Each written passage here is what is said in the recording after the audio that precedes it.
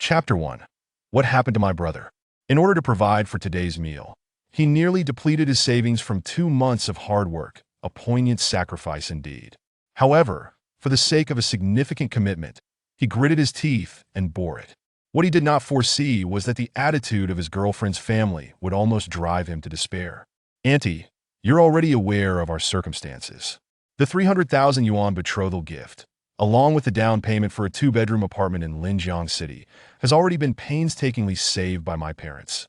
We also have to host a wedding. Now you suddenly demand that I pay for a car in full? I truly cannot come up with that much money in a short time. Could we perhaps discuss this further? Su Tai rubbed his hands together, anxiously observing the stern expression on Chun Yan's mother's face, filled with trepidation. Months ago, he and his girlfriend Chen Yan had amicably agreed that his family would contribute 300,000 yuan as a betrothal gift, along with a down payment for an apartment, with the aim of marrying by the year's end. Today, however, it had come as a shock when her family unexpectedly insisted on an additional car valued at 300,000 yuan, again requiring full payment up front. This was simply an unbearable condition for their not particularly affluent household. Is it really such a burden to add a car? You profess to love our Chen Yan, yet when it comes to a mere vehicle, your sincerity is called into question. If you truly do not wish to marry her, there are plenty of affluent suitors waiting in line. Zhang Xiaoyu, Chen Yan's mother, said impatiently, her brow furrowed. And let's be honest, which couple nowadays ties the knot without both a house and a car? I am willing to overlook your down payment on an apartment, but now you aren't even willing to buy a car? What would happen if word of this spread? It would be a considerable disgrace to my family. Su Tai could only force a bitter laugh in response. His background was modest. His father had sustained a work-related injury years prior, rendering him unable to work, while his mother sold buns at the university town. After graduation, Su Tai found himself interning at a traditional Chinese medicine clinic. In his endeavor to marry Chen Yan, he had stripped their family's finances bare, only to find her family still unsatisfied. 300,000 yuan might be a trivial sum to wealthy entrepreneurs, but for his family, it felt like something that would take years of frugality to save. After a moment's hesitation, he nudged his girlfriend, Chun Yan, who was distractedly engrossed in her phone, hoping she would speak up on his behalf. Su Tai, I think my mother has a valid point. Once I marry into your family, you should be willing to buy me a car. Do you really love me? Chun Yan put away her phone and, with an icy gaze, addressed him. Hearing those words caused Su Tai's heart to drop. He was taken aback that she would utter such a thing, not merely remaining silent, but also questioning his feelings. At that moment, Chen Yan's father, Chen Daqing, who had been smoking beside them, tossed his cigarette to the ground and, with some irritation, declared, Su Tai, I won't waste words here. If you are serious about marrying Chen Yan, you have to provide for this car. Chen Peng is getting married, and the bride's family expects him to have one. Furthermore, I propose that you and Yin Yan's wedding be postponed. Let Chen Peng marry first you, and Chen Yan will need to assist with his wedding residence and renovations as well. What? Su Tai was taken aback, momentarily dumbfounded. Chen Peng was Chen Yan's younger brother, who had been spoiled since childhood. He dropped out of middle school and has been bumming around ever since, living off his parents. A man in his 20s, he was quite frankly lazy and solely reliant on his family's support. Su Tai had heard rumors of his planned marriage and had even considered offering assistance, but he never imagined he would be manipulated into doing so. It now became clear that Chen Yan's parents' sudden demand for a car was entwined with Chen Peng's wedding. Why should I help him finance his wedding? Besides, how can I assist with the arrangements for his living situation? Su Tai felt frustration bubbling within him. Chen Daqing scoffed, why not? After marrying our daughter, Chen Peng will indeed be your brother. We are family, bound by blood, so what's the harm in helping him out? Faced with Chun Yan's aggressively demanding family, Su Tai felt at a loss for words, his mind buzzing chaotically. At that moment, Chen Yan, still fixated on her phone, unexpectedly chimed in, Su Tai, I remember you have a house in Jiangyuan community. The mortgage should be paid off, right? What do you mean? Su Tai furrowed his brow, alarmed. Good, very good at presenting your case, he managed to utter amid his mounting frustration. It was one thing for her to renegotiate terms before marriage. It was another entirely for her to involve his parents' home in her computations.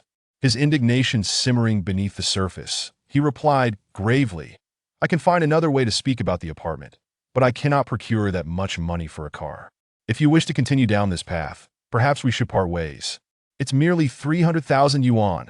Are you really willing to end our relationship over that? Have your parents borrow from relatives, I'm sure they will get it. If that isn't feasible, consider taking out a loan. Chun Yin responded, her voice filled with discontent. Watching her assertive demeanor, Su Tai felt his frustration boil over, darkness momentarily obscuring his vision as he nearly fainted. Chun Yin, you are quite something. My parents are elderly. Do you really expect them to take out a loan? How can you even utter such words? He strained to keep his voice steady, attempting to choke down his anger. Chun Yin pouted, what is wrong with that? He is my younger brother. What's the harm in helping him? Are you still a man? Not a man? Su Tai nearly laughed out of disbelief. He had gone to great lengths to secure their future, nearly exhausting his parents' retirement savings and working tirelessly, only to now be accused of not being a man. He finally saw Chun Yin for what she truly was after 5 years together. Not a kindred spirit, but rather a classic case of a sibling-supporting enabler. Su Tai, if you are unwilling, then let us end our relationship. Lu Xiao would not be so petty. Just then, Chun Yin muttered under her breath. Su Tai blinked in confusion, raising his gaze in astonishment. Lu Xiao? Which Lu Xiao are you referring to? And what do you mean? Why, it's me, of course. Who else in Linjiang would dare to call himself Lu Xiao? Suddenly, a dismissive voice rang out from outside the private room. Emerging into their field of view was a dapper young man, impeccably dressed in a suit. Lu Feng, what brings you here? Upon recognizing the newcomer, a wave of blood rushed to Su Tai's head, and he shot to his feet in shock. Lu Feng was one of his university classmates, notorious as a playboy, whose father was a senior manager at Linjiang Pharmaceuticals, with assets in the millions. He had successfully seduced countless young women, with no fewer than 10 of Su Tai's acquaintances among those entangled with him, some even leading to pregnancies. The appearance of this scoundrel sent an ominous premonition racing through Su Tai's mind. Chapter 2. Beautiful sister, Baozi boy, are you not welcoming me? However, my brother, I did not come here to seek you out. Lu Feng chuckled lightly as he strode directly into the private room, leaving Su Tai standing in place. Baozi boy was a nickname Lu Feng had bestowed upon Su Tai, derived from the fact that Su Tai's mother sold steamed buns in the university town. Rather derogatory moniker. Throughout their 4 years at university, Su Tai had often been ridiculed by his classmates because of this nickname, and hearing it again now stirred a profound sense of anger and humiliation within him. Lu Feng, get out, Su Tai seethed, suppressing his fury as he spoke in a low voice. Tiske, Baozi boy, you really are too petty. You only offer Yin Yin and the others this shabby fare. To be honest, even my family's pig wouldn't touch this kind of food. Lu Feng disregarded Su Tai's outburst, glancing disdainfully at the dishes on the table. Upon hearing this, Su Tai's face darkened even further. The Linjiang restaurant was one of the most luxurious establishments in Linjiang City, where even a casual meal could cost thousands. Due to his financial constraints, he had no choice but to opt for the lowest grade dishes. Though they were indeed lacking in quality, being publicly called out by Lu Feng in front of Chun Yan's family was a blow to his pride. Especially with Lu Feng's domineering demeanor, Su Tai felt an intense surge of anger. Lu Feng, what exactly do you mean? You are not welcome here. Leave at once, Su Tai managed to say, gritting his teeth. Lu Feng, unfazed, simply laughed heartily. You're anxious, Baozi boy, you're anxious. I have no other intentions today. Just wanted to inform you that Yin Yin will be my woman from now on. You, a country bumpkin, should keep your distance from her. What did you say?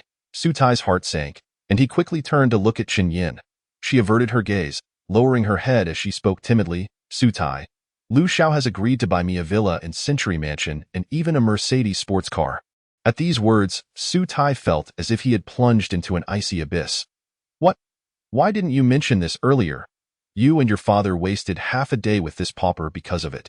As soon as Lu Feng mentioned purchasing a villa and gifting a sports car, Zhang Qiaoyu's face blossomed with delight, while Qin Daqing's expression transformed into one of eagerness as he quickly urged, Lu Xiao, please have a seat. Uncle will pour you some tea. Instantly, the Chun family turned their full attention to Lu Feng, leaving Su Tai sidelined. The ringing in Su Tai's ears grew louder, and he felt a chill in his limbs, nearly losing his balance as he suddenly realized he had been publicly humiliated. Baozi boy, I've forgotten to tell you something. Your girlfriend is quite skilled in certain areas, though your bed is a bit too hard. Noticing Su Tai's stillness, Lu Feng leaned in close and whispered this taunt into his ear. With that, Su Tai could no longer contain himself. He swung his fist and struck Lu Feng squarely on the nose. Crack! Lu Feng immediately clutched his nose, letting out a heart-wrenching scream, blood gushing through his fingers. You filthy loser, dare to hit me? Get him! Lu Feng roared through gritted teeth, and at his command, several of his subordinates, who had been waiting outside, rushed into the room and seized Su Tai. You dare to strike me? If I don't strip you of your skin today, I don't go by Lu. Lu Feng, still holding his nose, pointed at Su Tai and shouted. Then, seizing a teacup, he prepared to hurl it at Su Tai's head. Stop! I want to see who dares to lay a hand on my brother. Just before Lu Feng could act, a sharp voice rang out from outside the room. Soon, a young woman with a striking figure and dressed in vibrant attire strode into the room. She wore a fitted dress and black high heels. Her cherry-red lips adorned with heavy lipstick, and a pair of gold-rimmed glasses perched on her nose, exuding an air of intellect and sensuality. What a stunning beauty! Upon recognizing her, Lu Feng's eyes widened in disbelief. Unable to suppress a gulp, he considered himself well acquainted with many beautiful women, yet had never encountered one as breathtaking as this, with both her looks and figure being extraordinary. Not only Lu Feng, but Su Tai also found himself unable to tear his gaze away from her. Compared to Chen Yan's unremarkable physique, this woman was a true goddess. Her figure, her poise, was precisely the vision he had longed for. Especially her slender waist, her towering curves, and her alluring dairy, accompanied by a faint fragrance reminiscent of orchids, ignited a fervor within him. Beautiful lady, are you looking for me? Lu Feng quickly brushed Chen Yan aside and approached her with an eager smile. The woman, however, ignored Lu Feng and instead struck him sharply across the face, her tone fierce. Who do you think you are, daring to bully my brother, Shun Yuelin? You dare to hit me? Today, Lu Feng was momentarily stunned, then instantly erupted in rage. Having already been struck by Su Tai, now being slapped by a woman was a humiliation he could not bear. You little brat, how dare you? Just then, the door to the private room swung open once more, and a middle-aged man in a suit strode in briskly. You are the brat? I will, Dad. You. What are you doing here? Lu Feng froze upon seeing the newcomer. Mr. Shun? The mention of his father's name sent a shiver down Lu Feng's spine. Recalling the woman's earlier self-introduction, he was no stranger to the name Shan Yuelin. She was the president of Linjiang Pharmaceutical, the owner of his father's company, and one of the few billionaires in Linjiang City. It dawned on him that this woman resembled the photos of Shun Yuelin he had seen, albeit even more striking in person. Lu Jianbang, your son has become quite audacious, even daring to bully my brother. I suggest you reconsider your position as a manager. If you don't wish to continue, you may leave at any time. Shun Yuelin furrowed her brows, her voice frigid. Brother? Lu Feng was taken aback again, quickly glancing at Su Tai in disbelief. They had been classmates for 4 years, and he was well aware of Su Tai's background. He had never heard of him having a sister. Su Tai wore a similarly puzzled expression. He was an only child and had never heard mention of a sister. Could she be a love child of my father's? Chapter 3 Apologies. Is that enough? It cannot be. Absolutely not. Su Tai shook his head repeatedly, dismissing the absurd notion. Not to mention the stark difference in appearance between Shan Yuelin and his father. With his father's disciplined character, it was improbable for him to have a love child. He could hardly even glance at another woman. Lost in thought, he found himself utterly bewildered. He was all too aware of Shan Yuelin's temperament, renowned for her protective nature. Previously, a coal magnate from Jinsi had publicly harassed one of her female secretaries, only to be found drowned in the Qingshui River the next day. Now, with her brother involved in a conflict with his son, the consequences were dire. Apologize? Lu Feng glanced at Su Tai, unwillingness bubbling within him. As the esteemed Lu Xiao, how could he apologize to a lowly pauper? It was ridiculous that he, who had been struck, was now being forced to apologize. It was utterly nonsensical and would lead to his ridicule if word got out. However, seeing his father's furious expression, he dared not hesitate and reluctantly offered, his face dark. Su Tai, I'm sorry, is an apology sufficient? Su Tai scoffed. He was not a benevolent person. His girlfriend had been stolen from him, and he had been publicly humiliated. A mere apology would not suffice to quell his anger. What do you want then? Lu Feng retorted, displeased. Faced with someone he could easily crush, he had already reached his limit by apologizing publicly. He was taken aback that Su Tai was not satisfied and appeared to be pushing for more. Ignoring Lu Feng, Su Tai cast a glance at Chen Yin and simply said, "You should slap her a few times." "Is that all?" Lu Feng was momentarily stunned, expecting a more outrageous demand. He had assumed Su Tai would ask for something excessive. To him, Chen Yin was merely a plaything. Slapping her a few times was a trivial matter, and he would feel no remorse even if she were to be severely harmed. Lu Jianbing felt a sigh of relief. He had anticipated Su Tai might demand that father and son kneel and beg for forgiveness, or perhaps demand monetary compensation. However, it seemed his request was far less demanding. Chen Yin, on the verge of tears, exclaimed, "Su Tai, what do you mean? Stop talking nonsense. Consider yourself fortunate to be treated this way." Lu Feng interjected without hesitation, grabbing Chen Yin and delivering several slaps in no time. Chen Yan's delicate face bore several swollen marks, causing her to burst into tears, watching their daughter weep like a rain-soaked flower. Zhang Qiaoyu and Chen Daqing were frantic, but seeing the imposing bodyguards beside Lu Feng, they dared not speak out, helplessly watching their daughter suffer. "Su Gu, how does that look? Is it enough force, or shall I give her a few more?" Lu Feng quickly smiled, eager to please. Su Tai glanced at Chen Yin, his expression icy. "That's enough for now." "Understood, as you wish. As long as you're satisfied, Su Gu," Lu Feng responded promptly, then quickly grabbed Lu Feng, preparing to leave. "Did I permit you to leave?" As the two individuals were about to take their leave, a frigid voice suddenly resonated from behind them. Turning around, they found Su Tai observing them with a bemused expression. "Brother Su, do you have any further instructions?" "Whatever I can do, I will endeavor to fulfill it with utmost effort," Lu Feng replied, suppressing the anger simmering within him. Su Tai waved his hand, a smirk playing on his lips, and said, "It's quite simple. You just slap Chen Yin a few times, and now you shall stand still and allow her to return the favor." "Let her hit me? Have you lost your mind?" Lu Feng could no longer contain himself and shouted loudly. "What? Unwilling? Do you want me to do it myself?" The onlooker, Shen Yuelin, exhibited a fleeting coldness on her face. "Willing? Of course, I am willing," Lu Jianbing interjected, his expression akin to that of someone who had just swallowed a fly, while simultaneously nudging Lu Feng. He knew all too well that offending the formidable Shen Yuelin would mean enduring a few slaps was merely the beginning. Should she choose to take matters into her own hands, the consequences would be far more severe. Realizing this, he hastily urged, "You little rascal, what are you dawdling for? Do as you instructed immediately." Lu Feng's face turned ashen, filled with reluctance, yet he had no choice but to comply with his father's command. "Go ahead," he grimaced, directing his shout at Chen Yin. Fueled by resentment, she struck him forcefully. After several slaps, Lu Feng's face had swelled to the size of a pig's head. Only then did Su Tai nod in satisfaction and wave dismissively, saying, "That's enough, you may leave now." Lu Jianbing dared not utter another word, quickly responding affirmatively and dragging Lu Feng out of the room in haste. Witnessing this scene, Chen Yin, Zhang Qiaoyu, and others were left utterly astounded. Lu Jianbing, a wealthy man worth millions in Lingjiang, now appeared as obedient as a dog in the presence of Su Tai, which was simply surreal. It was only moments later that Chen Yan's family gradually redirected their gaze back to Su Tai.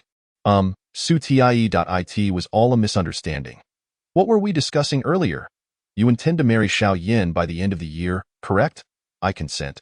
Zhang Qiaoyu hurriedly approached with a smile. Su Tai scoffed disdainfully, replying coldly, "Ha, I cannot afford to marry your daughter." "Nonsense. With such an elder sister, a mere few 100,000 is hardly an issue." Zhang Qiaoyu's face blossomed with a smile, her eyes darting over Shen Yuelin. Although she was unfamiliar with the latter, she could deduce from Lu Jianbing and his son's demeanor that she must be someone of considerable wealth and influence. If they could eventually become family with such a prominent figure, they would truly have struck gold. Chen Yin hesitated momentarily, then mustered the courage to grasp Su Tai's arm, pleading, "Su Tai, I realize my mistakes now, and I promise I won't dare again. I would even be willing to serve you like a beast." "Leave." The Su Tai forcefully pushed Chen Yin away. She stood there, momentarily stunned, unable to believe her ears. After all, Su Tai had always been obedient to her in the past, regardless of her transgressions, A little humility would have sufficed for him to forgive her. To her astonishment, he now commanded her to leave. Su Tai, I genuinely understand my faults. Please don't be angry about what happened today. Chun Daqing quickly rose to pour a cup of tea, attempting to appease the situation. I said leave. Did you not hear? Su Tai interrupted him before he could finish. Chapter 4. How could my junior brother be so adorable? Su Tai's voice was not loud, yet it rang in the ears of Chen Yan's family like thunder. As they fled in a state of panic, the pent-up fury within Su Tai gradually dissipated. However, he soon realized that had it not been for Shen Yuelin's intervention, he would likely have been unable to do anything to Lu Feng and might even have faced a beating himself. With this thought in mind, he quickly turned to Shen Yuelin, expressing sincerely, Ms. Shen, I truly appreciate your help today. Without you, little one, how could you be so formal with your dear sister? Shen Yuelin playfully chided, lightly pinching Su Tai's cheek. His face flushed instantly. He had never experienced such intimate contact with a woman, except for Chan Yin, and certainly not from someone as beautiful as Shen Yuelin. The delicate warmth of her hand made him feel as though he might melt entirely. After a brief hesitation, he cleared his throat and said, Miss Shen, I believe you must have mistaken me for someone else. I am an only child. I have never had an elder sister. In Su Tai's view, she must have been mistaken, for how could a solitary child like him suddenly have such an ethereal sister? Although he would have loved to claim such a distinguished sister for the sake of his reputation in Lingjiang, he felt it was dishonest to do so after she had come to his aid. To his surprise, Shen Yuelin merely chuckled, seemingly unfazed by his denial. Beautiful, simply beautiful. Just a moment ago, you looked so stern and fierce. Though still beautiful, but now, it is as if you have transformed from heaven to earth. Her smile was akin to the warm sun in the depths of winter, enveloping Su Tai in a comforting glow. Leaving him momentarily dazed, little fool, I did not mistake you. You are indeed my junior brother, Shen Yuelin stated earnestly, suddenly cupping Su Tai's face with both hands.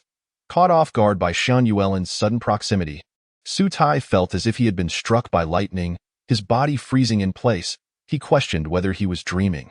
How could such a scene manifest in reality? Looking at her enticing cherry-like lips, her soft hands, and the faint scent surrounding her, Su Tai's mind raced, filled with wild fantasies. His gaze inadvertently drifted to the curves concealed beneath her white shirt, igniting a surge of ardor within him. Suddenly, Su Tai recalled Shen Yuelin's earlier words. It seems Master has not mentioned this to you. Shen Yuelin pouted playfully and inquired, 5 years ago, did you not become a disciple of a master? Indeed, how did you know? Su Tai asked, perplexed as he gazed at Shen Yuelin. During his freshman year, he had met an elderly Chinese medicine practitioner named Huang at school and studied under him for 4 years. Unfortunately, before graduation, old Huang had left without a word, and they had never crossed paths again. Throughout that year, he had relied on the medical skills taught by old Huang to make a living. Although he had not achieved great success, he had acquired a means to support himself. Thus, while they had not formally established a master-disciple relationship, Su Tai had always regarded old Huang as his mentor. You wouldn't also be a disciple of old Huang, would you? Su Tai asked, unable to suppress his curiosity, given Shen Yuelin's demeanor. However, he was puzzled as to how old Huang, a man of no renown or status, could have taken on a wealthy and influential female disciple like her. Old Huang?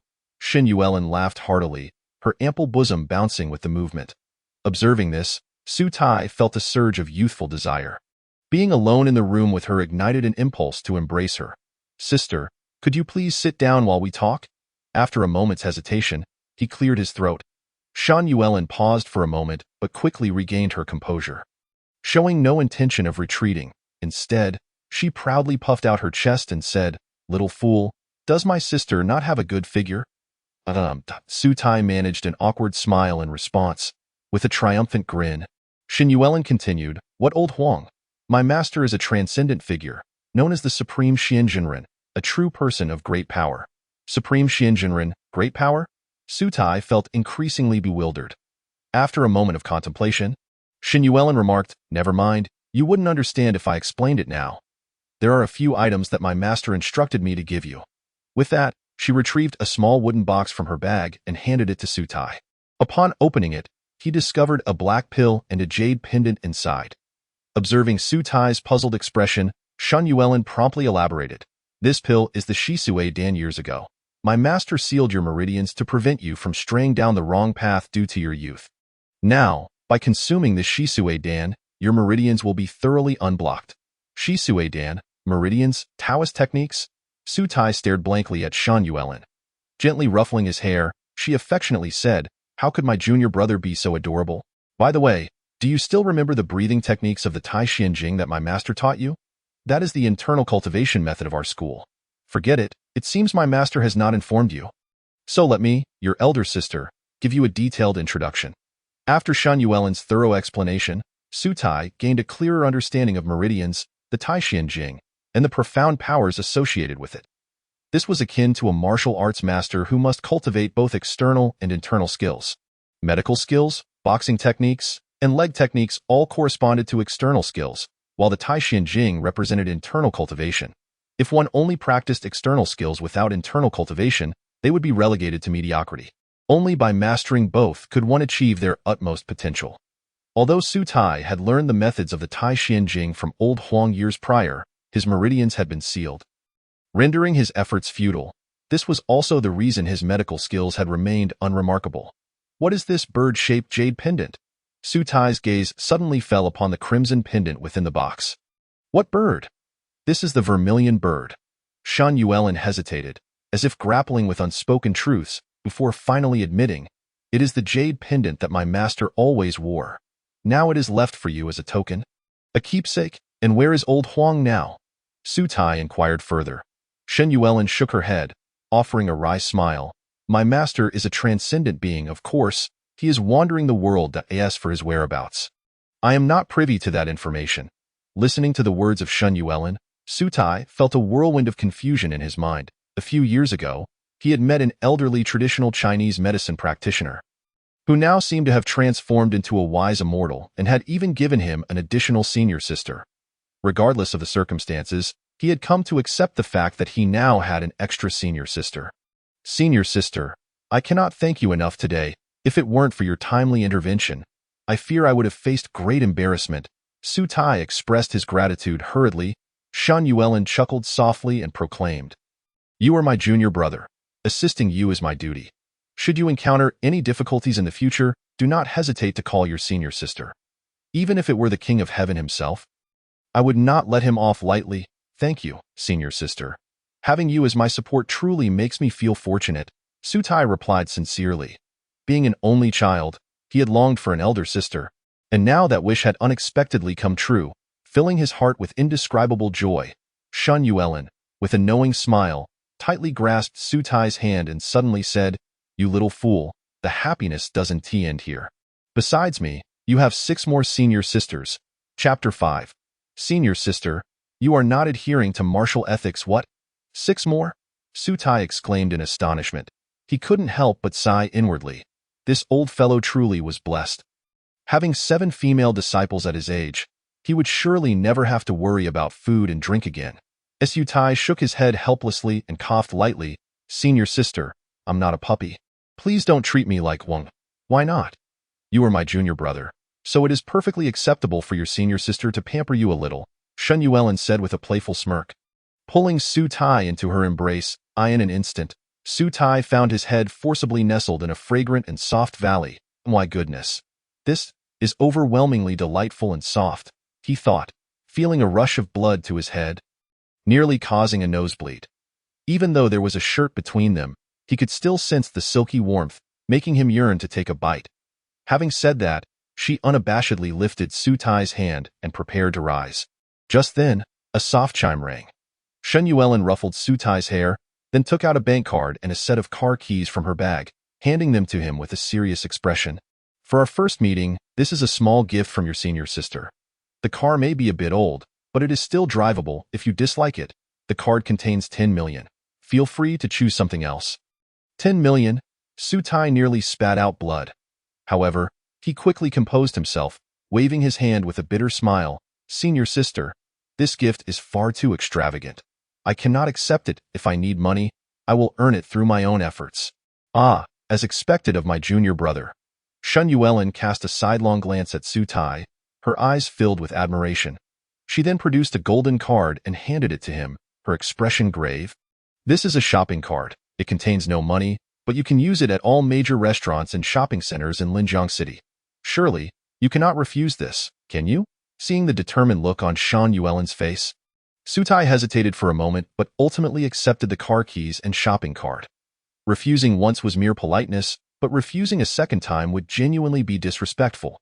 Besides, it was just a shopping cart. Accepting it would not be a burden.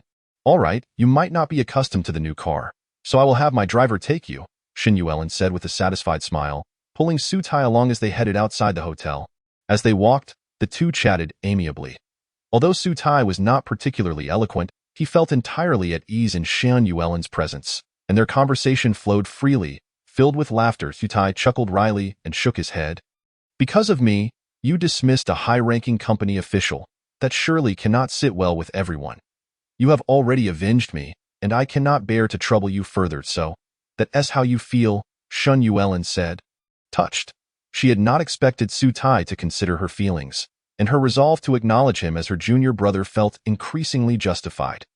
After a brief moment of hesitation, she patted her chest and assured him, "Junior brother, once the company overcomes its difficulties, I will certainly find a reason to dismiss that old coot Lu Jianbang, rendering Lu Feng utterly destitute." Sutai shook his head helplessly. He truly did not wish for Shan Yuelin to influence company decisions because of him. Yet, seeing her resolute attitude, he could only nod in agreement, feeling deeply moved that on their first meeting, she would protect him so fiercely. In contrast, Chen Yin, with whom he had spent 5 years, had betrayed him. All right, that is all in the past, and in a few days, your senior sister will find you a good wife, one who is guaranteed to be 100 times better than that Chen woman," Shan Yuelin said, seemingly reading Sutai's thoughts, gently ruffling his hair and offering comfort. Upon hearing this, Sutai felt a pang of sorrow. While Chen Yin was not an absolute beauty, they had been together for 5 years. And to say there were no feelings at all would be disingenuous. Yet today had unfolded as it had. "What, do you not believe your senior sister? If you truly cannot find someone, I can marry you myself. And your 6 senior sisters will also be willing to take on that role." Shan Yuelin suddenly turned around, wrapping her arms around Sutai's neck, gazing into the enchanting face of the woman before him. Sutai felt his mind go blank, and with the fragrant scent wafting towards him, his body began to lose control, instinctively wanting to lean in closer. However, he managed to resist, quickly turning his head to break free. "What? Is your senior sister not beautiful?" Shan Yuelin asked, unabashedly gazing into Sutai's eyes. Sutai hesitated for a moment before responding with a wry smile. "Senior sister, do you not realize how beautiful you are? If you continue like this, I truly will not be able to hold back. You little fool, at least you know how to flatter. Today, I shall let you off the hook." Shan Yuelin smiled, finally releasing her grip. Looking at the smug expression on Shan Yuelin's face, Sutai felt a wave of exasperation wash over him. "Senior sister, you are not adhering to martial ethics. You come to tease and ambush me. Your 24-year-old junior brother, is this acceptable?" "Quite so," she replied playfully. Yet, deep down, he could not help but think that having a woman like Shan Yuelin as a wife would indeed be a tremendous blessing. An exquisite figure, stunning looks, and most importantly, she was understanding, embodying the very essence of a dream goddess. "All right, let me first introduce you to the other 6 senior sisters. Otherwise, they might not recognize you when they see you next," Shan Yuelin said with a light laugh, suddenly changing the topic. Sutai nodded, clearing his mind of any unrealistic thoughts. As the two continued their casual conversation, they soon arrived at the parking lot. Shan Yuelin exchanged a few words with the driver before hurrying off, and Sutai quickly opened the car door and sat inside. "Why goodness, is this the $1 million Maybach?" As he admired the luxurious interior, Sutai felt a bit like Lu Lao entering the Grandview Garden. He had not anticipated that the car Shan Yuelin casually gifted him would be so extravagant. In Linjiang, a third-tier city, a top-tier luxury car like a Maybach was an exceedingly rare sight. Today was the first time he had ever seen one in person. The most crucial aspect was that this car now belonged to him. If he could take it for a spin, it would undoubtedly cause quite a stir in the high society of Linjiang. That moment, Sutai suddenly recalled Shan Yuelin's earlier remark about the car being a bit old but still drivable. Good heavens, was that even a reasonable statement? The Maybach could only be described as drivable in a luxury sense. Was this truly the carefree life of a wealthy woman?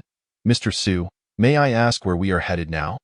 Just as Su Tai was lost in the thrill of owning a luxury car, a gentle voice interrupted his thoughts. Chapter 6. The luxury car. Looking up, he realized it was the driver speaking. Su Tai felt a wave of embarrassment wash over him. He had been so immersed in his excitement that he had forgotten this important detail. He quickly cleared his throat and replied, "Apologies, I am heading to the university town." "Not a problem, Mr. Su." Liang Zhenshan smiled and shook his head, somewhat taken aback. After all, this was the younger brother of President Shun, and here he was apologizing to a mere driver. Such quality was rare indeed. Having driven for Shen Yuelin for nearly a decade, Liang Zhenshan had encountered many wealthy scions, but none had displayed the humility Su Tai did. In an instant, his impression of Su Tai improved significantly. After a brief pause, Liang Zhenshan started the car and drove towards the university town. The university town was situated in the southern suburbs of Linjiang City, home to 3 universities, 2 second-tier finance schools, and 1 first-tier medical institution. Su Tai's mother ran a small stall selling steamed buns in a nearby food market. Just then, the roar of an engine cut through the air, and a luxurious sports car slowly came to a halt in front of the food market. My goodness, does anyone know what car that is? It looks incredible. It should be a Mercedes sports car, but it must cost several million. What on earth is it doing in our rundown area? Is it here to eat? Who would drive a multi-million-dollar car just to eat here? I reckon they are here to meet someone. Who? Me or you? With our meager means, who could possibly have such a wealthy relative? The vendors discussed among themselves, not paying too much attention.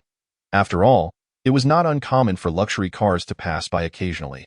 However, upon hearing the engine, their gazes returned to the car as a young man stepped out and walked towards a fried dumpling stall. What is going on? That is Zhang Zuifen's son.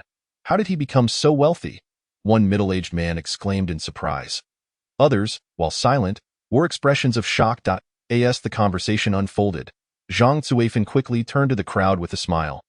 Introducing, this is my son, Li Yang. I told him not to come pick me up, but he insisted. There's no arguing with him. Li Yang, come here. Let me introduce you to Uncle Lu, Aunt Song, and Uncle Zhang. Li Yang smiled and stepped forward to greet everyone. Zuifen, you are truly blessed to have such a son. Not only is he handsome, but he is also so filial, indeed, still driving an extravagant vehicle. One must be enjoying a rather prosperous career, which elicits a sense of envy. Unlike my own offspring, who spends his days indulging in trivial pleasures. He is not as exceptional as you all claim. His monthly salary surpasses what we earn in an entire year. Zhang Zuifen's tone dripped with a sense of pride. Observing the envious glances from those around her, a radiant smile adorned her face. As she reveled in the attention, that moment, her gaze unexpectedly fell upon Li Guilin, who was in the process of packing up. Most acquaintances in the food market had gathered around to support her.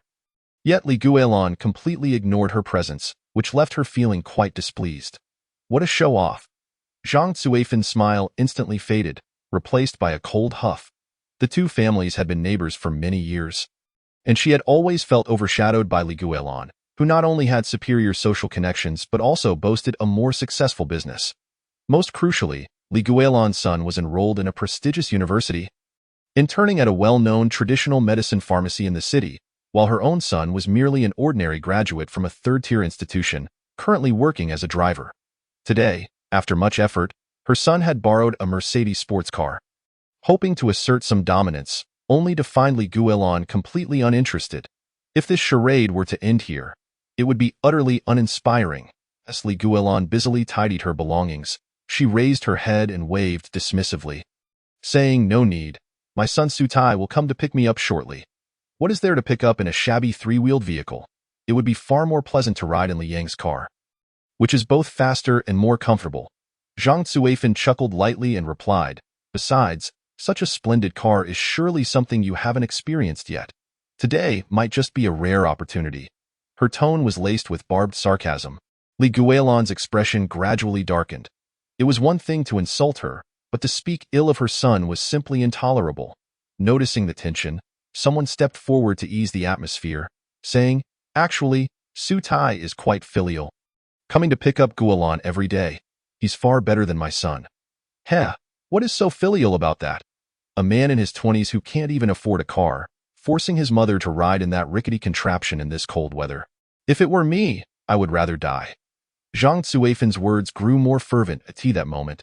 Li Yang stepped forward, grinning, and said, "Mom, you shouldn't say that. If Su Tai wanted to buy a car, he would if he could. A Mercedes sports car is not something just any Tom, Dick, or Harry can drive. Indeed, what you say is correct.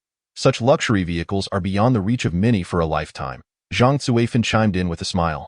Hearing this, Li Guolan felt as though a stone were lodged in her throat.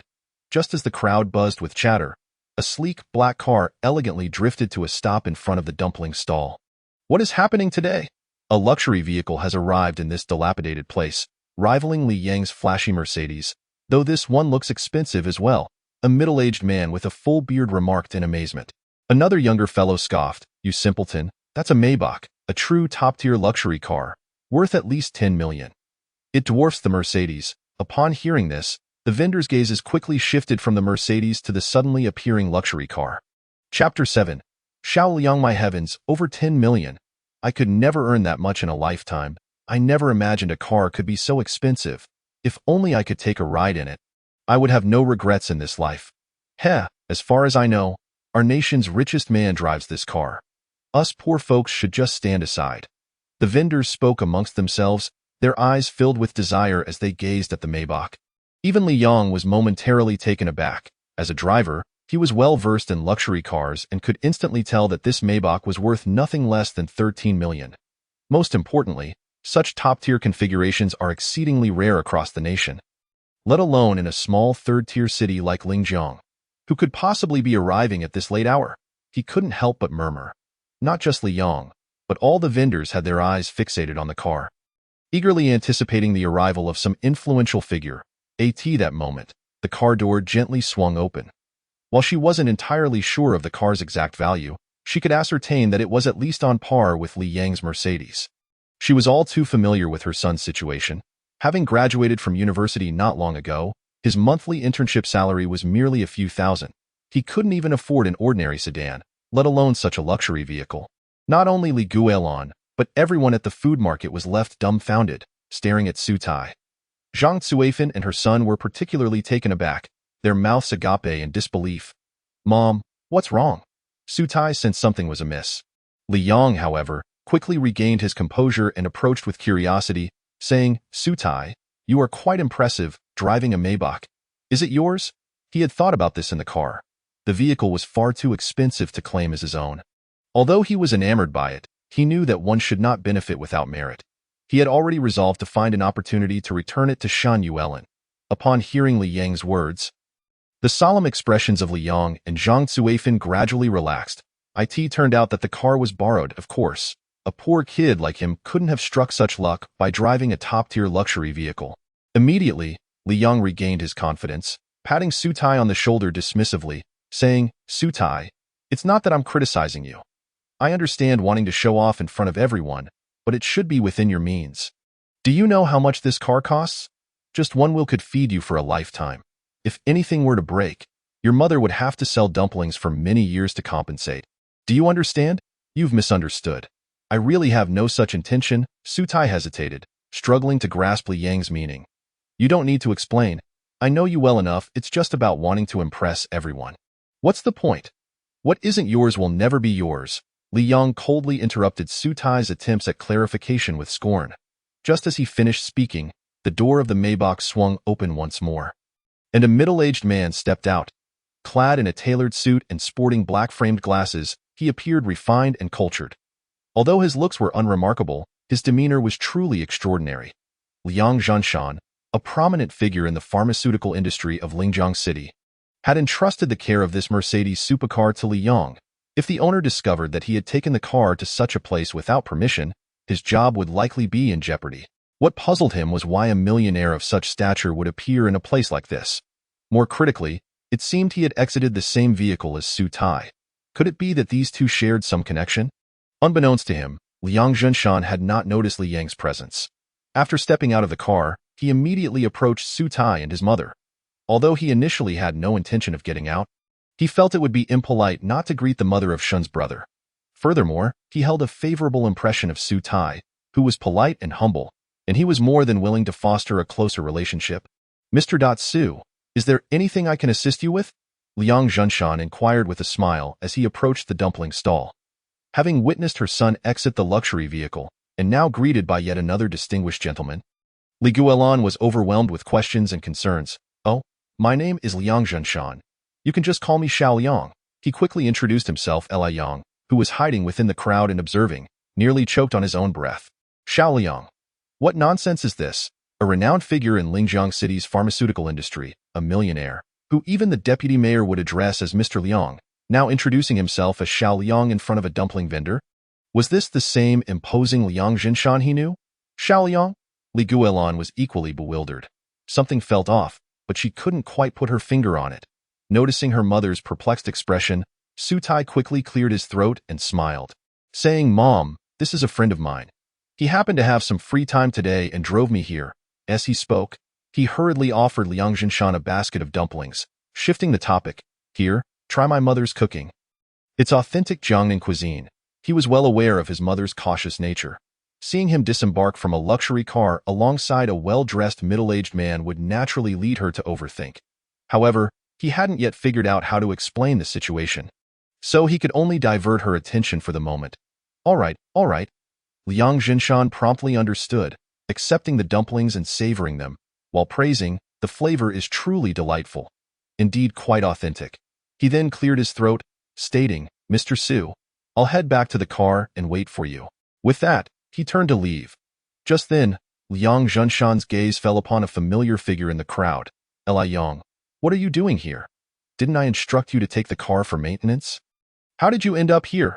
Liang Zhenshan's stern voice rang out as he surveyed the parked Mercedes sports car on the roadside. Chapter 8. A twist of fate. Li Yang's heart sank. He hadn't expected to be spotted by Liang Zhenshan while hiding in the crowd. Faced with the big boss's inquiry, he felt his limbs turn to jelly and hurriedly stammered, Liang, I'll be right there." "Right there? Just look at the time. Tomorrow, President Shun has an important meeting to attend. If she takes issue with this, can you bear the consequences?" Liang Zhenshan pointed an accusing finger at Li Yang, raising his voice in reprimand. What? Is this the car that Mr. Shan is going to drive tomorrow?" Upon hearing Liang Zhenshan's words, Li Yang felt as though he had been struck by a bolt from the blue. He was acutely aware of Mr. Shan's temperament. Even the slightest flaw from his subordinates could provoke a furious outburst. If he were to discover that someone was flaunting wealth by driving his car, it would undoubtedly lead to a storm of chaos. The mere thought of this made Li Yang's legs weaken and his mind go blank. "Mr. Liang, I implore you, please do not mention this to Mr. Shun. I acknowledge my mistake. Grant me this one reprieve." Li Yang hurriedly stepped forward, pleading loudly. Liang Zhenshan shoved Li Yang aside and coldly scoffed. "You dare to flaunt Mr. Shun's car and still expect me to plead for you? Prepare to be dismissed." Witnessing this sudden turn of events, the onlookers, including various vendors, exchanged knowing glances filled with amusement. So, it turns out he was driving a borrowed car. Anyone who didn't know would have thought it belonged to him. They mused. Noting how he had previously chastised Su Tai, it was clear that Su Tai had never claimed ownership of the car, while Li Yang's character was in question. The crowd had already harbored resentment towards Li Yang for his earlier arrogance. Now, seeing his predicament, they unleashed a torrent of ridicule, with some even expressing sympathy for Su Tai. However, Li Yang had no time to concern himself with their jeers. His family had invested tens of thousands to secure this job, and now, over such a trivial matter, he risked losing it all. He felt utterly despondent. "Su Tai, my brother, I beg you, please help me plead with Mr. Liang," he implored, grasping Su Tai's arm in desperation. He knew that at this moment, only Su Tai could assist him, and despite the humiliation, he had no choice but to ask. Su Tai let out a cold laugh and waved his hand dismissively, saying, "Li Yang, given my status, I fear I cannot be of help." "Brother Su, do not jest. With your relationship with Mr. Liang, it would surely be a simple matter," Li Yang quickly replied, plastering a smile on his face. At that moment, Zhang Cuifan could no longer contain herself and stepped forward, her face beaming with a forced smile. "Guilan, our families have been neighbors for years. You cannot turn a blind eye to someone in distress. Consider this my plea that I apologize for my earlier words. If you seek retribution, feel free to strike me, but you must help Li Yang." "Enough of this," Li Guilan interjected. her expression souring as she quickly stopped Zhang Zuifan. Though she harbored discontent towards the mother and son duo, she found herself unable to harden her heart. She whispered, "Su Tai, if you could assist, please speak to Mr. Liang on Li Yang's behalf." "Very well, I shall have a word," Su Tai replied with a slight nod, his tone indifferent. Upon hearing Su Tai's words, Zhang Zuifan and Li Yang's faces brightened with gratitude. "Thank you, Su Tai. From now on, you can come to my house for free water dumplings." Su Tai merely chuckled coldly, choosing to ignore them. After years of neighborly familiarity, he was all too aware of their true nature. Were it not for his mother's influence, he would never have agreed to help. Once they finished packing up their stall, Su Tai and his mother climbed into a Maybach, disappearing amidst the envious and admiring gazes of the crowd. I must say, this Su Tai is quite a decent fellow. Not only is he filial, but he is also a doctor, far superior to some who are full of deceit, remarked one vendor. Indeed, I've watched him grow up. It's a pity my daughter is already married. Otherwise, I would not let such a fine son-in-law slip away. Another added, their disdain for Zhang Zuifan and her son evident in their looks. Li Yang scratched his head in bewilderment, pondering how he had managed to attach himself to such a powerful figure as Mr. Liang. Responding quickly, he assisted in tidying up the stall before hastily leaving the food market with his mother. Jiangyuan community. Approximately a 30-minute drive from the food market. Upon arriving, Su Tai instructed his mother to go ahead while he purposefully lingered in the car. "Mr. Su, where shall I park the car?"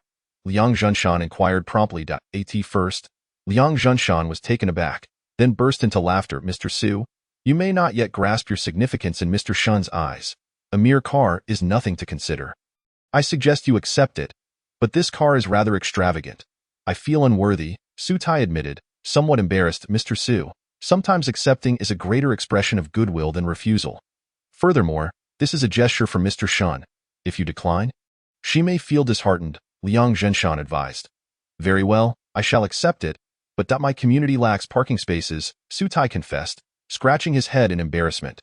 His community was over a decade old, and despite renovations, there was barely room for bicycles, let alone cars. Realizing the issue, Liang Zhunshan hesitated before suggesting, "Then let the car be parked at my residence. Should you require it, simply call me." "Thank you for your assistance," Su Tai said, visibly relieved. He was not overly concerned about the parking issue. But if such a luxury vehicle were to be parked at the entrance of his community, it would undoubtedly cause quite a stir the following day.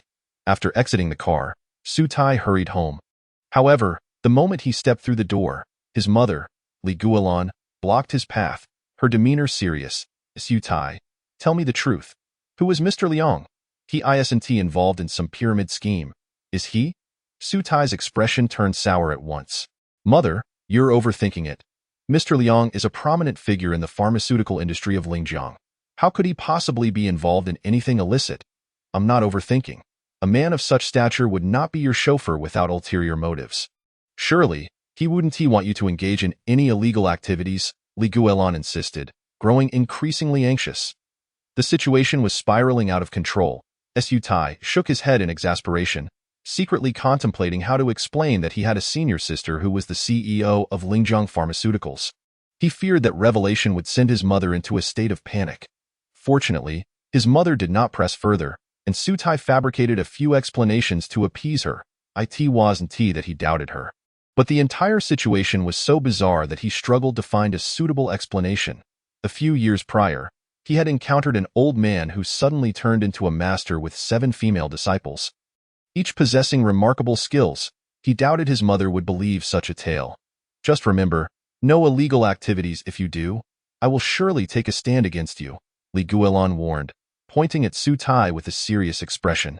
Su Tai could only force a smile and nod in agreement. As they had returned home earlier than usual, his mother was busy massaging his father's injured legs while Su Tai prepared a late-night snack for his parents in the kitchen.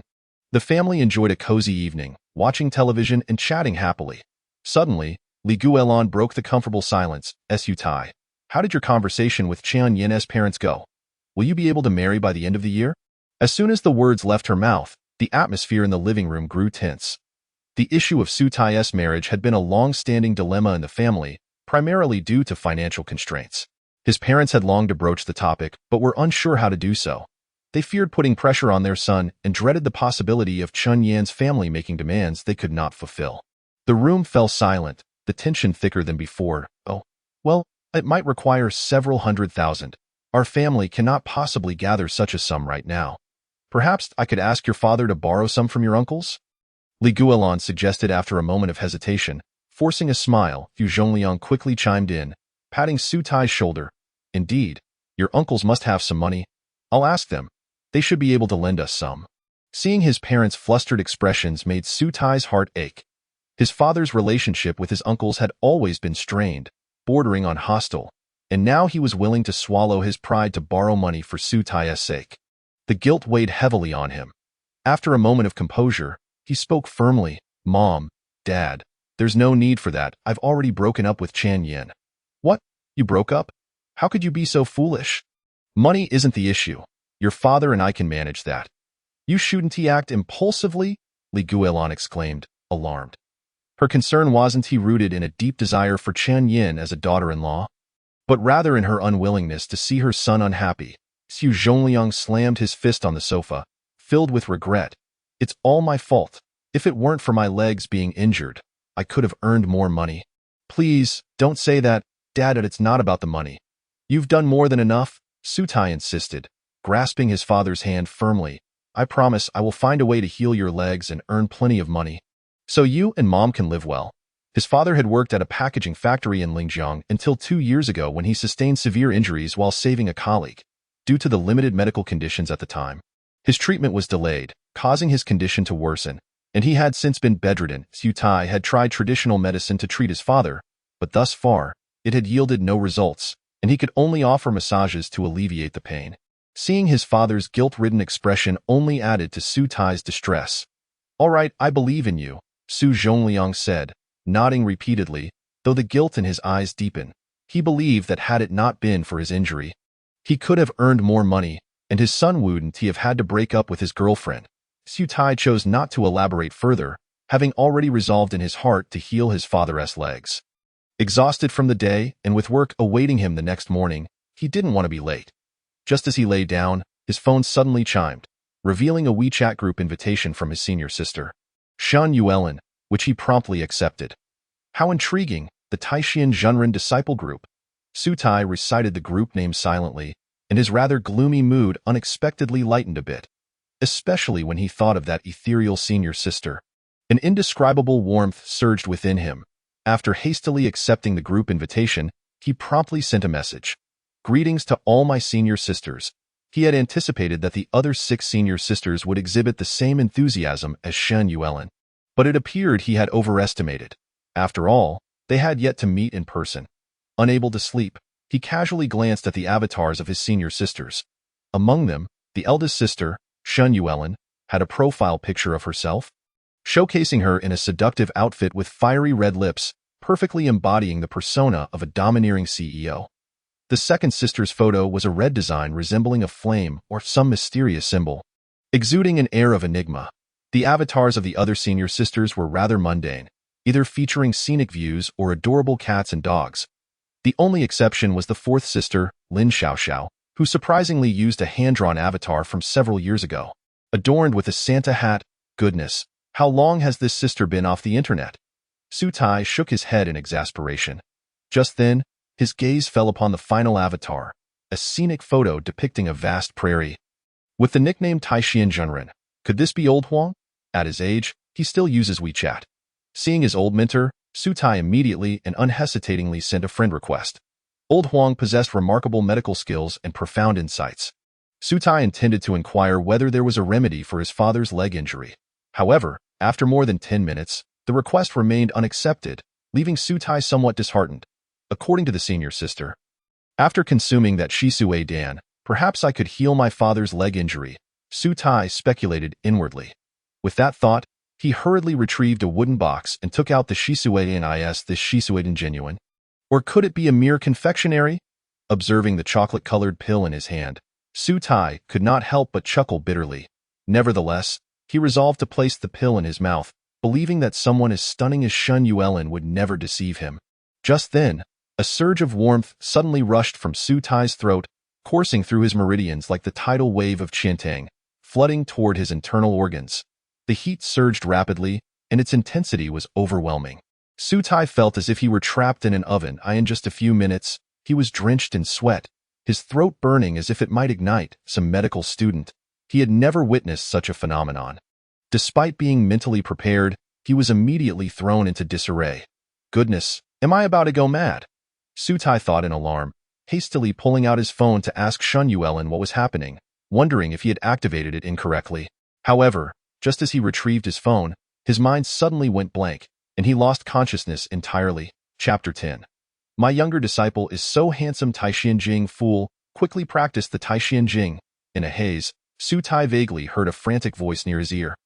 Resembling old Huang, though he could not be certain. Taishan Jing? Su Tai's heart stirred. This Taishan Jing was a breathing technique taught to him by old Huang. Although it had no tangible effect on the body, it could indeed help one focus and calm their mind. Well, let's attempt a desperate remedy. With that thought, Su Tai mustered his last ounce of energy to sit cross-legged and began to practice the Taishan Jing. At that moment, a miraculous scene unfolded. As he meditated and breathed, green threads appeared within 2 feet of him, continuously flowing into his body with each breath. However, once he opened his eyes and ceased his breathing, the green threads vanished without a trace. Initially, Su Tai felt a pang of worry that he might be inhaling something harmful, but as the heat within him gradually stabilized, he realized he had been overly apprehensive. Though he still did not know what the green threads were, he could at least affirm they were harmless. It seemed his senior sister had not deceived him. The Taishan Jing indeed proved effective. Su Tai quietly marveled and promptly closed his eyes again to continue his practice. Minutes turned into hours, and he could distinctly feel that the once tumultuous heat within his internal organs was now calming down, gradually gathering along his meridians at the Dantian point. After an hour, the heat within him had completely dissipated, and his body temperature returned to normal. Phew, I should be all right now. With that thought, Su Tai prepared to open his eyes. But suddenly, his mind buzzed, and he found himself standing on a vast prairie. Before him was a stone table, upon which lay 4 ancient scrolls. Taishan Jing, Medical Path Volume, Martial Path Volume. Could these be the legacies left by old Huang? The method of transmission within our sect is quite intriguing, Su Tai murmured to himself. However, as his gaze fell upon the 3rd scroll, his heart sank. He could clearly see the 3rd and 4th scrolls before him. Yet their titles were obscured, as if his eyes were blurred. Was it that old Huang did not want him to see, or perhaps he was not yet qualified? Su Tai did not dwell on it further and directed his attention to the 1st scroll, the Medical Path Volume, as he was eager to find a remedy for his father's leg injury. Upon opening the ancient scroll, a beam of white light shot forth, and Su Tai felt a sharp pain in his eyes, followed by a blankness in his mind, before he collapsed unconscious once more. After an unknown period, Su Tai suddenly awoke. What is that smell? He found the air filled with an extremely pungent odor, both fishy and foul, quite unpleasant. Soon, he discovered that his body had secreted some dark substance, from which the odor emanated. Could this be the effect of the Shisui Dan? Su Tai pondered. As a student of traditional Chinese medicine, he was somewhat familiar with the arcane. He had heard that after a mortal undergoes the washing of marrow, they would expel impurities from their body, shedding their former selves and potentially extending their lifespan. However, aside from awakening feeling refreshed, he did not perceive much change in his body. Realizing he could not afford to linger in this state, especially when his parents would surely be bewildered by his current appearance, he decided to catch a bit more sleep. Just then, his phone suddenly chimed.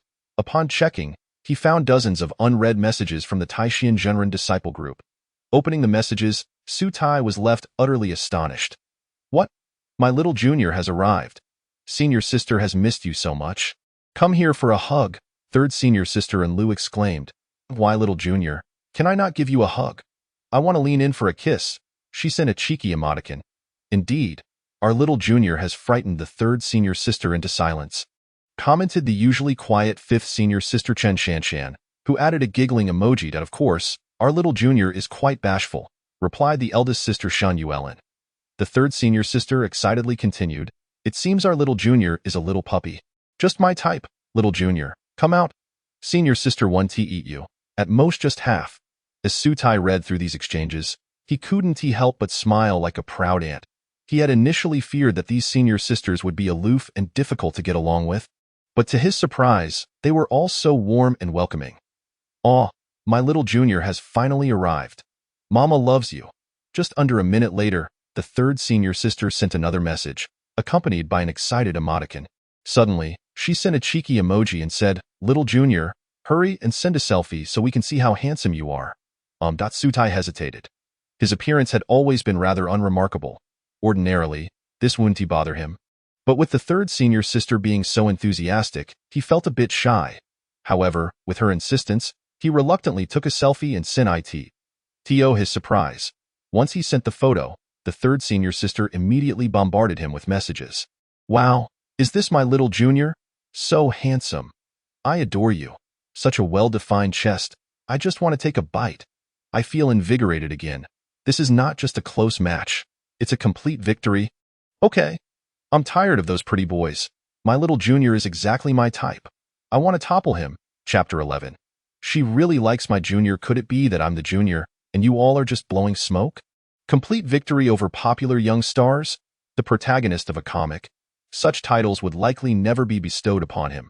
Sutai shook his head helplessly. If that were the case, he could laugh himself awake in his dreams. After all, in this era, looks are a form of wealth. Lacking the assets of Ma Baba, yet possessing the looks of Zhao Wei and Daihua could still ensure a lifetime of comfort. As he pondered this, he instinctively stood in front of a mirror to assess himself, and he was nearly taken aback. The reflection staring back at him seemed like a completely different person. Although his external appearance had not significantly changed, his skin, temperament, and other aspects had undergone a qualitative transformation. Particularly, his overall demeanor was remarkably revitalized. His aristocratic nose, rose petal-like lips, chiseled features, and deep black eyes all appeared as if meticulously sculpted, exuding an alluring charm. The most astonishing aspect for Sutai was that his previously somewhat slender frame now appeared extraordinarily tall and robust, even more so than many male models. Perfect. Goodness, is this really me? Sutai stood transfixed before the mirror. He doubted whether he was seeing things, and hurriedly rubbed his eyes, looking again several times before finally accepting this reality. Could it be due to that miraculous cleansing pill? After much contemplation, Sutai concluded that this was the only possibility. Otherwise, how could he have undergone such a metamorphosis overnight, transforming from an ordinary lad into a beloved heartthrob? Wow, I really like the junior brother. Do you have a girlfriend? If not, would you consider the senior sister? The third senior sister sent a starry-eyed emoji. The second senior sister quickly interjected, "Old 3, step aside. You have plenty of young hunks around you. Why compete with me? The junior brother is mine." But second senior sister, you have your fair share of handsome men too. Unlike me, who is surrounded by old uncles, please let the junior brother be mine. The fifth senior sister pleaded pitifully. At that moment, the eldest sister, Shun Yuelin, could no longer bear to watch and exclaimed, "You impulsive love-struck women are scaring the junior brother into silence. Is it really necessary?" Of course it is. Upon seeing the junior brother's photo, I even imagined what our future children would be named. The third senior sister sent a mischievous grin. The second senior sister, dissatisfied, retorted, "Eldest, don't just stand there and act like you're unaffected. You enjoy the junior brother all to yourself in Linjiang and can't possibly understand our feelings." Observing these chat messages, Sutai couldn't help but shake his head repeatedly, secretly sighing, "I am your junior brother." However, he also pondered whether the eldest sister's words held any truth, if she were to truly accept him.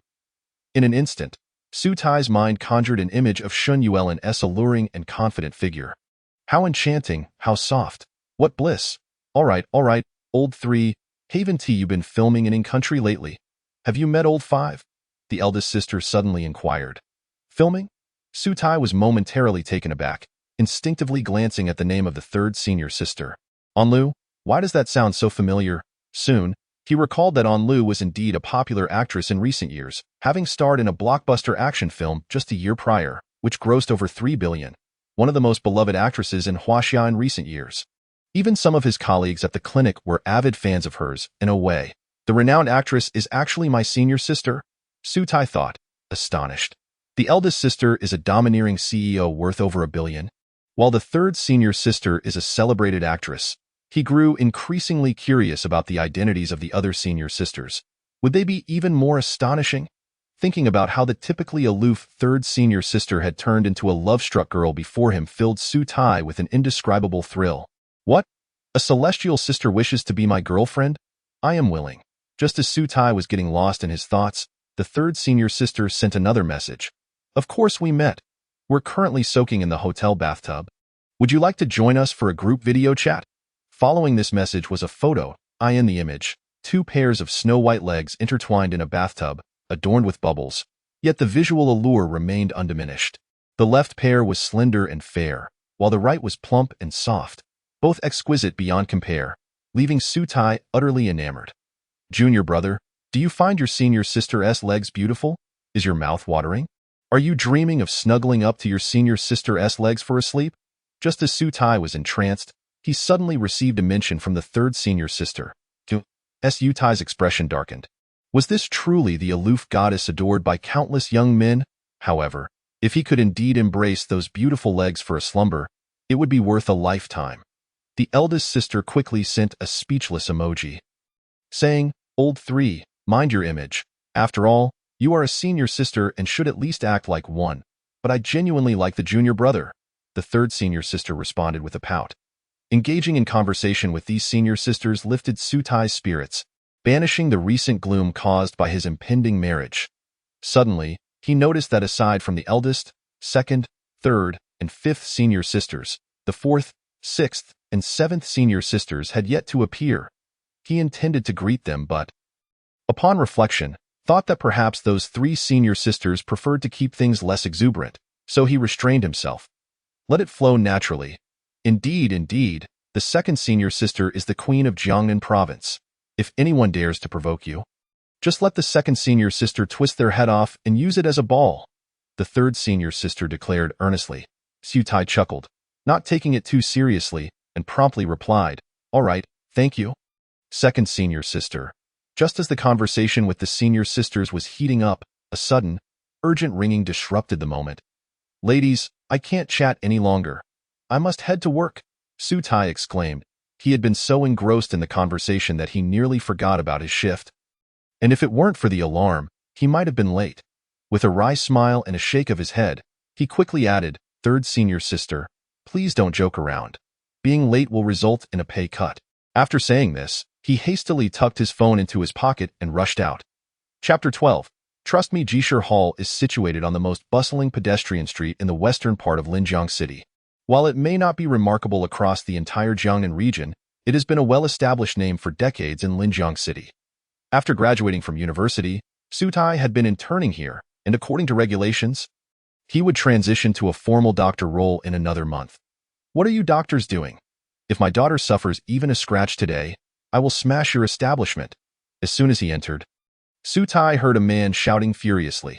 Raising his eyes, he saw a man in sportswear, cradling a 6 or 7-year-old girl, venting his anger at several young doctors at Jishir Hall. The girl's complexion was ashen. Her breathing labored, accompanied by convulsions, clearly a dire situation. Poisoning. We must induce vomiting and wash the stomach with saline immediately. A surge of information suddenly flashed through Su Tai's mind. These thoughts seemed to appear out of nowhere. Yet upon reflection, they made perfect sense. Could it be related to the dream he had the previous night? He suddenly recalled the vast grassland and the 4 ancient tomes he had dreamt of. It seemed the little girl had caught a cold, and Lin Yurua had prescribed the wrong medication. You should really steer clear of this situation, Zhang Liang whispered. Why? Su Tai asked, puzzled. Zhang Liang pointed his nose toward the angry man and coldly said, If I'm not mistaken, that is Zhao Xinqing's son, Zhao Bin, and the little girl is his daughter. Upon hearing this, Su Tai gasped in shock. He was quite familiar with Zhao Xinqing's name. He was one of Linjiang City's leading real estate tycoons. Worth billions, his background and influence were formidable. Most importantly, this magnate was notoriously protective of his granddaughter. If anything were to happen to the little girl at Jishir Hall today, not only would the establishment be in jeopardy, but all associated doctors and nurses would be doomed as well. Mr. Zhao, I doubt I didn't want this to happen. Just a moment ago, she was fine. I don't know what went wrong. Lin Yurua, dressed in a white coat, stood before Zhao Bin, her eyes brimming with tears. The little girl, whom she was responsible for treating, had initially had a minor ailment, but after taking the medication, her condition had suddenly worsened within half an hour. Hearing her words only darkened Zhao Bin's expression further as he shouted, "You're a doctor and you don't know? My daughter is in this state because of the medicine you prescribed. You incompetent quack, if anything happens to her, I will make you pay. But my prescribed medication was fine. Could it be that she ingested something else?" Lin Yurua checked the girl's condition while reviewing the prescription, yet she couldn't determine where the problem lay. Moreover, if it were a different complex illness, it would be understandable, but it was just a common cold. How could she have prescribed the wrong medication? "You dare to make excuses? My daughter is like this because of your medication. I'll kill you today." Zhao Bin, already furious over his daughter's sudden deterioration, was losing his grip on reason as Lin Yurua attempted to deflect the blame. He raised his fist, ready to strike Lin Yurua. Terrified and at a loss, Lin Yurua stood frozen, lacking the instinct to evade as Zhao Bin's fist came crashing toward her frail form. Wait! Just as the heavy fist was about to land on Lin Yurua, a figure suddenly stepped in front of her. Lin Yurua, who had tightly shut her eyes, hurriedly opened them to find Su Tai gripping Zhao Bin's arm firmly. "Who are you to stop me? Do you believe I want to deal with you as well?" Zhao Bin frowned slightly, casting a cold glance at Su Tai, his tone far from pleasant. Su Tai ignored him and solemnly stated, "What matters is not who I am, but that your daughter is in critical condition and requires immediate treatment." "Treatment? My daughter is on the brink of death because of you. Today, Jishir Hall must provide me with an explanation, or I'll ensure you all end up in prison." Zhao Bin pointed furiously at Su Tai. Su Tai furrowed his brow and stated gravely, "Rest assured, with me here, your daughter will be fine." Upon hearing this, Lin Yurua, who had been at a loss, felt a wave of reassurance wash over her, calming her nerves considerably. However, she soon realized that Su Tai was merely an intern with average medical skills. If she couldn't ascertain the little girl's condition, Su Tai's intervention would likely be futile. Most critically, if Su Tai insisted on intervening and any issues arose with the little girl, Zhao Bin would undoubtedly lash out at him. Realizing this, she quickly stepped forward and quietly urged, "Su Tai, thank you, but that you should really stay out of this. Trust me, I can save her." Su Tai perceived the concerns of the other party and gently patted Lin Ruoyu's shoulder. Smiling reassuringly, gazing at Su Tai's warm smile, Lin Ruoyu felt a slight daze. She suddenly realized that Su Tai seemed to evoke a feeling she had never experienced before. He appeared to have become more handsome. Indeed, he was exceptionally charming. Lin Ruoyu's cheeks flushed, and she quickly shook her head, chiding herself for such thoughts in a moment of crisis. What kind of doctor was she? "You claim you can cure my daughter? Then very well, today I shall let you treat her. However, if anything happens to my daughter, I will slaughter your entire family."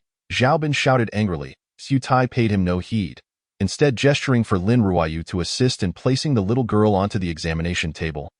At that moment, a sudden commotion erupted outside the clinic, and a middle-aged man in a suit, with thinning hair, rushed in. He was Song Dahai, the owner of Jishir Tang, who had been at home enjoying a tender moment with his wife. But upon hearing that Lin Ruoyu had encountered an issue with Zhao Bin's daughter, he hurried over. The son of Zhao Xinqing, a real estate tycoon in Lingjiang City, was not someone he could afford to offend. Mere compensation and apologies would not suffice, and if he truly angered the Zhao family, even his life would be at stake. Zhao Bin, however, was unyielding, shoving Song Dahai aside and shouting, "So you are the owner here? If anything happens to my daughter today, I will not spare you. Rest assured, Mr. Zhao, we at Jishir Tang will take full responsibility for this matter. However, saving the child is of utmost importance now. I suggest we immediately transfer her to the city hospital for emergency care, with all expenses covered by us," Song Dahai replied earnestly. Zhao Bin snorted coldly. Although he was still very displeased, Song Dahai's reasoning had merit. The priority was to save the child, so he nodded in agreement. Upon seeing the situation, Song Dahai breathed a sigh of relief and immediately began to dial 120 to call for an ambulance. "Wait a moment." At that moment, a hurried voice suddenly called out, "Brother Hai, the little girl's condition is extremely critical. I recommend we perform the emergency treatment here," Su Tai urged urgently. Just as Song Dahai and Zhao Bin were conversing, he had taken the girl's pulse and had roughly confirmed her condition. She was indeed suffering from poisoning. Although he could not yet ascertain the specific poison, he understood that in such cases, every second was vital, and there could be no delays. If they waited for the ambulance, they would most likely be transporting a corpse. Su Tai, this is not your concern. Stand aside, Song Dahai said, his expression darkening as he quickly pushed Su Tai away. Gritting his teeth, he had noticed the little girl's weak breath upon entering. Any misstep could cost her life, and if she were to die in their clinic, he would bear the brunt of the consequences. Thus, he strongly advocated for Zhao Bin to take his daughter to the city hospital. If she were to recover, it would be a significant achievement. If she perished in the hospital, the Zhao family could not hold him accountable, as the city hospital would take the blame. Just as Zhao Bin seemed to relent, Su Tai's unexpected interjection infuriated him. Zhang Liang quickly pulled Su Tai aside, whispering, "Brother, are you seeking death? That little girl is most likely beyond saving. If you intervene now and something goes wrong, you won't be able to compensate for it. Don't worry, I am confident," Su Tai replied, pressing his lips together, resolute. He then turned to Song Dahai, urging once more, "Brother Hai, the little girl is severely poisoned. Immediate rescue is imperative. The nearest hospital, even by car, would take at least half an hour, and we simply cannot afford to wait if treatment is delayed. Her life will be in jeopardy." "What? In jeopardy?" Upon hearing Su Tai's words, Zhao Bin's face turned pale. "Mr. Zhao, do not heed this fool's alarmist rhetoric. It's merely a minor issue," Song Dahai said, attempting to placate Zhao Bin while pointing angrily at Su Tai. "Su Tai, you are fired. Get out of here immediately." Fearing Zhao Bin might change his mind, he continued explaining, "Mr. Zhao, this kid is just an intern at Jishir Tang. He knows nothing and is merely seeking attention. Please disregard him.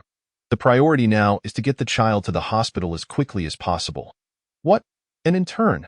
You really have some nerve to use my daughter's illness to seek attention." Zhao Bin fumed, his anger boiling over as he swung his fist at Su Tai. Su Tai frowned, dodging Zhao Bin's punch, then quickly exerted force, pinning Zhao Bin to the ground. "You dare lay a hand on me? Today, I will not spare you." Zhao Bin's face turned a mix of blue and red, furiously pointing at Su Tai as he cursed. Su Tai frowned in irritation, retorting, "Fool! Your daughter is unfortunate to have a father like you. I will say this one last time. If she does not receive timely treatment, her life is in grave danger." "Su Tai, how dare you speak to Mr. Zhao like that? Shut your mouth. If anything happens to the little girl, you will not escape unscathed," Su Tai interrupted coldly. Song Dahai was momentarily taken aback, pondering how the usually meek Su Tai had become so assertive today. He hastily assisted Zhao Bin to his feet, advising, "Mr. Zhao, time is of the essence. Do not let this boy hinder critical matters. I will go get the car." Though Zhao Bin was filled with rage, he felt a twinge of apprehension at Su Tai's icy gaze, realizing that he could not contend with him alone. After a moment's hesitation, he forcefully shoved Song Dahai aside, pointing angrily at Su Tai. "You wait. This matter is far from over." With that, he scooped up his daughter and dashed out of the clinic, with Song Dahai following closely behind. "I'm sorry, Su Tai. If it weren't for me, you wouldn't have been fired. I will definitely plead your case to Brother Hai," Lin Ruoyu said, her face full of guilt as she approached after Zhao Bin's departure. "It's fine. I didn't want to be here anyway." Su Tai waved his hand dismissively, not overly concerned. Lin Ruoyu nodded, suddenly recalling another matter, and hurriedly asked, "By the way, Su Tai, is the little girl's condition really that serious? Will she truly die?" Since she had treated the little girl, if anything were to happen, even if the Zhao family did not pursue the matter, she would feel guilt for a lifetime. After all, it was a living life at stake. Su Tai glanced at Lin Ruoyu, whose eyes were red from crying, and shook his head, saying, "I just performed some preliminary emergency treatment. She should be able to hold on until she reaches the hospital. However, whether treatment will be timely depends on fate." He then looked at the departing figures of Song Dahai and the others, a hint of worry crossing his mind. After a moment's pause, he continued, "Do not dwell on it. As doctors, we have done all we can. If we must place blame, it can only be on her having an unfit father." Lin Ruoyu gently nodded. Though she understood, the thought of a 6-year-old life being extinguished was unbearable to her after leaving Jishir Tang. Song Dahai headed straight for the Lingjiang City Central Hospital. "Damn it, a mere intern dares to treat my daughter? He should take a good look in the mirror and assess his worth." Zhao Bin continued to curse. "No need. I will handle it myself," Zhao Bin replied coldly. He then dialed a number, speaking loudly, "Biaozi, take care of someone for me, a Sutai." An intern from Jishirtang. "Yes, give him a proper welcome. As long as he doesn't die, you can do as you please. It would be best if you crippled him. If anything goes wrong, I will take responsibility." Hearing Zhao Bin's words, Song Dahai felt a cold sweat break out. He had heard that the Zhao family in Lingjiang was intertwined with both the underworld and the legitimate world. Today, he witnessed it firsthand. He could only be grateful for making the right decision. If that little girl were to die at Jishirtang, his own life would be in jeopardy. As for Su Tai's fate, he could not afford to concern himself with that. After all, who told him to meddle? In this day and age, if one wished to be a good person, they must have the strength to back it up. Zhao Bin was utterly stunned, desperately pinching his daughter's acupoints, shouting, "Quick, save her! If anything happens to my daughter today, you will all pay the price." "Mr. Zhao, rest assured. We are almost at the hospital." Song Dahai, his mind in a whirl, despite his mediocre medical skills, could tell that the little girl was on the verge of death. He wasted no time. Accelerating toward the city center hospital 15 minutes later, after delivering the little girl to the emergency room, Song Dahai finally collapsed to the ground. Watching Zhao Bin, whose eyes were bloodshot like a wild beast on the brink of losing control, he felt an indescribable tension. The incident had occurred in his vehicle, and if the Zhao family pursued the matter, Jishirtang would still be implicated. Just then, a hurried sound of footsteps echoed, and a middle-aged man in a suit, accompanied by several subordinates, rushed over. "Dad, why are you here?" Upon recognizing the visitor, Zhao Bin quickly stood up, feeling somewhat guilty. Zhao Xinqing, his father, wore a grim expression and slapped Zhao Bin across the face, bellowing, "I told you to take Yin Yin to a proper hospital. You were just being lazy and didn't listen. If anything happens to her today, I will not spare you." Dada Zhao Bin covered his face, stammering and unable to say much. His daughter had caught a cold that day, and originally, he had intended to go to the city center hospital. However, midway, a friend had invited him to play basketball, and he had carelessly chosen a random clinic, obtaining some medicine. He had never expected such a situation to arise.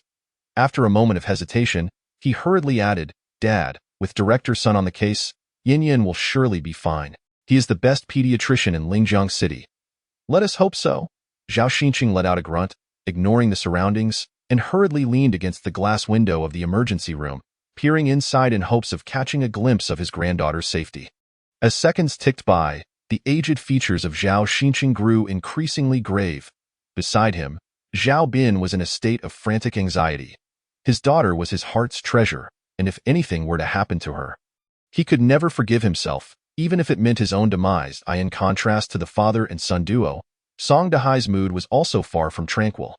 Given the current situation, he had no doubt that if anything were to befall the little girl in the ward, Zhao Xinqing would unhesitatingly throw him into the river to feed the fish. Just then, the emergency room doors swung open abruptly, and the director of Linjiang Central Hospital, Sun Jingxiu, clad in a white coat, rushed out and solemnly stated, "Old Zhao, Yin Yin's poisoning is too severe. I fear." Before he could finish, Zhao Xinqing nearly lost his footing and collapsed into a chair. "What did you say? Aren't you the best pediatrician in Linjiang? How could you not save my daughter? If she dies, I will make you pay with your life." Zhao Bin surged forward, grabbing Sun Jingxiu by the collar and shouting loudly, "Stop!" Zhao Xinqing interjected with a cold snort. He then turned to Sun Jingxiu, his face brimming with hope, and asked, "Director Sun, is there truly, in a way at all?" "Zhao, the poison Yin Yin has been exposed to is inherently potent, and now that we've delayed the optimal time for treatment, we are utterly powerless," Sun Jingxiu stated gravely. "Delayed the treatment? I had no idea it would come to this," Song Dahai stammered, retreating in panic. "You didn't know? Then I'll kill you right now," Zhao Bin shouted fiercely, charging forward and landing 2 punches squarely on Song Dahai's face. Zhao Xinqing furrowed his brow, hastily signaling his subordinates to restrain Zhao Bin. He then turned to Sun Jingxiu, his voice weary, "Director Sun, my son lacks discipline and has offended you. Please do not take it to heart. It's all right." Sun Jingxiu waved his hand repeatedly, suddenly saying, "By the way, there's something I find puzzling. Logically, given the severity of Yin Yin's poisoning, she should have. Could it be that someone treated her prior to this? It dawned on me. It was that in turn, Dad, Yin Yin is saved. She won't die." Zhao Bin's face lit up with joy as he shouted, "What in turn? What do you mean by that?" Zhao Xinqing's expression shifted, curiosity piqued. Zhao Bin, not daring to withhold the truth, recounted the series of events that had just transpired at Jishitang to his father. You imbecile, how have I taught you? If anything happens to Yin Yin, I will not spare you. Zhao Xinqing, enraged, slapped Zhao Bin across the face. Sun Zhengxiu raised his hand to stop Zhao Xinqing and advised. Old Zhao, our immediate priority is to invite that young brother over to see if he has any solutions.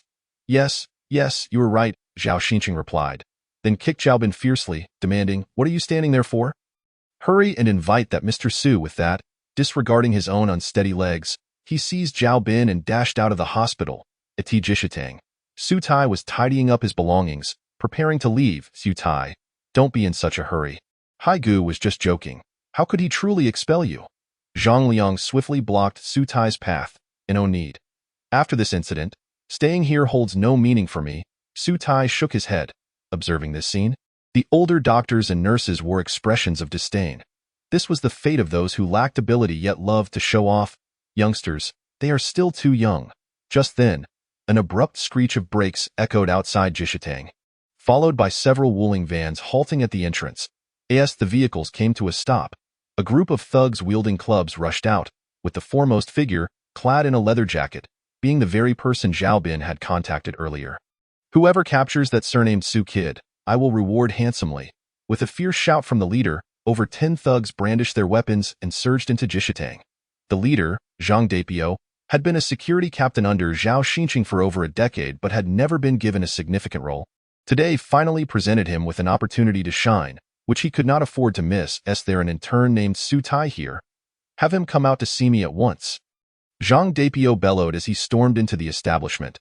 Witnessing the commotion, the customers who were receiving treatment or purchasing medicine immediately fled in a panic. Su Tai was about to step forward when Zhang Liang intercepted him, then approached with a smile, saying, Brother Piao, what brings you here? Are you here to buy medicine? What ailment do you have? Let me take a look for you. He was somewhat acquainted with Zhang Dapio and understood that he was a notorious figure in the area, commanding a group of dozens. If Su Tai fell into their hands, it would undoubtedly spell disaster. You're the one with the illness. I'm here looking for someone. Is there an intern named Su Tai? Have him get out here immediately. Zhang Dapio shoved Zhang Liang aside and barked. Brother Piao, why are you looking for him? He is just an intern. What could he have done to offend you? I'll apologize on his behalf, Zhang Liang said with a forced smile. Zhang Dapio's expression soured, and he threw Zhang Liang to the ground, roaring, You're apologizing for him? Who do you think you are to do that? With that, he raised his foot, poised to stomp down. Stop! Su Tai, having appeared in front of Zhang Dapio at some point, frowned and said, On what grounds are you hitting people? Who the hell are you to meddle in my business? Zhang Dapio furrowed his brow. Su Tai helped Zhang Liang up and replied in a deep tone, I am the Su Tai you are looking for. If you have something to discuss, come at me. Good, you are the one I'm looking for. Come with us. Zhang Dapio glanced at Su Tai. From Zhao Bin's remarks, it seemed this kid had caused a problem regarding Zhao's granddaughter's treatment. If he dealt with Su Tai, he would surely secure a better position in the future. Su Tai couldn't help but chuckle, looking at Zhang Dapio with great interest and asking, What if I refuse to go with you? What will you do, kid? I can offer you a dignified opportunity. You can come out and get in the car with us. If you wish to keep your dignity, then we'll have to help you keep it, Zhang Dapio said, a smirk playing on his lips. As soon as he finished speaking, several thugs standing beside him closed in on Su Tai, clearly ready to resort to force. Just then, the sound of another vehicle's engines roared outside, and a black Audi screeched to a halt in front of Jishitang. Zhao Zong. Zhang Dapio's heart leaped with joy. He had been at a loss for how to inform Zhao Xinqing about this matter. But now that the man had arrived personally, it was the perfect opportunity to claim credit. So he hurried out to greet him. Chapter 15. If I can save a life, I would not hesitate to face thousands. Zhao Zong, what brings you here? I've already sent someone to restrain that kid. Just give the word, and I'll ensure he won't even recognize his own mother, Zhang Dapio said with a sycophantic grin, eager to take credit. However, Zhao Xinqing's face had turned a deep shade of purple. His expression was cold as he replied, Who sent you to trouble Mr. Su? Mr. Su? Zhang Dapio was momentarily taken aback, instinctively glancing at Zhao Bin beside him. Zhao Bin hurriedly exchanged glances with Zhang Dapio, then cleared his throat and said, Dad, let us first find him or ask you to treat Yin Yin. What am I to say to you? Zhao Xinqing's facial muscles twitched, and he raised his hand, ready to slap Zhao Bin again, but ultimately restrained himself. He then rushed into Jishitang, urgently asking, "May I know who Su is? That would be me, but I don't deserve the title." Su Tai stepped forward and replied. Zhao Xinqing's face immediately broke into a smile, saying, "Mr. Su, I implore you to overlook past grievances and extend your help to save my granddaughter, as long as you can heal her. I, Zhao, will spare no effort to meet any conditions you propose. I'm afraid I don't have the time right now. These individuals require me to accompany them." Su Tai glanced at Zhang Dapio's group, expressing his reluctance. Zhang Dapio was still in a daze, wondering how it had shifted from him seeking out Su Tai to now needing to apologize. The change was too abrupt. However, since Zhao Xinqing had spoken, he dared not say more and quickly laughed awkwardly. "Mr. Su, I apologize. I thought you should not be apologizing to me, but rather to the patients you just disturbed." Su Tai interrupted Zhang Dapio, his tone suddenly turning icy. Although Jishitang was not particularly large, it hosted dozens of patients daily, most of whom were elderly and frail. The abrupt intrusion of Zhang Dapio and his crew had indeed startled many, and a few elderly patients nearly fainted from fright. Given their delicate health, any adverse reaction could lead to dire consequences. "Everyone, I sincerely apologize. I was too anxious and failed to consider your feelings." Zhang Dapio immediately bowed to the patients, offering his apologies. Zhao Xinqing turned to the crowd, his expression earnest. "As for today's events, I bear responsibility for my lack of discipline. Therefore, I will cover all the expenses incurred by everyone at Jishitang today." As soon as these words left his mouth, the atmosphere within Jishitang erupted in excitement. Truly worthy of being a real estate magnate in Linjiang City, he is so generous. "I have several hundred yuan in medical expenses today. This is a windfall. I only spent a few dozen yuan on traditional medicine. I'll have to buy more. Who would have thought I'd encounter such good fortune in my lifetime?" The patients excitedly discussed how much they would save today, while simultaneously praising Su Tai. Su Tai was momentarily taken aback, glancing at Zhao Xinqing once more. Truly a businessman, he thought. These patients' medical bills would amount to only a few tens of thousands. Yet he not only earned a good reputation but also helped others gain recognition, making it difficult for him to refuse. "Mr. Su, is it now possible for you to treat my granddaughter?" Zhao Xinqing gazed at Su Tai with eager anticipation. Su Tai shook his head and replied with a wry smile, "I apologize, but I am merely an intern. I fear I am not qualified to treat your granddaughter. Mr. Su, please do not jest. I acknowledge my earlier misstep. If you are still upset, feel free to strike me, but you must not turn a blind eye to her plight." Before his father could respond, Zhao Bin hurriedly stepped forward, adopting a humble tone. Although he still held some resentment towards Su Tai, he could only swallow his pride for the sake of his daughter.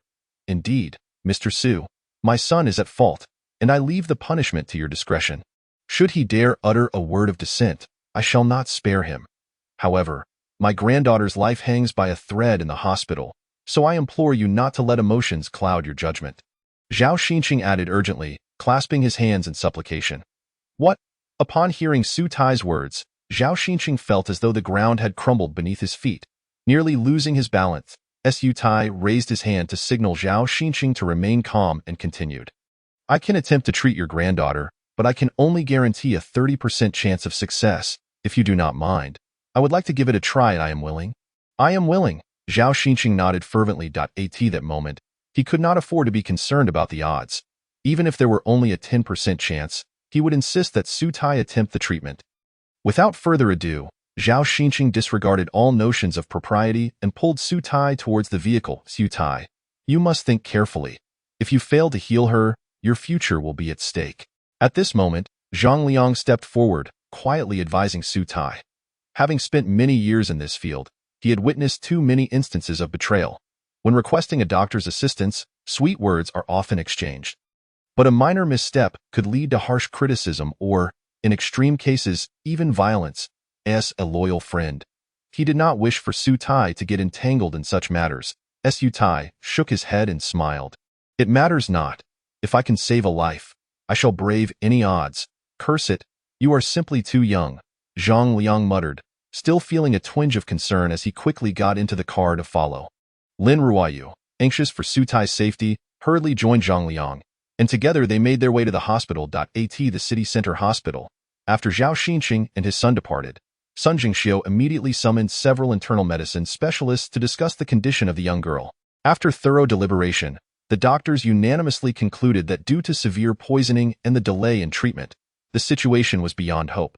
Gazing at the girl on the hospital bed, whose breath was faint and whose pained groans echoed in the room, Sun Jingxiu let out a deep sigh. "Su has arrived." Suddenly, a loud call echoed from outside the ward, and Zhao Xinqing and his entourage rushed in. Sun Jingxiu looked up and, upon seeing Su Tai, felt a flicker of disappointment. The young man appeared far too inexperienced. It was not that he judged by appearances, but in the medical field, experience is of paramount importance. "Mr. Su, the patient's condition is extremely critical. How do you intend to proceed with the treatment?" Sun Jingxiu inquired urgently. "Do you have cupping therapy? Please prepare a few cups for me," Su Tai replied promptly. "Cupping therapy? You mean to say you wish to perform cupping?" Sun Jingxiu's brow furrowed, his disbelief apparent. "Indeed, I wish to perform cupping. If you could kindly prepare some high-quality cups, I would be most grateful," Su Tai affirmed, his tone unwavering. "Are you a practitioner of traditional Chinese medicine?" Sun Jingxiu retorted, his tone laced with sarcasm. It was well known that even the most advanced medical equipment at the city center hospital could not treat the girl's ailment. What could Chinese medicine possibly achieve? "Kid, do you take our center hospital for your family wellness clinic? Cupping? Surely, you jest," one doctor with a prominent mustache blurted out. Another female doctor, adorned with gold-rimmed glasses, frowned and remarked, "Young man, while deceiving people with traditional medicine may be acceptable in less serious cases, do you not see the condition of the girl? Can you truly bear to inflict further suffering upon her?" Though the other doctors did not speak, their glances towards Su Tai were filled with disdain. As for cupping and acupuncture, they deemed them devoid of scientific merit. "Mr. Zhao, while I too wish to save Yin Yin, I cannot bear to see her suffer further. I urge you to reconsider," Sun Jingxiu said. Glaring at Su Tai, "Father, is this fellow truly capable? I have heard that many practitioners of traditional Chinese medicine are charlatans." Zhao Bin voiced his concerns, feeling increasingly uneasy as the doctors cast doubt upon Su Tai's capabilities. "Mr. Zhao, you must consider this carefully. Should this fraud cause any complications, our hospital will not take responsibility," the mustached doctor scoffed. Ignoring their skepticism, Su Tai grasped the prepared cupping cups and rushed into the ward. Based on the earlier diagnosis, the girl's condition was not overly complex. It was merely a case of ordinary drug poisoning. However, due to the delay and her weakened state, it had become severe. After checking her pulse to confirm the diagnosis, Su Tai quickly placed the cupping cups on 7 acupuncture points on the girl's back: Dazhui, Shinju, Shundao, Lingtai, Zhongshu, Mingmin, and Yongguan. These 7 points were aligned along the governing vessel, which channels the body's yang energy. With the girl's life hanging in the balance, he could only use this method to stabilize her last breath before proceeding with further treatment. Once the cups were in place, Su Tai did not hesitate but swiftly ran his fingers over the girl's Zhongguan, Tiantu, and Neiguan points. These 3 points were used to induce vomiting, aiming to expel the toxins lingering within her body. While their effects on her condition were minimal, they could temporarily soothe the anxiety of Zhao Xinqing and the others. At that moment, the girl, who had been in a semi-comatose state, suddenly began to retch violently, spitting out a mouthful of dark blood. Gradually, the tightness in her brow began to ease, indicating a reduction in her suffering. "Excellent! Once the toxic blood is expelled, she will at least feel some relief," Sun Jingxiu exclaimed, rising from his seat in excitement. The other doctors also displayed expressions of joy. Although they held reservations about traditional Chinese medicine, witnessing the improvement in the girl's condition thanks to Su Tai's treatment filled them with elation. Zhao Xinqing, too, was overwhelmed with emotion, his words tumbling over one another. Even after years of presiding over a multi-billion-dollar business empire, the prospect of his granddaughter's survival rendered him unable to contain his feelings. Meanwhile, Song Dahai, who had been cowering in a corner, finally breathed a sigh of relief. He was Chen Xiao, a Chinese-American expert in internal medicine specially invited to the city center hospital, and he had always regarded Chinese medicine with skepticism. Although he acknowledged some progress in Su Tai's treatment, he dismissed it as mere luck. "Mr. Su, how is my granddaughter? Has she turned the tide?" Zhao Xinqing asked anxiously. "Not yet. The poison has caused significant damage to Yin Yan's brain and vital organs. If we cannot restore them, even if she is treated, she may struggle to regain consciousness," Sun Jingxiu explained hastily. What secret technique is this? As if anyone would want to learn it, Chen Xiao scoffed, raising his chin and exiting the ward. Sun Jingxiu and the other doctors promptly followed suit. Although Zhao Xinqing and his son felt apprehensive, the earlier signs of improvement instilled a degree of trust in Su Tai, prompting them to exit the ward as well. Once everyone had left, Su Tai turned his gaze back to the young girl. He began to chant softly, suddenly placing a finger on the fire cup at the Dazui point. With a loud whoosh, a flicker of bluish flame erupted within the cup, then vanished. Su Tai did not pause but continued to apply his finger to the other cups. If anyone had been present, they would have noticed that with each touch, a green light emanated from the cups, slowly seeping into the girl's body. The girl's previously pale face and weak breathing began to return to normal at a visible pace as the green light permeated her. This was the medical technique he had learned from the Tai Xian Jing's medical chapters last night. Due to its extraordinary nature, which exceeded the realm of understanding in this world, he had concocted a reason to dismiss the onlookers. Otherwise, he would have been at a loss for words. At last, she is out of danger. Half an hour later, Su Tai exhaled a sigh of relief. After this bout of treatment, he was drenched in sweat. Yet witnessing the girl's gradual recovery warmed his heart. After a brief rest, Su Tai dared not delay further and promptly resumed his treatment for the girl. Although the immediate danger had passed, residual toxins still lingered within her body, and any delay could be harmful, even if not fatal. Just as Su Tai was deeply focused on treating the girl, the onlookers outside the ward began to grow impatient.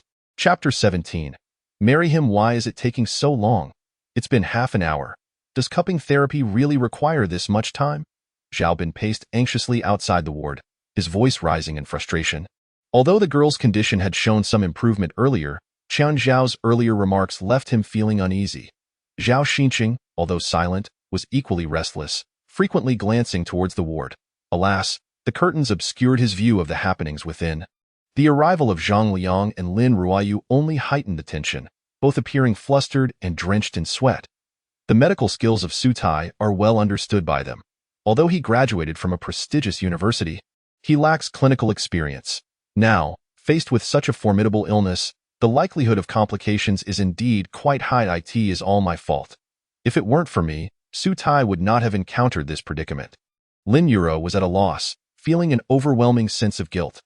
Zhang Liang sighed and quietly reassured her, do not worry. Since Su Tai dares to take action, he must have a solution. We should place our trust in him. Who are you calling a fraud? Zhang Liang's anger flared immediately. However, Chen Xiao showed no signs of restraint, tilting her head with a light laugh. What? Using cupping therapy to treat someone on the brink of death? If that is not fraudulent, what is? If this gets out, it will become a laughingstock. How embarrassing! You. Zhang Liang's arms trembled with fury. Given his temper, he would have retaliated against such mockery in the past. But under the current circumstances in the ward, he could only swallow his anger. As time ticked by, the ward remained eerily silent.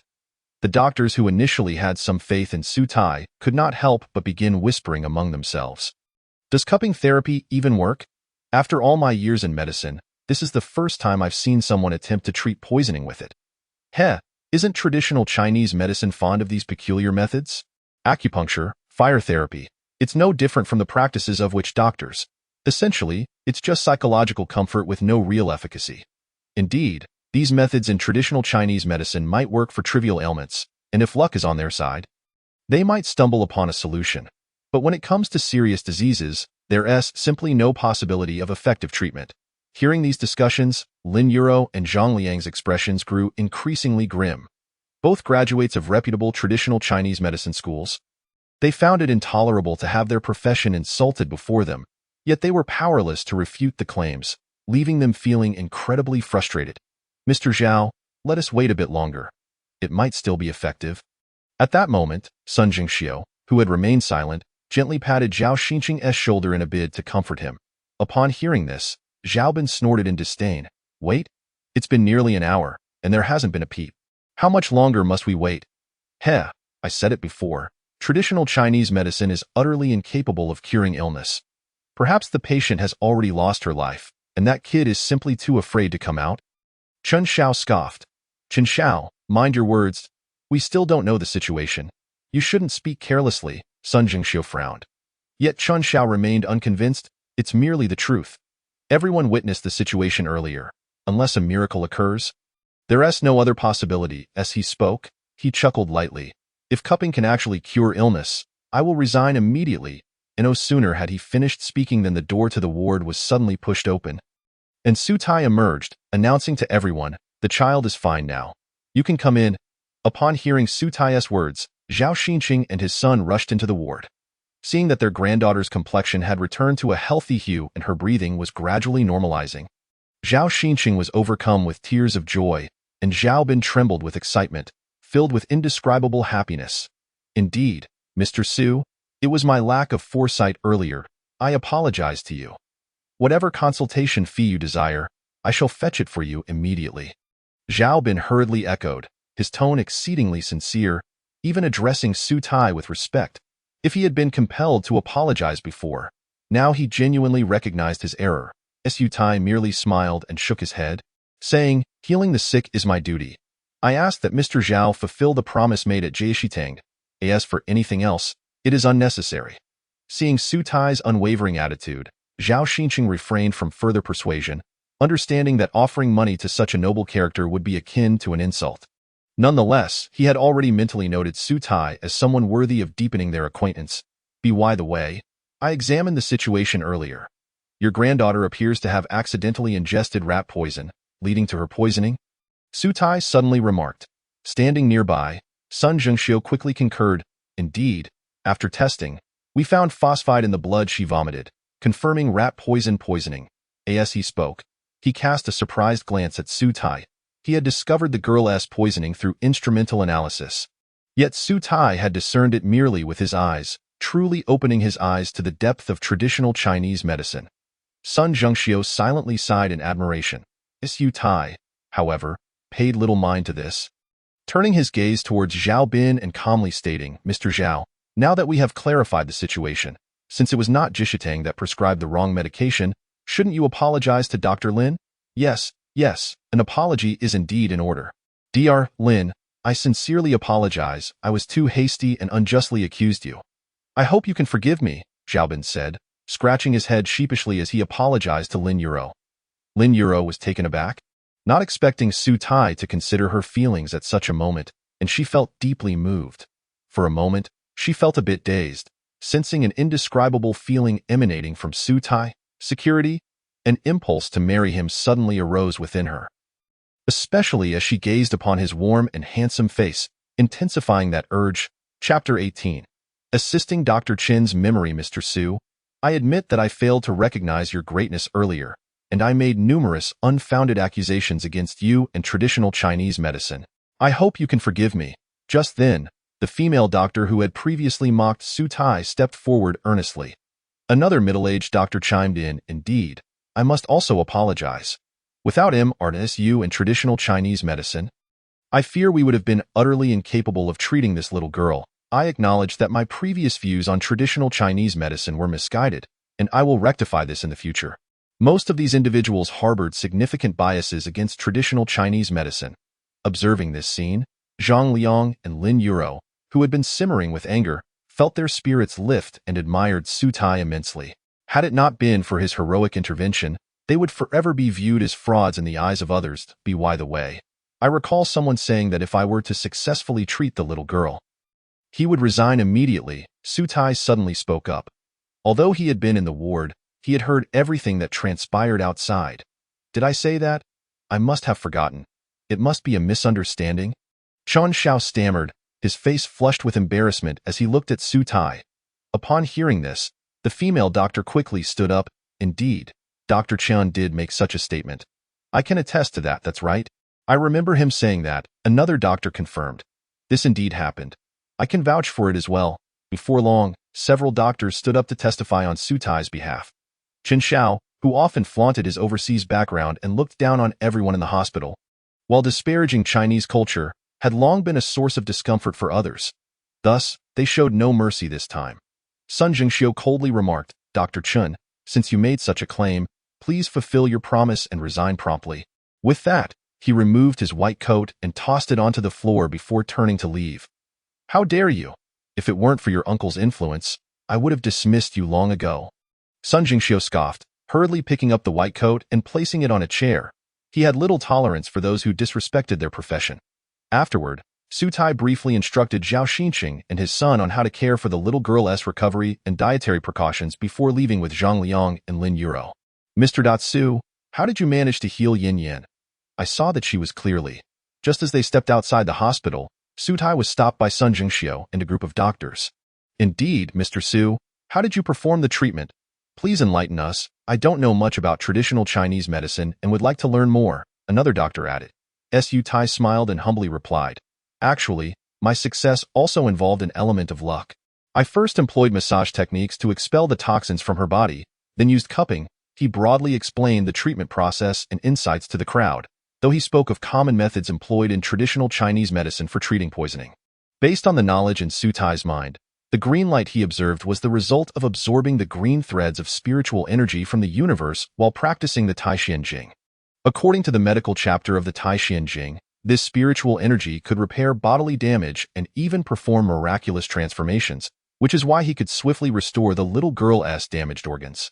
No wonder my senior sister said that only after practicing the Taishan Jing can the true effects of our medical skills be realized. It appears this is the reason, Su Tai pondered silently. After today's events, he felt confident in healing his father's leg ailment, and the thought filled him with indescribable excitement. After listening to Su Tai's explanation, the doctors repeatedly praised him. Although they didn't fully grasp everything, their admiration for Su Tai was immense. Only Sun Jingxiu could not help but steal another glance at Su Tai. According to the initial examination, the young girl's internal organs were severely damaged. But just moments ago, he discovered that all those injured organs had miraculously returned to normal. Even the ulcers in her mouth and stomach had healed. Although he was not well versed in traditional Chinese medicine, he understood a common principle. Restoring damaged organs requires not only medication but primarily time for healing. Achieving such recovery in merely an hour was inconceivable. Such medical skill could only be deemed miraculous. Contemplating this, he hastily presented a business card, smilingly saying, "Mr. Su, our Central City Hospital also has a department of traditional Chinese medicine. If you're interested, feel free to give me a call." "Sure, if you guys need someone, I can give it a try," Su Tai casually replied, pocketing the business card, yet shaking his head internally. He was aware that the reputation of traditional Chinese medicine had been tarnished by quacks and charlatans over the years.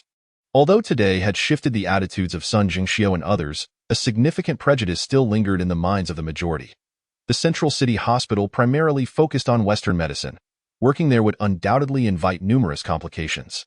Upon returning to Jishitang, Song Dahai had already gathered a host of doctors and nurses at the entrance, ready to welcome Su Tai with a grand ceremony. "Su Tai, I cannot thank you enough today. Had it not been for your intervention, Jishitang would likely have had to close its doors." As soon as he stepped out of the car, Song Dahai approached with a beaming smile. "It was just luck." Su Tai waved his hand dismissively, showing no appreciation. If it weren't for Song Dahai's attempts to shirk responsibility, such chaos would never have ensued. Thus he had no reason to be gracious. Song Dahai chuckled awkwardly. Although he felt a hint of displeasure, he restrained himself. Following today's events, Su Tai's reputation had already spread, and he did not wish to lose this lucrative asset. Back at Jishitang, Su Tai did not rush to start working. Instead, he took a moment to rest in the lounge. The medical techniques described in the Taishan Classics medical chapter, while remarkably effective, were also incredibly taxing on one's stamina. After treating the young girl, he felt utterly drained, as if all his energy had been siphoned away. Thus, he promptly closed his eyes and began to cultivate according to the breathing techniques outlined in the Taishan Classic. To his surprise, as soon as he lifted his head, he was astonished by the scene before him. Chapter 19. The Enchantress Little Fool, You're Awake. As Su Tai raised his head, he found his senior sister, Shen Yuelin, resting her chin on her hand, gently stroking his head. The tenderness of her touch, the beguiling smile that graced her lips, her gaze filled with affection, and her sweet, soft voice made Su Tai feel as if he might melt at that moment. Especially with the two of them barely 10 centimeters apart, he could distinctly smell the faint fragrance emanating from Shen Yuelin. What stirred his blood the most was that Shen Yuelin was wearing a low-cut t-shirt today. From his vantage point, the sight of her fair, delicate curves was utterly captivating, and as he gazed into the slender valley before him, his mind felt overwhelmed and his blood pressure soared. Truly white, truly fragrant. How he longed to take a bite. Is it not permissible for my charming junior brother to ask me out on a date? Shen Yuelin giggled, then playfully pinched Su Tai's cheek with her long fingers. A wave of goosebumps surged through him, and he shook himself, forcing a smile as he said, "Senior sister, please don't tease me." "Why not, little fool? If you don't wish to ask me out, then I shall have to pounce on you myself." With a mischievous grin, Shen Yuelin suddenly leaned in, pinning Su Tai beneath her. Su Tai was momentarily blinded, then a sweet fragrance enveloped him. Was this softness and size even permissible? How he wished to taste in his early 20s, a time marked by youthful vigor. Su Tai found it impossible to withstand Shen Yuelin's flirtation. His arms, which had instinctively remained at his sides, now reached out to encircle Shen Yuelin's slender waist. Completely surrendering himself. "All right, I won't tease you any longer." Yet unexpectedly, at that moment, Shen Yuelin stood up, giggling. "Your third senior sister sent me to find you. She said she has acquired the company where you work." But not recalling whether it was Jishitang or Enjitang, she ended up purchasing both. "You need to sign here," Shen Yuelin said with a bittersweet smile as she tucked the signed contract into her bag. "I must be hearing things. She truly bought it?" Su Tai's expression darkened. He had thought his third senior sister's comments in the WeChat group were merely casual chatter, not realizing she had genuinely gone through with it. This was beyond extravagant. Jishitang was one thing, but Enjitang was among the most prestigious traditional medicine stores in Linjiang City, boasting nearly a century of history, a true century-old brand, with over a dozen branches in Linjiang City. Acquiring it would require tens of millions, at the very least. After a prolonged moment of disbelief, Su Tai gradually accepted this reality. As for the contracts, I see you lack experience. Your third senior sister asked me to assist you with it. Once the handover is complete, I will inform you," Shen Yuelin stated matter-of-factly, then stowed the signed contract in her bag. Su Tai nodded repeatedly, responding, "Thank you, senior sister. Hee. If you truly wish to express your gratitude, then come over and give your senior sister a kiss." Shen Yuelin smiled softly, puckering her lips toward him. Su Tai cleared his throat. Gazing at Shen Yuelin's luscious cherry lips, he felt an overwhelming urge to taste them. But ultimately, he restrained himself. "All right, I shall go to Enjitang to handle the contract. Feel free to contact me if anything comes up." Shen Yuelin tousled Su Tai's hair once more before departing, watching her slender waist and the curvaceous shape accentuated by her form-fitting dress. Su Tai couldn't help but swallow hard. He realized that his previous perception of his senior sister had been somewhat one-dimensional. While he had always thought Shen Yuelin was stunningly beautiful, he now recognized that her figure was equally intoxicating. From her perfectly proportioned waist to her well-rounded, perky backside, everything was just right, as if sculpted by the hands of a master artisan. The so-called gracefulness and delicate allure paled in comparison. Perhaps this was the essence of the enchantress herself? Su Tai inwardly chuckled at his predicament. If this senior sister continued to flirt with him, he might very well lose control and succumb to temptation. "Su Tai, are you not off work yet?" Just as Su Tai was lost in thought, a soft, sweet voice suddenly drifted into his ears. Lifting his gaze, Su Tai's eyes brightened. He saw Lin Ruoyu, having shed her white coat and donned a loose, light blue sweatshirt, paired with a white pleated skirt and nude stockings, her feet adorned with impeccably clean white sneakers, exuding a playful charm mixed with an indescribable beauty. Since they had not previously worked together, he had not paid much attention to Lin Ruoyu, but now, she looked stunning in her casual attire. Compared to senior sister Shen Yuelin, while she lacked that aura of sensual maturity, she radiated a soft, adorable quality. The faint blush lingering on her cheeks made Su Tai's heart flutter. After hesitating for a moment, Su Tai finally responded, "Oh, I was just about to leave. Did you need something? Thank you for today. Had it not been for you, I truly wouldn't have known what to do," Lin Ruoyu said, her head lowered, a touch of shyness in her voice. Su Tai waved his hand, dismissively replying, "It's nothing. Treating the sick and saving lives is our duty as medical practitioners. Moreover, we are colleagues. Helping each other is only natural. Regardless, I still want to express my gratitude for your assistance. How about I treat you to dinner tonight?" Lin Ruoyu mustered her courage, looking at Su Tai with hopeful anticipation. It was her first time taking the initiative to invite a boy out for dinner, and she felt a bit embarrassed to voice it. Having encouraged herself for quite some time before gathering the courage to approach him, Sutai, not one to overthink, saw no reason to decline, especially with a beauty like Lin Ruayu extending the invitation. He readily accepted. They quickly hailed a cab and headed towards the city center. Tianyu Restaurant, one of the more renowned dining establishments in Linjiang City, while slightly less upscale than Linjiang Restaurant, was well suited for gatherings among young people. Upon arrival, they found the restaurant bustling with patrons, and after a considerable wait, they managed to secure a table. Once seated, Sutai eagerly picked up the menu to order several dishes. Well, isn't this our esteemed Dr. Su? What brings you here to dine with us common folk? At that moment, a mocking voice cut through the air. Looking up, Sutai's expression soured as he recognized the speaker. It was Yin Feiyu, a flamboyantly dressed young man accompanied by his girlfriend, Qin Jiayi, both of whom were former classmates from his university days. Yin Feiyu was of the same ilk as Lu Feng, whom he had encountered at Linjiang Restaurant. Boasting a bit of wealth, he had often looked down upon Sutai and his peers from less affluent backgrounds. Thus, Sutai instinctively chose to ignore him. Well, it seems our little bun has developed quite the temper in just a few days, Yin Feiyu remarked, unabashedly taking a seat beside Sutai, grinning. Curious, Qin Jiayi inquired, Feiyu, why do you call him little bun? Oh, his mother sells buns right outside our school, so everyone calls him that, Yin Feiyu explained with a laugh.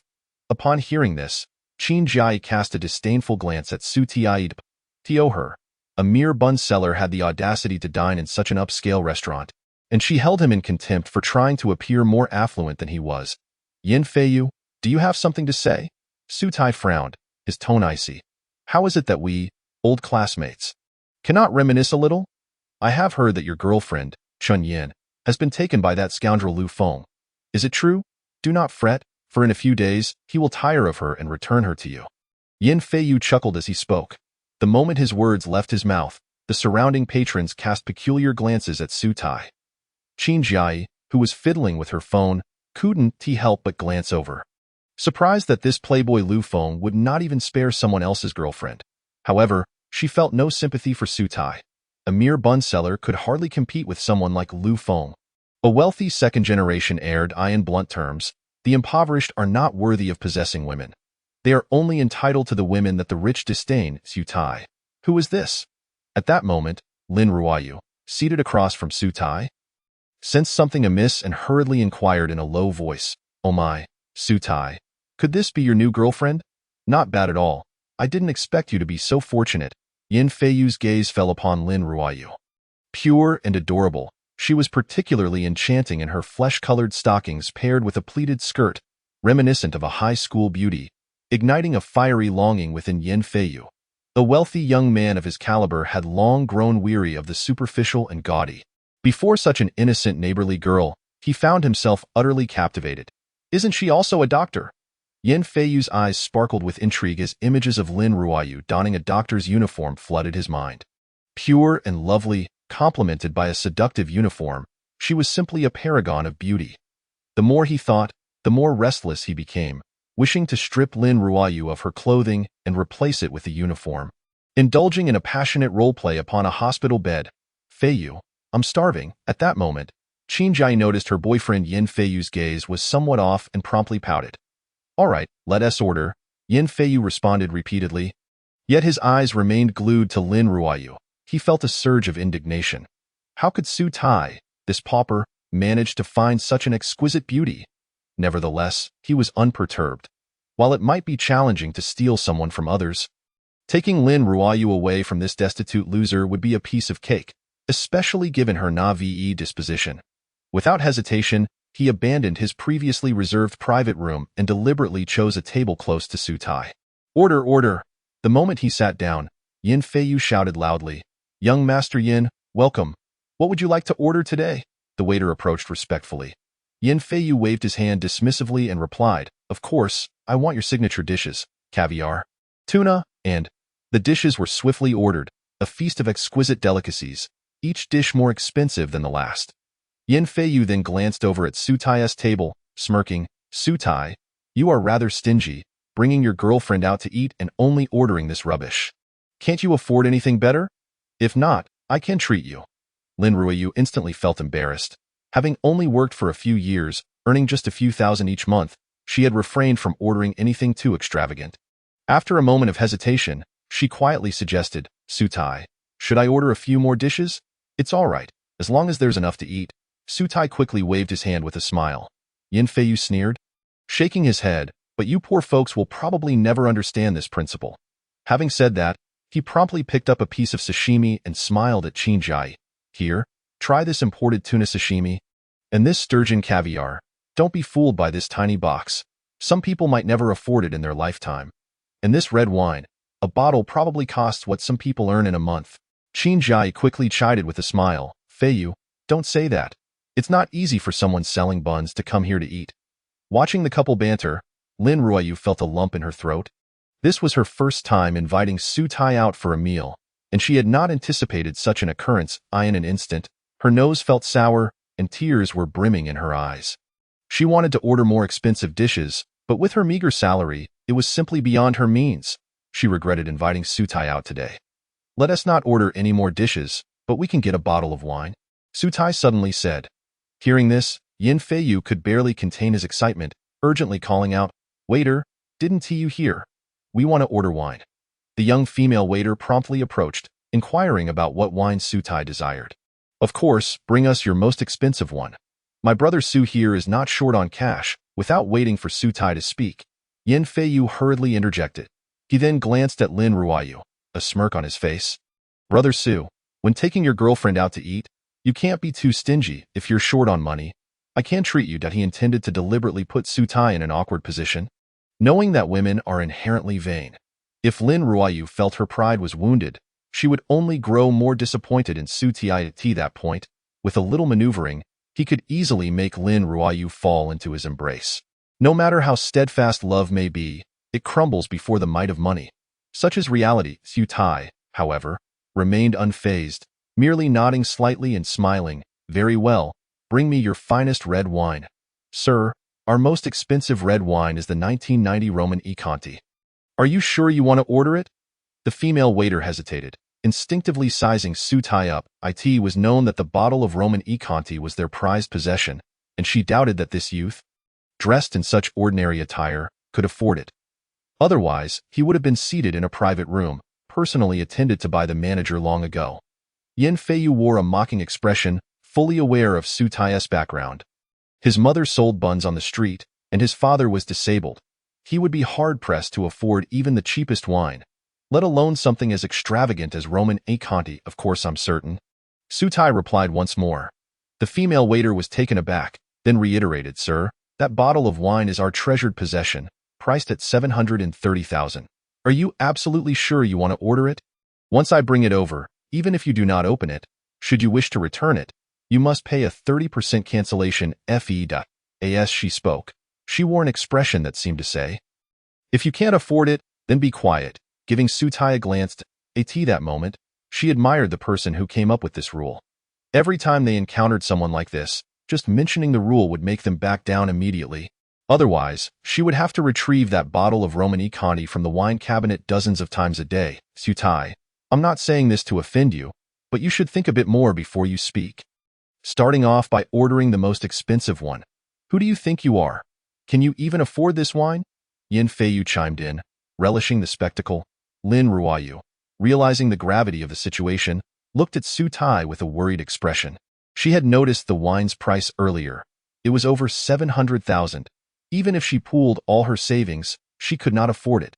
She feared that Sutai, in a fit of defiance, might commit an irreversible mistake.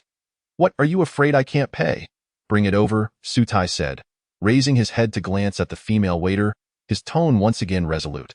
The female waiter was momentarily stunned. She did not expect him to hold his ground despite her warning. Yin Feiyu wore a look of disbelief. Sutai seemed genuinely capable of affording it. A bottle of wine costing over 700,000? He wouldn't dare even ask about it. A mere bun seller, so casually ordering it. Hello, sir. I am the manager of this establishment. Did you order the 1990 Roman e Conti? At that moment, a middle-aged man in a suit rushed over. Selling a bottle of wine at 730,000 would earn him a hefty commission. More importantly, If such a lavish spender could be cultivated into a restaurant member, he would receive even greater rewards, potentially leading to a promotion. However, upon seeing Su Tai, he felt a twinge of disappointment. Judging by his attire and demeanor, he hardly seemed like someone who could afford such high-end wine. The manager nodded slightly, then waved his hand, signaling the female waiter to bring a bottle of wine to Su Tai's table. "Mr. Su, this is our restaurant's treasure, the Roman akin, known as the king of wines. Please enjoy," he introduced eagerly. Upon hearing this, the attention of several nearby tables was immediately drawn to them, and why goodness, is that the 1990 Roman akin? From what I know, it's the restaurant's prized possession, priced at $730,000. I can't believe this young man ordered it. Rumor had it that this wine was only sold in a few thousand bottles worldwide, reputed to be the drink of millionaires. The 1990 vintage was particularly exquisite. If only I could have a sip, I would do anything. Sitting with one's partner in such an environment, savoring the world's finest wine, is simply the epitome of romance. Such a man. "Can I have one too?" As the crowd murmured, envious glances were cast, especially from several young women who shot jealous looks at Lin Ruoyu, all pondering where they fell short.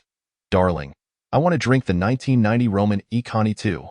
Seeing this scene, Qin Jiai exclaimed loudly from across the table.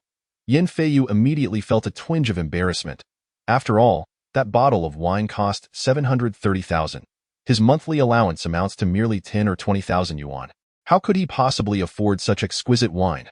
Not to mention him, even his father would only consider purchasing it when entertaining the most distinguished guests. After a brief hesitation, he quickly added, "Do not worry. Given that young man's background, he is most likely just putting on a facade. He would never dare to indulge, and perhaps after dinner, he might find himself kneeling before the manager, pleading for a refund." Bang! No sooner had Yin Feiyu finished speaking than he observed Su Tai instructing the waiter to uncork the wine, subsequently pouring a glass for himself and Lin Yurua. "Come, let us toast." Su Tai smiled at Lin Yurua as he raised his glass. "Su Tai, this wine at IT is far too expensive. I cannot cover the bill," Lin Yurua exclaimed, her eyes brimming with tears. If it had not been opened, there might have been a chance to negotiate, but now that it was uncorked, the opportunity to resell it was lost. Staring at the bottle of wine valued at 730,000 yuan, her mind felt utterly blank. Su Tai, however, appeared indifferent, squinting with a smile as he remarked, "Have you ever seen a man and a woman dining together, expecting the woman to foot the bill? But how will you pay?" Lin Yurua pouted, her mood far from lightened. She was acutely aware of Su Tai's circumstances. He was merely an intern with a salary lower than hers, earning only a few thousand yuan each month. How could he possibly afford such wine? "Do not fret. I have my ways," Su Tai replied with a smile, offering no further explanation. Seeing Su Tai's resolute demeanor, Lin Yurua steeled herself and took a sip of the wine. "Feiyu, that street vendor can afford to drink, yet you cannot even buy me a glass? Do you truly love me?" Observing the scene, Qin Jiai became even more anxious, urgently pulling Yin Feiyu and repeatedly insisting on tasting the bottle of wine. Yin Feiyu, with a wry smile, shook his head. "Sister, that bottle costs 730,000. I cannot afford it. How about we have a bottle of 82 Lafite instead?" "I refuse. I want that bottle of Roman akin." Qin Jiai crossed her arms defiantly. Unwilling to compromise, Yin Feiyu felt overwhelmed. A 730,000 yuan wine was simply beyond his means. After much coaxing, he finally managed to temporarily placate Qin Jiai. "This is impossible, as far as I know. That young man is nothing but a pauper. Just days ago, he was dumped by Qian Yin for being unable to buy a car. Could it be that he has won the lottery?" Watching Su Tai's composed expression, Yin Feiyu was filled with skepticism. After a moment of contemplation, he remained convinced that Su Tai was merely putting on a show of wealth, and he would undoubtedly be unable to settle the bill later. "Ha! A mere street vendor dares to act like a tycoon in front of me. If you enjoy pretending, I shall accompany you to the end. Let us see how this unfolds today." With that thought, he quickly sent a text message. Chapter 22. "I have no money, Su Tai. What shall we do?" 730,000. My entire savings do not even amount to that." Lin Yurua expressed her concern. The thought of the impending embarrassment when the bill arrived made it impossible for her to enjoy the rich, aromatic wine before her. Su Tai simply smiled and reassured her, "Do not worry. Miss Lin, if I say I will pay, I will not be unable to. But you?" Lin Yurua sighed, resigning herself to silence. At that moment, the head waiter approached with a smile. "Mr. Su, may I inquire if you are satisfied with our wine?" "That is good to hear. Since you are pleased, please settle the bill," Han Yaowei said with a broad smile, though a flicker of coldness flashed in his eyes.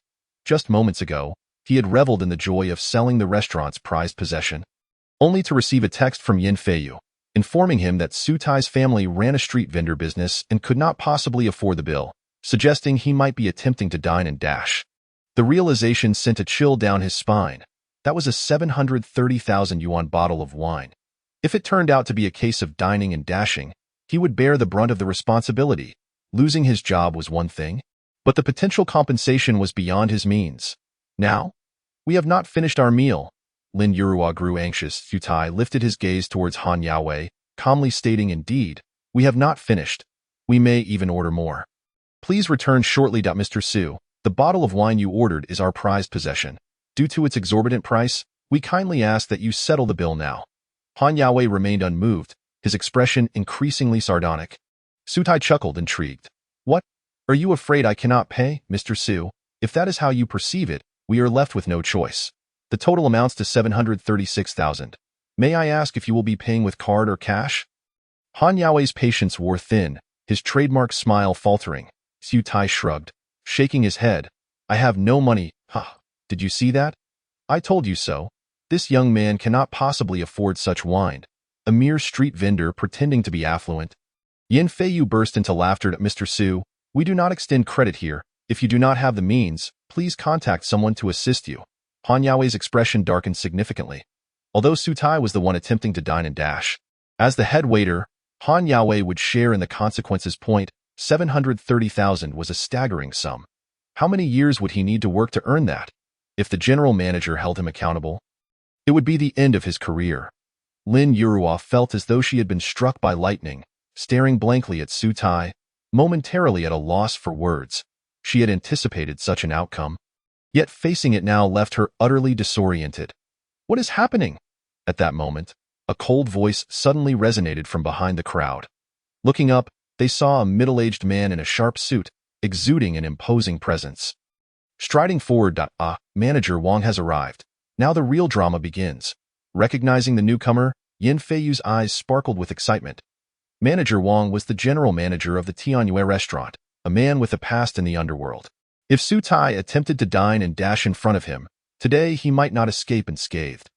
Han Yaowei rushed forward, bowing respectfully. "Manager Wang, this young man ordered the 1990 Roman e-Conti from our establishment, and now he wishes to evade payment." "What?" Manager Wang's expression darkened instantly, turning to Su Tai with a stern voice. "Mr. Su, you are not jesting, are you?" "I am not joking. I truly have no money," Su Tai replied nonchalantly. Seeing Su Tai's nonchalant attitude, Manager Wang's anger flared. "Mr. Su, do you understand the consequences of dining and dashing here?" No sooner had he spoken than several burly security guards surrounded Su Tai. At the sight of this, Lin Yurua's face paled in fright as she quickly turned to Su Tai. Meanwhile, Yin Feiyu, who sat nearby enjoying the spectacle, wore a broad grin, reveling in the drama of Su Tai's predicament. Su Tai remained unfazed, his expression tranquil as he glanced at Manager Wang, stating calmly, "I only mentioned that I have no money, but I do not recall saying that I would not pay." "Very well, then please proceed to settle the bill, Mr. Su. If you genuinely cannot, your girlfriend will have to accompany me for a discussion in the back," Manager Wang sneered, his gaze lingering on Lin Yurua with unwelcome intent. Upon noticing Manager Wang's aggressive demeanor, Lin Yurua felt a wave of revulsion, yet as the one unable to pay, she dared not voice her thoughts, merely lowering her head, feeling an overwhelming sense of injustice. "I will pay by card," Su Tai suddenly declared. After speaking, he pulled a card from his pocket and handed it to Manager Wang. The star card issued by the Jiangnan Chamber of Commerce. How do you possess this?" Manager Wang's eyes widened in disbelief. It is worth noting that the star card was held by only a handful of individuals in the entire Linjiang city, each being either a retired high-ranking official or a billionaire.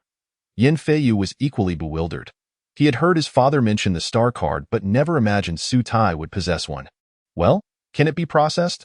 Su Tai inquired, glancing at Manager Wang with a cool demeanor. Yes, of course. Manager Wang's expression shifted to one of awkwardness. For those holding the Star Card, transactions at major restaurants and shopping centers in Linjiang City were seamless. And Tianyue restaurant was no exception. Moreover, even if Tianyue could not process the card, those who possessed it would certainly be able to afford a bottle of wine priced over 70,000. Manager, I suspect this card might be counterfeit. Han Yaowei quickly interjected in a hushed tone. Indeed, I have seen forgeries of this card in the black market. If examined with the naked eye, it is nearly impossible to discern the truth. Yin Feiyu quickly concurred, his disbelief evident. He could not fathom that someone like Su Tai could possess such a card. After all, it was a symbol of status, and without assets exceeding 10 billion, one would not be deemed worthy to hold it. No worries. I happen to have a device that verifies the star card, Mr. Su. Would you be so kind as to allow me to authenticate it? Manager Wang asked eagerly. Su Tai nodded, handing the card back to Manager Wang. Feiyu, how can he possess a star card? My father said even he is not qualified to hold one, Qin Jiai murmured anxiously. Observing Su Tai's earnest demeanor, Yin Feiyu waved his hand confidently. Do not worry. A pauper like him certainly does not qualify to hold a star card. It must be a fake, if it were not. I would change my surname. Chapter 23. Thief. It seems Yin Xiao might need to change his surname. A chilling voice suddenly resonated from behind the crowd. What? Uncle Wang, are you saying that the star card is real? Both Yin Feiyu and Qin Jiai wore expressions of disbelief. Han Yaowei couldn't help but glance at Su Tai again, his face filled with suspicion. Uncle Wang, you must be mistaken. How could he possibly possess a genuine star card? Yin Feiyu hurriedly stepped forward and questioned loudly. A poor loser whose family sells buns on the street, possessing a star card worth 1 billion is nothing short of a farce. It is akin to a beggar suddenly producing a 10 million Swiss bank certificate. Utterly inconceivable. Even if it were to happen, that certificate would surely be counterfeit. Moreover, the star card is a symbol of status. Only a handful have been issued in Linjiang City. How could it possibly be given to such an unknown individual? Even if the Jiangnan Chamber of Commerce were willing, the other members would never agree, as it would diminish their own status. Those billionaires would never willingly associate with such an insignificant person. Manager Wang ignored Yin Feiyu's questions and swiftly approached Su Tai, suddenly speaking coldly. Mr. Su, may I inquire where you acquired this star card? Oh, this. Haha, can't say, can you? It wasn't stolen, was it? Manager Wang sneered, directly handing the card to Han Yaowei. Upon witnessing this, the crowd's expressions changed dramatically. What do you mean by that? Su Tai raised his eyes to glance at Manager Wang, a slight frown appearing on his brow. Manager Wang snorted, speaking in a low tone. It is well known that only billionaires are eligible to possess a star card. And I am familiar with most of the big shots in Linjiang City. I don't recall anyone by your name. Moreover, I have already checked. The registered owner of this star card is female. Are you perhaps a woman? Haha, Su Tai, you've grown bold, learning to steal. You steal and then dare to use it. Your audacity is quite remarkable. Yin Feiyu began to gloat without restraint. Qin Jiai crossed her arms and disdainfully remarked, Feiyu, don't be so harsh. What if he really did transition into a woman? Right. How did I not think of that? Yin Feiyu was nearly doubled over with laughter, due to the commotion from Su Tai and his companions. And being in the restaurant's main hall, it instantly drew the attention of onlookers. I never expected this young man to be a thief. I thought he was a romantic gentleman. How could someone his age afford such top-shelf wine? Haha, I thought he was a good man who understood romance, but it turns out he is a thief. How embarrassing. Thank goodness I'm not his girlfriend. Do you think his girlfriend is a good catch? I bet she knew her boyfriend was a thief long ago. She might even be a thief herself. Listening to the crowd's ridicule, Lin Ruoyu kept her head bowed in shame, wishing she could find a crack in the ground to hide in. Though she came from an ordinary family, she had never faced such public humiliation, especially being labeled a thief. It was deeply unjust. Your sister? Manager Wang nearly burst into laughter, snorting as he said, Mr. Su, do you know who the owner of this star card is? It belongs to Miss Shen Yuelin of Linjiang Pharmaceuticals. You claim she's your sister, Miss Shen? Wow, this just got interesting. I didn't expect this kid to dare steal from her. It seems we're in for quite a show. A glint of mockery flashed across Yin Feiyu's face. Shen Yuelin was notorious in Linjiang City as a domineering businesswoman, someone even the most powerful tycoons dared not provoke.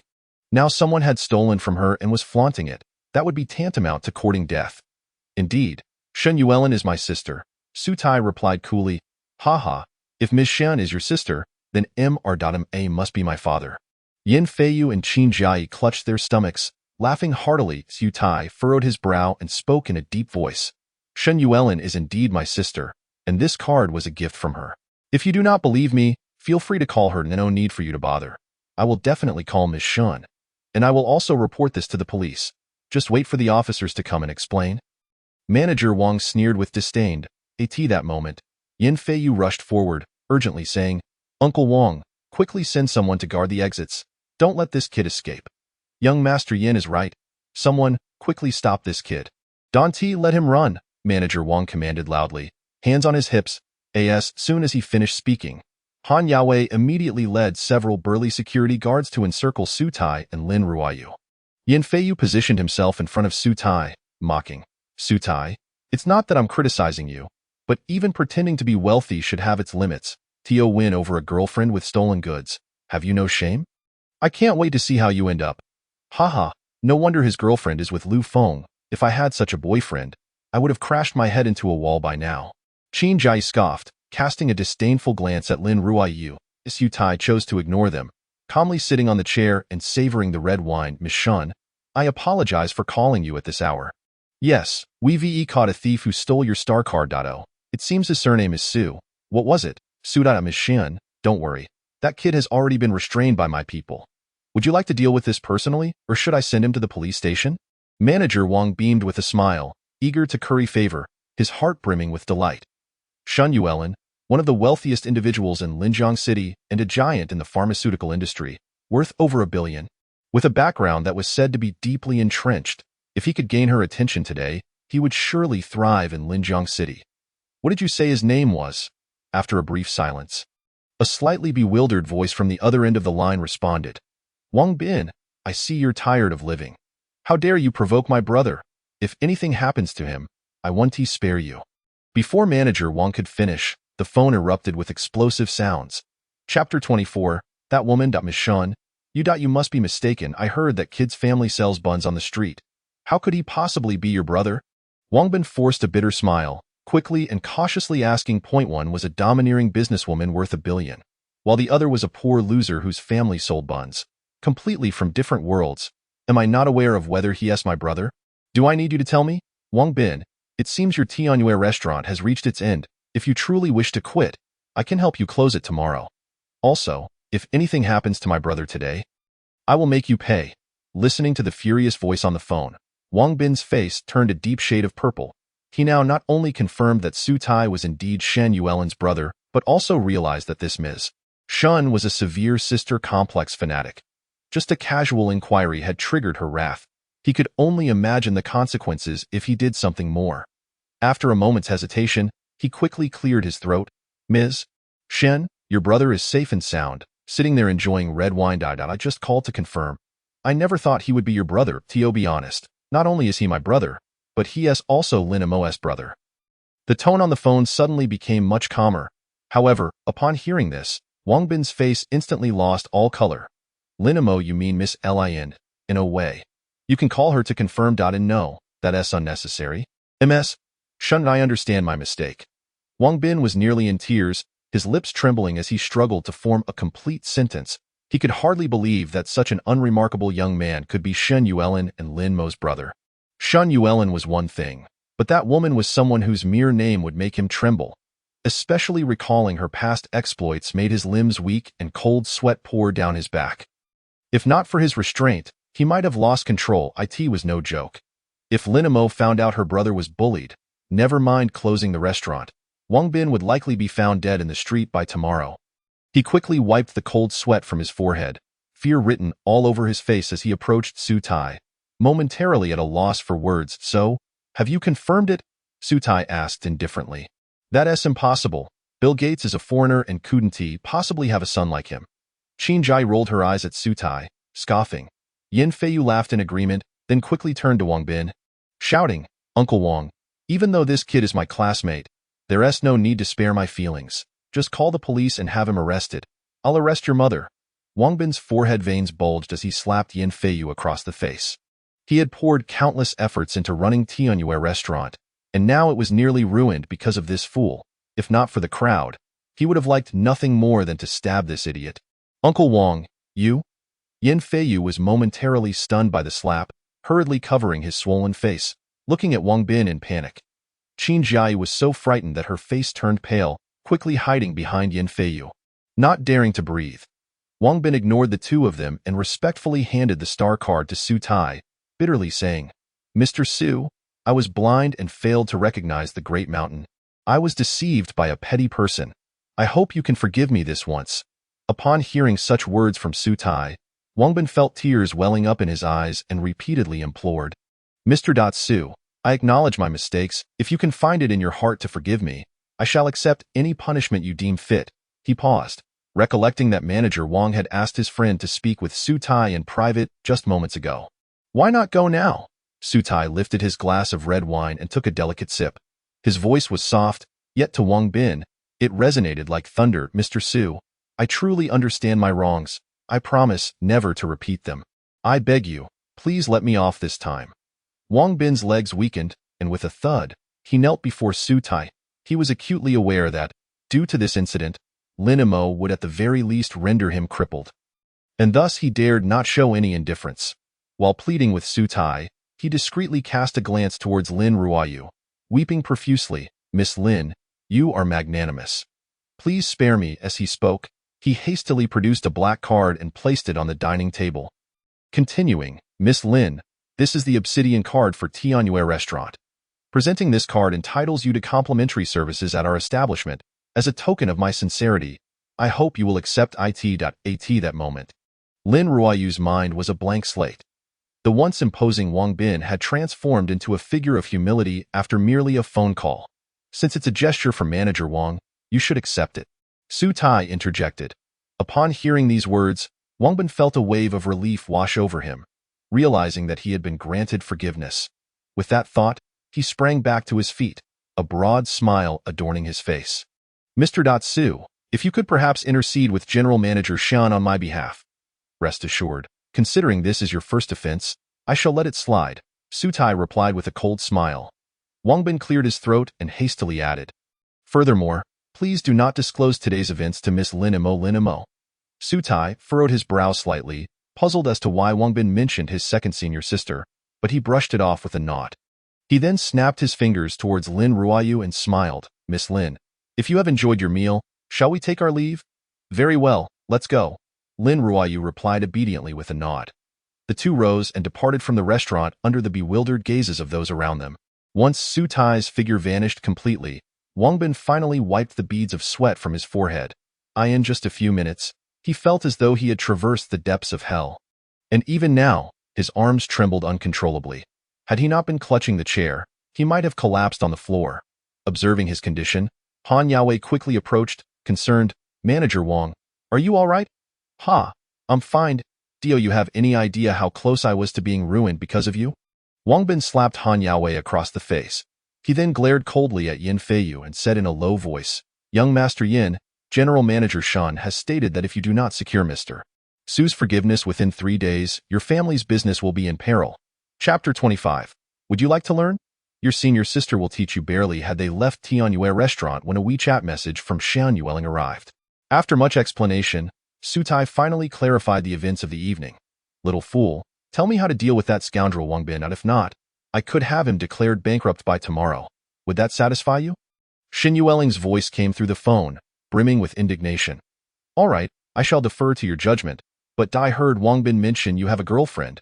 Shin Yueling's tone suddenly turned inquisitive. Su Tai instinctively glanced at Lin Ruoyu, who was busy purchasing water from a vending machine, and replied helplessly, What girlfriend?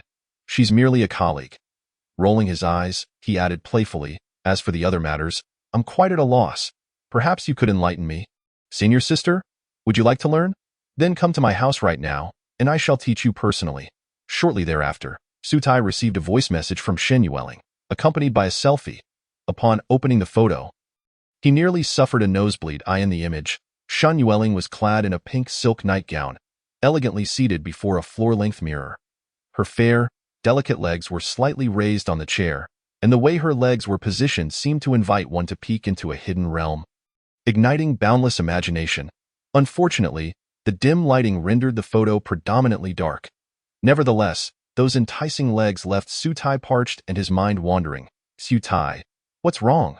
Just as he was engrossed in staring at his phone, Lin Ruoyu's voice interrupted from behind. He felt his cheeks flush with heat, akin to being caught watching an inappropriate film, and silently thought to himself how disastrous it would be if Lin Ruoyu saw that photo. After a moment of hesitation, he nervously scratched his head and suggested, since it's still early, would you like to catch a movie? No, I have work tomorrow. Perhaps we can go another time, Lin Ruoyu replied after a moment's consideration. Shaking her head, his invitation met with a direct refusal left Sutai feeling somewhat disheartened. For someone like him, inexperienced in romance, it was a daunting task to extend an invitation to a girl. And he had mustered considerable courage to say it. Yet here was Lin Ruoyu, offering no chance at all. Perhaps we can go together this weekend? Lin Ruoyu suddenly proposed. Hearing this, Sutai's confidence reignited, and he readily agreed. However, more than the prospect of the weekend date with Lin Ruoyu, he was now more eager to attempt healing his father's leg ailment once again. As soon as he returned home, he immediately discussed his intention to treat his father's leg with his parents. Forget it, forget it. It's been many years, and I've grown accustomed to it, Su Zhongliang said, reclining on the sofa, hastily waving his hand with a smile. Though his face bore a smile, his eyes were laden with bitterness. How he longed to heal his legs, to walk like a normal person. Since his legs became disabled, he had been confined to the house, unable to contribute to the family and instead becoming a burden. The thought of his son breaking up with his girlfriend due to financial constraints pierced his heart like a knife. Were it not for his attachment to his wife and son, he might have considered ending it all, yet, since the injury to his legs, he had lost count of how many treatments he had sought, traditional Chinese medicine, Western medicine, and various remedies, all to no avail. Indeed, Sutai, don't waste your efforts. Your father is doing fine as he is. His mother, Li Guolan, quickly concurred. It wasn't that she doubted Sutai's abilities, but rather that they had exhausted nearly every method available, and she simply did not wish to face further disappointment. Sutai smiled gently. Dad, please allow me to try just once more. I have recently learned acupuncture, and even if I cannot fully heal your legs, I can at least alleviate the pain. Very well, you may give it a try, Su Zhongliang relented, albeit without much hope. After all, if the experts at the city center hospital had been unable to help, how could his son, who had only graduated a few years ago, succeed? Without further ado, Sutai laid out the prepared acupuncture needles on the sofa and said, Dad, bear with me. It may hurt a bit. Go ahead, proceed. Su Zhongliang nodded solemnly, as Sutai took a deep breath, swiftly grasping 2 needles and inserting them into the blood sea and Yinlingquan acupoints on his father's left leg. Both acupoints were located near the knee and were specifically used for treating leg injuries. However, as he inserted the needles, Sutai followed the method outlined in the Tai Xian Jing's medical chapter, channeling a stream of spiritual energy through the needles into his father's body. Dad, how do you feel? Sutai asked eagerly. Raising his gaze, Yu Zhongliang furrowed his brow, and after a moment's contemplation, he replied, My calf feels tingly and swollen, almost as if it's softening. That's a good sign. Sutai thought with excitement. Recognizing that his treatment was yielding results, he promptly took 2 more needles and inserted them into the blood sea and Yinlingquan acupoints on his father's right leg, this time doubling the amount of spiritual energy he infused. It hurts a bit, but it's bearable, Su Zhongliang gritted his teeth, responding immediately. Observing the beads of sweat forming on his father's forehead, Sutai's hands trembled slightly as he held the needles, feeling a pang of reluctance. Yet, he understood that if his father wished to stand again, this was a necessary step. He continued to channel his internal energy, injecting it into his father's legs. This okay? Let me give it a try. Su Zhongliang hesitated briefly before nodding, though he did not place too much importance on it. After all, he had undergone countless attempts like this before. If healing were possible, it would have happened long ago. Something feels off, I think. Just then, Su Zhongliang's previously dim gaze suddenly brightened. Chapter 26, Little Fool, Mommy loves you, old Su. How do you feel? Li Guolan noticed her husband's unusual demeanor and quickly inquired with concern. He suddenly realized that his once stiff and powerless legs were gradually regaining some mobility. Although he still could not stand, the progress was monumental compared to before. Why legs? Su Tai, your treatment is working. It must be working. Su Zhongliang felt his eyes welling up with tears as he embraced Su Tai tightly, sobbing uncontrollably. Watching his father, overwhelmed with joy and struggling to articulate his words, filled Su Tai with indescribable excitement. He had finally succeeded. His father could stand again. Initially, Li Guolan struggled to believe it, but once she confirmed the reality, tears of joy streamed down her face. After a considerable time, the family's emotions gradually settled. Su Zhongliang wiped away a tear, gazing at Su Tai with a face full of gratitude, and smiled. Su Tai, I truly cannot thank you enough. Without your help, I fear I would have been a useless person for the rest of my life. Dad, I always said your leg would surely heal. Su Tai replied with a smile. At that moment, Li Guolan suddenly whispered, Su Tai, when will your father be able to walk on his own? He still seems to lack strength. Due to previous disappointments, she was still somewhat wary of believing in this improvement, especially since Su Tai had only casually administered a few acupuncture needles. Mom, my father's leg is an old ailment. To fully recover, it will take at least another half-month. However, rest assured, he will get better, Su Tai assured. In truth, he had considered attempting to heal his father's leg entirely, but he worried that his father might not withstand the intense pain. And his own spiritual energy was nearly depleted, forcing him to pause. Nonetheless, with signs of improvement in his father, he felt more confident. As long as he continued this method of treatment, his father would likely be able to walk within 10 days. Come, Su Tai, let us have a few drinks together, Su Zhongliang suddenly said. Although Su Tai did not drink alcohol, seeing his father so joyously relaxed, he could not refuse and promptly fetched a cup to join him in a toast. Su Tai, I never expected to stand again in this lifetime. As they drank, Su Zhongliang expressed his heartfelt sentiments. Li Guolan also wore a rare smile, and the atmosphere was filled with laughter and joy. Returning to his room, it was already 11:30 at night. Su Tai felt dizzy, having expended all his energy treating the little girl during the day and his father in the evening. Yet, the thought of his father soon being able to stand again made him feel no fatigue whatsoever, especially when recalling his previously taciturn father, who tonight spoke animatedly. The long-held sorrow on his face had vanished. Filling Su Tai's heart with indescribable joy. It had been many years since their home had felt so warm and wonderful. With this thought, he quickly opened WeChat and added Lao Huang as a friend once more. Forget it, it seems Lao Huang is currently disinclined to respond to me, but that's fine. I can repay his kindness by using the medical skills he taught me to help others. Su Tai mused inwardly. Ding dong. Just then, his phone suddenly chimed with several messages from the Taishan Zhenren Disciples group chat. Little fool, are you there? Are you there, little fool?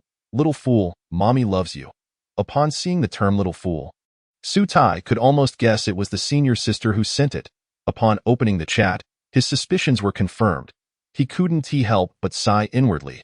If those business moguls knew that the usually aloof and unapproachable domineering female CEO had such a side, he wondered what their expressions would be. Su Tai chuckled wryly and hurriedly prepared to explain to Shen Yuelin, but before he could send the message, the chat exploded. What? Little junior brother has a girlfriend? Oh my little junior brother has abandoned me for another woman. I feel like I will never love again. Me too, my idol. How could you like another woman? Don't try to stop me. I am done for. Little junior brother, let senior sister see what my competition looks like. I want to know where I fell short. At this moment, the second senior sister sent a hemp emoji. The third senior sister immediately chimed in. Indeed, I also want to see what the person who took my husband looks like. Is it that I lack in the chest department, or the rear? Hurry up and let me be at ease. Husband? As if we ever had anything, Su Tai thought. All right, stop teasing little junior brother. The girlfriend thing was just my wild speculation. She's merely a colleague. As for what happens in the future, I cannot say. The senior sister Shen Yuelin suddenly interjected. Su Tai quickly replied, Yes, we are just colleagues. Please don't misunderstand, dear senior sisters. Then senior sister can rest easy, but even if she really is a girlfriend, I wouldn't mind being little junior brother's little lover, the fifth senior sister suddenly said in a soft voice. Me too. Little junior brother, choose me. Whatever position you like. Senior sister is well versed in it. The third senior sister sent a cheeky grin emoji. Positions I like? You say you're proficient in all. Moreover, you all talk a lot. How about some actual action? All right, let us get back to business. Little junior brother. IVE already sorted out the contract for Njitang. You just need to go in person tomorrow to complete the handover, the senior sister stated earnestly. Su Tai did not dare to hesitate and promptly replied. Thank you, third senior sister. That's more like it. However, if you truly wish to thank third senior sister, allow her to savor your sensuous pectorals, the third senior sister added with a drooling emoji. I want that too. Me too. Su Tai felt a wave of embarrassment wash over him. No wonder they were his senior sisters, even their requests were the same. Watching the lively group chat, Su Tai felt an immense sense of relief. And for a moment, his exhaustion seemed to dissipate. Just then, he noticed that the fourth, sixth, and seventh senior sisters had still not spoken during the chat. Last time, it could have been said they hadn't seen the messages or were too busy to chat. But several days had passed without a word from them, clearly indicating something else was amiss. With this thought in mind, Su Tai felt it necessary to inquire further and quickly sent a private message to Shun Yuelin with his doubts. Chapter 27. Enemies cross paths biological experiments, overseas missions, closed-door training in Kunlun Mountain. A series of question marks immediately filled Su Tai's mind. He had thought the identities of the other senior sisters were already astonishing. But it turned out that the remaining three were even more outrageous. Curiosity piqued, he quickly asked, what grand gift? Su Tai chuckled wryly, not overly concerned. Having these 7 senior sisters was already a source of immense happiness for him. And as for gifts, they were of little consequence.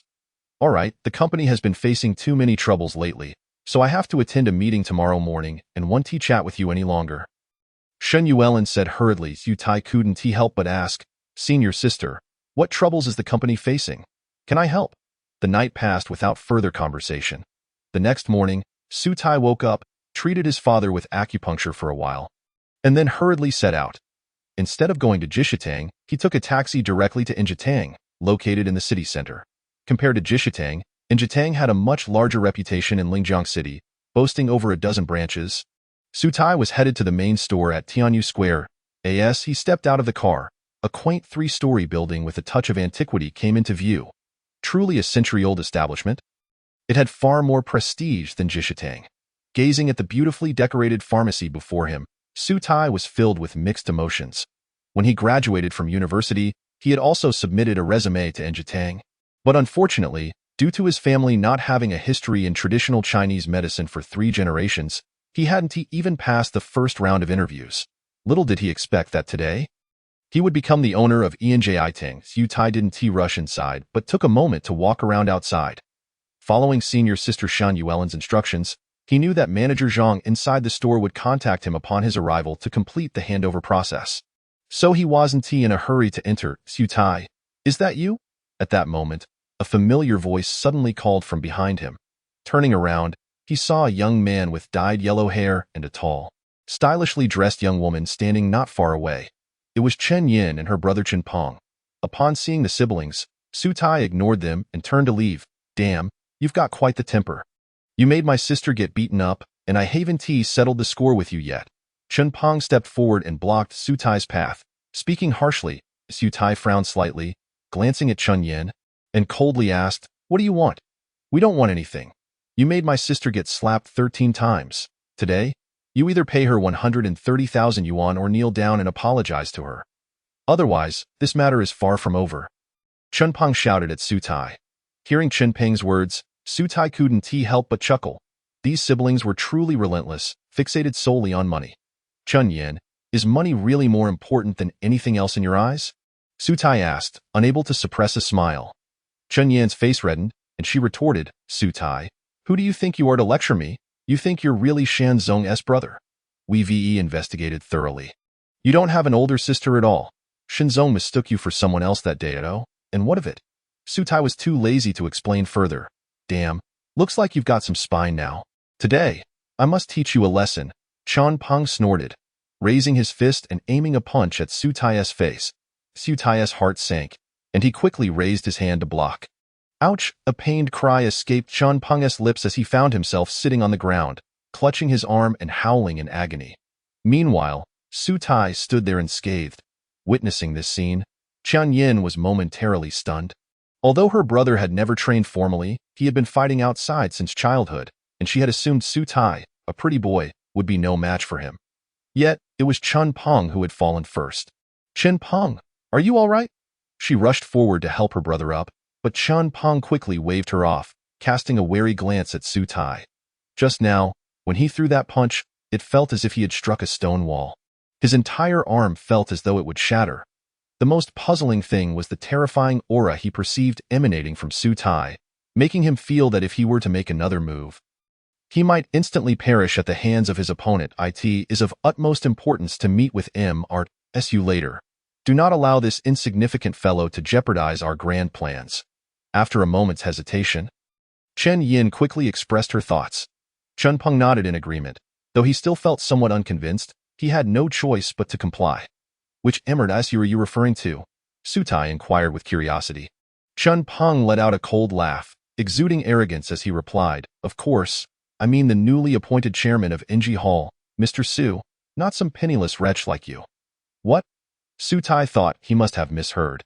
Observing the incredulous expression on Su Tai's face, Chun Peng assumed he had successfully provoked him and thus became even more smug, stating, "To tell you the truth, my sister is interviewing for Mr.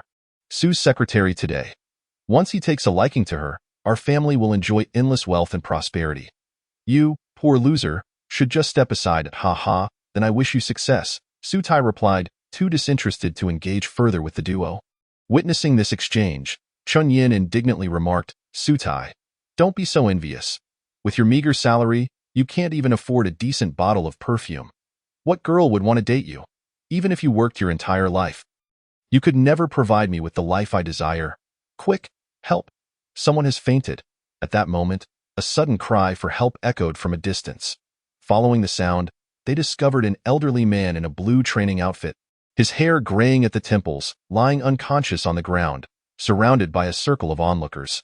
Despite the distance, Su Tai could discern that the elderly man's condition was grave, as a doctor.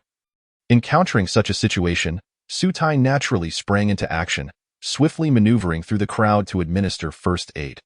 "Everyone, clear the way. Can't you see my master is here to save someone?" Before Su Tai could even act, a young girl in a long dress suddenly pushed through the crowd, hastily making her way in. Chapter 28. "The White Healer, are you deaf? Hurry up and move aside. If my master is delayed in saving this man, can you bear the consequences?"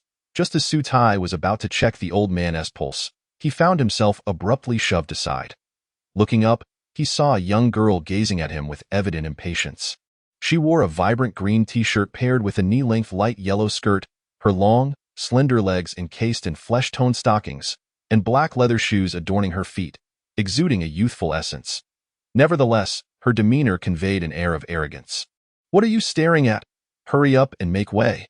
Seeing that Su Tai remained immobile, the girl shouted again. Su Tai hesitated, preparing to explain. Just then, a middle-aged man stepped into the crowd. He wore gold-rimmed glasses and an old, somewhat faded suit, his expression serious. After briefly inquiring about the situation, the middle-aged man swiftly approached the elderly man, conducted a cursory examination of his condition, and promptly placed his hand on the old man's arm to check his pulse. Upon witnessing this, the surrounding citizens began to murmur among themselves. What does he intend to do? Is he really trying to treat him? He is quite bold to interfere in such matters. Doesn't he fear that if something goes wrong, he'll be held responsible? Indeed, the intention to save lives is commendable, but one must also consider the practical realities. What if an unforeseen incident occurs? Who would be accountable? As the crowd speculated, they glanced with concern at the middle-aged man.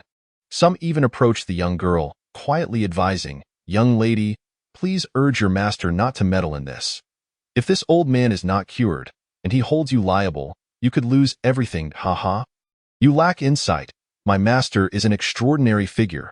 Such minor ailments are no challenge for him." The girl huffed, turning her head away dismissively. Attempts at counsel were met with ridicule, leaving the crowd somewhat displeased. "Ha ha, they think they are divine healers. They need not worry about our concerns, as it won't be us facing the repercussions," remarked the earlier advising man, disgruntled. Unperturbed by the crowd's mockery, the middle-aged man continued to check the old man's pulse. "Wait, Why does this man look familiar? Isn't he by Chengya, the renowned white healer from Inji Hall? Someone in the crowd suddenly exclaimed. As this revelation spread, the onlookers erupted in excitement. It truly is by Chengya. My goodness, I've only seen him on television before. I can't believe I'm witnessing him in person today. What? He the white healer. It seems I underestimated him. If he is treating the old man, there should be no issue. Upon learning that the middle-aged man was by Chengya, the previously skeptical crowd did a complete 180. Some even began to educate those unfamiliar with Bai Chengya about his illustrious achievements. Yes, I've heard about this incident too. My nephew was present and everyone, including the foreigners, was in awe of the white healer. Su Tai found himself momentarily taken aback. He was not unfamiliar with the name Bai Chengya, a distinguished figure in traditional Chinese medicine known not only for his exceptional medical skills, but also for his outstanding character. His disciples were spread across major hospitals in Jiangnan province, and even several renowned traditional Chinese medicine practitioners at the Linjiang City Hospital were his students. Su Tai recalled that during his university years, a few textbooks on traditional Chinese medicine he studied were authored by Bai Chengya himself. He never anticipated encountering him here today. Given the reputation of such a senior figure in the field of traditional medicine, Su Tai naturally had confidence in his skills, thus setting aside his concerns and instinctively standing by to observe. It must be due to liver and kidney deficiency leading to an excess of liver yang. We need to pacify the liver and subdue the yang. Quickly, bring me the Qingxin pill I formulated. After taking the pulse, Bai Chengya turned to the girl beside him and instructed in a low voice. Upon hearing this, the girl quickly opened her backpack, retrieving a small blue and white porcelain vial and handing it to Bai Chengya. Observing this exchange, Su Tai furrowed his brow. After a moment's hesitation, he stepped forward and quietly remarked, Mr. Bai, the old man's condition is complex. Relying solely on medication may not yield ideal results, and the ingredients in the Qingxin pill, such as Dangshin and Shangma, may not only fail to treat the excess of liver yang, but could also be detrimental. It would be better to. He did not wish to interrupt at this moment, but the urgency of treating the patient took precedence, and he could not afford to neglect. Su Tai felt somewhat displeased. However, he disregarded the girl, focusing once more on Bai Chengya, preparing to persuade him. Are you suggesting acupuncture as a treatment? The elderly man is quite frail. If acupuncture is administered recklessly, it may not only fail to alleviate his condition but could also endanger his life, making it far less effective than medication. Bai Chengya glanced at Su Tai, his expression icy as he retorted, As for your assertion that the Qingxin pill could be harmful in treating liver yang excess. Haha, who did you study medicine under? Traditional Chinese medicine emphasizes compatibility. If the ingredients are combined correctly, the side effects can be entirely mitigated. Do you not understand this? His tone was calm, yet tinged with disdain. How could a mere junior publicly challenge him? Had he not been eager to save the old man, he would have already lost his temper. Just as Su Tai was about to clarify, a figure suddenly surged into the crowd. White healer, this kid is merely an intern from Jishir Hall. Don't listen to him, Qin Peng shouted, pointing at Su Tai. With that, he turned to Bai Chengya with a beaming smile and continued. White healer, I am a security guard from Inji Hall. I suspect this kid is here to cause trouble for money. We should call the police and have him arrested immediately. So that's the case. Bai Chengya shot a cold glance at Su Tai, realizing he had mistaken him for a self-righteous youth, only to discover there were such sordid motives behind him, stirring a genuine anger within. After a moment of silence, he coldly remarked, Young man, I am in a hurry to save a life today and do not wish to dwell on this. Leave this place immediately or I will call the police. Mr. Bai, please believe me. I am not here to cause trouble. Su Tai glanced at the smug Chun Peng, eager to explain. However, before he could finish, he was shoved forcefully from behind. Chapter 29. Young man, grasped the experience turning around. He found a middle-aged woman standing with her hands on her hips, her demeanor aggressive. The white healer is treating my father. What business do you have here? If you dare to cause trouble, I will call the police. The woman advanced, gripping Su Tai by the collar and scolding him loudly. Su Tai recognized the misunderstanding and hesitated, attempting a wry smile. I am truly not here to cause trouble. I am not causing trouble. The white healer is treating my father. Why are you obstructing him? Do you think your medical skills surpass his? The middle-aged woman interrupted Su Tai's explanation directly. Simultaneously, The surrounding citizens began to vehemently condemn Su Tai. This guy is shameless, taking advantage of the white healer's treatment to create a disturbance. If anything happens to the patient, can he bear the responsibility?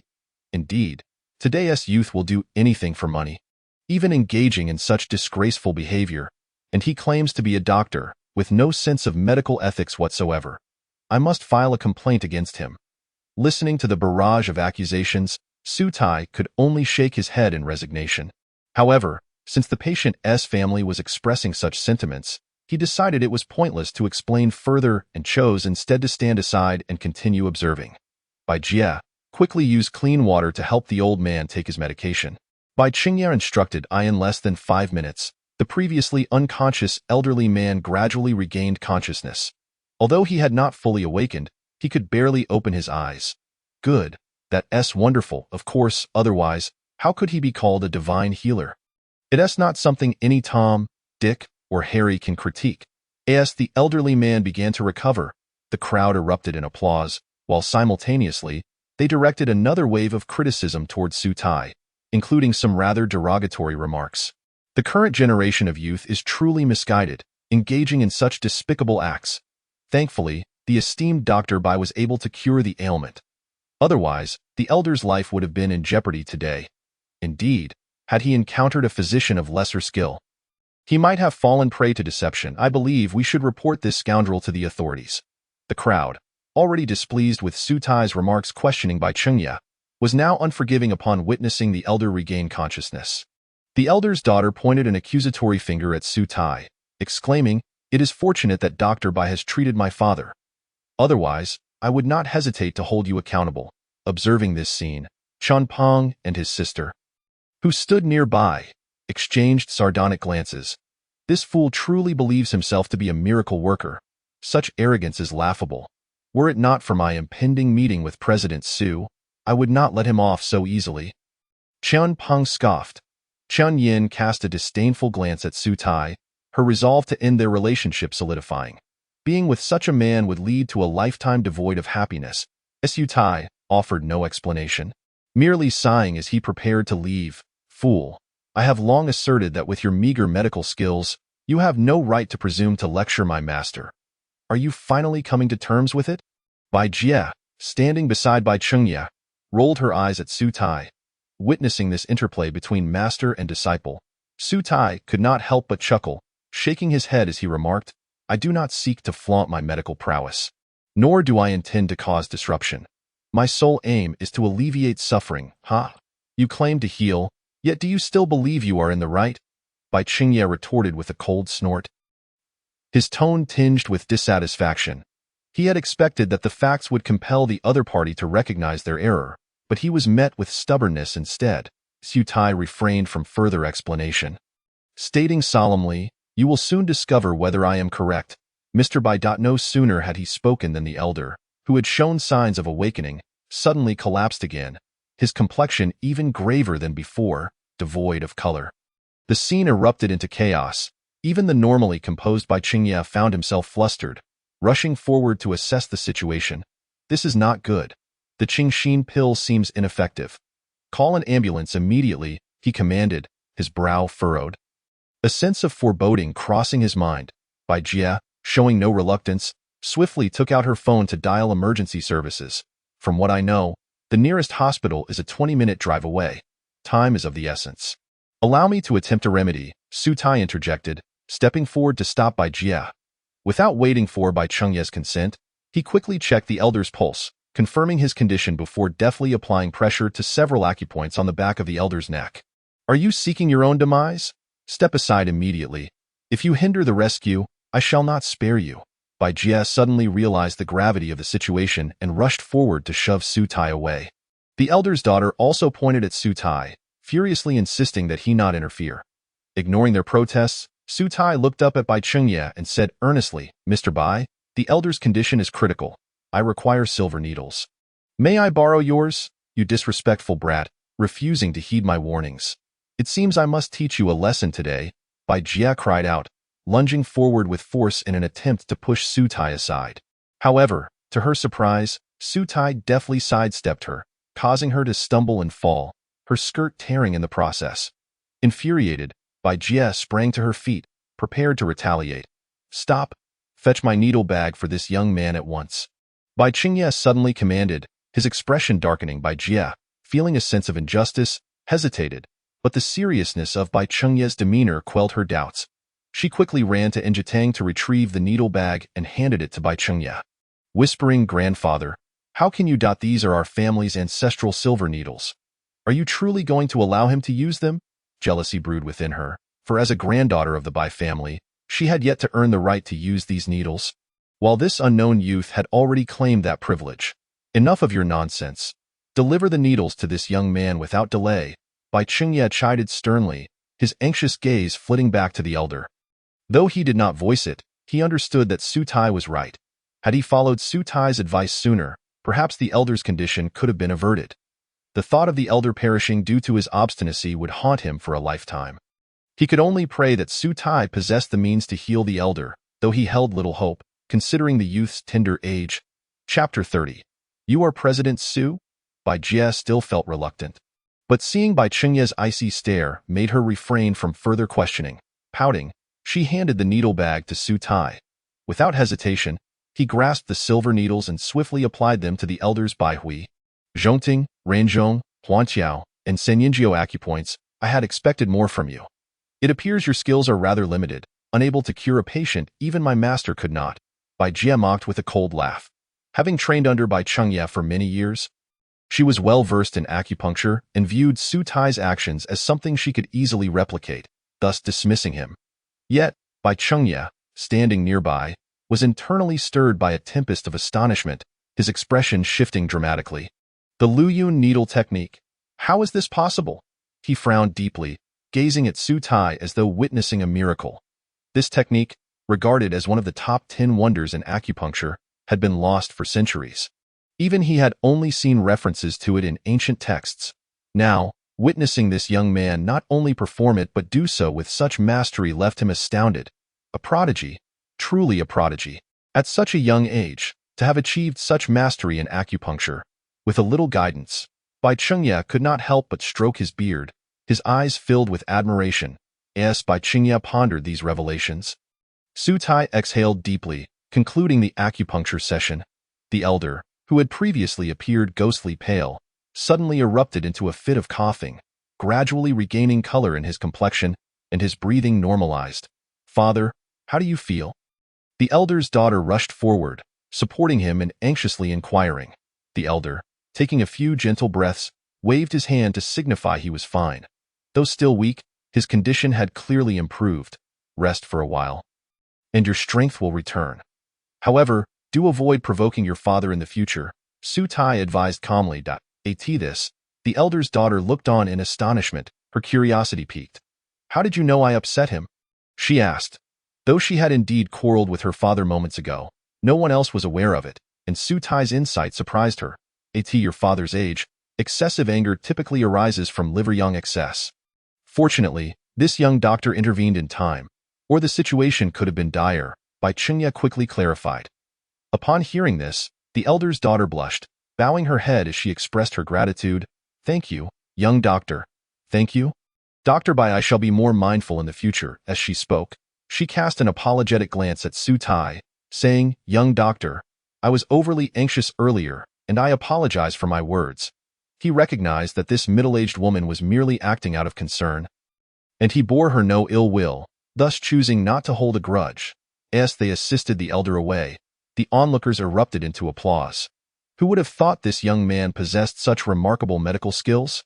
He cured a patient whom even Dr. Bai could not heal, and his character appears commendable. It seems we all misjudged him. Indeed, we were mistaken. Some citizens approached Su Tai, offering apologies and admitting their earlier misjudgment, even requesting his business card. Witnessing this unfold, Bai Jie stood by, her face flushed with embarrassment. She had never anticipated that this young man would possess such exceptional skills, successfully treating the elder. The thought of her previous remarks made her wish for a place to hide. Su Tai, however, paid little mind to the praise, returning the needle bag to Bai Chengye and preparing to take his leave. "Young man, I sincerely apologize for my earlier behavior. Had it not been for you, I fear I would have faced grave consequences today," Bai Qingye said. Approaching with urgency, Su Tai waved his hands humbly, saying, Mr. Bai, you are too kind, no one is without faults. I merely happened to cure the elder. Young man, you mentioned that you are an intern at Jishir Hall. If you would not mind, why not come to Injitang? You may choose your salary and position as you wish. What do you think? Bai Qingye seized the opportunity to inquire. Although he was still uncertain about Su Tai's other capabilities, the prowess he had just demonstrated with the Luyu needle technique was enough to stand on its own, potentially becoming a signature of Injitang. Such talent was not to be overlooked, as Su Tai hesitated, finding it peculiar that as the owner of Injitang, he was being invited to work as an employee. Bai Lao, what brings you here? President Su has yet to arrive. Allow me to call him at that moment. A middle-aged man in a suit approached Su Tai and the others. As Lu Jianshan's voice trailed off. His gaze suddenly fell upon Su Tai, and he exclaimed with excitement, Mr. Su, what a surprise to see you here. I thought you hadn't arrived yet. Mr. Su? Bai Qingye was equally taken aback, staring at Su Tai with a look of confusion. Lu Jianshan hesitated for a moment before smiling broadly and saying, Mr. Bai, allow me to introduce you to our newly appointed chairman of Injitang, Mr. Su Tai. What? You, young brother, you are the new chairman? Bai Qingye's expression transformed into one of sheer excitement. He had come today specifically to meet this new chairman, initially worried that he might be an outsider unfamiliar with traditional Chinese medicine. Little did he expect that Su Tai would turn out to be a person of great expertise. This is splendid. With Injitang in your capable hands, I can retire with peace of mind, he said, grasping Su Tai's hand with heartfelt emotion. Mr. Bai, please don't linger outside.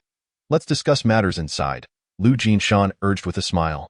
Su Tai nodded slightly, but then his gaze suddenly shifted to the side, landing on Chen Peng.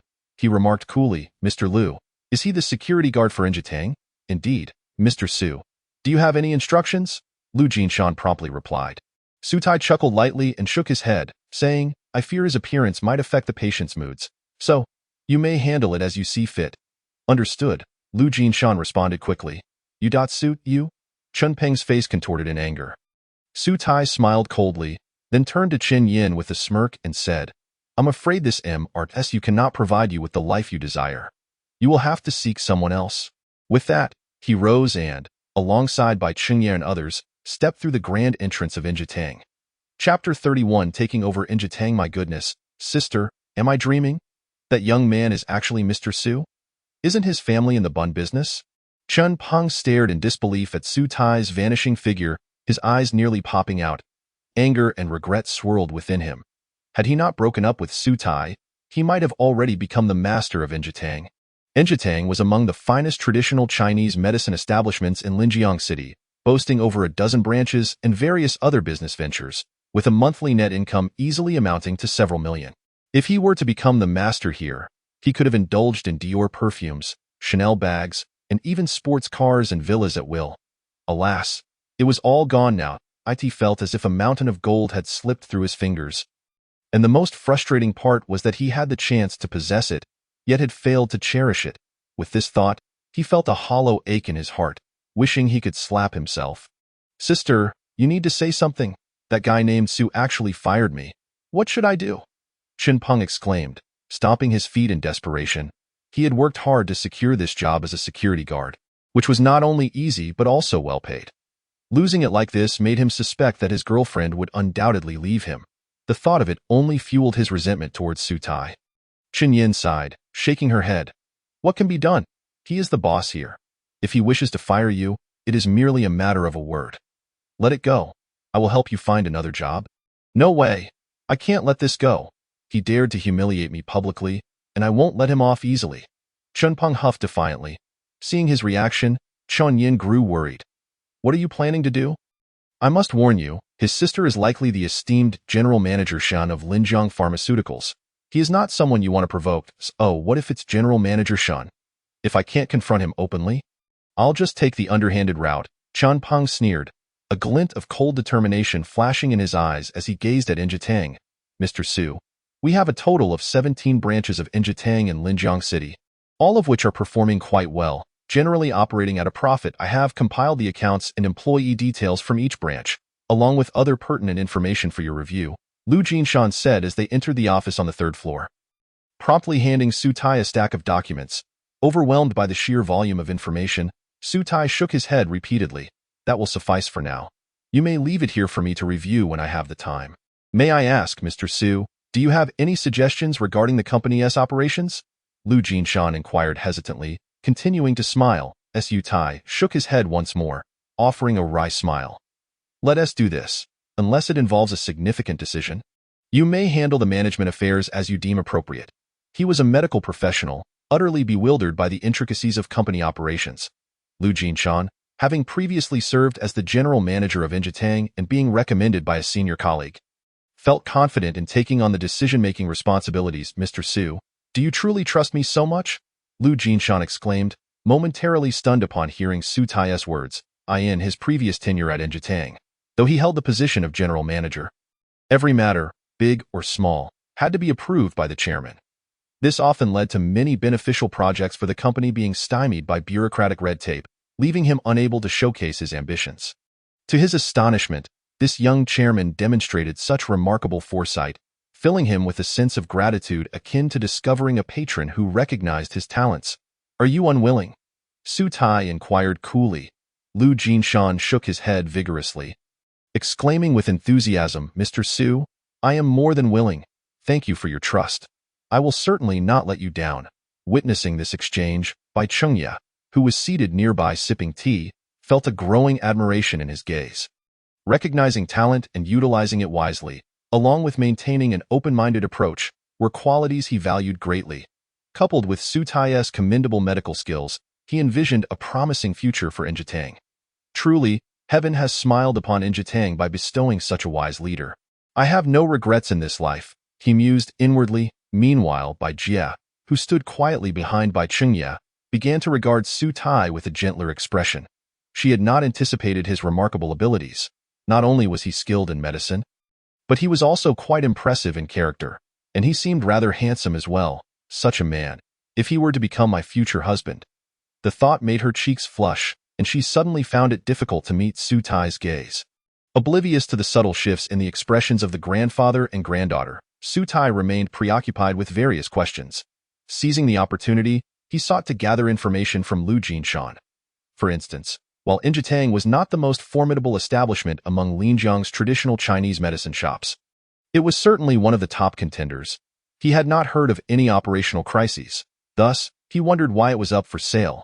Rest assured, Mr. Su, Injitang is in no trouble at all. It is simply that the younger generation is more interested in pleasure than in preserving the family legacy, which has led to the decision to sell, Bai Chengye explained, indignation coloring his voice. It is disheartening to see the Bai family, having dedicated 3 generations to Injitang, now faced with such frivolous descendants. It turned out that the founder of Injitang was surnamed Song, a renowned physician from the late Qing dynasty in the Jiangnan region. The legacy had persisted for nearly a century, but the current generation of Song descendants showed no interest in traditional Chinese medicine and were merely pleasure seekers. Consequently, several of them had opted to sell the company and relocate abroad. I see. Su Tai pondered thoughtfully, that moment. Another thought crossed his mind, prompting him to ask curiously, Mr. Bai, I overheard you mention your intention to retire? Lu Jinshan chuckled knowingly and interjected, Mr. Bai, I assume you brought your granddaughter here today with the intention of unveiling the plaque. Upon hearing this, Bai Chengye's face flushed with embarrassment, and he let out a dry laugh. What does this mean? Su Tai inquired, perplexed. Lu Jinshan explained with a smile, Mr. Su, Mr. Bai is concerned that Injitang might fall into the hands of the unworthy, thus tarnishing the reputation of this time-honored brand. This was indeed a truthful sentiment. Su Tai's medical expertise was beyond question, and he had also grasped the essence of the man's character, which was quite satisfactory to him. Yet, Su Tai felt a twinge of hesitation and quickly said, Mr. Bai, given your skills, it would be a considerable loss for Injitang if you were to retire. I sincerely hope you will remain. While I would consider staying on, I do have one condition that I hope Mr. Su will agree to, Bai Chengye stated with a calm smile. Mr. Bai, please feel free to share. Su Tai responded promptly. Bai Jie, Manager Lu, I kindly ask you both to step outside for a moment. I need to discuss something private with Mr. Su, Bai Chengye said, his tone suddenly taking on a more serious note. Chapter 32 Bai Jie's illness. Mr. Bai, what is your request? Please do not hesitate to tell me, and I will do my utmost to accommodate it.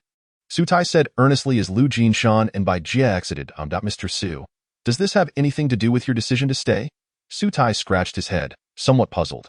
Bai Chengye waved his hand dismissively and replied, No, I was simply asking to be by the way. My granddaughter has been spoiled since childhood. If she has offended you in any way, I hope you will not take it to heart. Not at all. The situation was urgent, and I inadvertently tore her dress. Please convey my apologies to her. Sutai quickly assured with a smile. That's good to hear, Mr. Su. What do you think of my granddaughter? Bai Chengye suddenly inquired. Noticing the underlying implications in Bai Chengye's words, Sutai felt a flicker of confusion and promptly replied, Mr. Bai, if you have something to say, please speak plainly. All right, I will be direct. It concerns my granddaughter. She suffers from a peculiar illness, and if you could cure her, I would be willing to continue working without retirement for the rest of my days. Bai Chengye lamented with a heavy heart. Sutai was taken aback. Curiosity piqued. Mr. Bai, you cannot be jesting. Given your medical expertise, surely you do not need my assistance to treat your granddaughter's ailment? The Bai family is renowned for their lineage in traditional Chinese medicine, with Bai Chengye being a celebrated healer in Linjiang City. His writings are even utilized as textbooks in universities. However, it seems somewhat paradoxical to seek treatment from this young man. Of course, I am not jesting. If I could cure her, I would not trouble you. Mr. Su, to intervene. Bai Chengye lifted his teacup, took a gentle sip, and smiled knowingly. Noticing Bai Chengye's serious demeanor, Sutai refrained from pressing further and continued, What ailment afflicts your granddaughter? Sutai nodded, dismissing his earlier concerns. Given the skills of the other party, if he knew the illness, he would have treated it himself. Thus, he asked, When did she fall ill, and what symptoms does she exhibit? I do not know, Bai Chengye replied. Shaking his head once more, Mr. Bai, you are not jesting with me, are you? Sutai exclaimed, bewildered. With one answer of uncertainty after another, he questioned, How can I treat her if you do not even disclose the symptoms? Mr. Su, I must speak candidly. You will comprehend my granddaughter's peculiar affliction after your examination, Bai Chengye said with a smile. Hearing this, Sutai's mind began to ponder. Could it be a gynecological issue, or perhaps related to breast enhancement or weight loss? In his perspective, only such matters would cause Bai Chengye to hesitate in speaking openly. Let me consider this and provide you with a response in a couple of days. How does that sound? After some deliberation, Sutai replied. He could not shake off the feeling that Bai Chengye's tone was peculiar, as if he harbored ulterior motives beyond merely seeking treatment. Most importantly, he had observed Bai Jie earlier, and she appeared to be in excellent health, hardly resembling someone who was ill. Mr. Su, I harbor no ulterior motives. I merely wish to request your assistance in treating my granddaughter. Please do not overthink it. Bai Chengye hastily clarified, seemingly anticipating Sutai's apprehensions. Given his assurance, Sutai dismissed his doubts. While he could not vouch for everything else, he was certain of Bai Chengye's integrity. Thus, he nodded in agreement. Since you trust me, I shall examine Miss Bai. However, I cannot guarantee a cure. After speaking, Bai Chengye promptly stood and offered a respectful bow to Sutai before hastily taking his leave. Observing the figures of Bai Chengye and his granddaughter recede, Sutai found himself mulling over the nature of Bai Jie's peculiar illness, a gynecological condition. It hardly seemed likely. Her complexion was radiant, and her skin appeared flawless. Could it genuinely pertain to breast enhancement? This thought prompted him to glance at Bai Jie once more, stroking his chin and murmuring, Compared to the senior sister, she is somewhat smaller, yet that still falls within the realm of normalcy, does it not? Moreover, it is a quintessential water droplet shape. Is that not sufficient?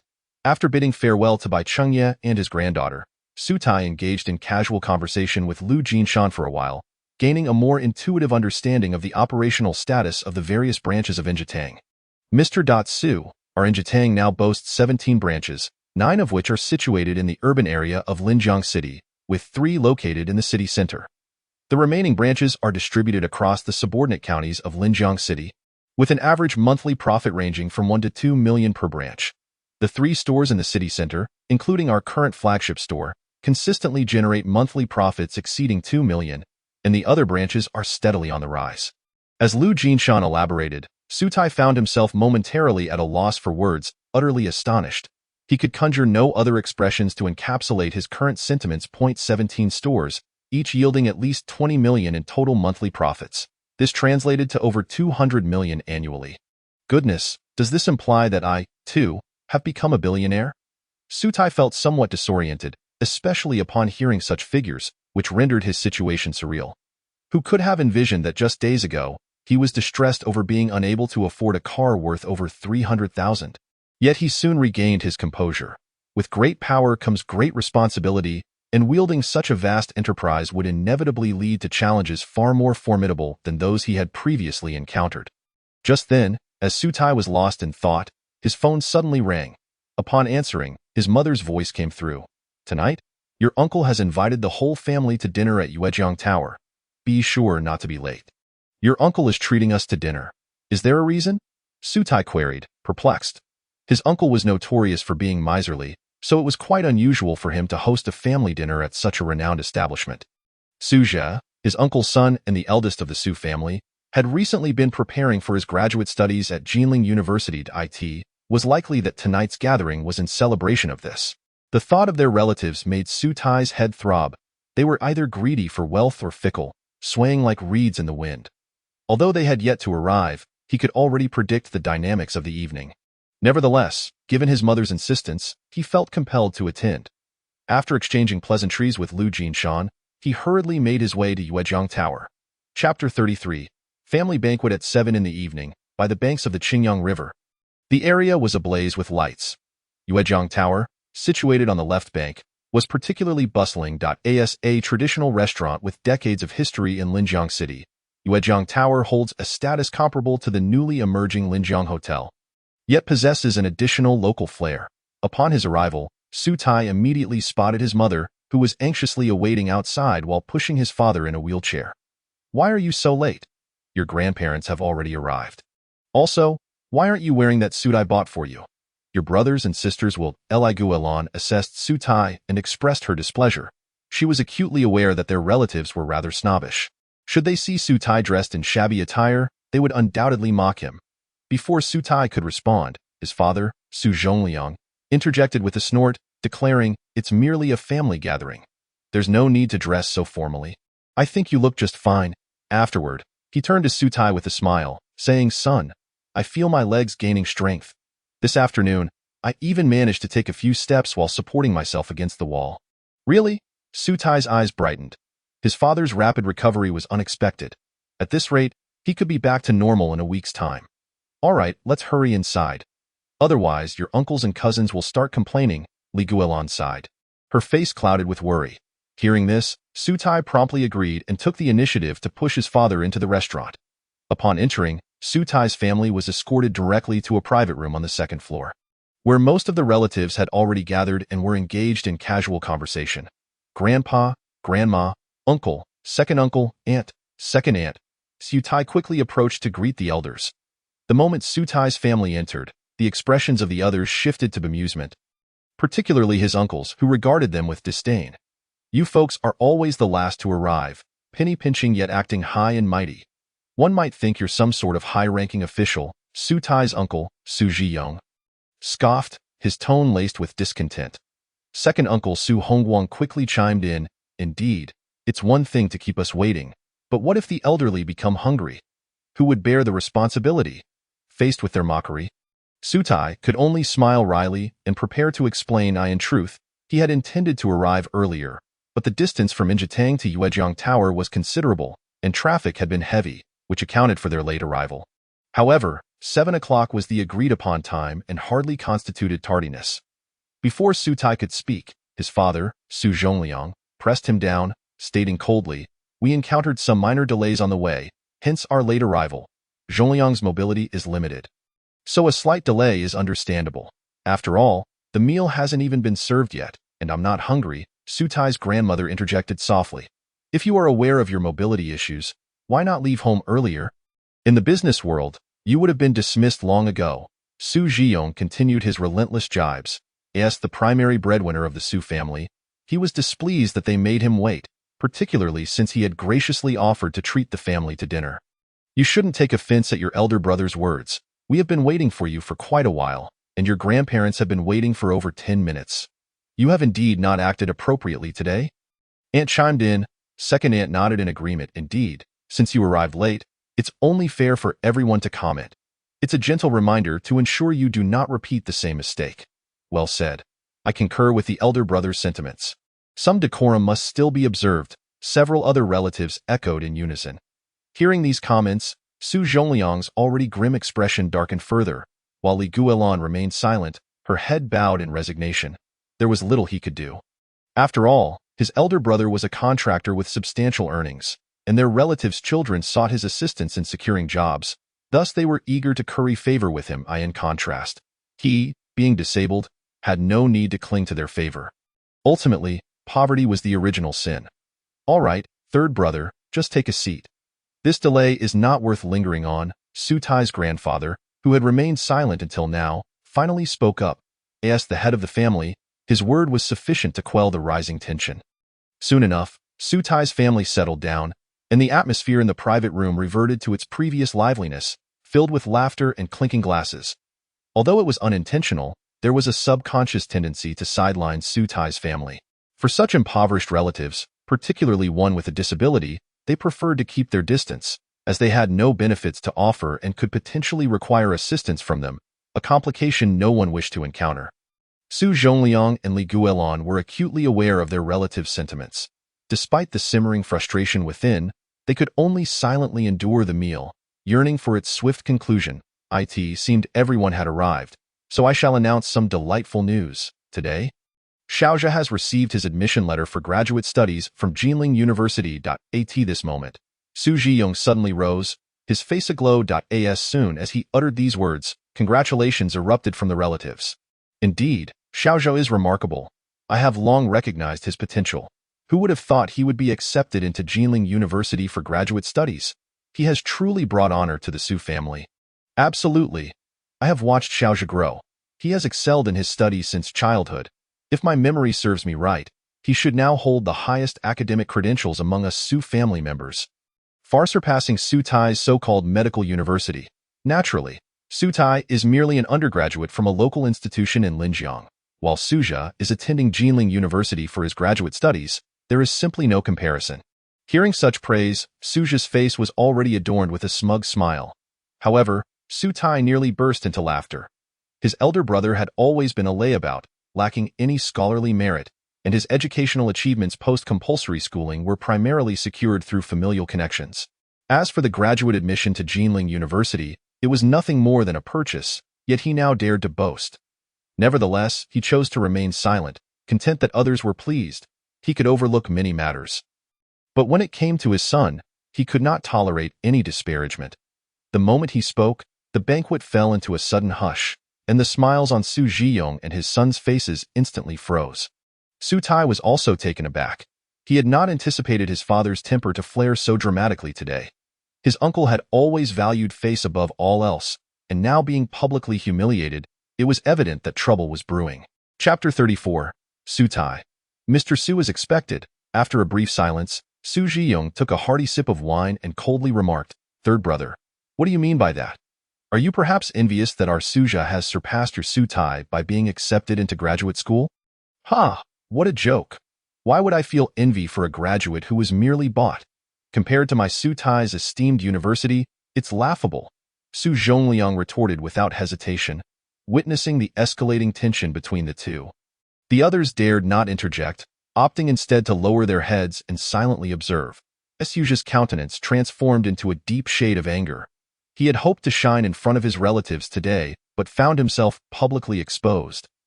Feeling utterly humiliated, "Third brother, I must disagree with you. While your Su Tai may excel academically, that does not justify denigrating our Suzha," his aunt declared, her face flushed with indignation. She was well aware that in terms of academics, Su Tai undeniably held the title of the best in the Su family, having attended the finest medical university in Linjiang, a fact that far surpassed the so-called graduate studies of Suji. If they were to continue this comparison, it would only serve to embarrass them further, prompting her to swiftly change the subject. Second uncle Su Hongguang quickly chimed in, "Third brother, you mustn't be so unyielding. While Su Tai's achievements are commendable, we cannot dismiss Suzha's efforts. People are capable of change, and you cannot always view them through an outdated lens. What do you mean by being unyielding?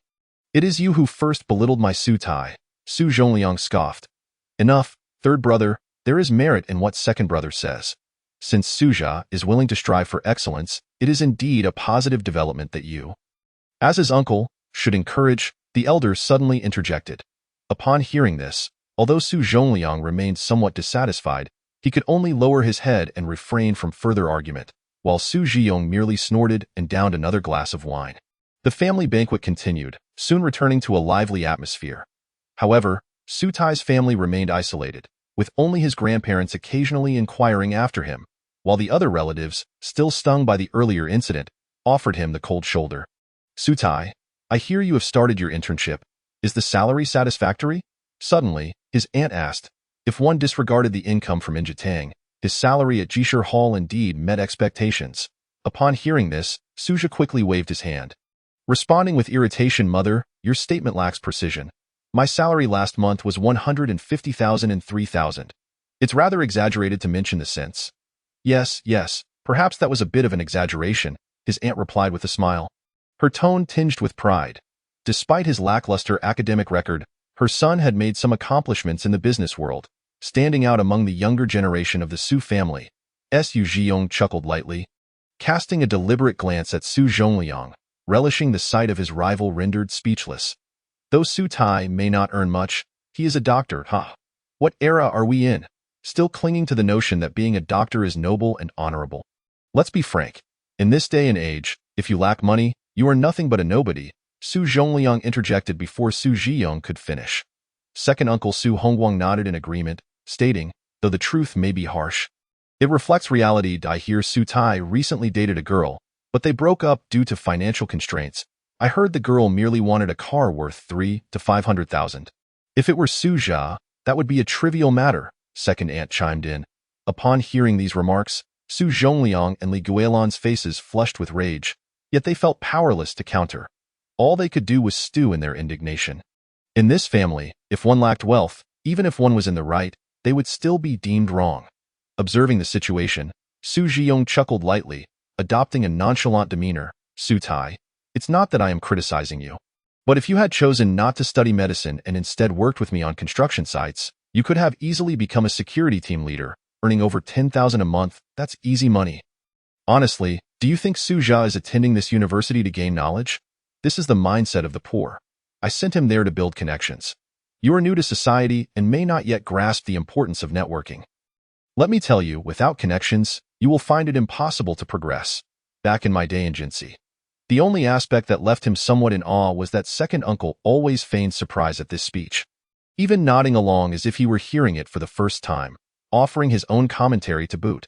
Just as he finished speaking, the door to the private room swung open, revealing a middle-aged man in a well-tailored suit striding in, none other than Yang Jun, the deputy manager of Yuejiang Tower. Manager Yang, what brings you here? Is there something amiss? Su Zhiyong furrowed his brow upon recognizing the visitor. Yang Jun scanned the room before approaching with a smile. Ah, it's Mr. Su. My apologies. I am here to find Su Tai. There are several friends from the business world who wish to gather with him. Mr. Su. We all share the surname Su. Which one are you looking for? Suja interjected, lifting his head. Second uncle chuckled and pointed at Su Zhiyong, cryptically saying, is it not obvious? Surely, they are seeking your father. It cannot possibly be me. In this private room, there were over a dozen individuals with the surname Su. Yet among the business elite of Linjiang, only Su Zhiyong was deemed worthy of the title Mr. Su. What is it? I am quite busy at the moment. Su Zhiyong maintained a stern expression, adopting an air of superiority. While he was not a top-tier tycoon, he was well known in Linjiang, and he suspected that most likely it was just some small business owners attempting to curry favor with him. On any other day, he might have obliged, but in front of his entire family, he was reluctant to make an appearance. After a moment of hesitation, Yang Jun forced a smile, saying, actually, I am not here for you. Mr. Su, I believe I am looking for Su Tai. Mr. Su. The moment these words left his mouth, the room erupted into a commotion, all eyes converging on Su Tai. Who is looking for Su Tai? Su Hongguang inquired, perplexed. Suja let out a derisive laugh, exclaiming, it must be some small shop owner, or perhaps a friend of aunt who sells buns. His remark prompted a wave of laughter from the others. Old Yang, what is going on? You were asked to invite a Mr. Su, and yet you have taken so long. At that moment, A booming voice resonated from outside the door. Soon, a burly, middle-aged man strode in. "Why goodness, is that not Zhao Mingho? What brings him here?" Upon recognizing the individual, the expressions of the Su family members shifted dramatically.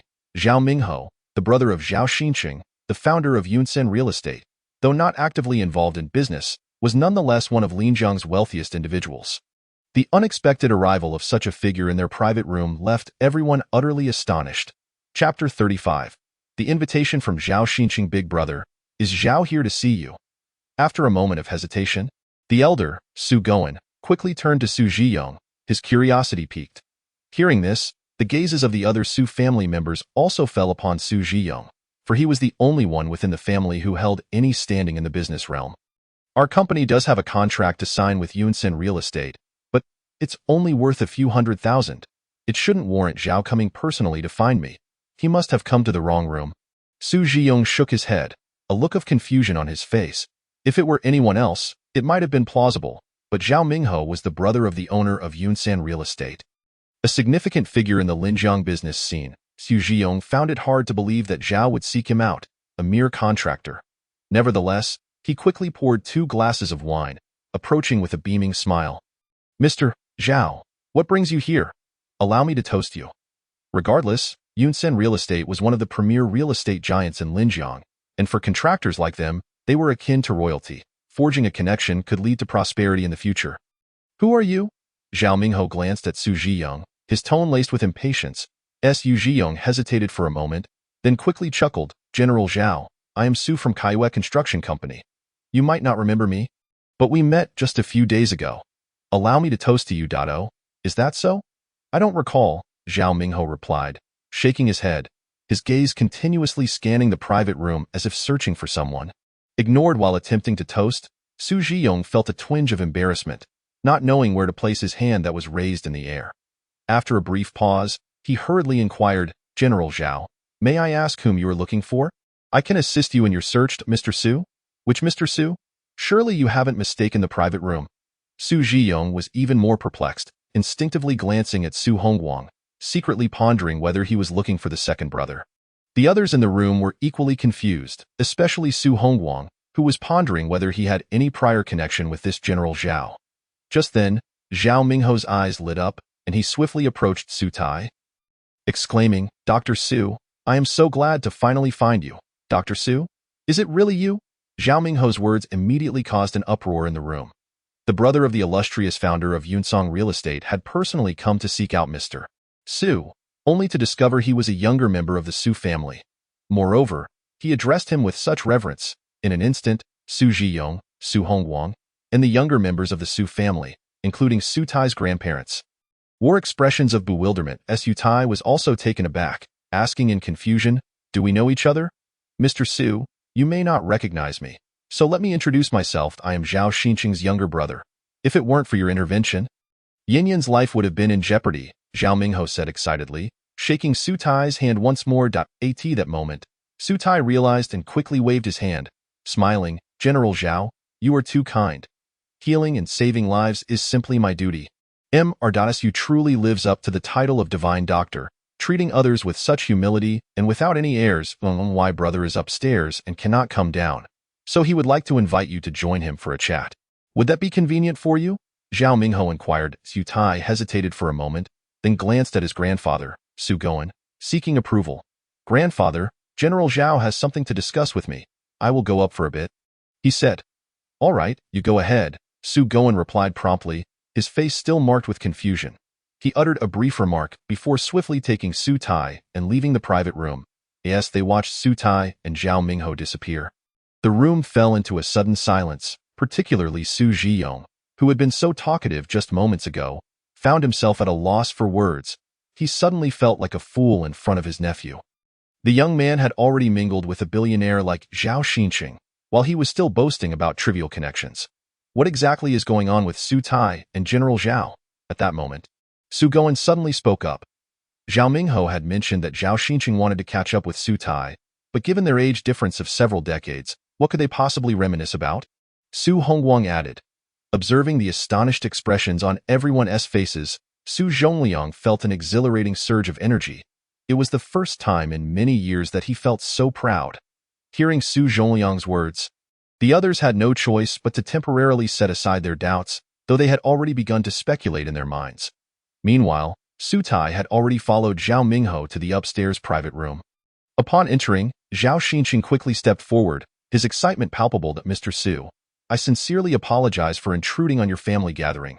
I had no choice but to invite you up and no worries, Su Tai replied with a faint smile, then raised his eyes to scan the room. The large round table was already filled with guests, men and women of various ages, and among them were several prominent figures from the business community in Linjiang City that Su Tai recognized. As for the others he didn't know, he speculated that their identities were likely not simple. Mr. Su, this is Director Rong Zhengqing of the Linjiang City Health Bureau, who is also my granddaughter's godfather. He insisted on thanking you in person for curing Yin, and I had planned to take him to your clinic tomorrow, but it seems we have encountered you today. Zhao Xinqing eagerly introduced a middle-aged man in a Zhongshan suit. Rong Zhengqing glanced at Su Tai, a smirk playing on his lips. Old Zhao, I never expected this Dr. Su to be quite young. Is his medical skill truly as remarkable as you claim? Originally, based on Zhao Xinqing's description, he had imagined Su Tai to be a seasoned and mature medical expert, but the young man's youthful appearance was akin to that of a recent graduate, leaving him somewhat disappointed. Indeed, old Zhao, is this young fellow's medical skill really as extraordinary as you say? I find it hard to believe, remarked a balding middle-aged man, half-jokingly. Another man, slicked back and sharply dressed, chuckled and shook his head. Ha ha, I reckon this young brother has just graduated from university. He can hardly have treated more patients than he can count on one hand, yet he dares to call himself a divine doctor? As these two spoke, the others in the room began to express their skepticism towards Su Tai. Chapter 36. He wants a divine doctor. I am a celestial being. Old Wang, old Lu, I must say I dislike your remarks. Mr. Su's medical skills are something I have witnessed firsthand. Can you really doubt them? Zhao Xinqing retorted, visibly displeased by their skepticism. While he could not guarantee other aspects, he was absolutely convinced of Su Tai's medical abilities. Old Zhao, are you so eager to promote this kid? Surely you're not hoping to take him as a son-in-law? Regardless, I still find it hard to believe he possesses the skills you claim. If he really is that capable, can he tell me what ailments I have? The balding man, surnamed Wang, looked disdainful. He was also a prominent figure in Linjiang's business community, having encountered numerous esteemed doctors and possessing a profound understanding of traditional Chinese medicine. Knowing full well that practitioners prioritize experience, renowned doctors typically possess decades of clinical experience, whereas young men like Su Tai, who had just graduated and happened to cure a rare ailment, were not worthy of the title in his eyes. Indeed, I have only recently graduated and am still an intern. I hardly qualify as a divine doctor, Su Tai replied calmly. His words instantly caused a stir in the room. Old Zhao, did you hear that? This kid has admitted it himself. He is just a recent graduate and an intern. What more is there to boast about? Indeed, you're of a certain age, yet you're outdone by a child. If he is a divine doctor, then I must be a living deity. These wealthy individuals, who had often seen Zhao Xinqing shine in the business world, were eager to see him falter today and did not hold back in their ridicule. Zhao Xinqing, however, remained indifferent, merely snorting in response, unconcerned with their mockery. He had witnessed Su Tai's skills firsthand, which gave him unwavering confidence in the young man's abilities. While I may not be a divine doctor, I do possess some medical knowledge. Just then, Su Tai suddenly fixed his gaze on the balding man surnamed Wang, slowly stating, Mr. Wang, if I am not mistaken, you have been experiencing frequent indigestion lately, accompanied by mild anorexia? Correct? Why you? How do you know? The expression of the balding man changed instantly, his face filled with astonishment as he looked at Su Tai. He had indeed been struggling with digestion recently and had taken numerous digestive aids. Yet none had proven effective. He had never expected Su Tai to pinpoint his issue with a single statement. Haha, traditional Chinese medicine emphasizes observation, listening, questioning, and pulse-taking. In the observation phase, we assess a person's complexion to discern their ailments. Your nasal wings are pale and lackluster, your skin is oily, your tongue is red, and your tongue coating is yellow and greasy. These are all signs of gastrointestinal damp heat, commonly referred to as indigestion. Su Tai explained calmly. As he spoke, he suddenly paused before continuing, by the way, Mr. Wang, have you noticed an increase in oiliness on your back lately, along with many pustules? This too is a manifestation of gastrointestinal damp heat. Remarkable, truly remarkable. I have indeed developed many pustules on my back. I never expected this young brother to possess such skill, the balding man exclaimed, astonished by Su Tai's insights. The once dismissive man was now visibly impressed. Oh, it's nothing. Your condition is well known. Perhaps old Zhao informed him beforehand. As for the observations regarding tongue quality and coating, they are likely fabricated, the slicked-back man retorted dismissively. Indeed. So what? The previously aloof man, arms crossed and watching with amusement, felt his expression change upon hearing Su Tai's words. Although he maintained a facade of disdain, he was inwardly surprised. These details were things he had never shared with anyone. Even Zhao Xinqing was unaware. Yet Su Tai had managed to articulate them. It was truly unexpected. Su Tai chose not to explain further and continued, Mr. Liu, your wife has been running a fever these past few days and has likely taken aspirin or similar medications. Am I correct? How do you know this? The man surnamed Liu could no longer contain his astonishment, almost shouting in surprise. Not only had Su Tai identified his ailment, but he also knew about his wife's fever and the medication she had taken, which was simply outrageous. If this were any other occasion, he might have suspected that Su Tai had rummaged through his trash. Even Zhao Xinqing looked astonished, unable to help but ask, Mr. Su, how did you deduce all this? Mr. Liu, your upper lip is chapped, the skin is thick and purplish, which indicates excessive heat in the heart and lungs, commonly referred to as heat. Su Tai quickly explained with a smile. And how do you know my wife has a fever? The man with slicked-back hair hastily inquired, casting a wary glance at Su Tai, his suspicion growing that perhaps his wife had some sort of connection with this charming young man. The moment he uttered those words, the room erupted in astonishment. It was truly unexpected that this young gentleman possessed such remarkable medical skills. With merely a cursory glance, he could diagnose ailments, even articulating the condition afflicting old Liu's wife. Indeed, I have encountered several seasoned traditional Chinese medicine practitioners, yet none could compare to this young man's prowess. Just based on his earlier diagnostic technique, he could be deemed a miracle healer. Witnessing the admiration from his peers towards Su Tai's medical expertise filled Zhao Xinqing with pride as he proclaimed, I have long asserted that Mr. Su's medical skills are extraordinary. Do you now believe? Indeed, I am convinced. Little miracle healer, I apologize for my earlier flippancy. Might you assess my ailment? The bald man named Wang urgently grasped Su Tai's arm, his face awash with embarrassment.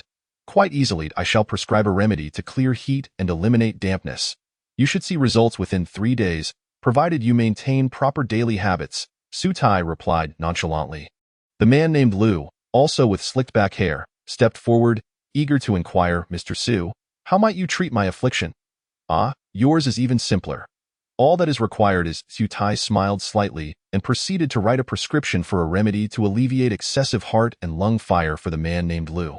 At that moment, the other attendees could no longer remain seated, rising to solicit Su Tai's assistance for their ailments. These individuals, frequently burdened by social obligations, inevitably bore various health issues and, upon witnessing Su Tai's remarkable skills, were determined not to miss this opportunity. To Mr. Su, I have been plagued by frequent headaches. Could you take a look? Mr. Su, my back and waist have been sore for many years. Might you also examine me? Mr. Su. Seeing Su Tai surrounded by eager admirers, Zhao Xinqing felt a surge of excitement and turned to the middle-aged man beside him, boasting, Old Rong, I have long maintained that Su is a rare miracle healer. Do you now believe? Upon hearing this, Zhao Xinqing's enthusiasm faded as he quickly pulled Su Tai aside, exclaiming, Mr. Su, Director Rong doubts your medical skills. Please enlighten him. Enough, enough, do not put the young man in a difficult position. He has already cured Yin Yan's ailment, and we should be grateful. However, the title of miracle healer is rather weighty. It should not be used lightly without genuine expertise, Rong Zhengqing said, waving his hands with a smile. At his age, he had come to understand many harsh realities, recognizing that bestowing the title of miracle healer upon a young man like Su Tai was not necessarily beneficial. After all, to wear a crown, one must possess the strength to support it, lest it become a burden. With this in mind, he continued, Young man, do not take offense at my candor. Those who practice medicine should focus on enhancing their skills rather than chasing after empty titles. Director Rong speaks the truth. The title of miracle healer is indeed too grand for me, and I do not dare accept it. Su Tai promptly nodded in agreement. Yet Zhao Xinqing was unwilling to relent. His expression stern as he retorted, Old Rong, I must disagree. Mr. Su's medical skills undoubtedly merit the title of miracle healer. If you do not believe, then let him diagnose you. Then, he turned to Su Tai. Smiling lightly, young man, would you be so kind as to examine me and reveal what ailments I might have? Your health is generally sound, but you often experience weakness and soreness in your lower back, which can become severe to the point of immobility, particularly on rainy days. Am I correct? Su Tai replied at a measured pace. Upon hearing this, Rong Zhengqing's expression shifted dramatically as he looked up at Su Tai. The ailment described had indeed plagued him for many years, causing excruciating pain and sleepless nights, especially in the past year when the suffering had become unbearable. He had sought treatment from numerous renowned experts, all to no avail, resorting only to painkillers as a temporary solution. However, this condition was a closely guarded secret, known only to those in his inner circle and a select few doctors, making Su Tai's accurate assessment all the more astonishing. Director Rong, based on my observations, this is not rheumatism, Su Tai stated, shaking his head.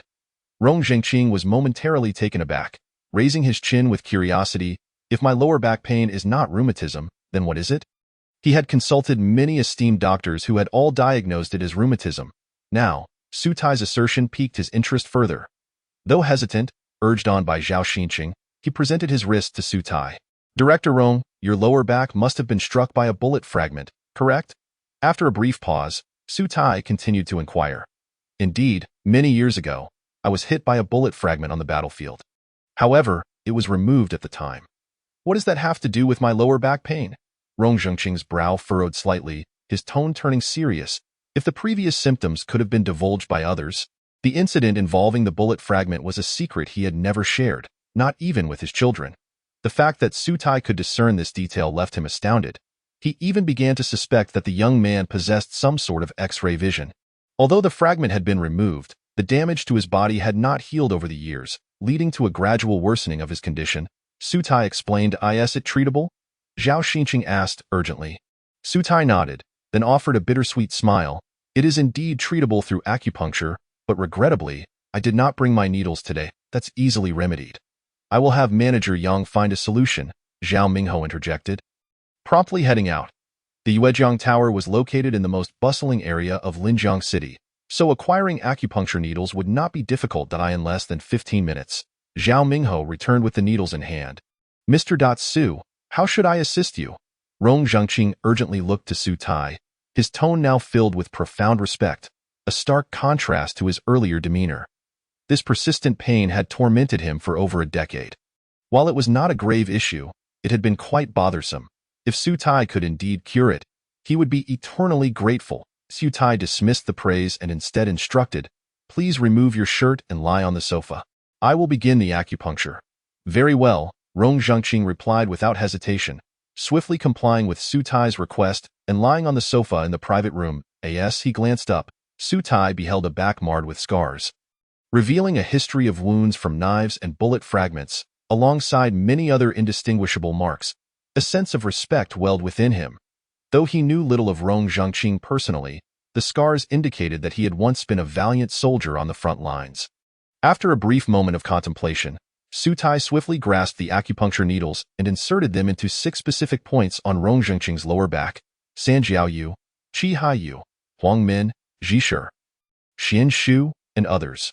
With each needle insertion, he recited incantations, channeling a green light that flowed through the needles into Rong Zhengqing's body. 15 minutes later, the acupuncture session concluded. Although the duration was brief, Su Tai was drenched in sweat, as if he had just run a marathon, panting heavily with trembling arms. Mr. Su, are you all right? Zhao Xinqing hurriedly approached, concern etched on his face. I am fine. I may have been overly focused during the acupuncture. A brief rest will suffice, Su Tai replied, shaking his head and instinctively casting another glance at Rong Zhengqing. While it appeared he was merely treating the 6 acupuncture points, he was concealing a deeper truth. The root of Rong Zhengqing's ailment lay in the lingering bullet fragments within his body. Unless they were removed, even if the pain were temporarily alleviated, the issue would inevitably resurface. Having briefly assessed the situation, Su Tai realized that, given Rong Zhengqing's current physical condition, The prospect of surgically removing the fragments was nearly impossible. Thus, he had to attempt to harness his spiritual energy to directly eliminate the 3 remnants from within. This was also the reason for his earlier reticence, as some matters are beyond the comprehension of modern society. Regrettably, he had underestimated the resilience of the bullet fragments. After 15 minutes of concentrated effort, he had expended nearly all his spiritual energy, managing to eliminate just 1 fragment while the other 2 remained stubbornly in place. At that moment, Rong Zhengqing shifted to test his lower back, his eyes lighting up with excitement as he exclaimed, "Old Zhao, my back feels significantly better. Indeed. I have always maintained that Mr. Su's medical skills are exceptional, deserving of the title of miracle healer. Do you now believe?" Zhao Xinqing quickly replied with a smile. Rong Zhengqing nodded repeatedly, approaching Su Tai with gratitude as he said, "Mr. Su, I cannot thank you enough. I never imagined that this long-standing ailment could finally be treated." His newfound admiration for Su Tai was genuine. After all, he had sought help from several experts in the province without success, yet Su Tai had resolved the issue almost immediately, demonstrating his remarkable medical prowess. "Director Rong, I have only temporarily alleviated your pain. However, if you continue with the acupuncture, you should be fully recovered within a month," Su Tai explained candidly.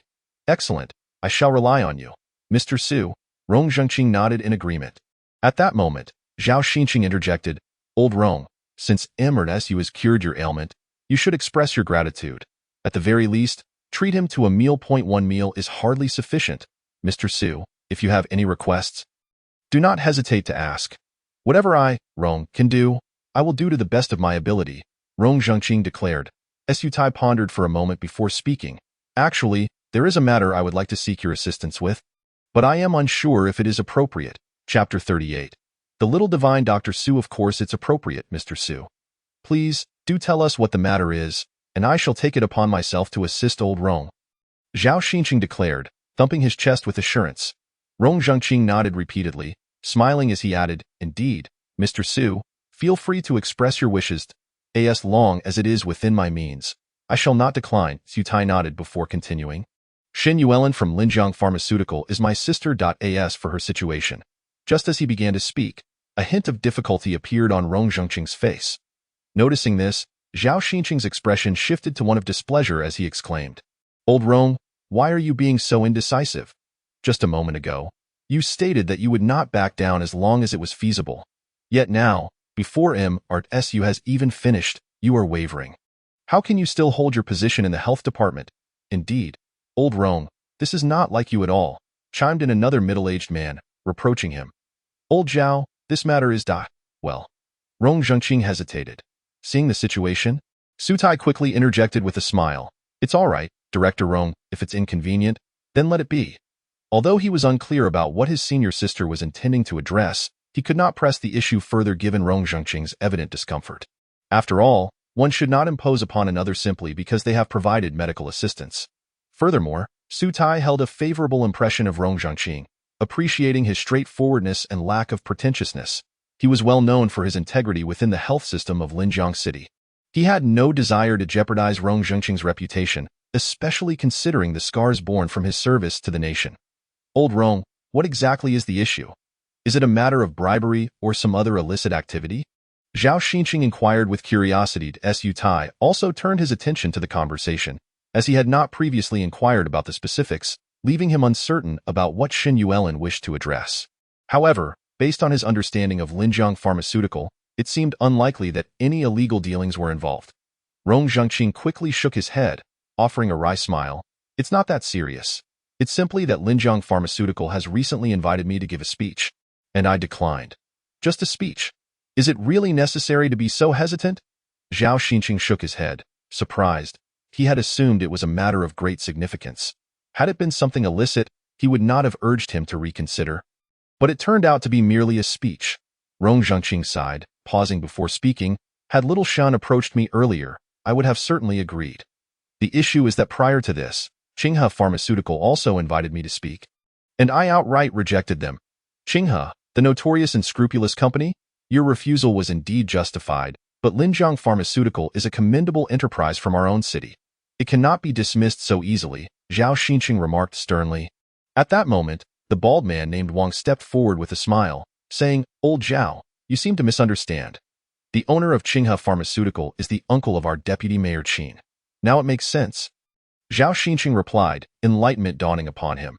Although he was not involved in politics, he understood the implications. To reject an invitation from the uncle of Deputy Mayor Qin would signify integrity, but accepting an invitation from another company afterward would be akin to slapping Deputy Mayor Qin in the face. Su Tai nodded slightly, understanding the nuances of the situation. He quickly added, "It's fine, Director Rong. If it poses a challenge, then we shall let it go." He had not held high hopes. He was merely probing. Since there were difficulties, he would not press further. "That simply won't do, Mr. Su. You have cured your ailment, and it would be ungrateful to disregard this matter. I will advocate for you. I shall speak to Qin Kongming on your behalf." The bald man named Wang proclaimed at that moment. Lu, the man with slicked back hair, also spoke up. "Indeed, Mr. Su, if you ever require assistance, do not hesitate to approach me. I am more than willing to help. Me too. Count me in," chimed in another elder dressed in traditional attire.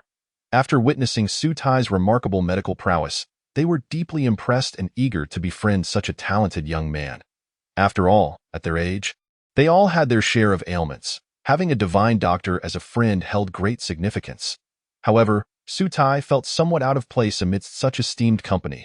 It was remarkable that these individuals, either billionaires or high-ranking officials, were treating him, a mere junior, with such deference.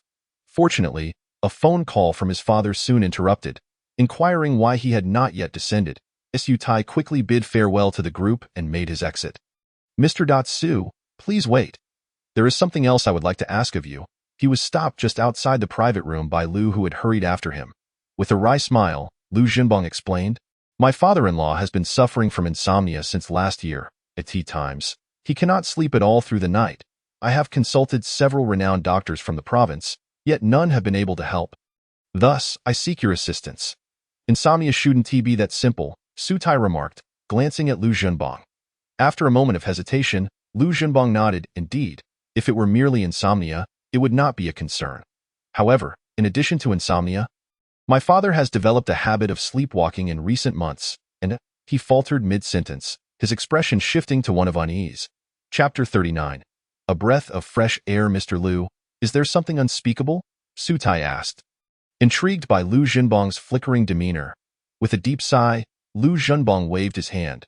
"It sounds rather absurd, but for the past year or two, whenever he sleeps past midnight, he hears the cries of a child." "The cries of a child? Can others hear them as well?" Su Tai furrowed his brow. Lu Jinbong shook his head, offering a wry smile. "That's the peculiar part. Only my father-in-law can hear them, my mother-in-law and the rest of us cannot. I suspect he might be experiencing delusions or auditory hallucinations. What do you think, Mr. Su? For now, I cannot make any judgments. It would be best to assess the situation once I meet your father-in-law." Su Tai replied coolly. Based solely on Lu Jinbong's account, he could not ascertain the precise cause of the issue, though he tentatively suspected a psychological ailment. Nevertheless, he sensed that the situation might be more complex than it appeared. Hence refraining from making any definitive statements, Lu Jinbong nodded repeatedly, bowing respectfully. "In that case, I would be grateful for your assistance, Mr. Su. Tomorrow morning, I have no commitments. May I come to fetch you to examine my father-in-law?" Su Tai had no objections and readily agreed. If it had not been for Lu Jinbong's earlier assistance regarding his senior sister, the matter might not have been resolved. Thus, he was more than willing to help in return.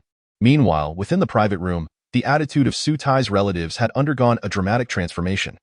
Those who typically surrounded Su Tai's uncle, Su Zhiyong, were now clustered around Su Tai's parents, showering them with flattery and adopting a subservient demeanor. Even Su Hongguang, who always followed Su Zhiyong's lead, had turned his approach, frequently rising to toast Su Tai's father. Witnessing this scene, the expressions of Su Zhiyong's family darkened considerably. Today was supposed to be their celebration, showcasing Su's acceptance into graduate school before their relatives.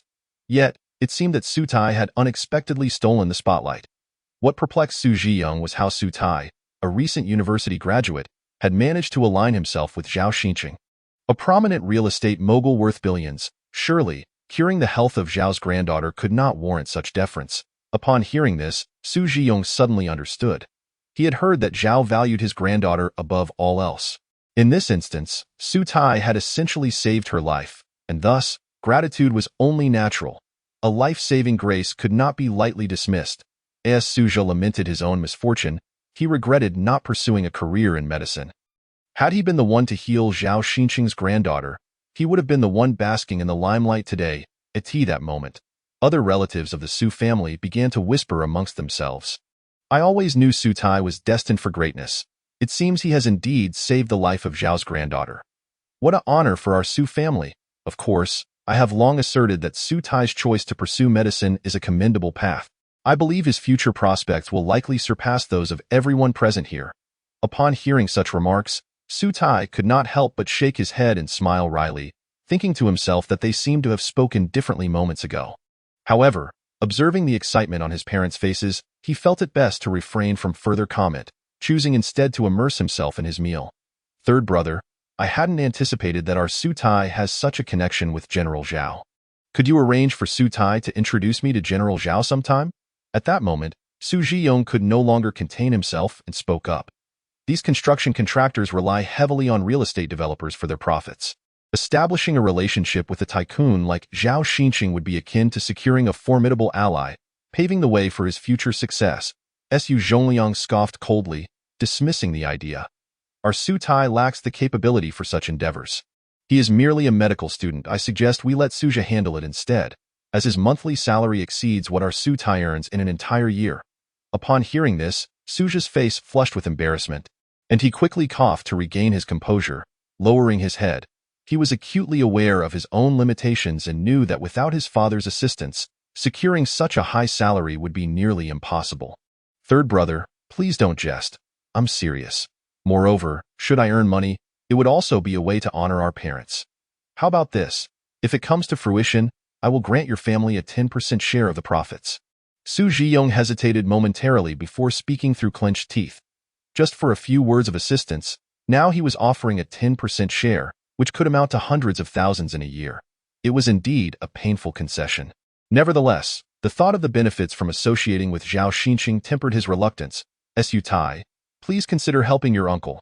After all, we are family. At this juncture, Su Tai's aunt chimed in. Well, I need to think it over. This is not a trivial matter, Su Zhongliang replied, understanding that his son was seizing the opportunity to express his frustrations, thus deliberately putting on airs. Seeing this, Su Zhiyong's expression fluctuated between embarrassment and indignation. As the pillar of the Su family, he found it beneath him to plead with someone he had never regarded highly. Yet, contemplating the potential benefits, he forced a smile and said, Third brother, must we be so formal among brothers? Just agree. Consider it your elder brother's request. Aha, since you ask so earnestly, very well. Su Zhongliang finally relented, a wry smile playing on his lips. The sight of Su Zhiyong, who usually exuded arrogance in his presence, now appearing as though he had swallowed a fly, only added to his delight. Thus, the family banquet of the Su family concluded in this peculiar manner. Just then, Su Tai's phone rang unexpectedly. It was a call from his senior sister, Shun Yuelin. The moment he answered, her voice, filled with surprise and delight, echoed through the receiver. Chapter 40. Woman, you are playing with fire. Su Tai was taken aback. He did not expect Rong Zhangqing to regard this matter with such seriousness, having only just asked for his assistance, and now he had already been notified. Indeed, I sought Director Rong's help. Are you satisfied? Senior sister? Listening to Shun Yuelin's excited and animated voice on the other end, Su Tai couldn't help but smile knowingly. After a brief pause, he recounted the events that had transpired at Yuezhang Tower the previous evening. Is that so? Silly boy, senior sister is utterly smitten with you. I had lost all hope, but to think you remembered. Now I can finally silence those fools on the board, Shin Yuelin exclaimed, her tone brimming with enthusiasm. Speak up, silly boy. What reward do you desire? Senior sister will certainly fulfill your wish. You have helped me immensely. It is only right that I assist you in return. Besides, you are my senior sister. How could I possibly ask you for a reward? Su Tai replied with a smile. That won't do. A reward is essential. You have done me a tremendous favor this time. Quickly tell me, would you prefer a sports car or a villa? I won't haggle, Shin Yuelin insisted. Su Tai laughed helplessly, shaking his head. Senior sister, you are quite the tycoon, but I assure you I have little interest in sports cars or villas. Could it be that you wish for me to offer myself? If you desire, I shall be ready and waiting for you in BDT that moment. Her voice on the other end turned irresistibly enticing. Su Tai felt his heart race, as if it had been caught by a cat. His body trembling involuntarily, images of Shan Yuelin's alluring figure flooded his mind, and he swallowed hard, especially envisioning her delicate, silky skin, her alluring curves, and her perfectly rounded form. How could there exist such a flawless woman in this world? After a moment's hesitation, Su Tai coughed lightly and said, "Senior sister, please do not jest. I truly do not require any rewards, and this was merely a small effort on my part, ha. It seems you are indeed longing for my presence. How about this? Come to my home tomorrow evening, and I shall reward you properly." Shen Yuelin teased before abruptly hanging up the phone. Su Tai was left with a dark expression. "Woman, you are playing with fire." At that moment, his mind was still preoccupied with the condition of Lu Zhenbong's father-in-law. Based on the descriptions provided, it was evident that the ailment was not a simple mental disorder but rather something more complex. Had this been prior to recent events, he would have thought little of it. However, after days of contemplation involving the Tai Xian Jing and spiritual energy, his understanding of this world had evolved, leading him to consider matters more deeply. Unfortunately, without having seen the patient, all speculations remained mere conjecture. Su Tai chose not to dwell further on it, instead settling into a meditative position to commence his practice of the Tai Xian Jing. The following morning, after greeting Song Dahai, Su Tai set off with Lu Zhenbong to his father-in-law's residence on the outskirts of Linjiang City. An hour later, they finally arrived at their destination, the Haiyuan Villa community. While not the most expensive in Linjiang City, was among the safest, home to either retired high-ranking officials or business magnates. Thus, even before meeting anyone, Su Tai surmised that Lu Zhenbong's father-in-law was certainly no ordinary individual. "Mr. Su, I sincerely apologize for troubling you to come all this way. Fortunately, my father has not yet awakened, so we have some time to rest." Upon exiting the vehicle, Lu Zhenbong wiped the sweat from his forehead. Feeling somewhat embarrassed, Su Tai shook his head, indicating that it was no trouble, while his gaze swept across the villa's surroundings. "Mr. Su, is something the matter?" Lu Zhenbong inquired curiously. "Just taking a casual look. This community has a pleasant environment." Su Tai replied with a smile as they approached a standalone villa. Pushing open the grand door, they found a well-dressed young man conversing with a middle-aged man wearing gold-rimmed glasses, both seated comfortably on the living room sofa. "Brother-in-law, what brings you here? And who is this?" Upon seeing Su Tai and Lu Zhenbong enter, Lu Zhenbong's brother-in-law, Shen Yunhui, quickly stood to greet them, his eyes instinctively scanning Su Tai. After a brief hesitation, Lu Zhenbong explained, "Oh, this is Su Tai, the doctor I invited to treat our father, Su, the little divine doctor." "What? Dr. Han from the 3rd Municipal Hospital? Could it be the pioneer in the field of psychiatry in Linjiang City?" Dr. Han Jiping. Upon hearing Shan Yunhui's introduction, Su Tai immediately recognized the man's identity.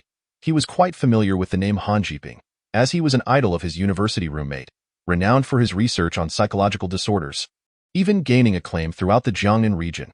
Although Su Tai specialized in traditional Chinese medicine, he held great admiration for Han Jiping's expertise in treating psychological ailments.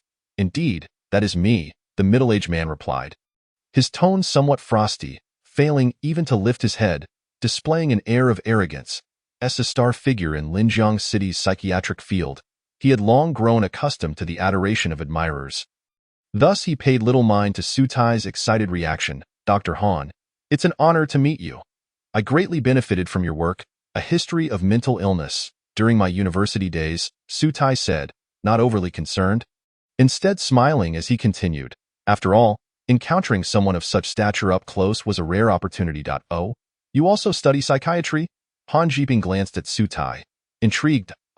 No, I specialize in traditional Chinese medicine," Su Tai replied. Han Jiping let out a cold laugh, a flicker of disappointment crossing his eyes before he closed them again, dismissing Su Tai entirely. Feeling somewhat awkward, Su Tai opted to sit quietly to the side. "Brother-in-law, since Dr. Han is here, we need not trouble this Su doctor, especially since traditional Chinese medicine may not be effective for our father's condition," Shen Yunhui interjected with a smile. His skepticism was not aimed at Su Tai personally but stemmed from a general mistrust of traditional Chinese medicine, particularly since he had previously invited several prominent figures in the field, only to find that they could not even diagnose the ailment. Lu Zhenbong, displeased, quickly countered, "Mr. Su's medical skills are beyond question. Besides, having both a Western and a Chinese doctor present could lead to fruitful discussions if they encounter any difficulties. What harm could it do? He harbored immense hope for Su Tai. If he could successfully treat his father-in-law's peculiar ailment, he would gain considerable face within the family. Thus, he could not agree to Shen Yunhui's suggestion to dismiss Su Tai before he had even begun. I see no necessity for that. Han Jiping interjected with a cold chuckle, having remained silent until I am already fully confident in treating Elder Shen's illness, and I do not require this Su doctor to complicate matters. Chapter 41. The peculiar illness of Lu Zhenbang's father-in-law. What do you mean by that? Do you think your medical skills are unparalleled? Before Su Tai could respond, Lu Zhenbang voiced his discontent. He had always found Han Jiping's arrogant demeanor somewhat intolerable, and at this moment, the latter's disdainful remarks about Su Tai truly stirred his discontent. Han Jiping's expression remained unchanged as he coldly remarked, "It is precisely because my medical skills do not rank as the world's finest that I fear the presence of a charlatan might interfere and impede my practice." Charlatan? Who are you referring to as a charlatan? Lu Zhenbang, incensed, rose to his feet. Su Tai furrowed his brow as well. Although he held Han Jiping in high regard, being labeled a charlatan left him undeniably displeased. In that case, let Dr. Su remain as an observer. Dr. Han, what do you think? Noticing his brother-in-law's rising temper, Shen Yunhui felt compelled to relent, clearing his throat and discreetly signaling Han Jiping. He was well aware of his brother-in-law's temperament. Provoking him could lead to undesirable consequences. Han Jiping paid no heed, not even casting a glance at Su Tai, merely closing his eyes slightly with a look of disdain still etched on his face. Witnessing this, Su Tai couldn't help but smile wryly and shake his head. He had not anticipated Han Jiping's profound aversion to traditional Chinese medicine. However, he did not dwell on it too much, for there had always been considerable misunderstandings regarding traditional Chinese medicine in recent years.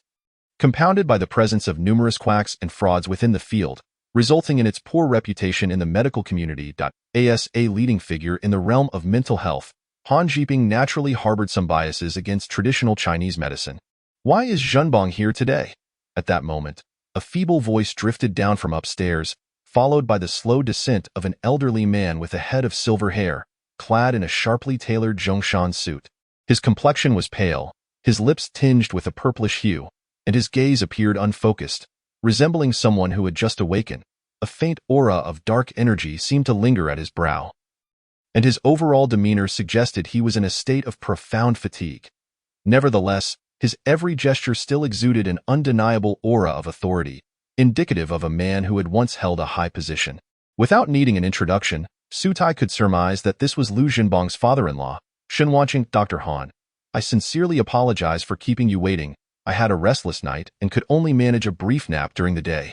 Upon reaching the bottom of the stairs, Shenwanqing immediately turned his gaze toward Han Jiping, offering a rueful smile. Why this time? Han Jiping had already opened his eyes, promptly standing to express his respect. Elder Shen, you flatter me. It is my privilege to treat you. Director Zhang has specifically instructed me to exhaust all means to ensure your recovery. I appreciate old Zhang's concern, but I'm afraid my condition may prove insurmountable. Shenwanqing sighed as he slowly settled onto the sofa, his tone imbued with resignation. It was not that he doubted Han Jiping's medical expertise. Rather, he had encountered numerous doctors over the past couple of years, none of whom had even managed to identify the cause of his affliction, let alone propose a remedy. Yet Han Jiping, brimming with confidence, proclaimed loudly, "Rest assured, Elder Shen, I have thoroughly studied your case and am now fully confident. As long as you cooperate, I guarantee your return to normalcy within a month." Is that truly the case? Shenwanqing's expression shifted dramatically. "Very well, then I entrust this to you, Dr. Han." Shenwanqing was visibly shaken with excitement, his voice trembling. For the past couple of years, he had been plagued by strange cries in the dead of night, robbing him of restful sleep. Though not life-threatening, the chronic distress had been utterly tormenting. Witnessing Han Jiping's unwavering confidence, he could hardly contain his exhilaration. "Dad, this is Dr. Su, a talented young physician I invited to examine your condition." At that moment, Lu Zhenbang hurriedly introduced Su. "Dr. Su, is he also from the third hospital?" Shenwanqing inquired, casting a curious glance at Su Tai. Lu Zhenbang quickly interjected, "No, he practices traditional Chinese medicine, but his skills are truly remarkable." Traditional Chinese medicine likely cannot remedy my peculiar ailment, but since he is here, it would be beneficial for him to observe Dr. Han's treatment. As far as I know, Dr. Han is an expert in the field of mental health, and witnessing his practice is indeed a rare opportunity. Shen Wanqing smiled faintly, not giving Su Tai much thought. His focus was entirely on Han Jiping, and he had little interest in engaging with this relatively unknown young doctor. After a brief pause, Shen Wanqing turned to Han Jiping, urgently asking, "Dr. Han, what exactly is my ailment? I underwent various tests at the hospital, and all my indicators were normal. I have also taken some medications, yet none have yielded any results." That's quite typical. Generally, in cases of mental health disorders, there are seldom any significant physical abnormalities. Han Jiping explained with a smile. "Are you suggesting that my father has a mental illness? However, as far as I know, he has not suffered any brain injuries. How could he possibly have such a condition?" Lu Zhenbong queried, perplexed. "I served as a scout on the front lines in my youth, but that was over 40 years ago. What does that have to do with my current condition?" Shen Wanqing questioned, somewhat puzzled. I see." Shen Wanqing's expression shifted as he grasped the implication. Just then, Shen Yunhui quickly interjected, "Dr. Han, how should my father be treated?" "Quite simply, the primary approach should be psychological counseling, supplemented by medication. I believe it won't be long before Elder Shen regains his health. How about this? Since there is still ample time, let us find a quieter room, and I will assist you with some psychological counseling to assess its effectiveness," Han Jiping suggested, noting Shen Wanqing's lingering skepticism. Shen Wanqing was inclined to agree, nodding repeatedly as he responded, "Very well, let us proceed to my study." The two stood and prepared to depart. Wait a moment. Suddenly, Su Tai, who had remained silent until now, stood up. After all, as the son-in-law's guest, he felt it inappropriate to neglect his presence even if he could not be of assistance. "Mr. Shen, that was not my intention. From my observations, your condition is not as straightforward as it seems." Su Tai quickly raised his hand in protest. Shen Wanqing was momentarily taken aback, asking curiously, "Does Drs you have a differing perspective?" "Elder Shen, I must speak candidly. Your ailment does not appear to be a mere mental disorder, but rather it is highly likely that you have fallen victim to a curse." Su Tai hesitated briefly before speaking in a serious tone. Chapter 42. A doctor. Does he even qualify? A curse. "Young man, you are not jesting with me, are you?" Shen Wanqing's brow furrowed suddenly, his expression gradually turning grave, and a flicker of displeasure crossed his gaze. He had graduated with a degree in physics and had served as a soldier for many years, thus had always scoffed at tales of supernatural entities. Now, Su Tai's invocation of such matters felt like an absurd attempt to sensationalize and draw attention, which genuinely irked him. "I can tolerate your lack of medical skill, but if you resort to trickery, attempting to deceive me as if I were a fool, that I cannot abide." Shen Yunhui also scoffed derisively, mocking, "Dr. Su, what era are we in? Using such tactics to deceive is rather outdated, don't you think? A doctor? Ha, does he even qualify?" Han Jiping shot Su Tai a disdainful glare, his disappointment palpable. Lu Zhenbong was taken aback as well. Although he held immense trust in Su Tai, the notion that his father-in-law's ailment stemmed from a curse seemed utterly ludicrous.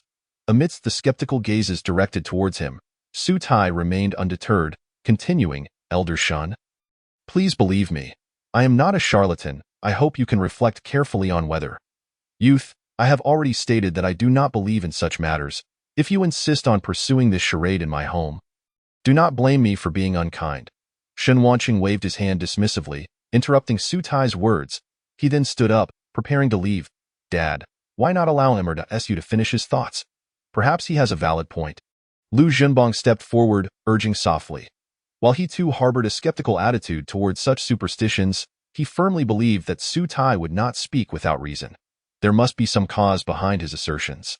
Superstitions? What logic can there be in that? It's merely nonsensical chatter.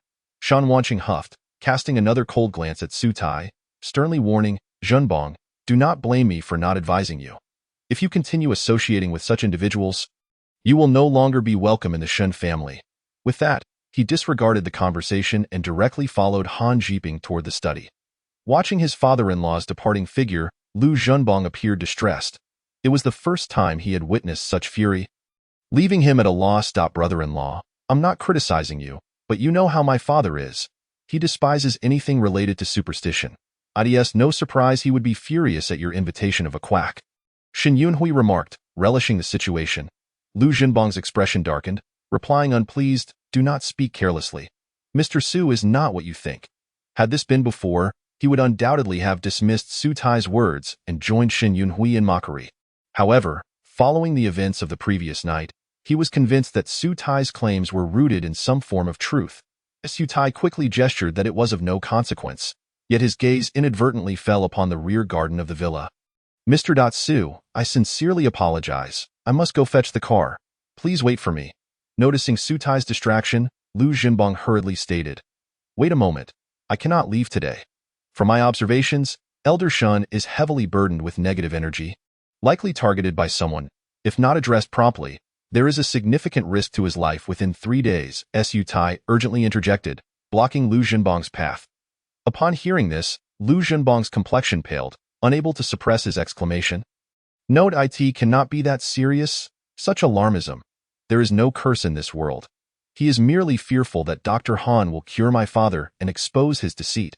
Shin Yunhui scoffed, wearing a look that suggested he had seen through the entire charade. He then continued, brother-in-law, do not blame me for not warning you. Hasten to send this fellow away.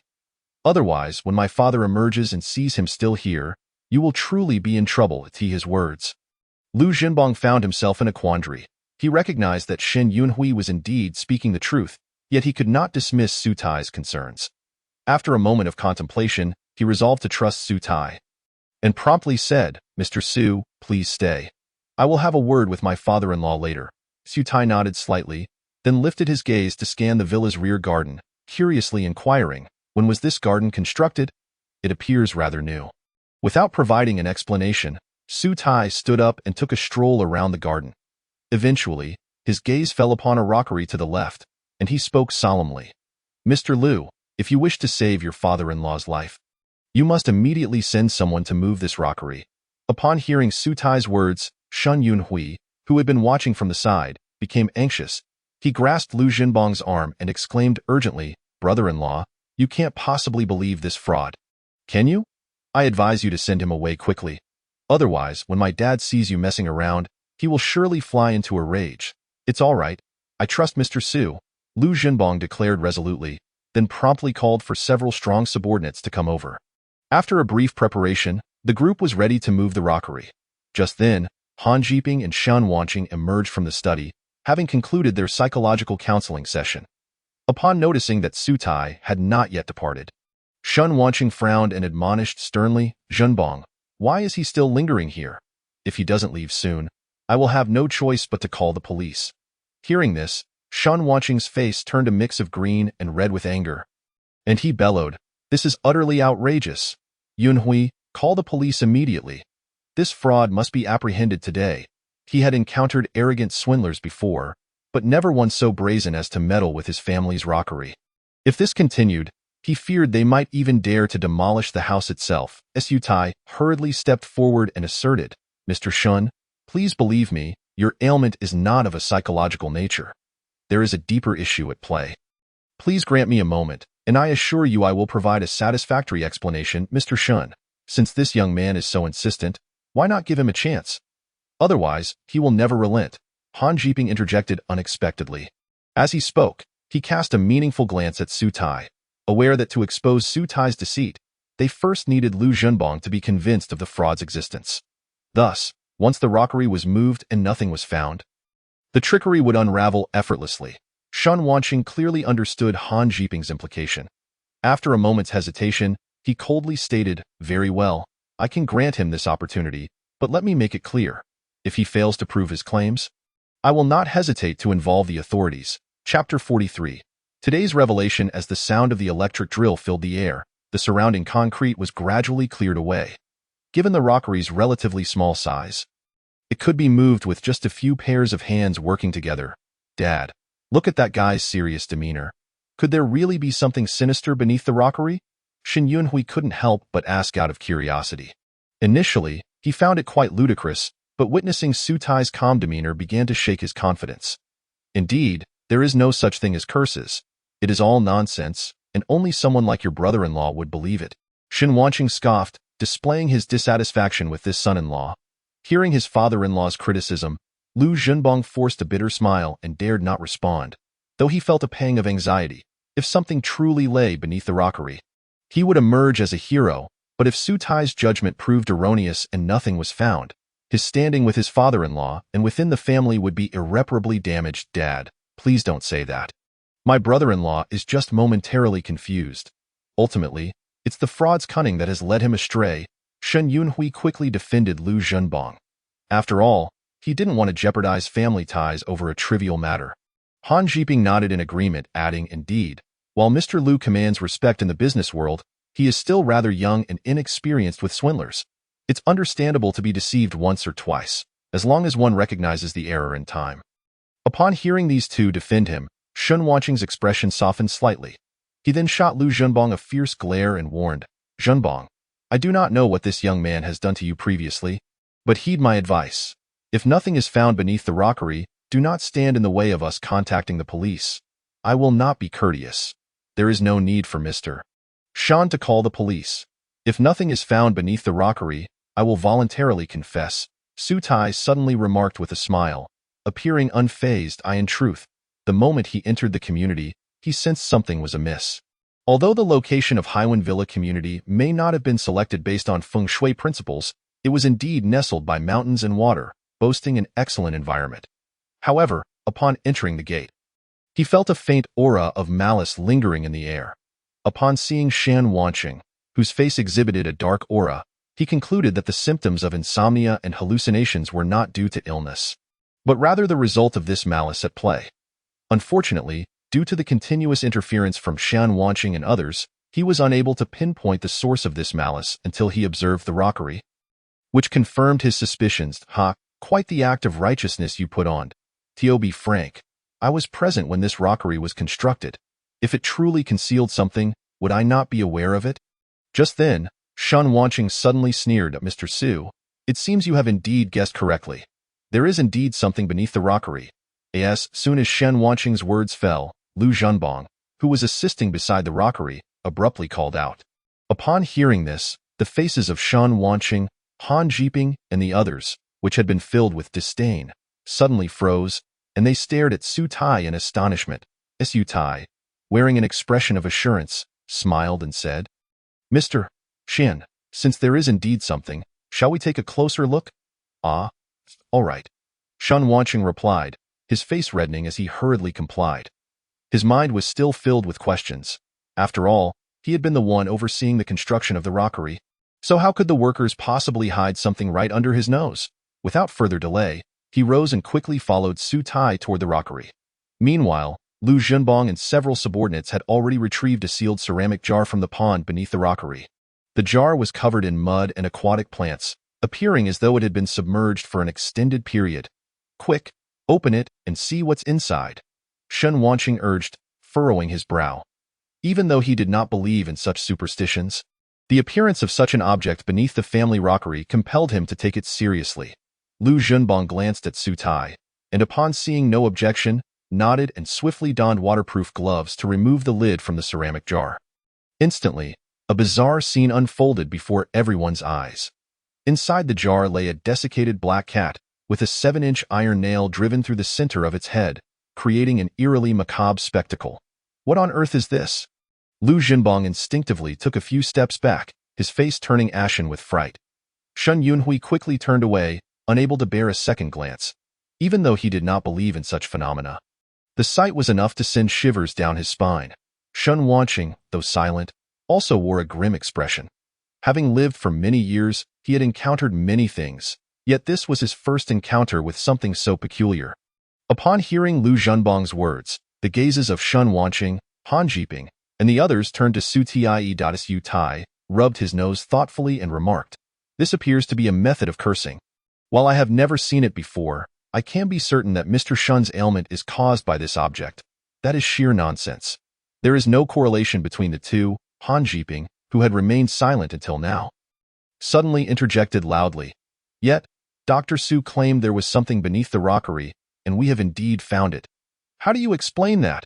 Shen Yunhui questioned, puzzled. Han Jiping scoffed disdainfully and retorted coldly, That is simple enough. These supernatural trinkets were likely buried here in advance by this Mr. Su. Indeed, that is a possibility. Shen Wanqing nodded slightly, his expression darkening once more. Earlier, he had been too hasty to consider the implications. But now, with Han Jiping's reminder, he recalled that such deception was indeed plausible. Sensing that Shen Wanqing was swayed by his words, Han Jiping grew more confident and continued loudly, "Everyone, consider this. If it were truly a curse, why would only Mr. Shen be affected while the rest of us remain untouched? That is a question for you, Mr. Su. How do you explain this?" Facing the crowd's skepticism, Su Tai smiled rather than fuming. He took a deep breath, shook his head, and said, "Very well. Allow me to broaden your horizons today." Chapter 44. Breaking the curse. Upon concluding his statement, Su Tai promptly donned gloves and reached into the ceramic jar. Shifting the black cat's remains aside until he extracted a piece of yellowed paper, which he handed to Shen Wanqing. Shen Wanqing hesitated momentarily before accepting the paper and glancing at it, discovering a series of birth dates inscribed upon it. "Indeed, this is my birthday. What does that prove?" "It must have been placed there by you in advance," Shen Wanqing remarked, furrowing his brow in skepticism. Su Tai smiled but refrained from elaborating, suddenly stating, "Mr. Shen, if I am not mistaken, you can now hear that weeping sound in your ear, and it is clearer than ever before." "How do you know?" Shen Wanqing's facial muscles twitched, and he quickly turned to Su Tai again. Earlier, when he had seen the ceramic jar, he had indeed heard the sound of a little girl crying. However, he had not paid it much mind, as this symptom had persisted for over a year. Yet now, being called out by Su Tai caught him off guard. Most importantly, after Su Tai's remark, he realized that the weeping sound had indeed become much more pronounced. "Mr. Su, it seems that my father's ailment is indeed caused by this black cat?" At this moment, Lu Zhenbong could not help but speak up. Noticing the look of horror on his father-in-law's face, he understood that Su Tai was right. "I believe you, Mr. Su. Please, lend your hand to save me." Shen Wanqing, filled with trepidation, hastily bowed respectfully to Su Tai. Previously, when Su Tai discovered the black cat beneath the rockery, it could have been dismissed as a mere coincidence. But the fact that the other party could even hear the sound of a little girl crying in his ear left him with no choice but to believe. "Mr. Su, how can this curse be broken? Should I burn this black cat?" Lu Zhenbong inquired anxiously. "No. Even if it were burned, the malevolent energy would still persist. Hear us what we shall do. You retrieve a piece of white paper." Su Tai contemplated for a moment before speaking solemnly. After receiving the paper, Su Tai laid it flat on the ground, then bit his fingertip, drawing symbols upon the paper. That moment, anyone observing closely would have noticed a flicker of ghostly green light at Su Tai's fingertip, as he channeled a surge of spiritual energy onto the paper while ostensibly drawing the symbols. Once the symbols were completed, Su Tai cast the white paper into a ceramic jar. As soon as the paper landed, a blue flame erupted within the jar, and a faint, sorrowful sound reminiscent of weeping emerged from the flames, creating an eerie atmosphere. Witnessing this phenomenon, Shen Wanqing and the others exchanged incredulous glances. Even Han Jiping, who had staunchly believed Su Tai was a fraud, was now taken aback. Within 2 minutes, the flames gradually subsided, and the black cat within the jar was reduced to ashes. "Mr. Su, what should we do with these remnants?" Shen Yunhui promptly stepped forward, frowning with concern. "Do not. Yunhui, take this outside and dispose of it. Having this in the house will prevent me from sleeping soundly in the future." Shen Wanqing shook his head repeatedly, still feeling a lingering fear. He then turned to Su Tai and said earnestly, "Mr. Su, I am truly grateful to you today. If it were not for you, I fear I would have never discovered this in my lifetime." "Shen La, if I am not mistaken, you no longer hear those strange noises in your ears, do you?" Su Tai inquired lightly with a smile. Upon hearing Su Tai's words, Shen Wanqing realized that the sounds had indeed vanished, and even his dizziness had dissipated. Instantly, his eyes lit up, and he grasped Su Tai's hand, exclaiming, "Mr. Su, I am in your debt. I sincerely apologize for my earlier ignorance and offense." He now held Su Tai in utmost regard. Shen Yunhui, equally exhilarated, hurriedly bowed his hands in respect and said, "Mr. Su, I too wish to apologize. Please do not hold my earlier remarks against me." Observing the scene, Lu Zhenbong smiled with satisfaction and remarked, "Father, I was not mistaken. Mr. Su is indeed extraordinary. Indeed, indeed." You have also played a significant role. Had it not been for your insistence, I might have wronged mrsu today. Shen Wanqing responded with a smile. Just then, Han Jiping, standing to the side, furrowed his brow and murmured softly, "What on earth is happening?" There is no scientific basis for any of this. Even now, he could not comprehend how a deceased cat could be linked to Shen Wanqing's mental illness. Su Tai chuckled softly and replied, "Dr. Han, in this vast world, there are countless wonders. While it is certainly commendable to uphold science, the phenomena that science can explain constitute merely a fraction of reality. There are many occurrences beyond the grasp of scientific explanation. I trust you understand this principle." "You are right, Dr. Su. I was indeed too extreme in my earlier thinking." Han Jiping took a deep breath and nodded vigorously. Although he still found it hard to believe in the notion of curses, he could not help but admire Su Tai's ability to cure Shen Wanqing's ailment so effortlessly. Reminiscing about his earlier insults towards Su Tai, he felt a pang of embarrassment and quickly expressed, "Dr. Su, I apologize for my earlier ignorance." "Dr. Han, there is no need for concern. Such matters can be difficult to believe if one has not encountered them before." Su Tai reassured with a wave of his hand. Were it not for his own experiences with extraordinary phenomena like the cleansing elixir and the Tai Xian scripture, he might not have believed in the existence of curses or malevolent arts. Especially not someone like Han Jiping, who held unwavering faith in modern science. At this moment, Lu Zhenbong suddenly asked with curiosity, "Mr. Su, do you think we can trace who placed that black cat in my home?" Shen Wanqing furrowed his brow and shook his head, saying, "Before I fell ill, I was either at home or traveling. I have not had any conflicts with anyone, so it is unlikely someone would wish to harm me." This was also one of the reasons he had previously doubted Su Tai, as he could not fathom who would wish him ill. "I just remembered. While working on the garden, I had a bit of a quarrel with the contractor. It is likely connected to that." Shen Yunhui suddenly spoke up. He sighed heavily and continued, "When I discovered that group of scoundrels cutting corners, I immediately reported them. Although we eventually reached a settlement, they were still fined. It is likely they sought to harm me because of that. I suspect they may have been unable to ascertain my birth details and instead used my father's. Indeed, the information submitted during the rockery's construction was mine." Shen Wanqing realized this too and quickly added. Su Tai nodded in acknowledgement, responding, "It seems highly probable that those construction workers are responsible. Fortunately, we discovered this in time, preventing any severe consequences." He had noted Shen Wanqing's condition and realized that had they delayed a few more days, the outcome could have been dire. Shen Wanqing felt a surge of relief and grasped Su Tai's hand once more. Saying earnestly, "Mr. Su, you have saved my life this time. I must express my gratitude properly." After saying this, he discreetly gestured towards Shen Yunhui. Chapter 45. The World of the Affluent. "Mr. Su, this is a small token of appreciation. I hope you will accept it." Shen Yunhui promptly rose and placed a delicately crafted, antique red lacquer box before Su Tai. Upon opening the box, it revealed a key, a check, and a card emblazoned with a Paixio design. "Shenla, what do you mean by this?" Su Tai glanced down at the contents of the box, somewhat perplexed. Shen Yunhui smiled and hastily explained, "Mr. Su, these are the keys to a villa located in Meizhuang, along with a check for 5 million, and that Paixio card serves as an internal identification issued by the Shen family, allowing the bearer unrestricted access to any entertainment venue under the Shen family's ownership. Along with the most esteemed privileges, Mr. Shen, are you not attempting to flaunt your wealth before me?" Su Tai teased playfully. Shen Yunhui waved his hands earnestly, stating, "Mr. Su, you must understand. My father made a vow that whoever could cure his ailment would receive these items as a form of payment. Therefore, everything here is yours now. Theo, give this to me? As payment?" Su Tai's expression turned somber, and he inwardly sighed, realizing the world of the affluent is surprisingly unadorned. Not to mention the 5 million check and the significant Paixio card. The villa alone is situated in one of the most popular scenic spots in Linjiang City over the past 2 years, with prices likely exceeding 30 to 50 million. What appeared to be a mere small box contained items worth at least 50 million. And all he had done was casually cure an illness without even prescribing any medicine. In the past, he would not have dared to even dream of such a thing. This cannot be. "Mr. Su, you saved my life. These mundane possessions cannot compare. I would willingly give away all the assets of the Shen family in gratitude."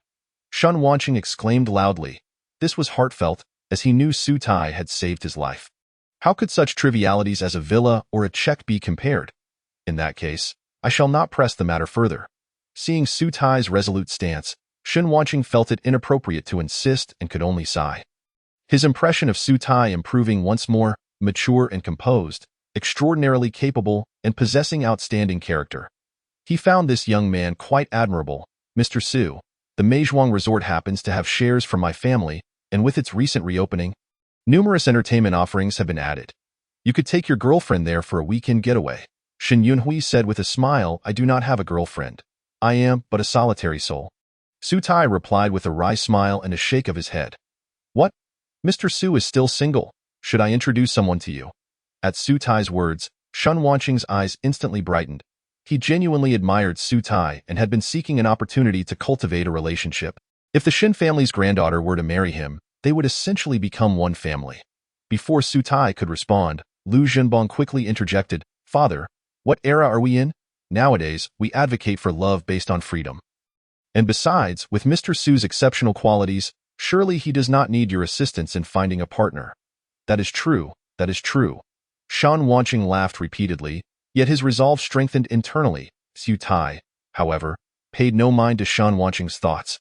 As his mind was preoccupied with Shen Yunhui's earlier words, he recalled that his mother had insisted on visiting Meizhuang last year, but circumstances had prevented it, so the idea had to be postponed.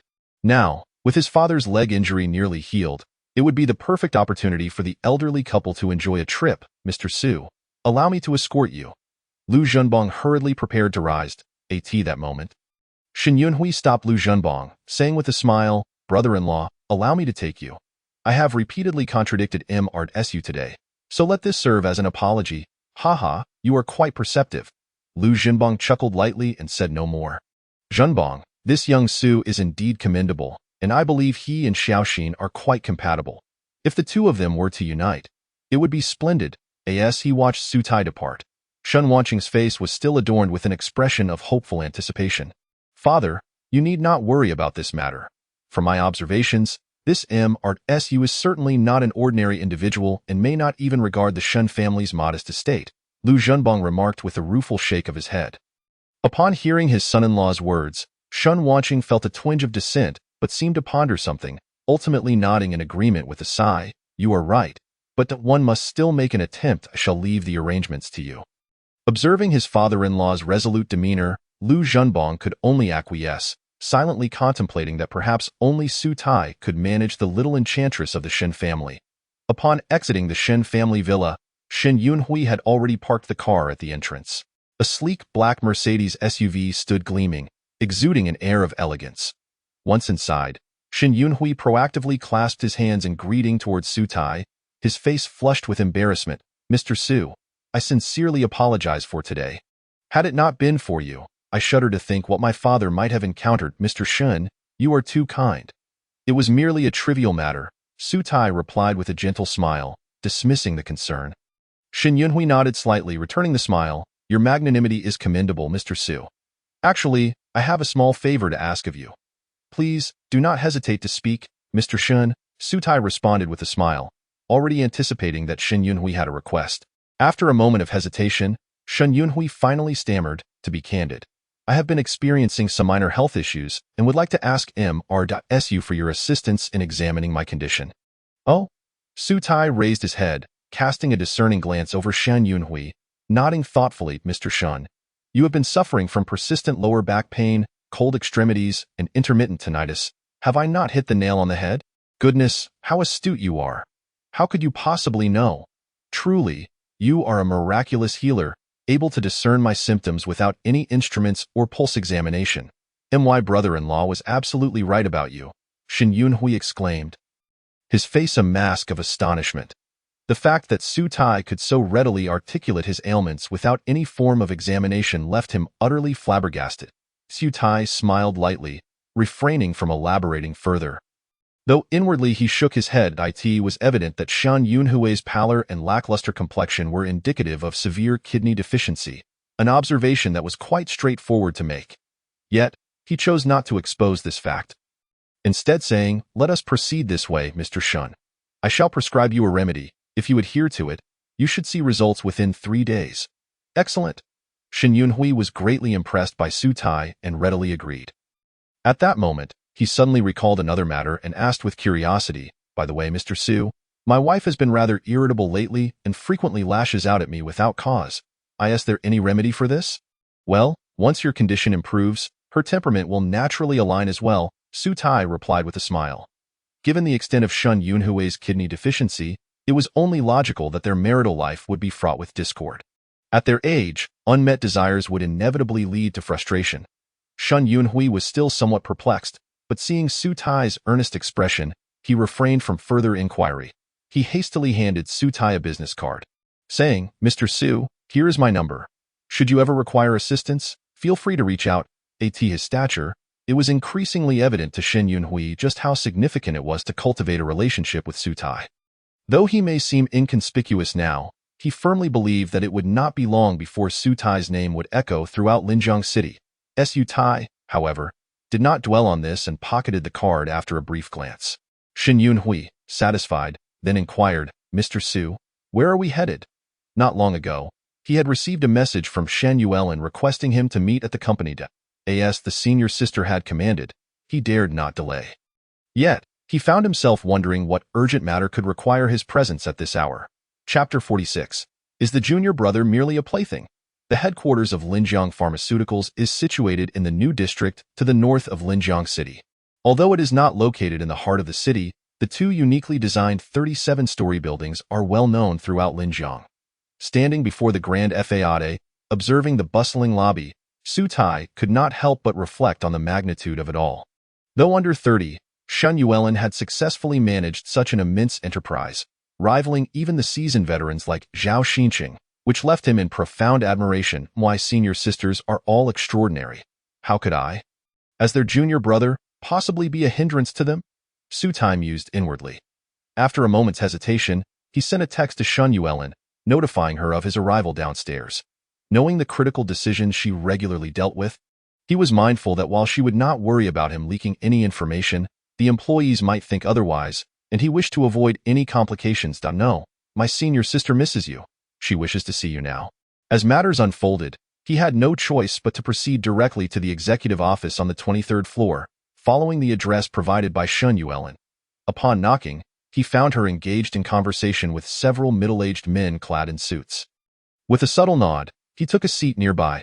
"Old Shen, I previously assured you that I would secure Director Rong for a speaking engagement at our company, and he has indeed consented. Therefore, this project, which I deemed feasible, shall certainly be pursued," Shun Yuelin stated, standing before a presentation board, her demeanor calm and collected as she addressed the senior executives of Linjiang Pharmaceuticals, exuding an air of command. The executives, all over 50, sat before her like schoolchildren, not daring to voice any dissent. Witnessing this scene, Su Tai was momentarily taken aback. In all his time knowing Shen Yuelin, it was the first instance he had observed such an authoritative side to her. No wonder she was dubbed the Queen of Business. She truly possessed an intriguing charisma. Su Tai rubbed his chin, unable to resist stealing another glance at Shen Yuelin, his gaze lingering longer than intended. Today, she was adorned in a tailored skirt suit, her hair casually swept up, and her face adorned with subtle makeup, projecting both competence and allure. Particularly striking were her legs, encased in black stockings, which exuded an air of sophistication. She was stunning. How could such a breathtaking beauty end up with an undeserving man? Su Tai pondered, realizing that if any ordinary woman donned such attire, she could never rival Shun Yuelin's commanding presence. Not to mention the captivating aura she radiated with every gesture, coupled with her enchanting physique, which was truly one of a kind. Especially remarkable were her perfectly proportioned curves and the enticing silhouette accentuated by the skirt, evoking the image of an alluring yet refined beauty. Perfect. In that moment, Su Tai found himself at a loss for words to adequately encapsulate his feelings. "Well, since there are no objections, let us proceed as I have suggested. You may take your leave now," Shin Yuelin suddenly announced. Upon hearing this, the executives promptly acknowledged her command, rising to bid her farewell before hastily exiting. With the sound of the office door closing, Shun Yuelin's previously stern expression transformed into one of radiant delight. "You silly goose, my dear junior brother, I truly appreciate you.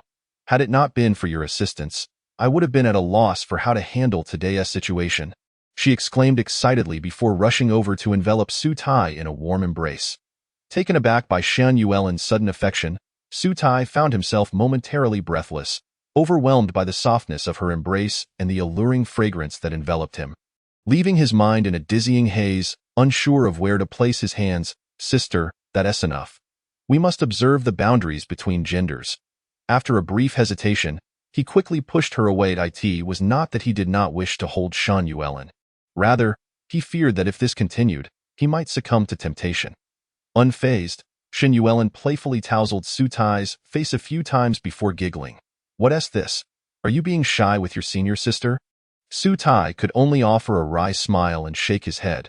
It was not a matter of shyness, but rather the constraints of his own body. Inwardly, he sighed. Who would have predicted that the formidable businesswoman who had just reprimanded her subordinates would transform into such a playful vixen in an instant? After a moment, he managed to ask, "Sister, what did you wish to discuss with me? Can't I seek out my dear junior brother for no reason?" Shan Yuelin shot him a playful glance before sitting directly opposite him and casually sliding her hand beneath her skirt to slowly peel away the stockings encasing her thighs.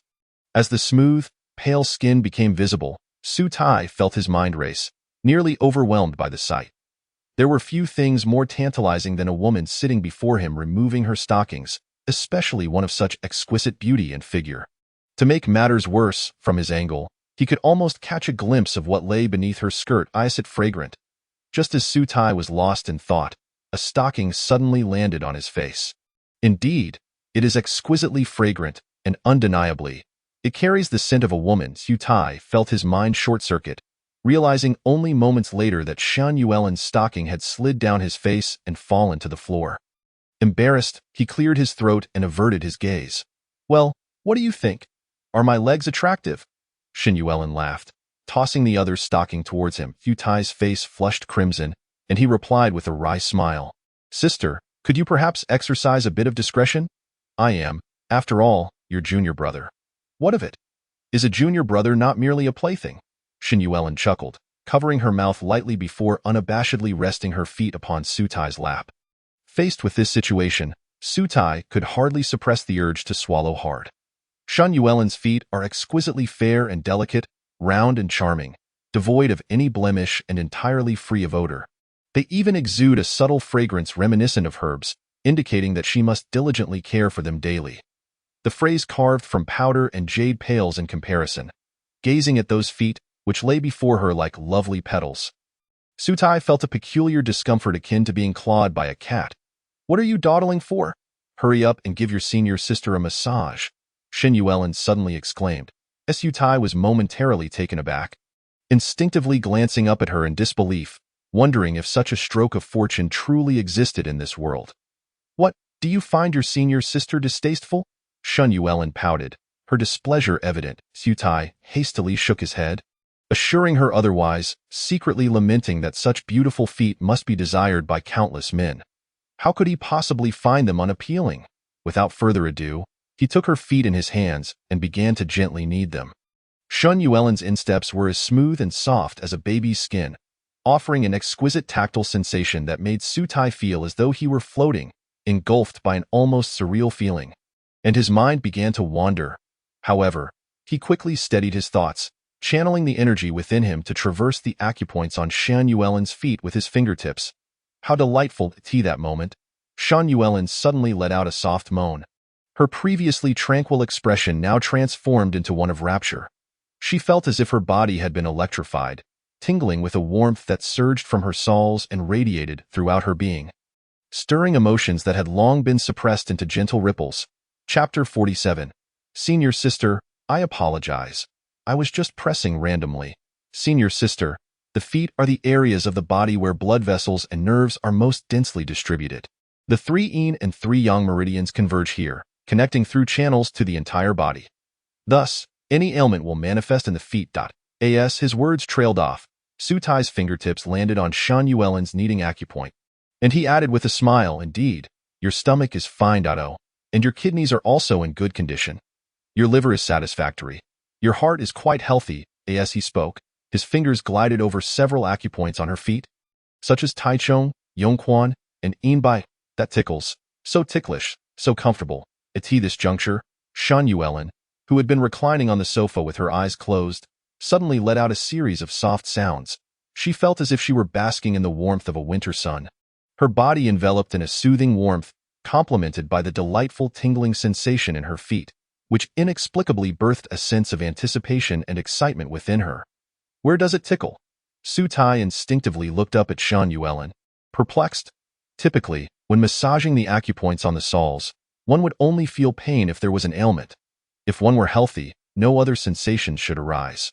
What could the tingling signify? Moments later, she murmured softly. It seems to be there. Before she could finish her sentence, Shan Yuelin suddenly jolted upright, casting a hurried glance at Su Tai, her cheeks flushing crimson as she inwardly rejoiced for catching herself just in time. The words that had nearly escaped her lips remained unspoken, averting an embarrassing situation. "Senior sister, is something wrong? Did I press too hard?" Su Tai quickly inquired. Hearing his question, Shan Yuelin felt even more flustered. Shaking her head vigorously, she had never anticipated that a mere few moments of casual massage would elicit such a response from her body. "Senior sister, I'm sorry. I was just pressing randomly," Su Tai chuckled. Shan Yuelin shot him an exasperated glance, retorting loudly, "I see you came prepared." As she spoke, her tone shifted, and with a light laugh, she added, "However, your technique is quite impressive. You truly have made me feel comfortable. I believe the other sisters will appreciate it as well, especially your fourth senior sister. How about this? I will permit you to come and massage me every week." She inwardly sighed with relief, grateful for her firm willpower. Otherwise, if Su Tai continued, she might have truly lost her restraint. Su Tai, however, gave it little thought. Such a fortunate opportunity was one he would not decline, especially since those exquisite feet, even cradled in his arms, would bring him joy. He curiously asked, why would the fourth senior sister enjoy it? "Oh, well, your fourth senior sister enjoys massages," Shan Yuelin stammered, a mischievous smile playing at the corners of her mouth. Su Tai did not dwell on it, hesitating for a moment before enthusiastically saying, "Senior sister, you didn't call me over today just for me to massage your feet, did you?" "Senior sister, I've already said it's not necessary. You are my senior sister. Helping you is only natural." Su Tai shook his head. Yet, Shan Yuelin frowned and countered, "That won't do. You've done me such a significant favor. If I don't show some appreciation, how will the other sisters perceive me?" Faced with Shan Yuelin's insistence, Su Tai reluctantly acquiesced. "All right, wait for me a few minutes while I change my clothes. Be good and don't peek." With that, Shan Yuelin pinched Su Tai's cheek a few times before rising to enter the resting room adjacent to the office. Watching the open door, Su Tai couldn't help but smile wryly, thinking, if she doesn't want anyone to see, then she should close the door. Does she truly believe all men are as pure as Lu Xiaohui? Fortunately, with solid resolve, Su Tai managed to suppress his desire to catch a glimpse of her exquisite form and instead focused on his phone. "So, senior sister, do you look beautiful?"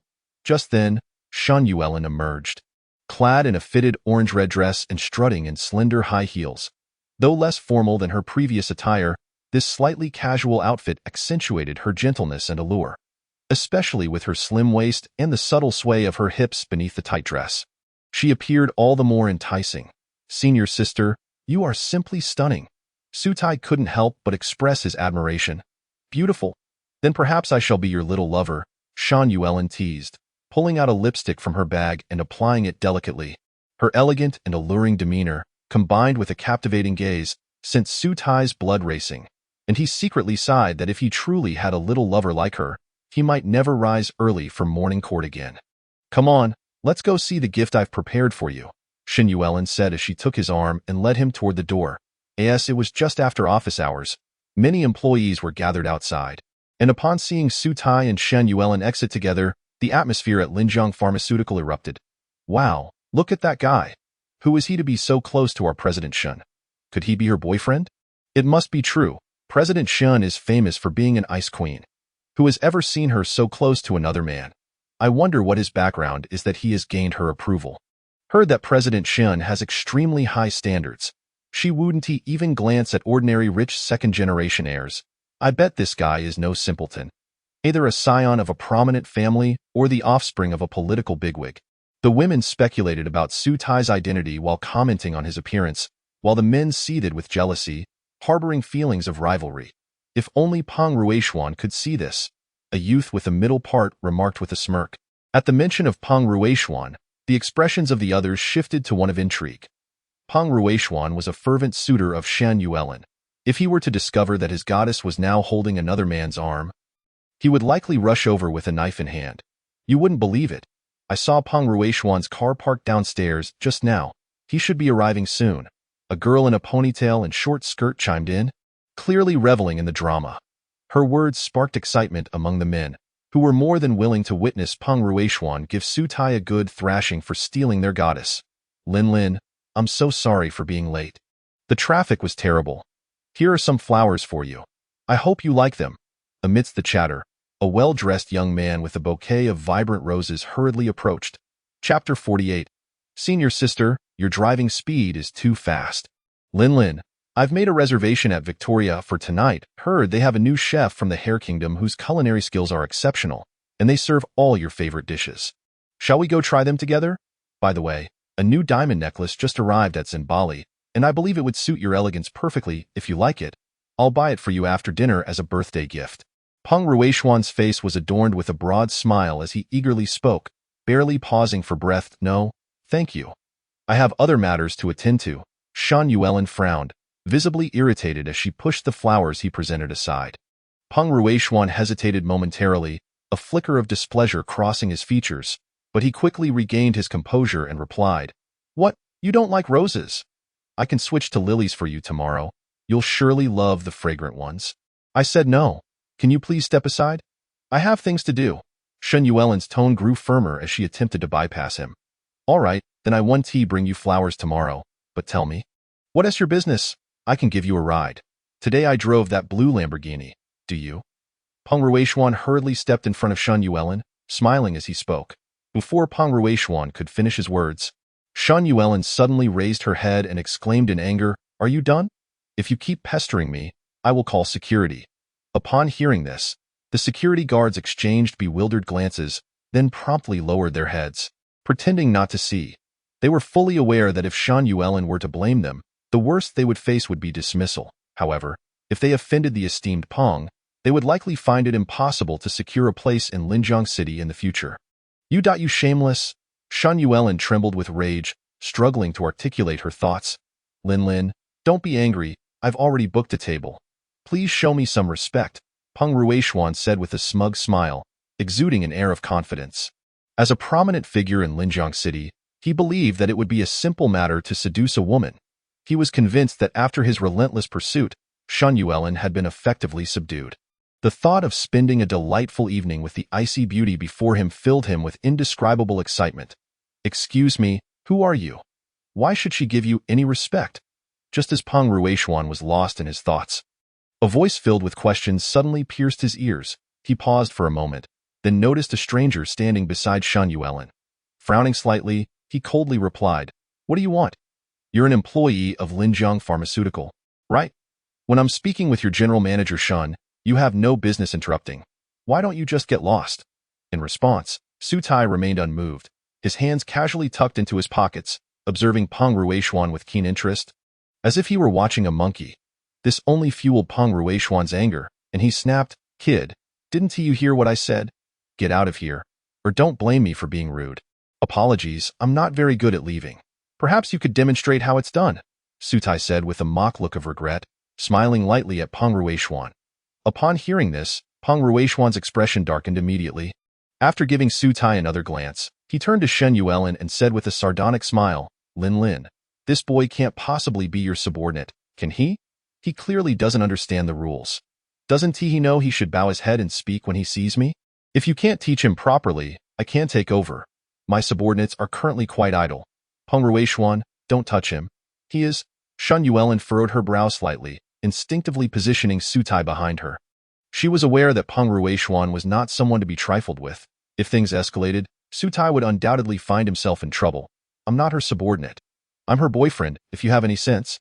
You should keep your distance from my girlfriend in the future, or else don't blame me for being impolite. Before Shan Yuelin could finish her sentence, Su Tai directly interrupted her. He stepped forward. positioning himself protectively behind Shan Yuelin, gazing at Peng Ruishuan with an air of nonchalance. Boyfriend? Peng Ruishuan was initially taken aback, then burst into laughter. Kid, do you think you're worthy? If you know what's good for you, you'd better scram. With his shabby appearance, he couldn't believe that this man could possibly be Shan Yuelin's boyfriend. He wouldn't even accept him as her lackey. Peng Ruishuan, he is indeed my boyfriend, and I will marry him. I hope you will stop bothering me from now on. At this moment, Shen Yuelin stepped forward decisively, wrapping her arm around Su Tai's. However, Peng Ruishuan merely shook his head in disbelief and chuckled. Lin, I've seen this trick too many times, I can assure you. This poor wretch is someone you've hired. Do you really think that by finding a shield, I would give up? As he spoke, he couldn't help but glance at Su Tai again, mocking, if you're going to hire an actor, at least choose someone decent. With his pitiful appearance, do you really expect me to believe him? Don't you believe it? Shen Yuelin suddenly smiled. You too. Peng Ruishuan was momentarily stunned, his smile freezing on his face as the bouquet he was holding slipped from his grasp and fell to the ground. Humiliation.it was an unbearable disgrace. Watching the backs of Su Tai and Shen Yuelin as they walked away, Peng Ruishuan took a deep breath before turning to leave. At that moment, a commotion erupted in the lobby of Linjiang Pharmaceutical. The city's renowned ice queen had, astonishingly, found a boyfriend, and not just any boyfriend, but an obscure individual, and they had publicly kissed. It was only a matter of hours before this news would spread to every corner of Linjiang City. Meanwhile, Su Tai and Shen Yuelin had already exited Linjiang Pharmaceutical and entered a car. Sitting in the passenger seat, Su Tai's mind was still clouded, and he could still feel the lingering imprint of lipstick on his cheek. What's the matter? Your senior sister merely kissed you once. It's as if I've done something inappropriate, Shen Yuelin said with a light laugh, glancing at Su Tai's face darkened immediately. Thinking to himself that he would indeed like to do something inappropriate, but she would have to agree first. Moreover, she was his senior sister.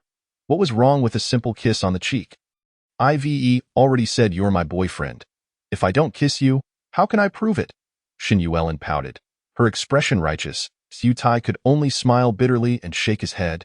What do you mean by just a kiss on the cheek? I'm your junior. There should be a boundary between us. Where else do you want to kiss? Of course, on your lovely lips. Preferably with a little tongue, Shen Yuelin said with narrowed eyes, giggling as she suddenly stuck out her tongue at Su Tai. Senior sister, your speed is a bit too fast. Your junior is about to faint. Perfect. Later, I'll drive to a secluded spot and take care of that. Chapter 49. My junior brother is simply irresistible, just a mere follower. Don't mind him. Shen Yuelin's tone turned disdainful when she mentioned Peng Ruishuan. Ever since she had encountered him at a cocktail party a year ago and politely shared a drink, he had been relentlessly pursuing her, showing up at her company every few days, making it impossible for her to shake him off, which had become quite the headache. After a moment's hesitation, she suddenly recalled something else and quickly advised, by the way, Peng Ruishuan's grandfather seems to be a retired official from Linjiang City. He's rumored to have some influence. He certainly won't let this go easily, so you must be cautious. If you run into any trouble, don't hesitate to call me. Got it, Su Tai casually replied, not paying much attention. After all, in modern society, no matter how deep Peng's background or how powerful his influence, he wouldn't dare to act recklessly. If trouble arose, he could simply deal with it as it came. As long as he could help his senior sister resolve this issue, that would be enough. Continuing, he added, Senior sister, after today's incident, it's likely that everyone in Linjiang City will know that this stunning beauty already has a boyfriend. Aren't you worried about not being able to get married? Unfortunately, it was merely a fleeting thought. With his current lack of achievements and status, he hardly matched up to this business queen. In other words, how could an ordinary mortal dare to covet a celestial being? Nevertheless, Su Tai remained undaunted. With his medical skills, he believed that one day he would earn the right to hold her hand.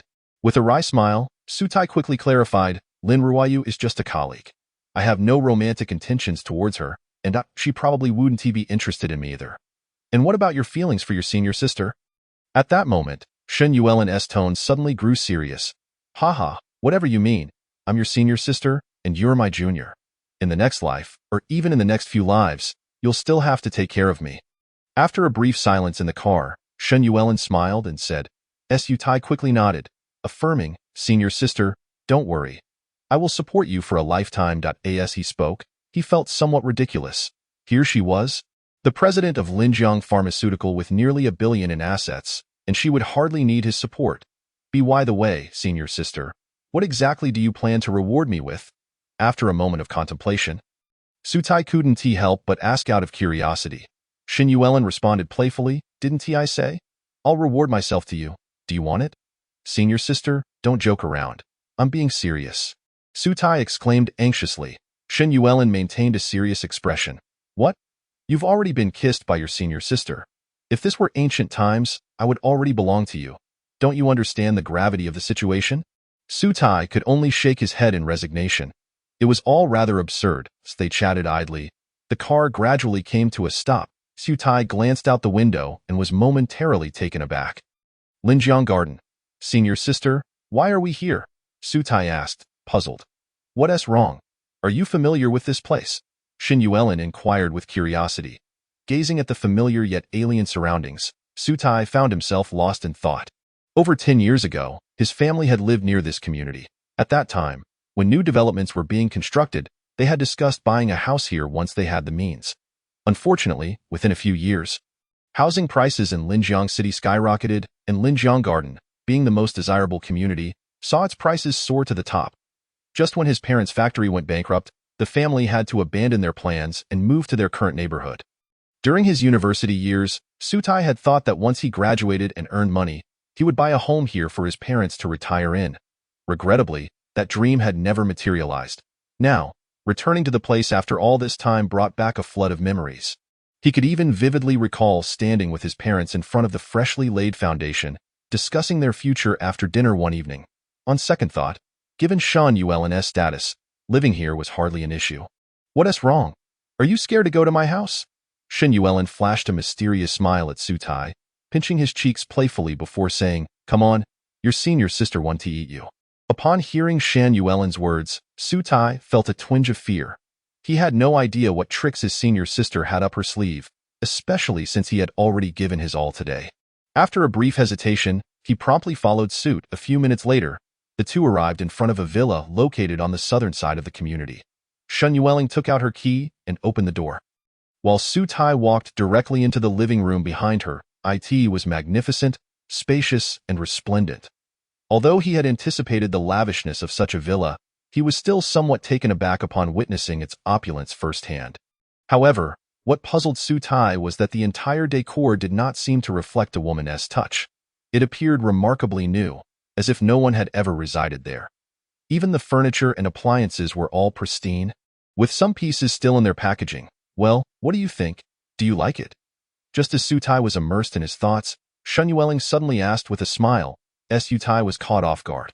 Quickly responding, Senior sister, this villa is a gift for me, is it? Dream on. You're now a billionaire. Why would I give this to you? This is a gift for your uncle and aunt. The environment here is lovely, and the transportation is quite convenient, ideal for both living and working. We should arrange for them to move here soon. Shen Yuelin smiled lightly, then tossed the keys to Sutai. A warmth spread through Sutai's heart. He hadn't expected Shen Yuelin's reward to be a villa for his parents, especially one in Linjiang Garden. Although unspoken, he understood that her choice of Linjiang Garden was likely a thoughtful decision. He felt an indescribable gratitude for this meticulous gesture. After a moment of hesitation, he hurriedly said, Senior sister, thank you that all the sincerity you have. Is that how you plan to thank me? Shen Yuelin teased, suddenly leaning her face closer to Sutai. Gazing at her enchanting visage and the luscious cherry-red lips, Sutai couldn't help but swallow hard and awkwardly chuckle. Senior sister. This seems inappropriate. I'll give you another chance to reconsider. Otherwise, I might just have to make the first move. Perhaps not. Oh, come on, senior sister, don't do this. Haha, my junior brother is simply too delectable. Chapter 50. The Female Rogue. Be silent. 15 minutes later, Sutai finally managed to wipe off the lipstick marks from his face. Looking at the triumphant Shen Yuelin, he found himself both amused and exasperated. Perhaps for other men, this would be a tremendous stroke of luck, but for him, it felt like torture. Like being presented with a lavish feast only to be told he must fast until tomorrow for surgery. Facing certain death otherwise, the anguish was indeed profound. Yet, a romantic relationship with an older woman certainly had its thrills, so, How would you rate my kissing skills? Shin Yueling teased, playfully tugging at Su Tai's chin with an air of superiority. Su Tai smiled wryly and shook his head. Senior sister, does kissing someone's cheek really require skill? What are you hinting at? Are you suggesting I should kiss your lips? Let me give it a try, so you can witness what high-level techniques look like. Shan Yueling laughed mischievously and suddenly leaned in closer. Su Tai frantically waved his hands. Senior sister, let's call it a day. Jokingly, he nearly faltered at just a cheek kiss. If it came to kissing lips, that would be disastrous. After a moment's pause, he earnestly said, Senior sister, regardless of anything, I still want to express my gratitude. You've been so kind to me. And I promise to repay you well, little fool. Who said you need to repay me? When I decide to retire, you can just support me, Shan Yueling replied, pinching Su Tai's cheek with a smile. Su Tai nodded solemnly, his resolve to grow stronger solidified. He must not disappoint these senior sisters. All right, it's just a house after all. Take a look and see if there's anything that needs fixing. I'll send someone to handle it. Shin Yueling ruffled Su Tai's hair before continuing. Su Tai quickly shook his head. There's no issue, I've checked everything, and it's all wonderful. I am sure my parents will love it too. He had noticed that the entire arrangement of the house was exceedingly meticulous. Even the small appliances, bedding, and kitchenware were all present, tailored for middle-aged and elderly individuals. Even the sizes of the slippers fit perfectly, allowing for immediate occupancy. Then, if there's no problem, let us quickly get your uncle and aunt over here. I'll come visit them when I have the time.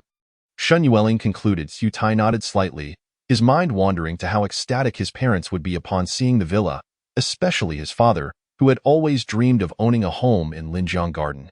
Now, not only had he acquired one, but it was also the most expensive and beautifully situated villa. After touring the villa, Su Tai insisted on treating Shin Yueling to a seafood feast nearby. They then took a leisurely stroll by the river before reluctantly parting ways. Wanting to surprise his parents, he refrained from immediately telling them about the villa, opting instead to wait for the right moment. After freshening up, Su Tai resumed his acupuncture treatment for his father's leg. To his surprise, in just a few days, his father's leg had recovered significantly, to the point where he could barely manage to walk with a cane. At first, Su Tai didn't understand the reason behind this improvement, but later he learned it was due to his father's daily perseverance in practicing walking. Typically, after being bedridden for over 2 years, even if the legs were fully healed, it would take 10 days to half a month to return to normal. However, consistent exercise could indeed accelerate recovery, albeit the process was often excruciating, both physically and mentally, especially after repeated failures. Nevertheless, this also demonstrated his father's strong desire to stand again. Reflecting on this, Su Tai felt even more grateful to Shin Yueling. Had she not appeared and given him that cleansing elixir, he would have lacked the ability to heal his father. While administering acupuncture, Su Tai suddenly recalled another matter and exclaimed, Mom, I heard that Meizhuang has just opened. Let us go visit as a family tomorrow. Well, that I probably won't have time tomorrow. Let us skip it. Li Guilin hesitated, her expression revealing a hint of anticipation, yet she ultimately shook her head. She certainly wanted to go, but considering her husband's limited mobility, she chose to forego the idea, claiming she was too busy to avoid burdening him at that moment. Su Zhongliang interjected, Guilin, haven't you always wanted to go to Meizhuang for the hot springs? Don't worry, I can take care of myself. All right, since Dad agrees, let us all go tomorrow, Su Tai replied with a smile. Despite having had a long day, he felt exceptionally elated, especially seeing his parents' joyful expressions, which filled his heart with immense comfort. Ding dong. At that moment, his phone suddenly chimed with messages from the Taishian sect's disciples group chat. Upon reading the content, Su Tai couldn't help but chuckle. Master sister, you actually kissed my junior brother. I'm going to kill you. The third senior sister sent an angry emoji. Following that was a flurry of furious emojis directed at Master Sister Shan Yueling. Hee, what can I say? You weren't in Linjiang. Though it was just a peck on the cheek, I was quite satisfied. Though you know how delightful my junior brother's face is. The Master Sister sent a drooling emoji, clearly relishing the moment. The second senior sister quickly responded with a question mark, inquiring, What place are you referring to? That place. Which one? Female rogue, be quiet. As Su Tai observed the lively chat among the senior sisters, he wore a broad smile, his longing to see these sisters growing ever stronger. Unfortunately, The third and fifth senior sisters were both abroad. The second senior sister was currently busy, and as for the fourth, sixth, and seventh senior sisters, he hadn't even exchanged a word with them. Even if he wished to meet, it posed quite a challenge. After some contemplation, Sutai decided to let things unfold naturally. After a while of idle thoughts, he sat cross-legged, preparing to continue his cultivation of the Taishin Sutra. Just then, he suddenly recalled something. Utilizing the medical techniques from the Taishin Sutra's medical chapter to treat patients typically required spiritual energy as support. This was manageable for common ailments, but for more challenging cases, the spiritual energy often fell short. For instance, if he had sufficient spiritual energy to treat his father's legs, he could heal them completely in just one day. But currently, it required multiple sessions. He thought to experiment with storing more spiritual energy within himself. Chapter 51. Returning to old haunts. Having organized his thoughts, Sutai immediately began his attempts. Since he had depleted his spiritual energy after acupuncture earlier that evening, he started with normal breathing exercises, without any peculiarities at first. However, as dawn approached, Sutai suddenly felt a slight swelling at the position of his chi acupoint, prompting him to stop. This indicated that his internal spiritual energy had reached a certain level. Normally, he would cease his breathing exercises at this point, but today he paused only briefly before continuing to close his eyes and delve into the Taishin Sutra. Yet, it wasn't long before Sutai had to stop again. He discovered that while spiritual energy could still flow into his body, it merely circulated through his meridians before being expelled, unable to be stored in the chi acu point. In other words, the chi acupoint was akin to a water tank. It could only hold a limited amount of water, and once full, any additional water would overflow. It seemed that to store more spiritual energy, he would need to expand the capacity of his chi acupoint. But how could he accomplish that? Sutai was filled with questions. He initially considered reaching out to Lao Huang for guidance via WeChat, but alas, he had not been able to contact him. Asking the master sister felt daunting as well. He feared disturbing her if she was still asleep. Thus, he could only ponder it himself for now. At that moment, he suddenly recalled the dream where he had encountered 4 books on that grassland. The second of which was the martial arts chapter. Was there a method to increase the capacity of the chi acupoint within the martial arts text? Sutai pondered silently. Regrettably, he had not glimpsed the contents of the martial arts manuscript at that time before awakening. And since then, he had been unable to dream about it again, leaving him with no choice but to speculate. Well, he resolved to seek an opportunity to inquire with his senior sister. With the hour growing late, Sutai promptly rose from his slumber. Today, he intended to take his parents on an outing to Meizhuang, requiring some preparation beforehand. 9 o'clock in the morning. While the Su family had yet to depart, Liang Zhanshan had already arranged for the Maybach to be parked downstairs. Considering their destination was Meizhuang, which lay over 10 kilometers from the city center of Linjiang, Sutai's father's leg ailment, though much improved, still rendered him somewhat inconvenient for walking. Thus, driving was the optimal choice. To his surprise, this only served to make his elderly parents increasingly anxious throughout the journey. Sutai, I just checked online, and it seems this car costs several million. What if you damage it? How could our family possibly afford the repairs? His mother, Li Guolan, expressed her concerns with a worried visage. Su Zhongliang nodded slightly in agreement, adding, indeed, Sutai, even a minor scratch could cost us thousands in repairs. I understand your concern for my comfort, but perhaps it's best not to borrow it again next time. Listening to his parents back and forth, Sutai found himself caught between amusement and exasperation. After a moment's hesitation, he quickly replied, "This is a special circumstance. If my father's leg is completely healed next time, we'll take a coach instead." Yet, he thought to himself, if they could not handle the mere thought of a car, how would they react if he revealed that he currently oversees a company with annual profits exceeding 100 million? Unsure of how to explain his situation to his parents, Sutai decided to keep it a secret for the time being. Otherwise, they might lose sleep for months to come. "Dad, if you wish to ride in it, I'll drive you out in this car every day," Sutai hurriedly assured. Su Zhongliang waved his hands repeatedly, exclaiming, "No, no, it feels uncomfortable to ride in someone else's car. What if we accidentally damage it? How would we compensate them?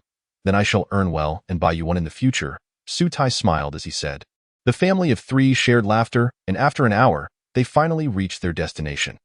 Armed with a Pichio card, the Su family enjoyed unobstructed passage at every location they visited. and as Shen Yunhui had mentioned, they received the most prestigious service throughout. Initially skeptical, Su Tai's parents were relieved when he explained that he had borrowed a VIP card from a friend, allowing them to brush past their doubts. On the return journey, his parents sat in the back, admiring the photos taken that day, while Su Tai focused on driving. He couldn't help but reflect on how long it had been since he last accompanied them on an outing. Perhaps for others, such moments seemed ordinary, but for him, they were exceedingly rare. I must grow stronger and safeguard all of this, he resolved, gripping the steering wheel with renewed determination. As the car sped along, nearing Linjiang Garden, Su Tai suddenly halted. Dad, I recall we used to live here. Shall we take a look? He suggested, as Su Zhongliang hesitated momentarily before nodding in agreement. All right, it's been over 10 years since I last visited. I wonder how much it has changed. Seeing his father's consent, Su Tai promptly parked nearby and the family made their way toward Linjiang Garden. When we lived here, this community was still under construction.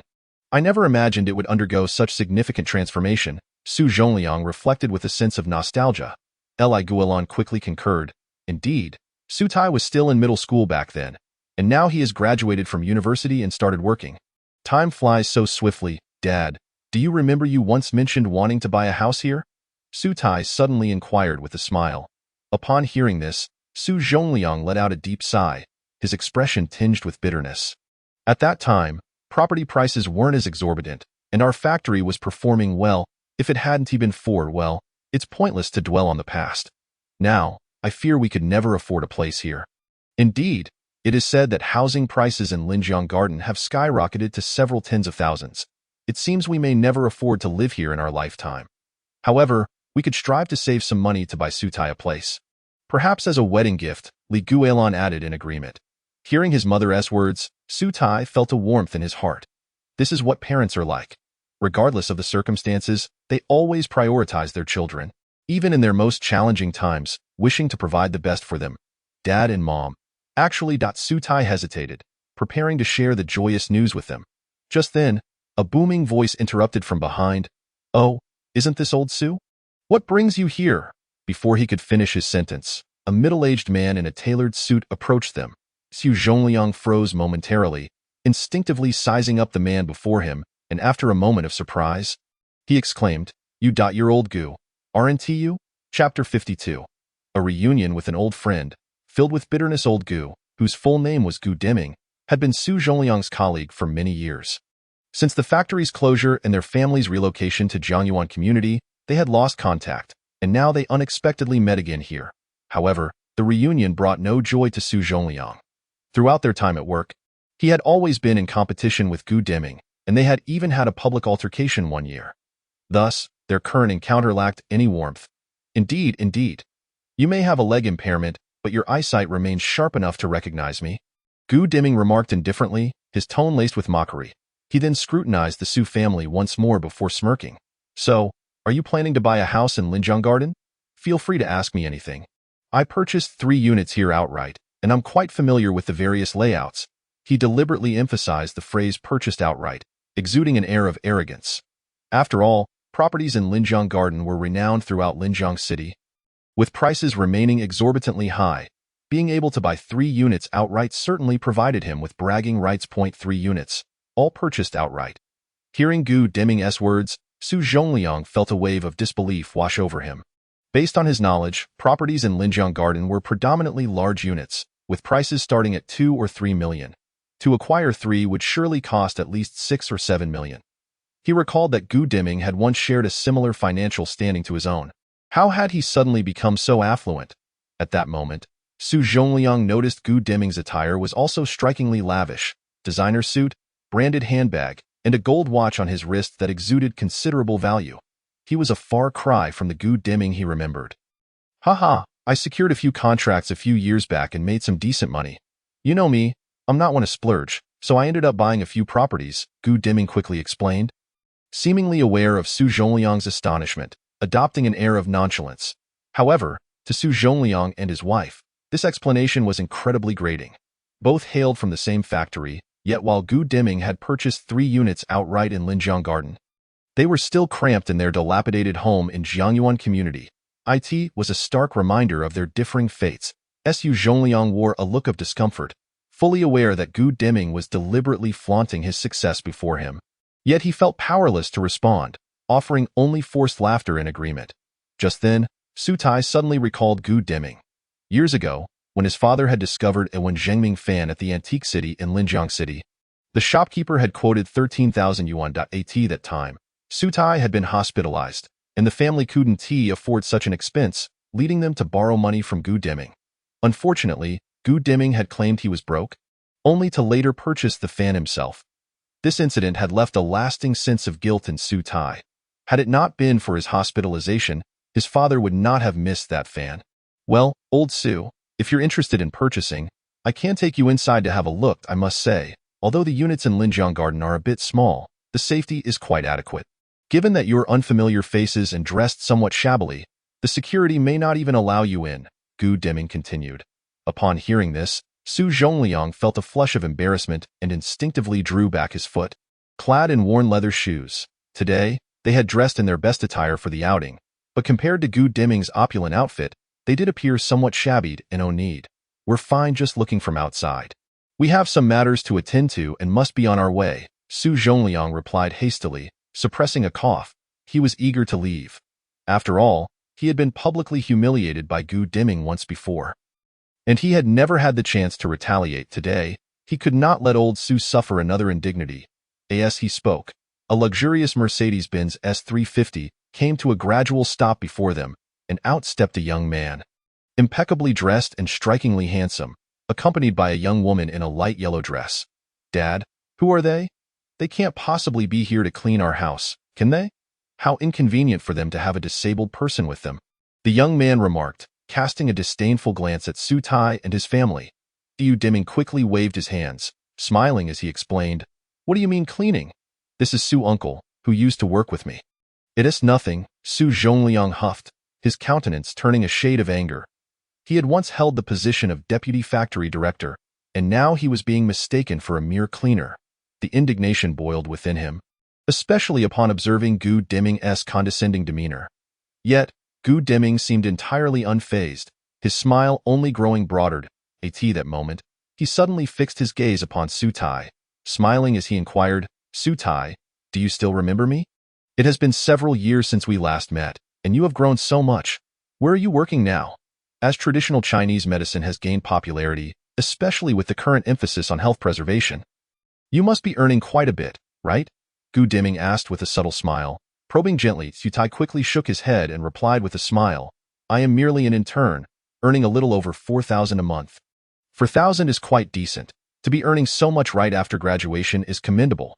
It surpasses our Gu Yin, who simply lounges at home, doing nothing. We cannot merely say that having a wealthy family leads to one's downfall. After all, children from poorer families often mature earlier," Gu Diming remarked, narrowing his eyes as he chuckled. Upon hearing this, Gu Yin, standing nearby, fidgeted slightly and murmured, "Dad, please don't say such things. I am managing accounts for Li Jun's company. You know I handle a monthly budget of around 1 million.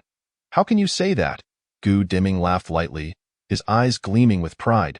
As he spoke, he patted Su Tai on the shoulder and whispered, "Little Su, had it not been for Yin Yin encountering Li Jun back in the day, she might have ended up marrying you." "Dad, what are you talking about? Why would I ever look at him?" Gu Yan's expression shifted, casting a disdainful glance at Su Tai. Although the two were not well acquainted, she was aware of Su Tai's family circumstances. His father was disabled, and his mother sold buns in the university town. She had no desire to marry into such a family. Li Jun also glanced at Su Tai, but merely shook his head, returning to his phone, dismissing this impoverished youth as unworthy of his attention. Observing this scene, Su Zhongliang and his wife wore expressions of immense discomfort. It was one thing for them to be ridiculed, but now their son was also being mocked, which was truly intolerable. Noticing their distress, Gu Diming felt a surge of delight and quickly waved his hand, saying, "Let bygones be bygones. Well, Lao Su, why not come to my house for a visit? You can take a look at my place as well." "No, thank you, Uncle Gu. We have other matters to attend to. Perhaps another day," Su Tai suddenly interjected, glancing at the time. Gu Diming chuckled dismissively. What matters could you possibly have?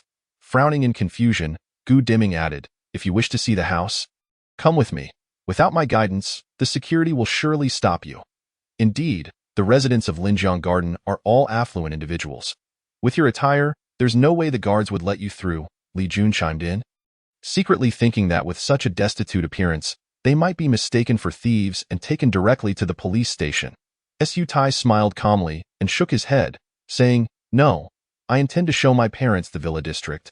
There's no need to view the ordinary residential area." Chapter 53. The bet what? You intend to visit the villa district? Upon hearing Su Tai's words, Gu Deming was momentarily taken aback. The ordinary residential area of Linjiang Garden and the villa district were worlds apart. Ordinary people could scarcely even enter. If Su Tai truly wished to go there, he would miss out on the amusement. However, he quickly regained his composure and laughed. "Little Su, you must be jesting. What significance would there be in viewing the villas if you cannot afford one? Moreover, it is not a park where you can wander at will. Indeed, the residents of the villa district are all prominent figures from both political and business spheres.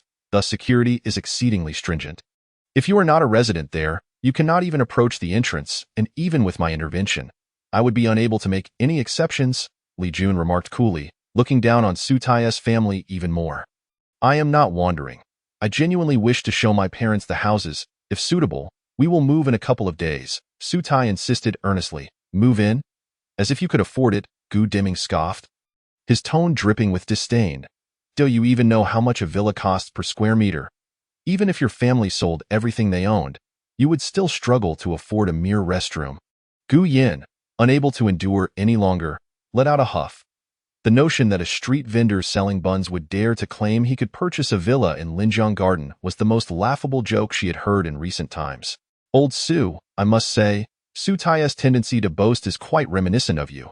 Though he lacks the sense to know when to stop, he must exercise caution in the future and possess some common sense." Gu Deming chuckled. Faced with the ridicule from this father-daughter duo, Su Zhongliang's face flushed with indignation, and he could not help but exclaim loudly, "Old Gu, do not look down on us. Is it not permissible for our Su Tai to purchase a villa here? Old Su, I am not trying to discourage you, but the least expensive villa in Linjiang Garden costs 100,000 per square meter. At. The rate of Su Tai's salary of a little over 4,000 a month. How many years would it take for him to afford a restroom?"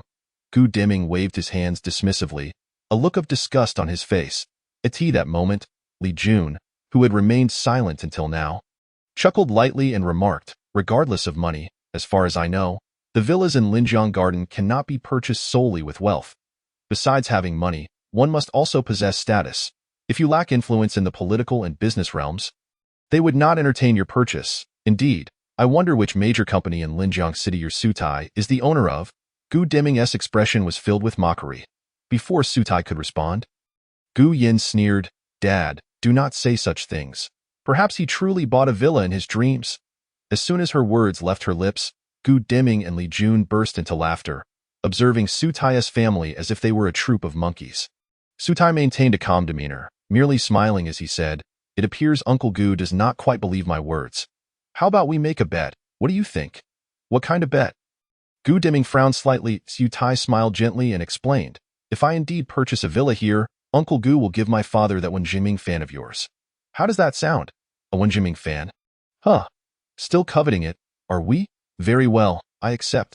However, if you do not purchase it, then He paused, smirking. "Let us say, since your family is not particularly wealthy, how about you write me a calligraphy piece to hang in my home, stating that I am not as good as Gu Deming in 6 characters? Gu Deming's expression was one of assured victory. Upon hearing this, Su Zhongliang nearly spat blood in anger. Gu Deming was indeed cruel. "What? Are you afraid?" Gu Deming squinted his eyes, a triumphant smile on his face. Under different circumstances, Su Tai would undoubtedly have clashed with Gu Deming, but in this particular wager, the odds were overwhelmingly against him. After all, the villas in Linjiang Garden were far beyond his financial reach. "Dad, trust me, we will definitely win," Su Tai urged, grasping Su Zhongliang's hand firmly. Meeting his son's resolute gaze, Su Zhongliang felt an inexplicable surge of confidence and boldly declared, "Old Gu, I accept your wager. Good, Old Su. You truly have guts, but unfortunately, you have already lost. Just wait to write that calligraphy," Gu Deming exclaimed, his face beaming with delight. Su Tai could not help but shake his head. Responding calmly, "Uncle Gu, Whether we win or lose is yet to be determined. Be prepared to hand over that fan. With that, he turned and began to guide his parents toward the villa district. Observing Su Tai's unwavering determination, Guyan felt an inexplicable sense of unease and could not help but whisper, "Dad, do you think that Su Tai might actually buy a villa there?" "Rest assured, I am acquainted with the owners of all 37 villas in Linjiang Garden. There's Mr. Song from Haifeng Group, Mr. Wang from Dinglin Technology, and Mr. Yang from Yunfa Real Estate. I have never heard of anyone named Su among them." Li Jun replied with a cold laugh, his tone laden with derision. Yu Deming hastily concurred. Indeed, if they could truly afford a villa, they wouldn't dress so modestly. It's merely a facade in his view. Given Su Tai's family circumstances, unless they won the lottery, there was no way they could afford a villa here. He was certain of his victory in this wager.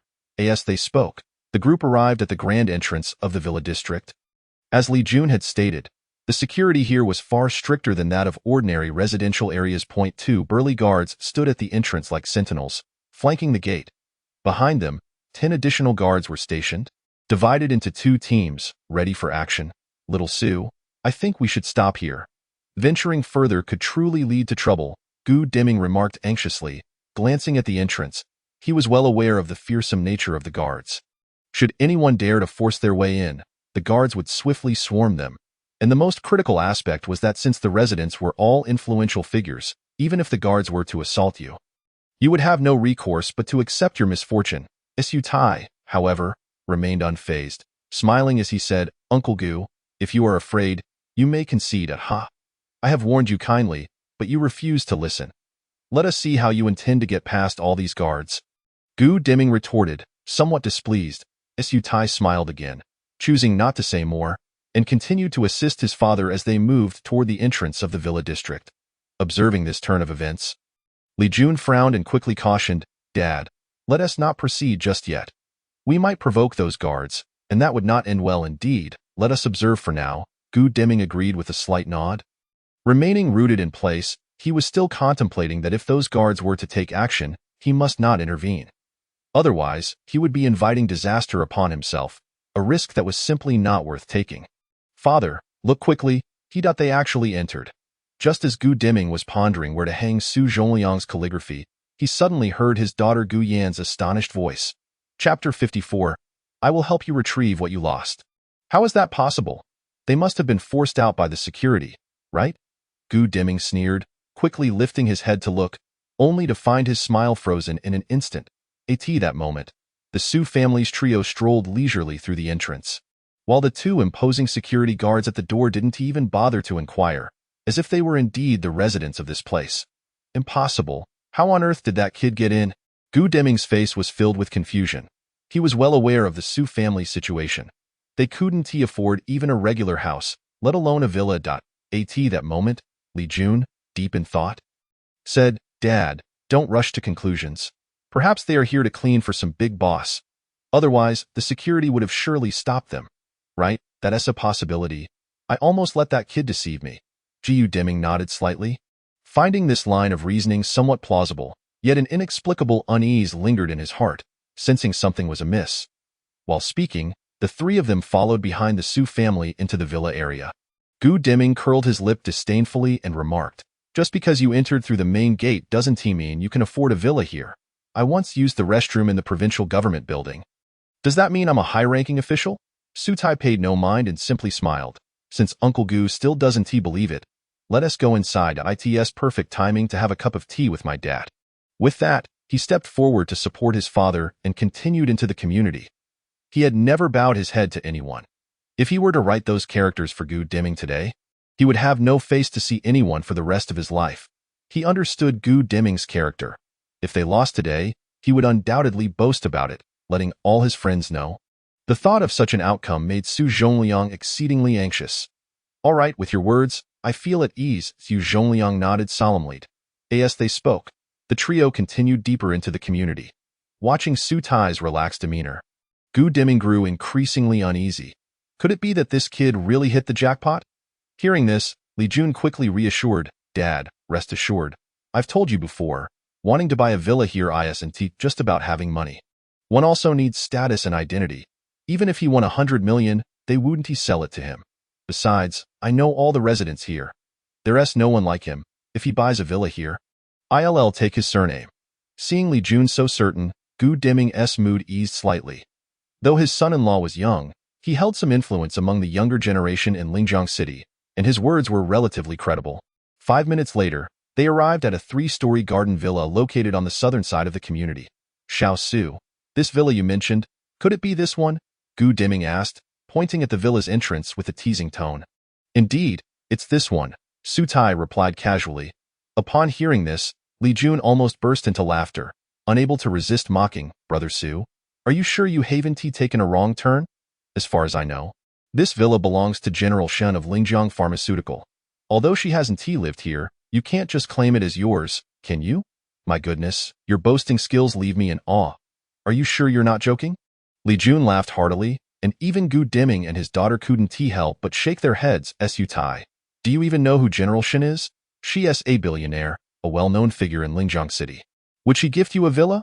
Gu Deming scoffed, secretly thinking about how someone like General Shen would never even spare a glance at a pauper like him.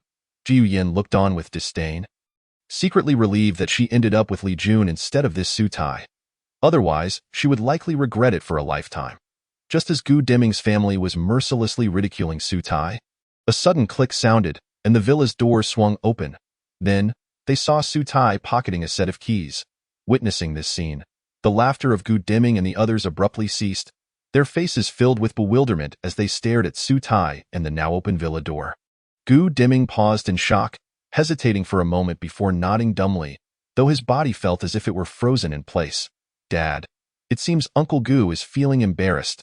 Let us go inside first, Su Tai said with a squint and a smile, then assisted his father and directly walked into the villa. Sitting on the sofa in the living room, Gu Deming's expression was still extremely grim, while Li Jun and Gu Yin remained silent as if they were little wives, not daring to utter a word. Old Gu, if you're reluctant to part with that calligraphy fan of Wen Zhengming, then let us forget about this bet today. Su Zhongliang suddenly laughed. Dad, that's your favorite fan.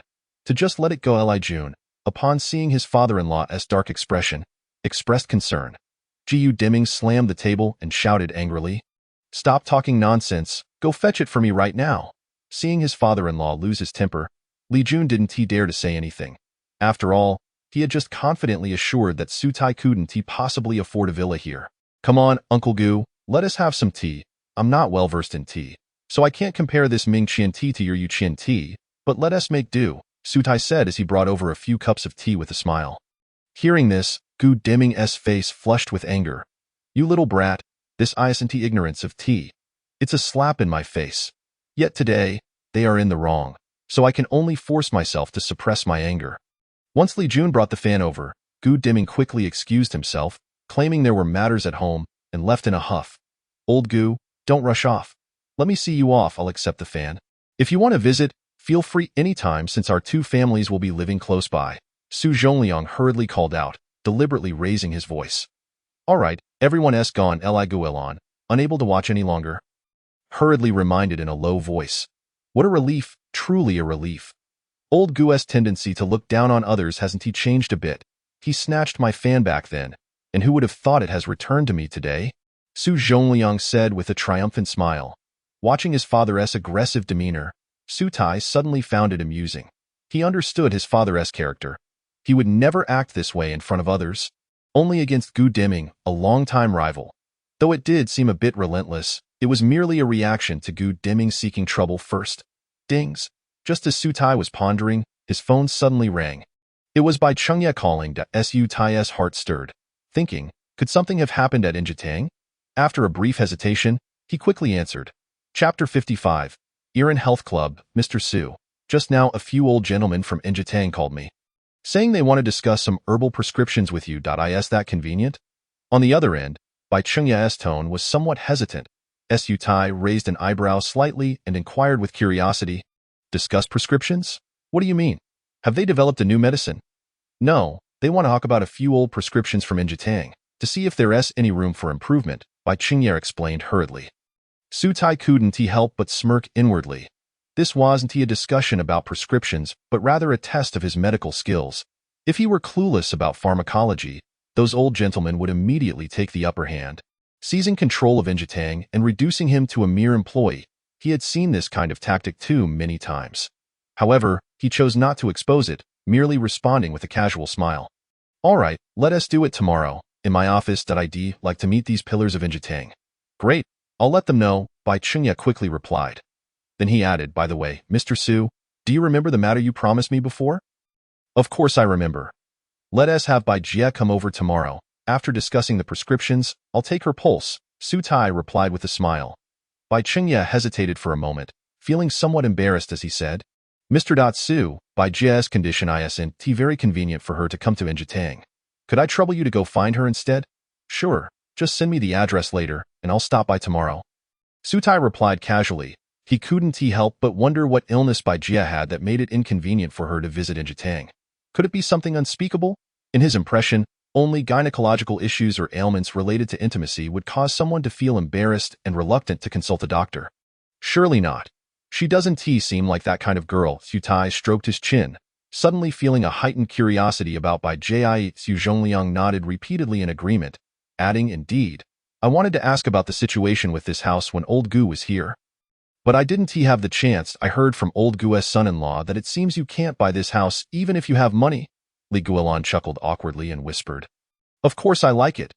Who wouldn't like such a great house? I glanced around earlier, and it seems there's even a large garden in the back. We could plant some vegetables. And it's close to the university town, so we won't have to wake up so early to sell buns. Hearing this, Su Tai couldn't help but chuckle. Living in Lingjiang garden villas yet still thinking about planting vegetables and selling buns was indeed quite rare. However, it is evident that my mother truly cherishes this villa. Well, let us not indulge in fantasies. We cannot afford such a residence. If we could manage to purchase a home in the nearby residential area, I would be thoroughly content. Yu Zhongliang hastily interrupted Li Guilin, but I chuckled lightly, then suddenly adopted a serious demeanor, saying, Dad, this is not a mere fantasy. This house is indeed for you, if you like it. We can move in tonight and make this our home. As for the garden, you can plant whatever you desire, Su Tai. You cannot be serious, can you? Seeing the earnestness in Su Tai's expression, Li Guilin shook her head repeatedly, her face a mask of disbelief. Su Tai directly handed the keys to his mother with a smile, affirming, Mom, I assure you, this house will belong to you and Dad from now on. As for how we acquired it, I will explain that to you both in due time. He did not wish to deceive his parents. Rather, the circumstances were so fantastical that they would likely find it hard to believe. It seemed wiser to keep the truth under wraps for the time being to avoid unnecessary complications. But this house, Li Guilin still struggled to accept this new reality. At that moment, Su Zhongliang stepped forward and declared loudly, Enough! I trust our son. He must have acquired this house through legitimate means. Let him decide how and when to inform us. In the past, he would have found it hard to believe, especially given that this was a villa in Linjiang Garden. Yet, since Su Tai had healed his leg through acupuncture, he had developed a profound trust in his son, accepting that anything seemingly impossible could indeed be true. Moreover, he was well aware of his son's character. He would never engage in wrongdoing. Seeing her husband so resolute, Li Guilin nodded in agreement, choosing to accept this situation for now. Though still harboring some doubts, her concerns were soon overshadowed by joy. Thus, Su Tai discussed with his parents and decided they would move in the following day. Although the villa was fully furnished, there were many irreplaceable items in their old home, such as cherished photographs and mementos. On the way back, the elderly couple engaged in a lively discussion about what to plant in the garden, even having a minor spat over differing opinions. Ultimately, however, it was the father who yielded. Watching his parents radiate with happiness, Su Tai couldn't help but smile with delight. Upon arriving home, Su Tai immediately called his senior sister to express his gratitude once more. He quickly shook his head and chuckled, saying, There's no need for that. I will handle the car issue myself. Allow me this opportunity to show filial piety. Internally, he sighed, realizing that a villa was already enough to raise his parents' suspicions. If he were to add a luxury car into the mix, he would surely have to provide yet another explanation. After ending the call, Su Tai noticed a new message on his phone from Bai Chengya, containing an address, Iran Health Club. Why does that sound familiar? He mused as he glanced at the address on his screen. Soon, he recalled that this health club was quite well known in Linjiang City, frequented by many of his classmates, essentially a popular hotspot. a health club catering to delicate ailments. How intriguing, Su Tai stroked his chin, a wicked grin creeping onto his face. 89:30 a.m. After finishing breakfast, Su Tai followed the address provided by Bai Chengye and headed straight for the Iran Health Club. Upon arrival, he was greeted by a group of young women dressed in form-fitting yoga attire, executing intricate yoga poses that showcased their youthful figures in a most alluring manner. "What are you doing here? And who let you in?" Just as Su Tai became entranced, a sharp voice called out from behind him. He turned to see a tall, strikingly beautiful young woman. She wore a black, cropped bodysuit and tight shorts, her long, fair legs exposed to the air, complemented by white athletic shoes that radiated youthful energy. The snug, lightweight fabric clung perfectly to her curvaceous form, accentuating her alluring silhouette. "Who are you? Who allowed you to enter?" The girl's voice dripped with disdain, her brows furrowing in irritation as if she were confronting an adversary. It seemed she was poised to confront Su Tai physically. He was taken aback and quickly followed her pointed finger, noticing the sign that boldly proclaimed "No men allowed." "Why apologies? I didn't he notice? Are you men never tired of being a nuisance? I told you I have no interest in you, so please refrain from bothering me in the future." Before Su Tai could explain himself, the girl interrupted him, her tone dripping with contempt. Su Tai was momentarily stunned, unsure of what was happening. After hesitating for a moment, he hurriedly continued, "Miss, I assure you, I am genuinely here to find someone. There should be a Bai Jie here, correct? Well, you seem to be quite well informed, even knowing our boss's name. But it won't do you any good. If you have no business here, I suggest you leave immediately. Otherwise, I will call the police." The girl, named Li Mingting, huffed in disdain. She scrutinized Su Tai, her expression of contempt deepening. As a yoga instructor with an impressive physique, she was frequently pursued by various suitors, which had become quite tiresome. Just recently, she had to call the authorities on someone who had been caught peeping while she changed. Naturally, she was in no mood to entertain another unwelcome advance. Realizing she had likely misunderstood him, Su Tai smiled and attempted to clarify. "Miss, please don't take it the wrong way. I truly am here looking for someone. Spare me the excuses, I've seen this act too many times. Dozens come here daily claiming to be looking for someone, but I know exactly what's on their minds. To be frank, I have no interest in you. So you may leave." Li Mingting crossed her arms, her eyes icy with indifference. Su Tai furrowed his brow in irritation at her repeated dismissals and refusal to listen to his explanation. He decided it might be best to return another time. "You must be sick, and your whole family must be sick too." Upon hearing Su Tai's words, Li Mingting's face flushed with anger, and she shouted loudly, "Is this what you call a compliment? How absurd." Su Tai was taken aback, and he could only smile wryly, realizing that while observing Li Mingting's figure, he had noted an oddity in her waist and hips that suggested improper fitness posture. He had meant to offer a helpful suggestion, but it had backfired. "Miss, please don't misunderstand. I meant to say that your waist and hips may need some attention and massage therapy." "Shut your mouth, you pervert." Without waiting for Su Tai to finish, Li Mingting was already furious. His insinuation and public mockery were intolerable. She immediately swung her fist towards Su Tai's face. Although she was a yoga instructor, she had also trained in Taekwondo for several years and had achieved black belt status. Thus, her punch was delivered with remarkable speed, aiming to strike Su Tai squarely. Su Tai's expression changed, and he swiftly dodged Li Mingting's blow, then seized her delicate wrist, pulling her into his embrace.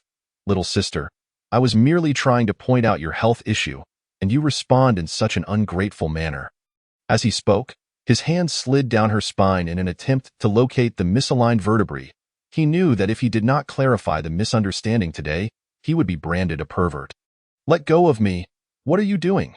Get your filthy hands off me," Li Mingting exclaimed, her face paling as she struggled against his grip. To her surprise, Su Tai's hold was like an iron vice, rendering her unable to escape. As his hand moved dangerously close to her backside, panic surged through Li Mingting. Summoning all her strength, she attempted to break free from Su Tai's grasp. However, he was too focused on identifying her skeletal misalignment and, caught off guard by her sudden movement, his hand inadvertently landed on her rear. "I'm sorry, but I can't assist with that." Upon hearing Su Tai's words, Li Mingting was momentarily taken aback. The symptoms mentioned by him were indeed present in her, and they seemed to be worsening recently. She had intended to visit the hospital today, but an unforeseen matter had delayed her. Haha, do you understand yoga? Li Mingting responded with an air of incredulity. Her experience in yoga was honed under the tutelage of internationally renowned instructors abroad, and she had even received professional accolades. How could there possibly be a problem? In her eyes, Su Tai was merely indulging in alarmist rhetoric, likely attempting to ensnare her in some scheme, something she had encountered many times before. Su Tai felt a wave of exasperation wash over him. Here he was, extending a helping hand, only to receive no gratitude and now be dismissed. What kind of world was this? He decided not to dwell on it further and replied coolly, "If you choose not to believe, then so be it." With that, he turned on his heel and departed. As he exited the Iran Wellness Center, it was nearing noon. Su Tai wasted no time and headed straight for the headquarters of Injitang. Upon entering the office, he encountered Bai Chengya, who had just arrived. Seeing Su Tai, Bai hurried over, inquiring with a smile, "Mr. Su, how is my granddaughter's condition? Don't mention it. She's not here. I will visit again in a couple of days," Su Tai replied with a wry smile. Recalling the earlier incident, which still irked him, Bai Chengya hesitated for a moment, a flicker of disappointment in his eyes. After a brief pause, he hurriedly added, "Mr. Su, the esteemed elders will be arriving shortly. Here are some materials I've compiled for you. Please take a look." Materials? Su Tai was taken aback and quickly accepted the documents, scanning them with interest. The contents were a summary of dozens of common prescriptions from Injitang, accompanied by some personal insights. Though not overly detailed, they were sufficient to serve as educational material. Such a compilation could only be produced by someone with decades of medical experience. "Mr. Bai, what does this mean?" Su Tai asked curiously. Bai Chengya sighed, a look of resignation crossing his face. "Mr. Su, as you are new here, you may not yet understand the dynamics at Injitang. The elders are coming today under the pretense of discussing prescriptions, but in reality, they are testing your medical acumen. Without adequate preparation, you will struggle to command their respect." Having spent decades at Injitang, Bai knew all too well the tricks employed by these seasoned practitioners. While he would not have intervened for anyone else, he held a favorable impression of Su Tai and recognized his potential. After much deliberation, he decided to lend a hand. Su Tai, however, merely smiled lightly and replied, "Mr. Bai, I appreciate your kindness, but there is no need for this. I have my own methods." "Mr. Su, this matter should not be taken lightly. Those elders are seasoned veterans, and they hold significant sway at Injitang. If you are unprepared, you will find it difficult to withstand their scrutiny," Bai Chengya urgently advised. Su Tai waved his hand dismissively, saying, "Rest assured, I know my limits." Bai Chengya was about to offer further counsel when, at that moment, several elderly gentlemen clad in traditional attire, their silver hair glistening, entered the office, engaging in light-hearted conversation. "Old Bai, didn't you say we would all come together? Why did you arrive first? I hope you aren't trying to curry favor with Mr. Su," one of the gaunt elders remarked with displeasure upon entering. Upon hearing this, Bai Chengya's expression darkened, and he furrowed his brow. "Old Wang, what do you mean by that? Mr. Su had matters to discuss with me. So is it wrong for me to arrive first? Of course not. You, the esteemed Bai physician, can do as you please. But let us not forget who helped your Bai family during its most difficult times." Another elder with a goat beard scoffed. Bai Chengya was rendered speechless by this remark. He understood that these old-timers were resentful of him for alerting Su Tai, yet their words contained a kernel of truth. He could only scowl and ignore them. "Mr. Su, let me introduce you. This is Elder Chang, an expert in treating injuries, and this is Elder Yang, who specializes in pediatrics and is quite renowned in Jiangnan province. The other is..." Bai Chengya hesitated briefly before hurriedly introducing the attending traditional Chinese medicine practitioners to Su Tai. Su Tai stepped forward, greeting each one in turn. The elders, despite their disdain for him, acknowledged his position as the owner and reciprocated the courtesy. Only one elder, leaning on a dragon-headed cane and with a full head of silver hair, remained seated with his eyes closed, completely ignoring Su Tai. "Mr. Su, this is Zhao Jitong, the elder statesman of Injitang, an expert in acupuncture, and known for his rather aloof demeanor. Please do not take offense," Bai Chengya whispered to Su Tai. Su Tai nodded slightly, not overly concerned, and invited everyone to sit. "Mr. Su, we have come primarily to discuss the prescriptions, as is the tradition of Injitang," the elder surnamed Chung stated as soon as they were seated. He promptly stood and placed a bound folder in front of Su Tai. Su Tai smiled and nodded, quickly flipping through the folder. He noted that it contained several well-known remedies from Injitang. "What would you like to discuss regarding these?" he asked after scanning the contents. With a faint smile, Elder Chung replied, "Mr. Su, I trust you can see that these are traditional prescriptions. Some may no longer be suitable for contemporary use, and others may contain inherent flaws. We hope you can identify the issues." Hearing this, Su Tai couldn't help but chuckle. These prescriptions had been refined over generations, and any flaws had long since become negligible. The request for him to identify issues was clearly an attempt to create difficulties for him. Fortunately, he had anticipated this and remained unfazed, responding calmly, "These prescriptions pose no issues, particularly this Lu Junzi decoction, which is an exceptional remedy for chronic cough due to lung deficiency." At Su Tai's praise. The previously mentioned elder named Wang beamed with pride. This Lu Junzi decoction was a family secret passed down through generations, and it had even been administered to princes and princesses during the Ming and Qing dynasties. It was this very concoction that had secured the Wang family's standing at Injitang. And this Lingxi pill is nothing short of miraculous. It should be the premier remedy for stroke, if I recall correctly. It is one of Injitang's signature offerings. Su Tai continued his evaluation. "Indeed. Mr. Su has an excellent memory," remarked an elder with a mustache, dressed in a faded tang suit, seated beside Bai Chengya. His eyes sparkled with delight as he acknowledged Su Tai's comments about the Lingxi pill, which was indeed his family's treasured remedy. By the way, there is also this. Wait a moment. Just as Su Tai was about to comment on the next prescription, Zhao Jitong, who had been meditating with his eyes closed, suddenly opened them and interrupted Su Tai's words. Su Tai maintained his composure and smiled. "Elder Zhao, do you have something to say?" "Mr. Su, we invited you here today to hear your opinions on these traditional prescriptions, not to listen to your flattery. If our discussion amounts to nothing more than empty compliments, it would be a profound disappointment to us," Zhao Jitong stated coldly. His words caused an immediate hush to fall over the office. Only Zhao Jitong had the audacity to interrupt the owner in such a manner and dismiss his comments as trivial, earning him the admiration of the other elderly practitioners. "Old Zhao, what do you mean by that? These traditional prescriptions are sound. You are intentionally making it difficult for MRSU to identify flaws," Bai Chengya interjected, unable to contain himself. Zhao Jitong scoffed dismissively. "If MRSU cannot comprehend the prescriptions, I suggest we leave the management of Injitang to those of us who are knowledgeable. Indeed, Injitang is a medical institution, and if MRSU does not possess a greater understanding of prescriptions than we do, it would be prudent to entrust management to us. Otherwise, should any issues arise, it would be quite troublesome." The elder surnamed Chang echoed in agreement, rising to support Zhao Jitong. "I concur with Elder Zhao's perspective. I too agree." Before long, the assembly of elderly practitioners had risen in unison, demanding that Su Tai relinquish control over Injitang. Observing this scene, Su Tai could not suppress a cold smile within. He had anticipated such an outcome and felt no surprise. He remained composed, sitting leisurely on the sofa, observing the group. Meanwhile, Bai Chengya was becoming increasingly anxious. Pulling at Su Tai and urgently advising, "Mr. Su, I warned you they were not here with good intentions. Perhaps it would be best if you left for now, and I will handle the aftermath." "That will not be necessary.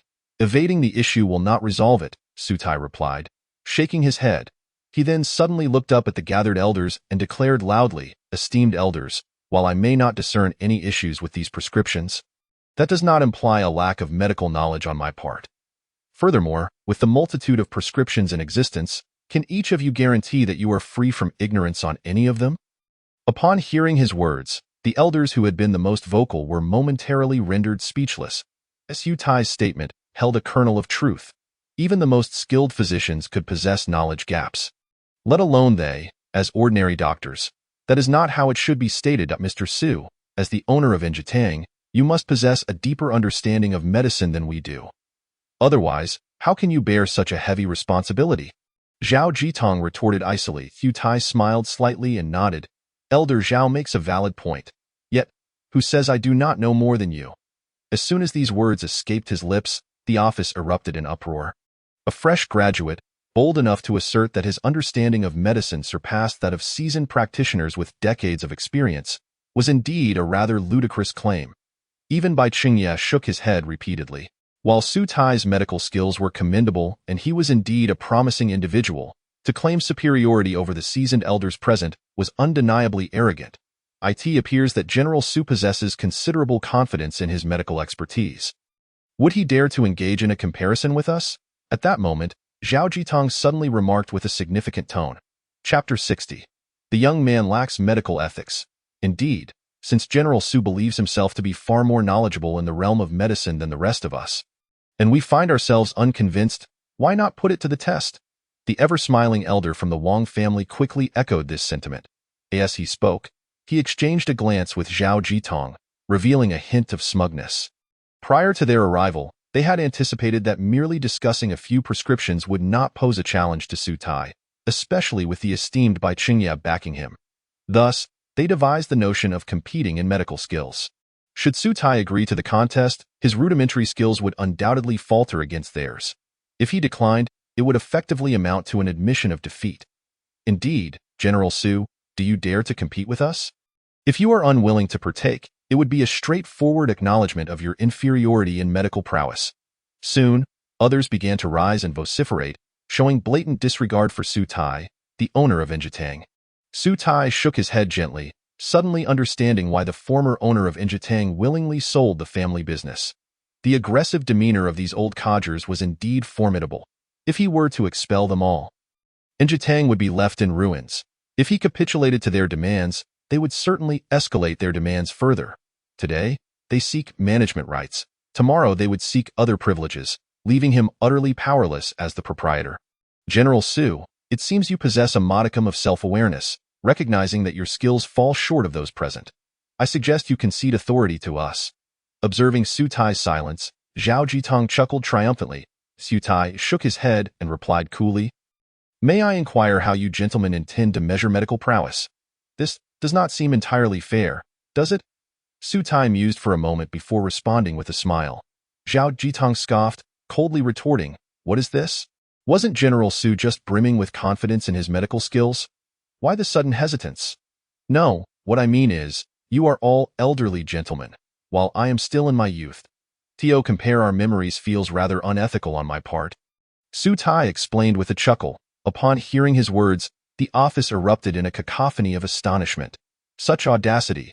I have studied medicine since the age of 5 and could recite thousands of prescriptions by the age of 7. Though my memory has waned with age, I can still readily recall several thousand formulas. General Su, you may be underestimating us. Indeed, I too have practiced medicine for decades, and I can easily recall pediatric prescriptions, including those from royal archives. Do you dare to challenge me?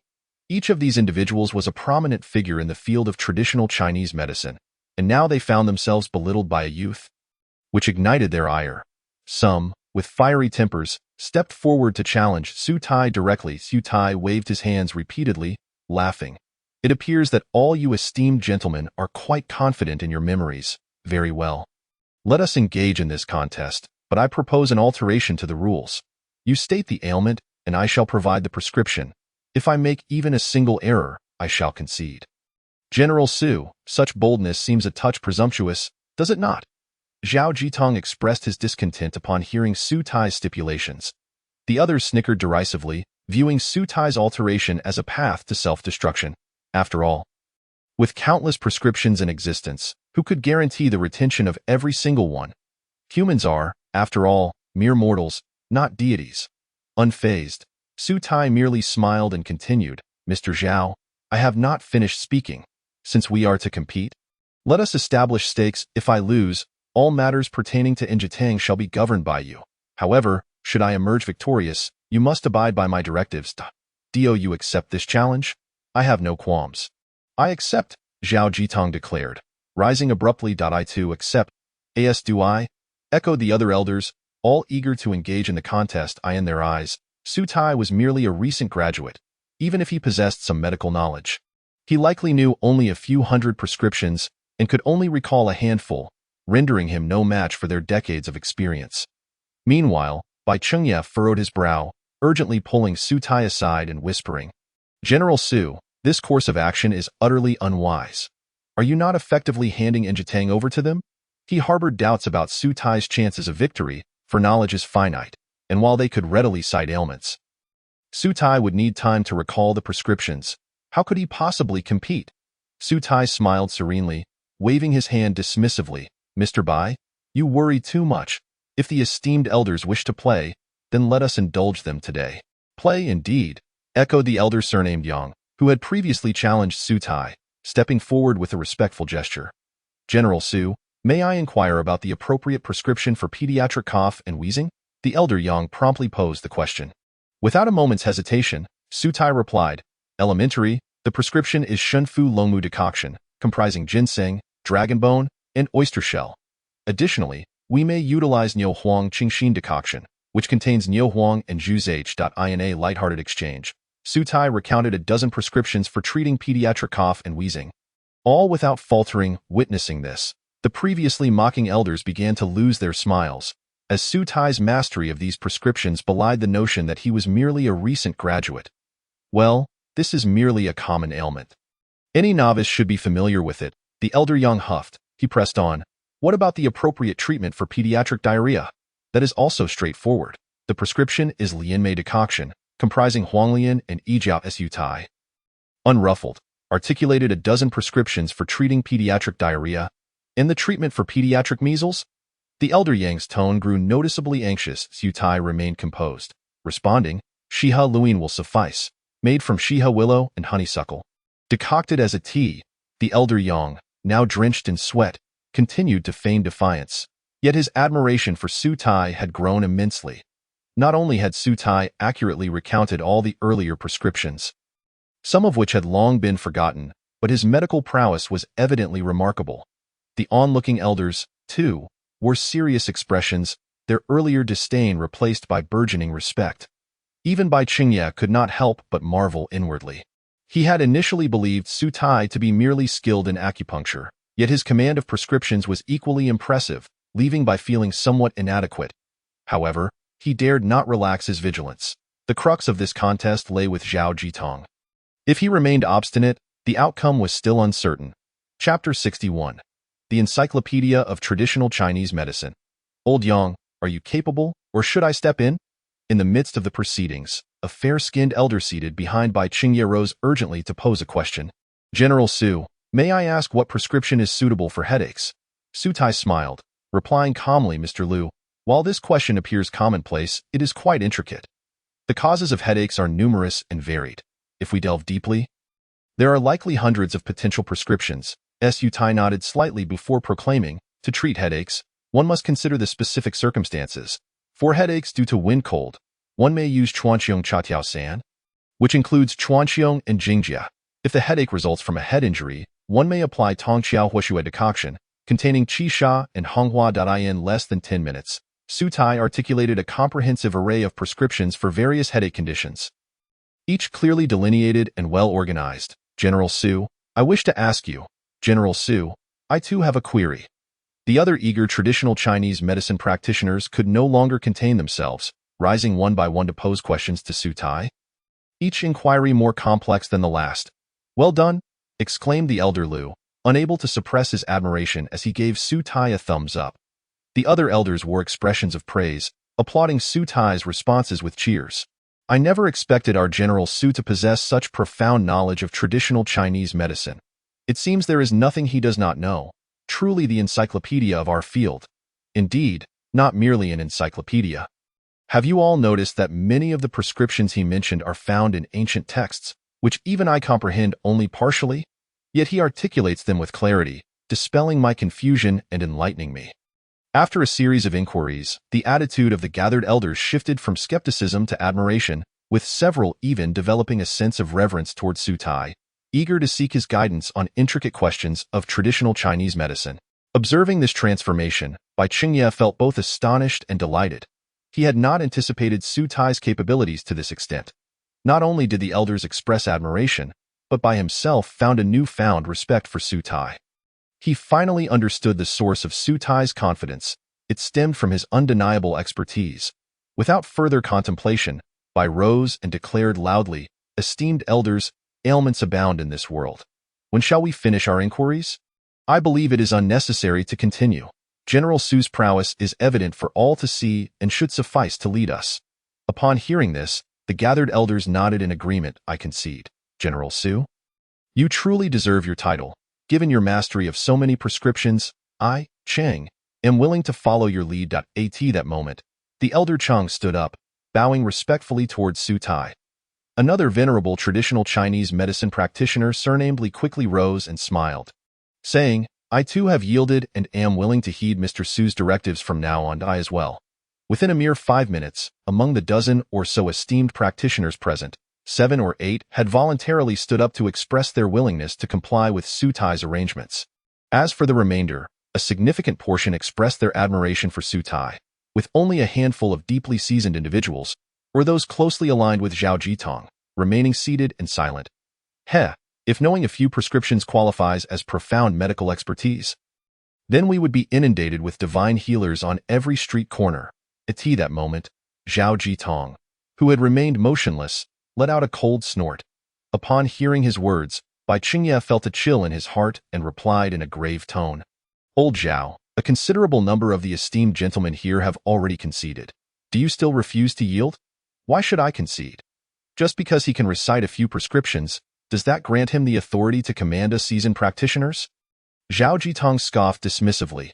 Seated beside him, an elder surnamed Song slightly nodded in agreement, saying, "By Lao, we practitioners must ultimately apply theory in clinical practice. If we merely engage in theoretical discussions, what significance does that hold?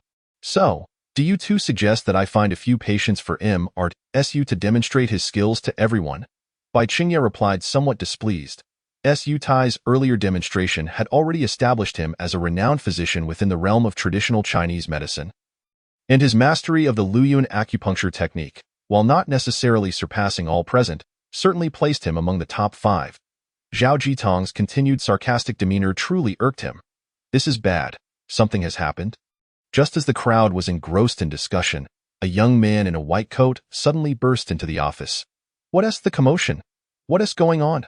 Bai Qingye furrowed his brow and asked coldly. The young man's face turned pale as he hurried forward, exclaiming, "Bai Lao, there is a child downstairs coughing up blood. The situation is dire, and we are at a loss. Please, you must come down and take a look." "Coughing blood? What are the specific symptoms? Take me there immediately," the elder surnamed Yang said, his expression darkening as he stood up abruptly. He was an expert in pediatrics and thus particularly sensitive to children's ailments. At this moment, Su Tai quickly rose and addressed the assembly. "The situation is critical. I suggest we all head downstairs. Perhaps we can be of assistance." Naturally, everyone agreed, for healing the sick was of paramount importance to practitioners, and the ongoing debate could be temporarily set aside. Without hesitation, the group swiftly descended the stairs. Upon reaching the first floor, they heard the anguished cries of a woman in the hall. "Doctor, please, I beg you to save my son. If anything happens to him, I cannot go on living." They then saw a middle-aged woman in her 40s cradling a 6 or 7-year-old boy, kneeling before several young doctors. The boy's face was flushed, and he coughed violently, his lips stained with blood, indicating a dire condition. "Old Yang, please take a look," Zhao Jitong said, furrowing his brow. The elder Yang naturally complied, quickly stepping forward to assist the middle-aged woman, reassuring her, "Do not worry. I will find a way to treat your child. Please tell me the specifics of his condition. Doctor, I implore you, save my child. I beg you." The middle-aged woman, now nearly out of her wits, could hardly hear Yang's inquiries, only continuing to lament. Observing this, Yang furrowed his brow slightly and began to examine the boy's tongue and eyes before swiftly grasping the boy's arm to take his pulse. Witnessing this scene, a young doctor standing nearby could not help but step forward to inquire, "Old Zhao, what is the child's condition?" Coughing blood in children can result from either an exterior invasion of wind heat, causing damage to the lung collaterals, or from excessive fatigue leading to spleen damage, where the spleen fails to govern the blood and qi fails to contain the blood, resulting in coughing blood. However, typically, if the spleen is damaged, there will also be symptoms of hematochezia, which this child does not exhibit. Therefore, it should be due to an exterior wind heat invasion, Zhao Jitong replied, casting a glance at the boy. The assembled elder practitioners could not help but express their admiration. Old Zhao is indeed remarkable. Merely by observing for a moment, he has accurately diagnosed the cause of the patient's ailment. Such expertise is not something the young can compare to.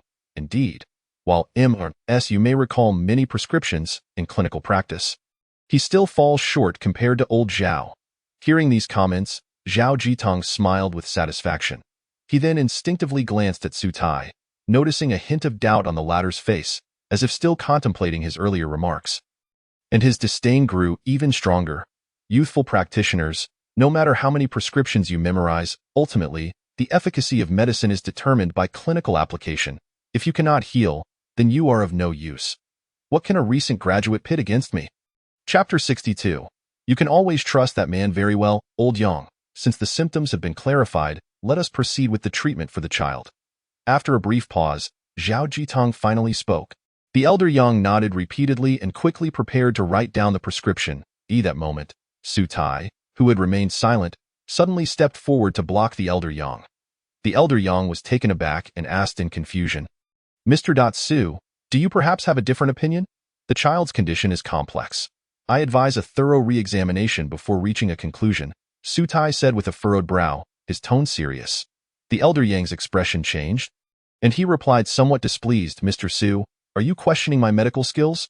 Although your knowledge is extensive, I have some grasp of pediatrics, and besides, even old Zhao has validated my diagnosis. Could he possibly be mistaken? He held considerable esteem in the field of pediatric traditional Chinese medicine, and several of his disciples worked at the Jinling Hospital of Traditional Chinese Medicine. Su Tai's challenge to his diagnosis indeed irked him, as it suggested a doubt regarding his abilities. If it were anyone else, he might have overlooked it, but he found it hard to accept such skepticism from a junior who had recently graduated and had only interned at a small clinic. I never expected our learned Mr. Su, after all this time, to arrive at such a tepid conclusion. Since you doubt both my and old Yang's diagnoses, kindly enlighten us on the child's actual condition. Zhao Jitong remarked, displaying his annoyance. Su Tai waved his hand dismissively and replied calmly, old Zhao's earlier statement holds true. Typically, coughing blood in children can arise from those two conditions. However, coughing blood due to lung collateral damage is characterized by a substantial volume of blood, with a red tongue and yellow coating, whereas this child's symptoms involve blood mixed with phlegm. Thus, it should be attributed to akin deficiency and excessive fire, resulting in lung scorching and subsequent coughing blood. Upon hearing this, Zhao Jitong's brow furrowed momentarily, as if he had considered something, and then he quickly stepped forward to take the boy's pulse, his expression darkening drastically. Old Zhao, what do you think? It cannot be wrong, right? The elder Yang inquired anxiously. He thought to himself that Su Tai was merely a novice with little clinical experience. How could he possibly diagnose the condition accurately by only glancing at the boy from a distance? If Su Tai were indeed correct, it would imply that a pediatric expert and an elder in traditional Chinese medicine combined would fall short of a junior's insight. Indeed, it is a case of akin deficiency and excessive fire. Zhao Jitong finally admitted reluctantly after a long silence. Old Zhao, what led you to that conclusion? The elder Yang pressed. Zhao Jitong paused and explained in a serious tone. Typically, the pulse of lung collateral damage is floating and taut, while that of akin deficiency and excessive fire is fine and rapid. This child's pulse is narrow and quick, precisely indicating akin deficiency and excessive fire. Mr. Su's diagnosis is accurate. After speaking, he suddenly turned to Su Tai and said nonchalantly, Mr. Su, may I inquire how this condition should be treated? For akin deficiency and excessive fire, one should focus on nourishing akin and reducing fire, needling the points of Feishu, Zhongfu, and Taishi. Among these, needling Feishu and Zhongfu can nourish lung akin and clear lung fire. While needling takes Su Tai spoke confidently, Zhao Jitong nodded, a smile that was neither a smile nor a frown on his face, and said, since Su has already provided the treatment method, I invite you to proceed. This, old Zhao, allow me to take care of it. Mr. Su is still quite young and may not be proficient in acupuncture. What if the elder Yang interjected softly, despite his admiration for Su Tai's earlier display of medical knowledge? Acupuncture was, after all, a technical skill, and given the urgent condition of the patient, he found it hard to trust a novice with such a critical task. Zhao Jitong waved his hand, signaling him to remain silent, and then turned to Su Tai, saying with a smirk, since Su is confident in his medical skills, then acupuncture should be a trivial matter. There is no need for our interference. Old Zhao, You are being somewhat unreasonable. You clearly know the child is in a weakened state. If the acupuncture technique is not mastered, it could pose a danger. Are you deliberately putting lmmortal in a difficult position? Bai Chengye interjected. Unable to stand by any longer, Zhao Jitong scoffed and replied dismissively, Old Bai, do not speak out of turn. Our rules at Injitang state that the one who diagnoses is the one who treats. Since the patient was diagnosed by Mr. Su, it is only fitting that he administer the treatment. But Bai Chengye found himself at a loss for words. There was indeed such a rule at Injitang, aimed at preventing unnecessary disputes between doctors during treatment that could delay the patient's condition. Old Zhao's reasoning is sound. Since I diagnose the child, I shall treat him, Su Tai said with a cheerful smile. Stepping forward with determination, Bai Chengye hurriedly intercepted Su Tai, softly advising, President Su, this child is quite young and his health is exceedingly frail. The complexity of acupuncture is considerable. The ordinary needle techniques, or even the Luyu needle method, may not be suitable. Given your relative inexperience, I suggest it would be best if I handled this. There's no need for concern. Trust me, Su Tai replied with a confident smile. He then picked up the acupuncture bag and placed it on the table beside the young boy. Commencing his preparations with a gentle grip, he swiftly inserted a fine needle into the boy's lung shu point on his back.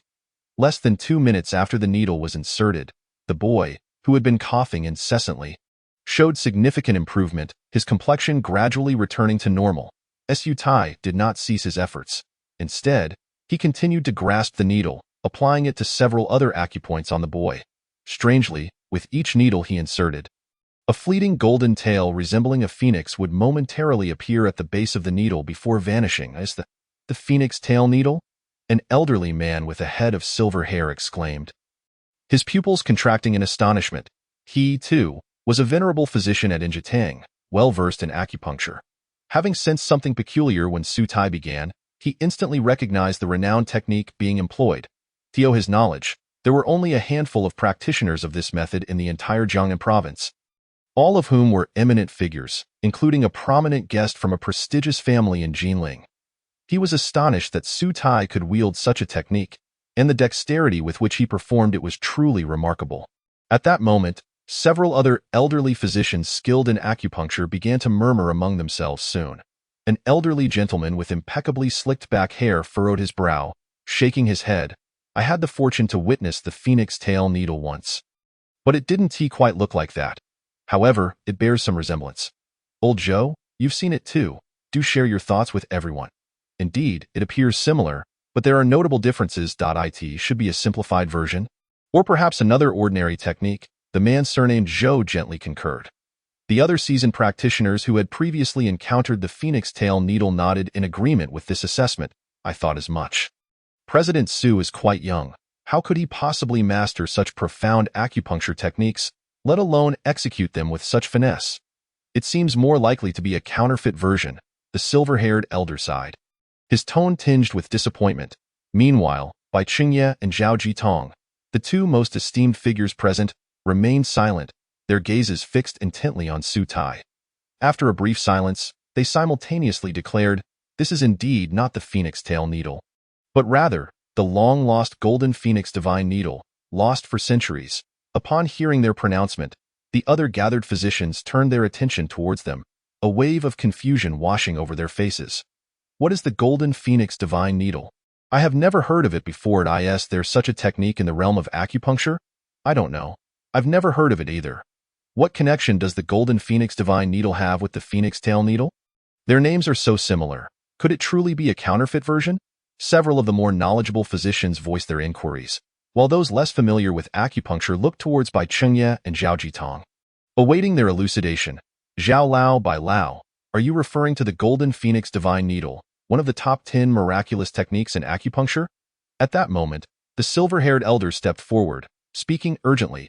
He did not belittle Su Tai but rather recognized that mastering such a dazzling technique could grant one a significant standing in the field of acupuncture, or even establish a new school of thought. If Su Tai truly possesses the golden phoenix divine needle, he must have already made a name for himself across Jiangnan. How could he remain obscure?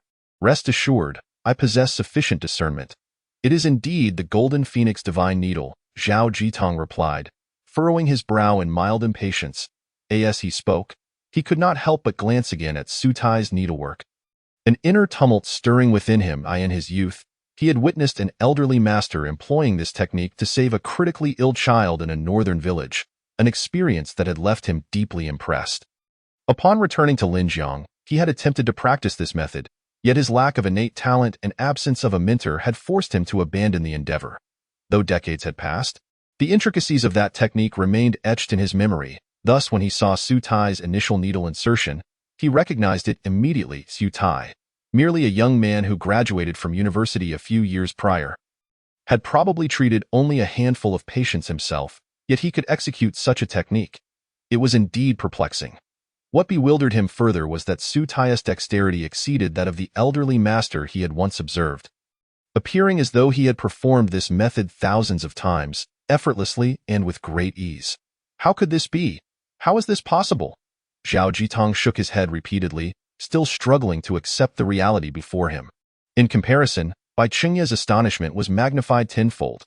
Having witnessed Su Tai perform the Luyun needle method, which, while not as profound as the Golden Phoenix Divine Needle, was still one of the top 10 miraculous techniques in acupuncture.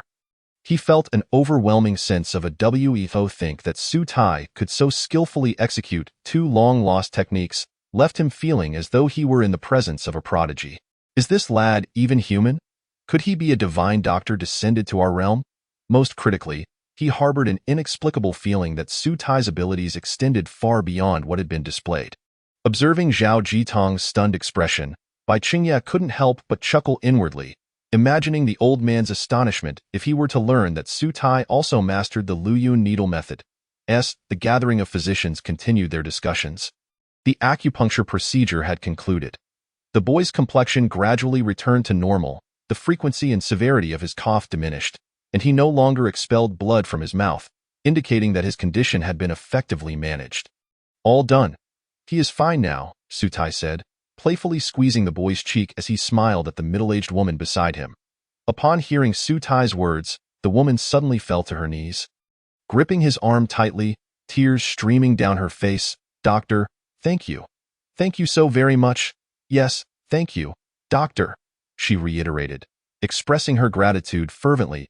As the mother and son departed in relief, the onlookers erupted into thunderous applause. A divine doctor! Who would have thought that among the young physicians at Injitang, there exists one with such exceptional medical skills? How have I never encountered him before? I must learn his name. I will seek him out when I fall ill. Indeed, this young doctor is truly remarkable, and quite handsome as well. What a blessing it would be for any daughter to marry him. As the patrons praised Su Tai's medical prowess, their conversation began to drift, with several middle-aged women eagerly approaching him to request his contact information for their daughters. Zhao Jitong's face flushed red with embarrassment. "You rascal! You are truly merciless." After a moment of hesitation, he quickly bowed his head, speaking with a tinge of bitterness. "President Su, I concede. From this day forth, I am willing to follow your lead. Should you require anything, I shall not hesitate. President Su, I also concede. I have never yielded to anyone in my lifetime concerning acupuncture, but today, I truly submit," the silver-haired elder exclaimed loudly. "I too yield. From this day onward, I am at your service, President Su." The other elderly gentlemen, who had remained silent earlier, now stepped forward to express their willingness to obey Su Tai. After all, if he could so adeptly execute the Golden Phoenix Divine Needle, a technique long thought lost, how could they not submit? Su Tai smiled lightly, as if all of this were to be expected. He raised his hand, saying, "There is no need for such formality. In the future, we must work together on the affairs of Injitang. You are all esteemed seniors. If I have spoken out of turn, I apologize. President Su, you are too gracious. I too have been remiss in my conduct earlier, and I sincerely apologize. I hope you can forgive me." Zhao Jitong replied, feeling somewhat embarrassed. Such magnanimity from Su Tai highlighted their own shortcomings, making them feel somewhat ashamed. "Very well, since all of you are willing to heed my guidance, I happen to have several matters concerning the future of Injitang that I would like to discuss with you." At that moment, Su Tai suddenly spoke up. Chapter 64. Prepared for anything. Given Su Tai's astonishing performance earlier, he had now become a figure of immense authority in the eyes of the gathered physicians. Therefore, when he spoke, The once chattering group of elderly doctors immediately fell silent. President Su, please feel free to share your thoughts. As long as they are reasonable and lawful, I will lend my full support. Zhao Jitong declared, rising first to express his stance. Indeed, President Su, whatever benefits Njitang, we shall fully support, echoed the elderly gentleman from pediatrics, nodding vigorously in agreement. His tone was exceedingly humble, and he regarded Su Tai with the respect one would afford a mentor. Su Tai promptly raised his hand to indicate for them to sit down, then smiled and continued, "It pertains to the herbal formulas. A few days ago, I examined several of our flagship medicines at Njitang. While their effects are commendable and they have received much acclaim in the market, they also have numerous shortcomings. If we do not make timely adjustments, they will inevitably fall out of favor." As he spoke, he retrieved a small white medicine box from the shelf and continued, "Take this C. Shun pill for example. It is an excellent remedy for treating kidney yang diarrhea and ranks among the best-selling products of our Njitang. However, its efficacy is somewhat lacking when compared to the warm kidney diarrhea soup from Hui Rintang. If we were to add a pinch of Dajin Dao Chao, the effectiveness could be doubled while also mitigating some side effects. Additionally, we have this Mo Yao pill, which treats cold and damp lower back pain, but the inclusion of Yun Tai Zi is not suitable for children and pregnant women. If we could substitute it with Qi Lin Ji, we could avoid these issues." With a smile, Su Tai eloquently discussed and evaluated several popular medicines from the Njitang shelves in a matter of minutes, pointing out their shortcomings. However, as he continued his assessment, the atmosphere in the clinic gradually grew solemn. The once amiable elderly gentleman's expressions darkened. Some of the remedies Su Tai mentioned were their ancestral formulas, while others had been collaboratively developed, making it unavoidable for them to feel displeased at Su Tai's candid critiques. Were it not for witnessing Su Tai's undeniable expertise earlier, they would have already stormed out in indignation. "Mr. Su, the issues you pointed out do indeed exist, but..." Zhao Jitong suddenly interjected after a moment of contemplation. "The Dajin Dao Chao, Qi Lin Ji, and Guanyin Sui you mentioned are either extinct or exceedingly expensive in the market. If we were to use them in our formulations, the price would multiply by dozens, if not hundreds of times, which is simply impractical." After a brief pause, Zhao Jitong spoke again, and the other elderly gentlemen rose to express their agreement. While the idea of altering the prescriptions was appealing, it was indeed unrealistic. Indeed, our Njitang has always taken it upon itself to benefit the world and assist the suffering. If we were to raise the prices to the point where only the affluent could afford them, it would be tantamount to undermining our own reputation, added another elder named Zhua, shaking his head in dismay. Su Tai remained unperturbed, merely smiling as he replied, "There is no need for concern. I will find a way to procure those rare medicinal materials at a reasonable cost, ensuring that the final products remain at their original prices." Upon hearing his words, the group of traditional Chinese medicine practitioners huddled together for a brief discussion. Moments later, Zhao Jitong stood up and said, "Mr. Su, we have just conferred. While the prescriptions are not unchangeable, the costs cannot increase, nor can the prices of the finished medicines rise. If you can guarantee that, then we shall proceed with the alterations." "Very well, grant me half a month's time, and I shall resolve the issue of the medicinal materials," Su Tai confidently assured, patting his chest. In truth, he had long contemplated revising the prescriptions, but had been apprehensive about the potential opposition from the proud, elderly gentleman. If they disagreed, even his provision of medicinal materials would be futile.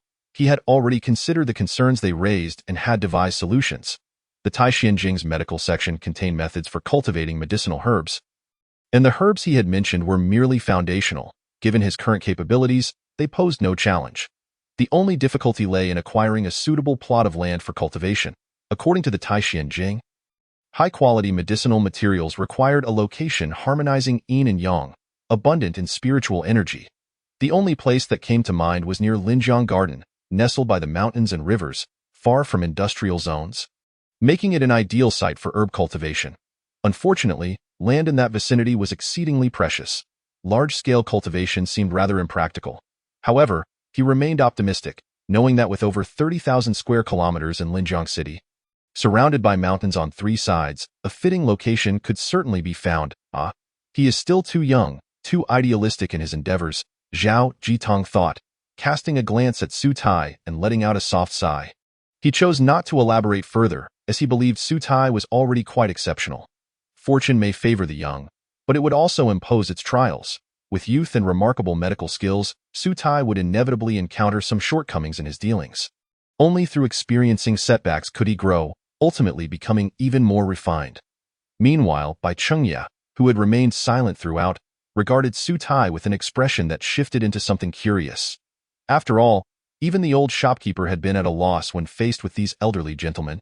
Yet Su Tai managed to earn their respect and willingly gain their consent to modify the prescriptions, which was nothing short of astonishing in the past. Any suggestion to alter a prescription would have incited uproar among these veterans. Yet today, despite their reluctance, they acquiesced, indicating that Su Tai had established a certain level of authority. He suddenly sensed that Su Tai had anticipated Zhao Jitong and the others would band together against him. Purposely remaining composed and employing a strategy of counteraction. No wonder he appeared so confident from the outset. He had clearly prepared thoroughly. As this realization struck him, Bai Chengya couldn't help but sigh again. Not only was Su Tai's medical expertise extraordinary, but his depth of character was equally unfathomable. Such a young individual was indeed somewhat unsettling. However, what puzzled him was how Su Tai intended to resolve the matter of the rare medicinal materials. Unfazed by the thoughts of those around him, after bidding farewell to the elderly gentleman, Su Tai lingered downstairs for a while, teaching the young doctors and attending to patients who had come upon hearing the news. Until he finally wrapped up his busy day around 3 in the afternoon. Just then, his phone suddenly rang. He quickly answered, and a hearty laugh resonated from the other end. Chapter 65. The Strange Patient. Mr. Su, I sincerely apologize for calling you at this hour. I hope I haven't interrupted your work? The voice on the line belonged to Shan Yunhui. Filled with flattery, Su Tai chuckled lightly and replied nonchalantly, Not at all. I was just about to take a break. I asked there's something you need. Mr. Shen? Listening to the exaggerated laughter emanating from the receiver, Su Tai couldn't help but feel a bit exasperated. What do I understand? I understand nothing. After a moment's pause, he continued, By the way, how is your wife? She should have calmed down by now, right? Of course, she is now utterly compliant and obedient to me. But I must thank you, Mr. Su, for helping me elevate my status at home, Shen Yunhui replied in a half-joking tone. Appearing quite relaxed, Su Tai smiled but chose not to elaborate further, as he was well aware of the nature of Shan Yunhui's ailment. And the outcome was entirely expected. After a brief hesitation, he continued, Mr. Shen, you must have another matter to discuss, right? Indeed, Mr. Su, you are as perceptive as always. I do have a small favor to ask. I have a friend suffering from a peculiar illness and would like to trouble you to take a look. I wonder if you have time. I can bring him to Ji Shitang right away, Shen Yunhui hurriedly explained. Su Tai glanced at the time. There was still some time before Ji Shitang closed. So he replied, All right, just give me a few minutes. I'll be there shortly. After hanging up, Su Tai exchanged pleasantries with Bai Chengya before hailing a cab to Ji Shitang. Upon alighting, he immediately spotted Shen Yunhui along with a middle-aged man wearing sunglasses, emerging from a black Mercedes-Benz. Curiously, the middle-aged man was bundled up tightly, especially with a scarf wrapped around his neck, appearing quite peculiar. Mr. Su, I sincerely apologize for the inconvenience of having you come here personally. Shen Yunhui approached quickly and shook Su Tai's hand, his face full of regret. Su Tai offered a slight smile and waved his hand dismissively. It's nothing, just a small matter. Let us head inside. Once inside, Shen Yunhui pointed to the middle-aged man and introduced, Mr. Su, this is Director Pang Shumin from our Linjiang City Forestry Bureau, an old friend of mine. He is the one who is unwell. Oh, hello, Director Pang, Su Tai responded casually. Old Shen, is this the renowned Su Shini you mentioned? He seems rather young. And is this really a clinic? It doesn't look very formal, Pang Shumin remarked, surveying his surroundings with a hint of skepticism. Having heard Shen Yunhui extolling Su Tai's medical prowess, he had expected him to be at least a doctor from a well-known clinic in Linjiang City, so he felt somewhat disappointed to find him operating out of what seemed to be a third-rate establishment. Su Tai couldn't help but chuckle lightly, responding, Director Pang, you needn't worry. Our Ji Shitang, though modest in scale, is fully licensed to operate. If you have doubts, feel free to verify. Exactly, old Pang, do you doubt me? Hurry and tell MRS about your condition, Shen Yunhui urged. Pang Shumin hesitated for a moment before nodding. Mr. Su, this illness of mine is rather difficult to describe. It's best if you take a look for yourself. With that, he quickly removed the scarf around his neck and pulled down his collar. Su Tai raised his gaze, immediately furrowing his brow. Upon inspecting Pang Shumin's neck, collarbone, and back, he noticed scales resembling fish skin, red, swollen, and interspersed with numerous scratches from fingernails, which was quite unsettling to behold. Mr. Su, I've had this illness for over 6 months now. He started as a small patch, which I didn't pay much attention to, but then it spread increasingly, becoming itchier and more bothersome. Just a few days ago, my entire neck and back became covered in it, causing both pain and itchiness. It's fine during the day, but at night, when I lie down, the itchiness becomes unbearable, Peng Shumin explained with a pained expression, detailing his condition to Su Tai. Su Tai nodded to indicate he understood, then stepped closer to carefully examine the lesions on Peng Shumin's skin before stating, "This is a minor issue. It appears to be chronic simple lichens." "What? Lichens?" Peng Shumin was taken aback. Su Tai chuckled and quickly clarified, "It's also known as neurodermatitis, referred to in traditional Chinese medicine as Shi Ling Chao. The cause is due to damp heat accumulating within the skin, unable to escape, leading to internal wind transforming into dryness over time, causing the skin to lose nourishment and resulting in the lichen condition. By addressing the heat and wind, regulating the qi and blood, it can be treated effectively." Upon hearing Mr. Su's introduction, both Peng Shumin and Shen Yunhui found themselves utterly perplexed. "Mr. Su, please elucidate how exactly should old Peng's ailment be treated, and what confidence do you possess in your approach?" Shen Yunhui inquired with a hint of urgency. Peng Shumin quickly added, "Indeed, my primary concern is how long it will take for my neck to return to normal in a few days. I must attend an important meeting in the province and will be required to speak on stage. It would be rather inappropriate to present myself in my current state." The urgency of the situation compelled him. Otherwise, he would never have consented to let such an obscure young practitioner as Su Tai treat him. Su Tai remained unfazed, contemplating for a moment before responding, "The issue is manageable. With acupuncture and cupping therapy, supplemented by medicinal treatment, you should see significant improvement within 3 days. 3 days, Dr. Su? That seems rather exaggerated." Peng Shumin retorted, shaking his head repeatedly, growing increasingly skeptical of Su Tai's capabilities.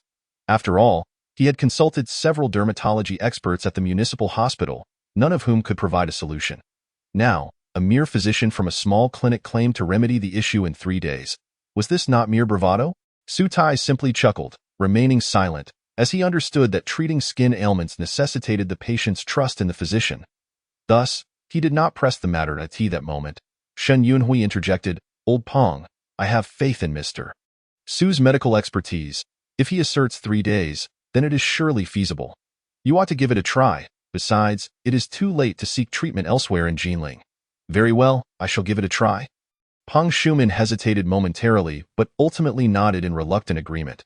With only a week remaining until the conference, he indeed had no time to explore alternative treatments, so he resolved to proceed, treating this as a desperate gamble. However, Su Tai did not rush into action. Instead, he calmly stated, "Director Peng, I must inform you that the treatment may cause some discomfort. If you are apprehensive, I would advise against proceeding." "Ha! Do you underestimate me? Am I a man who fears pain?" "Proceed as you wish," Peng Shumin replied, somewhat displeased. With that, Su Tai refrained from further discussion and swiftly rose to retrieve a peculiar tool resembling a hammer from his kit. Strangely, 7 exceedingly sharp needles were embedded within the hammerhead, evoking a sense of unease. Upon seeing the bizarre instrument, Peng Shumin's face paled, and he instinctively leaned back, exclaiming, "Dr. Su, is this truly a medical instrument or some form of torture device? You aren't planning to use that to tickle me, are you?" His initial misgivings about Su Tai intensified upon encountering such an odd object. Furrowing his brow, he grumbled, "Old Peng, you hold a director's position. Why must you be so fussy about your treatment?" "Ha! With so many charlatans in traditional Chinese medicine, how could I not be concerned about a doctor from a small clinic? What if?" Peng Shumin muttered. But as he caught a glimpse of Shen Yunhui's stern expression, he thought better of continuing and busied himself with his phone, feigning distraction. Deep down, he mused that if Su Tai were a physician at the municipal hospital, he would undoubtedly trust him without question. However, given that he was merely a nameless doctor in a small clinic, how could he feel at ease? What of small clinics? Can they not harbor miraculous healers? "Allow me to assure you, Mr. Su's medical skill is on par with those doctors at the municipal hospital," Shen Yunhui interjected, unable to contain himself. He then turned towards Su Tai, his face apologetic, saying, "Mr. Su, please do not take old Peng's behavior to heart. I apologize on his behalf, it matters not, for we have yet to commence treatment. If Director Peng harbors doubts, he is entirely free to seek another physician, Sutai replied with a nonchalant smile. Old Peng, do not blame me for not warning you. Aside from Mr. Su, you will find no other capable practitioner in the entire Linjiang city for your condition. If you doubt it, feel free to try elsewhere. Shen Yunhui remarked with a huff. Peng Shuman hesitated but ultimately shook his head. It was not that he had faith in Sutai. Rather, he simply had no other options. He had already visited every hospital in Linjiang City for his skin condition, all of which had offered no viable treatment, either suggesting prolonged recuperation or outright stating a lack of curative methods. With no alternatives, he reluctantly placed his hopes in Sutai. Thus, he quickly followed Sutai's instructions to remove his shirt, exposing his back and neck entirely. Only then did Sutai step forward, carefully examining the condition of Peng Shumin's skin lesions once more. Confirming his earlier diagnosis, he proceeded to meticulously disinfect Peng Shumin's back and neck with medicinal alcohol. Director Peng, the next steps may cause some discomfort. Please bear with it, Sutai reiterated before taking the plum blossom needles and beginning to prick the skin around the edges of the lesions in a clockwise motion towards the center. Goodness, this does indeed hurt a bit, and there's an itch as well. What kind of treatment is this? I've never heard of it before, Peng Shumin exclaimed, unable to suppress his reaction. He had anticipated merely the typical pain from a needle prick. Hence, he had paid little heed to Sutai's warning. However, as the treatment commenced, he felt as if thousands of ants were gnawing at his back and neck. Both painful and itchy, a most unbearable sensation. This is the plum blossom needle therapy, which promotes blood circulation, unblocks meridians, and warms the channels. Initially, it may be somewhat painful. Please endure it, relief will come shortly, Sutai explained calmly. Very well, proceed as you wish. I can endure it, Peng Shumin gritted his teeth and responded with determination. Although he still held some skepticism towards Sutai, having begun the treatment, he could only persuade himself to trust the process for the time being. Mr. Su, please continue. As old Peng said, he is a man who fears not pain. Shen Yunhui teased from the sidelines, deliberately provoking. Sutai gently shook his head, choosing not to elaborate. He understood the discomfort that accompanied skin ailments and knew that had he not repeatedly cautioned Peng Shumin, the director would have likely succumbed to the pain long ago. This moment, he was merely enduring for the sake of his dignity. Without pausing, Sutai continued to prick the areas of Peng Shumin's back and neck afflicted by the lesions for a full 15 minutes before gradually coming to a halt. At that point, he observed that numerous beads of blood had already surfaced on Peng Shumin's back and neck, rendering the sight rather unsettling. Mr. Su, what is happening here? Should we attend to this? Shen Yunhui inquired anxiously upon witnessing the scene. Sutai waved his hand dismissively, explaining, this is merely the expulsion of toxic blood from within. There is no cause for concern. As he spoke, he turned to Peng Shumin, smiling gently. I believe the itching sensation on your back and neck has diminished significantly. Has it not? Upon hearing this, Peng Shumin nodded eagerly. Indeed, the itchiness had lessened considerably. Initially, he had thought it to be a mere illusion, but Sutai's comment made him realize the truth. A flicker of hope ignited within him as he looked at Sutai, excitedly exclaiming, Dr. Su, I never expected this plum blossom needle treatment to be genuinely effective. The plum blossom needle can only provide temporary relief. For a complete cure, we must employ cupping therapy to expel the pathogenic heat from the blood, followed by acupuncture and medicinal ointments for thorough healing, Sutai explained earnestly. This neurodermatitis, while seemingly trivial, was quite complex to treat and prone to recurrence, which was one of the reasons Peng Shumin had struggled to find a solution. Director Peng, please bear with me. I will now begin the cupping therapy, which may cause a bit more discomfort, Sutai cautioned as he took out the cupping apparatus for sterilization. Peng Shumin nodded slightly. Having witnessed the earlier results, he felt a newfound confidence in Sutai. He resolutely agreed. Nodding emphatically, Sutai wasted no time. He heated a cupping jar with a lighter and quickly placed it over the lesions on Peng Shumin's back and neck. As soon as the jar made contact, blood beads began to emerge once more from the freshly cleaned skin. Unlike before, however, Peng Shumin, reclining in the chair, exhibited no signs of pain. Rather, he appeared to relish the experience, nearly drifting off to sleep. Remarkable, Mr. Su. I feel no itch whatsoever now. Could it be that I am already cured? Peng Shumin exclaimed excitedly, suddenly lifting his head to gaze at Su Tiai. In fact, shortly after the first cupping jar was applied, he had noticed the prickling sensation on his back had vanished, but he had hesitated to believe it until he had confirmed it several times. Su Tai shook his head with a smile. This merely addresses the symptoms. To achieve a complete cure, acupuncture is still necessary. Very well, Dr. Su. I shall follow your lead in whatever treatment you propose, Peng Shumin replied, brimming with enthusiasm as he nodded. His gaze towards Su Tai filled with respect. His trust in Su Tai had grown immensely. He would be willing to try any treatment, no matter how unconventional. Su Tai, undeterred, gently removed the cupping jars from Peng Shumin's back. Then turned to Shen Yunhui, gesturing, Mr. Shun, please assist Director Peng in cleaning up the expelled toxic blood. I will sterilize the needles. If we all work together, it will expedite the process. Certainly, leave it to me. Shen Yunhui replied without hesitation, promptly taking some tissues to begin cleaning the blood from Peng Shumin's back. Old Shun, I truly did not expect this young Dr. Su to possess such remarkable medical skills. Peng Shumin mused, filled with gratitude.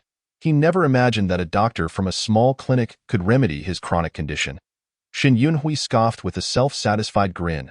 I have long maintained that despite his youth, Mr. Su's medical expertise is undoubtedly on par with those renowned physicians at the municipal hospital. Not merely on par. I dare say I surpassed them by a considerable margin, Peng Shumin praised with a smile.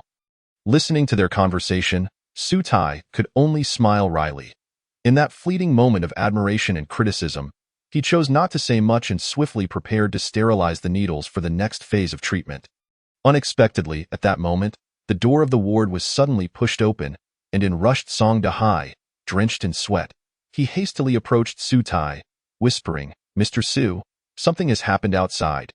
You should go take a look. What's going on? Su Tai inquired, perplexed. Song Dahai, glancing warily at Shen Yunhui and Peng Shumin, lowered his voice and said, the director of the local police station, Director Han, claims that you've caused a problem with a patient. He's waiting outside to take you in for questioning. What patient? Su Tai's expression darkened immediately, his mind racing with the possibility that he might have prescribed the wrong medication earlier at Injitang. Mr. Su, what happened? Do you need my assistance? Peng Shumin, who had been lounging in a chair playing with his phone, asked curiously. Su Tai waved his hand dismissively, smiling. It's nothing. It might just be a misunderstanding. I'll go out and check. I apologize for the inconvenience, Director Peng. Please wait for me a moment. He was in high spirits, having successfully treated his ailment, and was relieved that he wouldn't have to worry about the upcoming meeting in a few days. Director Han, I believe this is just a misunderstanding. I'm quite familiar with Su Tai's medical skills. It's impossible for such a significant error to occur. In the hall of Jishir Hall, Zhang Liang was animatedly explaining to a man in his 30s. His face adorned with a smile. Han Pengfei scoffed impatiently, shoving Zhang Liang aside. Enough of this nonsense. Bring that Su kid out immediately. Anyone who dares to obstruct me today will be taken in as well. Seeing the situation escalate, Song Dahai, who had just approached Su Tai, hurried forward, smiling ingratiatingly. Director Han, please don't be angry. This young man simply lacks tact. You can discuss matters with me. Song Dahai, don't blame me for not warning you. Harboring a criminal is also illegal. If you don't want to bear the consequences, bring that Su out right now.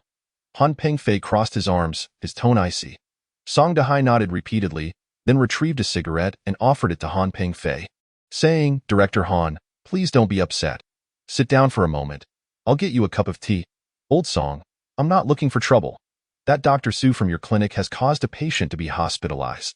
The patient's family is demanding his arrest, and I must act impartially. If you obstruct me further, I'll have to shut down your clinic as well. Han Pengfei hung the cigarette behind his ear. Speaking in a deep voice, Director Han, you say I've caused a patient to be hospitalized, but do you have any evidence? At that moment, Su Tai stepped forward, raising his voice. Han Pengfei paused, sizing up Su Tai before turning to Song Dahai. Confused, who is he? I am the Su Tai you are looking for. I would like to know when and whom I supposedly treated into the hospital. Where are the patient's family? I wish to meet them. Su Tai responded, maintaining his composure. Han Pengfei sneered coldly, the family is not available to see you at the moment. For specific details, come with us to the police station, and you'll find out. Wait a moment. Director Han, if you cannot provide concrete evidence today, I will not accompany you. Su Tai's expression shifted as he spoke firmly.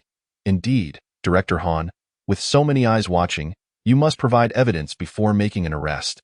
At the very least, let us see the patient's family first to clarify the situation. Zhang Liang chimed in urgently. Han Pengfei hesitated for a moment before turning to signal the police car parked at the door. Suddenly, a well-dressed young man with a handsome appearance burst out of the vehicle.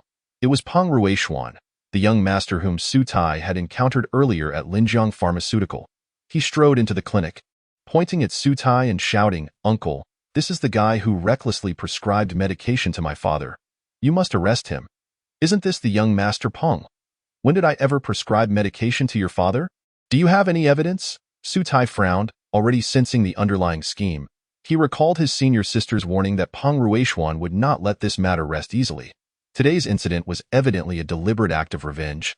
Peng Ruishuan snorted disdainfully, exclaiming, "Su, you still want to quibble? My father took the medicine you prescribed this morning and was hospitalized by noon. He is still in critical condition. You cannot escape responsibility? This morning? You must be mistaken. I wasn't even at Jishir Hall. How could I have prescribed anything for your father?" Su Tai found the accusation laughable. He had been at Iran Health Club that morning and had not treated anyone, let alone prescribed medication. This was clearly absurd. He couldn't help but sigh inwardly. Peng Ruishuan was willing to go to great lengths for revenge, even involving his own father in this scheme. What a pitiful situation. "Haha, I knew you wouldn't admit it, so I kept the receipt with your name on it." Peng Ruishuan grinned triumphantly and swiftly retrieved the receipt from his pocket, handing it over to Han Pengfei. "Dr. Su, we have witnesses and evidence. You have no choice but to come with us." Upon seeing the receipt, Han Pengfei's voice grew significantly louder. In truth, he had felt a bit uncertain earlier. After all, his brother-in-law was the director of the Forestry Bureau. It was hard to believe that he would seek treatment at such a small clinic. However, with the receipt in hand, he felt emboldened. "This receipt is forged, and I have an alibi. You have no grounds to arrest me." Su Tai glanced at Peng Ruishuan as if observing a monkey. Speaking leisurely, Song Dahai also rushed forward, smiling. "Director Han, Su Tai was indeed not at the clinic this morning. It's impossible for him to have treated anyone. I'm sure this is a misunderstanding." Han Pengfei's expression darkened as he frowned. "Song Dahai, spare me the nonsense. Providing false testimony is also a crime. I advise you not to meddle in others' affairs. Otherwise, you'll be taken in as well." As he finished speaking, two plainclothes officers standing behind him stepped forward, ready to take action. "Han Pengfei, what do you think you're doing?" Before they could act, a cold voice suddenly rang out from within the clinic, followed by a middle-aged man in a suit striding out. It was Shen Yunhui. Upon seeing him, Han Pengfei was momentarily taken aback, then quickly approached with a smile. "Brother Hui, what brings you here? We're currently handling a case, and I'll treat you to dinner later." "Dinner? What do you mean by that?" Shen Yunhui stepped forward, positioning himself protectively in front of Su Tai, and shouted at Han Pengfei. Han Pengfei hesitated, realizing the situation had shifted. He cleared his throat, puzzled. "Brother Hui, is this young man your friend? I ask you, what crime has he committed that gives you the right to arrest him?" Shen Yunhui's face darkened, his tone increasingly furious. Han Pengfei stammered, momentarily at a loss. He was just a small police station director and could not afford to offend someone of Shen Yunhui's stature. If the latter insisted on protecting Su Tai, he would have no chance of making an arrest today. However, thinking of his brother-in-law still in critical condition at the hospital, Han Pengfei steeled himself and said, "Brother Hui, it's not that I don't want to give you face, but this young man has caused a patient to be hospitalized. If I don't arrest him, how can I justify my position?" He believed that Su Tai's medical skills were unlikely to have led to such a serious issue and suspected that he was being framed. At that moment, Peng Ruishuan, who had been silent until now, mustered his courage to step forward and said softly, "Uncle Shen, I can testify that my father took the medicine prescribed by this Su, and he is currently in critical condition." "You say your father?" Upon hearing this, Shen Yunhui felt a surge of anger rising within him. "Peng Ruishuan, I ask you once more. Are you certain your father is in the hospital in critical condition?" Shen Yunhui glared coldly at Peng Ruishuan, his voice laced with suppressed fury. Yes. Why?" Peng Ruishuan stammered, feeling the weight of Shen Yunhui's scrutiny. He had initially crafted a foolproof plan, falsely claiming that his father was in urgent care, and then allowing Han Pengfei to arrest Su Tai in front of everyone. This way, Even if the truth came to light later, Su Tai's reputation as a quack would be irreparably tarnished, and his career would be utterly destroyed. However, with Shen Yunhui's unexpected arrival, his entire plan was thrown into disarray. Quickly regaining his composure, he insisted, "Uncle Shen, I swear I'm not lying. My father truly is in the hospital. If you don't believe me, I can take you to see him." "Very well, very well." Shen Yunhui nodded repeatedly, a sly smile creeping onto his face. He was internally amused, realizing that had he not been chatting with Peng Shumin moments earlier, he might have fallen for Peng Ruishuan's deceit. Instead of directly exposing him, he continued to question, "What illness does your father have? When did he fall ill? I've never heard him mention it. I think he had a fever, but I can't recall exactly. Regardless, it was due to the medication prescribed by this young man." "Uncle Shen, my father is your good friend. You must help me," Peng Ruishuan stammered, his anxiety palpable. "Who says I can't make an arrest?" Han Pengfei, who had been standing coldly to the side, felt a surge of anger at this remark. "What are you in such a hurry for? I never said you couldn't make an arrest. Just wait a moment. I still have some questions to ask. With so many witnesses here, do you really think MRSU would flee?" Shen Yunhui said disapprovingly. "That's not acceptable." Before Han Pengfei could finish, Shen Yunhui waved his hand to cut him off. Frowning, "Enough. This is a trivial matter. I shouldn't have to plead with you. At worst, I'll treat you to dinner tonight. Just give me a few more minutes. I truly have important matters to discuss." Afterward, he turned back to Peng Ruishuan, a smirk playing on his lips. "Since your father is hospitalized as a friend, shouldn't I extend my regards? I'll call him right now." "Uncle Shun, that might not be necessary. My father is probably still in critical condition and may not have time to take your call." Upon hearing Shen Yunhui's words, Peng Ruishuan's heart instantly leaped into his throat. It was no jest. If his father were to discover this matter, the consequences would be dire. With his father's temperament, he would surely flay him alive. "And no matter. I shall test the waters first." Shen Yunhui let out a cold laugh. Disregarding Peng Ruishuan, and directly retrieved his phone to dial Peng Shumin's number. He had always held a disdain for Peng Shumin's son, who, relying on his family's modest influence, acted with arrogance, disregarding everyone around him. While indulgences might have been tolerable in the past, today he dared to frame Su Tai, and Shen Yunhui could not let this transgression pass unpunished. Su Tai, what on earth is happening? Observing the situation, Zhang Liang, standing beside Su Tai, was utterly perplexed. Su Tai chuckled softly, shaking his head gently. "I am not entirely sure at the moment, but just wait and enjoy the show." "Enjoy the show? What sort of show?" "My dear brother, you are on the brink of being apprehended by the police and still have the leisure to spectate." Zhang Liang shook his head helplessly, genuinely anxious for Su Tai. Su Tai smiled faintly, offering no further explanation. Although he too was somewhat bewildered by the circumstances, he could surmise from Shen Yunhui's expression that the latter had likely discerned that Peng Ruishuan was lying. The reason for not exposing him was probably part of a larger scheme. Meanwhile, Peng Shumin was leisurely reclining on his hospital bed, engrossed in his phone, relishing this rare moment of tranquility, when suddenly he received a phone call. Upon recognizing Shen Yunhui's name, he hesitated for a moment but promptly answered. "What did you say?" "I took the wrong medication and am in critical condition." Peng Ruishuan said this. "All right, I understand. I will be there immediately." The expression on Peng Shumin's face shifted with an alarming swiftness. Turning icy cold, he swiftly grabbed a baseball bat propped against the wall and rushed out of the hospital room, not even bothering to don his clothes. "Uncle Shen, if all is well here, I think I should head to the hospital. Perhaps my father needs my assistance." Seeing that Shen Yunhui had indeed made the call, Peng Ruishuan hurriedly interjected. At this moment, he had lost all desire for revenge against Su Tai and simply wished to escape. "No need to rush. Your father claims he is genuinely ill and is at the hospital." Shen Yunhui swiftly put away his phone, feigning surprise. Upon hearing this, Peng Ruishuan was momentarily taken aback before he exhaled in relief. Although he was unaware of the exact situation with his father, he realized his plan had not yet been thwarted, so he regained confidence and exclaimed, "Uncle Shun, I wasn't mistaken. My father indeed suffered a mishap due to the medication prescribed by this fellow. You must ensure he is brought to justice." "Very well, no problem. However, I believe it is prudent to consult your father's opinion first." Shen Yunhui smirked mockingly. Peng Ruishuan hesitated momentarily, saying, My father is currently hospitalized and likely has no time to involve himself in this matter. Perhaps my uncle should apprehend this fellow first. No need. Your elder uncle has insisted on handling this personally, Shin Yunhui replied with a faint smile. Upon hearing this, Peng Ruishuan felt his heart nearly leap from his chest as he gasped. Uncle Shin, what do you mean? My father is coming.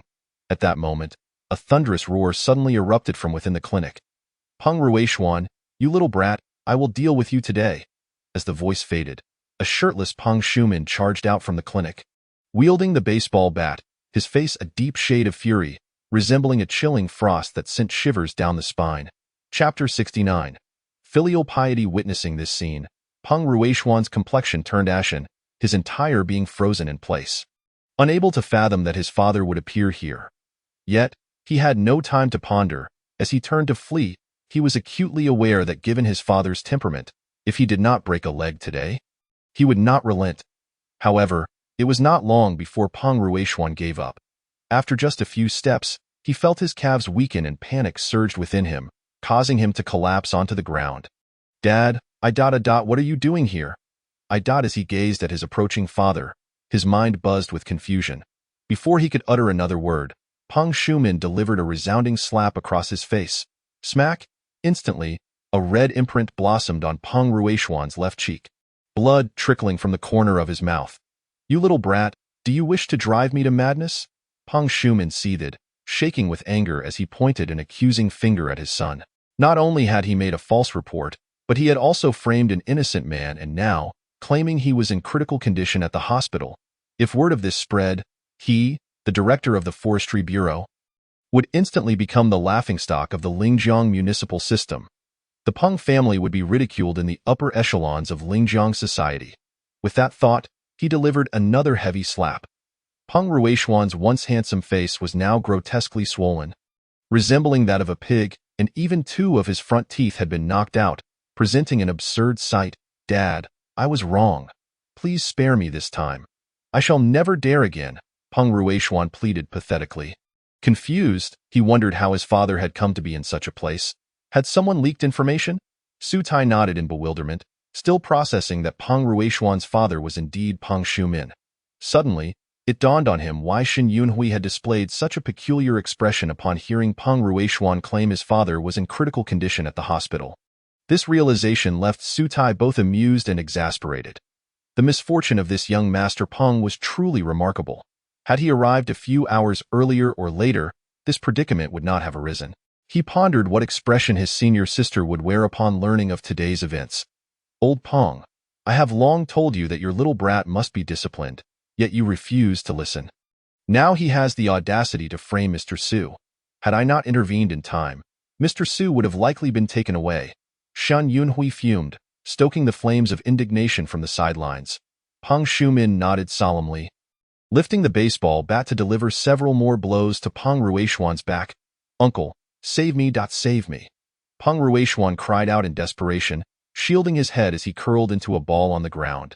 Hearing his cries for help, Han Pengfei, who had been standing by in shock, hesitated momentarily before stepping forward to block Peng Shumin, bewildered. Brother, weren't you supposed to be in the hospital? You fool. If I were truly in the hospital, would my family not notify you? You have the brains of a pig. I reckon your tenure as director is nearing its end. Peng Shumin snapped, his ire palpable. Han Pengfei appeared aggrieved, muttering softly, but Xiao Xian said, If he said I were dead, would you believe him? If he told you to eat dirt, would you? Peng Shumin's face darkened, showing no mercy. Realizing his uncle's fury, Han Pengfei dared not speak further, standing obediently to await his fate. He now understood that he had been used by Peng Ruishuan. Initially hoping to gain favor in front of his uncle, he now feared this incident might end his career. With resentment, he shot a furious glare at Peng Ruishuan, wishing he could devour him whole. All right, enough. If you continue, something serious will occur. Just then, Shin Yunhui hurriedly stepped forward to intervene. Peng Shumin, grim-faced, pointed at Peng Ruishuan and shouted, Old Shun, do not hold me back. I must deal with this little wretch today. Upon hearing this, Peng Ruishuan nearly cried out in protest, having believed Shin Yunhui was genuinely advocating for him, only to discover he was merely orchestrating this chaotic scene. However, in the face of his enraged father, He dared not voice his thoughts, instead contemplating how to seek vengeance in the future. Very well, I shall heed your wishes. Han Pengfei, already harboring grievances against Peng Ruishuan, saw this as an opportunity to teach him a lesson. He immediately gestured to several subordinates nearby, commanding, "What are you waiting for? Take him away at once." Upon receiving the order, two plainclothes officers, who had been watching the commotion, swiftly approached and escorted Peng Ruishuan into the police car. Only then did Han Pengfei turn to Peng Shumin, his expression somber. "Brother, I apologize for today. I acted on Peng Ruishuan's unfounded claims without verification. You need not apologize to me. Your apology is owed to Dr. Su." Peng Shumin huffed. Han Pengfei nodded repeatedly, then turned to Su Tai, his face filled with embarrassment. "Dr. Su, I am truly sorry. Today was my oversight. I apologize and hope for your forgiveness. It suffices. I hope Director Han will be more diligent in the future." Su Tai replied coldly. Since Peng Ruishuan had already been taken away, he could not be bothered to dwell on the matter further. After all, no significant issue had arisen, and it spared Peng Shumin some embarrassment. "Yes, Dr. Su is correct. I will be more cautious in the future to ensure this does not happen again." Han Pengfei agreed earnestly, his demeanor respectful. Recognizing that the young man who garnered such attention from both his uncle and Shen Yunhui was clearly not an ordinary individual, he dared not be careless. At that moment, Shen Yunhui suddenly smiled. "Little Han, mere verbal apologies are insufficient. We need some tangible actions. I recall that the nearby community is currently evaluating outstanding clinics. You understand my meaning?" "Correct." Chapter 70. A greater platform. Outstanding clinics? I am aware of this. I happen to have a friend whose wife is involved in the community. I will certainly ensure Jishitang secures this recognition. Han Pengfei immediately patted his chest and loudly assured, "If securing a minor honorary title for Jishitang can extinguish my brother-in-law's wrath, then why not?" After a moment's hesitation, he quickly added, "By the way, in addition to the Outstanding Clinic Award, there is also the Community Renowned Physician Certificate, and I guarantee that every doctor at Jishitang will obtain one." Upon hearing Han Pengfei's words, the doctors of Jishitang, who had been watching the spectacle from the sidelines, erupted in cheers. As far as I know, the title of Community Renowned Physician is particularly hard to attain. It seems one must possess considerable fame and a certain background to qualify for the selection. And the competition is exceptionally fierce. A classmate of mine spent over 3 years at Guangrantang without being selected. Indeed, the difficulty is substantial. A friend of mine struggled for 5 years and only managed to attain it due to his father-in-law's connections with a local leader. Just a few days ago, he was boasting about it in our WeChat group, and now I, too, shall have one to flaunt once the certificate arrives. The doctors, all smiles, looked at Su Tai with eyes brimming with gratitude, especially the few new female interns, who gazed at Su Tai with a hint of admiration, almost as if pledging their devotion. All right, I will take care of this immediately." Han Pengfei nodded repeatedly, feeling a sense of relief in his heart. He dared not linger any longer and hastily claimed he had matters to attend to, quickly making his exit. "Old Peng, if you are reluctant, just send me there. You must properly discipline this little rascal. Fortunately, it was Su who gave you face today. Had it been someone else more serious, it would surely have escalated to the municipal government, and at that point, you would likely be implicated as well." Shen Yunhui remarked coldly. Peng Shumin nodded repeatedly, fully aware that Shen Yunhui spoke the truth.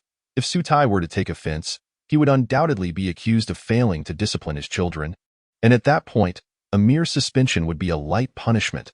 Moreover, having been cured of his bizarre illness, it would be utterly disgraceful for his son to accuse Su Tai.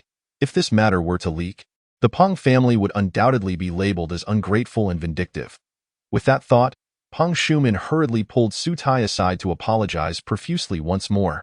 "Director Peng, since the matter has been resolved, you need not blame yourself further. Let us continue with the acupuncture," Su Tai said nonchalantly, not dwelling on the incident. Peng Shumin quickly nodded, responding, all right, then I must trouble Dr. Su. "Director Peng, the acupuncture may cause some discomfort. Please bear with it, it will be over soon," Su Tai advised, swiftly grasping the sterilized needles and inserting them into several acupoints on Peng Shumin, such as Tsuchi, Higer, and Tianshu. The acupuncture at these points primarily serves to alleviate fever and inflammation, guide heat outward, and bolster the body's defenses.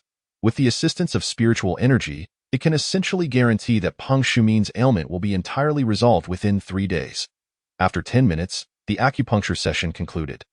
Goodness, old Peng, it seems the psoriasis on your back has vanished, Xin Yunhui suddenly exclaimed. Hearing this, Peng Shumin's expression changed, and he quickly picked up a mirror to examine himself closely. To his astonishment, the psoriasis that had previously covered his neck and back had indeed diminished significantly.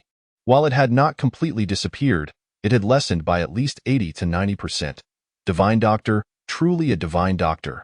Dr. Su, how did you accomplish this? Peng Shumin looked at Su Tai in utter shock, as if gazing upon a celestial being. Although he had witnessed Su Tai's medical skills moments ago, he never expected the other to be so formidable, managing to reduce the psoriasis on his back by more than half in less than an hour.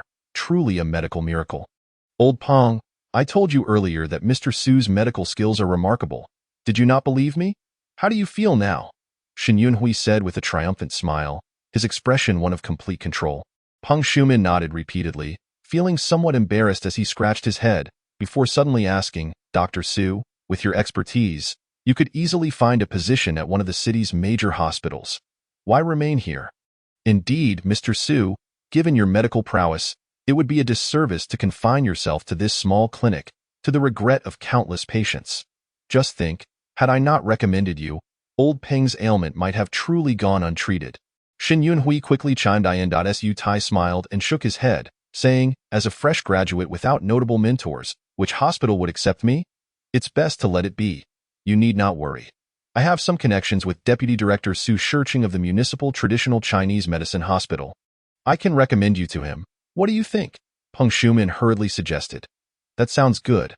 I would appreciate Director Peng's assistance, Su Tai replied with a smile.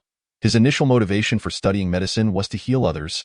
So the prospect of joining a prestigious institution like the Municipal Traditional Chinese Medicine Hospital to help more individuals was indeed a delightful opportunity. Furthermore, the Municipal Traditional Chinese Medicine Hospital is a dream destination for many TCM students. Becoming a physician there is one of his aspirations. All right, I will call Old Su shortly. Peng Shumin quickly confirmed the arrangement. As the group engaged in casual conversation, Peng Shumin's phone suddenly rang several times.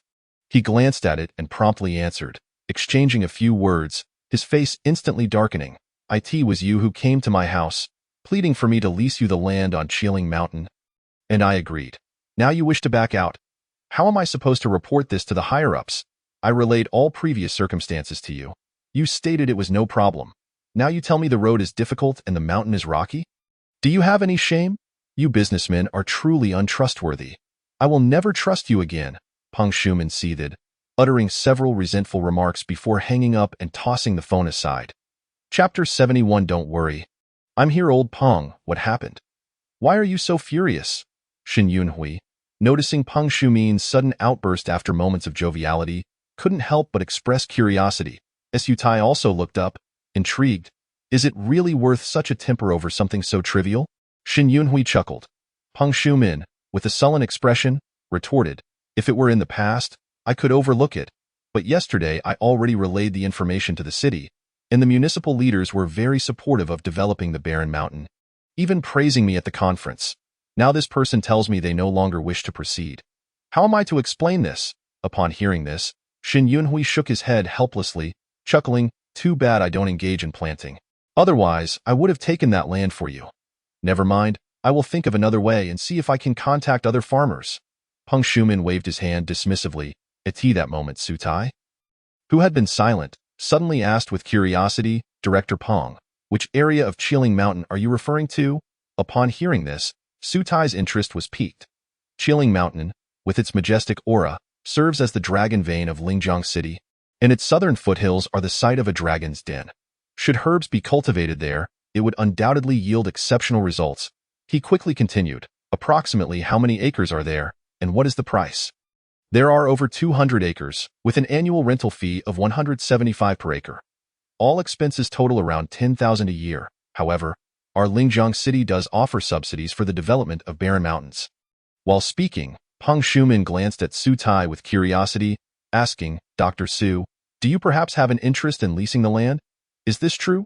Peng Shumin's eyes lit up, excitement evident in his voice. Dr. Su, you are not joking, are you? Cultivating herbs is a key supported project in our city. The municipal leaders will undoubtedly offer their full support. If you truly have an intention, I can assist you in obtaining the necessary permits. And I can also help you apply for the subsidies. When it comes to road construction and land clearing, I have acquaintances, and the cost will be minimal. That sounds excellent. I appreciate your help. Director Pong, Sutai responded eagerly, his heart racing with excitement. Leasing mountain land is no trivial matter. Although the price is low, various procedures must be followed. It could take over half a year to finalize all the documentation. Just moments ago, he was concerned about this issue, but now an opportunity had swiftly presented itself. With Peng Shumin, the head of the forestry department, facilitating the process, everything would indeed become far simpler, and he would only need to provide the funds. Dr. Su, you are too modest. I should be the one thanking you. Not only did you cure my ailment today, but you also resolved a significant problem for me. I must treat you to a meal sometime. Peng Shumin exclaimed, excitedly grasping Sutai's hand. Sutai quickly waved his hand, smiling, and thought to himself that he should find a time to visit Qiling Mountain. Very well, I will handle the details, and once everything is arranged, I will contact you, Peng Shumin said with a smile. Sutai had no objections and proceeded to gather a bit more information about the vicinity of Qiling Mountain from Peng Shumin and Shin Yunhui. As time was already late, the two finally rose to take their leave.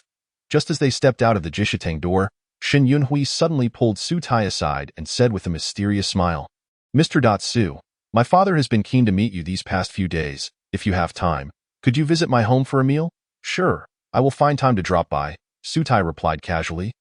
Not giving it much thought at that moment, his mind was entirely focused on the cultivation of herbs. Resolving this matter was essential to finalizing the adjustments to the prescription, and only then could the larger plans be effectively promoted. Therefore, after bidding farewell to Shin Yunhui and his companion, he promptly dialed Lu Jinshan's number to convey his thoughts. Mr. Su, what do you mean? You wish to lease mountain land for herb cultivation? That seems rather imprudent. And our Injitang lacks expertise in this area. Should we consult with Bai Lao and the others? Lu Jinshan's voice on the other end of the line expressed confusion over Sutai's decision. Sutai chuckled softly and replied nonchalantly, rest assured, I have already considered this matter thoroughly. We shall proceed as I suggest. Sutai responded affirmatively, then added, you need not worry about the price. What is paramount is that the quality of the seeds must be exceptional. All right, I shall take care of it at once, Lu Jinshan replied promptly. At that moment, the phone placed on the table suddenly erupted with a series of urgent vibrations. Sutai glanced at it, and to his astonishment, it was a call from Shen Yuelin. He quickly answered, curiosity evident in his voice, Senior Sister, what brings you to seek my assistance? Sutai, one of my clients has suddenly fallen into a state of unconsciousness and is currently undergoing emergency treatment at the city hospital. It has been over an hour, and there has been no sign of recovery. You must come quickly. Shen Yuelin's tone was filled with urgency. Sutai was momentarily taken aback, pondering to himself, isn't Senior Sister also a disciple of old Huang? Does she not possess medical knowledge? Sensing her anxious demeanor, he hastily reassured her, do not worry, Senior Sister. I shall be there immediately in front of the emergency room on the first floor of the city hospital. Shen Yuelin held her phone, anxiously gazing at the red indicator light outside the ward, her mind in utter turmoil. Inside the ward, they were fighting for the life of an exceedingly important client. Should this individual fail to awaken today, Linjiang Pharmaceutical would likely face catastrophic repercussions. Miss Shun, I have already warned you. My wife cannot consume alcohol. How could such a mistake occur? If anything happens to her, I will hold a press conference tomorrow and ensure Linjiang Pharmaceutical pays the price. Suddenly, a foreign man with blonde hair and blue eyes stormed in, pointing at Shen Yuelin and shouting vehemently. With a face full of guilt, Shen Yuelin hurriedly explained, Mr. Klezen, tonight was our oversight, and I will take full responsibility, but I was unaware that Miss Yang could not even drink beer. Moreover, it was her own decision to drink. I did not compel her. Do not try to argue, you malicious woman. You must be envious that she could marry me, which is why you wish to harm her, if anything happens to her. I will not let you off easily, the foreigner shouted in broken Chinese, his voice filled with fury. Shen Yuelin's expression became grave. She wanted to retort, but considering the patient in the ward was still under treatment, she felt utterly powerless to defend herself against the unfounded accusations. Fear not. I am here. Just as Shen Yuelin was on the verge of exhaustion, a gentle voice suddenly resonated beside her. before she could respond. Her cold, trembling hand was enveloped by a pair of warm, reassuring hands. Chapter 72. Why are you so ordinary yet so confident? Xin Yuelin's body trembled slightly, and she quickly lifted her gaze to see a familiar figure standing before her. The figure was not particularly tall nor imposing, yet it exuded a sense of solidity, providing her with boundless security. Foolish child, you finally arrived. After a brief hesitation, Shan Yuelin threw herself into Su Tai's embrace, weeping uncontrollably.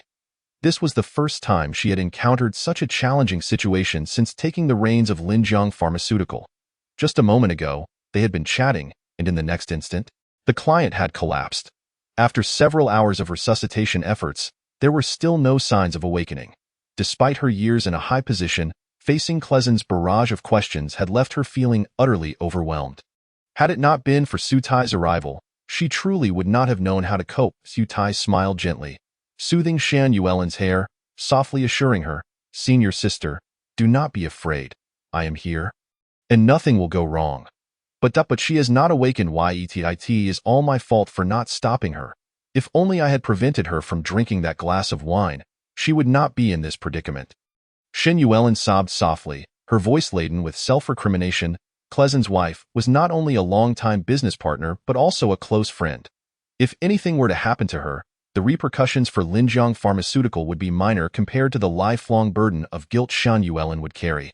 Feeling the gentle tremors of her body in his embrace, Su Tai too felt a pang of empathy. The once domineering and aloof queen of commerce displayed a surprisingly tender side. After a moment, he patted Shan Yuelin's back, continuing to comfort her. "It will be all right. I will find a way to treat her." "Is that true?" Shin Yuelin lifted her head, her eyes red and filled with hope. "Of course, your junior brother is a divine physician," Su Tai replied, wiping away the tears at the corners of her eyes with a smile. Seeing the warmth and determination in his gaze, Shan Yuelin suddenly felt a wave of warmth enveloping her. The tension in her heart eased considerably. She gently nodded, then buried herself deeper into Su Tai's embrace, tightening her grip around his waist as if to soothe her anxious heart. "Miss Shun, what are you doing?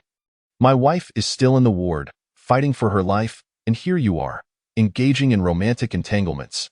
You are deeply disappointing me. I am about to call my journalist friends and inform them of your lackadaisical attitude." At that moment, Klezen, who had just finished a phone call, suddenly stepped forward, pointing at Shan Yuelin and shouting. Shan Yuelin hesitated for a moment, then quickly pushed Su Tai away, hastily wiping her tears, feeling somewhat embarrassed as she said, "Mr.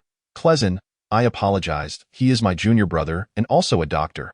He will surely be able to cure your wife's condition. He can cure her." Klezen glanced at Su Tai with skepticism, questioning, "Which university did you graduate from? Do you have any international study experience? Who was your mentor, and what international awards have you received?" "Mr. Klezen, the questions you pose bear no relevance to the treatment of your wife's condition. Perhaps you should first share her medical history with me." Su Tai interrupted impatiently, raising his hand to cut him off. Klezen frowned, coldly retorting, "What sort of attitude is this? I do not even know your background. How can I trust you to heal my wife? Besides, who can guarantee you are not an accomplice of Miss Shun, here to destroy evidence?" "Destroy evidence? What do you mean?" Su Tai was momentarily taken aback, failing to comprehend the basis of Klezen's accusation. "Ha! You need not feign ignorance. I can now ascertain that my wife's sudden fainting spell was caused by this Miss Shun. She sent you here to eliminate any evidence left on my wife." Klezen declared, his expression one of someone who believed he had seen through it all, watching Su Tai with utmost vigilance. Shan Yuelin raised her hands in exasperation, shaking her head helplessly, indicating that she too was baffled by Klezen's line of thought. "What evidence do you possess that proves my senior sister is responsible for your wife's condition?" Su Tai inquired curiously. "Is there even a need for proof? It is evident she is envious that my wife could marry a man like me. Hence, knowing full well my wife cannot drink, she did not attempt to stop her in the slightest." Klezen huffed, raising his voice. Seeing Klezen's self-righteous demeanor, Su Tai couldn't help but chuckle inwardly. This foreigner was indeed overly confident. Given Shan Yuelin's grace and beauty, the line of suitors vying for her affections could stretch to the empire of Diying.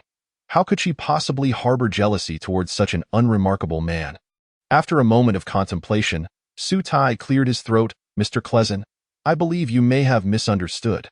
My senior sister. There is no need for explanations. I am well aware of her intentions. She aims to harm my wife. So she may pursue me instead. Do not think for a moment that I am oblivious to her schemes. I will never accept such a malicious woman, Clezen interrupted, waving his hand dismissively, due to Clezen's loud voice. A crowd of doctors and nurses soon gathered around, their curiosity piqued. Within 5 minutes, the area was filled with onlookers. Could it be true that Xian, the president of Linjiang Pharmaceutical, is attempting to orchestrate the death of a foreigner's wife in order to pursue him? This is simply unbelievable. I find that hard to believe. That foreigner seems quite ordinary, lacking any remarkable qualities. Unless he hails from some prominent family abroad, how could someone like President Shen ever be interested in him? Faced with the murmur surrounding her, Shan Yuelin felt utterly helpless. She furrowed her brow and spoke in a serious tone. Mr. Clezen, I genuinely have no feelings for you, so please do not misconstrue my intentions. Ha! Your eyes cannot deceive me. You are indeed interested in me. Otherwise, why would you have flirted with me at the banquet? Clezen shot a disdainful glance at Shen Yuelin, his tone dripping with sarcasm. The moment he uttered those words, the crowd erupted in astonishment. The illustrious president of Linjiang Pharmaceutical, the ice queen of countless men's dreams, actively flirting with a man. Such news was indeed sensational. Shen Yuelin was consumed with rage. Suddenly standing up and exclaiming, Mr. Clezen, you need to speak with more respect. When have I ever flirted with you? You do not recall? Allow me to remind you. You toasted me alone and whispered compliments into my ear. Do not think for a moment that I am unaware of your intentions, Clezen retorted, crossing his arms defiantly. Upon hearing this, Su Tai felt an overwhelming sense of disbelief and could not help but chuckle. Mr. Clezen, why do you possess such unwavering confidence when you are evidently so ordinary? What do you mean by that? Clezen furrowed his brow, perplexed as he turned his gaze towards Su Tai. Su Tai shook his head, uninterested in elaborating further, and simply stated, to be frank, men like you are at the bottom of the hierarchy in our Huaxia. How could my senior sister ever find someone like you appealing? It would be wise to refrain from indulging in self-delusions. You men from Huaxia appear sickly and frail. You likely cannot fulfill a woman's desires, so how could you possibly compare to me? Clezen smirked mockingly, then lowered his head to scrutinize Su Tai, deliberately making a gesture with his pinky finger. Chapter 73. Senior sister, you look truly beautiful when you smile in the face of Clezen's indiscriminate barrage of insults. Before Su Tai could retort, the male doctors from the Central Hospital of Linjiang City, who had been watching from the sidelines, were already showing signs of anger. Damn it, this scoundrel dares to claim I'm small. Let him try me and see what it means to face a human cannonball. A burly male doctor, his face adorned with a thick beard, couldn't help but voice his outrage. Another male doctor, dark-skinned and muscular, echoed, Indeed, if he dares to challenge me, I guarantee he won't be able to get out of bed for 3 days. The other young and impetuous interns rolled up their sleeves, brimming with the urge to fight. Had they not been stopped by their elders, they might have already thrown a punch at Clezen's face. Just as the crowd was discussing, a crisp voice suddenly pierced through the chatter. Looking up, they saw Clezen clutching his swollen face, gazing at Su Tai in disbelief, exclaiming, You actually dared to hit me, you sickly wretch. Smack! Su Tai raised his hand for another slap, this time landing on the other side of Clezen's face. Instantly, 2 bright red handprints appeared on Clezen's fair skin, making the scene appear even more comical. Mr. Clezen, that first slap was to teach you how to respect others, especially us Huaxia people. The second slap is to remind you to remember the reason for the first. Su Tai said calmly, one hand casually behind his back.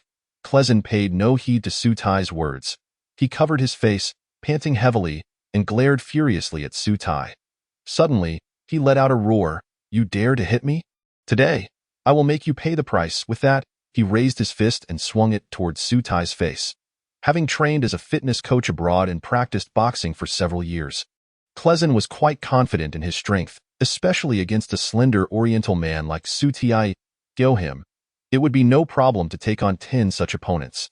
His punch came out fast and ferocious, seemingly able to shatter Su Tai's skull in the next moment. Watch out! Some young nurses in the crowd gasped, tightening their fists and silently praying for Su Tai. Unperturbed, Su Tai remained rooted in place. coldly staring at Klezin.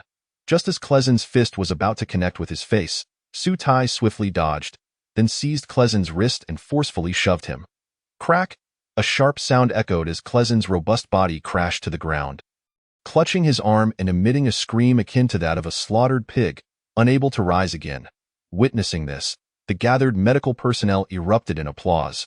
What a relief! I never expected this seemingly frail young man to be such a fighter. That foreigner couldn't even withstand one of his moves. Truly a point of pride for us Hua Xiaomin. Seated on a chair, Shun Yuelin watched the scene unfold with great satisfaction.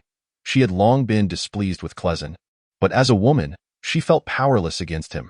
Now, seeing him beaten to the ground by Su Tai, she couldn't help but smile. "Senior brother, you look truly beautiful when you smile," Su Tai remarked softly. Upon hearing this, Shun Yuelin's face flushed, and she shot Su Tai a playful glare. "Teasing, you little fool. When did you learn to flirt with your senior sister? Are you hoping to visit my house tonight?" Never mind, never mind. Su Tai waved his hands repeatedly, inwardly sighing. Facing such a sensual little wildcat, he couldn't guarantee he would always be able to restrain himself. If he lost control, it could lead to significant trouble. "My arm is broken. My arm is broken. How dare you hit me? I will not let you off the hook," Klezin, still on the ground, suddenly yelled, clutching his arm. "Rest assured, it's merely dislocated," Su Tai replied with a dismissive smile. Then added coolly, "Mr. Klezin, let us discuss your wife's condition. Otherwise, she may truly be beyond saving." Before Klezin could respond, the door to the emergency room was abruptly pushed open, revealing a young doctor wearing gold-rimmed glasses and a white coat, who rushed out with an air of urgency. He hurried to Shen Yuelin's side and said anxiously, "Yuelin, the patient's condition is quite complex. Our medical facilities in Linjiang City are limited and unable to ascertain the diagnosis. I recommend we transfer her immediately to the hospital in Jinling City for treatment." "What? Transfer to Jinling?" Shen Yuelin's expression changed slightly. Zhang Yin nodded, speaking solemnly, "Indeed, it's the only viable option. But don't worry, I have acquaintances at the Jinling City Hospital who can accompany you." As he spoke, he cast a purposeful glance at Shen Yuelin, feeling somewhat excited. The renowned ice beauty of Linjiang's business world was not someone he could ignore. Now that she was in trouble, it was the perfect opportunity to win her heart, and he couldn't let it slip away. "Wait a moment, let me take a look first." Zhang Yin was lost in thought when an out-of-place voice unexpectedly interrupted his musings. "Jishir Hall? I've never heard of it. The private hospital, perhaps? We are at the Central Hospital. How can we allow a third-rate doctor from a small private hospital to treat a patient? I advise you to leave quickly. Otherwise, when the security arrives, they won't be polite." Zhang Yin snorted coldly, his tone dripping with disdain. He had assumed Su Tai was a young talent from a prominent hospital attempting to compete for Shan Yuelin's attention, only to discover he was merely a doctor from a private clinic, which he naturally dismissed. No. Klezin shook his head repeatedly, casting a wary glance at Su Tai. Despite Su Tai's calm demeanor, he dared not underestimate him, especially recalling the terrifying strength he had just exhibited. Chapter 74. "If you cannot decide, then I shall." "What did you say?" "The patient's family has agreed." Zhang Yin was taken aback, casting a doubtful glance at Klezin, who stood not far away. He had just witnessed how picky this foreigner was. After arriving at the hospital, Klezin had meticulously chosen him from a dozen doctors in the emergency department based on his education and experience. So he had intended to use this reason to brush Su Tai off. To his surprise, the man now seemed to agree to let an unknown junior treat his wife. "I have stated, I am a physician from Jishir Hall. Should the patient suffer any mishap due to my treatment, I alone shall bear the responsibility," Su Tai declared firmly. "Arrogant. Do you have any idea who the patient is?" "That is Miss Shan's friend, of significant standing." "Who are you to take on such responsibility?" Zhang Yin scoffed, his tone exceedingly impatient. After speaking, he resumed studying the diagnostic report, disregarding Su Tie.as, the deputy director of the emergency department at Linjiang City. A prominent figure among the younger generation, he thought it beneath him to argue with a third-rate doctor from a private clinic. Su Tai frowned. The patient's situation was urgent, and every second wasted could jeopardize her life. Yet this doctor was repeatedly obstructing him for his own selfish reasons, provoking his ire. Were it not for the large crowd present, he would have been far less courteous. "Zhang Yin, what do you mean by that?" He is the doctor I specifically invited to treat Miss Yang. On what grounds do you obstruct him? At that moment, Shen Yuelin, seated on a bench, suddenly sensed something amiss and raised her voice in protest. What? He's the one you invited. Zhang Yin was momentarily stunned, having thought Su Tai was trying to curry favor with Shen Yuelin by volunteering. He hadn't realized that Su Tai had indeed been invited by her. Moreover, seeing Shen Yuelin's demeanor, it seemed she was quite protective of him, which left him feeling perplexed. After hesitating for a moment, he quickly plastered on a smile and said, Miss Shen, it's all a misunderstanding. Since he is your invited doctor, we shall certainly allow him to proceed.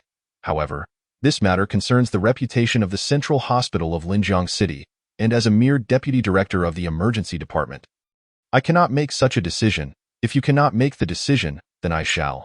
A resounding voice suddenly rang out from the crowd. All eyes turned to see Sun Jingxiu, beaming and clad in a white coat. Striding forward alongside several middle-aged doctors from the Central Hospital. Mr. Su, long time no see, Mr. Su. What a pleasure to see you again.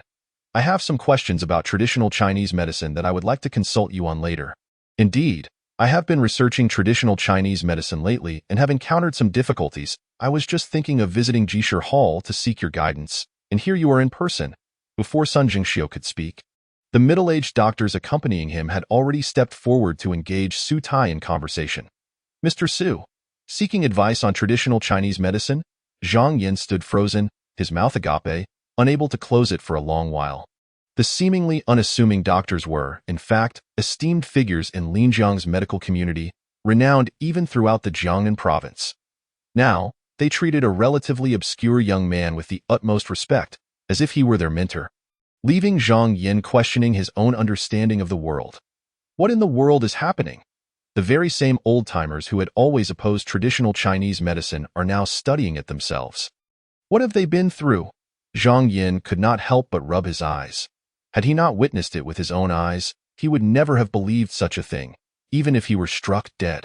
Mr. Su, just moments ago, I was discussing with others whether to invite you over from Jishirtang, yet you have arrived ahead of us. How splendid! Sun Jingxiu suddenly stepped forward, grasping Su Tai's hand with great excitement.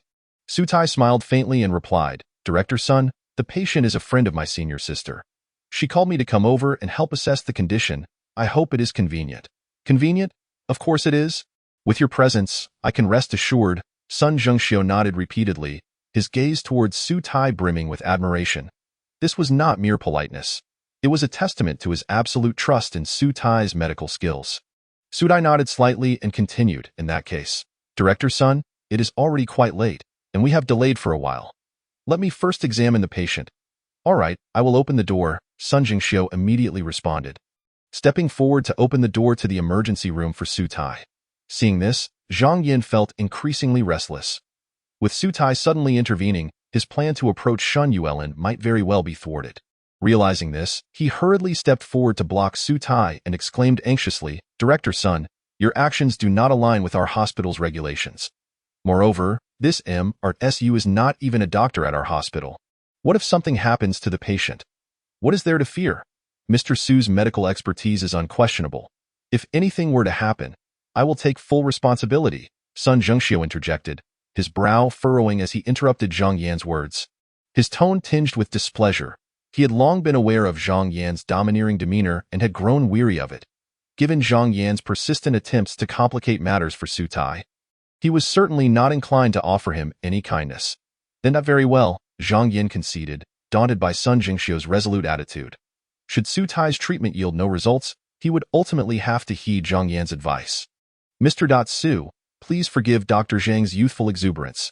If he has offended you in any way, do not take it to heart, Sun Jingxiu hastily murmured as they entered the emergency room. Su Tai shook his head slightly, indicating it was of no concern, and then fixed his gaze upon the woman lying unconscious on the hospital bed. The woman appeared to be in her early 30s, possessing well-defined features and a striking beauty. Yet her complexion was an alarming pale, almost tinged with a hint of blue, indicating her dire state. Mr. Su, let me first brief you on the patient's basic condition, Sun Jingxiu began after a brief pause. According to the patient's family, she has a history of alcohol allergies and has previously fainted due to drinking. Therefore, we initially suspected that her current condition might be a result of an alcohol allergy. That seems unlikely. Typically, individuals with alcohol allergies exhibit localized redness and cold extremities, and their blood pressure should be normal, Sutai responded while checking the woman's pulse. Sun Jingxiu nodded in agreement, stating gravely, "Indeed, all of the patient's indicators are normal, including her blood count and serum immunoglobulin levels, showing no signs of an alcohol allergy, yet she remains unresponsive." Sutai smiled gently. Sun Jingxiu let out a bitter laugh, expressing his frustration. "Precisely, I have begun to suspect whether our equipment is malfunctioning. It is quite peculiar. After practicing medicine for several decades, this is my first encounter with such a case. Earlier, I held a brief meeting with several colleagues to discuss the patient's situation, yet we were left with nothing. Hence, I thought to invite you for assistance. I wonder if you have ever encountered such a condition, or if you have any insights."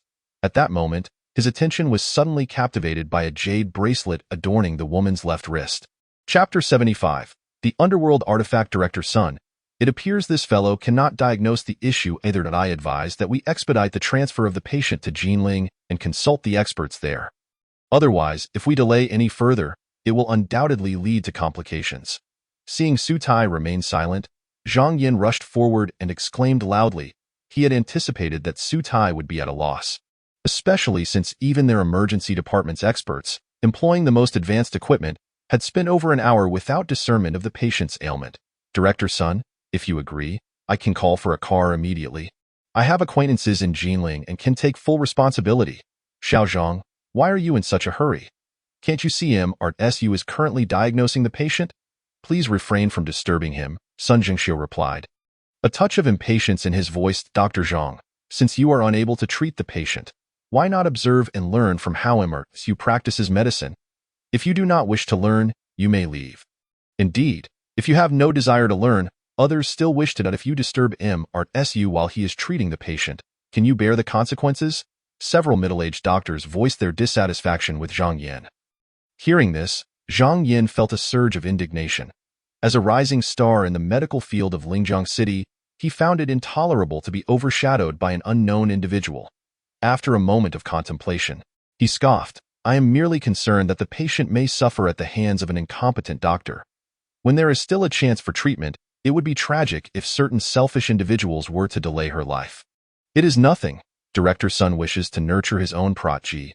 What can a mere deputy director of the emergency department like me say?" Zhang Yin shrugged and sat down, engrossing himself in his phone. In his view, Sun Jingxiu was merely seizing the opportunity to mentor Sutai. Otherwise, why would the other doctors be so supportive? You. Sun Jingxiu was so enraged that he nearly suffered a stroke. Pointing at Zhang Yin, struggling to articulate a coherent response, he had devoted a significant portion of his life to the Lingjiang City Central Hospital, only to be accused of selfishness. It was infuriating. "I only speak to the matter at hand, not to the individual. Some incompetent doctors should not take it personally." Zhang Yin chuckled softly, not even bothering to glance at Sutai that moment. A middle-aged doctor standing beside Sun Jingxiu could no longer contain himself and said solemnly, "Zhang Yin, what do you mean by that? Mr. Su's medical skills are beyond reproach. Previously, when Mr. Zhao's granddaughter, enough, Director Liu, that incident was ages ago. There is no need to bring it up again. It was merely a case of a blind cat stumbling upon a dead rat, curing Zhao Xinqing's granddaughter. Chen Xiao has already informed me about it. It is no great feat. Tell me, aside from that, what other accomplishments does he have?" Zhang Yin retorted dismissively, casting a scornful glance at Sutai. The doctor surnamed Liu opened his mouth, but was left speechless. He had only recently acquainted himself with Sutai, and was unaware of any other medical achievements he might possess. Since Dr. Zhang mentioned Dr. Chun, you should know that when I treated the patient, he once said that if I could cure her, he would resign. Are you brave enough to wager on that? Sutai asked with an unchanged expression, merely smiling as he posed the question. Upon hearing this, Zhang Yan's smile faltered, and he lowered his head in silence. Although he did not believe Sutai possessed the ability to heal this patient, the notion of wagering his future on it made him feel uneasy. After all, Chun Xiao had significant connections. Even if he left the central hospital, he would have other avenues. If you are too cowardly to wager, then leave immediately. If you disturb me while I treat the patient again, do not blame me for being impolite, Sutai suddenly said, his expression darkening. His voice was not loud, but it bore an icy chill that pierced to the bone. Zhang Yin felt as if he had been thrust into an Arctic wasteland. A shiver racing down his spine, especially upon meeting Su Tai's cold gaze, which sent a chill of fear through him. It felt as though daring to utter a single word of protest would lead to his demise beneath Su Tai's gaze. Thus, he refrained from speaking, casting one last wary glance at Su Tai before hastily retreating from the emergency room. Only then did Sun Zhengxiu turn to Su Tai and quietly inquire, "Dr. Su? Do you have confidence?" Sun Zhengxiu nodded slightly and then patted Su Tai's shoulder, stating earnestly, "Very well, we shall wait outside. Should you require anything, do not hesitate to call." With that, he promptly led his subordinates out of the ward.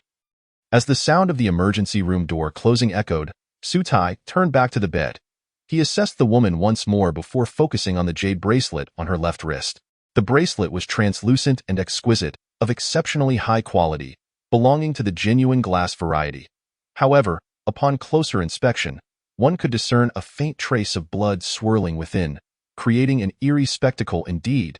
It is an underworld artifact. Su Tai's expression subtly shifted. Upon first seeing the bracelet, he had sensed a thick aura of akin energy clinging to its surface, and now, upon observing the blood trace, his initial suspicion was confirmed. Such a malevolent object, though undeniably beautiful, would undoubtedly exert a detrimental influence on its wearer. Su Tai sighed inwardly. The Taoist scriptures state that the intrusion of akin energy into the body can lead to mild ailments or hallucinations. And in severe cases, it can result in a state of unconsciousness, causing one's vital energy to reverse and lead to demise. The woman was already in a weakened state. With the invasion of this akin energy, her life hung by a thread, and if, as Zhang Yin suggested, she were to be sent to Jinling, she might not survive the journey. Without further hesitation, he swiftly retrieved his needle pouch and laid it out on the table beside the bed. Then, with a focused mind, he deftly grasped a fine needle and pierced it directly into the woman's Bai Hui acupoint. The Bai Hui acupoint is where all meridians converge, capable of connecting the yin and yang pathways throughout the body. If one wishes to expel the yin energy within her, this is the optimal starting point.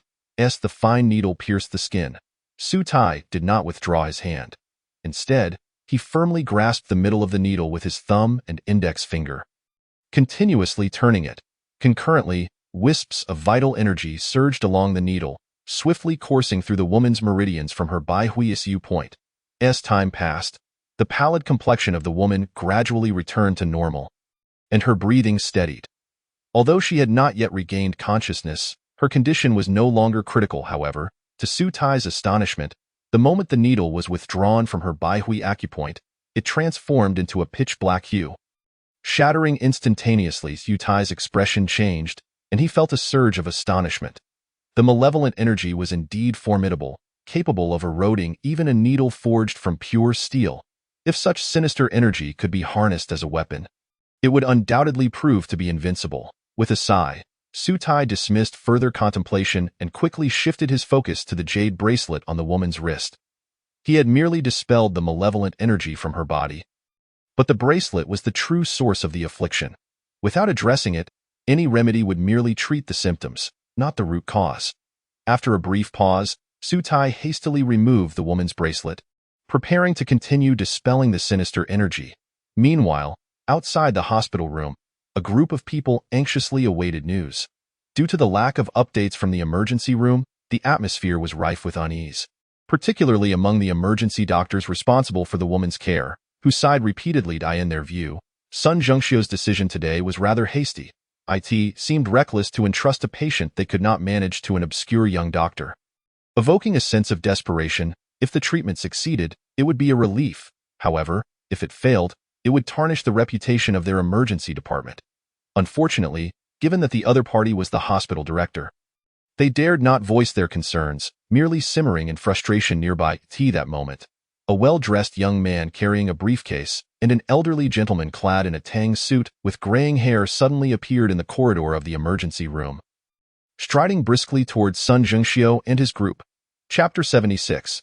The third-rate doctor of a minor clinic. Though the two men were dressed modestly, their demeanor was quite extraordinary, particularly the elderly gentleman in the tang suit, who exuded an aura of ethereal grace, reminiscent of an otherworldly sage. As they arrived, the anxious doctors waiting outside the emergency room immediately began to murmur among themselves, Isn't that Director Yuan from the municipal hospital?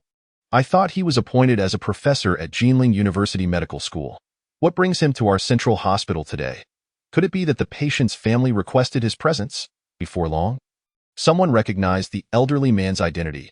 Another emergency doctor exclaimed with excitement, "If that's the case, it's fantastic news. Director Yuan's medical expertise is unparalleled. He is well-versed in both traditional Chinese and Western medicine. Reputed for his comprehensive knowledge, if he intervenes, the patient is surely in safe hands."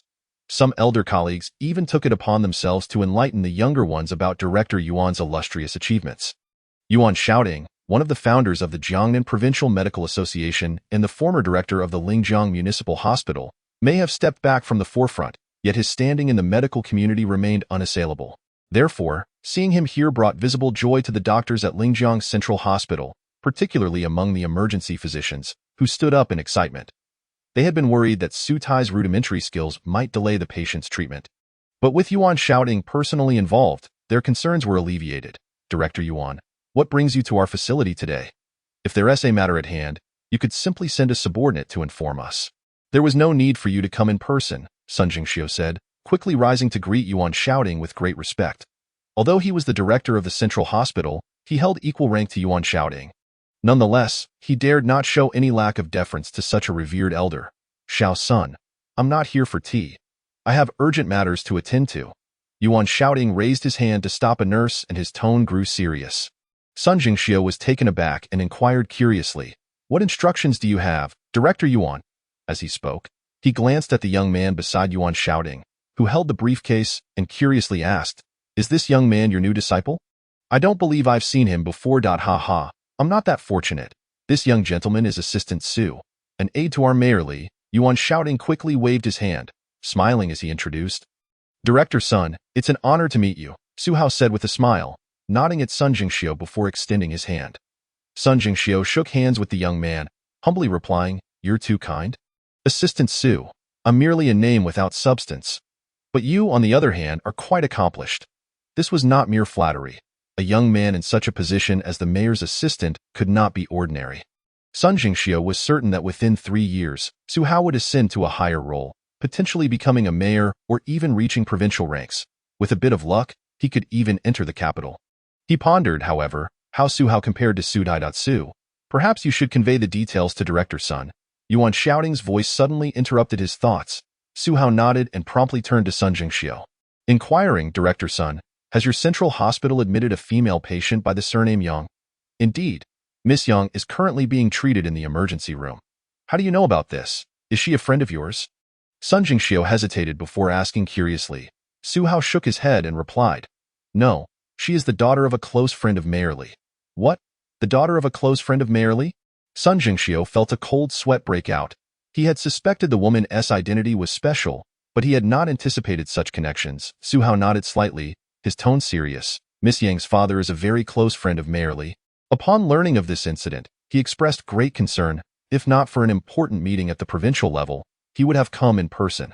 "Director Sun, do you understand the gravity of the situation?" Yes. Our central hospital will do everything in our power to ensure Miss Yang's recovery," Sun Jingxiu quickly assured, thumping his chest. After all, how could he afford to take the patient under direct attention from Mayor Li? "Lightly? Very well. Since Director Sun has already dispatched doctors to treat Miss Yang, Yuan and I will wait here. If anything is needed, please do not hesitate to inform us," Su Hao said calmly, preparing to find a place to sit with Yuan Xiaoding. "Assistant Su, please do not believe their words. They have not genuinely treated my wife. I demand an immediate transfer." At that moment, Kalizan suddenly stepped forward, blocking Su Hao's path and shouting loudly. Su Hao frowned slightly, scrutinizing Kalizan with curiosity. "And you are? Assistant Su, you don't remember me? We met at the airport." "I'm Yang Shui's husband," Kalizan said, gesturing emphatically while introducing himself to Su Hao. Upon hearing this, Su Hao paused for a moment and then said, "Mr. Kalizan, rest assured, the central hospital is the finest in Lingjiang, and Director Sun will undoubtedly assign the best doctors to treat your wife." "Assistant Su? That is not the case at all. The doctor they brought to treat my wife is not from here, and he just injured me," Kalizan exclaimed loudly as he spoke. He quickly removed his clothing to reveal his dislocated arm to Su Hao. Although he harbored no fondness for the arrogant Kalizan, He could not ignore the fact that he was the husband of the mayor's friend's daughter, and now he had been harmed. Assistant Sue? It's all a misunderstanding. There was indeed a minor conflict between Dr. Su and Mr. Kalizan, but Dr. Su's medical skills are beyond doubt. I hope you can trust him, Sun Jingxiu quickly interjected, stepping forward to explain softly. Indeed, Zhang Yin was currently watching with a smug expression, only to hastily lower his head and pretend to fiddle with his phone upon noticing the attention. Mr. Kalizan, if I understand correctly, the doctor you mentioned, Dr. Su, is not from the central hospital. Where is he from? The third hospital or the fifth hospital? Su Hao suddenly asked. What do you mean, a third-rate doctor from a small clinic? Upon hearing Zhang Yan's words, Su Hao's expression turned dark as thunderclouds. Assistant Su, it's a misunderstanding.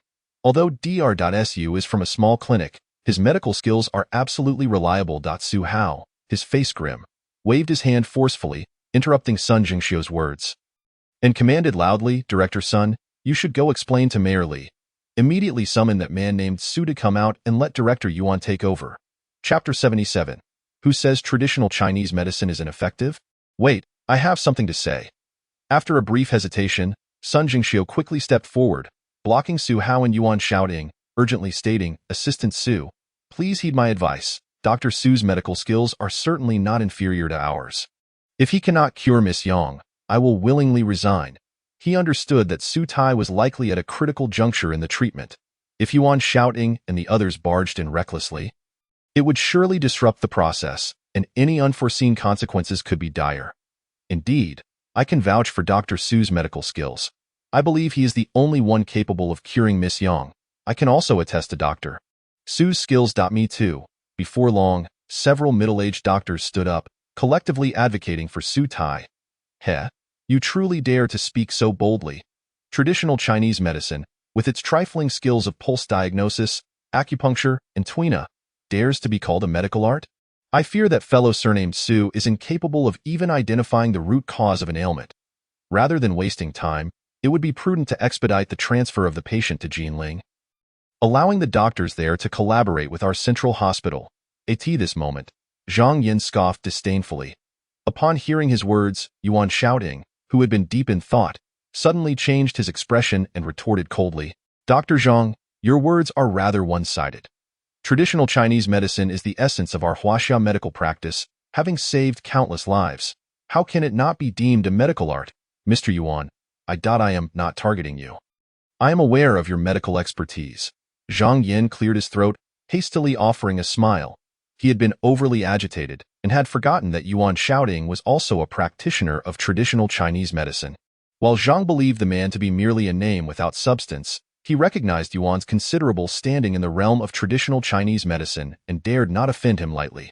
Yuan shouting snorted coldly and turned away from Zhang Yin, then looked towards Sun Jingxiu with curiosity, asking, young son, who is that Dr. Su?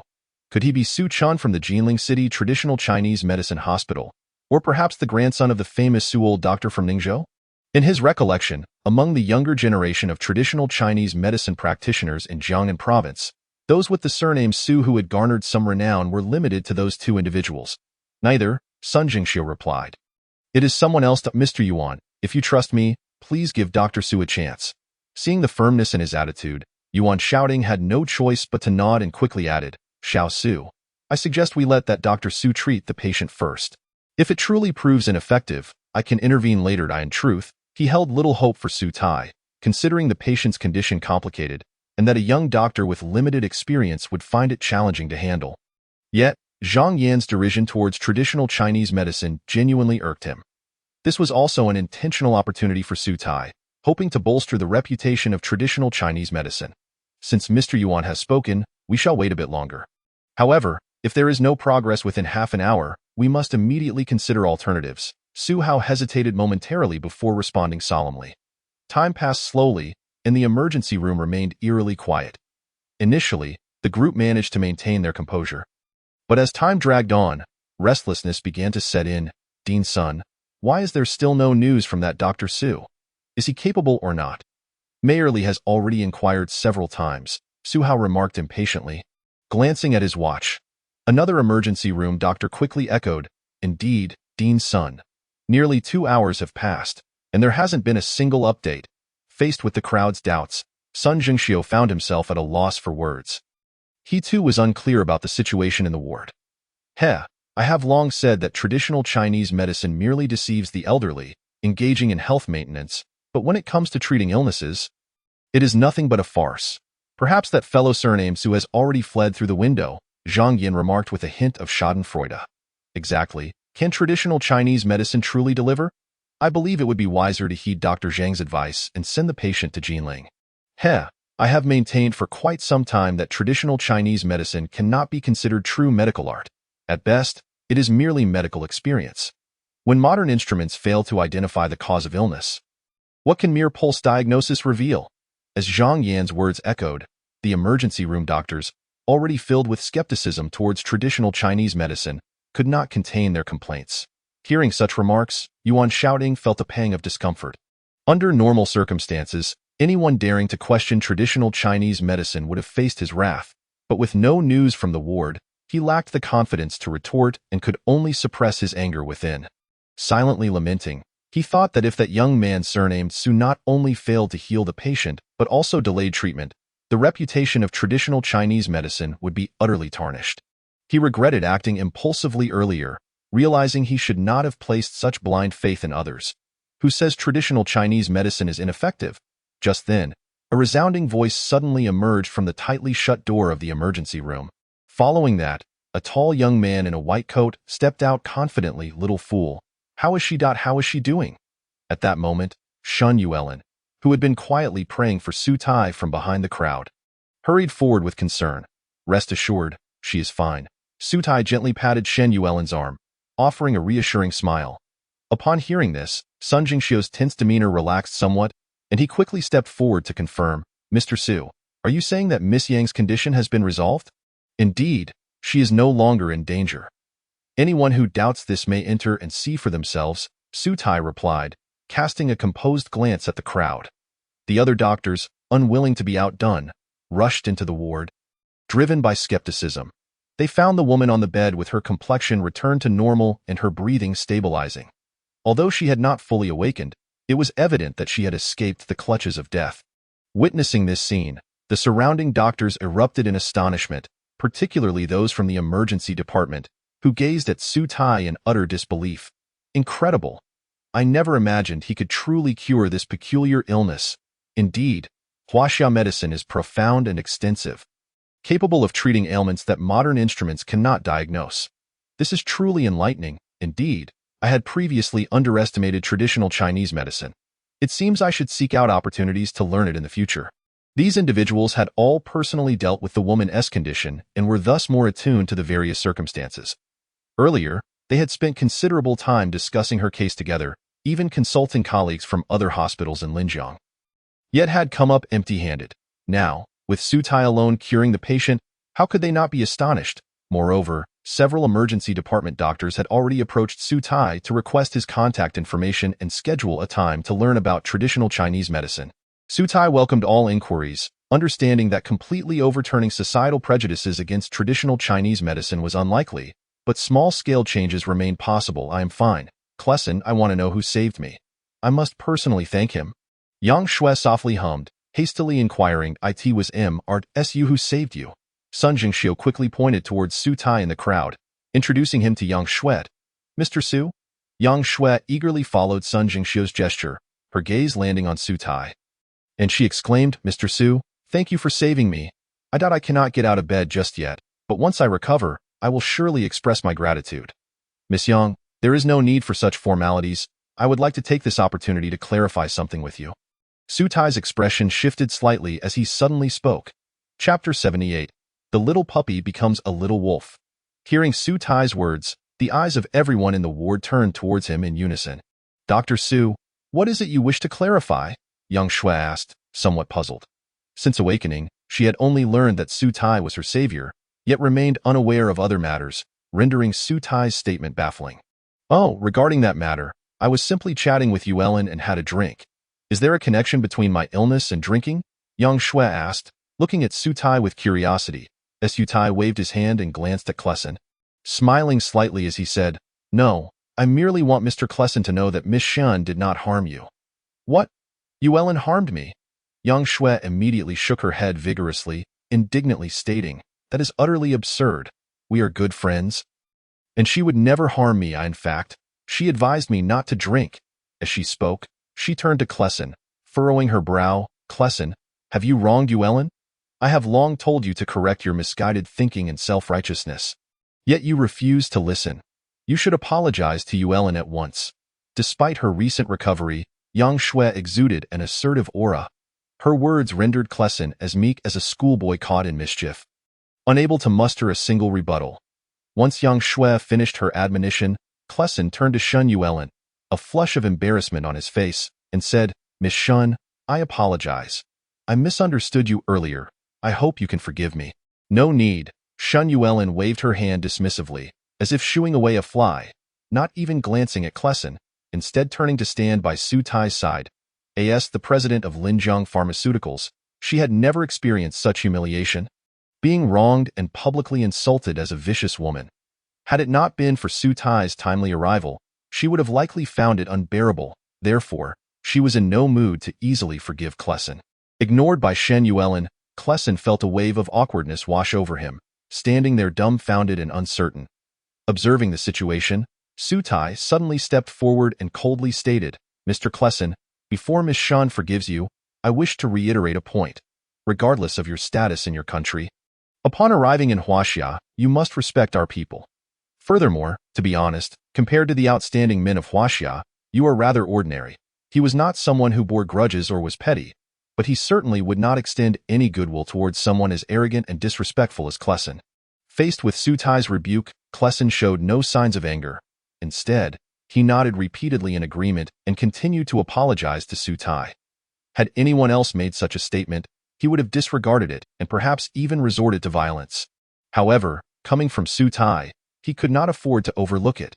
The astonishing martial and medical skills of Su Tai commanded his utmost respect. Had it not been for the inconvenient setting of the ward, he might have even felt compelled to seek Su Tai as a mentor. Little fool, thank you. There was truly no need. I didn't mind at all. Shun Yuellen suddenly pulled Su Tai aside and whispered. Although the public humiliation of Klesson brought her a sense of satisfaction and a feeling of having avenged a great grievance, she felt somewhat embarrassed to see Su Tai exerting himself so much on her behalf. Su Tai smiled softly, gently grasping Shen Yuellen's fair little hand, and said with clarity, Senior sister, it is of utmost importance to me, and no matter what, I will not allow you to suffer even the slightest injustice. Upon hearing Su Tai's words, Shen Yuellen felt an unexpected warmth in her heart, suddenly detecting a peculiar aura emanating from this man before her. Was the gentle little puppy transforming into a fierce little wolf? There was even a hint of assertiveness about him. Nevertheless, it felt so comforting. She longed to embrace him. Dr. Su, I apologize for the interruption. Could you please clarify how Miss Yang's condition arose? Is it truly related to alcohol? Just as Shen Yuellen's thoughts were wandering, a sudden inquiry broke her reverie. Looking up, she saw a cute doctor with large framed glasses gazing at Su Tai with admiration. Then why was our hospital's equipment unable to detect any issues? Is it possible that the instruments are simply outdated? At this moment, Sun Zhengxiu could not help but step forward, his curiosity piqued. Su Tai waved his hand and spoke with assurance, Director Sun, given your medical expertise, you should understand that there are countless ailments in this world, and very few can be detected by instruments. Therefore, it is entirely normal that Miss Yang's condition could not be identified. Indeed. The limitations of modern medical instruments are well acknowledged. It is quite normal for many complex conditions to go undetected. We have grown overly reliant on these machines, Sun Zhengxiu remarked, his expression one of sudden enlightenment as he slapped his forehead and laughed. As he spoke, he could not help but stroke his chin and reflect. In this regard, traditional Chinese medicine possesses unique insights that we should learn from. Just then, several emergency department doctors hurriedly gathered around Su Tai, bombarding him with questions. Dr. Su, I have more queries. Dr. Su, I too have uncertainties that I hope you can clarify. The once skeptical and even disdainful young doctors now listened to Su Tai discuss traditional Chinese medicine with rapt attention, some even taking notes. Witnessing this scene, Yuan Shouting, standing at the back of the crowd, felt his arm tremble with excitement as he hastily donned his reading glasses, repeatedly confirming whether he was truly witnessing this. Doctors from the Central Hospital were studying traditional Chinese medicine. This was nothing short of a miraculous occurrence in today's predominantly Western medical environment. Excellent, splendid. With such talent, the revival of traditional Chinese medicine in our nation is promising. He thought, gazing intently at Su Tai, admiration filling his eyes. He began to consider how he might recruit such a remarkable individual. Xue Hao, standing beside Yuan Shaoting, cast a thoughtful glance at Su Tai. Pondering deeply, due to the high spirits of the doctors, they lingered for over half an hour before reluctantly leaving the ward at Sun Zhengxiu's urging, "Mr. Su, seeing how enthusiastic everyone is, why not stay at our central hospital? That way, everyone can come to learn traditional Chinese medicine from you," Sun Zhengxiu suggested, half-jokingly. Su Tai smiled slightly, remaining non-committal. It was as he had said, the central hospital was ultimately a bastion of Western medicine, and if he stayed, he would only invite trouble. In the short term, he might change some people's attitudes toward traditional Chinese medicine, but in the long run, it would likely have the opposite effect. Noticing Su Tai's lack of response, Sun Jingxiu felt a twinge of disappointment, yet his face betrayed none of it, as he continued cheerfully, "Mr. Su, you have worked hard today. How about I treat you to a drink at Fenglu tonight? Let's not rush into drinking. There is another matter I wish to clarify first," Su Tai replied with a faint smile.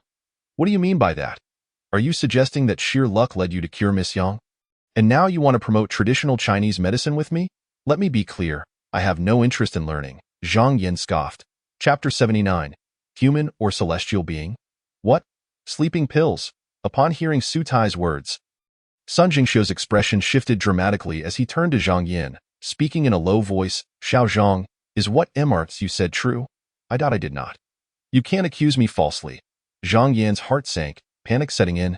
He had indeed administered some sleeping pills to Yang Shui, fearing that an abrupt awakening might jeopardize his plan to undermine Shan Yuelin.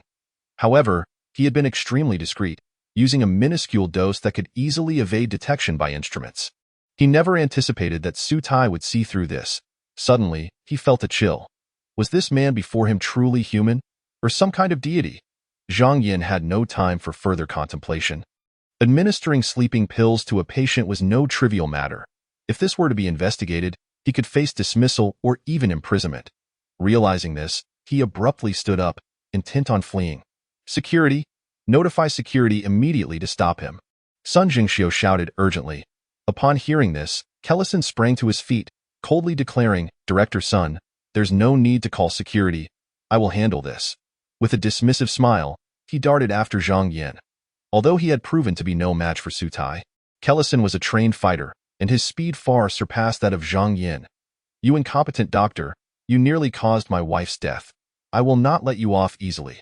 With that, Kellison slapped Zhang Yin across the face, causing blood to erupt from his nose, staining his face and clothes in a ghastly crimson. The onlookers felt no sympathy for him. They harbored a deep-seated disdain for such a disreputable individual who tarnished the reputation of the medical profession. "Dr. Su, I have brought this scoundrel before you. Please decide his fate," Kellison said, presenting Zhang Yin to Su Tai with a respectful demeanor. "Very well, I will promptly notify the police to take him away." Xue Hao responded quickly, casting a surprised glance at Su Tai. He understood that this was an opportunity for Su Tai to shine before the mayor, and he felt a surge of gratitude. After hesitating for a moment, he clasped his fists in acknowledgement to Su Tai and hurriedly departed. Within 10 minutes, several uniformed police officers arrived at the central hospital, quickly assessing the situation before swiftly escorting Zhang Yin into a police vehicle and driving away. "Young man, are you Su Tai?" At that moment, Yuan Shaoting, who had been watching the spectacle from the crowd, approached Su Tai with curiosity. Su Tai paused, glancing at Yuan Shaoting with confusion, as his attire did not resemble that of a central hospital doctor. "Mr. Su, allow me to introduce you. This is Yuan Shaoting, the former director of our Linjiang City Traditional Chinese Medicine Hospital. I believe you are familiar with him," Sun Zhengxiu interjected with a smile. Su Tai was momentarily taken aback. He was all too familiar with the name Yuan Shaoting. The inscription in the center of their university classroom had been crafted by him. From what he understood, Yuan Shaoting held an esteemed position in the realm of traditional Chinese medicine. Regarded as a towering figure, even though he had retired, he was still greatly admired, and Su Tai had longed to pay a visit. He never expected to encounter him here today. Yuan Lao, may I ask what guidance you seek from me? Su Tai inquired, puzzled. Yuan Shouting waved his hands repeatedly, smiling. It is like this. Just now, Director Peng from the Forestry Bureau and that young man Shin Yunhui called me, recommending you and suggesting that our hospital arrange a position for you. I had planned to meet you early tomorrow morning, but it seems we have had an impromptu interview here at the Central Hospital. Indeed, this is the case, though you believe I, as a junior, am qualified to join the traditional Chinese medicine hospital? Su Tai asked with a smiled eye. In truth, when Peng Shumin recommended Su Tai, he felt a twinge of reluctance in his heart.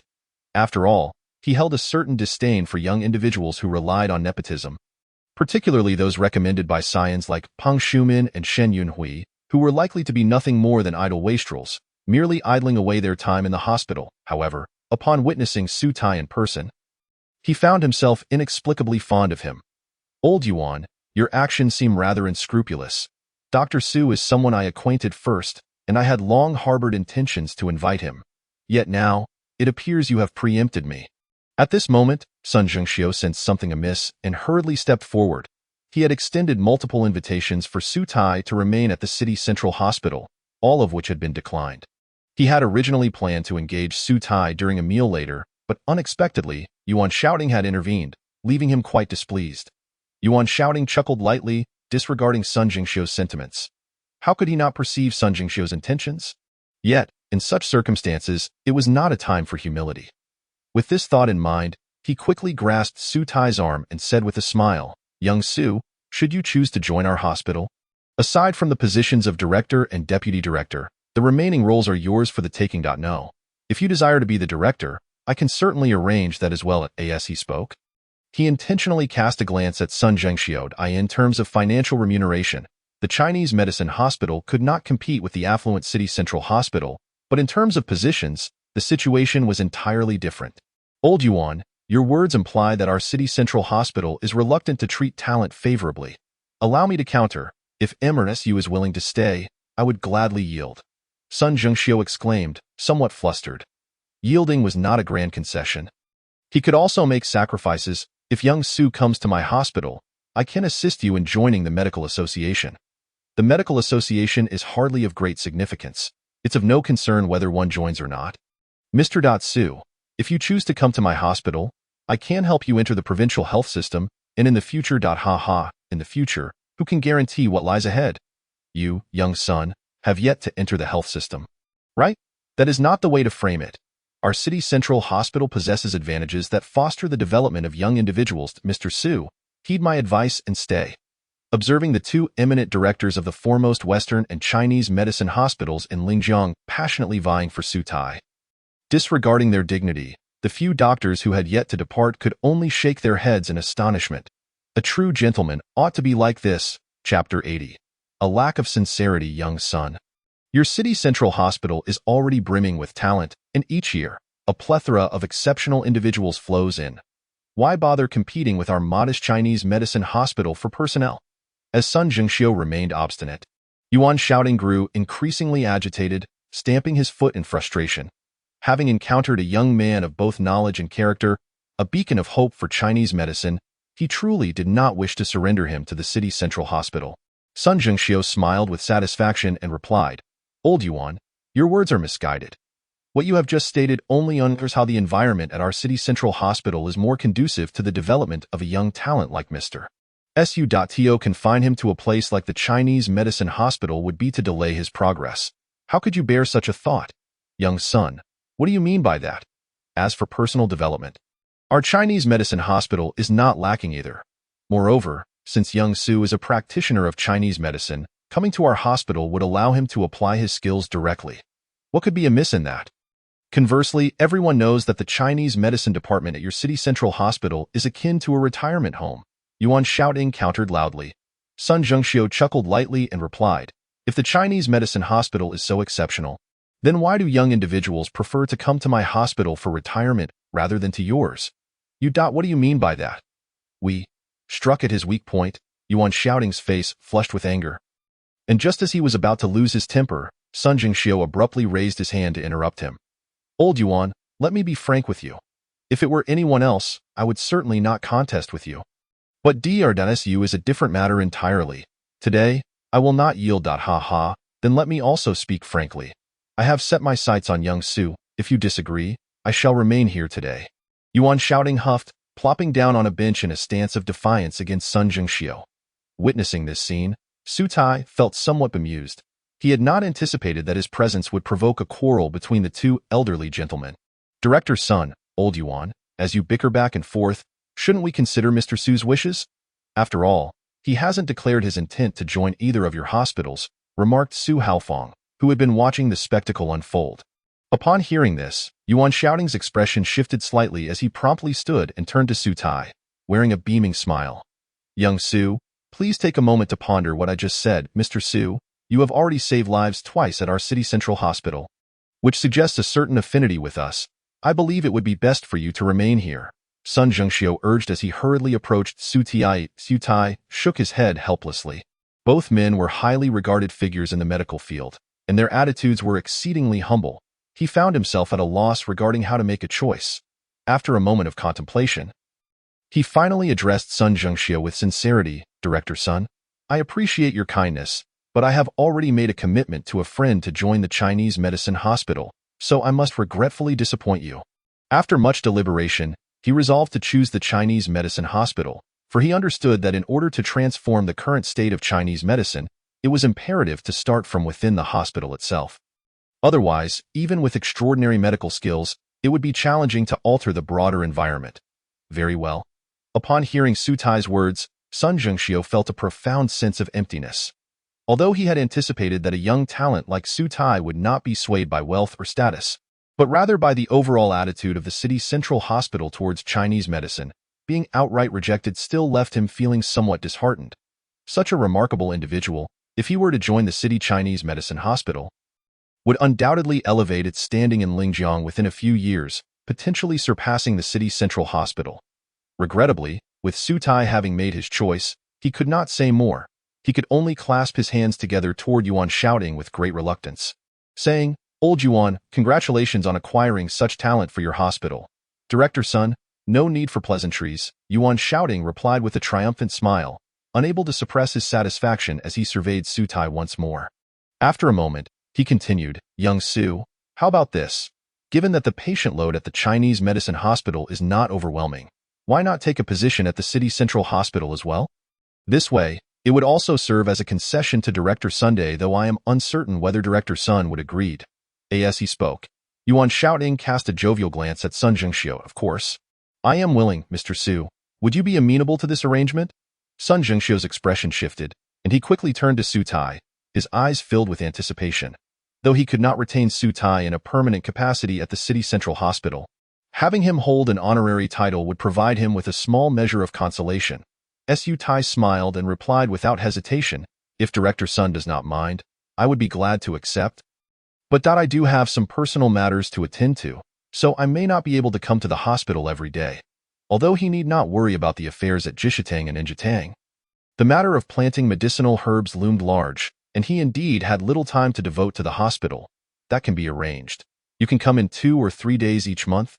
And as for compensation, it will be in line with that of regular staff, Sun Zhengxiu proclaimed with a wave of his hand, his tone brimming with excitement. He had not expected such a development and felt a surge of exhilaration. With that in mind, he added, Young Su, I shall make the necessary arrangements right away. Please do not rush to leave. Let us dine together this evening. After informing Su Tai, Sun Zhengxiu hurried off to finalize the details. Only then did Yuan Shouting turn to Su Tai and, with a narrowed gaze and a smile, inquire, Young Su, I neglected to ask earlier, what position would you like to hold at the Chinese medicine hospital?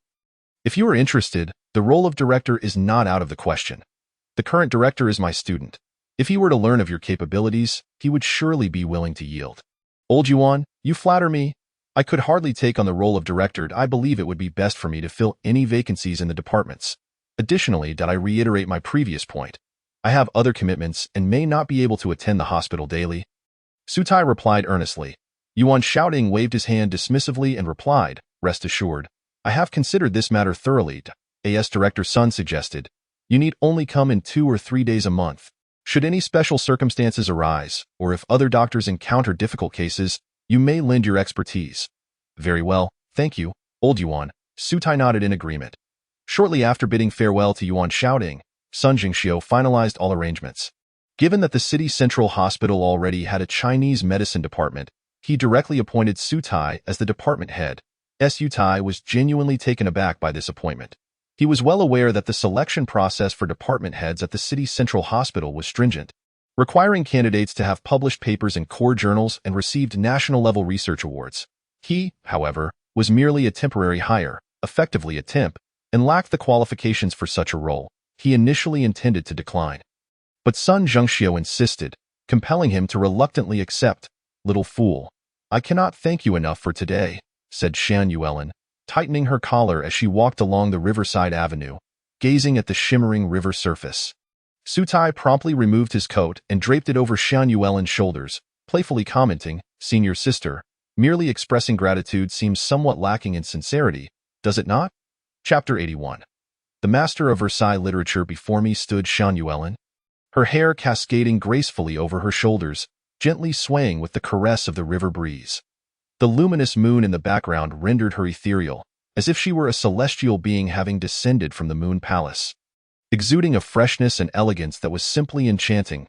I feel as though I might perish. Sutai felt his heart racing uncontrollably, overwhelmed by an indescribable urge and tension in Shan Yuelin's presence. Is this what a fairy is like? A celestial maiden like Chang'e has descended? What is wrong? Is my senior sister truly that unappealing? She merely expressed a desire to marry you. Must you be so startled? Feeling somewhat uncomfortable under Sutai's gaze, Shan Yuelin quickly furrowed her brows and pinched his arm with considerable force. Sutai yelped in pain, then managed a wry smile, saying, "Senior sister, you must be a laureate of the Versailles Literary Prize. For with that remark you just made, if those popular young stars heard it, wouldn't they immediately be driven to despair?" "What do you mean?" Shan Yuelin asked, a hint of confusion in her eyes as she looked towards Sutai. Sutai smirked and replied, "Senior sister, do you truly not realize how beautiful you are?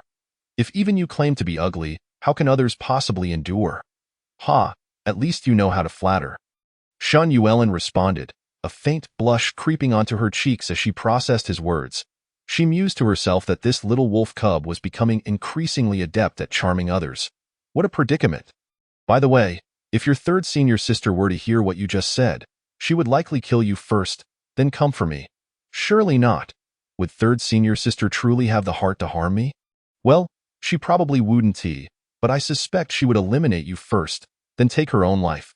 The chilling wind along the riverbank mingled with laughter and chatter as Sutai and Shan Yuelin strolled along the path. Gradually arriving at the riverbank, Shan Yuelin nestled closely against Sutai, gazing at the moon reflected on the river's surface, and suddenly a thought struck her. How wonderful it would be if time could forever freeze at this moment. By the way, senior sister, as a disciple of Lao Huang, didn't he teach you any medical skills? Sutai inquired with curiosity. Lao Huang? Shan Yuelin hesitated for a moment before clearing her throat and saying, "You mean my master? He imparts different skills to each disciple. He has not taught me any medical arts, is that so? Then what did he teach you?" Sutai pressed on. Shan Yuelin paused briefly, then declared, "How to make money." Make money? Sutai was taken aback, thinking he must have misheard. Shan Yuelin nodded earnestly, elaborating, "My master taught me many ways to earn money. The Linjiang Pharmaceutical Company was established with his assistance." "All right, I never expected Lao Huang possessed such skills. But did he teach you the Taishan Classic?" Sutai continued to inquire. Shan Yuelin shook her head and sighed, "Of course not. However, I have no interest in cultivation or meditation. Even if he asked me to learn, I would be too lazy to do so." Upon hearing this, Sutai felt a twinge of disappointment. He had initially intended to ask Shan Yuelin about some aspects of cultivating the Taishan Classic, but seeing her disinterest, he refrained from pursuing the matter further. "However, if you wish to learn about the Taishan Classic, you can wait until your seventh senior sister emerges from her retreat. She will surely know, at that moment." Shan Yuelin suddenly interjected. Sutai acknowledged her casually, not paying much attention, as he had never spoken to his seventh senior sister and was uncertain when they might meet. The two continued their light-hearted conversation as they braved the cold wind, eventually reaching the Linjiang ferry terminal. Without lingering, Sutai promptly hailed a taxi to the university town, intending to pick up his mother from work. On the way to the university town, Su Tai could not resist retrieving the jade pendant hidden in his pocket. Yes, he gazed at the intricately carved pattern of the vermilion bird upon it. Curiosity about Lao Huang's identity surged within him. Lao Huang, the master of Taishan? Su Tai pondered for a long while but could not unravel the mystery and ultimately decided to let it go. Although he remained unaware of Lao Huang's identity and intentions, he recognized that practicing the Taishan classic had not harmed his body. Rather, it had enhanced his stamina and strength. Most importantly, it enabled him to heal the sick and save lives. What could be more gratifying? As for those lingering questions, Su Tai believed he would eventually uncover satisfactory answers. Engrossed in thought, he became increasingly intrigued by the prospect of encountering various patients the following morning at the municipal hospital. At 7 o'clock in the morning, just as Su Tai awoke, a call from Yuan Shaoding came through, informing him that the welcome ceremony had been prepared. Old Yuan, let us forego the welcome ceremony. As a newcomer, I find it rather excessive, Su Tai replied with a wry smile, inwardly lamenting Yuan Lao's excessive enthusiasm. Seeing the insistence on the other end, Su Tai could not bear to refuse and reluctantly acquiesced. He then informed Yuan Shaoding of his arrival time before hastily getting up to wash up and heading directly to the municipal hospital. The Linjiang Municipal Hospital, established in the early days of the nation, boasts a history of about 60 to 70 years.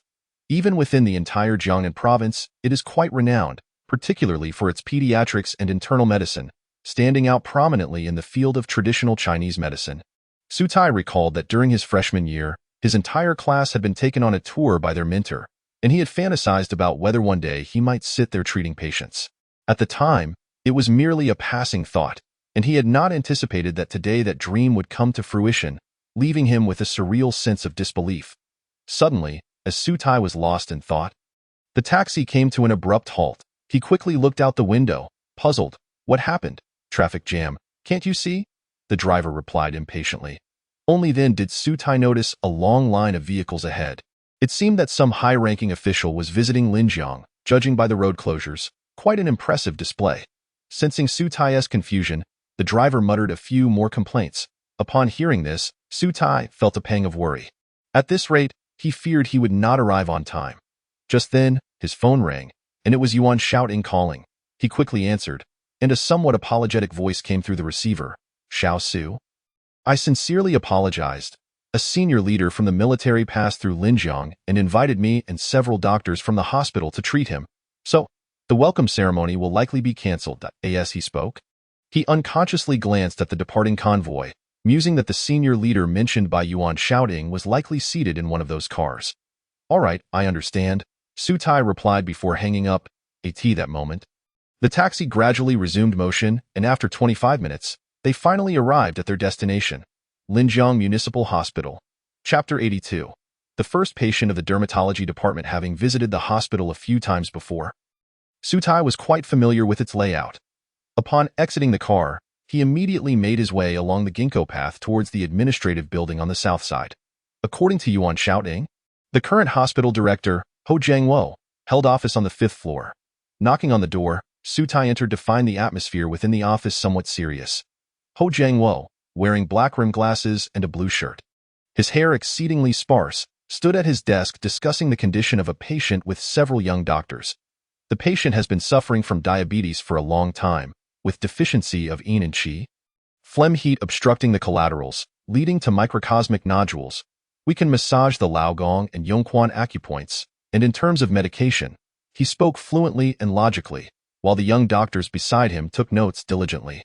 Observing this, Su Tai refrained from interrupting and stood by, waiting for a pause in their discussion before stepping forward to introduce himself. Director Ho, can't you see we are discussing a patient's condition? If you have something to say, wait until we finish. Do you not understand such basic etiquette? Which department are you from? Ho Jiangwo cut Su Tai off mid-sentence. He cast a cold glance at Su Tai before continuing his discussion with the young doctors, leaving Su Tai standing awkwardly to the side.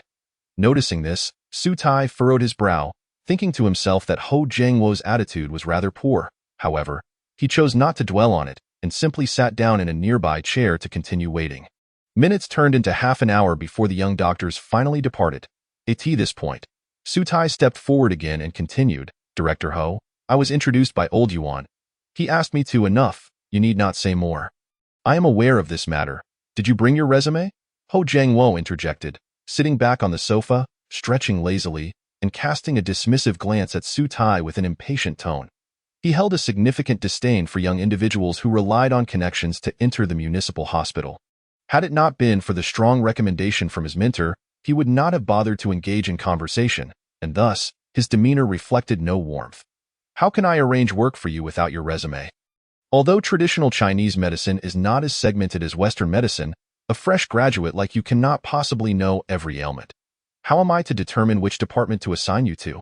Upon learning that Su Tai did not even have a resume prepared, Ho Jiangwo's annoyance escalated. In his view, Su Tai's lack of preparation was a matter of attitude. He presumed that Su Tai was merely coasting along on the old director's recommendation and would likely end up being a slacker in the hospital. Su Tai, however, remained unfazed and casually suggested, "How about this? Just let me know which department is currently short-staffed, and I can help out. I have a basic understanding of various fields." He seemed to understand quite a bit, and his tone was rather arrogant. "Who do you think you are?" Just as he spoke halfway, Ho Jiangwo appeared to recall something, and suddenly, with a smile that was neither genuine nor entirely mocking, he suggested, "How about this? Since you claim to possess a myriad of skills, why not head over to the dermatology department? I recall they are still in need of a director there. What do you think? This position holds considerable weight. Given the presence of the Linjiang City Dermatology Hospital, the dermatology department at the traditional Chinese medicine hospital was notably underwhelming, often going months without a single patient. Initially, he was somewhat troubled about how to place Su Tai, as this newly graduated, Na'vi young man would be a burden in any department. Since the other party had made no demands, the dermatology department naturally became the optimal choice.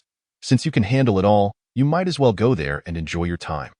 However, Su Tai was oblivious to these undercurrents and merely replied, "All right, then I'll go to dermatology." For him, it mattered little which department he was assigned to, as long as he could utilize the medical skills imparted to him by Lao Huang to treat more patients. One thing I must clarify beforehand. Although our hospital is a state-owned enterprise, we must also prioritize efficiency. We need to achieve a certain number of patients cured each month. If you attempt to slack off, your salary will undoubtedly be docked. This is a rule set by Old Yuan, Ho Jiangwo hurriedly added. Su Tai couldn't help but smile, suddenly saying, "Docking my salary seems a bit lenient. I propose this. If I fail to meet my targets, feel free to dismiss me outright." He could see through Ho Jiangwo's intentions, which were merely to provoke and find a reason to dismiss him. Yet, he was puzzled as to why this man had such animosity towards him on their first meeting. As expected of someone recommended by Old Yuan, you have quite the spirit.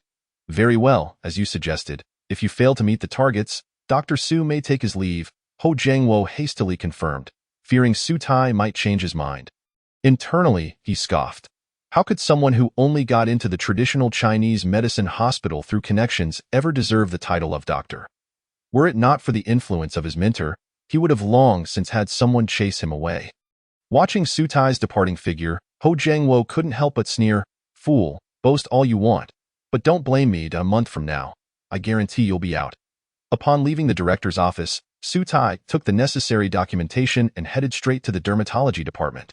As it was the least esteemed department of the traditional Chinese medicine hospital, its location was exceedingly remote, situated in a dilapidated two-story building at the innermost part of the hospital, which had reportedly been constructed in the last century. When he arrived, he found the entire department devoid of personnel. The surroundings were shabby and desolate.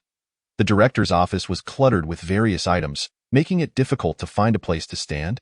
So Su Tai had no choice but to begin tidying up. "Doctor, are there no doctors here?"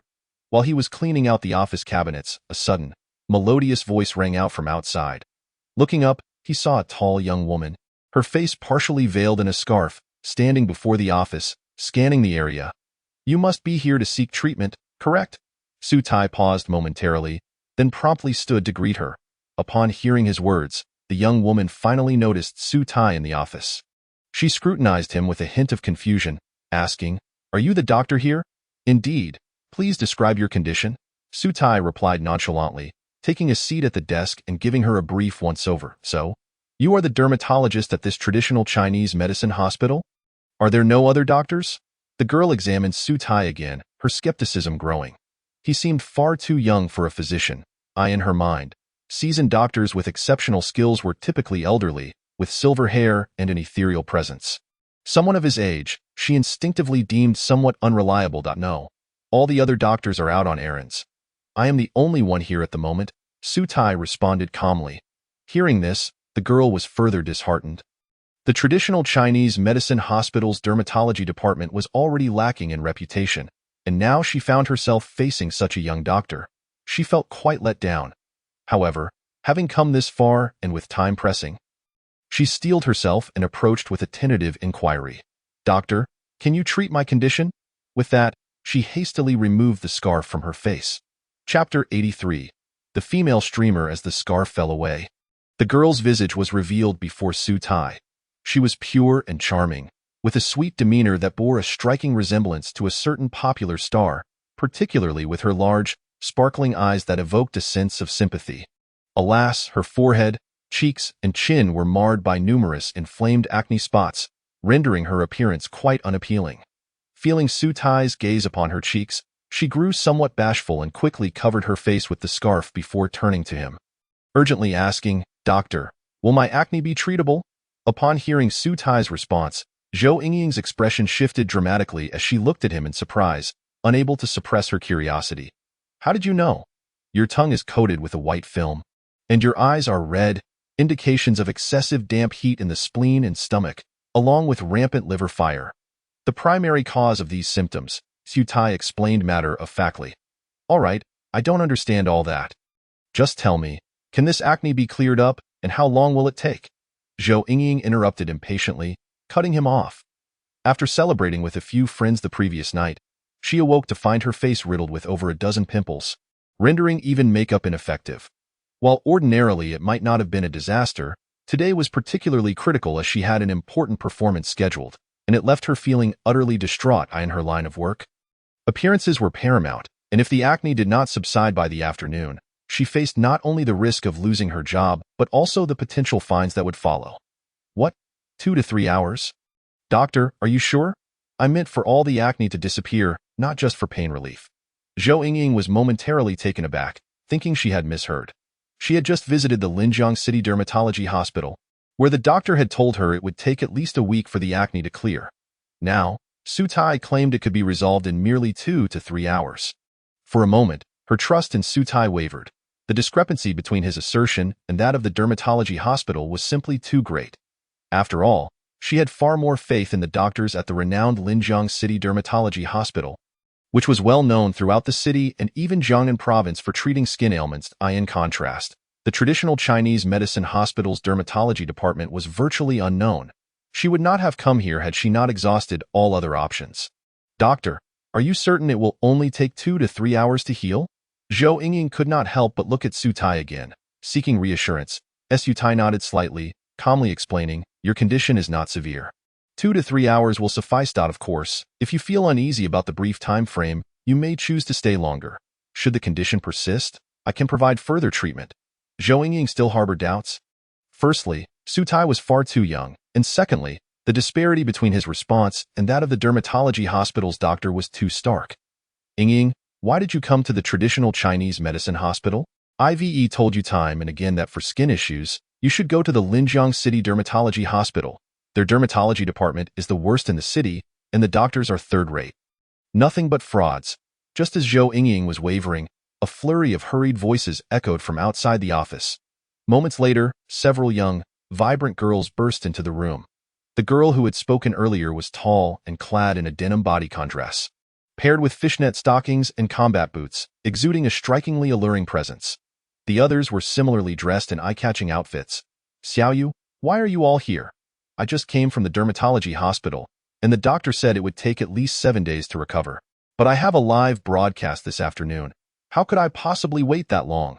Zhou Yingying quickly stood and approached to complain. Then you shouldn't have come to the traditional Chinese medicine hospital. If the dermatology hospital requires 7 days, they probably need 10 days to half a month here, and even then, there's no guarantee of a cure, Lu Shiyu remarked, surveying the shabby environment of the office with evident disdain. Zhou Yingying hesitated, casting a sidelong glance at Su Tai, and with a hint of uncertainty, she said, Dr. Su just mentioned that it would only take 2 to 3 hours. 2 to 3 hours? What a joke. With so many pimples, you think they can all disappear in that time. Does he think he's a deity? Lu Shiyu shook her head vigorously, regarding Su Tai with an expression of disbelief. The other girls, hearing Zhou Yingying's words, also expressed their skepticism. 2 to 3 hours. That sounds ludicrous. How could that possibly be the case? Even in foreign countries, such technology would be rare. Exactly. Even the most reputable dermatology hospital in Linjiang City requires 7 days for treatment. And he claims he can cure it in 3 hours? Is he a miracle worker? If he were, he certainly wouldn't be stuck in this rundown place, pretending to be some kind of recluse. Facing the girl's doubts, Su Tai remained unfazed, calmly reiterating, as I stated, Miss Zhou's condition is merely minor. 2 to 3 hours is more than sufficient. Humph. I see you as nothing but a fraud. 2 to 3 hours? I bet even 2 to 3 months wouldn't suffice for you to treat it properly, Lu Shiyu scoffed, pulling Zhou Yingying to leave. Yet, Zhou Yingying hesitated. The prospect of having her acne cleared in 2 to 3 hours was simply too tempting. Upon witnessing the unfolding situation, Lu Shiyu became increasingly anxious and urgently advised, Yingying, you must not place your trust in the words of this charlatan. He claims that 3 hours is all it takes. But that is utterly implausible. What if your acne remains untreated and you end up disfigured? What then? Just last month, a female host from our company believed in a traditional Chinese medicine practitioner and purchased a so-called herbal mask, purported to whiten her skin.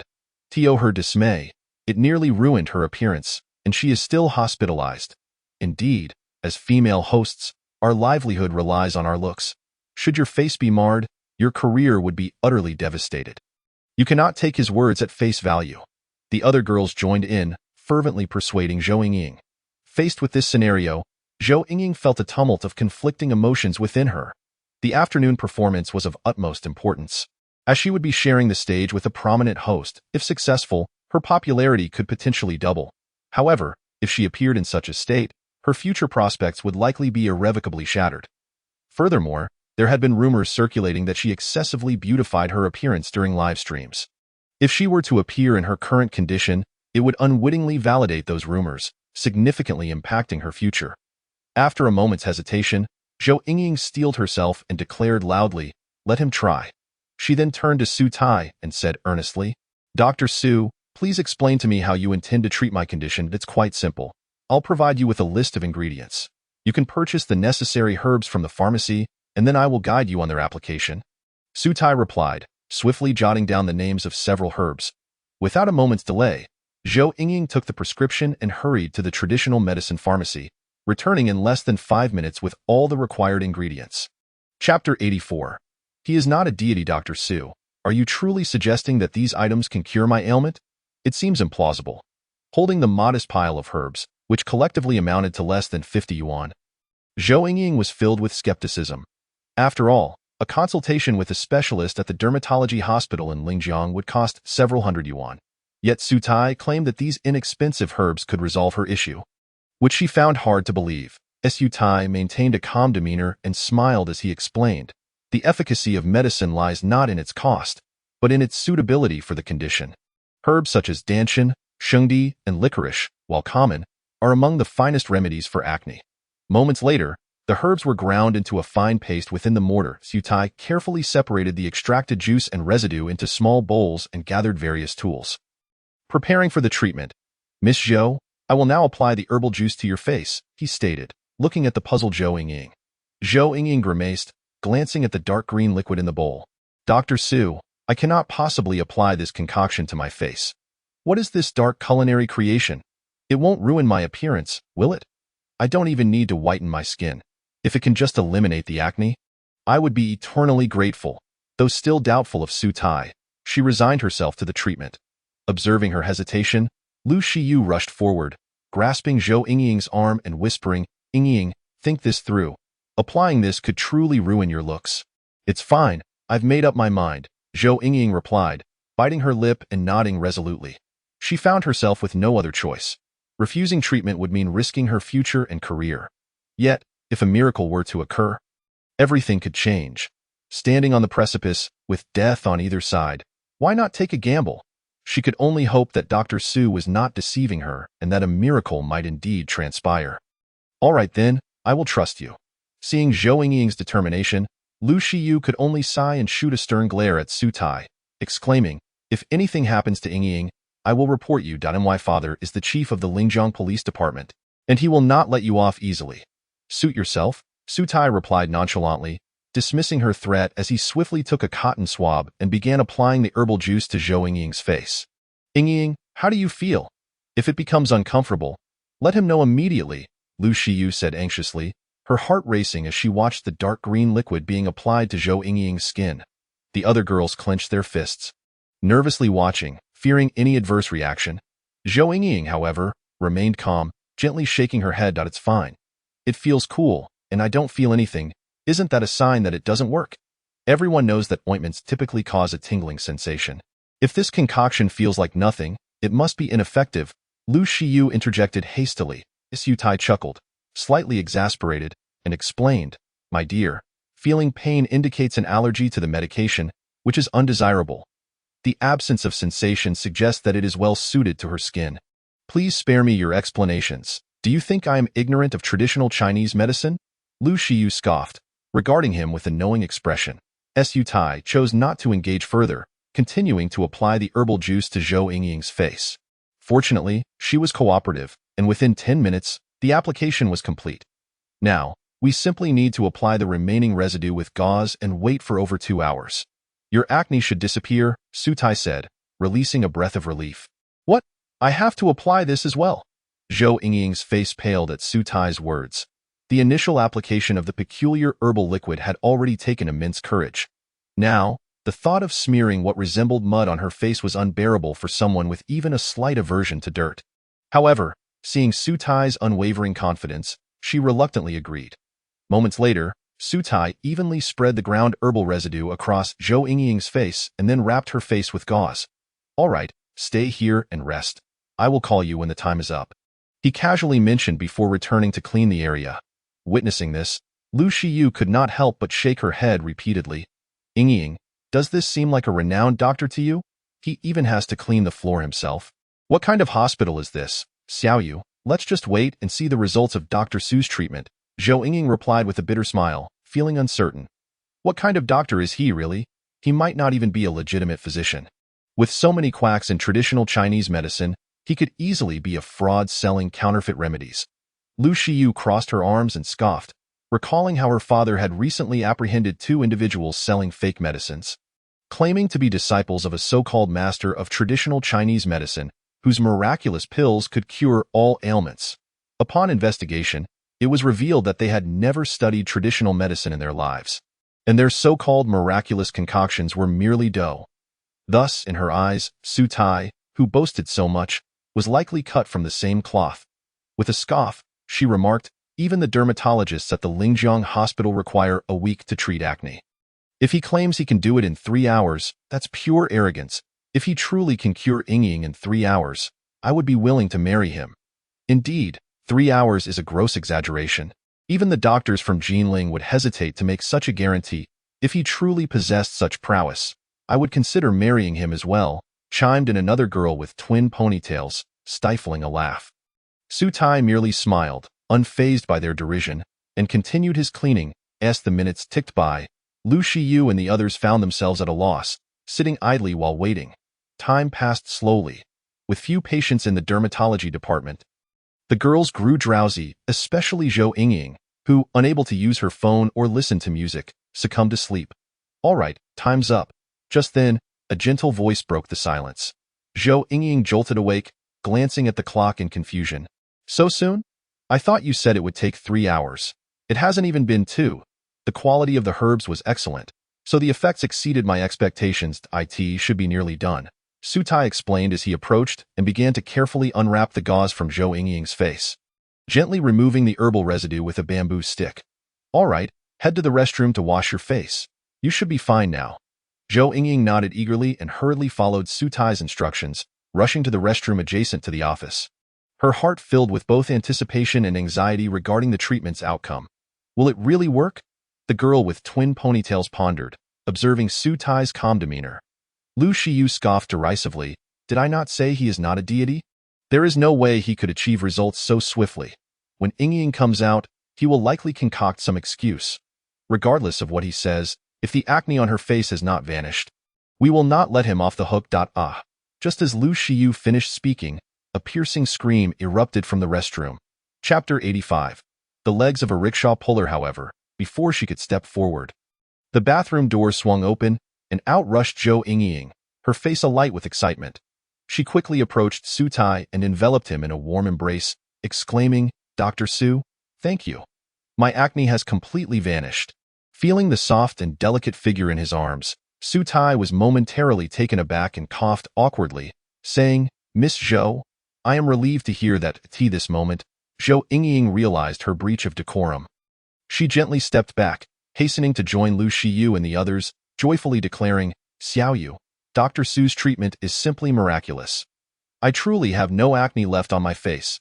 Upon hearing Zhou Yingying's words, the other girls finally noticed that her youthful blemishes had indeed disappeared without a trace, leaving no marks behind. "No, it can't be. How is this possible?" Lu Shiyu gazed at Zhou Yingying's smooth and radiant face, feeling as if she were in a dream in her memory. Such a feat was inconceivable within the realm of contemporary medicine. Yet Su Tai had not only achieved it but had done so to perfection. Could it be that he truly possessed divine skills? "Yingying, I observe that not only have your acne blemishes vanished, but your skin also appears much more hydrated and smooth, even considerably fairer, almost akin to having undergone makeup," remarked another tall girl, her face brimming with astonishment. Zhou Yingying could hardly believe it. She hastily retrieved a small mirror from her bag and confirmed the truth of her friend's words. Most exhilaratingly, the sunspots that had previously marred her complexion had also completely faded, rendering her skin as flawless as that of a newborn. "This is incredible. It surpasses even the finest skincare products in the world," Zhou Yingying exclaimed as she hurried back to Su Tai, feeling somewhat bashful. "Dr. Su, I never anticipated your medical skills to be so profound. If I inadvertently offended you earlier, please forgive me." Zhou Yingying nodded repeatedly, adding earnestly, "Dr. Su, rest assured, I will certainly promote your exceptional abilities far and wide." Su Tai waved his hand with a smile, choosing not to elaborate further, instead offering Zhou Yingying a few more pieces of advice regarding her daily habits. "Dr. Su, I have numerous spots on my face, seemingly hereditary. Is there a possibility of removing them?" Just then, a girl clad in a crop top approached Su Tai, her voice laced with urgency. "And me? Dr. Su, could you possibly help me achieve a lighter complexion? Dr. Su, I have several scars on my legs from childhood illnesses. Do you think you could treat them?" The desire for beauty is universal, particularly among young women. Witnessing Zhou Yingying's transformation into a radiant being, the other girls were already brimming with anticipation, soon encircling Su Tai with eager chatter. "Of course, one at a time. Please line up, and I will attend to each of you," Su Tai replied calmly, his voice steady yet imbued with authority. Though his tone was soft, it carried an undeniable strength, prompting the previously haughty girls to obediently form a long queue outside the office. "You are suffering from insufficient vital energy and external wind pathogens that have invaded your skin, causing eczema. A decoction of Bixi and Tufuling will suffice for your cure. You have wind rash. A concoction of Shengdi, Heishou Wu, Angelica, and Fong Feng will remedy your condition." Su Tai sat at his desk, skillfully prescribing remedies as if reciting a well-known tale. Observing this, Lu Shiyu and the girl who had earlier mocked Su Tai felt an overwhelming sense of regret. Each bore minor imperfections in their skin and yearned for Su Tai's assistance, yet the sting of their prior remarks made it difficult for them to approach. "Dr. Su, could you possibly assist me as well? I have a scar on my back from a childhood accident, and I no longer dare to wear backless outfits," the girl with twin ponytails finally ventured to ask. Seeing this, Lu Shiyu gathered her courage and quickly added, "Dr. Su, and me, I have excessive body hair that requires shaving every couple of days. Is there any way you could help?" "That is certainly feasible, but I wonder if you both recall what you said earlier about marrying me if I cured Miss Zhou?" Su Tai raised his gaze, a playful smirk on his lips. At his words, both girls' faces flushed crimson, and they quickly lowered their heads, unable to meet Su Tai's gaze, their cheeks burning with embarrassment. "Good brother, I acknowledge my folly. Please, I beg you to assist me," the girl with twin ponytails implored, wrapping her arms around Su Tai's, her voice sweetly coaxing. Feeling the softness of her touch, Su Tai was momentarily taken aback before responding. "Helping you is not out of the question, but I have conditions. Really? What are the conditions? I am willing to comply, even if it means marrying you. Lu Shiyu interjected, her voice tinged with excitement. She had observed Su Tai closely and found him quite appealing despite his simple attire. With a bit of grooming, he could rival even the most popular young stars. Given his remarkable medical skills, marrying such a man would indeed be a stroke of fortune. Marrying me is unnecessary? Su Tai quickly waved his hand, his gaze inadvertently drifting to Lu Shiyu's alluring legs. The combination of her short skirt, fishnet stockings, and combat boots was undeniably captivating. Dr. Su, what are you staring at? Lu Shiyu felt her cheeks heat further as she noticed Su Tai's lingering gaze on her legs. Instinctively, she covered her thighs, wondering if Su Tai harbored any peculiar inclinations. Su Tai rubbed his chin. And after a brief pause, he remarked, such exquisite legs should not be wasted on idleness. I have some items that need to be delivered to the security office. Could you take them there using the tricycle parked at the entrance? Chapter 86. Little junior brother, sister has an ailment, deliver items with a tricycle? Lu Shiyu could hardly believe her ears.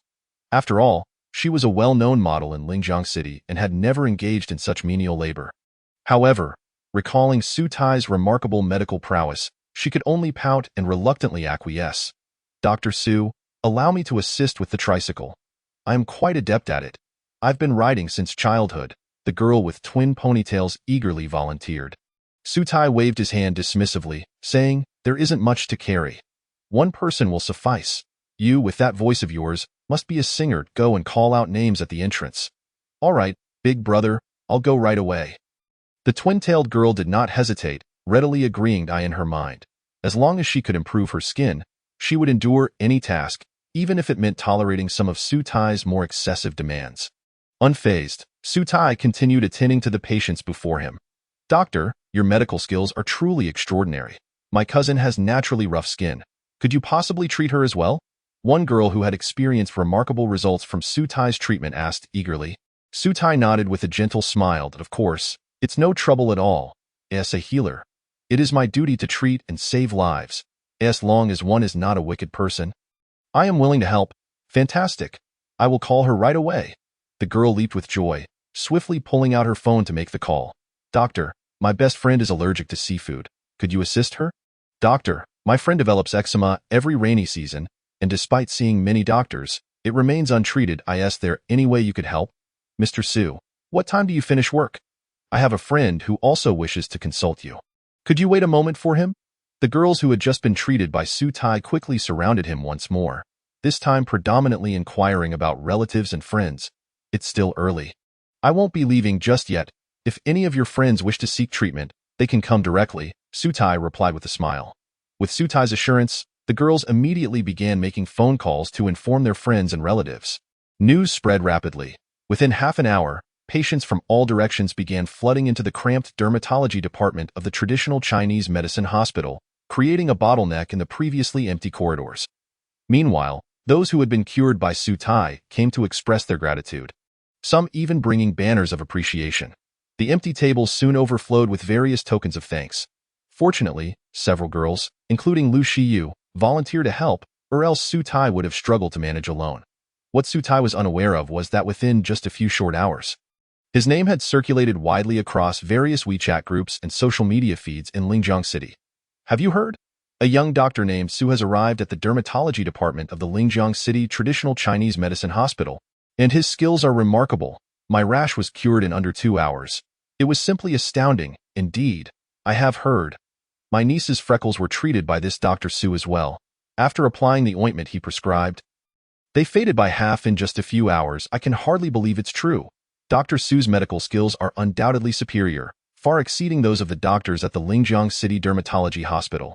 Furthermore, I hear he is quite handsome. In the Nanjiao University town, within a bustling food court, a woman selling cold noodles and meat sandwiches was scrolling through her social media when her expression suddenly shifted to one of astonishment. Su, this is your son Su Tai, isn't it? I never imagined this young man would achieve such success. What has Su Tai done? Upon hearing the mention of her son, Li Guolan quickly wiped her hands and approached with a look of confusion. The woman hurriedly handed her phone to Li Guolan and smiled, saying, your son is now quite the celebrity, referred to as the little divine doctor. It is said that he excels in treating skin diseases. You are speaking of Su, the little divine doctor, correct? I just saw that as well. It was sent by a distant cousin of mine. I heard he possesses remarkable medical skills. I never imagined he would be Guilan's son. It seems I now have a connection to fame. Perhaps I could get a photo with him someday. An excited passerby chimed in. Of course, that can certainly be arranged, Li Guilan replied with a smile. Although she felt a hint of confusion over her son's sudden rise to fame, the plethora of compliments filled her with a sense of pride. Particularly, the envious glances from the vendors only intensified her burgeoning sense of accomplishment. At the pinnacle of Yunshan real estate, Zhao Xinqing was perusing his phone while sipping red wine, when suddenly his expression shifted dramatically. Zhao Bin, come take a look. Is this Su the little divine doctor the same as Mr. Su? Mr. Su? Zhao Bin paused momentarily, then quickly took the phone for a glance, his face lighting up with joy. Indeed, it is Mr. Su. I never expected him to gain such renown in just a few days. I have always said that Mr.Su is no ordinary person. You must be earnest in your dealings with him. Who knows, one day we at Yunshan Real Estate might need his assistance, Zhao Xinqing advised. Patting Zhao Bin's shoulder earnestly, Zhao Bin nodded solemnly, deep in thought.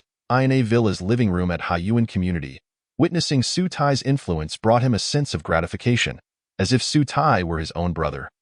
However, Shun Wanqing wore a displeased expression and remarked, I had urged you to facilitate their union long ago, yet you refused to listen.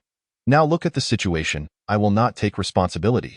The matter between Xiaoxin and Xiao Su is yours to resolve. If you fail, don't expect to enter my house again. All right, I shall take care of it immediately, Lu Zhenbong replied hurriedly, sensing his father-in-law's displeasure. Shun Wanqing nodded in satisfaction and murmured, the title of Little Divine Doctor is indeed fitting and well-deserved. On a high-speed train bound for Jinling, a group of elegantly dressed young women were engaged in lively conversation. Have you heard? Recently, a Little Divine Doctor emerged in Linjiang City, known for his exceptional skills in treating skin ailments, and even for his ability to whiten skin and remove blemishes. Once the performance in Jinling concludes, I intend to seek his assistance. I also heard from my sister that this Little Divine Doctor's medical expertise is truly remarkable. I plan to visit Linjiang City in a few days for treatment. Unfortunately, the number of patients seeking his help is overwhelming, with wait times extending to 2 months. Subsequently, she pulled out her phone, opened WeChat, and quickly composed a message. Little Shitty, your senior sister is unwell. Please come and treat me. I do not wish to wait in line. In the depths of Lanqi Garden Community in Linjiang City, Rong Zhengqing, along with several colleagues, had been invited to meet esteemed guests from Jinling. Among those present were several notable figures from Linjiang's business community. That moment, regardless of their positions or wealth, they stood respectfully on either side of the living room, their gazes fixed upon the 2 elderly men seated on the sofa. One elder wore a traditional Tang suit, his silver hair giving him an ethereal appearance, while the other, dressed in more humble attire, had his eyes lowered and brows furrowed, presenting a somewhat unwell demeanor. Nevertheless, he exuded an undeniable air of authority, particularly evident in his commanding presence, which instilled a palpable tension in the room. Yuan Lao, what illness does my grandfather suffer from? Is there truly no hope for a cure? Inquiring urgently was a young man in a sharply tailored suit, his robust frame suggesting a sense of urgency.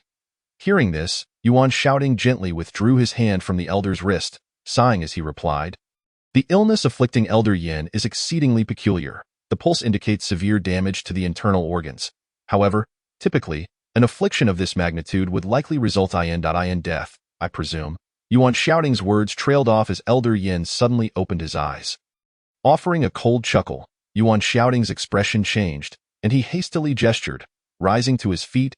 Elder Yin, I thought I was merely speculating. Please do not take offense. It is quite all right. In truth, you are correct. My condition is indeed as you described. That you can discern this much is already quite remarkable. Elder Yin smiled, gesturing for Yuan Shouting to sit. He was aware that his ailment was extraordinary and, compounded by its duration, the likelihood of treatment was slim. Since the exacerbation of his condition, he had consulted numerous renowned physicians throughout Jiangnan province, yet had found no relief until Yuan Shouting, the first to ascertain the nature of his malady, earned his respect. Elder Yin, is there truly no remedy for my grandfather's illness? The suited youth pressed once more. Yuan Shouting pondered for a moment before responding with a hint of bitterness. given the capabilities of our Linjiang City Traditional Chinese Medicine Hospital, we are indeed unable to assist with Elder Yan's condition. It would be prudent to transfer him to Jinling. Perhaps the physicians there may possess a solution. Upon hearing this, the expressions of Yuan Shouting and the other doctors present soured significantly, and they collectively lowered their heads. Xiao Wu, do not speak recklessly. Apologize to Mr. Yuan immediately, Elder Yan admonished, his brow furrowing as he slammed the table with a restrained forcefulness, though his voice lacked vigor. His long-standing authority rendered his words like a heavy weight, causing all present to flinch. The suited youth's expression shifted slightly, and he quickly fell silent. He then turned to Elder Yan, voicing his discontent. Grandfather, I speak only the truth. You have dedicated your life to their welfare, yet they cannot cure your affliction. Are they not inept? Such nonsense. It is my obligation, and that does not excuse your disrespect toward Mr. Yuan. Elder Yan's brows knitted tightly, his tone grave. But there are no buts. Apologize at once. Elder Yan's voice was heavy and authoritative, leaving no room for dissent. Faced with this, the suited youth could only reluctantly turn to Yuan Shouting and murmur, Mr. Yuan, I apologize for my earlier rudeness. It is of no consequence, Yuan Shouting replied, though a sense of uncertainty lingered within him. After all, the youth's words held a kernel of truth. He truly lacked the ability to treat Elder Yan's illness, even lacking any means for alleviation, which weighed heavily on his conscience. Contemplating this, he looked at Elder Yan and expressed, Elder Yan, what Shaoyi said is not without merit. You have been instrumental in aiding our hospital over the years.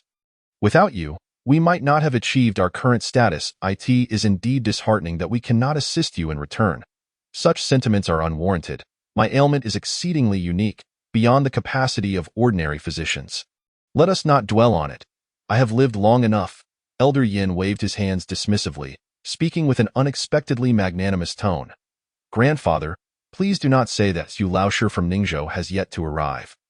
Perhaps he possesses a solution. He is renowned for his miraculous skills and the 13 needles of Su, which can treat all ailments, including yours, the young man, Yin Yiheng, interjected. Yuan Shouting nodded in agreement, adding, what Yiheng says is true. Mr. Su's acupuncture techniques are among the finest in Jiangnan province. I believe he will have a solution. At that moment, Rong Zhangqing, who had remained silent until now, hesitated before speaking up. Hearing Xiao Yin mention Mr. Su, I am reminded of our own little divine doctor in Linjiang City. His medical skills are indeed remarkable. I suggest we invite him to examine Elder Yin before Su arrives. He held a favorable impression of Su Tai and wished for him to have more opportunities to showcase his abilities. Thus, he could not refrain from making the suggestion, despite knowing that recommending a physician to a gravely ill patient is typically considered ill-advised. Little divine doctor? Who might that be? Yin Yiheng inquired curiously. Rong Zhangqing paused, puzzled. What? Mr. Yuan, have you also heard of the little divine doctor? Not only have I heard of him, but I have also invited him to our hospital, and I am considering promoting him to the position of director. In the future, I intend to recommend him for membership in the Traditional Chinese Medicine Association. Yuan Shouting spoke proudly, as if Su Tai were his own child. Rong Zhangqing nodded appreciatively, expressing, Mr. Yuan, if you have such intentions, that is wonderful. I was initially concerned that such a talent as the little divine doctor would go unnoticed, but now, with your support, I can rest easy. Xiao Rong, Mr. Yuan, who exactly is this little divine doctor you speak of? Elder Yin, who had been quietly contemplative, could no longer contain his curiosity. Upon his inquiry, the eyes of the others present turned towards him, as they too were intrigued, having not previously heard of this little divine doctor. Yin Yiheng's expression shifted dramatically as he coldly scoffed. Even renowned old Chinese medicine practitioners like Yuan Lao are unable to remedy my grandfather's peculiar ailment. What can Amir in turn possibly accomplish? Are we inviting him merely to dine with us? Though he lacked knowledge of traditional Chinese medicine, he understood that achieving mastery in the field necessitated extensive clinical experience. Without a decade or two of rigorous training, one could at best be considered an apprentice, especially if one hailed from a small clinic. Young Master Yin, do not misunderstand. This young healer, Su, is no ordinary individual. His medical skills are exceptionally remarkable. It is by his hand that my long-standing affliction has been cured, and it has not recurred since. Rong Zhangqing interjected hurriedly to clarify. Indeed, Su's medical prowess is indeed profound, perhaps even surpassing my own. He possesses numerous ingenious techniques. While I cannot guarantee he will completely heal Elder Yin, I am certain he will offer unique insights into the condition, Yuan Shouting added, fervently patting his chest in assurance. Although he had not witnessed Su Tai's skills firsthand, having listened to Su Tai elucidate traditional Chinese medicine to Western doctors at the Central Hospital, he recognized the depth of understanding the young man possessed in the discipline, which emboldened him to recommend Su. I see no necessity for this. Since we have already invited Elder Su, bringing in this young healer might not sit well with him. Yin Yiheng retorted, visibly displeased. He had expended considerable effort to secure Elder Su's presence, hoping to impress his grandfather. The suggestion of involving another healer was met with great resistance in his heart. Upon hearing his words, Yuan Shouting hesitated momentarily, aware of Elder Su's temperament. While his medical skills were extraordinary, he had always held himself in high regard. Should he learn that they had invited another practitioner, it was likely he would take offense. If Su Tai were to heal Elder Yin, it would be one matter, but if he failed, there was no doubt that Elder Su would not let the matter rest easily and could cause unnecessary trouble for Su Tai. However, Rong Zhangqing was undeterred, firmly stating, "It matters not. Elder Su is a venerable figure of great esteem. Surely he would not begrudge a junior like Su. Besides, he will not arrive in Linjiang for another 2 or 3 days. Why not allow Su to take a look at Elder Yin in the meantime?" As he spoke, he cast a cold glance at Yin Yiheng, who had just questioned Su Tai's medical abilities, harboring a desire for Su Tai to prove himself. After a moment's contemplation, Elder Yin nodded, conceding, "Since young Rong and Mr. Yuan are so insistent, let us allow this young healer to examine me. Very well. I shall make a call to inquire when young Su can come," Yuan Shouting replied with a slight nod, eager to comply. Today had indeed been a considerable embarrassment for their traditional Chinese medicine hospital. And should Su Tai succeed in treating Elder Yin, it would restore their pride. Thus he felt a sense of anticipation. He promptly stepped aside to dial Ho Jiangwo's number. Meanwhile, in the 5th-floor conference room of Linjiang City Traditional Chinese Medicine Hospital, Director Ho Jiangwo reclined on the sofa, engaged in casual conversation with several colleagues. "Director Ho, I have heard that Yuan Lao has recommended a young doctor to our hospital, purportedly with exceptional medical skills. Is this true?" inquired a female doctor clad in a white coat, in her early 30s, with a smile. Another burly, middle-aged doctor quickly chimed in, "Indeed, it is rare for Yuan Lao to take notice of a junior. This young talent he has recommended must surely possess remarkable abilities. It appears our hospital has a promising future." "What nonsense about a young talent. He is merely a crony." Upon hearing their mention of Su Tai, Ho Jiangwo's anger flared. He snorted disdainfully and exclaimed, "I truly do not understand what has gotten into Yuan Lao. Instead of utilizing the proper examination and interview channels, he opts for nepotism." "What do you mean? Are you suggesting the young man Yuan Lao recommended is unworthy?" the female doctor asked, puzzled. Ho Jiangwo slammed his palm on the table, declaring loudly, "A young person who can only enter our hospital through connections. What skills do you think he possesses? I have long maintained that our hospital is deteriorating, all thanks to these cronies. A bunch of fools who cannot even recite the basic medical texts are thrust upon me, while truly competent doctors are pushed out. If this continues, I shall resign." The female doctor nodded in agreement, expressing her own frustrations. "Indeed, these cronies are quite lacking. There's a fellow in our department who, after 2 months, still cannot memorize the acupuncture points. If not for him being Director Lu's nephew, I would have dismissed him long ago. While cronies are truly detestable, I doubt Yuan Lao is one of those types. I have not heard of any such relatives he has," the middle-aged doctor said, his brow furrowed in confusion. Ho Jiangwo scoffed. "Who knows? Perhaps he is a neighbor's relative or a friend's son. I know Yuan Lao well. He has a soft heart and cannot bear to see someone plead with him. Perhaps it was a friend of his who asked him for a favor, and he felt compelled to comply. That may be the case, but what can we do? Since it is Yuan Lao's recommendation, who dares to object? We cannot simply refuse," the middle-aged doctor replied with a bitter smile and a shake of his head. Ho Jiangwo's expression darkened as he sneered, "Of course we will accept him. But I have a clever plan that will ensure that young man leaves of his own accord within a month." "Really?" The female doctor looked up at Ho Jiangwo, her expression one of confusion. With a smug grin, Ho Jiangwo immediately shared his scheme with the group. "Director Ho, your strategy is brilliant. Placing him in dermatology will surely lead him to leave within a month, the middle-aged doctor exclaimed.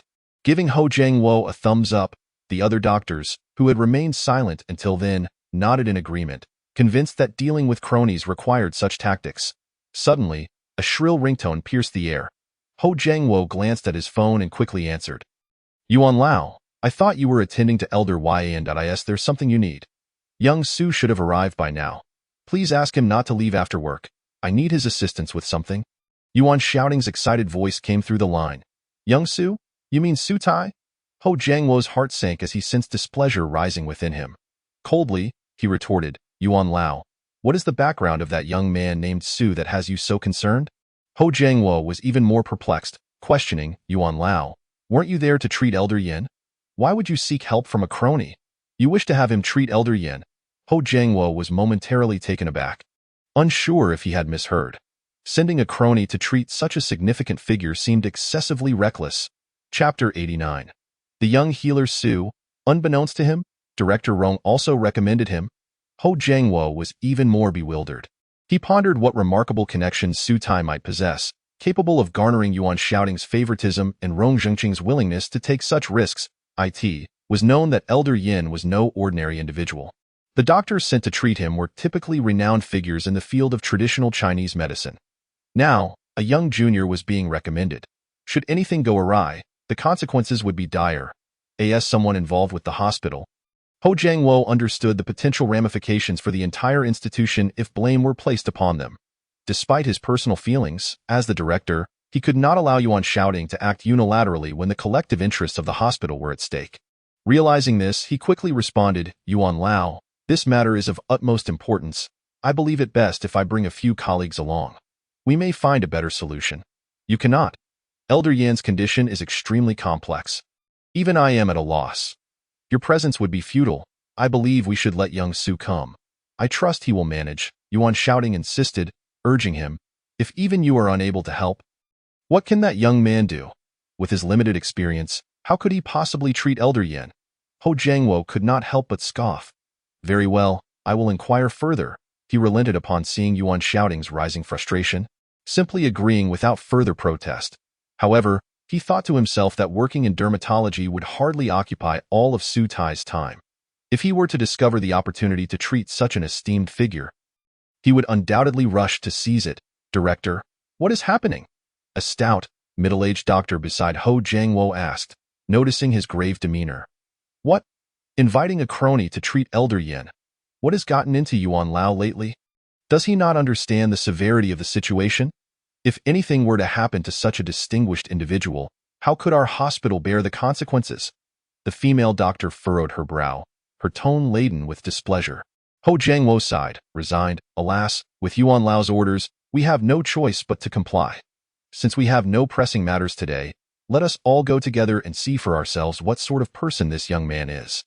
With that, under Ho Jiangwo's lead, several leaders from Linjiang City Traditional Chinese Medicine Hospital rose and made their way, chatting amiably towards the dermatology department. However, before they could arrive, they were met with a cacophony of noise. As several young female doctors rushed past them, seemingly in a hurry, ignoring the leaders entirely, Director Liang from Internal Medicine, standing beside Ho Jiangwo, looked perplexed and shook his head. I am not sure. Perhaps there is an emergency? Don't be ridiculous. Patients are scarce in our dermatology department. How could there possibly be an emergency? Director Zhao from Orthopedics, stroking his bald head, frowned in confusion. The other doctors stared blankly at the bustling direction of the dermatology department, equally puzzled about what was unfolding. In less than 3 minutes, a group of individuals arrived before the modest 2-story building of the dermatology department, and upon witnessing the scene before them, they were all rendered speechless. To their astonishment, a long queue measuring several meters had formed outside the typically tranquil dermatology clinic, even obstructing half of the entrance to the adjacent psychiatric department. What left Ho Jiangwo and his companions most bewildered was the presence of several doctors among the waiting crowd, including practitioners from traditional Chinese medicine and other hospitals in Linjiang City. What on earth had transpired? Could it be that the young man had mismanaged a patient's treatment, prompting the patient's family to seek him out? Ho Jiangwo scratched his head, his face a canvas of confusion. After a brief hesitation, He hastily intercepted a young doctor who was in line and inquired urgently, "Xiao Wang, what has happened, Director? You may not be aware, but our dermatology department has welcomed a miraculous healer, Su Ziaxinyi, whose proficiency in treating skin ailments is exceptional. I just finished my shift and thought I would come to consult him about my hair loss." The young doctor named Wang replied with a beaming smile before quickly rejoining the queue. "Su Ziaxinyi, an extraordinary talent in dermatological treatments." Ho Jiangwo felt as though his mind was resonating with a dull thud. Had he not felt the refreshing breeze, he might have doubted the reality of the situation. Even Su Ziaxinyi is unaware of this, someone chimed in. His remarkable medical skills have spread like wildfire across social media. My aunt's sister suffered from a rash, and thanks to Su Ziaxinyi's treatment, she recovered in just over 3 hours. Indeed, my cousin had a chronic issue for over a decade, and after Su Ziaxinyi prescribed a remedy, she felt significantly better within mere hours, another added. Noticing the perplexed expression on Ho Jiangwo's face, the individuals in line assumed he was unfamiliar with Su Tai, and thus took it upon themselves to enlighten him. With several elderly women even promoting the healer's abilities. One female doctor, amidst her laughter, remarked, "Director Ho, this doesn't seem like a case of favoritism. It appears that Elder Yuan truly recommended a gifted individual. It seems you may have underestimated him." Without further contemplation, Ho Jiangwo hurriedly approached Su Tai, forcing a smile as he stated, "Xiao Su, Elder Yuan just called and expressed a desire for you to examine Elder Yin. I wonder if you have the time. This condition is alopecia areata, commonly referred to as ghost shaving, most likely caused by a deficiency in vital energy and blood circulation, leading to stagnation in the hair follicles. A prescription of Baizhu and Honghua decoction should suffice." Su Tai ignored Ho Jiangwo, focusing instead on explaining the patient's condition while swiftly jotting down the corresponding prescription. Feeling dismissed, Ho Jiangwo's expression darkened. Yet he understood that he had indeed slighted Su Tai. Now, in a position of seeking assistance, he could only muster the courage to continue. "Xiao Su, I acknowledge my previous mistake. I failed to recognize your worth. I sincerely ask for your—" "Director Ho, did you not see that I am currently attending to a patient?" Su Tai interjected, his tone sharp. Chapter 90. Who is this bald man? It was evident to Ho Jiangwo that Su Tai was deliberately making things difficult for him.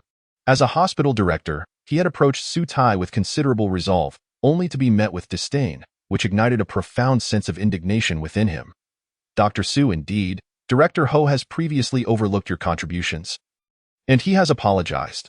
There is no need for further temper tantrums. Delaying Elder Yan's treatment would not be beneficial for you or our hospital," one of the leaders from the Chinese medicine hospital suggested urgently. "Exactly, Xiao Su, you must weigh the gravity of this situation. Elder Yan's status is significant. I need not elaborate. Successfully treating him would hold far greater value than attending to hundreds or thousands of other patients here." Another leader chimed in, unmoved. Su Tai continued his examination, disregarding Ho Jiangwo and the others once more. Witnessing this, Ho Jiangwo's frustration escalated to the point of trembling, and he forcefully pushed the patient aside, exclaiming, "Xiao Su, given Elder Yan's esteemed status, I advise you to attend to him. The other patients can be handled by other doctors." Repeatedly rebuffed in front of his colleagues, left Ho Jiangwo feeling increasingly humiliated. Were it not for his connection to Yuan shouting, he might have already summoned security to remove Su Tai from the premises.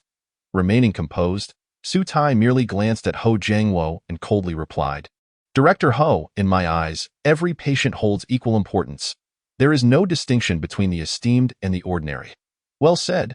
Truly deserving of the title miraculous healer, both in skill and character, the patients who had grown increasingly dissatisfied with Ho Jiangwo's interruptions erupted in applause, with some whispering among themselves, "Who is this bald man to disturb Su Ziaxinyi while he tends to our ailments? Is he here to cause trouble?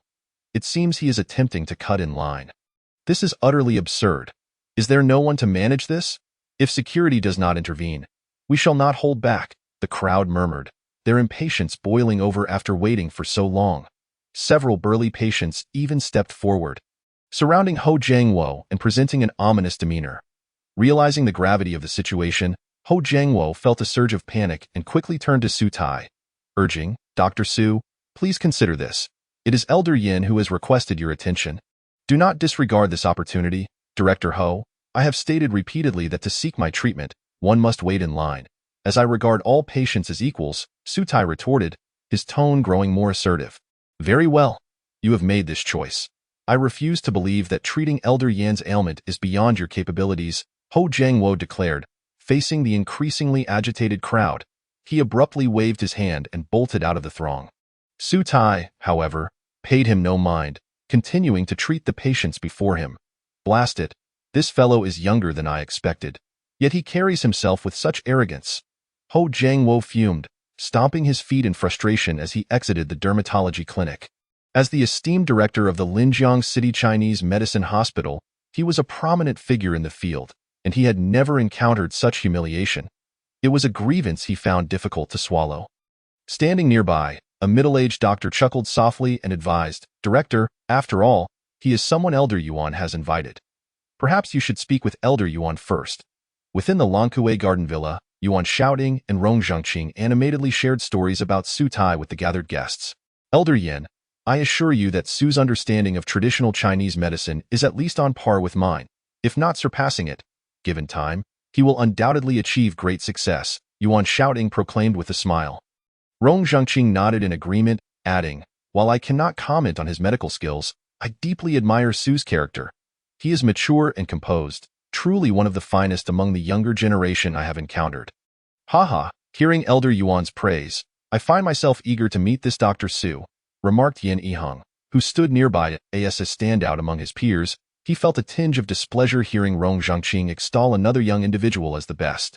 To him, a mere doctor, no matter how remarkable, could not possess significance beyond the realm of treating ailments.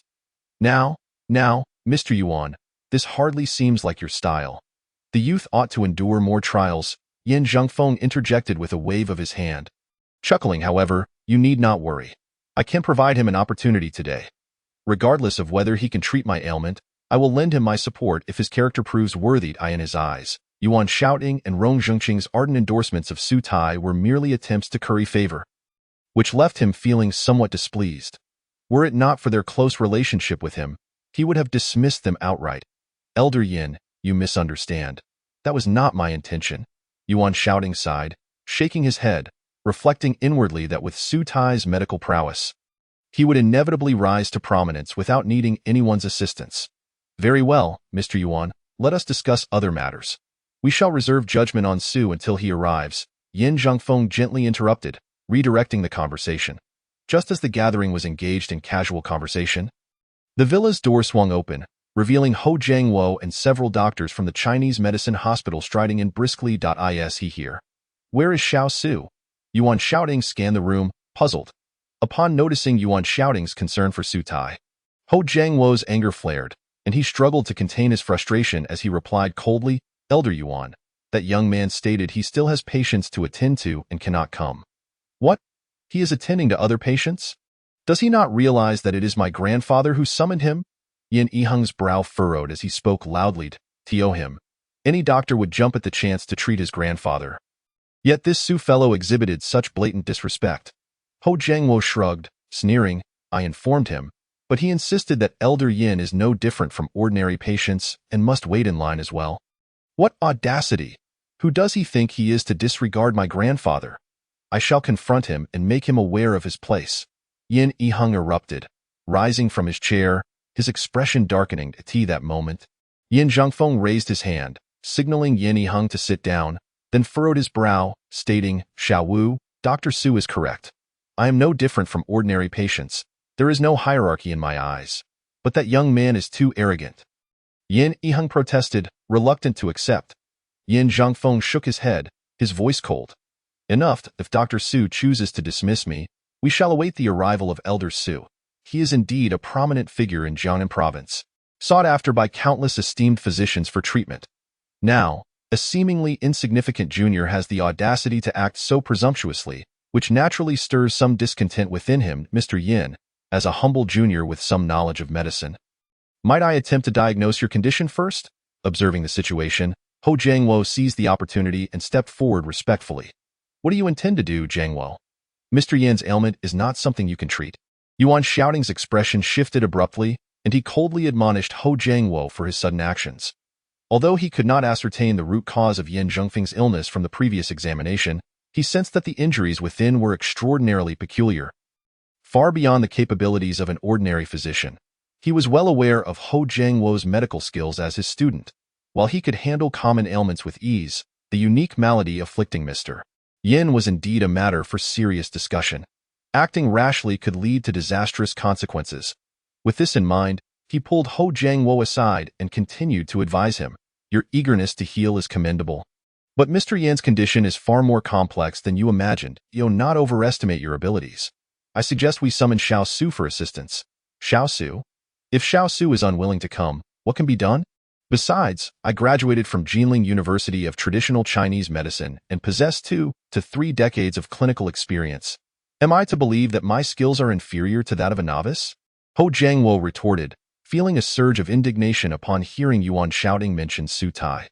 The thought of being overshadowed by someone merely connected through relationships left a bitter taste in his mouth. Yuan Shouting, with a stern countenance, replied, Jiangwo, you cannot deceive me. I know Xiao Su's character. He is not the type to be unreasonable. It is likely that you have neglected him, which is why he is reluctant to assist. Stung by Yuan Shouting's words, Ho Jiangwo's face flushed with embarrassment, and he lowered his head, refraining from a reply. Mr. Yin, may I inquire as to who this individual is? At this moment, Yin Zhengfeng, who had remained silent, cast a curious glance at Ho Jiangwo and inquired with interest, I am Ho Jiangwo, the current director of the Traditional Chinese Medicine Hospital in Lingjiang City and a disciple of Mr. Yuan. Ho Jiangwo hastily introduced himself to, so you are a protege of Mr. Yuan. Yin Zhengfeng narrowed his eyes slightly and then smiled, asking, Young Ho, do you believe you have the means to treat this old man's ailment? Upon hearing disparaging remarks about Su Tai, Rong Zhengqing furrowed his brow, eager to retort but ultimately withheld his response. After all, this individual was a disciple of Yuan Shouting and the director of the hospital, making it inappropriate to confront him in front of Yin Zhengfeng and his colleagues. Thus, he merely shot Ho Jiangwo a cold glance before returning to his contemplations. Since you are Mr. Yuan's disciple and possess the will to assist, I welcome you to attempt a diagnosis, Yin Zhengfeng suddenly stated. Ho Jiangwo's heart leaped with joy, and he promptly bowed, saying, Thank you, Mr. Yin, for your trust. I shall not disappoint your expectations. With that, he swiftly seated himself on the sofa and began to take Yin Zhengfeng's pulse. He squinted slightly, placing his fingers delicately on Yin Zhengfeng's wrist, murmuring softly as if contemplating something, presenting an odd demeanor.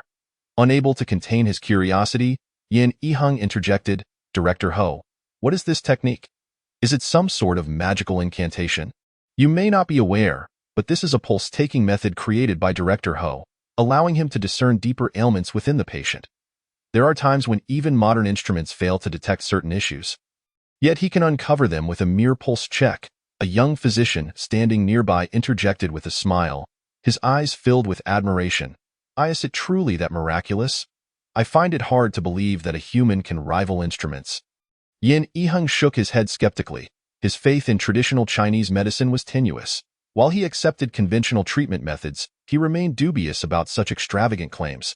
Had it not been for his family's insistence, he would have long sent his grandfather abroad for treatment. Unfazed, Ho Jiangwo wore a slight smirk, and after a moment, he slowly withdrew his hand and remarked nonchalantly, Mr. Yin, based on your pulse, it appears you suffered a severe internal injury many years ago, affecting your vital organs. Due to inadequate treatment at the time, the condition has worsened significantly. Am I mistaken? Upon hearing this, Yin Zhengfeng, who had been resting with his eyes closed, suddenly opened them wide, exclaiming in astonishment, Young Ho, I must admit, your medical skills are quite impressive. It is clear that you are indeed a talented disciple of a great master, able to discern my ailment so readily. Yin Yiheng's expression also shifted slightly. He had not expected Ho Jiangwo, despite his lack of widespread reputation, to possess such skill, able even to recall the circumstances of his grandfather's past treatments. Receiving Yin Zhengfeng's praise, Ho Jiangwo felt a swell of pride within him. After a brief pause, he continued, Mr. Yin, not only can I identify your ailment, but I also believe I can cure it. Oh, pray tell, Yin Zhengfeng urged impatiently. Just as Ho Jiangwo began to speak, he hesitated, a wry smile crossing his face. However, the wild ginseng of a century is rather rare, and our hospital does not have any on hand. It may take some time to procure. You need not worry. I happen to possess a piece of wild ginseng over 100 years old.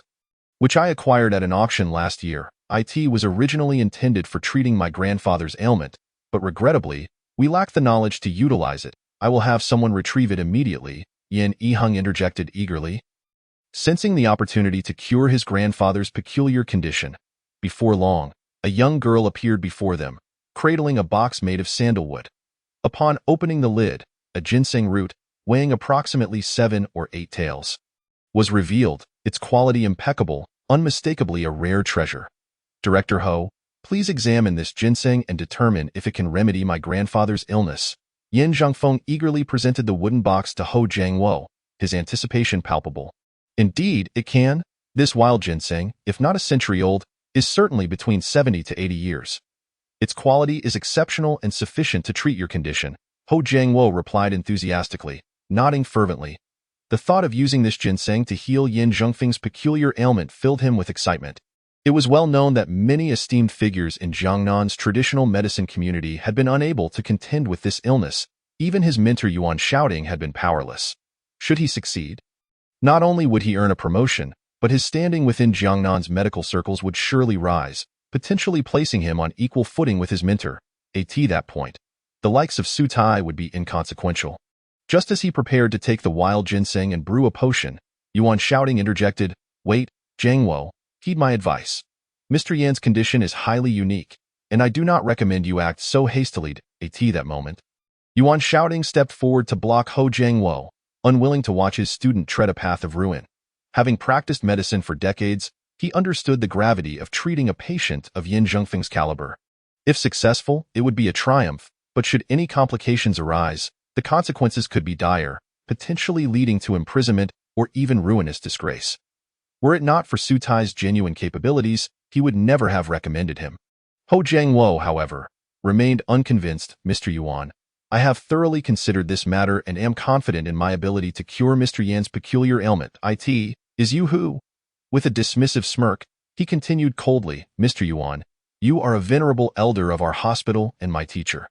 If you wish to create opportunities for that fellow Su, I have no objections, but today is not the time. I will do my utmost for Mr. Yan's case."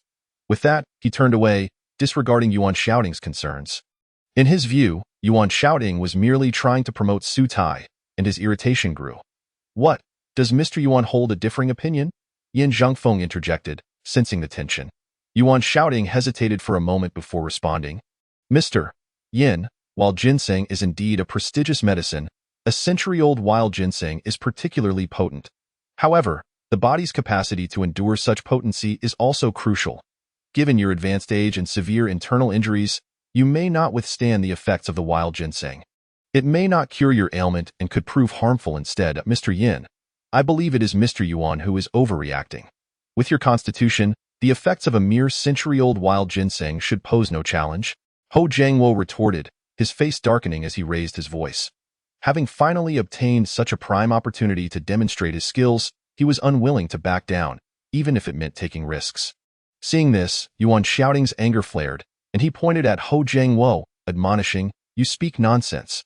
Whether or not others can discern Mr. Yan's condition, you should be able to. Moreover, all medicine carries a degree of toxicity. The stronger the efficacy, the greater the potential for harm. A moment's carelessness could lead to irreparable consequences. You cannot be so thoughtless as to prioritize your ambition over the patient's well-being. And what of it? I am fully confident that if anything were to happen to Mr. Yin, I would willingly trade my life for his." Ho Jiangwo replied coldly, "Trade your life? How easily you speak. Have you considered that should anything go amiss, the entire hospital would suffer the consequences alongside you?" Yuan Shouting's face turned ashen, his voice low and seething with anger. Upon hearing these words, Ho Jiangwo dared not continue to argue and merely stood silently to the side. "Old Yuan, I believe you are overthinking this. It's merely a ginseng root. What is so significant about it? My grandfather is quite robust." Yin Yiheng interjected with a smile, eager to diffuse the tension. After all, the wild mountain ginseng Ho Jiangwo was using had been purchased by him.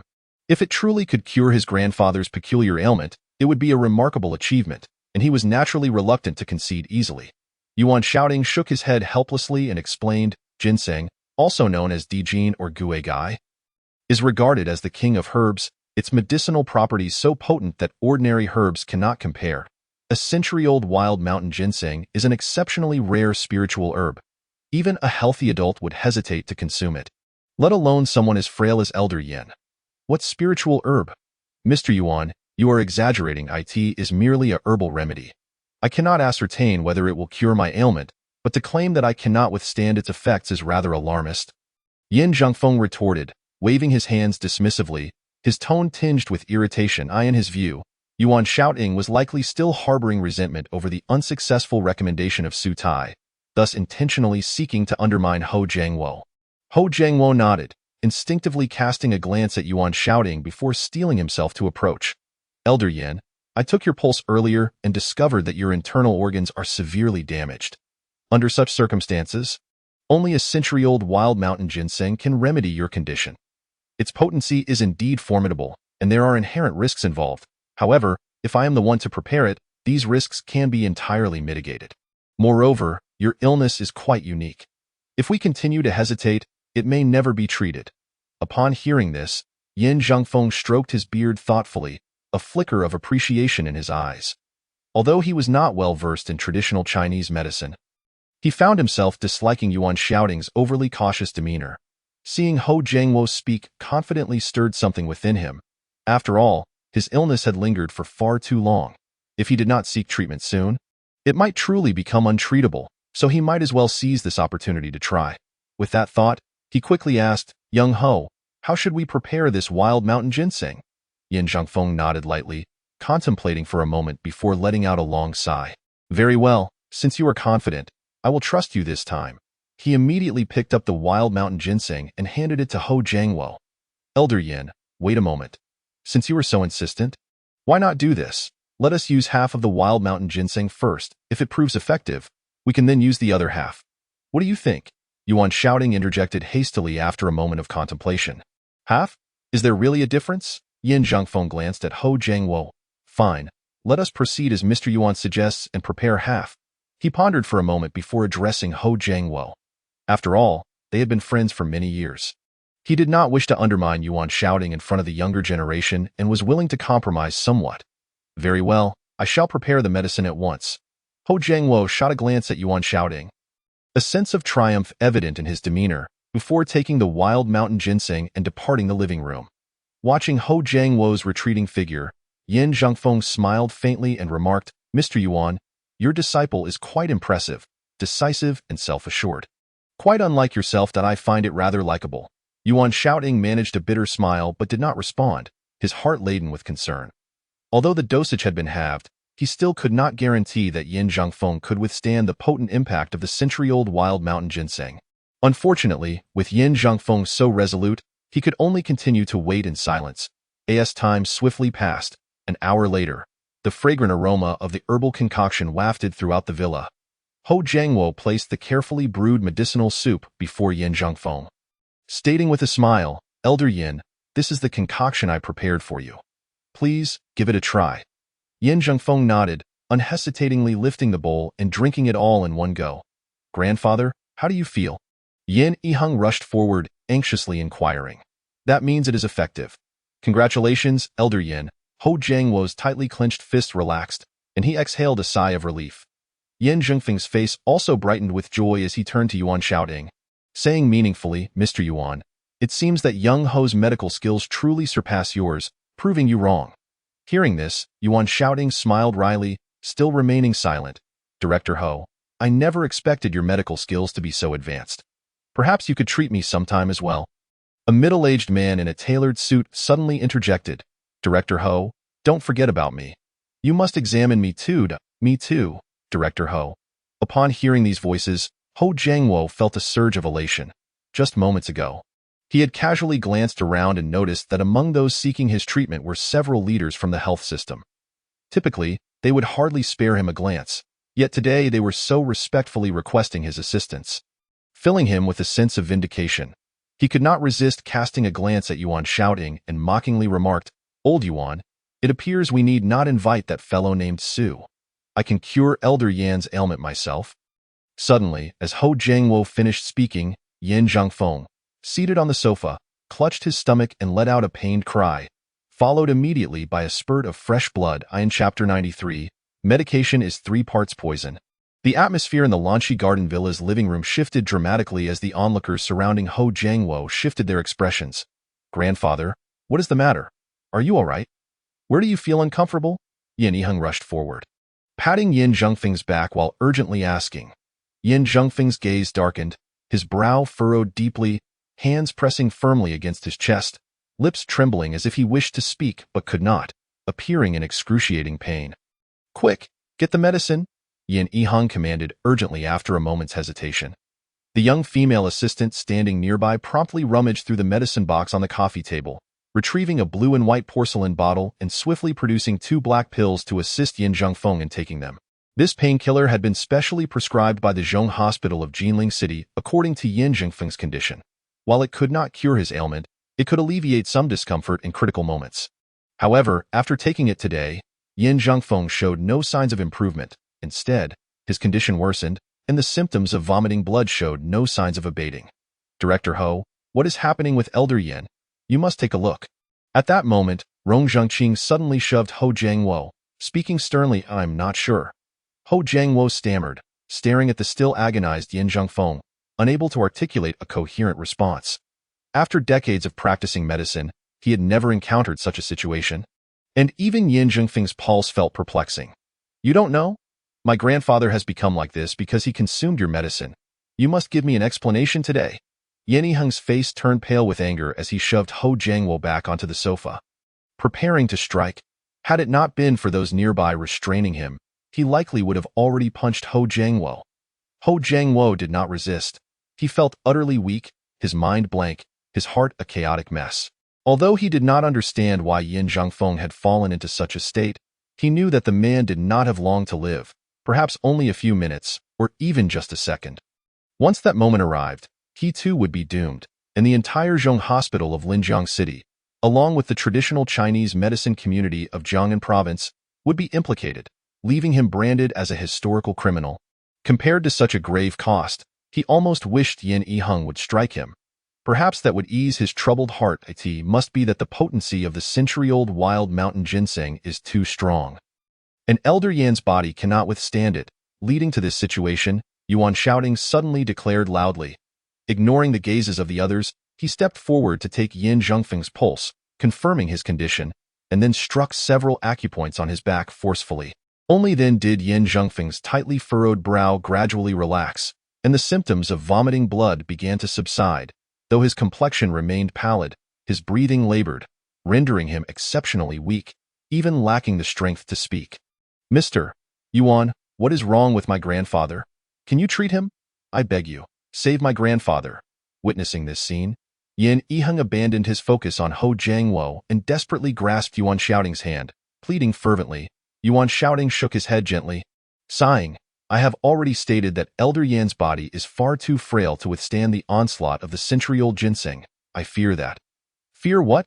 Yin Yiheng suddenly lifted his head and, seizing Ho Jiangwo's collar, shouted furiously, if anything happens to my grandfather today, I will take your life. I will do my utmost to treat Elder Yin. Ho Jiangwo stammered, trembling in fear as he hastily assured Yin Yiheng. Though his heart felt utterly unsteady, earlier, when he had taken Yin Zhengfeng's pulse, he could not discern the root cause of the illness, let alone discuss treatment. After a brief hesitation, he turned to Yuan Shouting, urgently imploring, Old Yuan, I beg you, think of a way to save Elder Yin. I have already warned you. Medication is 3 parts poison, and one must be cautious with remedies. You refuse to listen? And now, with Elder Yan's condition, I am powerless to help, Yuan Shouting replied sternly, shaking his head. What? You cannot help? Then, what should we do?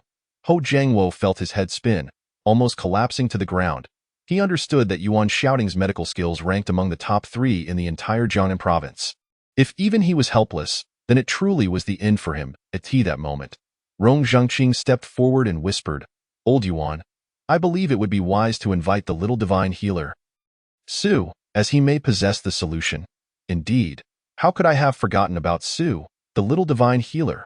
His medical skills are exceptional. He must have a way. Ho Jiangwo hurriedly concurred. He was beyond caring for the consequences. If it meant saving Yin Zhengfeng, he would willingly lay down his life. However, Yuan Shouting let out a cold laugh and replied sternly, given the critical condition of Elder Yin, summoning young Su would only place him in danger. The adage recommend the worthy, not the healer rings true here. I am well aware of Yin Zhongfeng's predicament. Even a deity might find it challenging to remedy the situation. Inviting Su Tai for treatment would be nothing short of reckless. If he succeeds, the credit is uncertain, but should he fail, it would only bring trouble upon us. But if he doesn't come, then Ho Jiangwo was on the verge of tears, especially under the fierce gaze of Yin Yiheng. Leaving him utterly at a loss, he was fully aware of the temper of the young Yin. Should Yin Zhongfeng perish under his watch, he would likely face dire consequences. Observing this scene, Yuan Shouting felt a pang of sympathy. After all, Ho Jiangwo was his disciple and the director of the traditional Chinese medicine hospital. A mishap would implicate the entire institution. Yet, the idea of risking Su Tai's safety was equally unacceptable. Old Yuan, the situation is urgent. I still suggest we invite the little divine healer Su to take a look. If we delay any longer, Elder Yin may truly be lost, Rong Zhengqing urged solemnly. He glanced at Yin Zhongfeng and continued, Old Yuan, there is no need for concern. I firmly believe that with Su's medical expertise, he will surely find a way to treat Elder Yin's ailment. Even if he ultimately fails, I will ensure his safety. I fear he may not grant me this favor. Perhaps it would be better if you accompanied me, Ho Jiangwo expressed his worries. Recalling Su Tai's earlier attitude, I cannot afford to lose face. You must rectify your own mistakes. If you cannot persuade young Su to come, do not bother to see me, Yuan Shouting retorted with a huff. Glaring at Ho Jiangwo with disappointment. Despite his words, he remained sullen and took Ho Jiangwo by the arm, leading him out of the villa. Chapter 94. Learning to Respect at 4:30 in the afternoon. Outside the dermatology outpatient department of the traditional Chinese medicine hospital in Linjiang City, a long queue persisted, with more patients arriving from afar, including those driving from Jinling and several nearby cities. Were it not for the assistance of Lu Shiyu, Zhou Yingying, and a few other girls, Su Tai would have been utterly overwhelmed. Good heavens, what is going on? Yuan Shouting was momentarily taken aback by the sight. Due to the absence of renowned doctors in this field, the dermatology department had long been relegated to the bottom tier, often going months without a single visitor, making this surge all the more astonishing. What struck him most was that he even spotted several colleagues from other hospitals among the crowd. In his decades of practice, he had only witnessed such a phenomenon among a handful of contemporary luminaries. But to see a doctor as young as Su Tai achieve this was indeed a first, truly remarkable for one so young. How fortunate the field of traditional Chinese medicine is to have such talent. How can it not flourish? Yuan Shouting couldn't help but express his admiration, feeling an inexplicable sense of pride, as if Su Tai were his own child. However, Ho Jiangwo wore a grim expression, lamenting, Old Yuan, with so many patients, how long must we wait? Can Elder Yin endure this? Less chatter. You caused this trouble, so you must resolve it. I have no face to beg young Su. Yuan Shouting immediately retracted his smile, coldly standing aside. Faced with this, Ho Jiangwo had no choice but to muster his courage and hurriedly approached Su Tai, forcing a smile as he pleaded, Mr. Su, I implore you, please help me. Elder Yin's condition is critical. If you do not attend to him, he may not survive. I have stated it clearly. If you wish for treatment, you must first wait in line, Su Tai replied, glancing at Ho Jiangwo while continuing to write prescriptions for the patients. Seeing this, Ho Jiangwo's frustration boiled over. Typically, he would have walked away by now, but thoughts of the ailing Yin Zhongfeng compelled him to grit his teeth and persist. Dr. Su, I truly understand my mistake. I failed to recognize your worth. You may reprimand me as you wish, but Elder Yan's condition, are you incapable of understanding human language? Our Dr. Su has already made it clear. If you wish for treatment, you must queue up. Everyone here is eager for medical attention. Who isn't? Lu Shiyu suddenly stepped forward, her voice raised in admonishment. As her words rang out, those waiting in line echoed her sentiments. Shouting, who do you think you are? Didn't you hear what the little divine healer Su said? If you want treatment, get in line. Otherwise, leave and don't waste our time. Isn't that the bald man from earlier? He*s back for more. It seems we'll have to teach him a lesson today. Faced with the righteous anger of the crowd, Ho Jiangwo felt his anxiety peak, leaving him utterly disoriented. Director, I think we should just wait in line. Otherwise, Mr. Su will not agree to help, a young doctor following Ho Jiangwo suggested quietly. How long will this line take? Besides, as the director of the hospital, I should not have to queue for treatment. If this gets out, where will my dignity as director be? Yet, observing Su Tai's unwavering demeanor, he ultimately conceded, realizing that queuing might offer a glimmer of hope, while refusing would ensure his fate remained bleak. With that thought, he reluctantly shuffled to the back of the line, beginning to wait. The dignity of the director was trivial compared to the gravity of Yin Zhengfeng's condition and the survival of the hospital itself. As the sun set, though it was not excessively hot, Ho Jiangwo was drenched in sweat, his face and head appearing as if he had just emerged from a bath, looking extremely disheveled. Nevertheless, he refused to abandon hope, fully aware of his missteps. Having erred, he must now face the consequences. As each minute passed, the patience in front of him dwindled, yet the end remained elusive.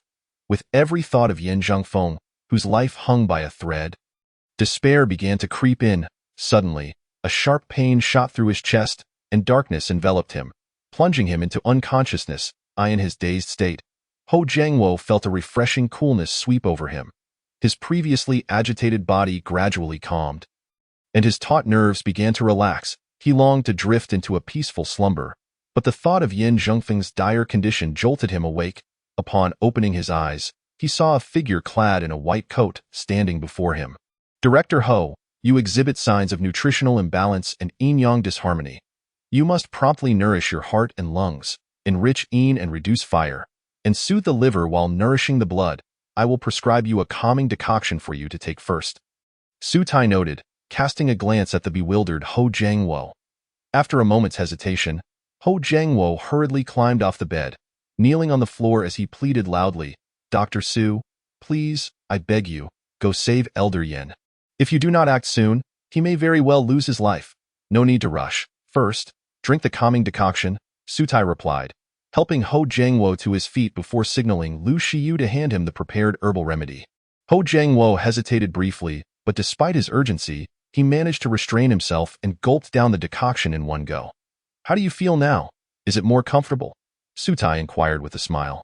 Upon hearing this, Ho Jiangwo realized that after consuming the decoction, his previously anxious state had indeed significantly eased, and his body was gradually cooling down, his mind becoming clearer. Remarkable, Dr. Su. What was that concoction you just gave me? It seems different from the calming decoction I've encountered before, he remarked. Astonished, Su Tai smiled and explained, I added some Ophiophagon and Rehmannia to the usual calming decoction. Ophiophagon and Rehmannia? Ho Jiangwo furrowed his brow, contemplating. Suddenly, he expressed surprise. Ophiophagon has the effect of clearing the heart and alleviating restlessness, while Rehmannia cools the blood. Combined with the calming decoction, it perfectly addresses my ailment. Simply brilliant. As he spoke, admiration radiated from his face as he gazed at Su Tai.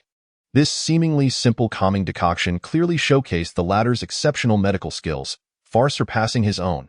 He finally understood why both Yuan Shaoting and Rong Zhangqing had so fervently recommended Su Tai. The young man indeed possessed such capabilities. After a moment's pause, he hastily added, Mr. Su, I acknowledge my previous errors.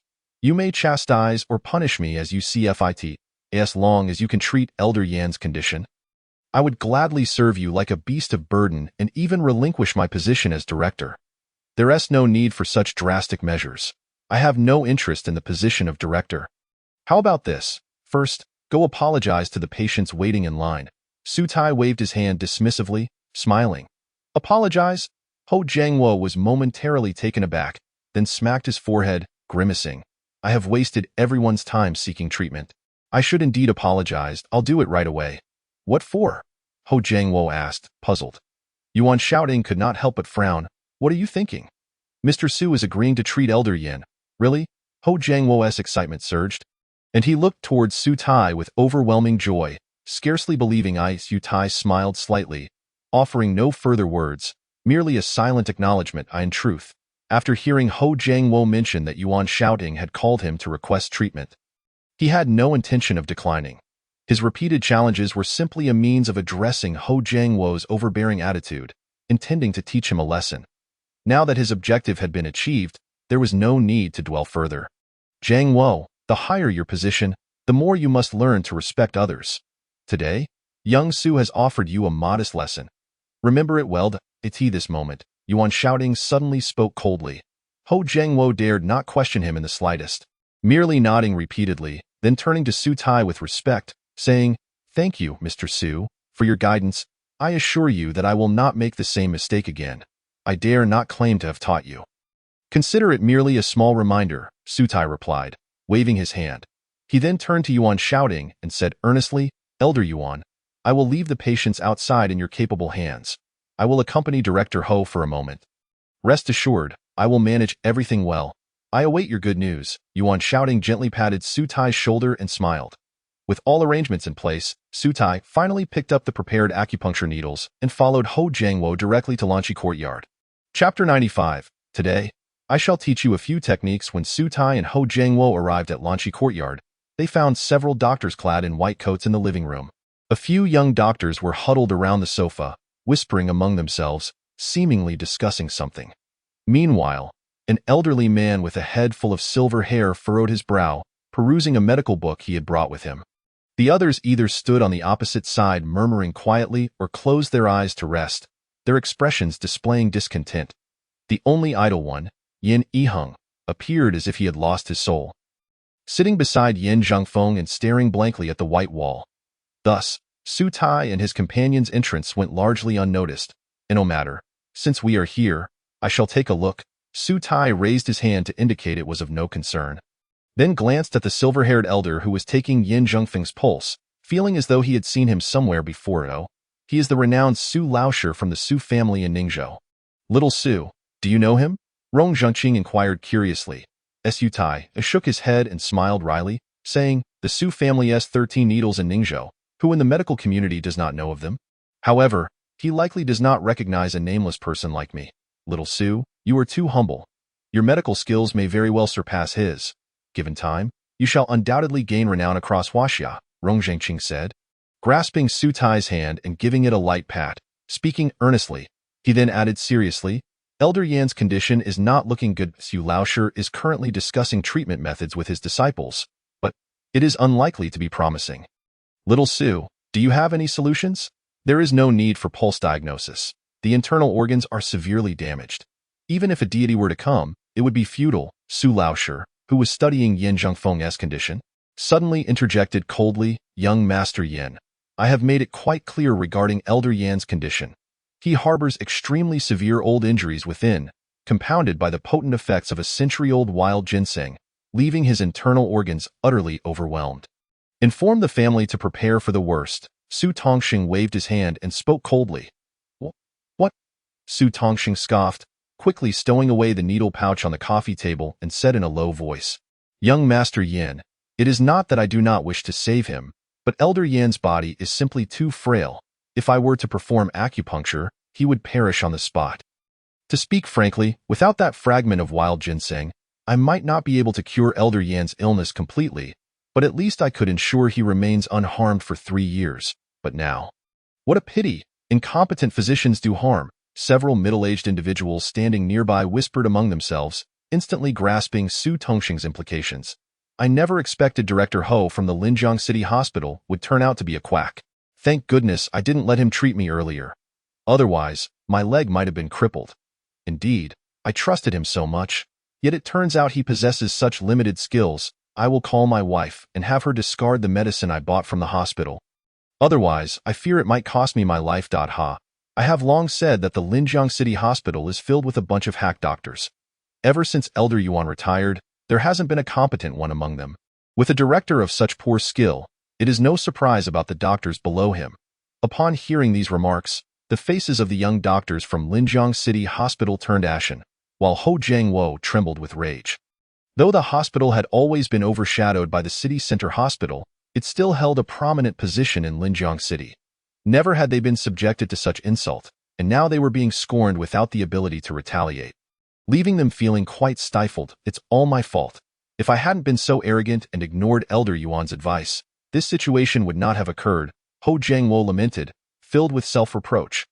The traditional Chinese medicine field had already faced considerable prejudice over the years, and it was no easy feat for the hospital to establish a good reputation. Now, due to his blunder, all their efforts had been rendered futile. At this thought, He wished he could slap himself a few times. Su Tai furrowed his brow and said solemnly, "Director Ho, this is not the time for a reflection session. We should focus on finding a way to treat Elder Yan's illness." With that, he abruptly stepped forward to examine Yin Zhengfeng. "Who are you?"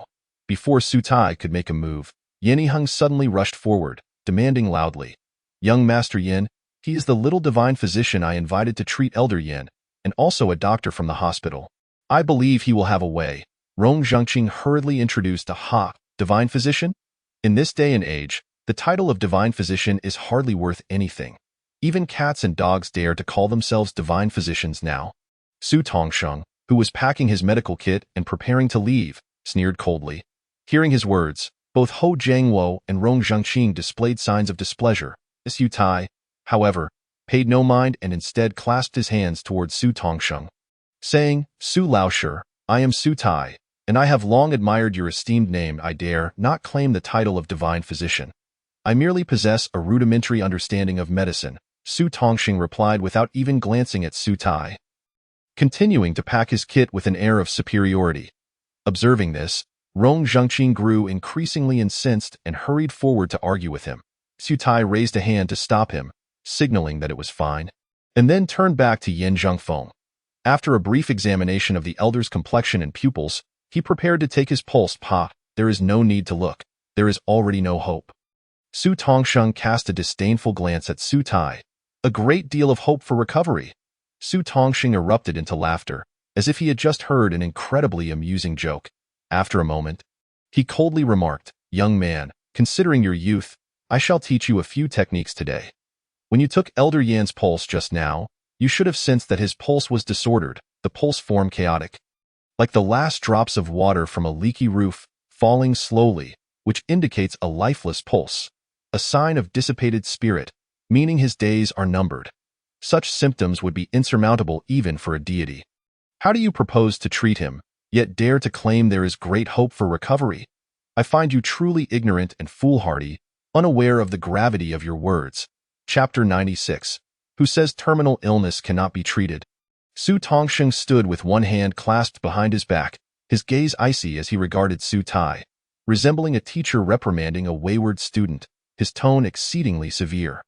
After a pause, he continued, "Young man, it is not a problem if your medical skills are lacking, but if you have merely learned a trick or two and believe you can treat any ailment without a sense of reverence, then you are nothing but a quack. Do you understand? Today, considering it your first offense, if you can recognize your errors and amend your ways in a timely manner, I shall not hold it against you. Otherwise, I will certainly expel you from the field of traditional Chinese medicine." His voice was not particularly loud, yet the weight of his presence rendered the atmosphere in the launchy courtyard villa's living room tense. With several young doctors bowing their heads in a posture of cautious obedience, Su Tai maintained a calm demeanor, gazing steadily at Su Tongxing, resolutely stating, "Su Laoshi, I can indeed treat Elder Yan's illness. And I will certainly cure him. Good. Today, I shall finally open my eyes. You are the first doctor in the field of traditional Chinese medicine who claims to treat a true lifeless pulse. It seems I must study under you and learn your medical skills," Su Tongxing retorted, his laughter tinged with rage. "If I cannot cure him, how can you claim you can? Wouldn't that be a slap in my face?" Standing nearby, Su Tongxing's disciples also snickered derisively, their gazes regarding Su Tai as though he were a fool. What a vast world, full of wonders. Does this young man even comprehend what a true lifeless pulse is? To dare utter such grandiose claims without fear of ridicule? Nonsense. If he truly understood what a true lifeless pulse is, how could he make such a foolish statement? Clearly, he is an outsider pretending to be knowledgeable. Even Ho Jiangwo cast a puzzled glance at Su Tai, bewilderment evident in his eyes. What is a true lifeless pulse, and how does it relate to what Su Laoshi just described as a lifeless pulse? Rong Zhengqing inquired with curiosity. Ho Jiangwo hesitated for a moment before quietly explaining. A true lifeless pulse typically appears when a patient is on the brink of death. It signifies a depletion of vital energy and the failure of the stomach qi. Also known in traditional Chinese medicine as an absolute pulse or death pulse, the presence of a true lifeless pulse indicates the impending end, whereas a lifeless pulse is a type of true lifeless pulse. As he spoke, he couldn't help but steal another glance at Yin Zhengfeng, a hint of helplessness flickering in his gaze.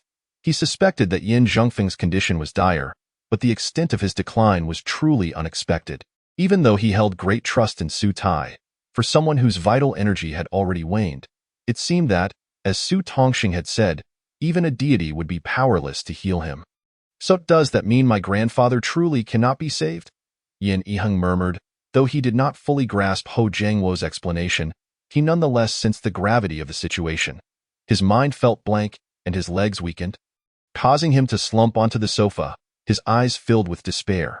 Witnessing this scene, Ho Jiangwo felt a sinking sensation in his heart. He turned to Su Tai and took a deep breath, saying, Mr. Su Laosher is right. Perhaps we should let it be. I will bear the consequences of my own actions. One life for another. Su Tai paid no heed to Ho Jiangwo, his gaze fixed intently on Yin Zhongfeng. A flicker of doubt crossing his brow, he was not so much frightened by Su Tongxing's words as he was curious about how Yin Zhongfeng, having sustained such severe injuries, could still be alive.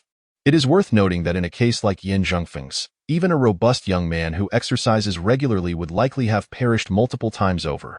Yet, not only had he survived, but he had also endured until now, truly a miracle. Were it not for the half-piece of wild ginseng from Ho Jiangwo, perhaps the man could have lived for another 2 or 3 years.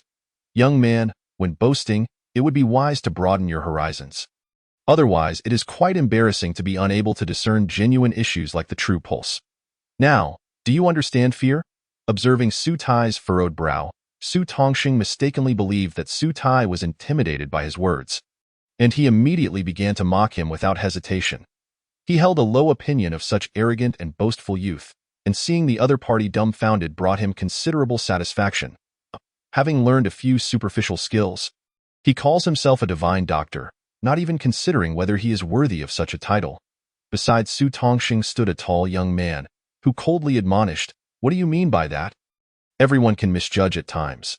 Mr. Su's skills are indisputable. Hearing these words, Ho Jiangwo could hardly contain his anger and quickly shouted, Mr. Su, this is somewhat excessive. Our hospital is... Su Tai, however, paid little heed, suddenly laughing as he said, Su Laosher, who says that terminal illnesses cannot be treated. Ha, your tone is quite bold. Everyone in the field of traditional Chinese medicine knows what the true pulse represents. What will you use to treat it? Your words? Due to his dissatisfaction with Su Tai, Su Tongxing's words were laced with sarcasm, showing no signs of concealing his disdain. Even Rong Zhengqing felt a bit irritated. Had it not been for Su Tongxing being a highly respected old physician, he would have stepped in to discipline him long ago. Su Tai remained calm and composed, confidently stating, The true pulse is indeed a severe condition in traditional Chinese medicine, but it does not necessarily mean it cannot be treated. I just examined Yin Lao and found that aside from severe damage to his internal organs, there were no other issues. His brain and other organs are functioning normally. As long as we restore the internal organs, he essentially has a chance to survive. Pure nonsense. With such severe damage to the internal organs, how can one repair them? Do you think it's as simple as replacing a part in a machine? Moreover, Yin Lao's constitution is exceedingly weak. He cannot even take tonics. Su Tongxing coldly shook his head. Indeed, one must not take medicine lightly, but acupuncture is an option. For instance, he dared not speak on other matters. But in terms of acupuncture, he could rank among the top 3 in the entire Jiangnan province. The renowned Su family's 13 needles were famous throughout Huaxia, so he regarded Su Tai's words with considerable skepticism, even finding them quite childish and laughable. Su Tai did not elaborate further, but merely shook his head and smiled, saying, It appears, Su Laosher, that you harbor great doubts about my ability to cure Yin Lao's illness. It is not doubt in you, but rather that no one in the field of traditional Chinese medicine possesses this capability. Yin Lao's condition is beyond salvation. That is a fact. Even if a divine being were to descend, it would be difficult to remedy, Su Tongxing replied coldly. This was indeed the truth. With the yang energy leaking out and the internal organs severely damaged, coupled with the patient's advanced age, in such a situation, no matter how renowned the physician, they would be powerless. Only Su Tai, as a physician from the traditional Chinese medicine hospital, would dare to make such claims. If one of his disciples had spoken thus, they would have faced reprimand long ago. Unfazed, Su Tai, with keen interest proposed, In that case, Su Laosher, would you dare to make a bet with me? If I can cure Yin Lao's illness, you will grant me one condition. Will you agree? Chapter 97. Rest assured, I will not lose. What did you say? Su Tongxing's expression instantly darkened. Ho Jiangwo and several doctors from the traditional Chinese medicine hospital looked at Su Tai with a mixture of surprise and disbelief. If he were to join the Linjiang traditional Chinese medicine hospital now, it would amount to slapping his own face. Su Tai's bet was undeniably a blatant provocation. Yet, Su Tai appeared utterly oblivious. Merely responding with a smile, Su Laosher, if you dare not, then let it be. Ha. What do I have to fear? If you fail to cure Yin Lao, what then? A glimmer of coldness flashed across Su Tongxing's face as he fixed his gaze on Su Tai. A smile that was neither warm nor cold gracing his lips. Su Tai lifted his chin and proclaimed, whatever the outcome, I accept the consequences. Very well. Should you fail to cure Yin Lao, the Linjiang Traditional Chinese Medicine Hospital shall be renamed Anrintang Linjiang Branch. Can you manage that? Su Tongxing chuckled lightly. Upon hearing this, Ho Jiangwo became alarmed, urgently exclaiming, Su Laosher, this is quite unfair. Our hospital is, after all, young man. If you cannot take responsibility, then let it be. Su Tongxing ignored Ho Jiangwo entirely. Focusing solely on Su Tai with a mocking smile, Su Tai chuckled and shook his head, saying, then it's settled. However, Mr. Su, you must think this through. What if? Ho Jiangwo, in a state of urgency, quickly pulled Su Tai aside. Whispering his concerns, if it were any other matter, it would be one thing. But concerning the reputation of the traditional Chinese medicine hospital, he did not dare to underestimate it, nor could he risk it as a wager. Su Tai, however, remained remarkably relaxed, simply smiling as he said, Director Ho, while our acupuncture at the Linjiang Traditional Chinese Medicine Hospital is commendable, it still falls slightly short when viewed against the broader landscape of traditional Chinese medicine in Jiangnan Province. If Su Laosher were to join us, we could stand shoulder to shoulder with the Jinling Traditional Chinese Medicine Hospital. Wouldn't that entice you? Entice me. Ho Jiangwo grinned, responding quickly. To stand on equal footing with the Jinling Traditional Chinese Medicine Hospital would indeed stir his ambition. If he could accomplish that, he would leave a mark in the history of the Linjiang Traditional Chinese Medicine Hospital. But soon he regained his composure, saying bitterly, but if you lose, then the hospital will have to change its name. Rest assured, I will not lose. I patted Ho Jiangwo on the shoulder. He then turned to Su Tongxing, stating calmly, Su Laosher, Director Ho has already agreed to our wager, so I shall now proceed to treat Yin Lao. The few disciples exchanged glances, wearing expressions that suggested they were eager to watch the unfolding drama. Su Laosher, do you think this young man can truly succeed? I can't help but feel something is amiss. Inquired a young doctor standing beside Su Tongxing. Su Tongxing chuckled coldly, responding in a serious tone. I have already stated, Yin Lao's vital energy is depleted, with no pulse in the stomach, spirit, or root. The illness is deeply entrenched, and his vitality is waning. Even if a medical immortal descended, it would be difficult to treat him. How could a nameless junior possibly conjure a miracle? As soon as he finished speaking, Su Tai had already grasped a silver needle, swiftly inserting it into Yin Zhengfeng's Yamen point. The Yamen point is part of the governor vessel, and acupuncture at this point serves to open the yang and awaken the senses. As the needle was inserted, Yin Zhengfeng's body trembled violently, emitting a series of painful groans, his brow furrowing tightly, clearly in excruciating discomfort. Witnessing this scene, Yin Yiheng, who had already harbored doubts about Su Tai, rushed forward, shouting loudly, Dr. Su, are you truly capable? Why is my grandfather in more pain now?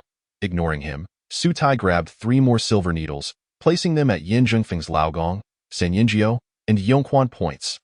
The Laogong point, also known as the Woolly point, is located in the center of the palm and belongs to the Hanjuan pericardium meridian. Acupuncture at this point can clear heart heat and calm the spirit, and when paired with the Sanyinjiao and Yongquan points, the effects are even more pronounced. As these 3 needles were applied, Yin Zhengfeng's hand, which had been clutching his chest, gradually fell away, and his tense expression slowly relaxed, indicating some alleviation of his chest pain. Ho Jiangwo, Rong Zhengqing, and the others standing nearby could not help but exhale in relief.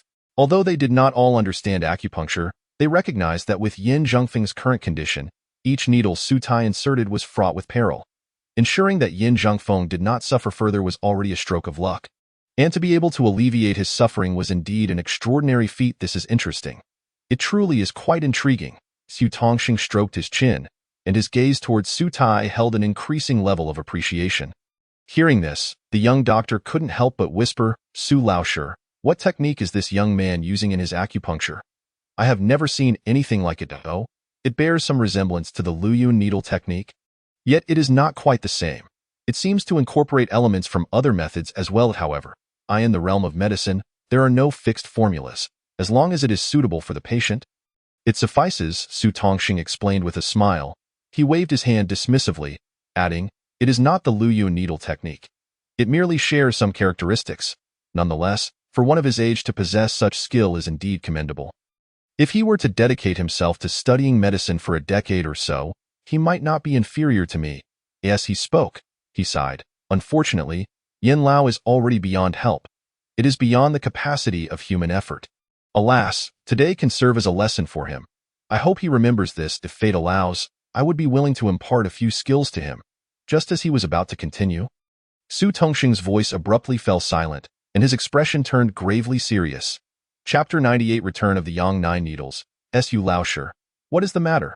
Seeing Su Tongxing's sudden change in expression, the young doctor standing nearby could not help but ask in a hushed voice.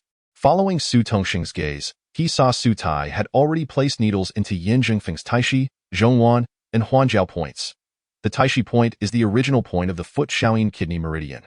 The so-called original point is where the vital energy of the organs converges and resides. Each of the 12 meridians has one original point that can be used to treat and observe diseases of the corresponding organs. The text Lingju, 9 needles and 10 originals states that if the 5 organs are ill, they should be addressed through the 12 originals. Thus, acupuncture at the Taishi point is usually employed to treat kidney diseases and assess the condition of the patient's kidneys. The Zhongwan point belongs to the Ren meridian, one of the 8 meridians, and is used to treat stomach ailments. The Huanjiao point is part of the foot Shaoyang gallbladder meridian, and acupuncture at this point strengthens the spleen and boosts energy. Although he still emitted painful groans from his throat, it was evident that he was in a much better state than before. Impressive, truly impressive. The deftness and swiftness with which each needle is inserted is akin to the graceful flow of clouds and water. Most importantly, every needle is in harmonious correspondence with the others. With such skill, I fear it may take me 10 or even 20 years to master it. Witnessing this scene, the young doctor could not help but sigh repeatedly. Ho Jiangwo also expressed his admiration.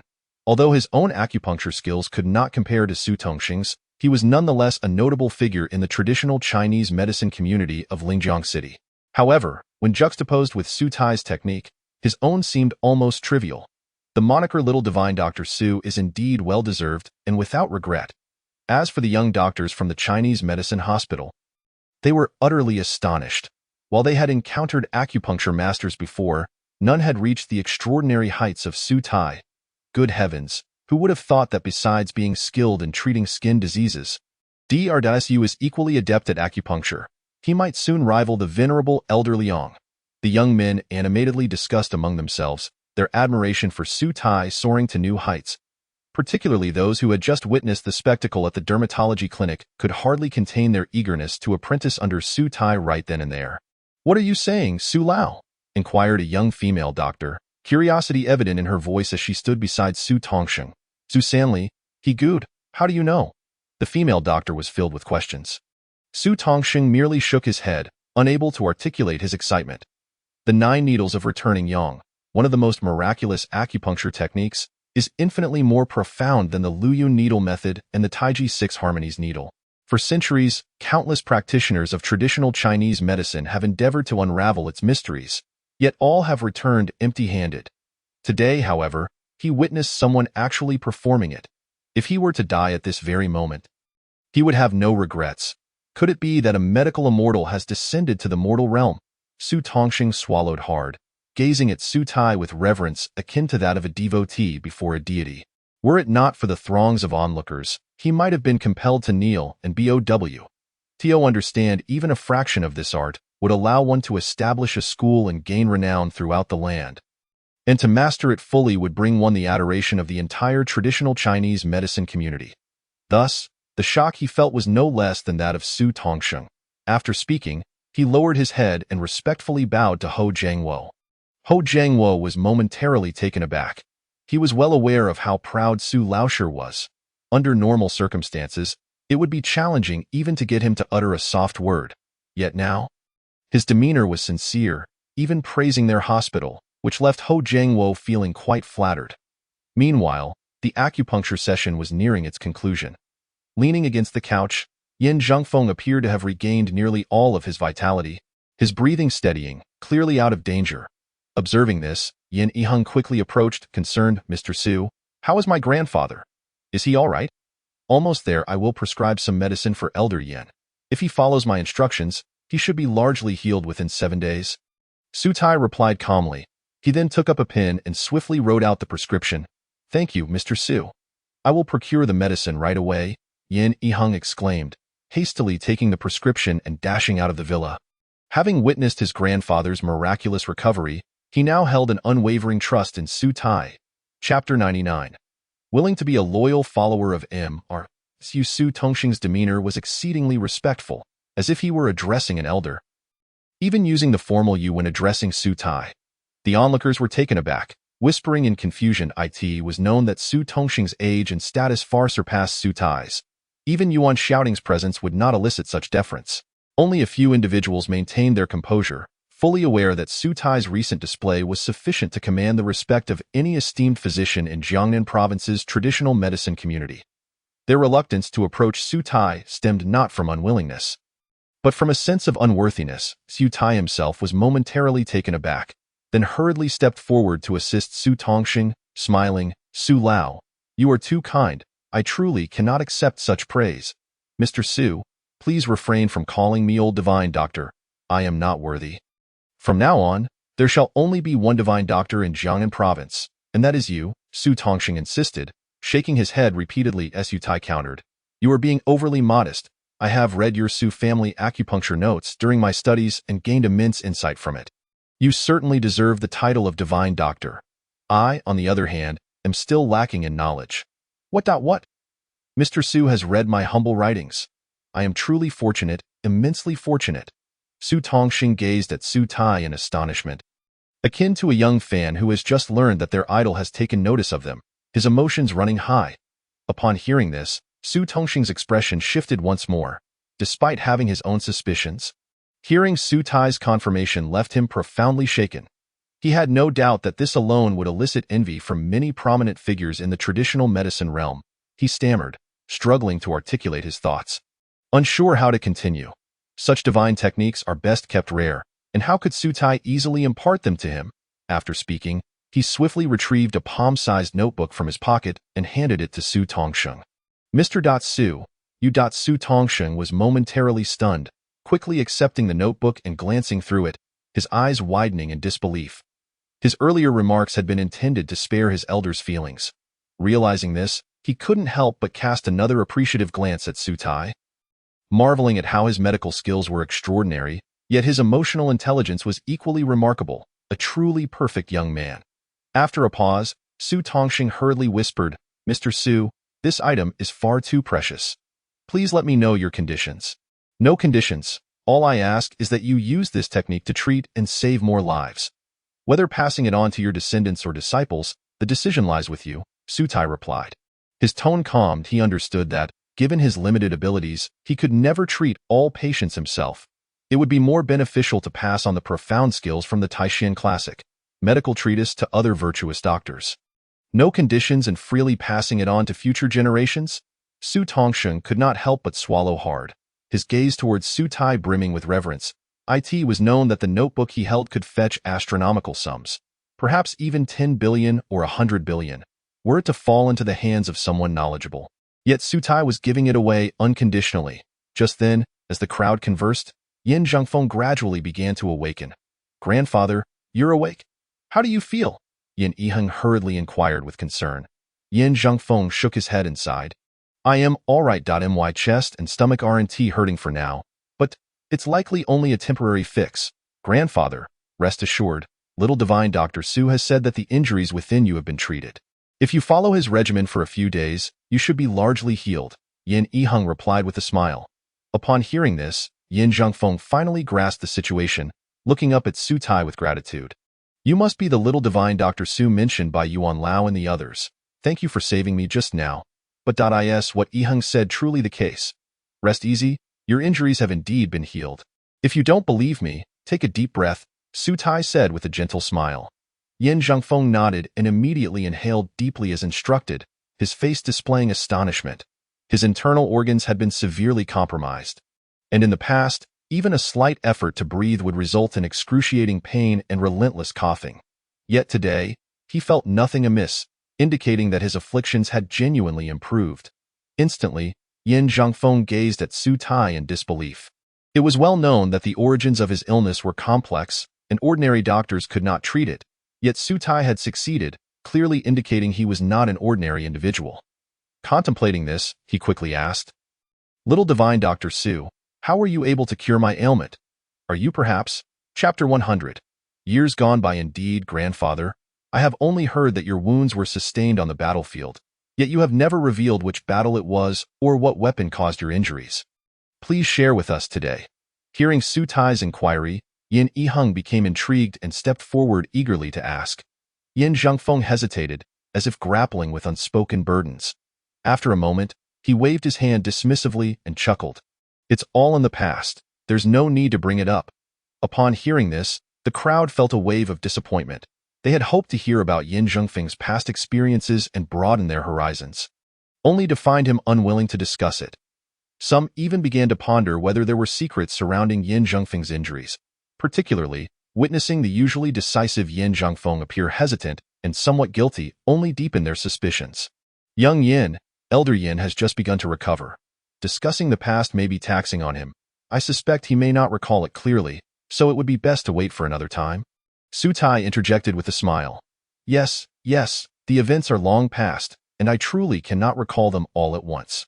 Once I organize my thoughts, I will share them with everyone in detail, Yin Zhongfeng hastily agreed.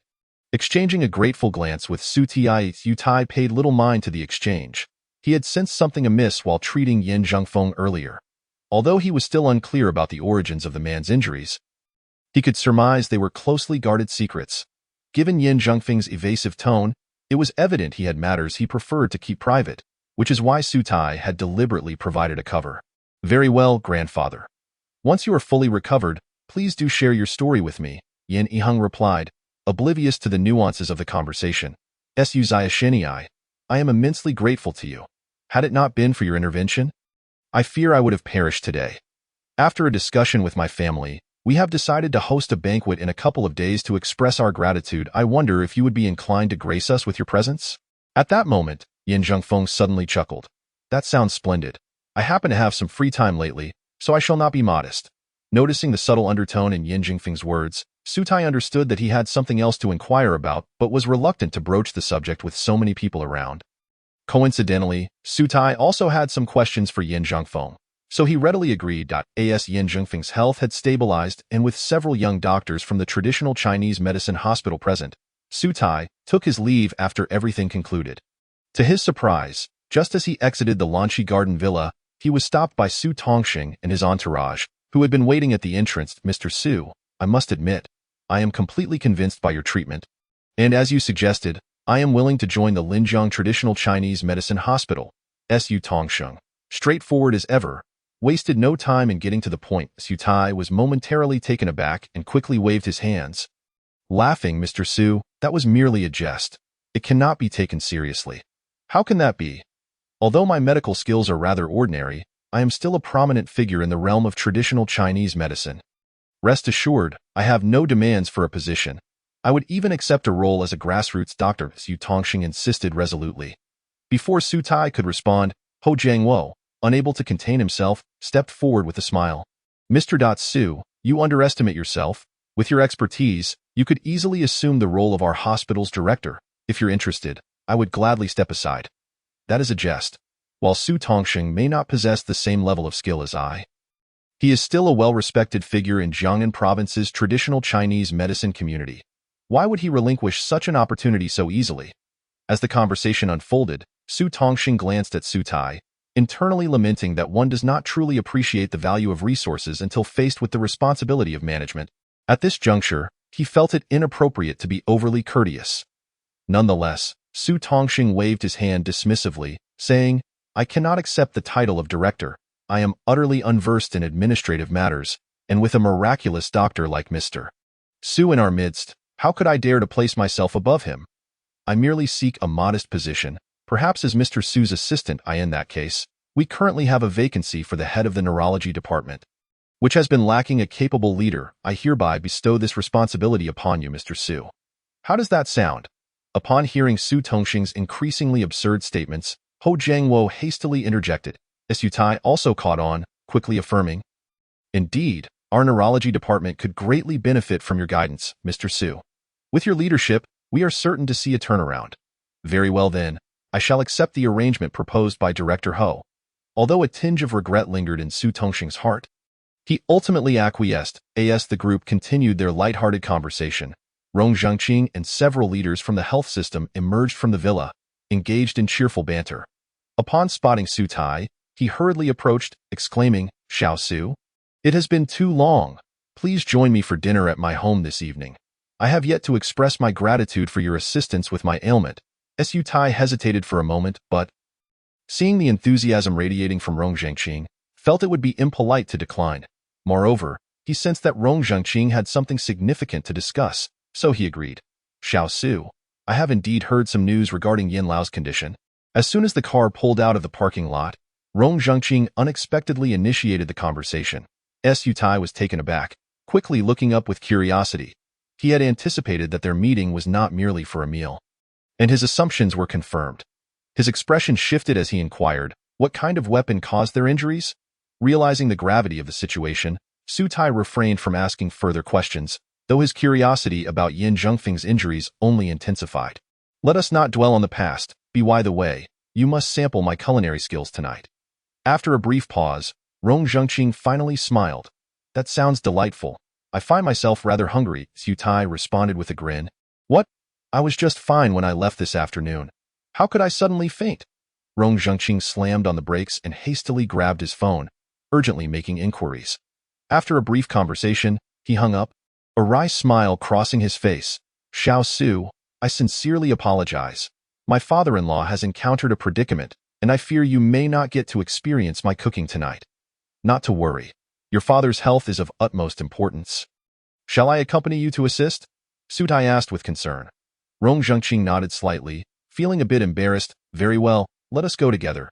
I had initially hoped to treat you to dinner as a gesture of thanks, but it seems I am now imposing upon you. Director Rong, you are far too courteous. I have yet to express my gratitude for your assistance regarding my senior sister." Su Tai laughed, waving his hand dismissively. He held Rong Zhengqing in high regard, and upon learning of his father-in-law's ailment, he naturally could not stand idly by. Rong Zhengqing nodded with a bittersweet smile, his mind preoccupied as he started the car and drove in the opposite direction. In less than 15 minutes, the sedan came to a halt in front of the Haifeng Guandi residential complex in the western part of Linjiang City. The two men quickly exited the vehicle and made their way to Rong Zhengqing's father-in-law's residence. Upon entering, they found the living room in utter disarray. A young girl in a white coat was frantically administering first aid to the elderly man slumped on the sofa. His face was flushed, his lips turning purple, and his breathing was erratic, clearly in dire straits. Seeing this, Su Tai rushed forward, quickly briefing the girl, then deftly pressed several acupoints on the old man's head. A few minutes later, the previously unconscious elder gradually opened his eyes.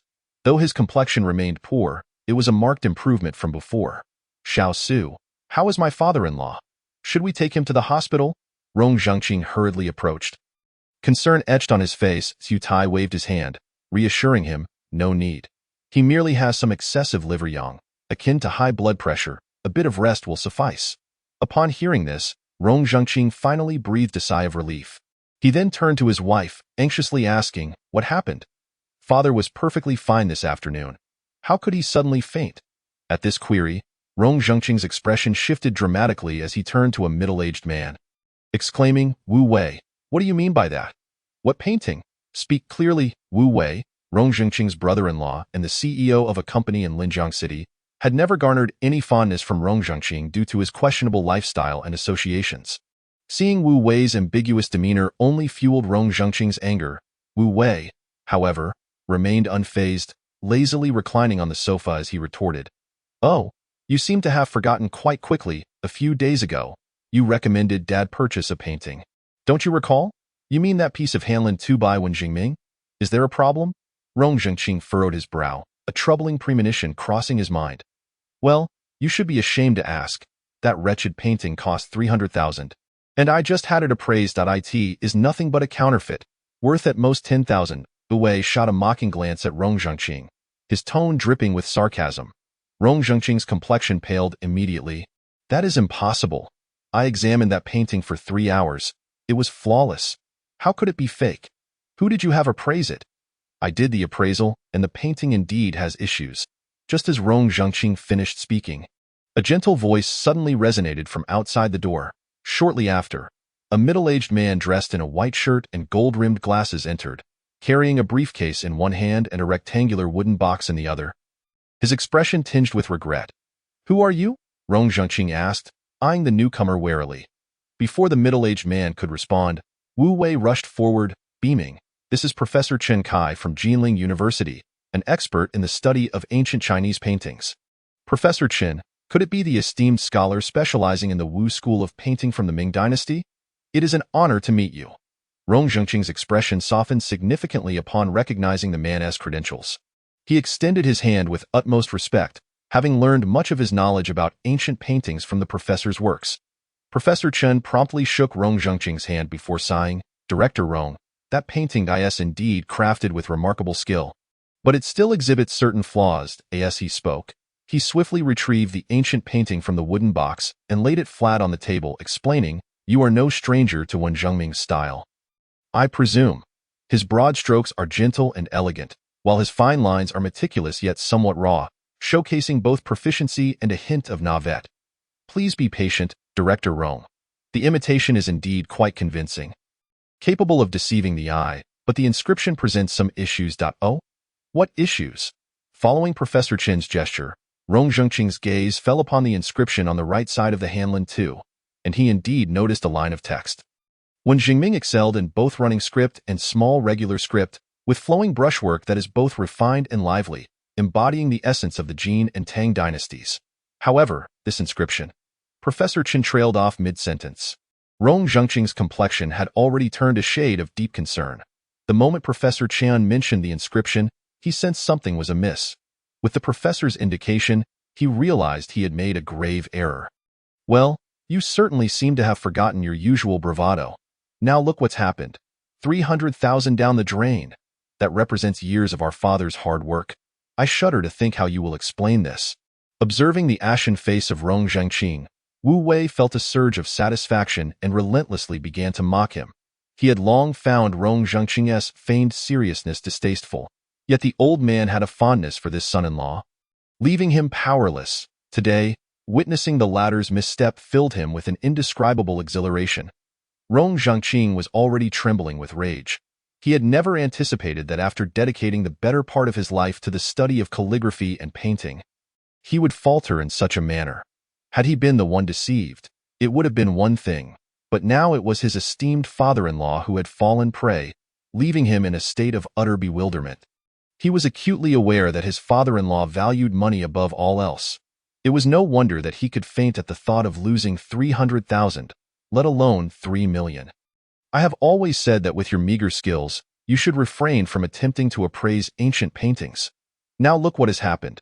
A waste of over 3 million, and what are we to tell my father? The wife of Rong Zhengqing chimed in, equally incensed. Although Rong Zhengqing's father-in-law had yet to speak, his constant groans from the sofa betrayed his dissatisfaction, hindered only by the presence of his son-in-law. Faced with this scene, Rong Zhengqing felt a void in his mind and an inexpressible guilt in his heart. Director Rong, may I take a look at this painting? At that moment, Su Tai, who had been silent until now, stepped forward with a smile. Young Su, I sincerely apologize.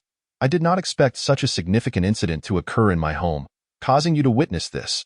Rong Zhengqing was momentarily taken aback, realizing Su Tai was still present. It's nothing. I simply wish to examine the painting, Su Tai replied, gesturing towards the cold forest painting on the table. Do you have an interest in ancient paintings as well? Rong Zhengqing asked. Bewildered, Su Tai quickly shook his head with a smile. I cannot claim to be knowledgeable. I merely learned a bit during my studies. I had only heard of Wen Zhengming's works, but had never seen them in person. So I am curious. Unfortunately, this cold forest painting is a fake. Rong Zhengqing managed a wry smile and shifted aside, allowing Su Tai space to inspect the painting. He did not place much importance on it. In his view, though Su Tai possessed remarkable medical skills, his expertise in art appraisal was questionable. After all, one's energy is finite. Mastering one discipline often precludes excelling in another. Su Tai, however, did not dwell on such thoughts. He swiftly approached the painting, magnifying glass in hand, beginning his examination. What is there to see? Why not just put it away? Do you not feel ashamed? Seeing Su Tai examine the painting, Rong Zhengqing's wife promptly nudged him. Her displeasure evident. Rong Zhengqing, with a grim expression, shook his head in resignation, choosing to ignore her, though he felt a twinge of discomfort. Wu Wei, sensing his rival's distress, seized the opportunity to gloat. Director Rong, I suggest you dispose of or burn this painting before my father becomes agitated at the sight of it. He had misjudged the situation, and no matter how much Wu Wei mocked him, he could only acquiesce. Tio counter would only invite further humiliation. After a pause, he turned to Su Tai and quietly said, Young Su, there's really nothing worth seeing in a fake painting. Perhaps I should just put it away. Wait a moment, Director Rong. Something seems off about this painting. Su Tai interjected, raising a hand to halt Rong Zhengqing's movements. Rong Zhengqing was taken aback, curiosity piqued. What do you mean, what seems off? Ha! You're not suggesting this painting is genuine, are you? Even Professor Chun has confirmed its authenticity. What more can you say? Wu Wei shot a glance at Su Tai. A hint of confusion crossing his face. Chen Kai, standing nearby, also looked at Su Tai with renewed interest, inquiring, Young man, what seems amiss? Nothing much. I simply wish to observe further, Su Tai replied, shaking his head gently as he continued his scrutiny with the magnifying glass. Seeing Su Tai's earnest demeanor, Rong Zhengqing hesitated to reclaim the painting, enduring a torment of anxiety. Each glance at the fake painting felt like a knife piercing his heart. Ha! A fake is a fake. No matter how many times you look, it remains unchanged. Can you truly turn a fake into a genuine article? Wu Wei scoffed. Though Chen Kai remained silent, he subtly shook his head. While there was no absolute certainty in art appraisal, he was 97% sure that the painting before them was counterfeit.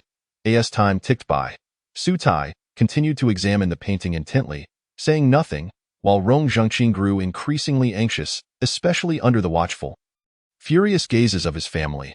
Young Su, perhaps we should just let it go and put the painting away, Rong Zhengqing suggested with a weary smile after a moment of hesitation. Why put it away? Just tear it up. Keeping it only clogs the heart, Rong Zhengqing's father-in-law suddenly interjected, rising from the sofa with a loud exclamation. He stepped forward, clearly intending to take action. Seeing the situation escalate, Su Tai quickly raised a hand to stop him, saying urgently, Sir, please wait. I believe the authenticity of this painting is still debatable. What? Wu Wei was taken aback, hastily retorting, Young man, do you even understand ancient paintings? This is clearly a counterfeit. How can there be any debate? As he spoke, he turned to Rong Zhengqing, questioning, Director Rong, where did you find this friend of yours? Is he also an expert in ancient paintings? No, Young Su. He is a traditional Chinese medicine practitioner from the Linjiang City Hospital. Rong Zhengqing replied, somewhat bewildered, providing an honest introduction. Traditional medicine? What does he know about ancient paintings? Wu Wei scoffed, his face darkening. Chen Kai, too, shook his head slightly, initially hoping Su Tai would offer a different perspective but now realizing he had no basis for his claims. Rong Zhengqing looked at Su Tai with some skepticism, forcing a smile as he said, Young Su, there's no need to comfort my father. This painting undoubtedly has issues. Director Rong, may I have a small knife? Su Tai asked, not offering further explanation but instead posing a simple request. Ha! You don't think there's a hidden layer in this painting from which a genuine piece can be extracted, do you? Save your effort. I've checked. It's simply not possible, Wu Wei interjected loudly. Though not an expert in ancient paintings, he considered himself a quasi-collector, having gathered various notable works at home. He was aware of certain practices in the antiques world. But he had thoroughly examined the cold forest painting multiple times and even had Chen Kai, a reputable expert, scrutinize it for hours, concluding that such a scenario was impossible. Chen Kai nodded in agreement, stating, Young man, I have already contemplated those possibilities. They simply cannot occur. It would be best not to destroy this painting. Although it is a fake, it is a decent imitation and could still be worth a few thousand. Young Su, truly, let us just leave this matter be. I wish to move past it. Rong Zhengqing's mind was in turmoil. He did not want to dwell on the issue any longer, merely wishing for it to be resolved swiftly. In his heart, he believed that when it came to art appraisal, Su Tai could not possibly rival Chen Kai's authority. Since Chen Kai declared it a fake, he could not fathom any other outcome. Su Tai, however, remained resolute, gazing earnestly at Rong Zhengqing as he asserted, "Director Rong, trust my judgment." "Well, if you insist." Rong Zhengqing, sensing Su Tai's unwavering conviction, felt an increase of doubt in his heart. After a moment of silence, he hurriedly fetched a small knife and handed it to Su Tai. Upon receiving the knife, Su Tai swiftly approached the painting. However, he did not act immediately. Instead, he placed his fingers on the right side where the inscription was located, seemingly attuning himself to something. "Ha! You aren't seriously attempting to diagnose the painting, are you? Have your medical studies led you to this point?" Wu Wei derisively mocked. Rong Zhengqing frowned, retorting coldly, "Wu Wei, if you don't have anything constructive to say, no one considers you a mute, am I mistaken? I see this young man you hired likely doesn't even know who Wen Zhengming is, yet he dares to question Professor Chen's judgment."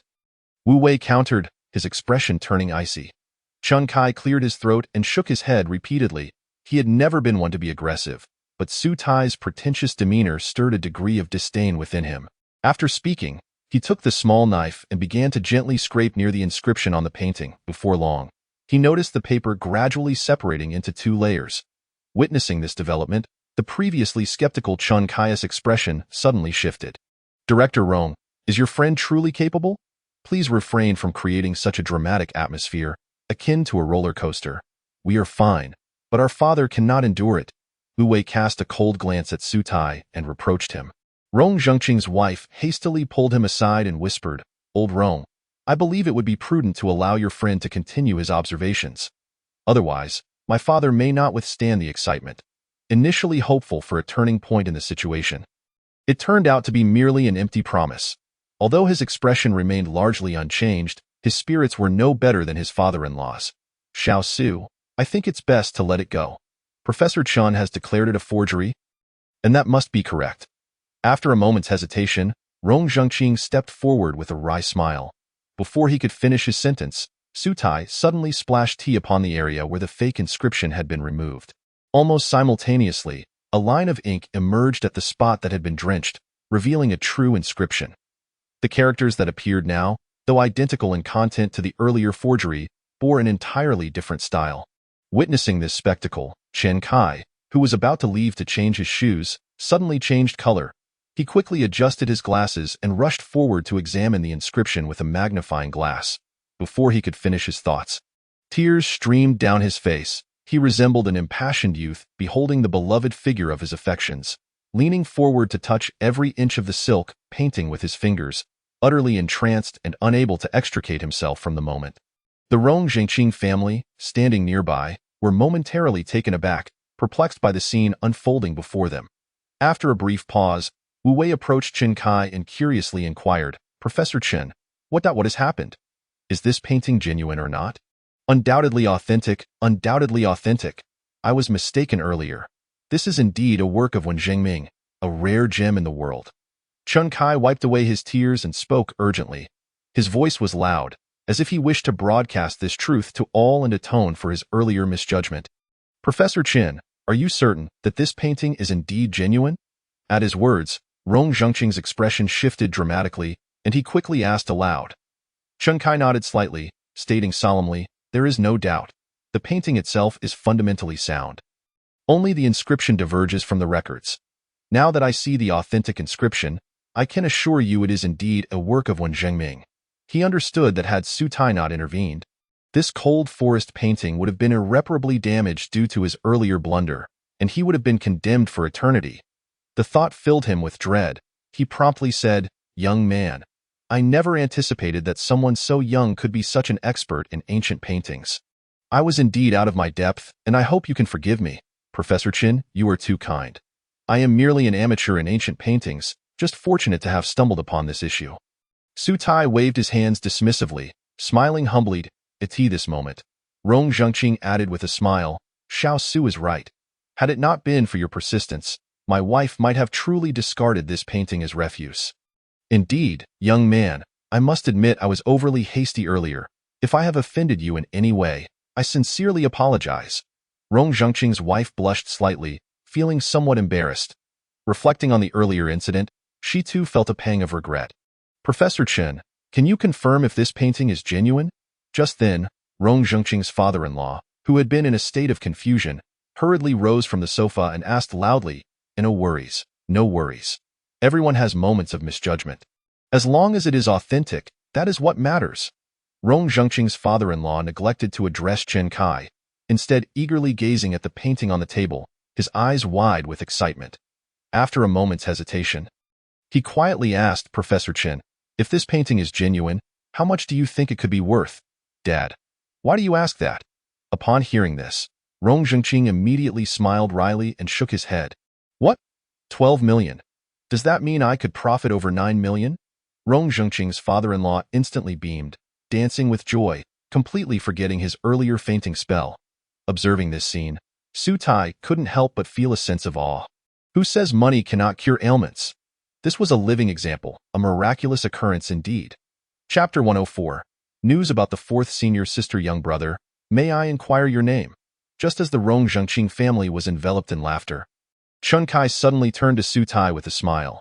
"Xiao Su, I truly did not expect that someone so young as yourself could possess such profound knowledge of ancient paintings. Had it not been for your intervention, the outcome could have been unimaginable." Chen Kai sighed repeatedly. Su Tai quickly waved his hands and replied with a smile, "Professor Chen, you flatter me. I study traditional Chinese medicine and am quite the novice when it comes to ancient paintings. I was merely a lucky cat stumbling upon a dead mouse. Xiao Su, you are too modest. If you are an amateur, then I fear I have never even glimpsed the door." Chen Kai joked lightly. He then suddenly withdrew a card from his pocket and handed it to Su Tai, stating earnestly, "Xiao Su, in a few days, Jinling University will be hosting a symposium on the Wu School of Painting in Linjiang City. We hope you will grace us with your presence and perhaps offer some insights. Would you consider it? To offer insights would be too much. I would be more than happy to attend and learn."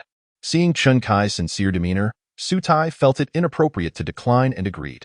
Upon accepting the card, he glanced briefly and noticed that the symposium's venue was conveniently located near Linjiang Pharmaceutical. Coincidentally, Shen Yuelin had been urging him to go for a massage recently, so Su Tai planned to visit afterward.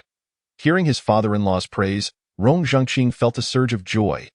He knew that this elder was notoriously hard to please, so receiving a compliment from him was akin to conquering a formidable peak, indicating that he was genuinely pleased today.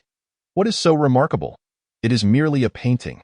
Observing the scene, Wu Wei scoffed, his tone dripping with sarcasm. However, his gaze involuntarily drifted towards Su Tai, as he mused to himself about when Rong Zhengqing had found such a formidable ally. Rong Zhengqing's father-in-law immediately adopted a stern expression and coldly remarked, "What do you mean merely a painting? If you possess the skill, why not find one for me? All you do is indulge in feasting and merriment. I should never have allowed you to marry my daughter. You ought to learn from Zhengqing and cultivate friendships with capable individuals like Xiaosu." As he spoke, he smiled warmly at Su Tai, his eyes filled with admiration. "Dad, let it go, let it go. Let us appreciate the painting." Rong Zhengqing exchanged a knowing glance with Su Tai, then proudly shot Wu Wei a look. "Indeed, let us admire the art." Rong Zhengqing's father-in-law immediately brightened, grinning widely as he pulled Su Tai and Chen Kai to admire the cold forest painting. Watching his father-in-law's beaming visage, Rong Zhengqing felt elated. However, he quickly realized that had it not been for Su Tai's timely intervention, today's events could have unfolded quite differently. Reflecting on this, he hastily said, "Xiao Su, I cannot thank you enough for today. I truly do not know how to express my gratitude. How about this? I shall personally cook for us, and we can enjoy a couple of drinks together?" "That sounds delightful. I would be honored," Su Tai responded with a smile. Rong Zhengqing repeatedly waved his hands, replying earnestly, "Xiao Su, please, do not call me Director Rong. It feels too formal. I am a few years older than you. So if you do not mind, just call me Ronggu." Su Tai's expression turned awkward. Given that Rong Zhengqing was nearly the same age as his father, calling him Rong Uncle would not have been out of place. Now he was being asked to refer to him as brother, which felt quite peculiar.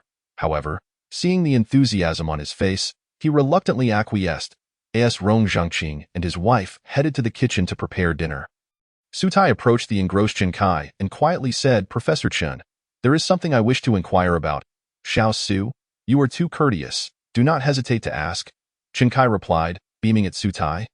His demeanor exceedingly amiable, Sutai scratched his head, feeling somewhat awkward as he said, "There is a young female professor at Jinling University, namely Mengjia.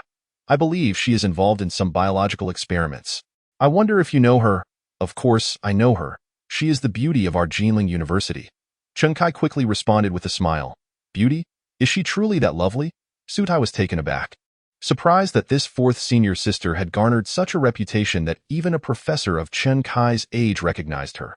Chen Kai's eyes narrowed in excitement as he exclaimed, "Not just beautiful. She is simply a goddess. I had the fortune of meeting her a year ago, and I still vividly recall that moment.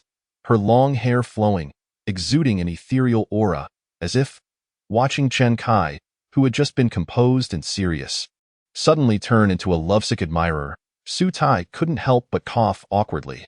His curiosity about this fourth senior sister grew. What kind of breathtaking beauty could possibly render such a reserved and mature professor so flustered? Xiao Su, to be honest. While Professor Li's beauty is noteworthy, her academic research is truly exceptional, considered among the finest in our nation. Although I do not specialize in biology, many of my friends laud her research capabilities." Realizing his earlier lapse, Chen Kai quickly cleared his throat and added with a smile. As they conversed, he suddenly shifted the subject with a knowing smile. "Xiao Su, you do not happen to have intentions towards Professor Li, do you? What do you think, Professor Chen? Am I qualified?" Sutai inquired eagerly. Chen Kai scrutinized Sutai, stroking his chin, and shook his head. "It is not a matter of qualification. Professor Li already has someone special in her life." "What? Is that so? Who is it?" Sutai's curiosity was piqued, and he quickly pressed for details. "Childhood sweethearts. They are likely to marry soon." Sutai was momentarily stunned. Having never met in person, I find myself unexpectedly thrust into the role of a scapegoat. It is quite remarkable indeed. Xiao Su, do not be disheartened. With your appearance and intellect, you will undoubtedly find a more suitable partner. I have several promising students under my guidance, and if you are interested, I can facilitate an introduction. Noticing Sutai's silence, Chen Kai hastily offered words of comfort. Sutai waved his hands repeatedly, clearing his throat. "That won't be necessary. I have a childhood friend. Is that so? What a pity. I had intended to." Chen Kai trailed off, his voice faltering. He had hoped to introduce his daughter to Sutai, only to discover that the latter already had someone special in mind. Leaving him with a tinge of regret, Sutai, however, was unfazed, preoccupied with thoughts of when he might meet his fourth senior sister. Just as he was lost in contemplation, Chen Kai suddenly smiled. "Xiao Su, while I cannot assist you in pursuing Professor Li, I do have a way for you to meet her." "What method?" Sutai inquired, unable to suppress his curiosity at Chen Kai's enigmatic expression. "The seminar. Only those affiliated with Jinling University are eligible to attend, so how could an outsider like me gain entry?" Sutai responded with a wry smile, feeling slightly disappointed. Chen Kai chuckled and nodded. "Indeed? This seminar is of great importance, and only students and faculty from our biology department may attend. However, the school has also issued a few invitations to select staff members, and I managed to secure one." "You applied for an invitation?" Sutai hesitated before responding with a knowing smile. "Professor Chen, I never imagined you had an interest in biotechnology beyond your historical pursuits." Upon hearing this, Chen Kai's face flushed, and he coughed. "Xiao Su, you jest. This ticket was actually requested on behalf of a friend, who ultimately could not attend and left it to me."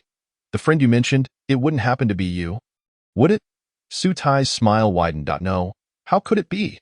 I have no interest in this seminar," Chen Kai stammered, instinctively turning his head away, clearly embarrassed. Observing his expression, Sutai couldn't help but chuckle inwardly, realizing that while Chen Kai feigned disinterest in the seminar, it was his fourth senior sister who truly piqued his interest. Nevertheless, he chose not to expose this, as it was only natural for a man to appreciate beauty, which only served to his senior sister's remarkable qualities. With this thought, Sutai became increasingly eager to meet her, a brilliant scholar with both beauty and intellect. After a moment's reflection, he quickly added, Professor Chun, given the significance of this seminar, that invitation must be quite valuable. Indeed, as far as I know, invitations have been traded among the wealthy circles of Jinling for over 300,000, and the price is only rising. Chun Kai replied eagerly, I never anticipated that these affluent individuals would show such interest in biotechnology. It seems Jinling University has done an excellent job with public outreach, Su Tai joked, while internally realizing why his senior sister would enlist him as a shield against numerous suitors. Chun Kai continued, they are not genuinely interested in biotechnology. It's simply that he abruptly stopped, glancing at Su Tai with a hint of guilt before continuing. Xiao Su, you are an exception.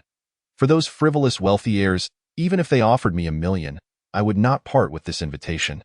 I appreciate your recognition, Professor Chin, but this invitation is far too precious. I feel unworthy to accept it. Is there anything you might need my assistance with? Su Tai inquired with a gentle smile, aware that Chun Kai would not bestow such a valuable token without a motive. Despite 300,000 being insignificant to a respected professor like him, the fervor of the wealthy heirs suggested that this invitation could facilitate many endeavors.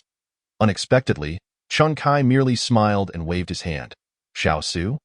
You are overthinking. I have no conditions. I simply believe you deserve this invitation.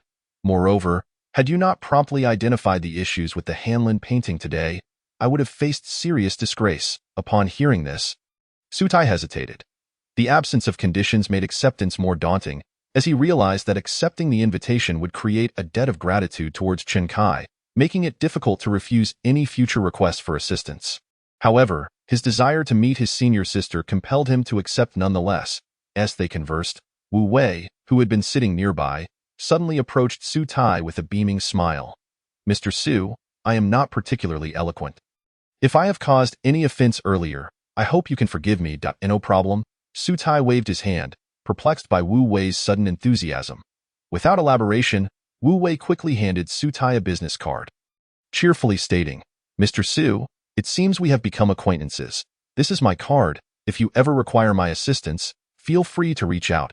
Su Tai hesitated briefly before accepting the card and glancing at it, discovering that Wu Wei was the owner of a well-known fashion magazine in Jiangnan province. However, he did not dwell on it, as his profession as a doctor had little connection to a fashion magazine. Yet, noticing Wu Wei's eagerness, he felt it inappropriate to decline, thus placing the card in his pocket. Very well, Mr. Su, I have some matters to attend to, so I shall take my leave. Please enjoy a few drinks with my father later. I will treat you to a drink when the opportunity arises. With that, Wu Wei smiled, picked up his bag, and departed.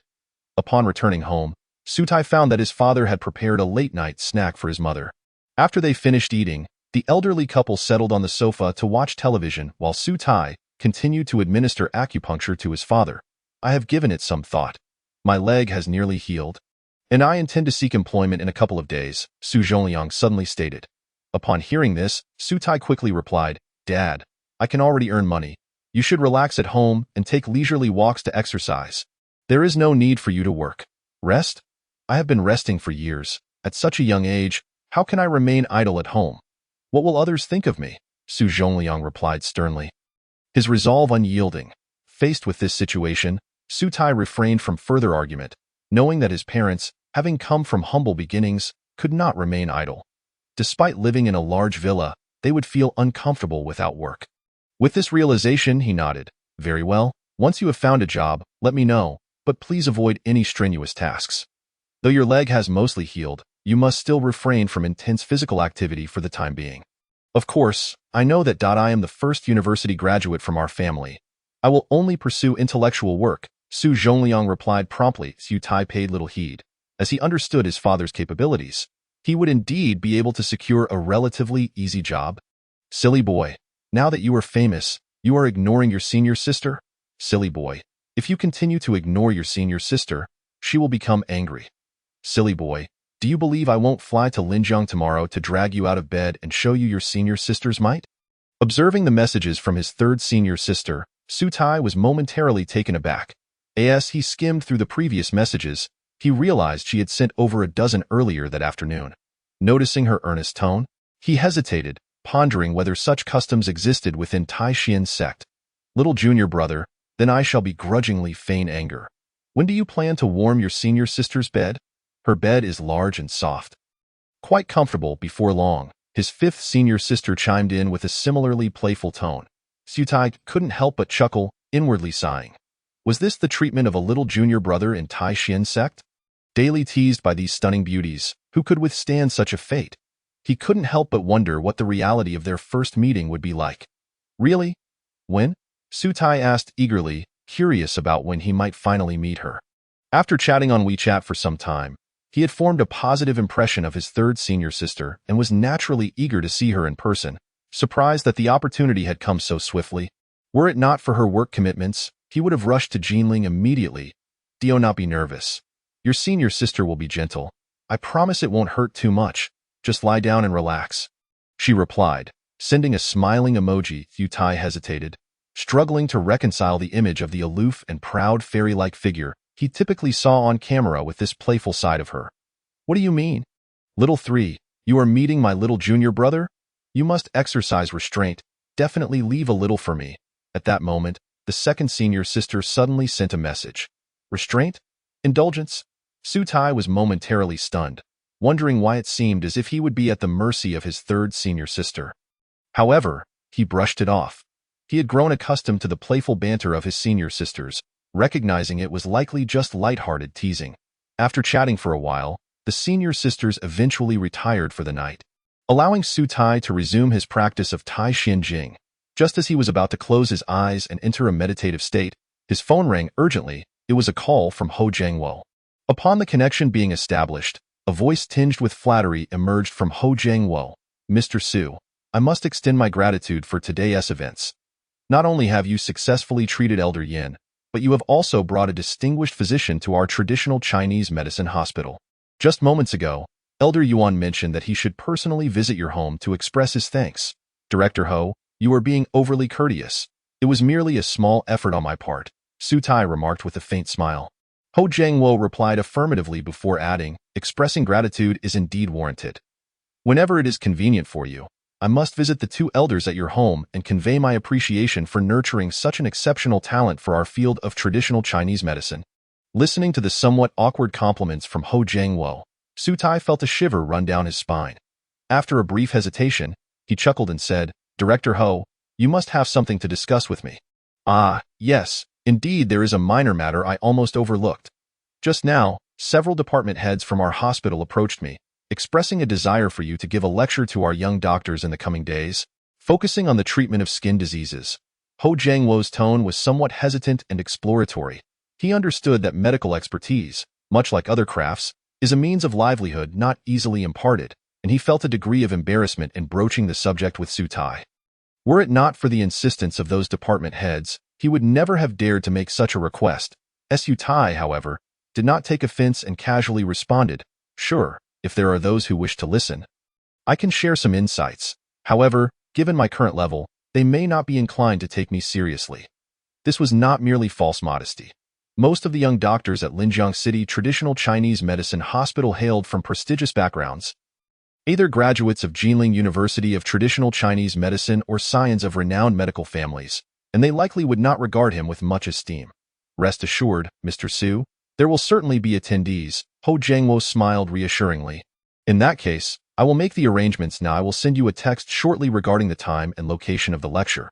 Sutai acknowledged with a nonchalant response, hung up the phone, and resumed his meditative practices. Unbeknownst to him, shortly after the call ended, the staff group of Linjiang City Traditional Chinese Medicine Hospital erupted with excitement. Upon learning of Sutai's upcoming lecture, over half of the young doctors eagerly signed up, and even physicians from nearby traditional Chinese medicine hospitals expressed their desire to attend, offering to pay for the privilege of listening. After all, it was the renowned little god of medicine from Linjiang City coming to speak. Who wouldn't want to be a part of it? Early the next morning, after concluding his meditation, Sutai received a message from Ho Jiangwo.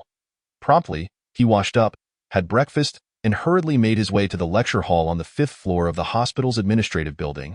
As indicated in the message, the lecture hall on the 5th floor was the largest in the hospital, capable of accommodating 300 to 400 people. Initially, Sutai was concerned it might be too spacious. Given that there were only a few dozen young doctors in the entire hospital, however, upon entering, he was taken aback by the sight before him.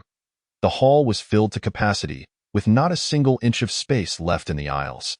Had there been any other lecture halls, Su Tai might have doubted whether he had entered the correct room. Is that not our illustrious scholar, Su? What brings you here as well? Just as Su Tai stood there in astonishment, a familiar voice called out from behind. Turning around, he saw a young man dressed in a sharply tailored suit, with a somewhat flamboyant demeanor, wearing a half-smile. Accompanying him were several young women and a middle-aged man sporting reading glasses. "Professor Yang, what a surprise to see you here," Su Tai exclaimed, stepping forward with curiosity. Yang Jin, a professor at the College of Traditional Chinese Medicine at Linjiang Medical University and also the associate director of the affiliated hospital, was Su Tai's university mentor. The young man with the flamboyant demeanor was Xie Jun, flanked by three young women, Zhang Ye, Zhao Lingwei, and Cheng Yelming, who were all Su Tai's classmates. Xie Jun and his companions were among the top students of their cohort, not only possessing considerable talent but also coming from families deeply rooted in traditional Chinese medicine. Xie Jun's grandfather was a well-known physician at a traditional Chinese medicine hospital in Jinling, thus garnering Yang Jin's special attention. Su Tai recalled that before graduating, Xie Jun and others had been selected by Yang Jin for internships at the affiliated hospital, which had filled him with envy at the time. He had not even been deemed worthy of serving tea to Yang Jin back then. Xie Jun chuckled and introduced, "Professor Yang, this is Su Tai from our cohort. I believe you may recall him. You once remarked that although he worked diligently, his lack of innate talent rendered him unlikely to achieve greatness in this lifetime." "Oh, Su Tai. The name rings a bell," Yang Jin acknowledged with a nod. Though he did not dwell on it, as a well-known mentor at Linjiang Medical University, he taught hundreds of students each year, and few left a lasting impression, especially those deemed mediocre and unremarkable. After taking a cursory glance at Su Tai, he adjusted his glasses and inquired, "So, Xiao Su, where are you working since graduation?" Upon hearing this, Xie Jun turned to tease, "Zhang Ye, I never imagined you to be so attentive to Su Tai. One might wonder if you harbor any interest in him." "Don't be ridiculous. I have no interest in him whatsoever," Zhang Ye quickly retorted, pushing Xie Jun away and casting an involuntary glance at Su Tai, a hint of disdain flickering in her mind.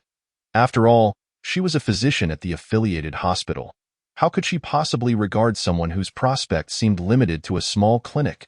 With that thought, she glanced back at Su Tai, relieved to see he seemed unaffected by Xie Jun's remarks. She would have been at a loss on how to extricate herself if he had misinterpreted the situation and pursued her. "Ji Shirtang, I haven't heard of it. Is it in Linjiang City?" Yang Jin, who had been reviewing materials, casually inquired. "A small clinic. No wonder I've never heard of it," he murmured to himself, shaking his head slightly, a flicker of disappointment in his eyes. After a moment, he looked up and continued, "Xiao Su, securing a job in traditional Chinese medicine is quite challenging, and I understand you lack innate talent. If it proves too difficult, perhaps you should consider a career change. I recall there was someone from your cohort named Su Shang who opened an advertising company." "Indeed, Su Tai, being a doctor is not a profession just anyone can pursue. With your current level, you will likely spend your life in a small clinic. It would be wise to change paths sooner rather than later," Xie Jun concurred. Su Tai furrowed his brow, slightly displeased, and replied, "No, I believe being a doctor suits me just fine. I have no intention of changing careers. You're merely indulging in self-deception. With a monthly salary of 3,000 to 4,000, what girl would look your way? You should at least be earning more than me or Yameng," Xie Jun scoffed, at his words. Zhang Ye and the others nodded in agreement, echoing Xie Jun's sentiments. After all, if given the choice, they would never consider a man like Su Tai. Su Tai found their reactions amusing. In the past, he might have envied Xie Jun and the others for their positions at the affiliated hospital, but now he couldn't be bothered to even glance their way. He refrained from further explanation, merely stating, "Xie Jun, I wonder if you've ever heard the saying, to advise someone to change careers is akin to 1,000 cuts." "Never heard of it. Who said that?"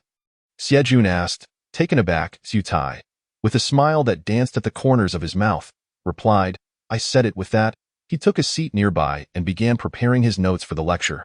Observing this, Xie Jun's face shifted through shades of embarrassment and rage, realizing that Su Tai had effectively cursed him with the phrase, "Well, you certainly have a temper. Xie Jun and Professor Yang were merely offering you well-meaning advice to prevent you from straying down the wrong path." "What do you mean by that?" Zhang Ye interjected with a huff, her tone tinged with displeasure. Having already looked down upon someone like Su Tai, She was incensed by his perceived rudeness towards them. Perhaps it was jealousy that Xie Jun possessed greater talent and achievements than he did. What could be done? With his character, he would never surpass Xie Jun. Cheng Yuming let out a cold laugh and continued to scroll through her phone. Showing no interest in a man devoid of ambition. That moment, Zhao Lingwei, wearing a charming yellow sundress, looked up at Su Tai and advised, Su Tai, you must accept your fate. Not everyone is like Xie Jun. Blessed with both talent and a lineage in traditional Chinese medicine. Most people are rather average, just like you. Perhaps a career change could open up other opportunities. Why cling so stubbornly to your current path? At her age, she had grown increasingly aware of the significance of talent in medicine. Without it, and lacking a prestigious background, one could only lead a life of mediocrity. Meanwhile, those with exceptional talent, like her peers, were already securing positions at the affiliated hospital before graduation, paving their way to success, with many destined for departmental directorships. Some, like Xie Jun, who boasted both talent and lineage, had limitless potential. It was not inconceivable that he might someday take Yang Jin's position. Such was the reality of their world. Indeed, talents like Xie Jun are rare. Among the dozens of cohorts I have taught, he is truly exceptional. Yang Jin nodded in agreement, his gaze filled with admiration for Xie Jun. As he spoke, he turned once more to Su Tai and coldly remarked, although it may sound harsh, consider it a piece of genuine advice. In the practice of medicine, innate talent is paramount. I have a classmate who lacked talent yet was obstinate and unyielding. To this day, he remains an ordinary doctor. Su Tai found it quite amusing. Yang Jin's style had indeed remained unchanged for over a decade. In his eyes, the pursuit of medicine was merely a means to ascend the social ladder and amass wealth, revealing an excessively utilitarian mindset. If all practitioners of medicine were truly as he described, one might wonder how many doctors would still exist in the world. However, Su Tai could not be bothered to refute him and chose instead to disregard his remarks altogether. Teacher Yang, please pay him no mind. Since he refuses to listen, let him be. After all, he will ultimately be the one to suffer, Cheng Yuming remarked, casting a disdainful glance at Su Tai before hastily adding, Teacher Yang, before the lecture begins, could you introduce us to that esteemed Su Zai? Chapter 108. Recalling a joyous matter, Yang Jin nodded slightly and refrained from elaborating further. As a mentor, it was only natural to offer a few words of counsel to a wayward student. But since the latter showed no interest, there was no need to waste further breath. After all, he had hundreds of students under his tutelage, and there were far too many mediocrities like Su Tai among them. Their relationship was merely that of a typical teacher and student, and he saw no reason to concern himself with such an inconsequential individual. Him, as long as disciples like Xie Jun could develop along the lines he advocated, that would suffice. Even Professor Song from our medical university and Director Li from the dermatology hospital praised him profusely, deeming him truly worthy of the title Divine Doctor. My heavens, Professor Song and Director Li are both experts in treating skin diseases. Among the top in Jiangnan province, Tio received their accolades as a divine doctor speaks volumes about Su Zai prowess, Zhang Yu exclaimed. Yang Jin smiled faintly and replied, indeed, how could he bear the title of Su Zai otherwise? It is said that the prescriptions he provides for treating rashes and dermatitis carry the faint semblance of ancient, lost formulas, indicating his profound knowledge of traditional Chinese medicine. As he spoke, he glanced at Zhao Lingwei and the other two. Chuckling, I have also heard that the ointment crafted by Su Zai not only treats skin ailments, but also excels in acne removal and skin beautification. If you three young ladies have the opportunity, you might inquire about his formulas. They are undoubtedly far superior to the cosmetics you usually use. Really? Upon hearing Yang Jin's words, Zhao Lingwei's expression brightened instantly. Although her skin was well maintained, it was not without blemishes. Despite using numerous skincare products, the results were unsatisfactory, and she worried about potential side effect. If such a prescription truly existed, she naturally wished to possess it. However, her excitement soon waned, and she sighed. I heard that the queue to see Su Zai stretches all the way to Yanjing. When will I ever have the chance? Indeed, and I also heard that Su Zai does not come to the hospital every day, making it even more challenging to meet him, Zhang Yu lamented. Yang Jin chuckled and waved his hand. There's nothing to be done. It's difficult even for me to get an audience with such a divine doctor. Fortunately, we have the chance to hear him lecture today. So you must pay close attention.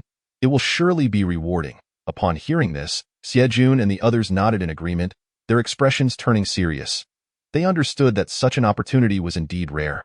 Among the younger generation at the affiliated hospital of the medical university, only a few were qualified to attend, and they dared not take it lightly. Teacher Yang, do you know the background of this Suzai Shenai? Ive never heard of him before, Jun suddenly inquired, curiosity piqued. Zhao Lingwei and the other two turned their attention to Yang Jin as well. Yang Jin furrowed his brow, and after a moment's reflection, he sighed and shook his head. I am not entirely certain, but I suspect he must come from a family of traditional Chinese medicine practitioners, with at least 3 generations having produced notable doctors. Otherwise, it would be impossible for him to possess such extensive knowledge of ancient remedies. A family of traditional Chinese medicine practitioners. 3 generations of notable doctors. As Su Tai organized his notes, he nearly burst out laughing upon hearing Yang Jin's conjecture. His parents were both laid-off workers, and neither his grandparents nor his maternal grandparents had any connection to traditional medicine. He couldn't fathom how Yang Jin arrived at such a conclusion. What are you laughing at? Cheng Yuming shot a disdainful glance at Su Tai, who merely coughed awkwardly and waved his hand. It's nothing. I just suddenly recalled a delightful matter. Yuming, don't mind him. He.s. acting like a fool. Zhang Ye tugged at Cheng Yuming's arm and shot Su Tai a glare before returning her focus to Yang Jin. Yang Jin and Xie Jun hesitated for a moment, but chose to ignore Su Tai's interruption and continued their discussion. No wonder. I thought he was only in his 20s yet achieved such accomplishments. It turns out he comes from a family of traditional Chinese medicine practitioners, starting at a much higher point than many of us. Zhao Lingwei remarked softly.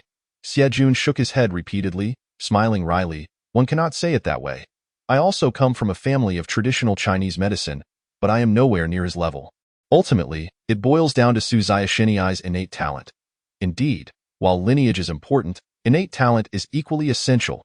Suzai Shenai has undoubtedly enjoyed favorable circumstances, allowing him to attain his current achievements, which are simply beyond the reach of ordinary individuals. Yang Jin observed with a series of sighs. By the way, I heard that Suzai Shenai is quite handsome. I wonder if he has a girlfriend. Cheng Yuming suddenly mused dreamily.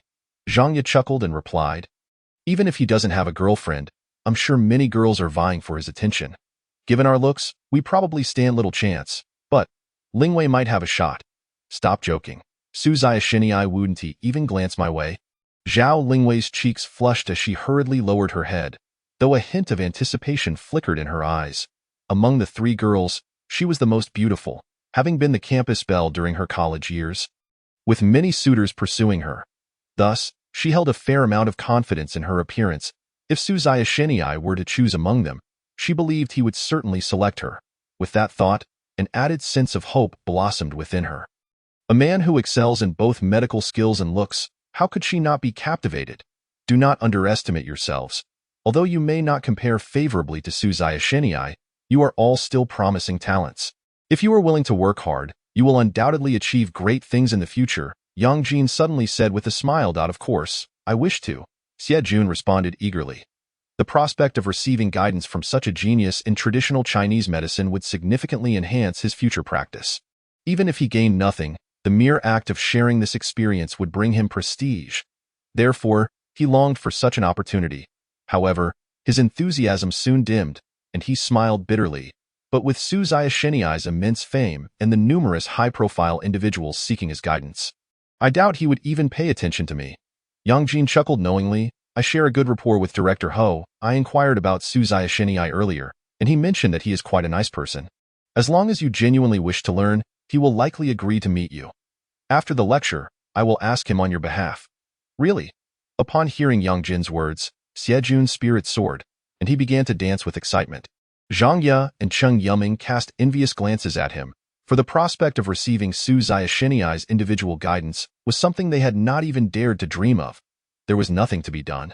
After all, Xie Jun was Yang Jin's prized disciple and had a renowned doctor as a grandfather, an advantage they could not hope to match.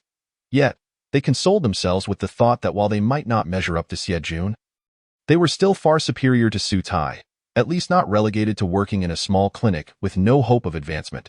With that thought in mind, Zhang Ye and the others felt their spirits lift considerably. Chapter 109. Am I not worthy to carry your shoes, Xie Jun? It seems that the position of head of the neurosurgery department is rightfully yours. You must remember to look out for your old classmates in the future." Zhang Ye suddenly said, a broad smile on her face as she gazed at him. Cheng Yuming also wrapped her arm around Xie Jun's, playfully adding, "Indeed, you cannot forget your old classmates once you rise to a higher position. Remember to lend us a hand." They were all astute individuals, quickly realizing that Yang Jin was intent on nurturing Xie Jun. Once he received guidance from Su Zia, his ascension to head of the neurosurgery department would be all but assured, and his future prospects were bound to be limitless. Meanwhile, they, as ordinary doctors lacking both talent and connections, would need to quickly ally themselves with Xie Jun if they wished to achieve anything within the hospital. Otherwise, once he truly flourished, it would be exceedingly difficult to curry favor with him. "Yuming, you shouldn't say such things. I have no qualifications to be the department head. There are countless doctors more capable than I in our hospital." Xie Jun hastily waved his hand, smiling humbly. Yet, there was a glimmer of pride in his eyes. After all, he was keenly aware of Yang Jin's intentions, having spent every day by his side. Such was the privilege of a genius. A reality that ordinary people could never truly comprehend. While he was lost in this blissful moment, he suddenly noticed that Su Tai, seated nearby, had maintained a remarkably unchanged expression, as if he hadn't heard a word, continuing to scribble in his notebook. Seeing this, Xie Jun couldn't help but sneer, deliberately saying, "Su Tai, do you wish to receive guidance from Su Zia? I could introduce you after I meet him." Ha, with his intellect. Su Zia would likely not even bother to glance his way. Have you ever seen anyone offering guidance to a mere rock? Before Su Tai could respond, Cheng Yuming began to mock him. Having felt displeased with Yang Jin for granting the opportunity to Xie Jun, she seized the chance to vent her frustrations on Su Tai. Su Tai remained unfazed, not even lifting his head, and simply replied indifferently, "I do not require his guidance." "Heh, quite an audacious tone you have there. There's no need for the guidance of the esteemed Su Zia. Why have you come to attend the lecture today? Do not harbor any jealousy. After all, such opportunities are not afforded to everyone." Xie Jun chuckled softly, his gaze towards Su Tai imbued with unmistakable amusement. To him, Su Tai appeared calm on the surface. Yet inwardly, he must be consumed by envy. With that thought, he continued with a grin. "Su Tai, heed my advice and change your career path swiftly. With your level of talent, even if Su Zia were to guide you 100 times, you are destined for mediocrity. Xie Jun, do not rejoice too soon. As far as I recall, it seems that the esteemed Su Zia has yet to agree to offer you personal guidance." Observing Xie Jun's smug demeanor, Su Tai found it somewhat amusing. "Heh, you need not worry about that. Given my rapport with Dean Ho, Su Zia will undoubtedly provide Xie Jun with individual instruction." Yang Jin, who was glancing at his watch, remarked coldly. Su Tai chuckled lightly and replied nonchalantly, "That may not necessarily be the case. I happen to believe that Xie Jun lacks the qualifications for such an honor. What do you think you are? Does Su Zia's decision to guide Xie Jun require your approval?" Cheng Yuming's tone was tinged with displeasure. "Indeed, he must heed my direction," Su Tai said, raising his hands in feigned innocence. These words. Zhao Lingwei could not help but laugh, retorting coldly, "Su Tai, you do not seriously believe that your surname, Su, grants you any familial connection to Su Zia, do you? He would certainly not pay you any mind." Familial connection to Su Zia? With his level of skill, he wouldn't even be worthy of carrying Su Zia's shoes. Zhang Ye rolled her eyes at Su Tai. Upon hearing this, Su Tai was momentarily taken aback. Pondering inwardly, if I am unworthy of carrying my own shoes, then who would carry them for me? Just as the group was engaged in their idle chatter, a sudden flurry of footsteps echoed from outside the conference room door. Soon after, an elderly man with a head of silver hair, clad in a tang suit, entered, flanked by several middle-aged individuals. As this entourage entered, the previously boisterous conference room fell into an immediate hush. With hundreds of pairs of eyes turning in their direction, "Teacher Yang, who are they?" Xie Jun inquired, unable to contain his curiosity upon witnessing the scene. "And why goodness, it's Elder Yuan. I never expected him to be drawn here as well. It seems Su Zia holds quite a significant reputation," Xie Jun exclaimed in awe. Yang Jin chuckled lightly and nodded. "Indeed, as far as I know, it was Elder Yuan himself who invited Su Zia to our Chinese medicine hospital. Initially, Dean Ho intended to step aside, but Su Ziyashini declined, opting instead to serve as the head of the dermatology department.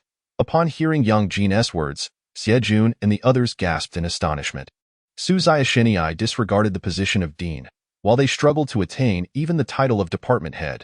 It was indeed a case of differing fates. Teacher Yang, which one is Su Ziyashini? Is it the young man standing to Elder Yuan's right? Cheng Yuming inquired, craning her neck and glancing around curiously. Yang Jian waved his hand, shaking his head.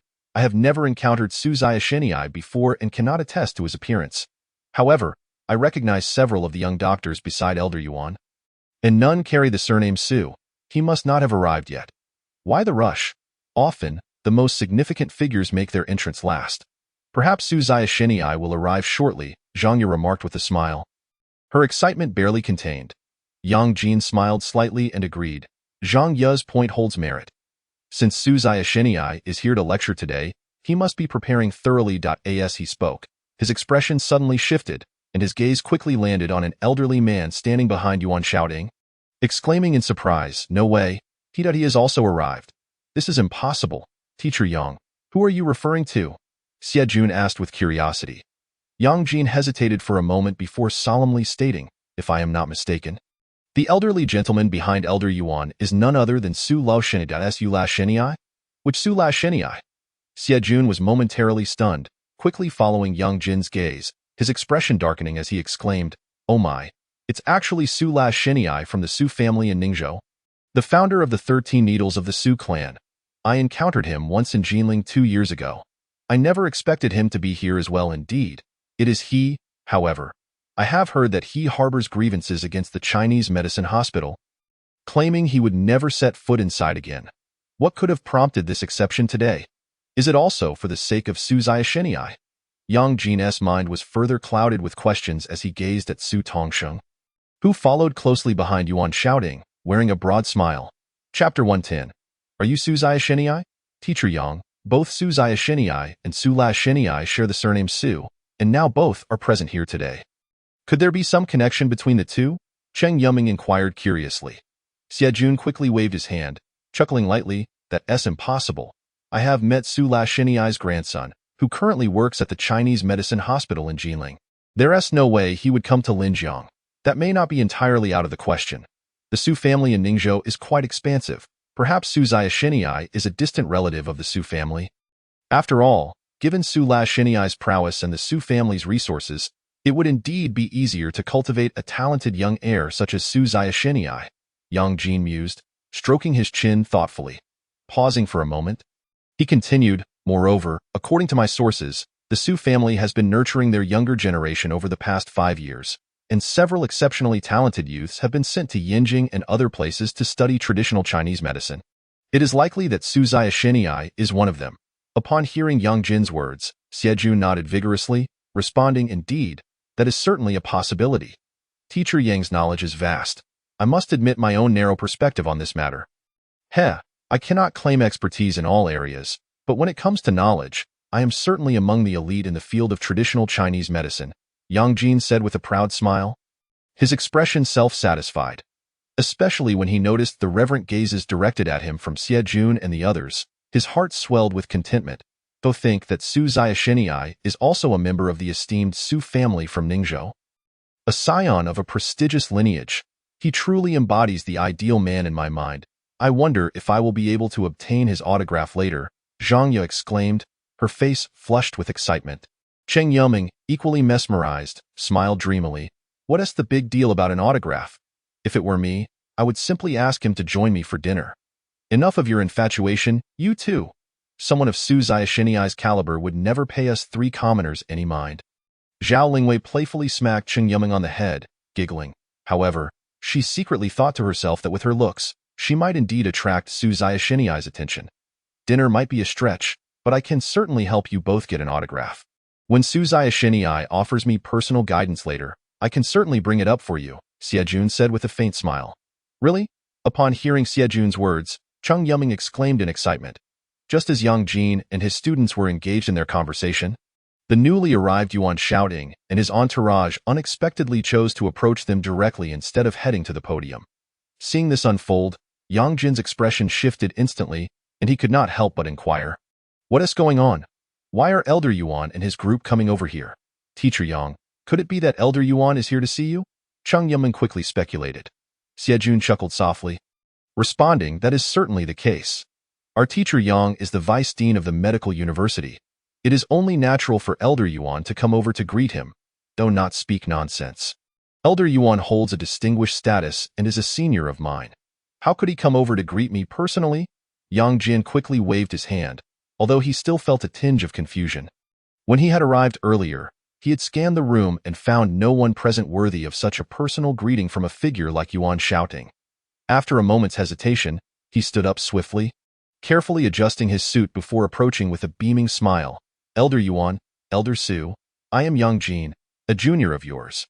Before Yang Jin could finish his sentence, Yuan Shouting bypassed him entirely, approaching Su Tai directly with a warm smile. Young Su, I truly appreciate your assistance today. Last night, I discussed with Zhang Wo and the others that we initially intended to invite only a few top students from the hospital. However, everyone was so enthusiastic that I simply could not prevent them from coming. Is that so? Then why are there representatives from other hospitals? Su Tai replied with a smile that held a hint of irony. At his words, Yuan Shouting's smile froze momentarily before he cleared his throat. Surely, it must be that they entered on their own accord. However, they are all peers, and I cannot very well chase them away. Let us proceed as planned today, and I will have Zhang Wo keep a closer eye next time. Entered on their own accord? Surely that cannot be the case, Su Tai said with a slight smile. He was well aware of Yuan Shouting's intentions. The Chinese medicine hospital had been struggling for years and now sought to capitalize on this rare opportunity to garner attention. However, he chose not to expose the ruse, merely stating, well, since they have come, it is a recognition of my work. How could I possibly send them away? Let it be as it is. Mr. Su, I have come today to learn from you as well. You won't mind my age, will you? At that moment, Su Tongsheng, who had been following closely behind Yuan Shouting, stepped forward with a smile. Of course not. It is my honor to have Elder Su here to lend his support. Su Tai promptly waved his hand in acknowledgement. Following this, Su Tai engaged in casual conversation with Yuan Shouting and the others for a time, before Ho Jiangwo hastily approached and quietly said, Mr. Su, the equipment has been set up. When would you like to begin? Give me a few minutes. I still have some notes to finalize. Please arrange for Elder Yuan and Elder Su to take their seats in the meantime. Su Tai answered casually. He licked his lips, casting a glance at Su Tai, his eyes filled with questions. Not only he, but also Xiejun, Qing Yuming, Zhao Lingwei, and others were all left utterly dumbfounded, gazing at Su Tai as if their souls had been snatched away, completely frozen in place. Yuan Shouting approached him personally to greet him, while Su Tongsheng referred to him as Sir, with Ho Jiangwo merely serving as an assistant in front of him. Even if they were not the sharpest, they could discern that the Su Tai before them was no longer the same Su Tai they had once known. The true identity of the man before them was becoming increasingly evident. After an indeterminate amount of time, Xiejun finally opened his mouth and cautiously inquired, Su Tai, you are that Su Xiao Shunni, aren't you? Not quite a divine doctor. Su Tai slowly set down the pen in his hand and looked up at Xiejun and the others, replying calmly, if you are referring to the Dr. Su who is here to give a lecture today, then indeed, that is at chapter 111. Good brother, I was wrong. Su Tai's voice was flat and gentle, not much different from his usual demeanor, yet to Xiejun's ears, it was a thunderclap that reverberated countless times more intensely. He could scarcely believe that the Su Tai he had ridiculed and scorned was actually the Su Xiao Shunni he revered so deeply. Remembering how he had just flaunted his trivial accomplishments before, Su Tai made his cheeks burn with embarrassment, rendering him reluctant to meet Su Tai's gaze. He felt as though Su Tai's glance had deemed him a fool. Realizing this, Xiejun suddenly understood Su Tai's earlier certainty. He had no right to receive guidance from the divine doctor, for he was indeed Su Xiao Shunni. Whether one was worthy was merely a matter of Su Tai's word. Cheng Yuming, Zhang Ya, and the other girls also bowed their heads in profound shame, too intimidated to look at Su Tai. The signatures, the shared dinners, now all were gone, leaving them with nothing but infinite regret. As for Yang Jin, he felt as though he had been struck over the head, his mind a blank. Although he had suspected this outcome when Yuan Shouting and the others had approached Su Tai. Hearing Su Tai confirm it left him feeling as if he were in a dream, He could hardly believe that the student he had deemed incapable of great achievements was actually the renowned Su Xiaoshuni of the Lijiang Chinese medicine community. The memory of having publicly urged Su Tai to change his profession while speculating about the identity of Su Xiaoshuni in front of him filled him with unbearable embarrassment, wishing he could vanish into thin air. Su Tai, I had no idea you were. I was just. After a moment of hesitation, Xie Jun turned to Su Tai, stammering. His face was pale, lips trembling, struggling to articulate a complete sentence. Su Tai glanced at Xie Jun, ignoring him entirely, and while tidying his notes, turned to Yang Jin and said softly, Teacher Yang, there's something I must express, and if it offends, I hope you won't take it to heart. You. Go ahead. Yang Jin hesitated momentarily before nodding in response. Su Tai nodded slightly and spoke solemnly. In my view, for those who study medicine, while innate talent is undoubtedly important, diligent effort can compensate for deficiencies. As long as one possesses a heartfelt love for the path of medicine and strives unceasingly, rewards will surely follow. As the saying goes, the road is long and arduous. I shall seek it diligently. If one pursues medicine solely for the sake of wealth and power, would it not tarnish the essence of the medical profession? Each word he spoke resonated powerfully, and upon concluding, he turned and left. Watching Su Tai's retreating figure, Yang Jin's expression had long since turned a deep shade of anger, his clenched arms trembling, his eyes ablaze with fury. As a professor at Lijiang Medical University and the deputy director of the affiliated hospital, how could he endure being publicly admonished by a student? If word got out, how could he face his students and colleagues in the future? Teacher Yang, please don't be angry. The lecture is about to begin. Let's take a seat, Xie Jun, sensing Yang Jin's rage, hurriedly advised in a low voice. Yang Jin disregarded Xie Jun, lifting his gaze to glance at Su Tai, snorting coldly before sweeping out of the room. Faced with this situation, Xie Jun, Zhang Ye, and the others found themselves at a loss, uncertain whether to leave or stay. After a moment's hesitation, they chose to remain seated temporarily, awaiting the lecture's conclusion. Meanwhile, Su Tai had already stepped onto the podium, briefly introduced himself, and commenced the lecture. Although it was his first time, he felt a bit nervous, yet the content, being entirely related to traditional Chinese medicine, was second nature to him. Within minutes, he found his rhythm. He spoke eloquently, transitioning from skin diseases to the broader field of traditional Chinese medicine, even providing systematic explanations of acupuncture and Tui Na. Due to time constraints, he could not delve into meticulous details, yet he articulated key points with remarkable clarity. Consequently, applause resounded throughout the conference room as the young doctors listened intently. Even several seasoned traditional Chinese doctors, accompanied by their disciples, found the lecture captivating, taking out notebooks to jot down notes. Yuan Lao, I truly did not expect that Su not only possesses exceptional medical skills, but also excels in lecturing. If he were one of the Su family descendants, it would be wonderful, Su Tongxing remarked, his gaze filled with admiration as he watched the eloquent Su Tai at the podium. Yuan Shouting narrowed his eyes slightly, casting a wary glance at Su Tongxing, and replied sternly, Su Lao, you wouldn't harbor any intentions toward Xiao Su, would you?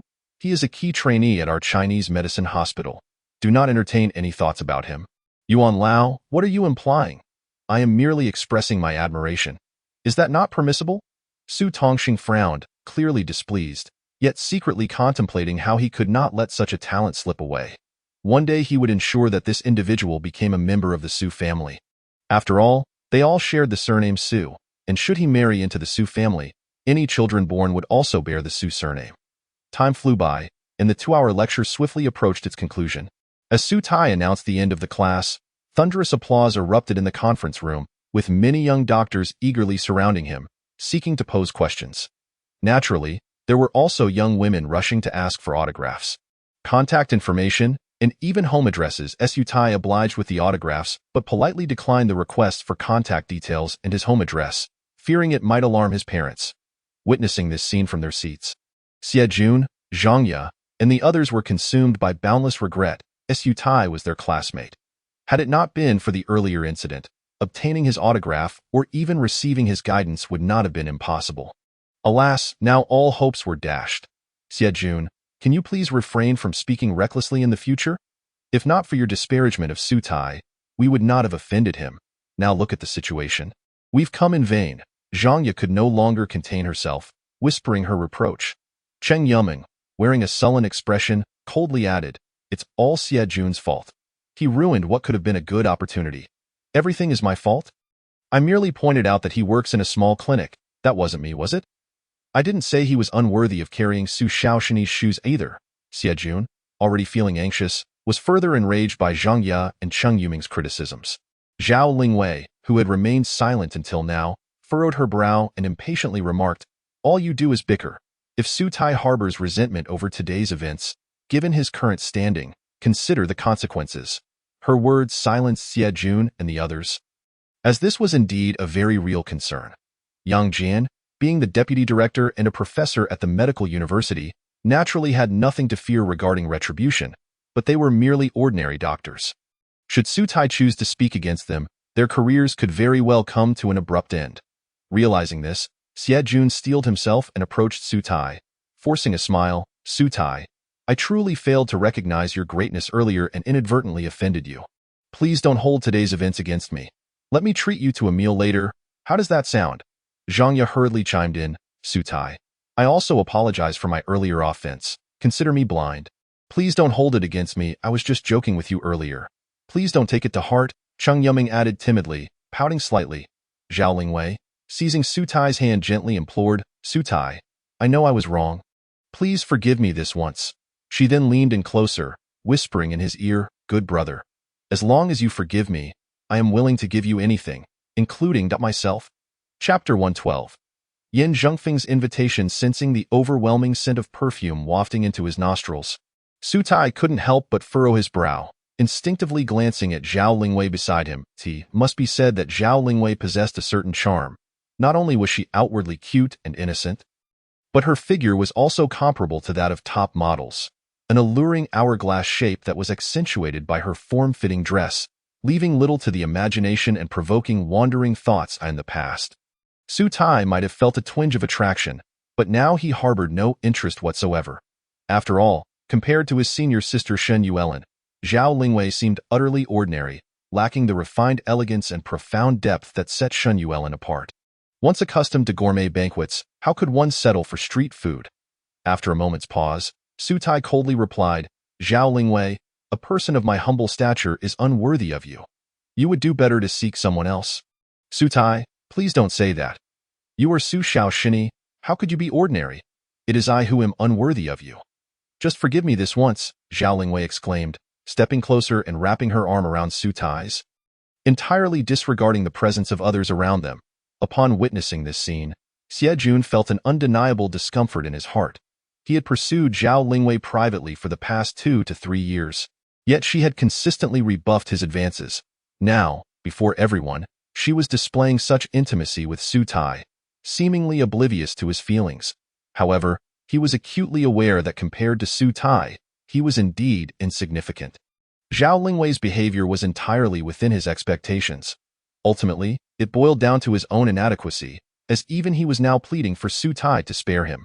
With this thought, Xie Jun's heart sank further into despondency. Prior to this, he had been considered the most promising young talent at the affiliated hospital of the medical university, the object of envy and admiration from others, and fervently pursued by girls. Now, he found himself relegated to the role of a mere observer, his heart wrought with conflicting emotions. Meanwhile, Zhang Ye and Cheng Yuming, standing to the side, gazed at Zhao Lingwei with expressions that were equally complex. They did not look down upon her actions. Rather, they lamented their own plain appearances. Had they possessed Zhao Lingwei's beauty, they would have surely pursued Su Tai without hesitation. It was worth noting that the individual before them was none other than the renowned Su Ziaxinyi of Linjiang City. With esteemed figures such as Yuan Lao and Su Lao from the realm of traditional Chinese medicine present to support him, to become associated with such a prominent figure would be of immeasurable benefit for their futures. They would not hesitate to demonstrate affection in public, let alone offer themselves if given the chance. Yet, Su Tai did not even cast a glance at Zhao Lingwei. Instead, he rose and coldly stated, "Since you know you are unworthy of me, why not just leave?" With that, he turned and strode away. Watching Su Tai's retreating figure, Zhao Lingwei felt a mix of confusion and disbelief in her view. With her looks, any man would go wild with just a bit of initiative.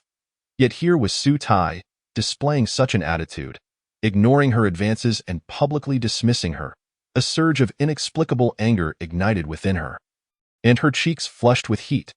Without further ado, she quickly left in her high heels, with Zhang Ye and Cheng Yuming exchanging glances before hastily following suit. In that moment, the vast conference room was left with Xie Jun, who stood frozen in place, his face etched with existential doubt.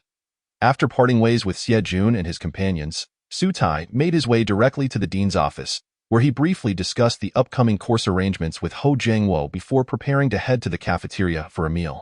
Although today's lecture posed no difficulties for him, the 2-hour duration had left him ravenous. As he walked along, Su Tai found his mind wandering to another matter. In novels and television shows, protagonists who practiced mystical arts often managed to survive without food or drink, relying solely on their breathing techniques.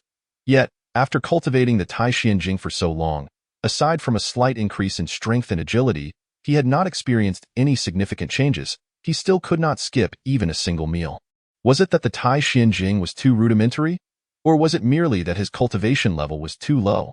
Lost in such thoughts, he suddenly spotted a familiar figure waving at him from a short distance away. Recognizing the individual, he approached with a gentle smile, saying, "Young Master Yin, what brings you here? I hope you're not unwell. Would you like me to take a look? Mr. Su, your lecture just now was truly remarkable. Although I am not well versed in traditional Chinese medicine, I managed to grasp the gist of it. In my opinion, you could even serve as a professor at a university," Yin Yiheng responded, hurriedly waving his hands in modesty. "Young Master Yin is too kind. I certainly lack that capability," Su Tai chuckled before inquiring, "You've come all this way today. It can't be just to attend my lecture, can it?" "Certainly not. With my intellect, I wouldn't be able to learn anything. Why, grandfather sent me to invite you over for a visit. I wonder if you have the time," Yin Yiheng said, his tone becoming more serious. After a moment's hesitation, recalling the previous matter regarding Yin Zhongfeng, Su Tai decided that he had no other commitments that afternoon, and replied, "All right then, I suppose I must trouble Elder Yin for lunch." "Great! Please wait a moment. I will fetch the car," Yin Yiheng exclaimed with excitement. A few minutes later, a sleek black Mercedes-Benz came to a halt in front of the hospital. After Su Tai got in, the two headed directly to Lanqi Garden. Meanwhile, in the living room of the Lanqi Garden Villa, Yin Zhongfeng, dressed in a Zhongshan suit, sat on the sofa, affectionately gazing at his sleeping granddaughter while occasionally glancing at the man seated across from him. With a gentle smile, he inquired, "So, how are your parents doing?" The man, clad in a crisp military uniform, sat upright on the sofa, his expression serious, and in his gaze towards Yin Zhongfeng lingered a hint of respect. Yin Zhongfeng nodded slightly, saying, "I remember your father is due for retirement soon. It would be wonderful for him to come to Linjiang and spend his days gardening and fishing. Leave the work to young men like you." The man acknowledged this without further comment.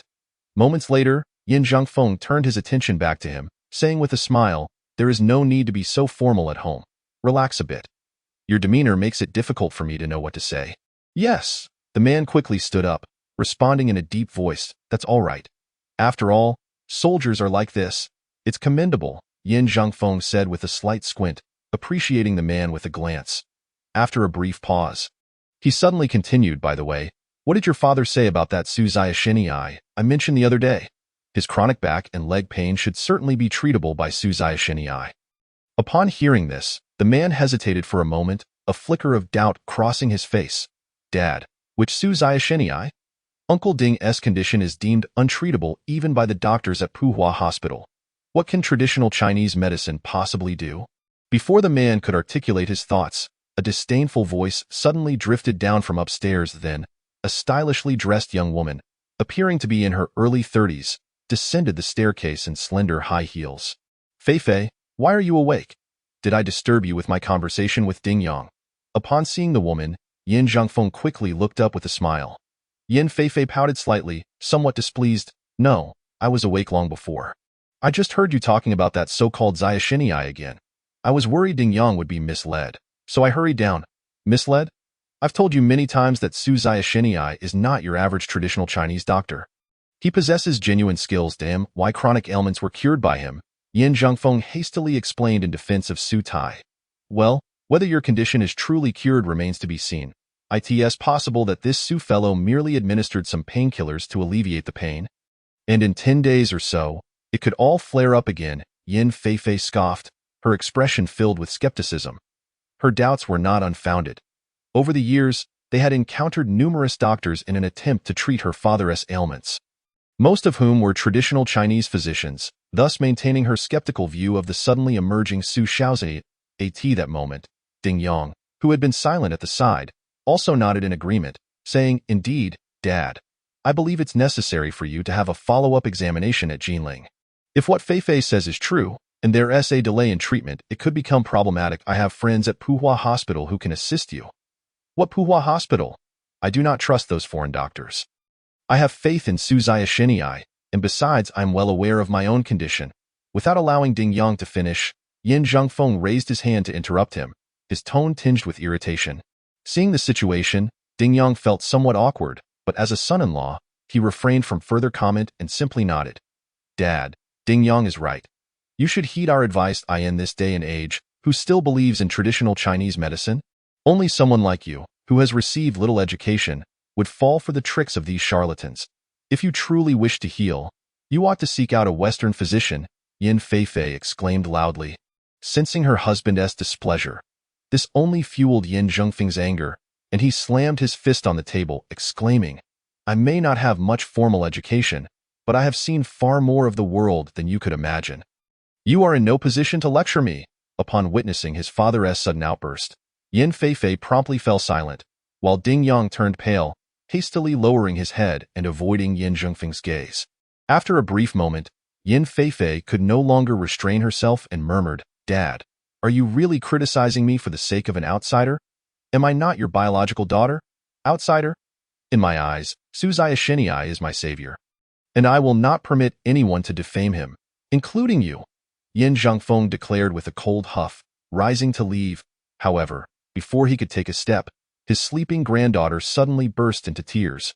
Noticing this, Yin Zhengfeng furrowed his brow and hurried over to touch his granddaughter's forehead, puzzled. "What's wrong? Why is your forehead so warm?" After a brief reflection, he said, "Su Xiaoxinyi will be here soon. Let him take a look at Qianqian, Dad. It's quite normal for children to have fevers. We visited Puhua Hospital on the way here, and the doctor prescribed medication. I've already given it to her." Yin Feifei replied hastily. She quickly rummaged through her bag and produced a box of ibuprofen suspension, carefully administering it to her daughter. Before long, the feverish symptoms began to subside slightly, yet her complexion remained poor and her breathing somewhat irregular. Witnessing this, Yin Zhengfeng felt an inexplicable sense of worry creeping into his heart. Having endured a prolonged illness, he had become somewhat of a self-taught expert. Although he was unaware of the specific condition afflicting his granddaughter, an unsettling feeling lingered in his mind.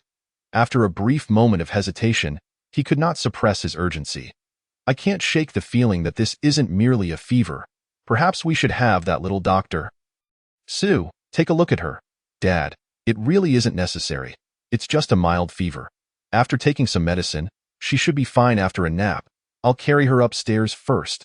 Upon hearing her father's insistence on having the young doctor, Sue, treat her daughter, Yin Feifei hurriedly scooped her child into her arms and made her way upstairs. She thought to herself, with the prevalence of dubious traditional Chinese medicine practitioners nowadays, she could not risk letting her daughter be treated by someone of unknown origins. What if something went awry? While she could not dissuade her father from his belief in traditional medicine, she certainly would not allow her daughter to be harmed by it. Observing the situation, Yin Zhengfeng decided against further persuasion. After all, Puhua Hospital was a renowned foreign-funded institution in Jiangnan Province, staffed by esteemed doctors from both domestic and international backgrounds. If the doctors there asserted that there was no issue, it must indeed be the case. "Feel welcome?" Ding Yang was momentarily taken aback, wondering if he had misheard. His father-in-law was no ordinary man. Even local leaders would not be deemed worthy of his personal greeting. The fact that he intended to welcome an obscure young relative left him genuinely astonished. After a slight pause, he quickly smiled and said, "Dad, why not let me handle it? The wind outside is strong. You should wait here. No need. Since Dr. Su is visiting our home, I must personally greet him." Without elaborating, Yin Zhengfeng swiftly donned his coat and hurried towards the door. Watching his departing father-in-law, Ding Yang felt it unnecessary to voice any further objections and promptly followed suit. Curiosity about the young doctor, Su, Stirring in his mind as they conversed, the pair arrived at the entrance of the community. Within 5 minutes, Yin Yiheng's car approached. Seeing Su Tai emerge from the vehicle, Yin Zhengfeng promptly stepped forward, his face beaming with smiles. "Dr. Su, I heard from Yiheng that you were giving a lecture today. I hope I haven't taken you away from your important work?" "Not at all. Today's lecture has concluded." "How is Elder Yan's health?" Su Tai inquired with a smile. Yin Zhengfeng immediately performed a military salute and laughed heartily. "Thanks to the medicine you prescribed, my long-standing ailments have nearly vanished. I could probably run a half-marathon now without issue." At this, Ding Yang's expression shifted slightly, unable to resist appraising Su Tai once more, furrowing his brow. The young man appeared to be in his 20s, even younger than Yin Yiheng, and now he was expected to show him deference? Ding Yang felt an innate reluctance. Yet, under his father-in-law's directive, he dared not defy orders and stepped forward, quietly saying, "I am Ding Yang. It's a pleasure to meet you." Dr. Su Tai waved dismissively, instinctively sizing Ding Yang up. To his surprise, he sensed a faint hostility in the man's gaze. "Young Su, this is my son-in-law, Ding Yang, who has just been transferred to Jiangnan province. As a newcomer, he will need your guidance," Yin Zhengfeng remarked, his tone light-hearted. Ding Yang furrowed his brow slightly, instinctively glancing at Su Tai again, a flicker of disdain crossing his mind. Given his current position in the military, he hardly required the assistance of a mere doctor. However, in front of his father-in-law, he opted for silence, merely lowering his head and giving a cold chuckle. Su Tai, not overly concerned, smiled and waved his hand. "Elder Yin, you jest. Mr. Ding is quite young yet already holds the rank of a school-level officer. He hardly needs my assistance. Rather, it is I who must rely on military personnel like him for protection." Though not a soldier himself, Su Tai understood that the promotion of military ranks in Huaxia was governed by stringent regulations. Rising from a recruit to a major typically required at least 13 to 14 years of service. Thus, even if one enlisted at 18, by 30, one would max out as a captain. Given Ding Yang's age, achieving such a rank was no trivial feat. Hearing Su Tai's praise, Ding Yang smiled with pride and quickly replied, "Dr. Su, you flatter me. Your successful treatment of my father-in-law's condition makes you a benefactor in our family. Should you ever need assistance, do not hesitate to seek me out. With my connections in Jiangnan province, I can certainly handle matters here." While he seemed to express gratitude, he was intentionally showcasing his own prowess before Su Tai. Yin Zhengfeng, oblivious to the underlying tension, jovially added, "Indeed, young Su, if you ever find yourself in need of Ding Yang's assistance, do not hesitate to ask." Su Tai nodded slightly, then remarked, "Elder Yin, as for future matters, I cannot predict, but at present, I am quite famished. Surely, you wouldn't have me subsist on nothing but the wind, would you? My apologies. It's entirely my fault for getting too excited and forgetting about the meal. The food and drinks are all prepared, so shall we head inside?" Yin Zhengfeng chuckled. With that, he took Su Tai's arm, grinning widely. "Young Su, I shan't burden you with excessive thanks, but today, you must indulge in a few drinks with me." Upon hearing this, Ding Yang hurriedly interjected, "Dad, your health has only just begun to improve. You shouldn't be drinking yet. Moreover, Dr. Zhao from Jinling has advised you against alcohol due to your severe hypertension. I suggest you abstain from drinking." "Abstain from alcohol? You might as well put me to death." Yin Zhengfeng frowned, his irritation palpable. "This is none of your concern. My health has long since stabilized, and a few drinks won't hurt." Indeed, Elder Yan's health is nearly restored. A modest amount of alcohol may even enhance his spirits, which is beneficial for his well-being. Su Tai chimed in. "Well said. I appreciate hearing that. Young, if you deny me a drink, I might as well be dead." Yin Zhengfeng nodded vigorously. Embracing Su Tai's shoulders, he strolled into the community, laughter and conversation flowing freely. Observing this scene, Ding Yang's already grim countenance darkened further. He found himself questioning who truly held the position of Yin Zhengfeng's favored son-in-law, himself or Su Tai. "Oh, Mr. Su is a physician at the Jiangqing Central Hospital, serving as the head of the dermatology department. Uncle, why do you inquire about that?" Yin Yiheng asked, curiosity shimmering in his eyes. He had initially assumed Su Tai held a more prestigious role, such as deputy director or director, only to discover he was merely a department head, someone of such a low rank that he wouldn't typically cross paths with him. "Uncle, Dr. Su's medical skills are indeed remarkable. I have heard you suffer from chronic rheumatism. If the opportunity arises, perhaps you could consult him." Yin Yiheng suggested, his tone light yet earnest. Ding Yang scoffed, dismissing it with a sneer. What kind of divine doctor is he? I would rather call him a charlatan. However, he paid little heed to his own disdain and continued, Uncle, do not let Mr. Su's youth deceive you. His medical skills are truly exceptional, and I can vouch for that. He may be skilled, but can he surpass the renowned experts from Puhua Hospital or the professors from Jinling Medical University? None of those esteemed individuals dare to call themselves divine doctors. What gives him the right? Ding Yang retorted, his voice low and heavy with skepticism. Yiheng, it's understandable that the elder is somewhat confused due to his age, but you, being young, should not fall for his outlandish claims. Divine doctor? Curing all ailments? Next, he might claim he can grant immortality. Will you believe that too? With that, he turned on his heel and strode back into the community, leaving Yin Yiheng momentarily dazed, instinctively scratching his head in confusion over Ding Yang's deep-seated animosity towards Su Tai. Yet, he had little time to ponder it further, quickly following behind. Su Tai paused momentarily before resuming, Elder Yin, I have no further inquiries. I merely wish to ascertain the identity of the person responsible for your injury. Firstly, the matter was too peculiar for a rational individual to accept. Secondly, he understood the principle that a person of merit can attract envy and malice. Such extraordinary skills could easily provoke the interest of unsavory individuals. If he were targeted by someone with ill intentions, he would be in danger, for he was not yet at a level where he could disregard all threats. However, Yin Zhengfeng's injury was indeed unusual, and Su Tai was genuinely curious to uncover the truth, leading to a moment of internal conflict. Young Su, you need not rush to a conclusion. You may consider it after this meal. Yin Zhengfeng seemed to sense Su Tai's thoughts and smiled reassuringly. We're almost there. I personally prepared lunch today, so you must sample my culinary skills. Sounds delightful.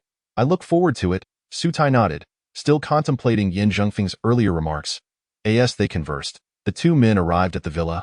After a brief period of relaxation, the feast began in earnest. As it was merely a family gathering. No other guests were present aside from Yin Zhengfeng, Yin Yiheng, and the couple Ding Yang and Yin Feifei.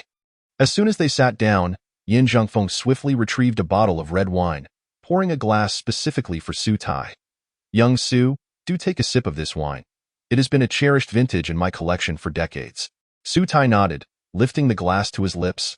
Upon tasting, a wave of sourness surged down his throat, the intense flavor nearly prompting him to spit it out. Young Su, what do you think? How's the taste? Yin Zhengfeng inquired, seemingly anticipating his reaction, laughing heartily. Not great. I hope this isn't counterfeit wine. Su Tai shook his head with a wry smile, still puzzled by Yin Zhengfeng's intentions. Indeed, the flavor leaves much to be desired. However, the significance behind this wine is anything but simple. Yin Zhengfeng replied with an enigmatic smile. Speaking as he did, he hurriedly handed the wine bottle to Su Tai, smilingly saying, Little Su, I won't reveal it just yet. Why not take a guess at the significance of this bottle of wine? Chapter 115. The Yin family banquet. Su Tai hesitated for a moment before accepting the red wine that Yin Zhengfeng had offered. A cursory glance revealed that the bottle was quite ancient.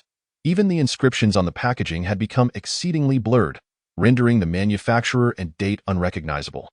However, based on the bottle's shape and material, Su Tai could discern that the wine was of inferior quality, perhaps even worse than those priced at merely a few dozen yuan on the market. It baffled him that Yin Zhengfeng would present such a subpar wine at a family banquet.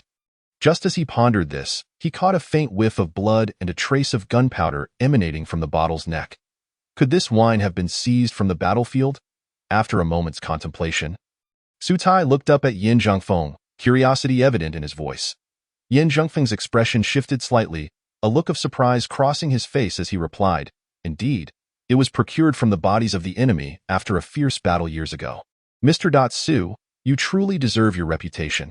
You even guessed this. Su Tai waved his hand, choosing not to elaborate further. Given Yin Zhengfeng's background and the subtle clues, it was not difficult for him to deduce.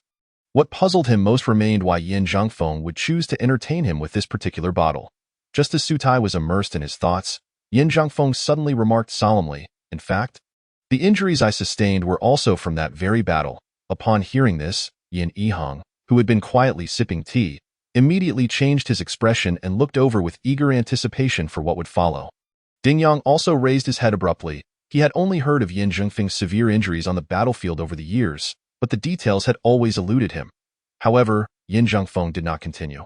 Instead, he waved his hand and said with a smile, "It's all in the past, best left unspoken. Little Sue, let us enjoy this wine and savor its flavor. Father, I just remembered, this wine is a treasure you have cherished for decades. You even said it was to be passed down as a family heirloom. I never imagined you would bring it out to entertain D.R.S.U. today," suddenly interjected Yin Feifei, her tone tinged with a hint of jealousy. "Ah, that was before I encountered someone worthy of opening this bottle. Now the time has come," Yin Zhengfeng replied, gazing at Su Tai with eyes full of admiration. Hearing this, Ding Yang's already sour mood darkened further. Coming from a military family and holding the rank of captain at such a young age, he was among the elite in Jiangnan province, yet in his father-in-law's eyes, he seemed to hold less esteem than a mere doctor. Leaving him with an uncomfortable feeling, Yin Feifei, too, was displeased, pouting and coldly stating, "Dad, what do you mean by that? Is Ding Yang not qualified enough for you to open this bottle?" "Feifei, that's not what I meant.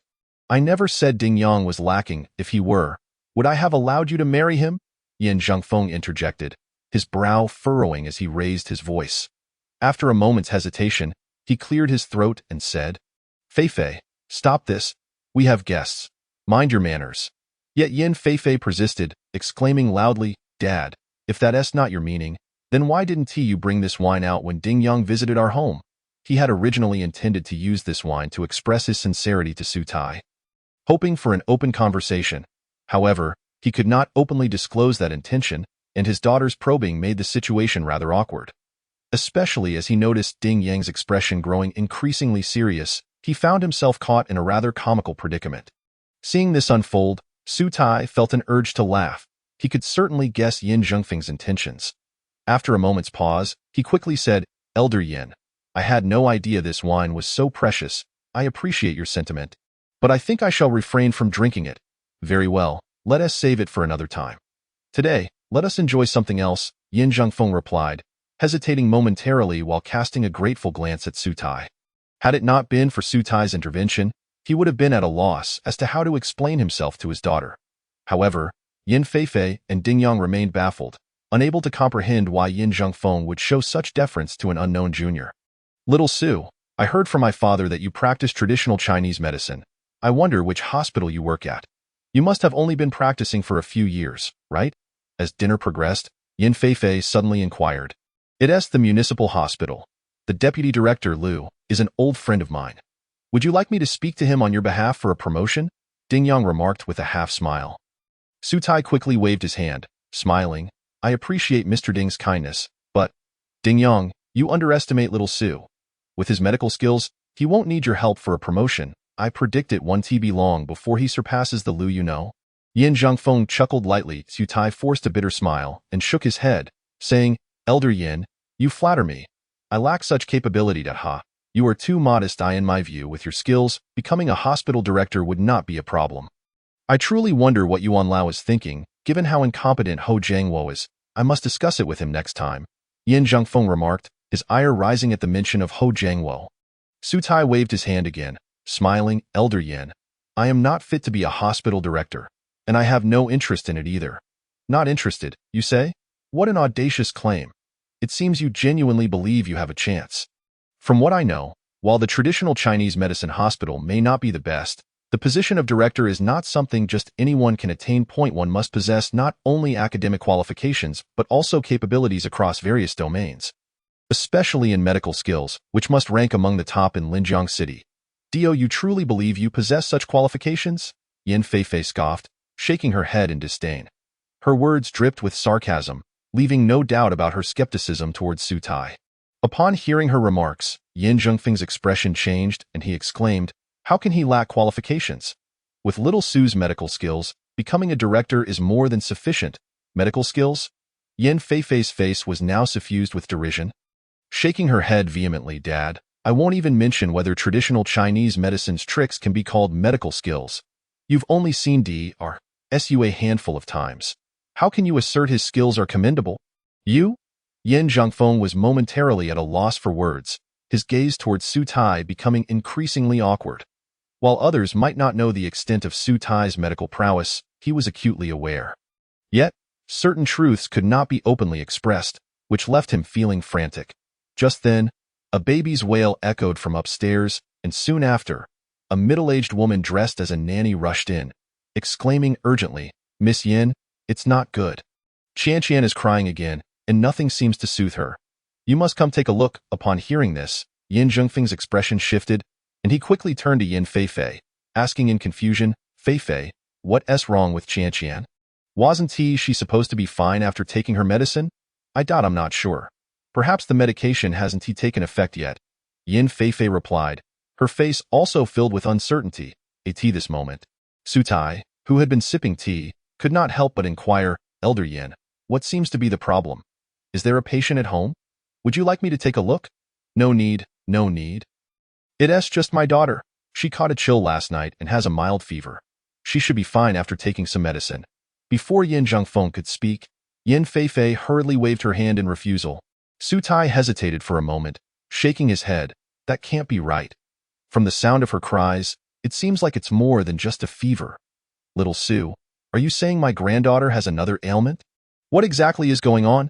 Yin Zhengfeng asked. His expression suddenly alarmed. Su Tai shook his head, smiling as he replied, "I just thought the crying sounded peculiar. As for the specifics, a pulse diagnosis would be necessary to ascertain."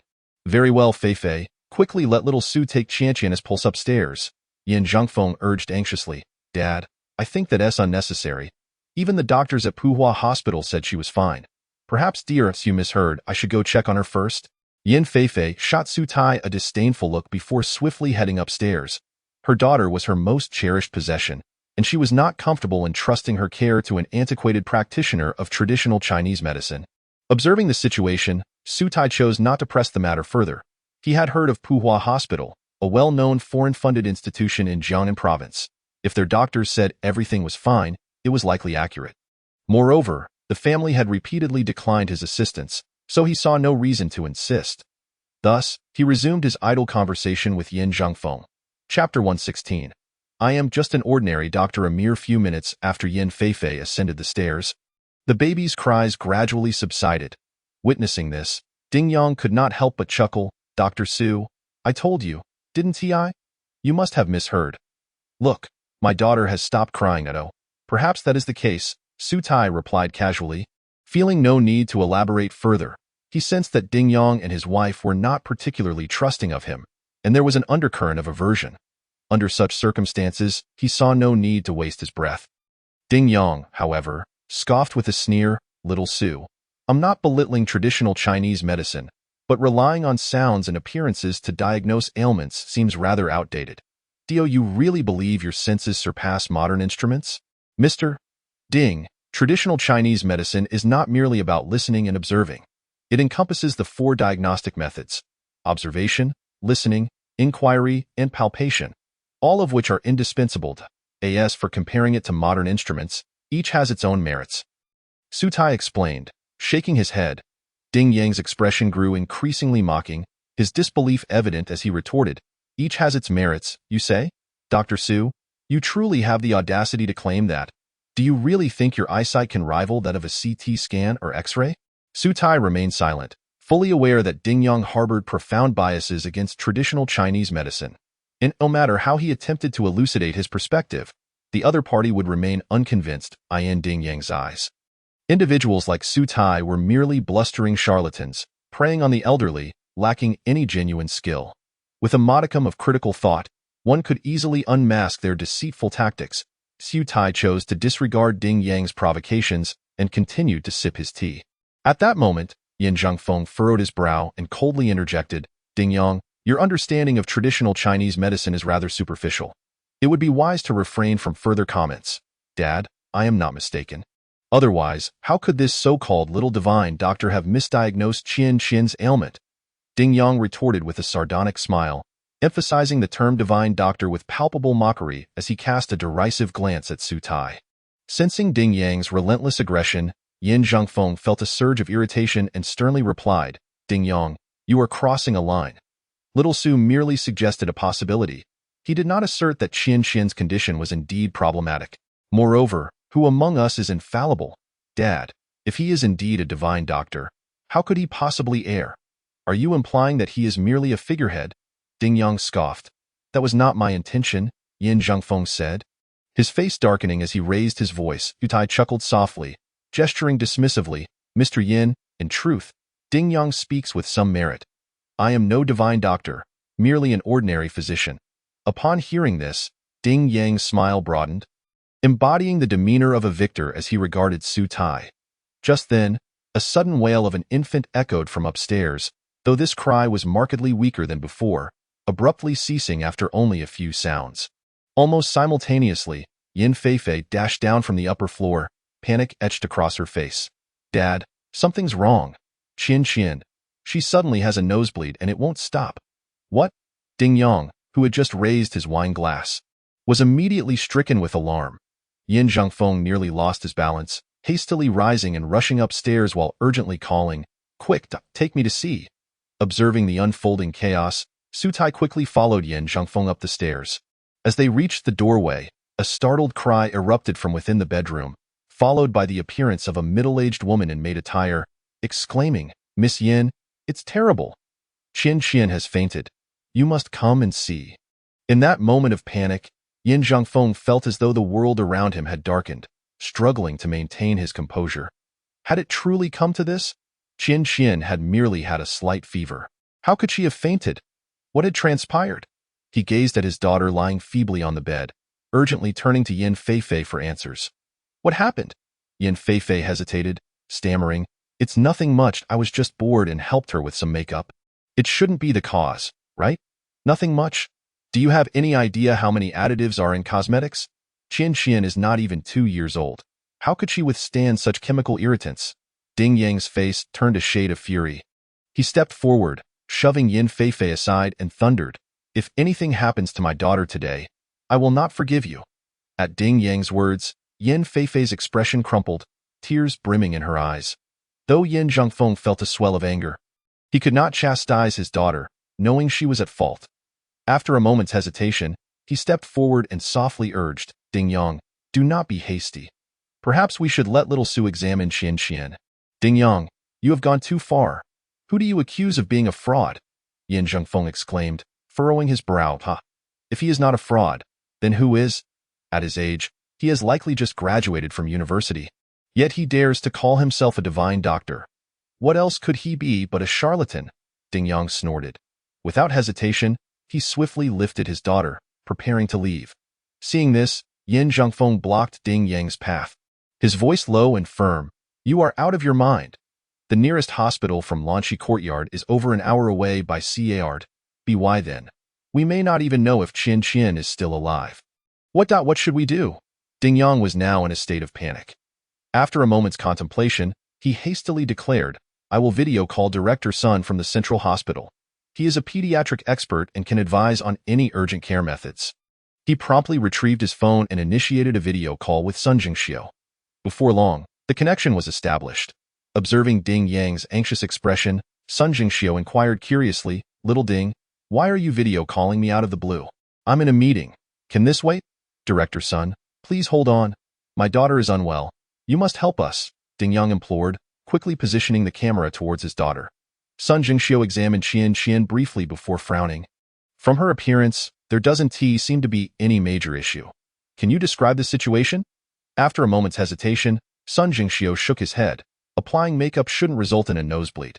I need to see her in person to understand the specifics. Otherwise, you should take her to the hospital. The child is in a fragile state. She cannot endure a bumpy ride, Director Sun. I propose you bring a first aid kit and come here yourself. Su Tai interjected, suddenly stepping forward.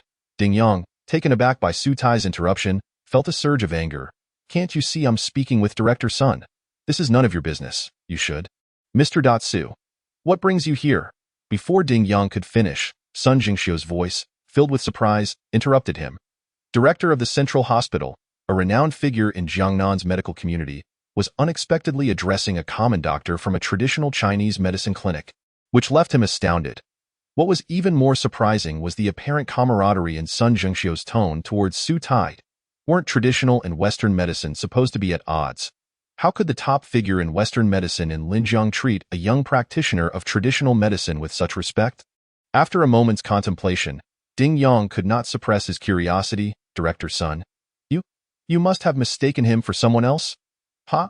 Little Divine Doctor is our benefactor at the Central Hospital, having treated numerous challenging cases for us. How could I mistake him? Sun Jingxiu chuckled lightly, gesturing towards Su Tai. Benefactor of the Central Hospital, having treated difficult patients multiple times? Ding Yang's face was a canvas of bewilderment. How could the prestigious Central Hospital, faced with challenging cases, require assistance from an ordinary physician at a traditional Chinese medicine clinic? The thought was utterly implausible. If not for hearing it from Sun Jingxiu himself, he would have doubted the man's sanity. The Central Hospital of Linjiang boasted remarkable strength, ranking among the best in Jiangnan province. Even patients from Jinling would choose it as their first option if they could not be admitted locally. What kind of dire circumstances would compel such a formidable institution to seek help from a traditional medicine doctor? Even Yin Zhangfeng and his grandson, standing nearby, were equally bewildered, gazing at Su Tai in incredulity, struggling to comprehend the situation. They knew Su Tai's medical skills were commendable, but they had not anticipated him to hold such a position in the medical community, even earning the respect of prominent figures like Sun Jingxiu. What astounded Yin Zhangfeng most was the faint glimmer of reverence he detected in Sun Jingxiu's gaze towards Su Tai. Though he had no deep ties with Sun Jingxiu, he recognized the latter's status within Linjiang and Jiangnan's medical circles. A figure undoubtedly among the top TN. To see him regard a young man with such respect implied that Su Tai's standing in the medical field was even higher. Enough with the pleasantries. Director's son, please come to my home at once. My daughter's condition is critical, and she may not last much longer. Just then, Yin Feifei, cradling her daughter, urgently called out. Hearing this, Ding Yang finally grasped the gravity of the situation. Responding hastily, indeed, Director's son, my daughter remains unconscious. Please bring assistance immediately, little Ding. Seeking my help seems like a convoluted route when you have little Divine Doctor present. Why would I need to come? Sun Jingxiu replied hastily. Despite his lingering doubts about Su Tai's skills, Ding Yang was taken aback by Sun Jingxiu's unexpected defense of traditional medicine. What is this? You're not serious, are you? He stammered. How can you doubt traditional medicine? Our Chinese medical practices are profound and capable of healing just as effectively as Western medicine, Sun Jingxiu retorted sharply, furrowing his brow. Though he was trained in Western medicine, witnessing Su Tai's miraculous interventions had significantly altered his perspective. Hearing Ding Yang's skepticism regarding traditional medicine stirred discontent within him. Ding Yang, now thoroughly disoriented, could hardly believe that the director of the Central Hospital, a representative of Western medicine in Linjiang, would staunchly defend traditional medicine. After a moment's indecision, he finally queried, So, Director's son, will you be coming or not? With MRSU present, my presence is unnecessary. Besides, I am currently in a meeting at the branch hospital. Even if I leave immediately, it will take me over an hour to reach your home. Why then? Mr. Su may have already treated your daughter, Sun Jingxiu stated impatiently. Very well, I doubt I will hang up now. Seeing Sun Jingxiu's serious expression, Ding Yang had no time to ponder further. He hurriedly acknowledged and abruptly hung up the phone. The sound of the video abruptly ceased. The entire bedroom was engulfed in an eerie silence. The members of the Yin family stared blankly at Su Tai, their faces a canvas of confusion and concern. After a moment's hesitation, Ding Yang mustered his courage and looked at Su Tai. His voice tinged with desperation. Mr. Su, I implore you, please help save my daughter. Su Tai scoffed dismissively, replying coldly, What can a fraud like me do to save your daughter? I suggest you seek someone more capable.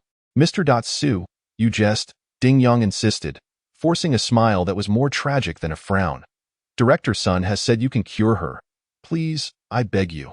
Despite being a military officer of some standing, he was reduced to this abject humility for the sake of his daughter. He understood he had offended Su Tai earlier, and it was only natural for the latter to be angered. After all, truly capable individuals often possess a temper. Realizing this, Ding Yang continued to plead earnestly. Mr. Su, I acknowledge my mistake and apologized. I am willing to do anything if you can save my daughter. Please, I beseech you. Indeed, Mr. Su, I implore you to save my daughter. If you must assign blame, let it rest upon us. Our daughter is innocent. You cannot just stand by and watch her perish, Yin Feifei chimed in, urgently grasping Su Tai's arm in desperation. Huh? You claim I would stand idly by? Are you attempting to morally coerce me?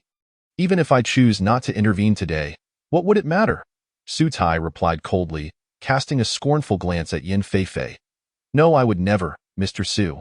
You misinterpret my intentions. I truly recognize my error.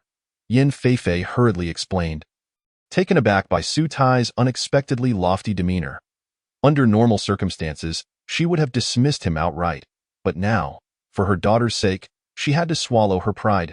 That moment, Yin Zhongfeng, who had been silent until now, quickly interjected, Young Su, Ding Yang and Fei Fei have acknowledged their mistakes. I implore you, for the sake of an old man like me, please save my granddaughter. If it comes to it, I shall kneel before you. Without delay, Su Tai approached and swiftly checked the infant's pulse. Mr. Su, what exactly is my daughter suffering from? Is it cosmetic poisoning? Ding Yang asked anxiously, unable to contain himself as Su Tai remained silent.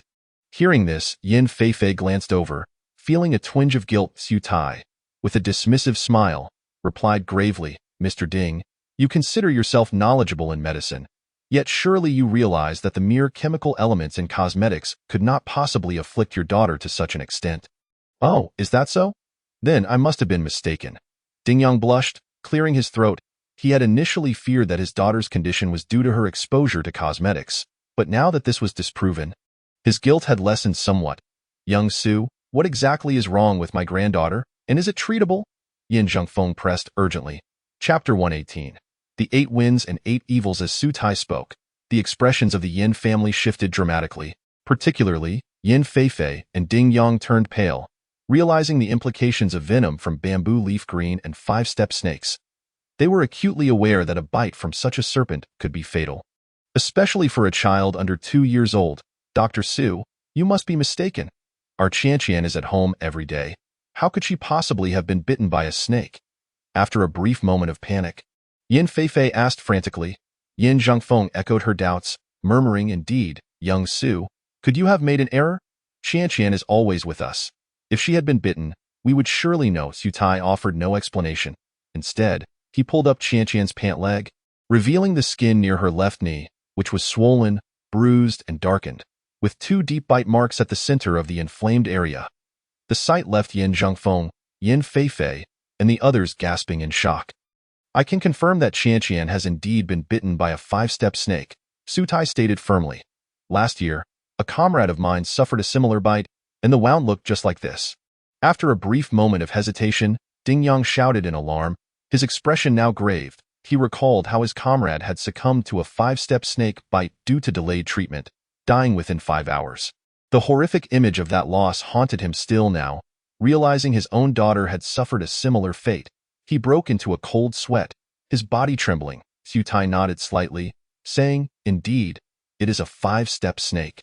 I estimate the bite occurred approximately 7 hours ago. Consider what transpired during that time. 7 hours ago. Ding Yang furrowed his brow, seemingly recalling something. Moments later, he exclaimed, I remember now. I was at the garden by the community entrance waiting for someone. And could it be that Qianqian was bitten then? It must be so. Just a few days ago, I heard someone mention that there were snakes in our community. I can't believe it's true. I remember when I went to pick her up, she was crying the whole time. Turns out she was bitten. Yin Feifei exclaimed, growing increasingly agitated. She grabbed Ding Yang, shouting, Ding Yang, how can you be such a negligent father? Your daughter was bitten by a snake, and you were oblivious. If anything happens to her today, I won't let you off the hook. Ding Yang hung his head, his face ashen, not daring to retort. Guilt consumed him. He had carelessly left his daughter to play by the flower bed while he took a phone call, never imagining such a calamity would ensue. Had he known there were snakes, he would never have been so reckless. Enough. This is not the time for blame. Yin Zhongfeng interjected, then turned to Su Tai, urgency in his voice. Young Su, is there truly no hope for Qianqian? Before Su Tai could respond, Ding Yang dropped to his knees before him, pleading, Mr. Su, I was wrong to offend you. Please, I beg you to save my daughter. If her life can be spared, I would be willing to serve you as a humble servant. He no longer cared for his pride. His daughter was his everything, and the thought of losing her filled him with dread. Get up, Su Tai said, frowning as he helped Ding Yang to his feet. Rest assured, I told you, I will not hold your previous misstep against you, especially for the sake of old Yin. Afterward, he turned to Yin Zhengfeng, stating, Old Yin, the child's condition is indeed critical, but it is not beyond treatment. If you trust me, I can attempt to help. I trust you, Mr. Su. Please, I beseech you, if you can save Qianqian, I would gladly serve you as a humble servant.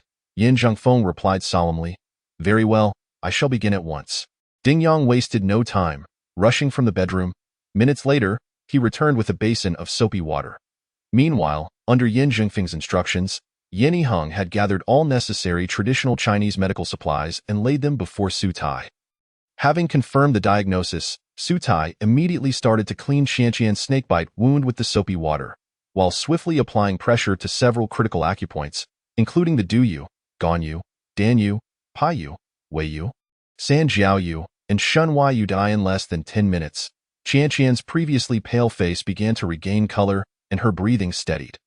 Although she had not yet awakened, it was evident that her condition had improved significantly. Seeing this, Ding Yang's tightly furrowed brow began to ease, and he quickly stepped forward, anxious to inquire, Mr. Su, is my daughter going to be all right? After speaking, he swiftly laid out a set of acupuncture needles and deftly inserted a 3-edged needle into Qianqian's Basya point on her hand. The Basya point, one of the extraordinary acupoints, is known for its remarkable efficacy in treating snake bites. After inserting the needle, Su Tai did not withdraw his fingers immediately.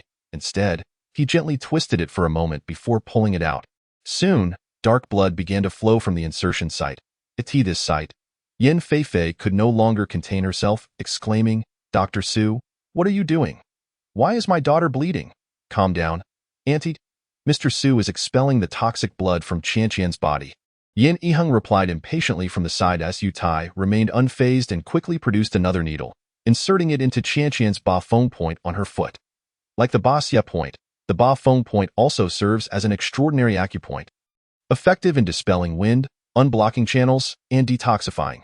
Together, these 2 points represent the optimal treatment for snake bites. As he performed the acupuncture, Su Tai recited incantations, watching as green energy began to flow along the needle into Qianqian's meridians. Witnessing this, Yin Zhengfeng, who stood nearby with a furrowed brow, suddenly felt a surge of shock, as if facing a lifelong nemesis. The suppressed killing intent within him erupted instantly. Chapter 119. The Warrior Grandfather. What is the matter? Noticing something amiss with Yin Zhengfeng's demeanor, Yin Yiheng asked urgently. Yin Zhengfeng paused for a moment, realizing he had slightly lost his composure. He hurriedly collected himself and coughed lightly, chuckling. It's nothing, I just suddenly recalled some past events. By the way, I asked you to look into Xiao Su's information. How accurate is it? After a brief pause, he couldn't help but express his curiosity. Grandfather? Mr.Su is quite a decent person and has even saved your life. Why are you investigating him? Do you suspect him of any wrongdoing? Meanwhile, the acupuncture continued uninterrupted, gradually concluding after 15 minutes. Is that true? Upon hearing Su Tai's words, Ding Yang and Yin Feifei were immediately taken aback, rushing forward to gaze at their daughter. Before long, they observed the previously unconscious Qianqian slowly awakening. Although she still appeared somewhat weak, it was evident that her condition had vastly improved. Witnessing this scene, Ding Yang's eyes welled with tears, and he fell to his knees before Su Tai, exclaiming, Mr. Su, you are our family's benefactor. Thank you for saving my daughter. We are immensely grateful. Indeed, Mr. Su, thank you for setting aside past grievances. Please, state your fee. Even if it means we must empty our pockets, we will do our utmost to meet your demands, Yin Feifei added eagerly. Su Tai raised his hand to assist Ding Yang to his feet, responding calmly, There is no need for a feat. I have but one request. I hope you will remember that while there are many charlatans in the field of traditional Chinese medicine, it does not mean that all of it is worthless. Traditional medicine can save lives and is not inferior to Western medicine. Yes, Mr. Su speaks the truth. We were indeed blind to your abilities. You have truly opened my eyes today. The way you treated my daughter just now is undoubtedly superior to that of Western doctors. Ding Yang nodded repeatedly, unable to restrain his praise. Having a military background and some knowledge of field first aid, he was acutely aware of the consequences of being bitten by a 5-step snake. He understood that his daughter's situation was perilous, and even the best hospital in Jinling would likely have been ineffective. The fact that Su Tai had cured her in less than an hour left him genuinely impressed. If he had previously been compelled to acknowledge Su Tai's prowess in traditional medicine, he was now completely convinced. Yin Feifei gazed at Su Tai with a face full of astonishment, her eyes brimming with admiration, and quickly concurred. Indeed, Mr. Su, in my opinion, your medical skills surpass those of the foreign experts at Puhua Hospital. You have truly changed my perception of traditional Chinese medicine. Ha ha, I have always said that the medical skills of those foreign devils cannot compare to that of Su, the little divine doctor. At this moment, Yin Zhangfeng stepped forward, smiling. Yin Feifei nodded vigorously before suddenly saying, Mr. Su, our magazine is about to publish an issue featuring a column on medicine. Why not take this opportunity to accept my interview and introduce traditional Chinese medicine, allowing more people to rediscover the brilliance of our Huaxia medical practices? Of course, Su Tai readily agreed without hesitation. Traditional Chinese medicine had faced much controversy in recent years, suffering from both internal charlatans and a lack of voice in society. Given Yin Feifei's willingness to help restore its reputation, he was extremely amenable. Upon hearing Su Tai's consent, Yin Feifei was elated and promptly took out her notebook and recorder to prepare for the interview. Feifei, Mr. Su has just finished treating Qian. Let him rest for a while. There's no need to rush this, Yin Zhangfeng interjected, stepping forward to stop Yin Feifei with a reproachful tone. Upon hearing this, Yin Feifei felt a bit embarrassed and quickly smiled. Mr. Su, I sincerely apologize. It's just my professional habit. I hope you can forgive me. Not at all. Su Tai waved his hand with a smile, then added. Regarding this interview, I can share knowledge about traditional Chinese medicine, but I hope you won't disclose my name or personal information. How does that sound? Upon hearing this, Yin Feifei was momentarily taken aback, puzzled. Mr. Su, our magazine holds some renown in Jiangnan province. Publishing your information would not only help more patients find you for treatment, but also enhance your reputation. Why would you not want that? Indeed, Mr. Su, the magazine where Feifei works holds a significant position in our Jiangnan medical community. If she were to publish your achievements, the leaders at the Central Hospital would certainly pay more attention to you. Ding Yang interjected hastily. Su Tai shook his head, smiling. It's merely a hollow fame. I have no interest in it. As long as I can change people's attitudes toward traditional Chinese medicine, I will be content. Well then, if that is your stance, I assure you that I will not disclose a single detail about you. Yin Feifei hesitated briefly before smiling and promising. In her heart, she held even greater respect for Su Tai. Given her magazine's popularity and status in Jiangnan's medical field, having one's name published could lead to a meteoric rise in fame. She knew that dozens, even hundreds, of doctors would pay exorbitant sums for a chance at an interview, yet here was Su Tai, unwilling to seek recognition. This was her first encounter with a doctor so disinterested in fame. Even Yin Zhangfeng regarded Su Tai with admiration, as if seeing a younger relative, his expression filled with pride. After some casual conversation, Yin Zhangfeng invited Su Tai into his study under the pretext of having tea. Seated in the elegant and antiquated study, Su Tai leisurely savored the Dahong Pao from Wui Mountain while gazing at Yin Zhangfeng, his demeanor remarkably composed. Please, Elder Yin, go ahead. Su Tai raised his hand. His tone relaxed. Yin Zhangfeng, however, still appeared somewhat hesitant, as if wrestling with unspoken concerns. After a moment's pause, he suddenly raised his head and spoke earnestly. Xiao Su, have you ever heard of martial artists? Martial artists? Su Tai was momentarily taken aback, shaking his head in confusion. Yin Zhangfeng paused, then smiled. Xiao Su, you are overly cautious. Even if you were indeed a martial artist, it would not matter. I would not disclose it to anyone. Elder Yin, you misunderstand. I truly do not know what martial artists are and have never heard of them, Su Tai replied with a wry smile. You haven't heard of them? That's hard to believe. Yin Zhangfeng muttered under his breath. He then looked up at Su Tai, continuing. Xiao Su, do you believe that there are real-life superheroes like those in Hollywood movies? Elder Yin, I do not understand your meaning.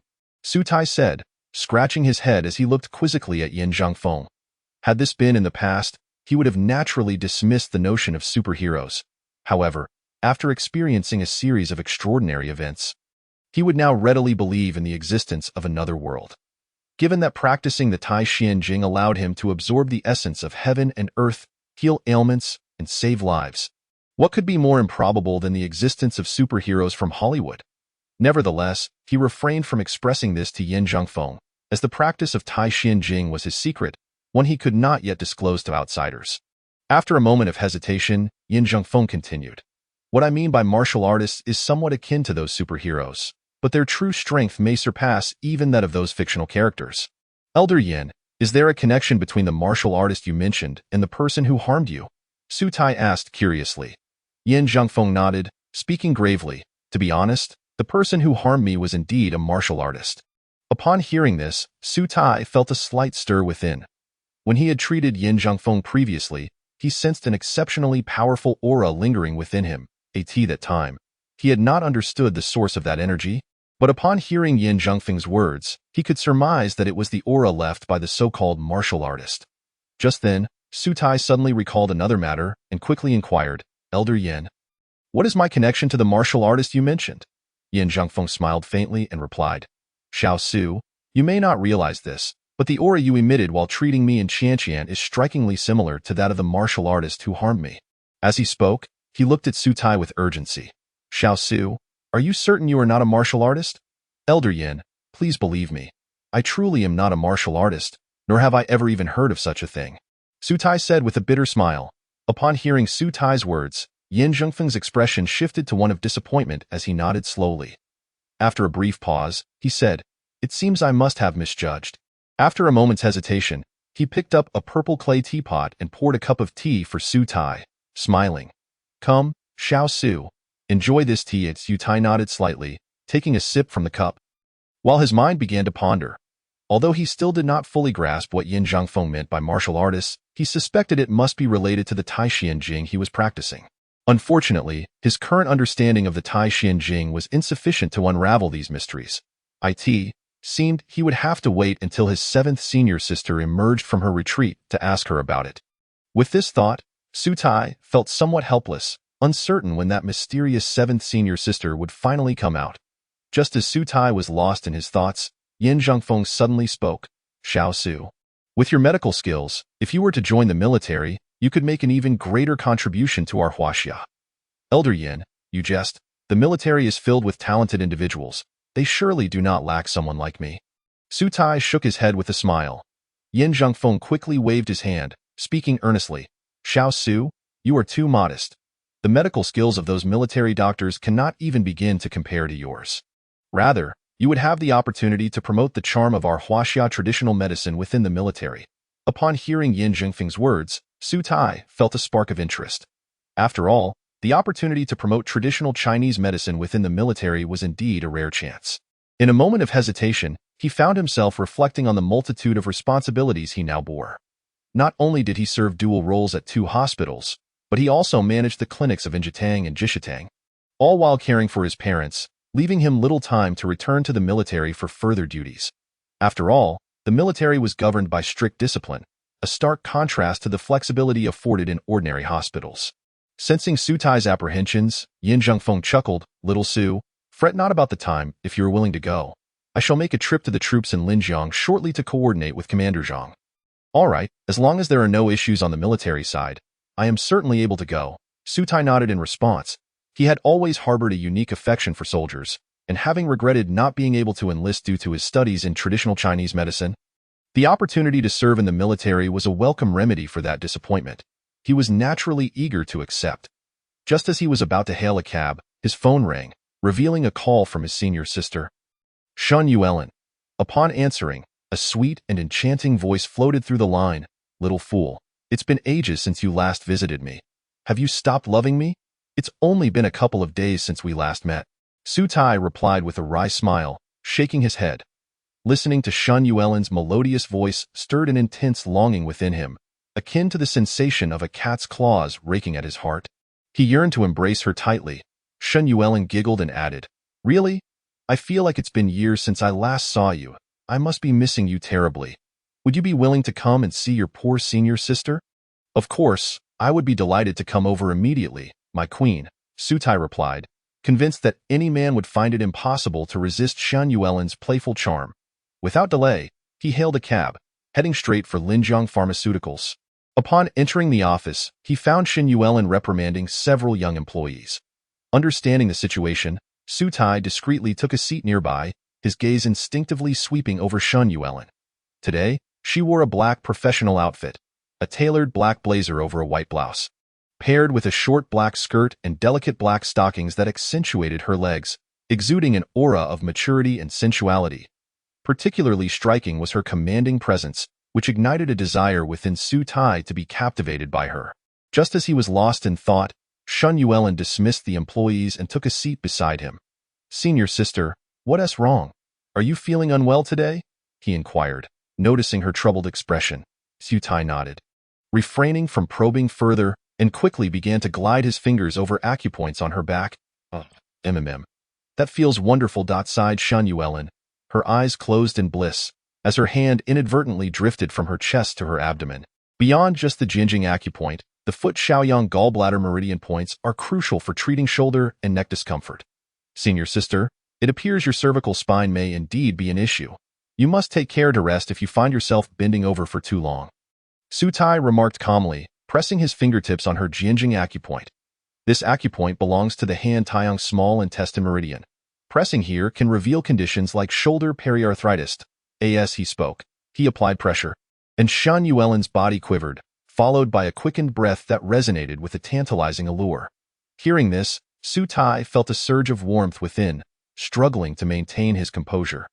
After a brief moment of hesitation, he chuckled softly. "Senior sister, perhaps lower your voice a bit. Consider that your junior brother is a fully grown man." "Oh, I understand," Shun Yuelin replied, her cheeks flushed.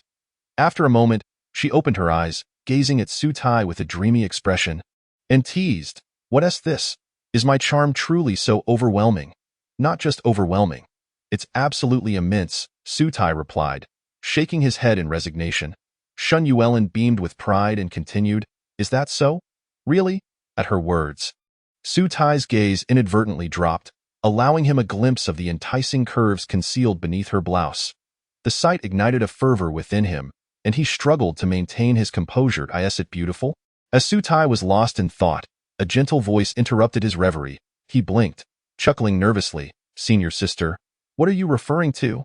"I must admit, I'm a bit confused." "Are you truly confused?" Shun Yuelin raised an eyebrow, then suddenly positioned herself over Su Tai, her slender fingers lifting his chin. Gazing into her mesmerizing eyes, Su Tai felt a fiery heat creeping up his throat, compounded by the faint scent of her perfume that enveloped him, causing his heart to race. Despite his ability to remain composed, the sight before him made it increasingly difficult to suppress his desires, compelling him to bite his tongue in an effort to stay grounded. Yet, what bewildered him was the unmistakable intensity of desire reflected in Shun Yuelin's gaze. She tidied her clothing slightly before continuing, "Silly boy, don't blame your senior sister. In truth, she is training your self-discipline. When you take over the company in the future, you will undoubtedly encounter numerous women attempting to seduce you. Only then will you truly understand her good intentions." "Training my self-restraint? Good intentions? Senior sister, I am not well read, so please don't deceive me." Su Tai secretly chuckled bitterly, then turned to Shun Yuelin, curious. "Senior sister, you must have other reasons for summoning me today, beyond just a massage, right?" "Of course. If I simply wanted you for a massage, I could have called you to my home directly." Shun Yuelin promptly nodded. She then swiftly retrieved an envelope from her desk and handed it to him. Su Tai took it and glanced at the envelope, which bore several capitalized English letters. Upon opening it, he discovered an exquisitely crafted pure gold card inside, inscribed with only 2 lines. "Invitation to the Cloud Summit Banquet. Host, mr.sutie." Su Tai was momentarily taken aback and quickly looked up at Shun Yuelin, inquiring, "What does this mean? What is the Cloud Summit Banquet?"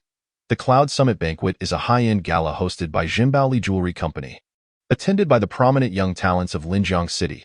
They are either scions of noble families or young individuals excelling in politics and business, Shun Yuelin explained hastily. Su Tai hesitated. "But I have no connections to the scions of noble families or the elite of politics and business. Why would they invite me? Surely there has been a mistake." "There is no mistake. It was Yang Shui who sent this invitation to me, insisting that you must attend," Shun Yuelin replied with a smile. "Yang Shui? What is her relationship with Jinbaoli?" Su Tai asked curiously. Shun Yuelin chuckled and said, "It seems you are still unaware. The Miss Yang you saved is the daughter of the Jinbaoli Jewelry Group." Upon hearing this, Su Tai was taken aback again. He had not anticipated that Miss Yang possessed such a background. No wonder even Mayor Li had personally sent someone to inquire about her recovery. He was not unwilling to show respect to Yang Shui, but he truly lacked the interest, as the guests at the banquet would be the upper crust of Linjiang City, with whom he had little in common. Making his presence there only awkward, that won't do. I've already promised her. You must accompany me, Shun Yuelin insisted. Su Tai was momentarily stunned, hesitating. Senior sister, you aren't planning to have me pretend to be your boyfriend to act as a shield. Are you? No. How could that be? I assure you, I absolutely will not. Shin Yuelin squinted her eyes, smiling and quickly patting her chest emphatically. Su Tai could only shake his head in resignation, since his senior sister was so insistent. He reluctantly agreed. 2 days later, after attending a lecture on the Wu School of Painting at Jinling University at Chen Kai's invitation, Su Tai made his way to Linjiang Pharmaceuticals to meet Shin Yuelin and prepare for the evening's Cloud Summit banquet. Silly boy, we are attending a banquet tonight. Though you indeed look quite handsome, wearing this would surely hide your stunning appearance. Fortunately, I have prepared a suit for you. Come, try it on, Shun Yuelin said, pulling Su Tai into the office as soon as he stepped inside. To Su Tai's astonishment, Shun Yuelin had prepared over a dozen suits for him, and it was not until half an hour later that they finally found one that suited both color and style. Watching Shan Yuelin busying herself to the point of perspiration, Su Tai felt a surge of gratitude. He was indeed not skilled in dressing up, and having such a sister to assist him was a considerable relief. After changing clothes, it was already 5:30 in the afternoon, and they headed straight to the venue for the banquet. The Jinbaoli Jewelry Building, located in the southern part of Linjiang City, was second only to Linjiang Pharmaceuticals in height. However, due to its elevated position, one could almost overlook the entire city from the top floor. Tonight's banquet was set on the rooftop terrace. Mr. Su, greetings, we meet again. A familiar voice suddenly called out as Su Tai had just taken his seat. Looking up, he saw Kalaizan approaching with a beaming expression. Su Tai frowned slightly and inquired, Mr. Kalaizan, it seems your arm has healed well. Are you looking to challenge me again? Mr. Su, you jest? I humbly submit to your skills. I have come today to seek you as my master, Kalaizan replied eagerly, promptly kneeling before Su Tai. Su Tai was a bit taken aback by Kalaizan's actions and hastily helped him up. Chuckling, what do you wish to learn from me? Of course, I wish to learn Chinese martial arts. Mr. Su, your martial arts skills are truly remarkable. They surpass Taekwondo, karate, and boxing that I hope you can teach me, Kalaizan implored fervently. Su Tai shook his head helplessly and replied, I am merely a physician. I am not proficient in martial arts. You need not be modest, Mr. Su. I recognized your prowess during our last encounter. Your skills are exceptional. I hope you can accept me as your disciple, Kalaizan insisted with great enthusiasm, preparing to kneel again. Su Tai hesitated. He truly lacked martial arts expertise, having learned only a bit of Xingyi Quan from a physical education teacher in college. His victory over Kalaizan had primarily stemmed from the enhanced strength and endurance he gained after practicing the Taishin Sutra. After a moment of contemplation, he said, Mr. Kalaizan, if you wish to learn traditional Chinese medicine, I can teach you, but martial arts is beyond my capabilities. Mr. Su, are you still holding a grudge against my previous disrespect? If so, feel free to punish me. I am willing to accept any retribution. Please do not refuse to take me as your student, Kalaizan pleaded, tears streaming down his face as he prepared to kneel once more. Seeing this, Su Tai felt somewhat helpless but realized that Kalaizan would not relent. He might as well agree temporarily. He understood that outright refusal would only lead to Kalaizan's persistent entanglement. It would be better to agree first and let Kalaizan discover later that he lacked martial arts skills. Prompting him to leave on his own, Kalaizan, is that the renowned master of Chinese martial arts you spoke of? He doesn't seem that impressive. Just as Su Tai was pondering, a deep voice suddenly interrupted. Looking up, he saw a burly man, resembling a small mountain, striding toward him and Kalaizan with an air of disdain. Chapter 123. Nonsense comes at a cost. The man had a head full of red hair and a face marred with scars, exuding an aura of ferocity, especially with his bloodshot eyes that sent chills down one's spine. Kate, what brings you here? This is the Chinese martial arts master, Mr. Su, that I told you about. He has just agreed to take me as his disciple. Kalaizan exclaimed excitedly as he recognized the newcomer. Ha! Is it worth celebrating to be taken in by a fraud? Before Su Tai could respond, the man named Kate crossed his arms and shook his head dismissively. Upon hearing this, Kalizan's expression changed instantly, and he couldn't help but retort loudly, "Kate, what do you mean by that? Mr. Su is a genuine master of Chinese martial arts, with remarkable skills. Do you not believe it? Ardasu is unlike those others. He is a true master of Chinese martial arts, and even I am no match for him," Kalizan countered with a snort.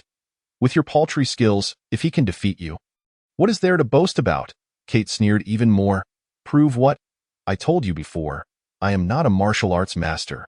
I am merely a physician, utterly oblivious to martial arts," Sutai remarked casually while fiddling with his phone. He had long surpassed the age of proving his might. Although Kate's attitude was indeed poor, he would not get angry as long as his bottom line was not crossed. Moreover, he genuinely knew nothing about martial arts. "Oh, so you're a physician. There is no difference between that and Chinese martial arts. Both are worthless," Kate scoffed, turning to leave. Sutai frowned and said in a low voice, "What did you just say?" "What? Are you not satisfied?" "I said Chinese medicine is worthless, just like Chinese martial arts. You people from China are all worthless. Who dares to do anything to me?" Kate retorted, glaring at Sutai with contempt, his voice loud and provocative. The commotion quickly drew the attention of numerous onlookers, including the upper-class youths of Linjiang City attending the banquet that night, who began to murmur among themselves, "The audacity is simply astonishing. How dare he, an outsider, run rampant on our sacred land of Huaxia? Is there truly no one capable of teaching him a lesson? He seems to believe that we are living in a century past. Should he continue to shout and bellow, I am certain someone will rise to reprimand him. We are all Huaxia people." Upon hearing Kate's profoundly insulting remarks, several wealthy young heirs could hardly contain their fury. Clenching their fists tightly, particularly those skilled in martial arts, who were eager to take action. Yet, upon witnessing Kate's robust physique, they ultimately hesitated. Those who have trained in martial arts understand all too well the significance of strength and stamina in combat. Kate, with his sheer muscularity, was not someone they could easily confront. Moreover, with so many witnesses present, the risk of humiliation loomed large should they lose. As no one dared to intervene, the crowd continued to swell. And other voices began to emerge. They spoke of concepts like using 4 ounces to deflect 1,000 pounds and overcoming the tough with the gentle, asserting that these principles lack practical effect. At best, they serve merely as a form of exercise, akin to calisthenics. Hearing such sentiments, the young supporters of Huaxia martial arts wore heavy expressions. They wished to counter these claims but found themselves at a loss for words. After all, despite Kate's provocations, no one had yet stepped forward to validate the prowess of Huaxia martial arts. Witnessing this scene, Kate was filled with an overwhelming sense of satisfaction. Lounging on the sofa, he pointed at Sutai and taunted, "Kid, I ask you, what price can you make me pay?" Sutai maintained an air of indifference, gazing at Kate with a bemused smile, replying, "Why don't you repeat that? Huaxia martial arts are garbage. Traditional Chinese medicine is garbage. Your Huaxia is merely a cesspool of refuse," Kate shouted once more, then shrugged and laughed. "I've said it again. What will you do about it? Do you dare to strike me?" In his eyes, Sutai's slender arms and legs were no match for him. He even hoped Sutai would make a move so he could showcase his own strength. Suddenly, amidst the fervor of the crowd, a crisp sound rang out, followed by a resounding slap that left a red mark on Kate's face. Instantly, the hall fell into a hushed silence, only to erupt moments later in thunderous applause. "Well done. I always said there are still spirited men in Huaxia. We must teach this foreign devil a proper lesson today. Indeed, he must learn that we Huaxia people are not to be trampled upon." Yet, amid the cheers, other voices began to surface. "Hold your applause. That kid's physique is no match for the foreigner. If he acts rashly, he will be the one in trouble. True, one must consider their strength. With his limited skills, he stands no chance against that foreigner. Instead of cheering, it would be wiser to call for an ambulance." At this moment, Kate was taken aback, staring incredulously at Sutai, never having expected this seemingly frail young man to actually confront him. In Kate's mind, his formidable presence alone should have been enough to instill fear in Sutai, leaving him trembling and begging for mercy rather than daring to retaliate. The sting of pain radiating from his cheek ignited a blaze of fury within him. After a brief moment of hesitation, he sprang from the sofa, pointing furiously at Sutai as he bellowed, You dare to strike me? Today, I will surely ruin you." With that, He swung his fist towards Su Tai's face. Chapter 124. Because you are unworthy. Unlike Klezin, Kate was a legitimate boxer and a national champion, possessing formidable strength. His punch seemed to harness the power to obliterate worlds, a truly terrifying force. Witnessing this, the onlookers felt a surge of anxiety for Su Tai. Even Klezin was frightened enough to retreat to the sidelines, fervently praying for Su Tai's safety. Although he believed in Su Tai's abilities, he was astonished by Kate's enduring ferocity even after a decade of retirement. As the two prepared to clash, the outcome was uncertain. Su Tai's expression remained as placid as a still lake. He stood calmly as Kate's fist approached, and with a sudden, nonchalant gesture, he effortlessly deflected the blow. To everyone's astonishment, Kate found himself crashing into the sofa, unable to rise for a moment in the blink of an eye. The confrontation concluded with an air of ease, as if Su Tai had merely strolled through the encounter. The crowd erupted into cheers, the earlier supporters of Su Tai now bursting with elation. Impressive! Who dares to claim that Huaxia martial arts are worthless? Indeed, if I am not mistaken, that technique he just employed was the very essence of 4 ounces deflecting 1,000 pounds. Simply marvelous. At that moment, Kate, struggling to extricate himself from the sofa, began to regard Su Tai with newfound wariness. He had initially perceived Su Tai as an easy target, yet now the tables had turned, and he found himself nearly injured. Kate had no doubt that had the sofa not intervened, he might have sustained serious harm. Realizing this, he looked up at Su Tai and spoke with a grave tone. Kid, I didn't expect you to possess such skill. I underestimated you. Are you willing to engage in a proper duel with me? I have no interest, Su Tai replied coldly. Kate sneered. What, are you afraid? Not at all. Su Tai shook his head. Kate's mockery intensified as he retorted. If that's the case, why not face me in a competition? Because you are unworthy, Su Tai replied impatiently. He then glanced at his phone, noting the time, and stood to leave, calculating that his senior sister should have finished changing by now. Upon hearing Su Tai's words, Kate's fury reached a boiling point. He stepped forward, pointing at Su Tai and shouted, Kid, if you do not compete with me today, you shall not leave with that. He clenched his fist once more. Preparing to strike, stop. Suddenly, a commanding voice rang out from behind the crowd. Turning to look, they beheld young Shui, clad in a sleek black evening gown, striding swiftly in high heels, with Shun Yuelin following closely beside her. As the two entered, the previously subdued hall erupted once more into a frenzy. Isn't that the esteemed young Princess Yang Shui of Zhenbali and Shen Yuelin of Linjiang Pharmaceuticals? I cannot believe they were invited to tonight's Cloud Summit banquet. Truly, they are the epitome of elegance. Even the most popular actresses pale in comparison to their grace. What do those actresses matter? Yang Shui is one thing, but Shen Yuelin is a business queen with assets worth billions. A woman incomparable in all of Huaxia, as the crowd murmured.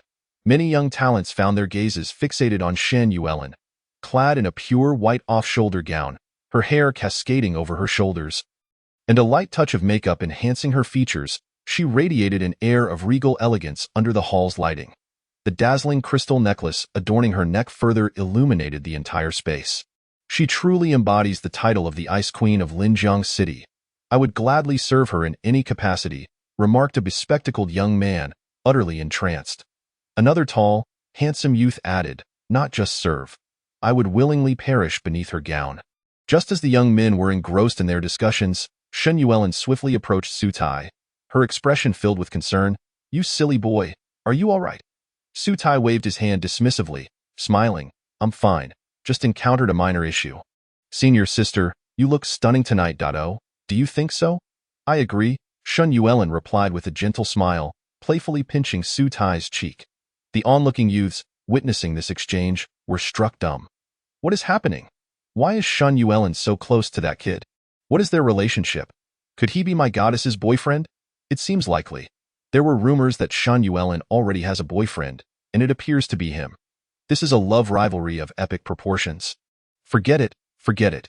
Considering this kid just brought honor to us Huaxia men, I will concede this time. My heart is shattered. Amidst their lamentations, the young men began to speculate about Su Tai's identity, leading to a myriad of theories that caused Su Tai to frown. Shen Yuelin, however, remained unfazed, merely responding with a soft acknowledgement before glancing at Kate and inquiring with a serious tone, Xiao Shui. Is this person also invited to the banquet? Yang Shui furrowed her brows, casting a cold glare at Kate as she demanded, Who are you? And do you possess an invitation to the banquet? I doubt I do not have one. Kate stammered, quickly shaking his head. Despite his formidable strength, he felt a twinge of unease under Yang Shui's scrutiny. Since you lack an invitation, you have intruded upon this gathering. Please leave immediately, or I shall call the authorities, Yang Shui declared icily, her voice ringing with authority. Suyin is indeed her savior, and also the junior of Shan Yuelin. After much effort, she managed to invite him over. Yet now this incident has occurred, filling her with indignation. Kate's complexion shifted between shades of green and red. Hesitating for a moment, he hurriedly stated, Miss Yang, I am Mr. Zhang's subordinate. I do not care who your patron is. Since you lack an invitation, I must insist that you leave immediately, or I shall not hesitate to be impolite. Yang Shui interrupted coldly, and no sooner had she spoken than dozens of burly security personnel, armed and resolute, surged forward, encircling Kate completely. Miss Yang, is it truly necessary to create such a commotion over a mere dispute between two servants? At that moment, a languid voice suddenly resonated. Subsequently, a tall, handsome young man, clad in a tailored suit, strode into the hall, flanked by several bodyguards. This young man, appearing to be around 26 or 27, possessed an imposing stature, sharp eyebrows, and striking features, resembling a dashing CEO straight out of a romantic drama. As he entered, many young women were instantly captivated, some even letting out small gasps of excitement. Oh my goodness, who is he? He is extraordinarily handsome, just like the gallant gentleman described in novels. If only I could speak to him for just a moment. Not only is he dashing, but he is also incredibly wealthy. That suit alone must cost at least several $100,000, and that watch on his wrist, if I am not mistaken, is a limited edition Patek Philippe worth nearly 10 million. If I could marry such a man, I would do anything. As the girls swooned, the men nearby were seething with jealousy. They were all notable figures in Linjiang, either from illustrious families or possessing formidable strength. Yet now they found themselves overlooked as the young women fawned over this newcomer. Who does this guy think he is, strutting around with so many bodyguards? Does he fancy himself the mayor? One stout youth in a blue Gucci suit grumbled. Hearing this, another young man, holding flowers and sporting a slicked-back hairstyle, sneered, he is probably just a nouveau riche from a subordinate district, daring to flaunt himself in Linjiang. We must teach him a lesson. As he spoke, several wealthy second-generation youths nodded in agreement, readying themselves for a confrontation. The faces of the earlier young men turned pale, their fists instinctively retreating behind their backs as they cast wary glances at the man named Jiang Sun. Jiang Sun? Who is he? Is he formidable? Which tycoon's son from Linjiang is he? Someone inquired curiously. Before the burly youth could respond, the young man in the Gucci suit stammered, You don't even know Jiang Sun? He is the heir to Jinling Tianhe Pharmaceutical, currently controlling half of the company and possessing personal assets amounting to tens of billions. Goodness, tens of billions? My entire family's assets barely reach several million. Is he even human? The young men murmured among themselves, their gazes towards Jiang Sun gradually shifting to one of reverence. In the face of this fervent admiration, Jiang Sun remained unfazed, as if accustomed to such attention. He swiftly made his way through the crowd to stand before Yang Shui, offering a mild smile. Miss Yang, it has been a long time. Jiang Sun, what brings you here? I seem to recall not having invited you. Yang Shui remarked, her brows furrowing slightly as she regarded him with a hint of apprehension. Jiang Sun smiled lightly, producing a pure gold card from his pocket and presenting it to Yang Shui. I had no choice. Uncle Yang specifically sent me an invitation to attend, and I couldn't very well refuse. At the sight of the card, Yang Shui instinctively glanced at it, her expression shifting subtly. The signature on the gold card indeed bore her father's handwriting. Miss Yang, your father and mine are close friends, and you and I have known each other for many years. We could even be considered childhood companions. Why let a trivial matter involving subordinates come between us? Jiang Sun spoke with an air of nonchalance, his gaze inadvertently drifting towards the encircled Kate. What trivial matter? Mr. Su is a distinguished guest whom I invited personally. How can I simply overlook the affront made by your subordinate? Yang Shui retorted coldly. Jiang Sun paused momentarily, casting a glance at Su Tian. He recognized some of the notable scions in Linjiang. Yet this M. Ardsu was unfamiliar to him. The onlookers buzzed with astonishment. Goodness, as expected of the heir to Tianhe Pharmaceuticals, his mere generosity amounts to 30,000. How extravagant! Indeed, even our Linjiang richest would not display such boldness. That fellow named Su must be overjoyed, they commented. Jiang Sun felt a swell of pride. For him, 30,000 was a trifling sum. Yet the opportunity to showcase himself before the young elites of Linjiang was invaluable. No need, Su Tian replied casually, though his gaze remained fixed on Shan Yuelin. He noticed that ever since Jiang Sun entered, Shan Yuelin's complexion had darkened considerably, her body trembling involuntarily as if gripped by fear of Jiang Sun. This sight puzzled him greatly. Given Shan Yuelin's experience, even the provincial leaders would not intimidate her to such an extent, let alone a wealthy second generation. Just as Su Tian contemplated this, Jiang Sun's smile faltered. His grip on the membership card trembling slightly in his position. He had never been dismissed so lightly, especially not by an obscure junior. However, he swiftly suppressed his anger and raised his voice slightly. Reiterating, Mr. Su, please accept this token of my appreciation. I have already stated, it is unnecessary, Su Tian replied, momentarily taken aback as he observed the change in Jiang Sun's demeanor. Nevertheless, he dismissed it, as Shen Yuelin's feelings were of greater concern to him. Mr. Su, surely you wouldn't deny even this small courtesy. Jiang Sun's smile gradually faded, his tone growing somber. Seeing this, Yang Shui stepped forward and took the membership card from Jiang Sun's hand with a smile, saying, Jiang Sun, Mr. Su is too modest to accept, so I shall accept it on his behalf. Su Tian did not object. Since Yang Shui had accepted it, he wished to avoid causing any further trouble. As Jiang Sun's smile returned, he suddenly turned to Shen Yuelin, grinning, Yuelin, what a coincidence. It has been 3 years since we last met, and I never imagined we would cross paths again today. The crowd, which had been dispersing, erupted into a flurry of whispers at Jiang Sun's words. They had not anticipated that Jiang Sun and Shen Yuelin had known each other for 3 years.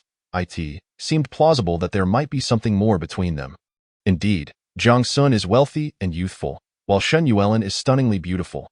They seem like a match made in heaven, especially since both families are involved in the pharmaceutical industry. I wouldn't mind that at all. Exactly. The fellow named Su is nothing of significance, lacking both wealth and influence, save for his decent looks. Why should he be worthy of Shen Yuelin? I believe Jiang Sun is a far better match. As they listened to these comments, Shen Yuelin's expression grew increasingly grim. She glanced at Jiang Sun, her anger barely contained, but it quickly subsided, her arms trembling more violently, her small hands clenching the hem of her clothing as she appeared utterly at a loss. Senior sister, are you all right? At that moment, Su Tian stepped forward, gently patting Shen Yuelin's shoulder, his voice filled with concern. Shen Yuelin bit her lip, forcing a smile, and after a moment, she shook her head softly, saying, I am fine. Noting Shen Yuelin's reluctance to elaborate, Su Tian refrained from pressing further, instead casting a wary glance at Jiang Xun. All their time together, he had never seen Shen Yuelin so distressed, especially in the presence of a man. Though he remained uncertain of their relationship, witnessing her helplessness, anxiety, and pain in front of Jiang Sun pierced his heart like a thorn. To Su Tian, Shen Yuelin was akin to family. He could not allow anyone to bully her, regardless of who they were. If anyone dared to offend her in the slightest, he would not let it slide. With this thought, he cast another glare at Jiang Sun. Jiang Sun's expression remained calm, seemingly relishing the fear he inspired in others. He smiled faintly and continued, Yuelin, do you know that I came to Linjiang specifically to find you? I hold no grudges regarding that incident 3 years ago. After the banquet, let us find a place to discuss things, shall we? There is no need to discuss anything, already have a boyfriend. Shen Yuelin stammered, her lips quivering as she raised her voice. Out of instinct, she glanced at Su Tian, a hint of imploring in her eyes. Su Tian nodded slightly, indicating his understanding, and then stepped forward, smiling at Jiang Sun. Hello, I am Su Tian, Yuelin's boyfriend. Hello, Jiang Sun. Jiang Sun's expression shifted slightly, his gaze towards Su Tian laced with confusion. Upon arriving in Linjiang, his sole purpose was to rekindle his romance with Shen Yuelin. Thus, prior to his arrival, he had already dispatched someone to ascertain that she was without a boyfriend. However, to his astonishment, a man suddenly emerged, claiming to be Shen Yuelin's partner, which left him quite perplexed. Nevertheless, he quickly regained his composure and, with a faint smile, remarked, Mr. Su, I must admit, it is quite surprising that Yuelin would choose you. Overlooking so many distinguished gentlemen, I truly envy you. May I inquire where you are currently employed? His tone remained as gentle as a spring breeze, yet there was an air of imperial authority, as if Su Tai were merely a subject before him, radiating an unmistakable arrogance. Injitang, I have heard of it. It is a renowned old brand in Linjiang. Jiang Sun chuckled lightly, dismissing it with disdain. Unfortunately, it is merely a traditional Chinese medicine shop, lacking in distinctiveness. When Tianhe Pharmaceuticals acquired it, I doubt it fetched a good price.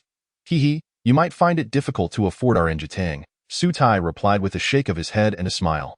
Upon hearing this, Jiang Sun immediately let out a cold laugh, scoffing, a mere second-rate Chinese medicine shop, with assets barely exceeding $1 billion. Tianhe Pharmaceuticals could acquire it at any time. Mr. Su, it is time for you to emerge from your well and see the world outside. I have stated that you cannot afford it, and that is my final word, Su Tai replied calmly. Witnessing this, Jiang Sun's expression grew increasingly mocking, and he exclaimed loudly, very well, then name your price and let me hear how Tianhe Pharmaceuticals could possibly be unable to afford it. There is nothing more to say. I have asserted that you cannot afford it, and indeed, who knows, perhaps in a few months, it will be our Injitang that acquires your Tianhe Pharmaceuticals, Su Tai remarked with a light laugh. His tone unperturbed and filled with confidence, as if he were merely stating a matter of course. Upon hearing this, the onlookers erupted in derision. Had this young man lost his mind? Did he truly believe he could acquire Tianhe Pharmaceuticals? Was he aware of the current total assets of Tianhe Pharmaceuticals? Not to mention the fact that Tianhe Pharmaceuticals was the leading pharmaceutical enterprise in Jiangnan province, with its status only continuing to rise. Even the wealthiest individual in Jiangnan would not dare utter such words. He was surely being overly pretentious. Even Yang Shui furrowed her brow, casting a puzzled glance at Su Tai. Although she admired his medical skills and was grateful for his assistance in her time of need, she was acutely aware of the Jiang family's standing in Jiangnan province. Not even her own Yang family would dare to challenge them, let alone a mere Su Tai. His laughter was chilling and tinged with mockery, as if he were saying, "Look at you, having discarded me for such a character." In the face of Jiang Sun's taunts, Shen Yuelin kept her head down, remaining silent, her expression growing increasingly ashen. Seeing this, Su Tai felt a flicker of hesitation within himself. Jiang Sun, the banquet is about to commence. You should go in first, Yang Shui said quickly, sensing the tension. Jiang Sun nodded slightly, then shot a cold glare at Su Tai before striding toward the elevator, with Kate hastily following suit. Upon hearing the inquiry, Shen Yuelin paused momentarily, as if recalling something, before nodding after a brief moment. Yang Shui sighed awkwardly, feeling a bit embarrassed, and said, Yuelin, Jiang Sun was invited by my father. I cannot prevent him from attending the banquet. Perhaps you and you should enter first. After the earlier confrontation, she recognized that neither Su Tai nor Shen Yuelin was a match for Jiang Sun, and as a friend, she could only seek to prevent another encounter. Shen Yuelin's expression was dim, and after a moment's hesitation, she gently nodded. While she could overlook many things, she could not allow Su Tai to be humiliated publicly by Jiang Sun again. I disagree. Just then, Su Tai spoke in a low voice. Avoidance will never resolve the issue. It is better to confront it directly, for there may yet be a chance for reversal. Reversal? Yang Shui could not help but shake her head.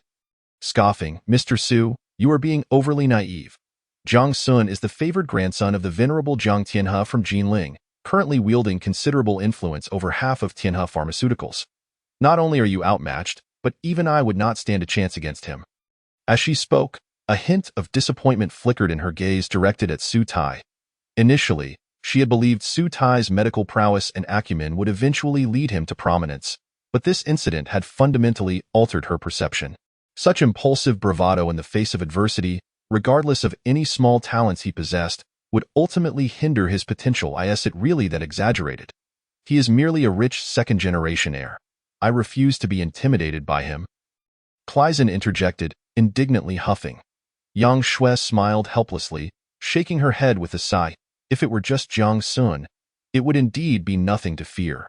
What is truly daunting is the Jiang family behind him. Not to mention Tianhe Pharmaceuticals. What of the Jiang family? They merely possess some wealth. Can they truly act with impunity? Kleisen dismissed her concerns. Having witnessed Jiang Sun's scornful mockery of Su Tai, he was genuinely outraged. Had it not been for the constraints holding him back, he would have already thrown a punch. Yang Shui sighed again, her expression somber. The Jiang family is not merely affluent. They possess vast wealth, enough to wield considerable influence. Even my own Yang family would struggle to contend with them. As one ascends to her level, one becomes increasingly aware of the formidable nature of the elite. Though Tianhe Pharmaceuticals appears to be just a pharmaceutical company, its internal relations are intricately complex, likely intertwined with prominent figures in the Jinling political sphere and closely allied with esteemed families, far beyond the comprehension of ordinary individuals. Jiang Sun, at such a young age, already holds a significant portion of Tianhe Pharmaceuticals, clearly being groomed as a family heir. To offend him is tantamount to offending the entirety of Tianhe Pharmaceuticals and the Jiang family, which indirectly includes the powerful forces behind the Jiang family. Should those influential figures decide to eliminate someone as insignificant as Su Tai, it would be a matter of a single word. Realizing this, she looked at Su Tai earnestly and said, "Mr. Su, perhaps my words may not be pleasant to hear, but I speak them for your and Yuelin's sake. With your current capabilities, you are simply no match for Jiang Sun. It would be wiser to temporarily avoid confrontation and wait for a more opportune moment." Upon hearing Yang Shui's words, Shen Yuelin felt a hint of uncertainty as she recognized the validity of her statements. "Senior sister, trust me, I am confident," Su Tai asserted, his expression unwavering as he gazed deeply into Shen Yuelin's eyes, his tone growing firm. Seeing this, Shen Yuelin's heart quivered slightly, igniting an inexplicable surge of conviction within her. Su Tai's words were like a steadfast boulder, dispelling all her fears of Jiang Sun, especially as she met his resolute gaze, which bolstered her confidence immensely. "Mr. Su, this is not the time for impulsiveness. Please heed my advice. Jiang Sun is vengeful and has come prepared. He will not easily relent," Yang Shui urged urgently. "Kleisen, if you do not understand, refrain from speaking. Jiang Sun's capabilities are beyond your imagination. I advise you both to tread carefully." Yang Shui's expression grew even graver. She could not bear to see Su Tai stubbornly confront Jiang Sun, as it would only lead to his humiliation and potentially irreparable consequences. At that moment, Shen Yuelin, who had remained silent, suddenly lifted her head and smiled, saying, "Xiao Shui, I believe in Su Tai. He will not falter." "And very well," Yang Shui conceded with a sigh, seeing Shen Yuelin's resolute stance and deciding against further persuasion. "How about this? You both should try to avoid any contact with Jiang Sun. If any trouble arises, do not hesitate to call me." Time was of the essence, and as the conversations flowed, the group swiftly entered the elevator, heading towards the banquet venue atop the Zhenbali building. Under Yang Shui's guidance, Su Tai and Shen Yuelin settled at a table near the observation deck, affording them a splendid view of the entire Linjiang cityscape. Standing by the railing and gazing at the bustling streets of Linjiang under the night sky, their spirits lifted, and Shen Yuelin even managed a rare smile. "I have lived in Linjiang for over 20 years. Yet this is the first time I have witnessed such beauty," Su Tai remarked with a smile. Shen Yuelin nodded, biting her lip as she felt the night breeze caress her, playfully tossing her hair. "Is the scenery beautiful, or is my senior sister even more beautiful?" Though distant, he could still discern the four prominent characters emblazoned on the building. "Tianhe Pharmaceuticals. Senior sister, what is your relationship with Jiang Sun?" After a moment of contemplation, Su Tai finally ventured to ask. At his words, Shen Yuelin's smile faltered, and after a brief pause, she shook her head, saying, I do not wish to discuss him." "Very well, if you prefer not to speak of it, I shall refrain." Su Tai nodded gently, choosing not to press further. Instead, he lifted a glass of red wine, offering it to Shen Yuelin. She accepted without hesitation, taking a delicate sip before stating, "Jiang Sun is, in fact, my fiancé." "Not quite," Shen Yuelin replied with a bitter smile, shaking her head vigorously. "Did you cheat on him?" Su Tai inquired, his hesitation apparent. Shen Yuelin's expression darkened, and she frowned in displeasure, saying, "You silly boy. Do you think your senior sister is that kind of person?" After a pause, she continued, "The engagement was arranged by my family, but I have no feelings for him. Thus, a few months prior to the wedding, I visited his home and formally annulled the engagement." Take the initiative to annul the engagement? "Senior sister, you are truly my idol," Su Tai said, casting another astonished glance at Shen Yuelin, impressed by her audacity. "It is well known that once an engagement is established among prominent families, it becomes exceedingly difficult to dissolve or alter it. Even if one wishes to break the engagement, it is not a decision that the younger generation can make lightly. However, he soon came to understand why the typically domineering and assertive Shen Yuelin had been enduring Jiang Sun's repeated provocations. It was due to a sense of guilt that weighed heavily on her heart. Pausing for a moment, he hurriedly added, "Senior sister, I believe the fault does not lie with you. You have every right to choose your partner. Nevertheless," he continued, "yet I still feel a twinge of guilt. After all, he treated me well back then." Shen Yuelin let out a long sigh, her expression a complex tapestry of emotions. Sutai found himself at a loss for words, as he had never experienced anything quite like this before. Just then, Yang Shui and Klezen, having finished attending to their guests, approached them. Noticing Shen Yuelin's lingering distress, Yang Shui suddenly suggested, "Yuelin, do you find this place dull? There happens to be an auction in the hall downstairs. Why don't we go and enjoy some excitement?" Chapter 128. The auction. I have no interest in the auction, and I lack knowledge about those antiques and treasures, Shen Yuelin replied, shaking her head absent-mindedly. Jiang Sun's presence had thoroughly disrupted her mood. She found herself unable to muster any enthusiasm for the auction or anything else for that matter. If not for Su Tai's company, she would likely have left long ago. Yang Shui chuckled, quickly reassured her, "It's fine. You won't be bidding, after all. The main purpose is to distract ourselves and enjoy the atmosphere." Although she claimed it was merely to enjoy the ambience, she secretly feared that Su Tai and the others might run into Jiang Sun. In the presence of so many wealthy heirs, any mishap would result in considerable embarrassment. Shen Yuelin, however, seemed unperturbed.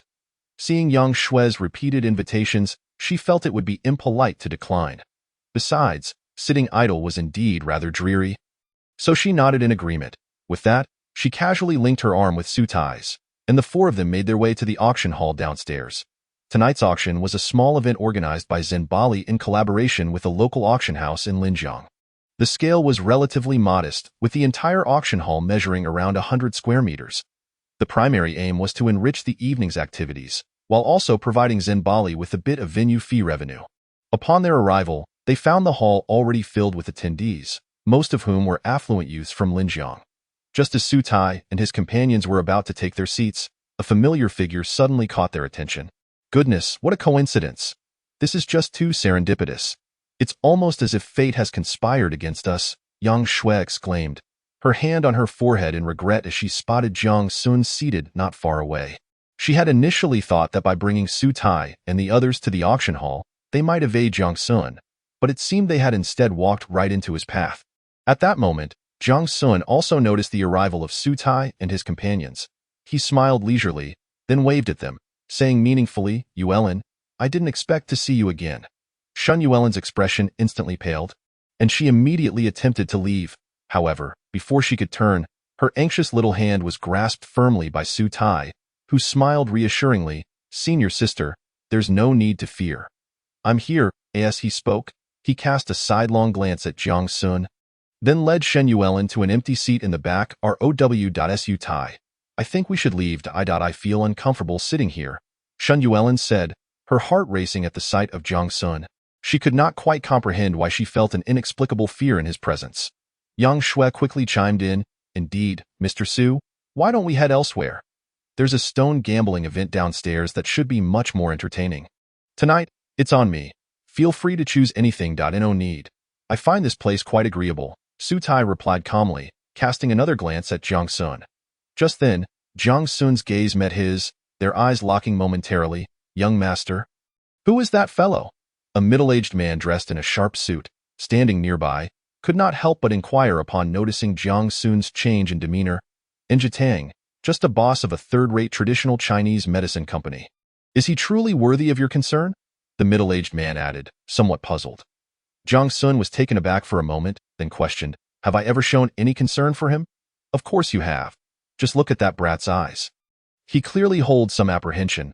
I initially thought he was a scion of a prominent family, but it turns out he is merely a lowly small-time businessman," the middle-aged man quickly asserted. Jiang Sun chuckled lightly and waved his hand dismissively. "Feng Shu, you must be mistaken. Why would I pay any mind to such insignificant creatures?" Despite his words, a flicker of doubt crept into his heart when he had locked eyes with Su Tai moments ago. He had sensed an unexpected chill emanating from the other. Feng Shu, not overly concerned, hesitated for a moment before suddenly asking, "Young master, what are your plans regarding Shan Yuelin?" "Rest assured, I have my methods." Jiang Sun replied coldly, casually picking up a promotional brochure for the auction while appearing disinterested. At that moment, Yang Shui, still feeling uneasy, could only sit quietly beside them, waiting for the auction to commence. "Mr. Su, what brings you here as well?" Just as Su Tai was perusing the auction brochure, a familiar voice suddenly called out from his left. Turning to look, he saw a stout man in a dark blue suit waving at him, accompanied by a middle-aged man with glasses, carrying a briefcase, who appeared quite refined. Seeing the two, Su Tai was momentarily taken aback and curiously asked, "Mr. Wu, Professor Chen, what brings you here?" He recalled that the guests invited to the Cloud Summit Gala tonight were primarily local young people, and the attendees at the auction hall were predominantly young men and women, making the appearance of Wu Wei and Chen Kai rather surprising. Wu Wei chuckled awkwardly and stepped forward, smiling broadly. "Please don't mind us, Mr. Su. I heard there would be some fine calligraphy and paintings auctioned tonight, so I brought Professor Chen along." As he spoke, he surveyed the room with a sense of pride, adding, "With my modest means, I could never compete with those top-tier tycoons at larger auctions, but tonight, among these young folks, I hold quite the advantage." "I see.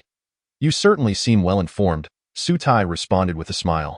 Wu Wei grinned proudly, saying, "Of course, there isn't an auction in Linjiang, or even in the entire Jiangnan province, that I wouldn't be aware of. If there's something you fancy, Mr. Su, I can keep an eye out for you." "Is that so? In that case, I do have something I would like to inquire about," Su Tai remarked, suddenly recalling another matter.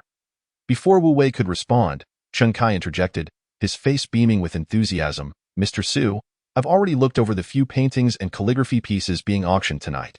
Most of them are quite good and worth bidding on, but there are a few I'm uncertain about. Since you're here, could you lend a hand?" With that, he hurriedly presented a stack of materials to Su Tai. Su Tai hesitated for a moment, but seeing Chen Kai's eagerness, he felt it would be rude to decline. So he took the documents and began to review them. "Mr. Su, these works are treasures of our nation. They must not fall into the hands of those superficial heirs. Please, I implore you to examine them carefully," Chen Kai urged. Su Tai furrowed his brow in confusion, asking, "Professor Chen, is there really a difference between those works being in your hands versus theirs?" "Of course there is a difference," Chen Kai adjusted his glasses and replied. "Only I can ensure these works are well protected." Su Tai paused, contemplating his words, and after a moment, shook his head and said, "You make a valid point." As the two continued their idle conversation, the first auction item was already being showcased. Chapter 129. Jiang Sun's move a porcelain vase from the Yukiln, featuring the scene of Shao He pursuing Han Xin under the moon during the Five Dynasties period, was displayed. It was in relatively good condition, and with a starting price of 370,000, it was certainly worthy of a bid. "Mr. Su, do you think we should go for it?" Chen Kai inquired, eyeing the auction item with a smile. Su Tai lifted his gaze to examine the porcelain vase Chen Kai mentioned, smiling faintly as he replied, "While this piece is indeed precious, it's important to note that, Mr. Su, are you suggesting that there is an issue with this vase?" Before Su Tai could finish, Wu Wei interjected eagerly. He quickly shook his head in denial, insisting, "That's impossible. This auction is organized by Zin Bali in conjunction with Jiayue Auction House. There can't possibly be a counterfeit. I never claimed it was a counterfeit. I merely believe it is overpriced," Su Tai stated with a calm smile. Wu Wei was even more puzzled, stroking his chin as he questioned, "Mr. Su, while I primarily collect calligraphy and paintings, I do have some knowledge of porcelain. The price of Yukiln porcelain has always remained high. Just last month, a Tang Dynasty Yukiln piece fetched a staggering 20 million. Surely, the price for a piece from the Five Dynasties period wouldn't be too low either." Upon hearing this, Chen Kai remained silent, instead looking at Su Tai with a smile, saying, "Mr. Su, perhaps you could explain this to M.R.W." Su Tai nodded, then pointed to the porcelain vase, smiling as he explained, "Mr. Wu, please take a closer look.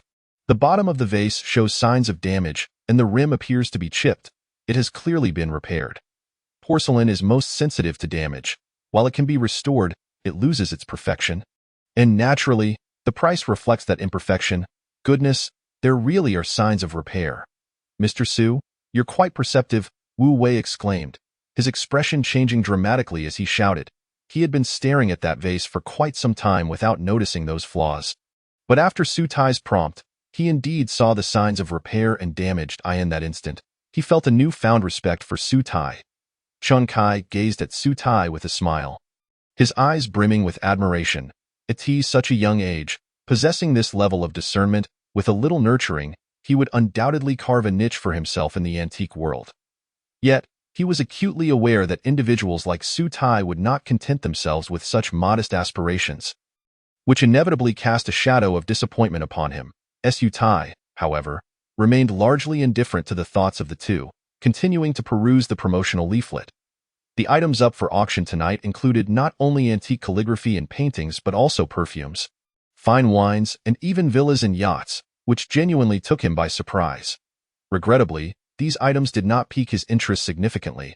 Had it not been for Wu Wei and Chen Kai's insistence, he might have dozed off.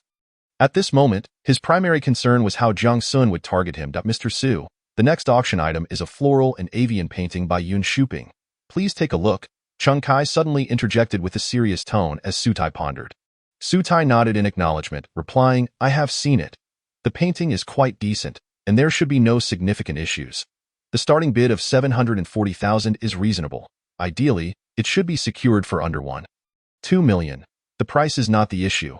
It is mainly the painting. Wu Wei hesitated. Although he possessed some wealth, over $1 million was still a substantial sum for him, necessitating utmost caution. Excellent judgment. I never anticipated Mr. Su to be so well versed in Yun Shuping's works. Truly admirable. Chen Kai could not help but shower praises upon Su Tai, then turned to Wu Wei with a faint smile, assuring him, Mr. Wu, you need not worry. This painting is indeed a worthy investment. Very well, I shall bid for it then, Wu Wei replied, his spirits lifted. With the endorsements of both Chen Kai and Su Tai, his doubts dissipated. The host presented the floral and avian painting by Yun Shuping. A brief introduction ensued before the bidding commenced. Most attendees at the auction were affluent young heirs from Linjiang, with little interest in antiques or paintings. Yun Shuping, while not as renowned as Dong Qichong, Zhao Mingfu, or Tang Yin, attracted minimal attention, with the starting price of 740,000 eventually rising to 820,000 without further bids.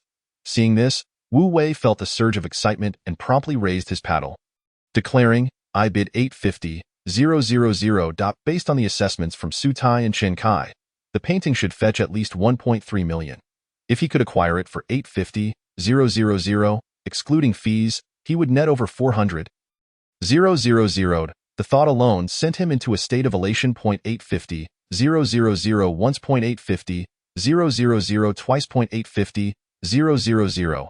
As the host continued, no further bids materialized, and Wu Wei found himself on the verge of euphoria, considering this a fortuitous start to the evening. Although he had spent a few extra thousand to enter, it would be well worth it. 90,000. A gentle voice suddenly interrupted. Startled, Wu Wei and the others turned to see a handsome young man in the front row, elegantly raising his hand. It was Jiang Sun.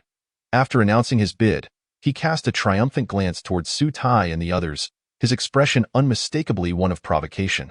What's going on? Who is this guy? He didn't bid earlier, and now he's throwing in a bid. Wu Wei felt a surge of indignation. Just as the painting was within his grasp, he was caught off guard by this unexpected turn of events. Akin to a roller coaster ride, Su Tai, sensing the tension, instinctively cast another glance at Jiang Sun and said solemnly, Mr. Wu, I suggest we let him have this painting. Why should I? I have my sights set on it. I won't let that brat take it. Wu Wei protested vehemently, then shouted, I bid 950,000, 1 million. Jiang Sun replied coolly. Wu Wei refused to back down, calling out, 1,005,000, 1,010,000. Jiang Sun maintained his calm demeanor. As if the sum meant nothing to him, Wu Wei felt a pang of regret. He had initially anticipated acquiring the painting for 850,000, but now it had ballooned to 1 million. Even if he could profit, it would be minimal. Yet, the arrogant demeanor of Jiang Sun infuriated him, prompting him to grit his teeth and declare, I bid 1.2 million. Chapter 130.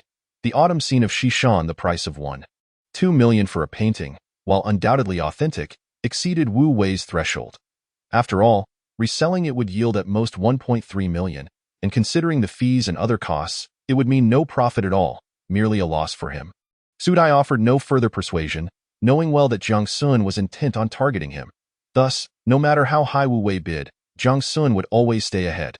Indeed, as soon as Wu Wei finished his statement, Jiang Sun swiftly countered with a bid of 1.25 million.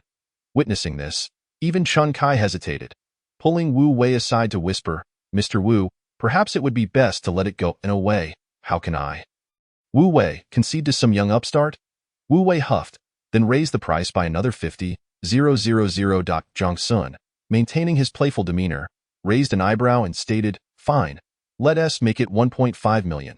He was well aware that the market price for this painting was at most 1.3 million, and for the other party to bid 1.5 million was clearly a deliberate provocation. Observing Jiang Sun's smug expression, Wu Wei's face twitched, and his demeanor darkened significantly. What he had initially believed to be a fortuitous opportunity to earn a tidy profit had now turned into a situation where he felt utterly humiliated. "Mr. Wu, do not be upset.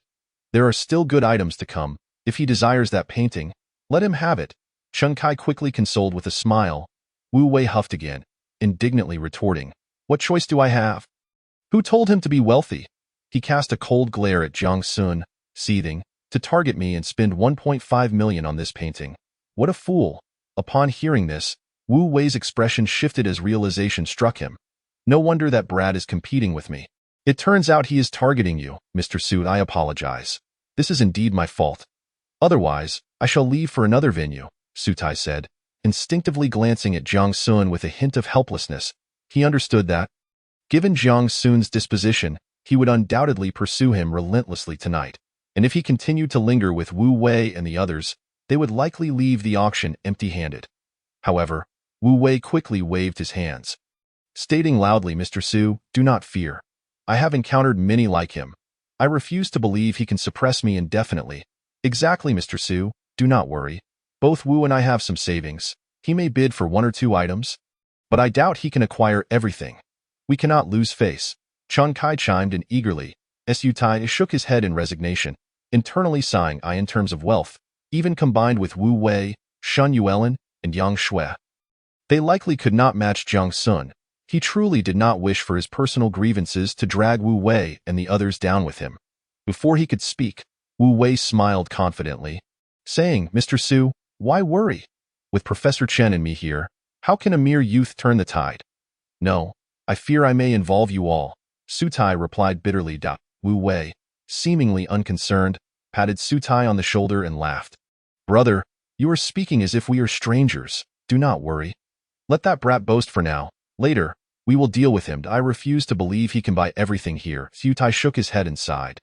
He had briefly surveyed the paintings up for auction that evening. While they were valuable, none were truly exceptional. If Jiang Sun was genuinely intent on targeting him, he could indeed buy them all. After all, several million was but a trifling sum for someone of his stature, perhaps merely the cost of a car. Yet, since Wu Wei and Chen Kai insisted he stay, he had no choice but to remain seated and wait. The next items up for auction included luxury watches, diamond necklaces, and exquisite wines, none of which piqued their interest. However, the wealthy heirs were thoroughly engaged, causing a minor frenzy to Mr. Su. The next auction item is a landscape painting by Zhang Hong from the Ming Dynasty. "What do you think?" Just as Sutai was closing his eyes to rest, Chen Kai approached with a smile. Sutai promptly opened his eyes and casually responded, "Zhang Hong's The Autumn Scene of Shishan is a work of spirited brushwork and vivid expression. A rare gem indeed." "Indeed, it is a remarkable piece," Chen Kai said, his face lighting up. Zhang Hong was a pivotal figure in the Wu school of painting during the late Ming Dynasty. I have very few of his works in my collection. If I could acquire The Autumn Scene of Shishan, I would have no regrets in this life. Rest assured, Professor Chen, I will ensure this painting becomes yours, Wu Wei declared, thumping his chest confidently. Sutai, however, shook his head quietly, knowing well that as long as he remained present, Jiang Sun would not relent, and it was likely that both Wu Wei and Chen Kai would leave disappointed. As they spoke, the painting The Autumn Scene of Shishan was revealed. With a starting bid of 1.2 million, Mr. Wu, this price seems reasonable. I would be content if it could be secured for under 2 million, Chen Kai observed excitedly, his eyes fixed on the artwork. Wu Wei nodded, grinning, "Rest assured. I refuse to believe that brat can outbid me." Similar to the previous floral painting, Zhang Hong was also a relatively obscure Ming Dynasty artist. Thus, the allure of luxury watches and fine wines overshadowed the painting. The price, being over $1 million, was beyond the reach of many of the affluent heirs present.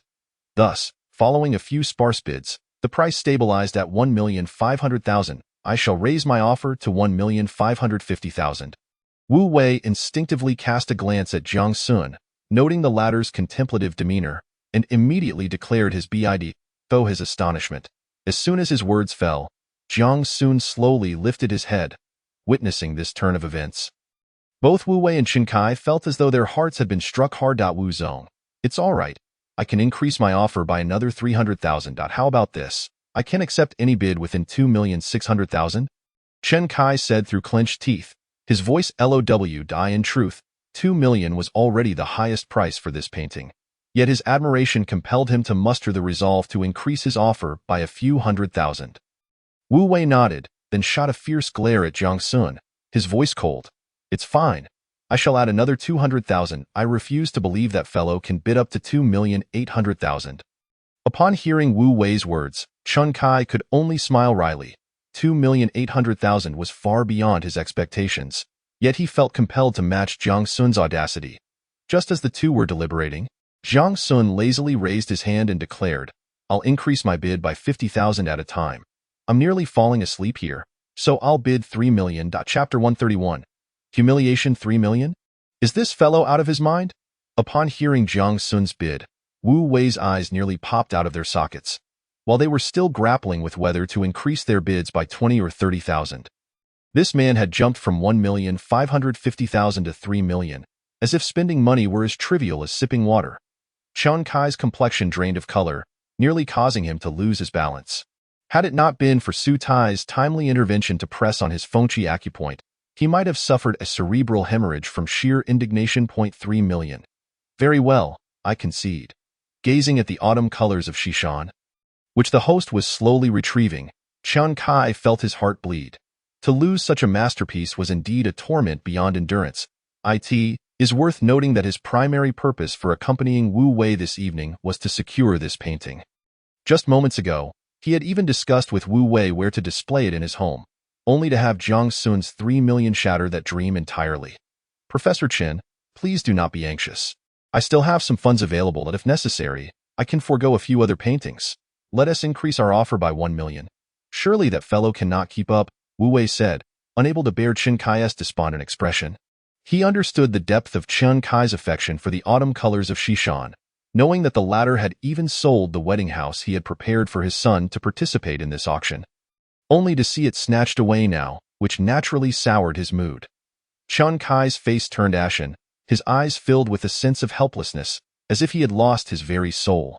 After a moment's hesitation, he raised his trembling arm, waved it gently, and forced a smile, saying, Forget it, forget it. Spending such an exorbitant sum on a painting is simply not worth it. Yet, despite his words, his gaze remained fixed on the autumn colors of Shishan with undeniable reluctance. As though a beloved was being taken from him, he felt both heartache and humiliation. After all, who could blame him?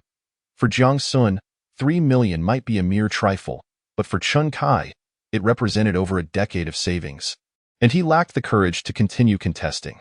Throughout this ordeal, Su Tai maintained an air of indifference, as if he had foreseen such an outcome. He refrained from offering words of consolation to Chen Kai, not uttering a single unnecessary phrase. Moments later, he suddenly lifted his gaze towards Jiang Sun. Jiang Sun seemed to sense the scrutiny and looked back, their eyes locking once more. Mr. Su, my apologies. It appears I have triumphed again. Jiang Sun remarked with a smirk, raising his hand to display a middle finger, his expression decidedly playful. Su Tai's demeanor remained unchanged as he replied coolly, Is it not a bit premature to declare victory? Haha, still unconvinced, are we? I thrive on defiance. I shall ensure you are thoroughly convinced. There are still 7 auction items remaining. Mr. Su, do not leave empty-handed, Jiang Sun retorted, his tone laced with mockery. After saying this, he turned away to continue conversing with his subordinates. Witnessing this, Wu Wei was filled with fury, stomping his feet in indignation. Unable to contain himself, he bellowed, Mr. Su, this fellow is insufferably arrogant. We must teach him a lesson today. I refuse to bear such humiliation. Given that his subordinates controlled several magazines in Linjiang, Wu Wei was a prominent figure in the local business community. Even the most affluent business magnates would show him deference. He had never before been subjected to such indignity. Chen Kai, equally incensed, echoed, "Indeed. Who is this young upstart? He clearly lacks decorum. He deserves a lesson." Observing the outrage displayed by Wu Wei and Chen Kai, Su Tai felt somewhat helpless. With a wry smile, he replied, "He is Jiang Sun, the young master of Jinling Tianhe Pharmaceutical." What? What? A member of the Jiang family? Upon hearing Su Tai's words, Wu Wei's expression froze momentarily, the ire that had just ignited within him dissipating by half. His complexion paling in the process. Chen Kai sighed, his expression turning grim. Having worked in Jinling for decades, he was all too aware of the Jiang family's power. Although Jiang Sun was merely a scion of that family, they were far from being his match. After all, for the Jiang family, a mere 3 million for a painting was hardly worth their notice. Even if it were to gather dust in their home, they would never consider selling it. Furthermore, Jiang Sun was evidently intent on opposing them and would never entertain the idea of selling the painting to them. Su Tai chuckled softly, offering no further explanation, and cast another glance at Jiang Sun. "Mr. Su, it's all right. We can treat today's auction as mere entertainment and refrain from bidding," Chen Kai quickly reassured, concerned that Su Tai might feel guilty. Su Tai waved his hand and suddenly smiled, saying, "Professor Qin, Wu Zong, would you like to teach this young Master Jiang a proper lesson?" "Most certainly. This fellow is far too arrogant," Wu Wei replied vehemently. Though he quickly shook his head with a rueful smile, "Mr. Su, to be frank, we are no match for him. I suggest we let it be indeed, Mr. Su. It is unnecessary to lower ourselves to his level." "Patience is a virtue," Chen Kai advised, anxious to prevent Su Tai from acting rashly, not wishing to see such a promising individual jeopardize his future over a moment of indignation. Su Tai shook his head slightly, offering no further explanations, but spoke earnestly, "Professor Qin, Wu Zong, since you desire retribution, heed my counsel. When the calligraphy and paintings are presented, continue to bid as before. Isn't that simply inviting humiliation? With our meager resources, we might not even cover Jiang Sun's meal expenses," Chen Kai said, his spirits waning. Su Tai smiled reassuringly, gesturing with his hand, "It's fine. Just trust my judgment. Professor Chen, since we are here, let us proceed as Mr. Su suggests," Wu Wei stated after a moment of hesitation, his voice serious. Although he was uncertain of Su Tai's plan, the latter's resolute demeanor instilled an inexplicable sense of confidence within him. He felt that Su Tai could turn the tide in this contest. Moreover, with Jiang Sun's repeated provocations, Wu Wei felt a simmering frustration that would not allow him to sleep soundly unless he could vent it today. Chen Kai remained somewhat hesitant, but upon seeing Wu Wei's agreement, he nodded solemnly. As they spoke, another Ming Dynasty fine brush painting was introduced to the auction, starting at 470,000. When Wu Wei raised his bid to 650,000, Jiang Sun promptly claimed it for 1 million. While the price was intentionally inflated, the sight of Jiang Sun's smugness provoked considerable ire in both Chen Kai and Wu Wei. Meanwhile, Su Tai remained seated with unwavering composure. Akin to a monk in meditation, his silence unbroken, though a subtle smile lingered at the corner of his lips. Chapter 132. The show is about to begin, young master, though my knowledge of ancient paintings is limited. I am aware that the prices you just paid far exceed market value. If this is merely an attempt to provoke that Mr. Su, it seems rather unnecessary, Mr. Feng remarked, observing Jiang Sun's escalating bids on the ancient paintings with a twinge of concern. He calculated that in less than 2 hours of the auction, Jiang Sun had already spent over 10 million, a considerable sum indeed. Jiang Sun chuckled dismissively, casually inspecting the autumn colors of Shishan that he had just acquired, and scoffed, "Uncle Feng, I must say, after all these years by my side, how is it that you still cling to a mindset of scarcity?" "Ah, young master, you speak true," Mr. Feng replied, his facial muscles twitching with displeasure. Yet he ultimately acquiesced. Internally, he mused, these second-generation wealthy heirs, born with silver spoons in their mouths, could hardly comprehend the hardships faced by their forebears. 10 million would suffice to purchase several apartments in Linjiang. Sensing Mr. Feng's thoughts, Jiang Sun smirked coldly and said, "A mere 10 million is but a drop in the ocean for Tianhe Pharmaceutical. However, if it enables us to thoroughly crush that Mr. Su, It would serve as a form of advertising for our company. The social elite gathered at the Yundian banquet, though some were spoiled brats, belonged to families of considerable influence, their capacity for information dissemination formidable. If they were to grasp the strength of Tianhe Pharmaceutical, it would be akin to announcing our prowess to all of Linjiang. The more he spoke, the more animated he became, his expression alight with enthusiasm. Once our reputation spreads, acquiring local pharmaceutical companies in Linjiang will be a breeze. At that point, who would dare resist? Those companies might even lower their prices to sell to us. Nonetheless, I still feel there is something amiss. Uncle Feng, however, felt a twinge of unease within. He acknowledged that Jiang Sun's idea was commendable. Yet he couldn't shake the notion that Su Tai was not as simple as he appeared. Just moments ago, he had cast a cursory glance and noticed that Su was remarkably composed. Even when faced with Jiang Sun's blatant provocation, he exhibited no signs of distress. He bore no resemblance to an inexperienced youth, but rather resembled a seasoned veteran of countless battles. Upon hearing Kate's words, Uncle Feng's expression shifted slightly, and he quickly remarked, "Young master, the Central Hospital and the traditional Chinese medicine hospital in Linjiang are both municipal hospitals, among the best in the entire Jiangnan province. This Su fellow's ability to concurrently hold positions in both institutions is truly not to be underestimated. Ah, that suits me perfectly. If he were merely an unknown junior, I wouldn't bother to contend with him. However, should I defeat him, it would undoubtedly intimidate a significant portion of the pharmaceutical enterprises in Linjiang." Jiang Sun responded nonchalantly, waving his hand dismissively. Observing Jiang Sun's confident demeanor, Uncle Feng couldn't help but shake his head and sigh. Su Tai was still quite young, yet he managed to oversee a century-old Chinese medicine enterprise while simultaneously holding positions in 2 hospitals. It was evident that he was no ordinary individual, and thus it was improbable that he could be easily vanquished. Regrettably, Jiang Sun was resolute, and Uncle Feng felt it unwise to press the matter further. From his perspective, given the formidable strength of Tianhe Pharmaceuticals, even if Su Tai possessed a myriad of skills, he would struggle to make significant headway. After all, beneath overwhelming power, all schemes and machinations would prove futile. As the two engaged in casual conversation, Jiang Sun successfully acquired several ancient paintings from Wu Wei at a steep price, and at that moment, the auction was drawing to a close. With the host's lengthy discourse, the final item for bidding was revealed: a pair of Qing Dynasty Yongjing official kiln-covered bowls. Starting at a price of 630,000. Mr. Su, I think we should call it a day. After the auction, let's go for a meal and have a few drinks, Chung Kai suggested, preparing to rise as the auction neared its conclusion. However, Wu Wei abruptly blocked his way, exclaiming, "Professor Chun, why the rush? We haven't taken our revenge yet. Forget it, forget it. It's merely a trivial matter, not worth squabbling over with such a person.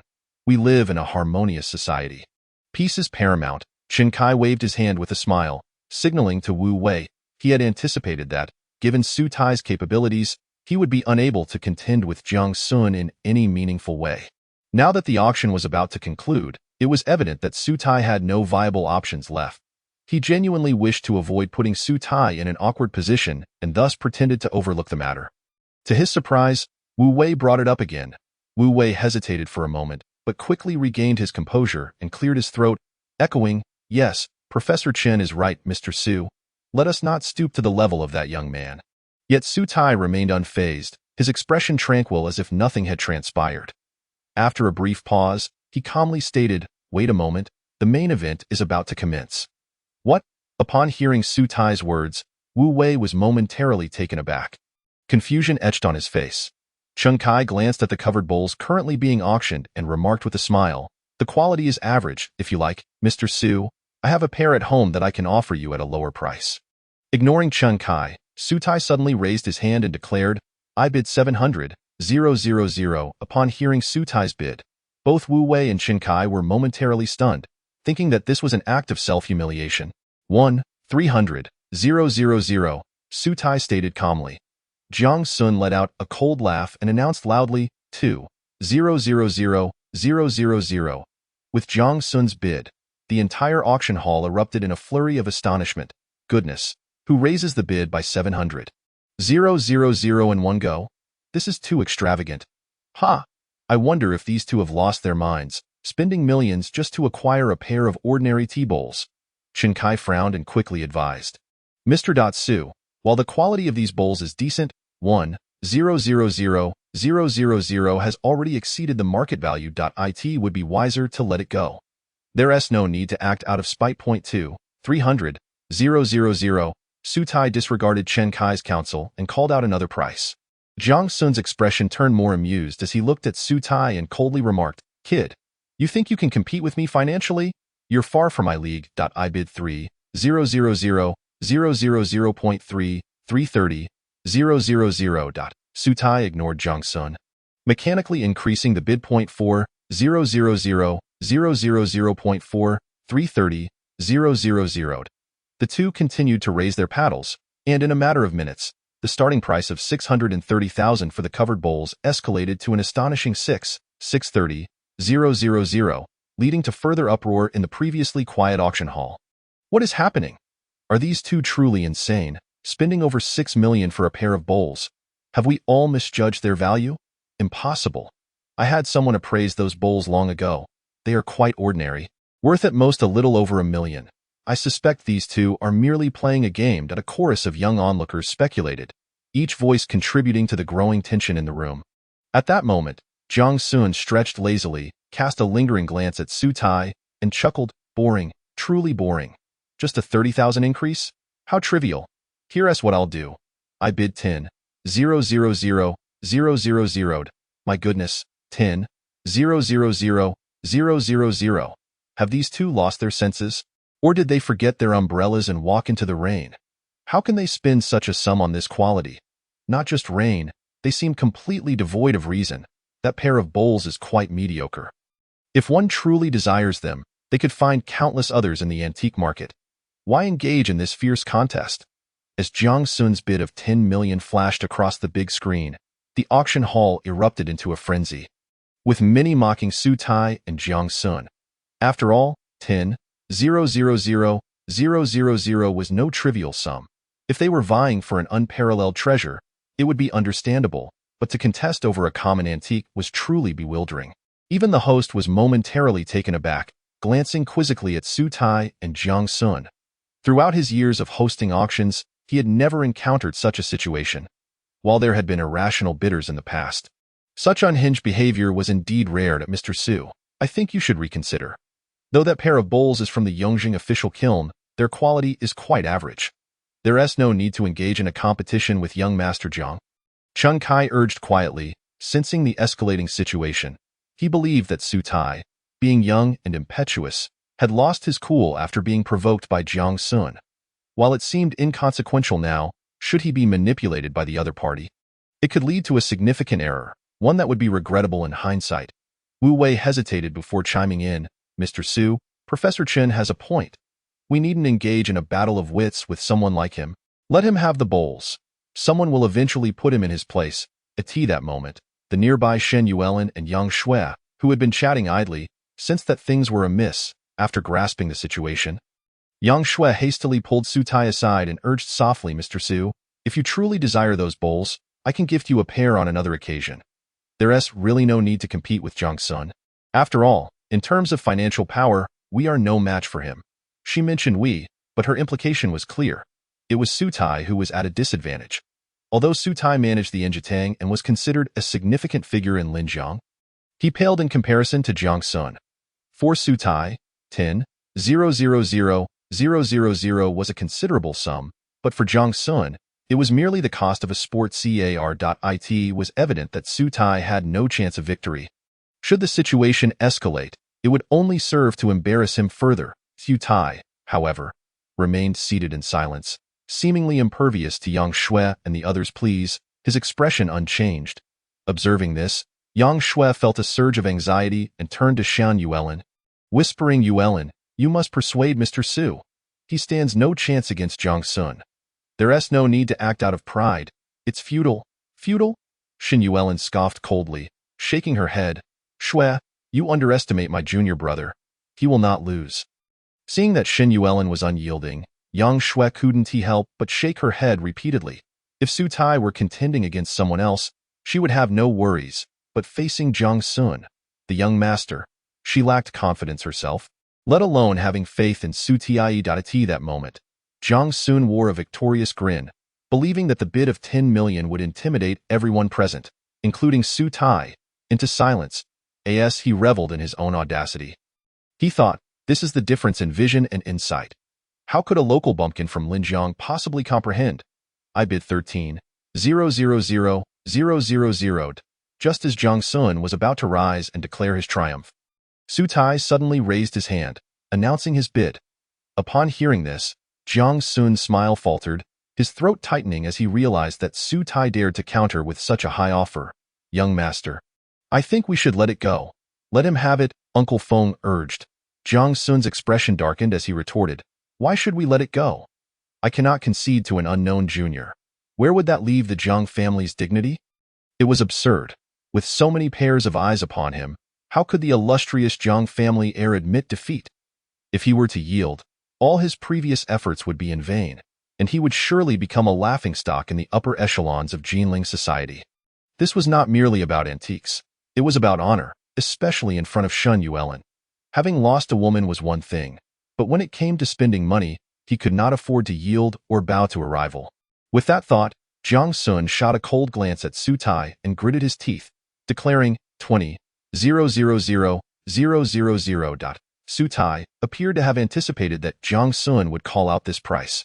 With a playful smile, he casually remarked, young Master Jiang, given your status, your family must possess an abundance of antiques. Why must you contest with me over this insignificant teacup? I desire it, as long as it is something I, Jiang Sun, have set my sights on. No one can snatch it away. Jiang Sun let out a cold snort, then cast a meaningful glance at Shun Yuelin. Upon hearing his words, Shun Yuelin's brows furrowed slightly, a flicker of anger flashing in her eyes, for Jiang Sun had just likened her to that pair of covered bowls. What? He is actually Jiang Sun, the young master of the Jiang family from Jinling. At that moment, a voice of astonishment suddenly rang out from a corner of the auction hall. As those words were spoken, the entire hall erupted in a flurry of discussions. Oh my, it really is young Master Jiang. No wonder he casually threw out 20 million without even blinking. For the Jiang family, is 20 million even significant? They could earn that with just a blink of an eye. But who is that kid?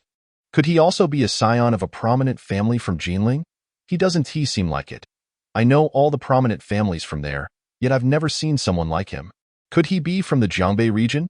He resembles that recently famous young miracle doctor from Linjiang. No, not just resembles, it is him. I can't believe I've run into the young miracle doctor here.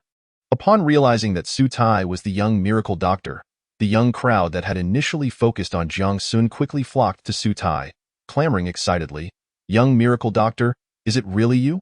I would like to ask you to help me with my health. Would that be possible? Younger miracle doctor, my grandfather has suffered from a skin ailment for over a decade and has not found a cure. Could you assist in treating him? Soon, Su Tai was surrounded by a throng of people, not only those seeking medical help but also young girls stepping forward for autographs. Witnessing this scene, Jiang Sun, seated on the sofa, wore a perplexed expression. In his over 20 years of life, he had never encountered such a situation, leaving him genuinely astonished. Chapter 134. I surrender. Is this an auction or a fan meeting? Jiang Sun could not help but exclaim in frustration as he gazed at Su Tai, who was encircled by the crowd of young admirers. Wherever he went, he was the center of attention, and even the most popular stars could scarcely compete with him. Yet today, he found himself overshadowed by an unknown junior. Uncle Feng glanced at Su Tai with a flicker of doubt in his eyes. He had suspected that Su Tai was remarkable, but he had not anticipated such capabilities. Even Wu Wei and Chen Kai, who sat beside Su Tai, were taken aback. They had only known him as a doctor, but they had not realized he possessed such fame. Su Tai maintained an air of calm, merely smiling slightly as he declared, I apologize, but I am unable to treat patients today. If anyone truly requires assistance, please feel free to come to the Central Hospital after the auction concludes. A youth clad in a baseball jacket exclaimed excitedly, I never imagined I would encounter the young miracle doctor here. I must say, he is truly graceful and approachable, and quite handsome too. Nothing like I had imagined. Indeed, I thought the young miracle doctor would be bald. Yet here he is, impeccably dressed in a black suit. Truly the man of my dreams. Another young woman in a striking black evening gown spoke with palpable enthusiasm, her gaze lingering on Su Tai, while the younger crowd was in a frenzy of excitement. Some older, more rational youths had gathered together, quietly discussing among themselves. What do you think the young miracle doctor means by bidding several million for that pair of bowls? Could it be that we underestimated their worth? Perhaps, after all, anything that can draw the young miracle doctor and young Master Jiang into a bidding war cannot be an ordinary item. It is likely a treasured heirloom. Upon hearing this discourse, a youth in a white suit voiced his skepticism. That can't be true. When I arrived, my grandfather personally appraised those bowls as very ordinary, with a market value of at most a little over $1 million. His family was renowned for antique collecting, and his grandfather was a member of the Antique Association, particularly skilled in identifying artifacts from the Ming and Qing dynasties, which led him to doubt that the bowls could be worth millions. Haha, what is your grandfather's appraisal matter? Can he be compared to the young miracle doctor and young Master Jiang? Moreover, he has not even seen the actual item. How can he determine its true value? A youth named Zhao, sitting beside the one in the white suit, scoffed. His words prompted several youths nearby to nod in agreement. Although the youth in the white suit still harbored doubts, he recognized that Su Tai and Jiang Sun could not possibly be mistaken. So he chose not to dwell on it further. As the discussions continued, Su Tai raised his bid once more, increasing it by 300,000 on the previous 20 million. Jiang Sun, refusing to back down, immediately countered with a price of 30 million. As time ticked away, neither of them ceased to raise their bids, and the price quickly escalated to 53 million, with the bidding reaching such heights. Jiang Sun's expression grew increasingly serious. While he could accept the 2 or 3 million, given his current capabilities, the sum exceeding 50 million began to feel overwhelming. Although he could still manage to obtain a few tens of millions from his family, he ultimately decided to concede, as 50 million was not a trivial amount, and he could not afford to treat money as mere paper. However, it seemed unwise to continue the contest merely out of pride. What's this? Young Master Jiang is no longer contesting? Then this pair of bowls shall belong to me. Just as Jiang Sun hesitated, Su Tai suddenly remarked with a smile. Upon hearing this, Jiang Sun let out a cold snort, rising to leave. Just then, a thought struck him. He realized that Su Tai was far too composed, almost to the point of being suspicious, as if he were deliberately concealing something. Could it be that those bowls truly held some hidden value? You say you nearly got hurt by him? Jiang Sun felt a flicker of surprise. He was well aware of Kate's prowess. She was a renowned boxer, even a champion in Fullberry University. It was unlikely that even several trained men could harm her, yet that frail-looking Su Tai almost succeeded. Clearly, he was no ordinary individual. With exceptional medical skills and formidable fighting prowess, such a person could not be underestimated. As these thoughts swirled in his mind, Jiang Sun increasingly sensed that the item Su Tai was so eager to contest for was certainly not mundane. He began to suspect that he had misjudged the situation from the start. Su Tai had not acted impulsively but had been eyeing that treasure all along, hence his relentless bidding. With this realization, he suddenly raised his head and proclaimed, I bid 60 million, young Master Jiang. Is this never-ending? Spending 60 million on a pair of ordinary bowls, just to prove a point? Is it truly worth it? Su Tai did not immediately raise his paddle to bid but frowned instead. Jiang Sun chuckled lightly, responding coldly, Of course it is worth it. I have stated before, as long as it is something I desire, I shall undoubtedly acquire it. Very well, 63 million. Su Tai nodded and promptly announced his bid. 70 million. 73 million. Due to the influence of the names Young Miracle Doctor and Young Master Jiang, the young crowd originally attending the rooftop banquet was now drawn in as well. In an instant, the already cramped auction hall was filled with people, all eyes fixed upon Jiang Sun and Su Tai. Seeing this spectacle, Wu Wei and Chen Kai's hearts raced with anxiety, and they began to doubt their initial judgments. $1 million here, 2 million there, perhaps it could be attributed to youthful impetuosity, but at 60 million and 70 million, even the most oblivious would awaken to reality. Moreover, they had all witnessed Su Tai's keen eye for value. 93 million. Just as the crowd buzzed with excitement, Su Tai called out his bid again, plunging the entire auction hall into silence. According to the pattern, the next bid from Jiang Sun would likely reach 100 million. It was noteworthy that this year, the highest price in the auction scene of Linjiang City had been just over 94 million for a famous painting from the Yuan dynasty. Yet here, A price exceeding 100 million was about to surface at this makeshift auction for a pair of seemingly ordinary bowls. In that moment, hundreds of gazes converged upon Jiang Sun, eagerly awaiting his counteroffer. Young master, perhaps it is time to stop. Those who achieve greatness do not need to indulge in momentary pride, Uncle Feng urged anxiously.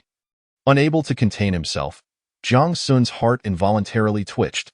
100 million was no trivial sum, even for the Jiang family. If those bowls were truly the extraordinary treasures he suspected, then this would undoubtedly be a significant achievement. However, if they proved to be mere trinkets, he would not only face severe repercussions from his family but would also become a laughingstock throughout the Jiangnan province.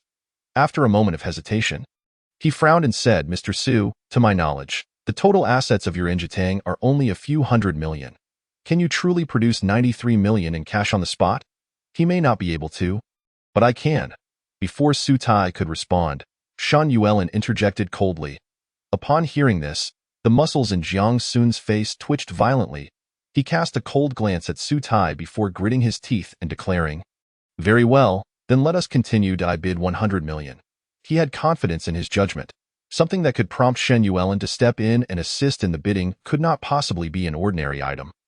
As Jiang Sun's bid echoed through the hall, the eyes of the hundreds present swiftly turned to Su Tai, awaiting his next move. Su Tai wore a serene expression, gazing at Jiang Sun with a smile that was neither fully a smile nor devoid of one. With a light chuckle, he remarked, 100 million for a pair of Yongjing official kills. Young Master Jiang truly possesses a spirit of extravagance. Since that is the case, I shall not contest with you any further. I concede. Chapter 135. Who says ants cannot shake trees? Upon hearing Su Tai's concession, the auction hall did not erupt in any significant commotion. There were neither jeers nor contempt, as if everything was a matter of course. The young onlookers merely cast envious glances at Jiang Sun. After all, 100 million is not an amount that just anyone can afford.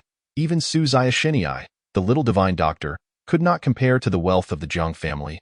Young Master Jiang, congratulations on acquiring this pair of Yongjing official kills. The host, unable to contain his excitement, hurriedly announced the result with a booming voice. A seemingly ordinary pair of bowls had fetched an astronomical price of 100 million at his auction. He had no doubt that by tomorrow, his name would echo throughout the auction community. Yet, Jiang Sun felt no trace of victorious joy. Instead, he found himself inexplicably anxious as he observed Su Tai's calm and composed demeanor. It seemed all too easy for him to have WONI in his perspective. Such a treasured item should have prompted Su Tai to continue bidding after he called out 100 million. But the other party had conceded so readily, as though everything had been meticulously planned, leaving him bewildered. After a moment's hesitation, he quickly turned to the host and said in a low voice, Hurry, bring that pair of bowls to me. I want to take a look. The host dared not refuse and immediately instructed a nearby attendant to present the pair of bowls before Jiang Sun. Although this action was against the rules, given Jiang's stature, he feared no repercussions regarding payment. As he received the bowls, Jiang Sun scrutinized them closely. After all, they had cost him 100 million, 50 million for each bowl, necessitating his careful examination. However, after a prolonged inspection, he could not discern any extraordinary features of the bowls, which even appeared to be of slightly inferior quality compared to those in his family's collection of Yongjing official kills. At that moment, sitting nearby, Wu Wei and Chen Kai were also left in a daze as they looked at the pair of bowls. After a brief pause, Chen Kai could no longer restrain his curiosity and turned to Su Tai. Asking, Mr. Su, what exactly is so special about those bowls? Could you enlighten us? I fail to see anything extraordinary. Indeed, Mr. Su, please share with us what treasure lies in those bowls. Could it possibly be some kind of elixir beneficial to the body? Wu Wei quickly chimed in. He believed that only the magical artifacts found in novels or films could justify Su Tai's willingness to spend millions to contest with Jiang Sun. Upon hearing their inquiries, the young attendees in the auction hall shifted their gaze towards Su Tai, including Yang Shui and Shen Yuelin, who looked at him with puzzled expressions, waiting for his explanation. Su Tai, maintaining an indifferent demeanor, glanced around at the crowd and waved his hand with a smile, saying, What treasure? They are merely a pair of ordinary bowls. You're overthinking it. The moment his words left his lips, the entire auction hall erupted in an uproar. Could it be that the pair of bowls was not a treasure, but merely an ordinary antique? How could young Master Jiang have spent 100 million on them? It turns out they are not treasures. I thought they were bowls that could transform plain water into a miraculous potion, the crowd murmured, their attention now firmly fixed on Jiang Sun. If they were not treasures, why would Jiang Sun spend 100 million to bid for them? At this moment, Jiang Sun felt as though his mind had gone blank, and his hand, which held the bowl, began to tremble uncontrollably. He looked at Su Tai, his expression filled with disbelief, stammering, You mean to say this? This is just a pair of ordinary bowls. Indeed, just a pair of ordinary bowls. I never imagined that you, young Master Jiang, would go so far as to spend 100 million to acquire them from me. It seems you truly have a fondness for them, Su Tai said with a straight face, feigning sincerity. Impossible, absolutely impossible. Jiang Sun felt as if his heart had been gripped tightly. He suddenly stood up, shouting loudly. Seeing his reaction, Uncle Feng, who stood nearby, quickly picked up one of the bowls and examined it closely. After a moment, he quietly remarked, Young Master, these are indeed just ordinary bowls, with nothing exceptional about them. What did you say? Then why did he just? Jiang Sun's complexion changed dramatically as he hurriedly looked at Su Tai. In truth, from beginning to end, he had been ensnared in Su Tai's scheme. The pair of bowls was indeed ordinary antiques. Su Tai had manipulated his competitive spirit at first and then exploited his doubts, gradually leading him deeper into an abyss. Realizing this, Jiang Sun's eyes turned red as he glared at Su Tai, his demeanor shifting from that of an eloquent gentleman to that of a wild beast. At that moment, he felt a surge of rage coursing through his veins. Had it not been for the distance of several meters between them, he would have lunged at Su Tai to deliver a punch. He, the illustrious young Master Jiang, had always been a cut above the rest. He had never tasted defeat. Even when facing the wealthiest elites of Jinling, he had navigated effortlessly, yet today he had lost to an obscure junior, and it was an utterly humiliating defeat. 100 million, squandered on a pair of worthless tea bowls. He had no doubt that by dawn, this incident would be plastered across all major media outlets, and he would become the laughingstock of the upper echelons of Jiangnan province. Moments later, Jiang Sun managed to regain his composure, gritting his teeth as he glared at Su Tai. His voice low and menacing, You, Su Tai, you're impressive, I'll remember you. Upon hearing Su Tai's words, Jiang Sun nearly spat blood, incredulous at the thought of using 100 million to buy bowls for tea. Young Master, please don't be angry. Let us not give that kid the satisfaction of seeing you humiliated, Uncle Feng said, concern etched on his face. Hearing this, Jiang Sun's facial muscles twitched violently, and he suddenly hurled the bowl he held onto the ground with tremendous force, shouting, Who the hell is angry? Having said that, he strode right up to Su Tai, declaring fiercely, Su, you better wait for me. This matter is far from over. We have plenty of time ahead. Su Tai remained unfazed, merely smiling at Jiang Sun, and replied nonchalantly, Coincidentally, I also have something to say to you. Within a year, I will surely acquire Tianhe Pharmaceutical. You have quite the audacity. You think that by using such underhanded tactics to scheme against me once, you have truly proven your capability? In the eyes of my Jiang family, you are but an insignificant ant, daring to shake a great tree. How utterly presumptuous, Jiang Sun scoffed. Su Tai smirked playfully and suddenly looked up, saying, Who says ants cannot shake trees? Ha, then I shall wait and see. Jiang Sun mocked, turning on his heel and departing with a flourish. Chapter 136. How can one know the sweetness without tasting? What a thrill, what a thrill! What nonsense, young Master Jiang, in front of my brother Su. You are nothing but a defeated foe. Watching Jiang Sun storm away in anger, Wu Wei stood up excitedly from his seat. Chen Kai, equally exuberant, grabbed Su Tai's arm and exclaimed, Mr. Su, I never imagined you would manage to outwit even me. This is truly a delight indeed. I must take you out for drinks later. Both had felt stifled all evening, simmering with frustration, and had thought it impossible to take revenge against young Master Jiang. Little did they know that Su Tai would deliver them a grand surprise.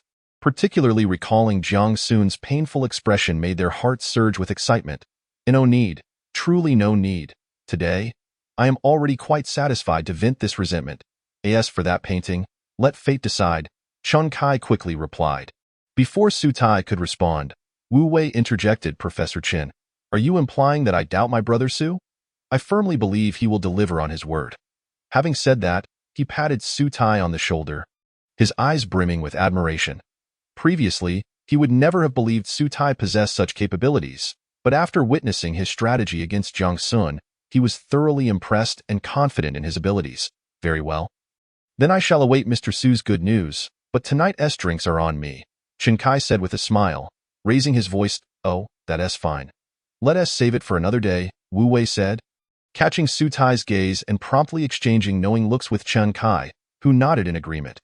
All right then, Mr. Su, we shall gather again another day. Watching the two leave in high spirits, Su Tai swiftly approached Shan Yuelin, whispering, Sister, I apologize for keeping you waiting, Mr. Su. Your performance tonight was simply magnificent, delightful, just delightful. It was my first time witnessing Jiang Sun's utter defeat. Before Shan Yuelin could speak, Yang Shui had already taken hold of Su Tai's arm, her excitement palpable. She and Jiang Sun were both from the upper echelons of Jinling, and they had always looked down upon each other's arrogant demeanor. Yet, given her family's limited power, she could do nothing about it. Today, seeing him stumble, she felt an overwhelming rush of exhilaration. Su Tai offered a faint smile, saying little, for to him, it was merely a trivial matter. By the way, Mr. Su, I just spoke with the owner of Jiayue Auction House, and he has agreed to allocate 10% of Jiang Sun's 100 million bidding funds to you. Yang Shui suddenly said. At her words, Su Tai was momentarily taken aback. 10% amounted to a staggering 10 million, a sum he would never have dared to dream of before. However, he did not decline, as he was about to start growing medicinal herbs and was in dire need of funds. Having 10 million at hand would certainly be a boon for any unforeseen circumstances. After the banquet concluded, Su Tai and Shen Yuelin did not leave immediately but lingered on the rooftop for a while longer, gazing at the bustling streets shrouded in a gentle mist under the night sky by the riverside. Each held a glass of red wine, and for a moment, the world seemed to fall into tranquil silence. I understand. You need not worry, Su Tai nodded slightly, saying no more. After a moment of contemplation, he solemnly stated, Senior sister, you truly need not blame yourself. The engagement with Jiang Sun was not of your making. You possessed the prerogative to pursue your own happiness, I understand. But never mind, you wouldn't comprehend. Shen Yuelin hesitated, as if burdened by unspeakable secrets. Observing her demeanor, Su Tai felt a pang of confusion. Yet, seeing Shan Yuelin's reluctance to divulge more, he refrained from pressing further. After a prolonged silence, Shen Yuelin sighed. 7 years ago, my family encountered a tremendous upheaval, and it was the Jiang family who extended their assistance, helping us navigate the crisis. Our engagement was established at that time, and my desire to call it off feels rather ungrateful.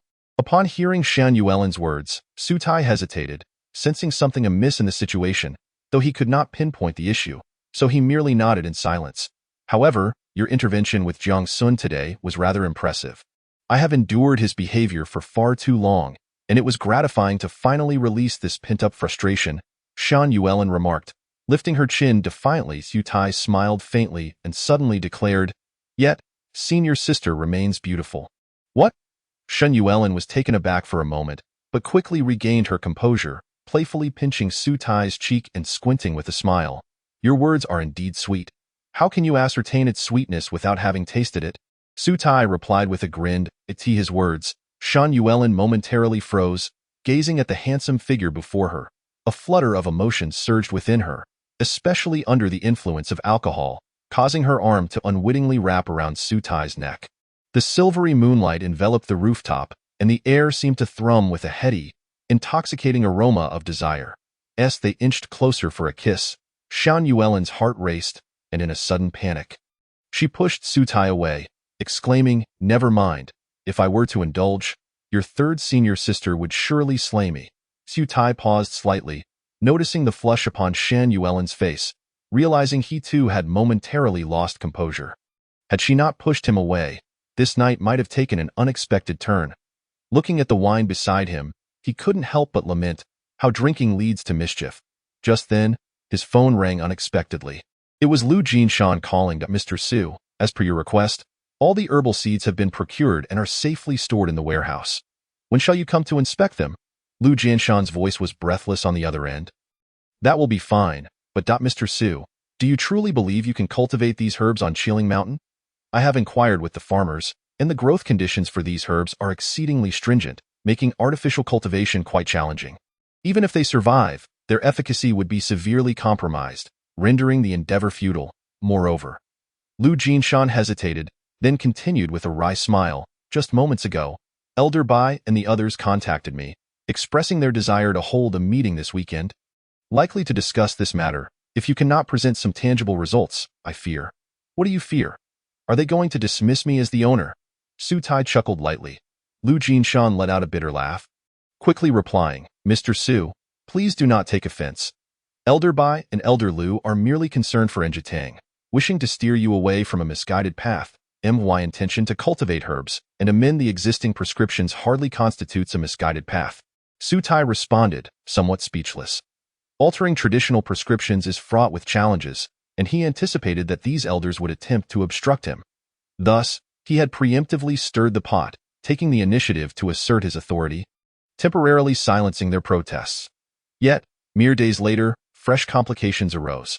Lu Jinshan sighed helplessly. Mr. Su, you may not realize, but the costs associated with procuring herbal seeds have been substantial, and without a clear plan for cultivation. Elder Zhao and the others are beginning to express their discontent. Please try to understand their position. I empathize with them. Why can they not extend the same understanding towards me? Su Tai felt a surge of displeasure. However, he also recognized that Zhao Jitong and his associates, in their persistent opposition, ultimately harbored doubts about him, fearing he might squander Njitang's resources through his herb cultivation endeavors. Mr. Su, Elder Bai suggests that at the next meeting, you should share your plans for herb cultivation so that everyone may gain some insight. Otherwise, this prolonged waiting will inevitably breed suspicion, Lu Jinshan urged. Very well, I shall consider it, Su Tai replied, inhaling deeply. Though he felt somewhat irked, he understood he must temporarily endure, for the management of Njitang's several branches could not be shouldered alone. He required the support of these elder gentlemen. After hanging up, Su Tai pondered how to placate these elders. His practice of the Tai Xian Jing and the cultivation of rare herbs were well within his capabilities, yet these matters could not be shared openly. Even if he were to disclose them, he would likely be deemed a lunatic. With these thoughts swirling in his mind, he felt a headache approaching. Lacking any clear direction, Su Tai decided to banish his frustrations. Knowing that only by swiftly cultivating those precious herbs could he assuage Zhao Jitong and the others' doubts. Now that the seeds were prepared, his next step was to construct the herbal cultivation garden. According to the records in the Tai Xian Jing's medical section, the fundamental requirement for nurturing superior herbs was the utilization of the natural spiritual energy of the world, particularly when intending to cultivate herbs on a barren mountain like Chilling. The demand for spiritual energy became even more critical. Although Chilling Mountain boasted favorable geomancy and abundant spiritual energy, the dispersion of this energy made it difficult for herbs to absorb, necessitating the establishment of a small spiritual gathering formation to concentrate the energy within the cultivation area. To construct this formation, various materials were required, including Qinggang stones, timber from ancient forests, and tortoise shells aged over a century. Additionally, Su Tai planned to set up a small illusionary formation to prevent unauthorized intrusions, thus requiring over 100 peach trees aged 10 years or more. Aside from these, the most crucial element was a top-quality jade stone to serve as the formation's core.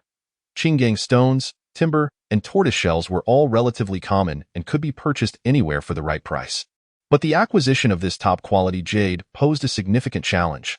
The core, or formation eye, was akin to the heart of the formation, providing the necessary energy for its operation. Thus, the selection of materials was of utmost importance. Should the core be of inferior quality, it could lead to the entire formation's failure, or worse, complete collapse. The Tai Xian Jing specified that the gemstone serving as the core must absorb the essence of the sun and moon, as well as the spiritual energy of the earth. Although the description was rather vague, Su Tai deduced that at the very least, it required top-quality Hatian jade or imperial green jade. Unfortunately, he had little expertise in jade and lacked access to purchasing channels, leaving him in a quandary. After some contemplation, he suddenly thought of another individual, Wu Wei. Dialing the number, he soon heard Wu Wei's slightly flattering voice on the line. Mr. Su, it's quite late. Are you still awake? What can I do for you? Wu, I sincerely apologize for calling you at this hour. During the auction, I mentioned something I wanted to inquire about, I wonder if you recall. Su Tai replied hurriedly. Wu Wei promptly acknowledged, cheerfully saying, of course, I remember. Whatever antique or artwork you need, please do not hesitate to ask. Even if I do not have it, I can certainly help you locate it at an auction. Su Tai felt a surge of joy and promptly relayed the list of materials required for constructing the formation. Mr. Su, the Qinggang stones, timber, and tortoise shells are easy to procure. As long as you are willing to spend, they can be bought at any time. However, the top-quality jade you mentioned is indeed difficult to find, especially imperial green jade, Dushan jade, and Hatian jade. Those are all priced exorbitantly, based on your requested size. It may require over 100 million to secure, Wu Wei lamented. Hearing this, Su Tai felt a tinge of disappointment. He had suspected as much, given the recent fervor for jade collecting. Even if a top-quality piece were to become available, it would likely be snatched up by affluent collectors in an instant. Yet, the urgency of constructing the spiritual gathering formation could not be overlooked. He could not afford to give up. The cultivation of those exceptional herbs was not merely about Enjitang's future. It was a matter of the entire traditional Chinese medicine community's prospects. Mr. Su, considering your relationship with Miss Yang, you could easily seek her assistance. The Yang family in Jinling is a leader in the jewelry industry and likely possesses imperial green jade and other top-quality stones. Wu Wei suggested with a hint of mischief. Su Tai furrowed his brow slightly. He had indeed contemplated asking Yang Shui for help. He knew she would not refuse him, but he was reluctant to incur such a debt. Once a favor was owed, it became challenging to repay, especially to a family as substantial as hers. What gambling stone conference are you referring to? Su Tai inquired curiously. His interest piqued. It is an event organized by dozens of top jade enterprises from Jiangnan and Jiangbei in Tanchi Town. Named the Jade Exchange Conference. In reality, it is a stone gambling event where raw stone merchants from all over the country will gather. If luck is on your side, you might just unearth a piece of imperial green, Wu Wei explained with a smile. Internally, he mused that with Su Tai's remarkable abilities, perhaps he could indeed take advantage of this stone gambling event to make a significant profit. After all, the world of stone gambling is fraught with risks but even greater rewards. One could go from rags to riches in an instant. Just as he was lost in thought, Su Tai's heart sank at Wu Wei's words. Mr. Wu, your idea of luck seems rather far-fetched. Has there been any occurrence of imperial green at the Gambling Stone Conference in recent years? Although he had never engaged in the gamble of stones, he was well aware that to unearth a piece of imperial green jade of such exquisite quality was akin to searching for a needle in a vast ocean. It was likely that one would be fortunate to find even a single piece over the course of a year or more. Wu Wei cleared his throat and chuckled. Indeed, there have been no significant finds in recent years. However, a decade ago, a jade merchant from Shangjiang managed to uncover one, which ultimately sold for over 90 million. This event even made it to our local news in Linjiang.as. He spoke. He hurriedly added, Brother Su, forgive my candor, but jade of the imperial green caliber is something you can only hope to obtain through sheer luck unless you possess considerable wealth to buy a ready-made piece. This stone gambling convention presents the perfect opportunity. Should luck be on your side, you might just strike gold. Su Tai smiled faintly, remaining silent, fully aware of Wu Wei's intentions. He chose not to expose it, recognizing that the other had a valid point.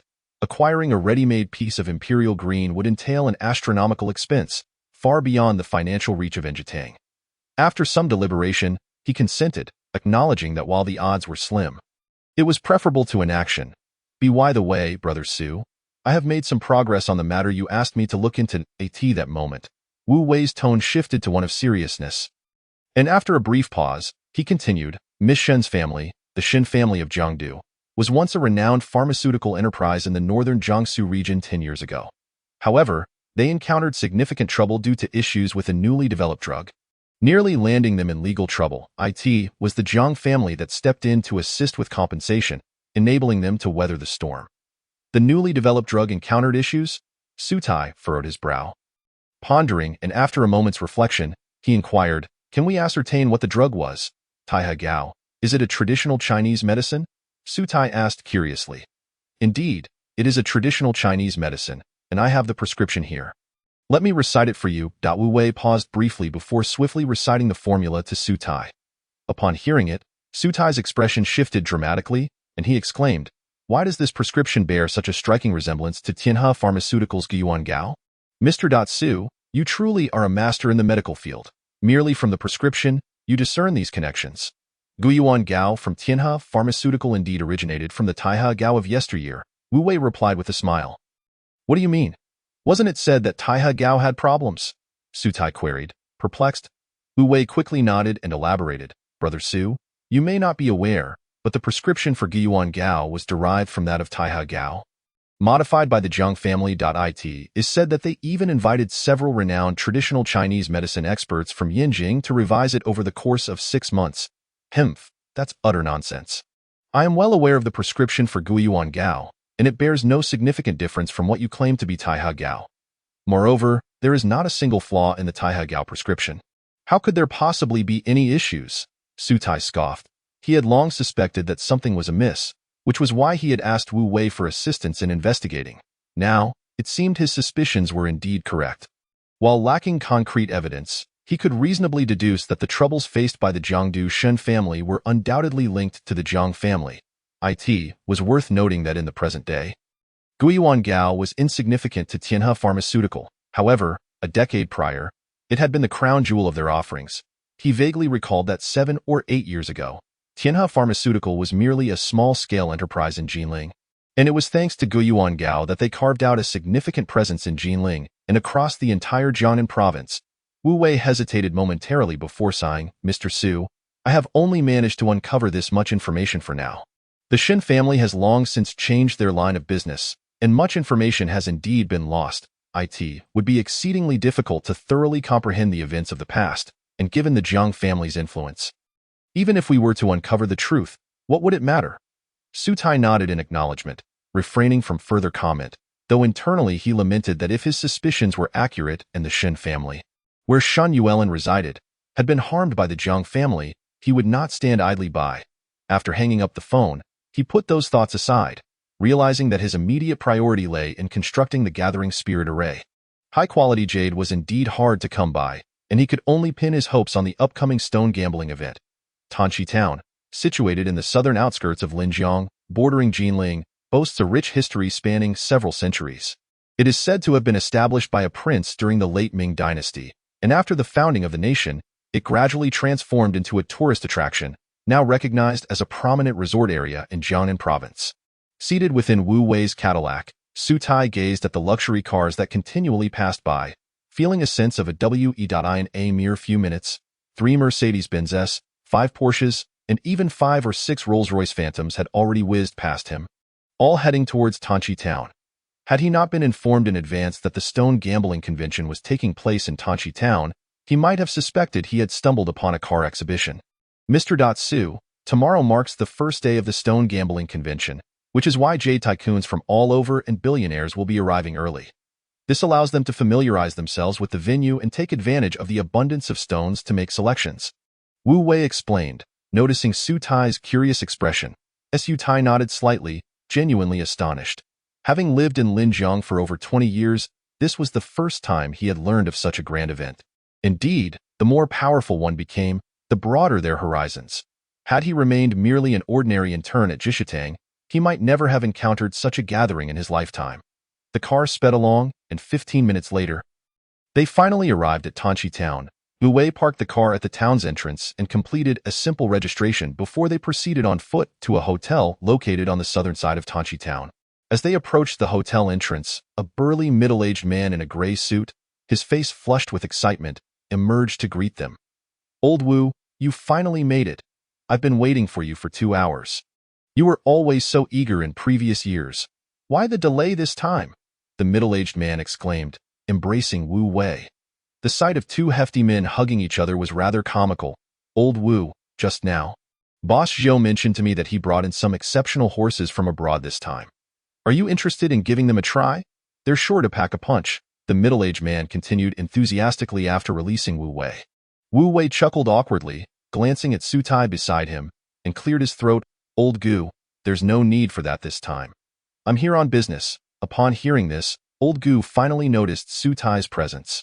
He scrutinized Su Tai from head to toe, a smirk on his face. Old Wu, is this lad your assistant, or did your wife send him to keep an eye on you? Enough nonsense. Brother Su is a renowned physician in the traditional Chinese medicine community of Linjiang. A genuine young talent and my closest friend, Wu Wei retorted, pushing old Gu away with a hint of annoyance. Not at all, Su Tai replied with a calm smile, choosing not to elaborate further. Wu Wei nodded in agreement and then turned to old Gu, declaring loudly, "Old Gu, I'm not exaggerating. Despite his youth, Brother Su possesses remarkable medical skills. If you ever find yourself in need of assistance with any ailments, feel free to reach out to him." Hearing this, old Gu merely chuckled heartily. Unfazed, Su Tai felt a wave of embarrassment wash over him.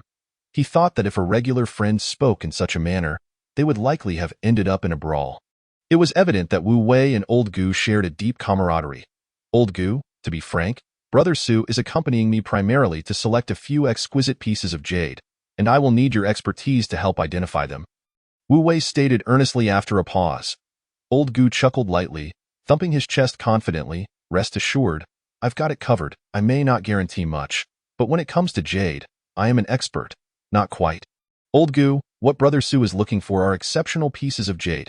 Enough already. The stone gambling convention in Tanchi Town lasts for 3 days. Surely that will provide ample time for selection." Old Gu interrupted, dismissing Wu Wei's words. In his view, a young man like Su Tai would likely consider ice jade to be the pinnacle of jade quality, easily obtainable for a mere 100,000 or so. Thus he thought little of it. With that in mind, he turned to Su Tai with a friendly smile. "Brother Su, if you spot any jade over the next few days that catches your eye, feel free to give me a call. I guarantee you won't be taken advantage of." As he spoke, he casually handed Su Tai a business card. Taking the card, Su Tai quickly glanced at it and noted that old Gu's name was Gu Shuming, the owner of a garment processing factory in the northern Jiangsu region. Although he was unfamiliar with this factory, the name Gu Shuming struck a chord with him, though he couldn't quite recall where he had heard it before.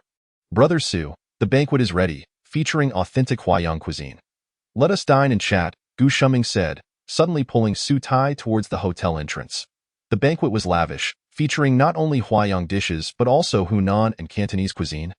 With drinks that showcased local flavors, as they enjoyed the meal and engaged in casual conversation, Gu Shuming suddenly inquired curiously, "Little Su, from what old Wu mentioned, it seems you are looking to purchase exceptional jade.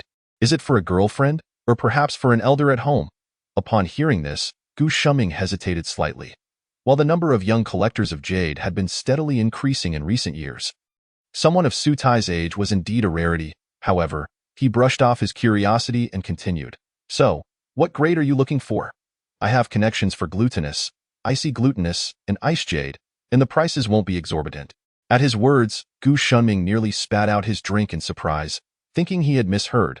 He looked at Su Tai with bewilderment and coughed. "Brother Su, do you realize what imperial green represents?" "What's that?" Su Tai asked, somewhat perplexed. Gu Shuming sighed, placing his wine glass down on the table. "Brother Su, imperial green is the king of jade. Some individuals spend their entire lives collecting jade and may never even lay eyes on a single piece. Your aspirations seem a bit lofty. Old Gu, spare me the trivialities. Just tell me if you have any leads." Wu Wei interjected hastily. Gu Shuming let out a bitter laugh and waved his hand, saying, "Imperial green is worth a fortune. Those who possess it would rather keep it locked away in a safe forever. Who would bring it here to sell? Is there hope for that gambling stone?" Su Tai asked urgently. Gu Shuming sighed deeply, shaking his head with a smile. "Brother Su, I cannot definitively say that relying on the gambling stone will yield nothing, but the odds are akin to winning the lottery. You should prepare yourself mentally in advance." Hearing this, Su Tai felt a wave of disappointment wash over him. Although he had anticipated such a result, confronting it directly was still difficult to accept. Without finding imperial green jade, he lacked the necessary materials to serve as the focal point for the spirit-gathering array, rendering its construction impossible. Furthermore, the rare herbs could not be cultivated, causing all previous plans to come to a standstill. This thought left him in a state of acute anxiety. As the group engaged in casual conversation, Gu Shuming's phone, which lay on the table, suddenly vibrated urgently. He quickly answered, and his expression darkened immediately. "What did you say? Old Yuan is not in Linjiang. How can that be? I spoke with him just a few days ago. You must be reluctant to spend money. As I mentioned, I am willing to pay any amount to have old Yuan come to me." After shouting a few words into the phone, Gu Shuming hung up, his face shifting between shades of blue and red. Observing this, Wu Wei couldn't help but feel puzzled and asked, "Old Gu, what happened?" "It's nothing. My father is ill," and I heard that Mr. Yuan from Linjiang has excellent medical skills. I wanted to invite him to help check on my father, but unexpectedly, he refused. Yu Shuming huffed, angrily downing a glass of wine. His family, the Gu clan, was quite prominent in Jiangbei. Countless renowned doctors had sought to treat his father, and he had never been turned away before, thus his frustration was understandable. Yu Tai paused momentarily and said, Gu Zong, you may have misunderstood. Old Yuan is currently abroad attending a seminar. He is not unwilling to treat your father at all. How do you know? Gu Shuming was momentarily taken aback, looking at Su Tai with confusion. Wu Wei chuckled lightly, proudly stating, Old Gu, you might not be aware, but my brother Su here is also a doctor of traditional Chinese medicine, and his skills are quite remarkable. He is even referred to as Su the Little Divine Doctor. Why not let him take a look at your father's ailment? Upon hearing this, Gu Shuming hesitated. After all, Su Tai was still too young. Renowned elderly traditional Chinese medicine doctors from Jiangbei had been unable to help. How could this young man possibly be of assistance? However, since Wu Wei had suggested it, he felt it would be rude to decline. He nodded and briefly explained his father's condition to Su Tie. Jiu Zong. You say your father initially had headaches, which were followed by a rapid decline in vision to the point where he can no longer see clearly. Su Tai inquired hastily.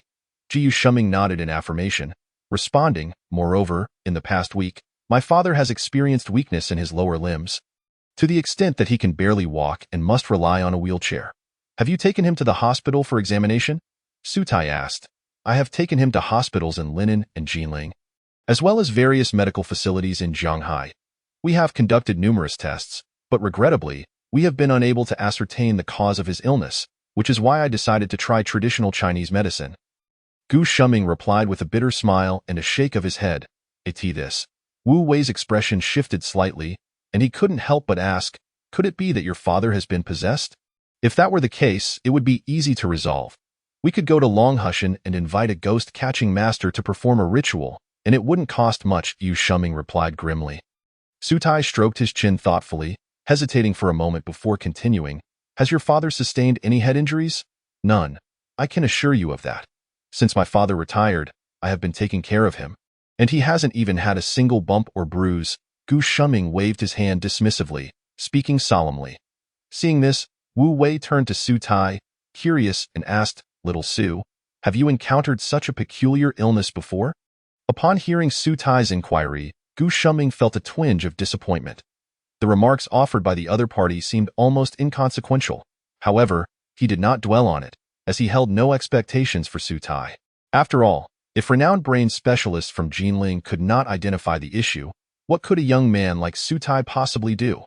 Just as the three men were engaged in casual conversation, a black Bentley Mulsanne slowly pulled up in front of the hotel. Shortly after, a middle-aged man dressed in a royal blue suit, his hair slicked back, quickly exited the driver's seat. After getting out, he opened the rear door and, along with two subordinates, assisted an elderly man clad in traditional Chinese attire into a wheelchair. Though the old man wore a hat and a scarf, it was evident that he was in a state of disarray, especially as he moved with evident weakness, indicating that his health was quite poor.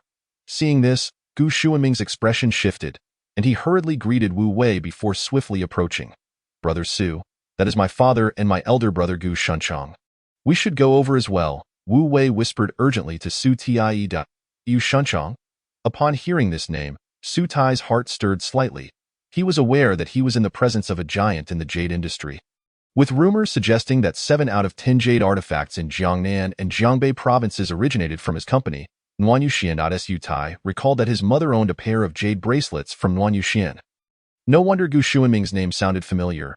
He was indeed the brother of the jade magnate Gu Shunchang. Lost in thought, Su Tai quickly followed Wu Wei to the hotel entrance. A few minutes later, they witnessed the imposing and distinguished figure of Gu Shunchang pushing the elderly man in the wheelchair, slowly entering the hotel. Upon seeing this, Gu Shuming immediately stepped forward, respectfully addressing, Father, I hope the journey was smooth. The room has been prepared for you. You may rest first, and I will have someone bring lunch to you shortly. Before the elderly man could respond, Gu Shunchang interjected with a huff, Second brother. Enough with the flattery. Where is the Mr. Yuan you invited? Surely he hasn't yet arrived? Hearing this question, Gu Shuming felt a pang of guilt. He knew his elder brother's temperament. He was notoriously unforgiving, and if he discovered that Gu Shunming had not managed to invite you on shouting, he would not let it go easily, as expected. Upon hearing his words, Gu Shunchang immediately sneered. Second brother, you often boast about your extensive connections. How is it that you cannot even invite a doctor? Who says I can't invite him? It's just that Mr. Yuan indeed has matters abroad. If you don't believe me, go ask at the Linjiang City Hospital, Gu Shuming retorted, his temper flaring. Yu Shunchang scoffed. I don't need to ask. I only know you haven't invited him. If you lack capability, then stop boasting in the future.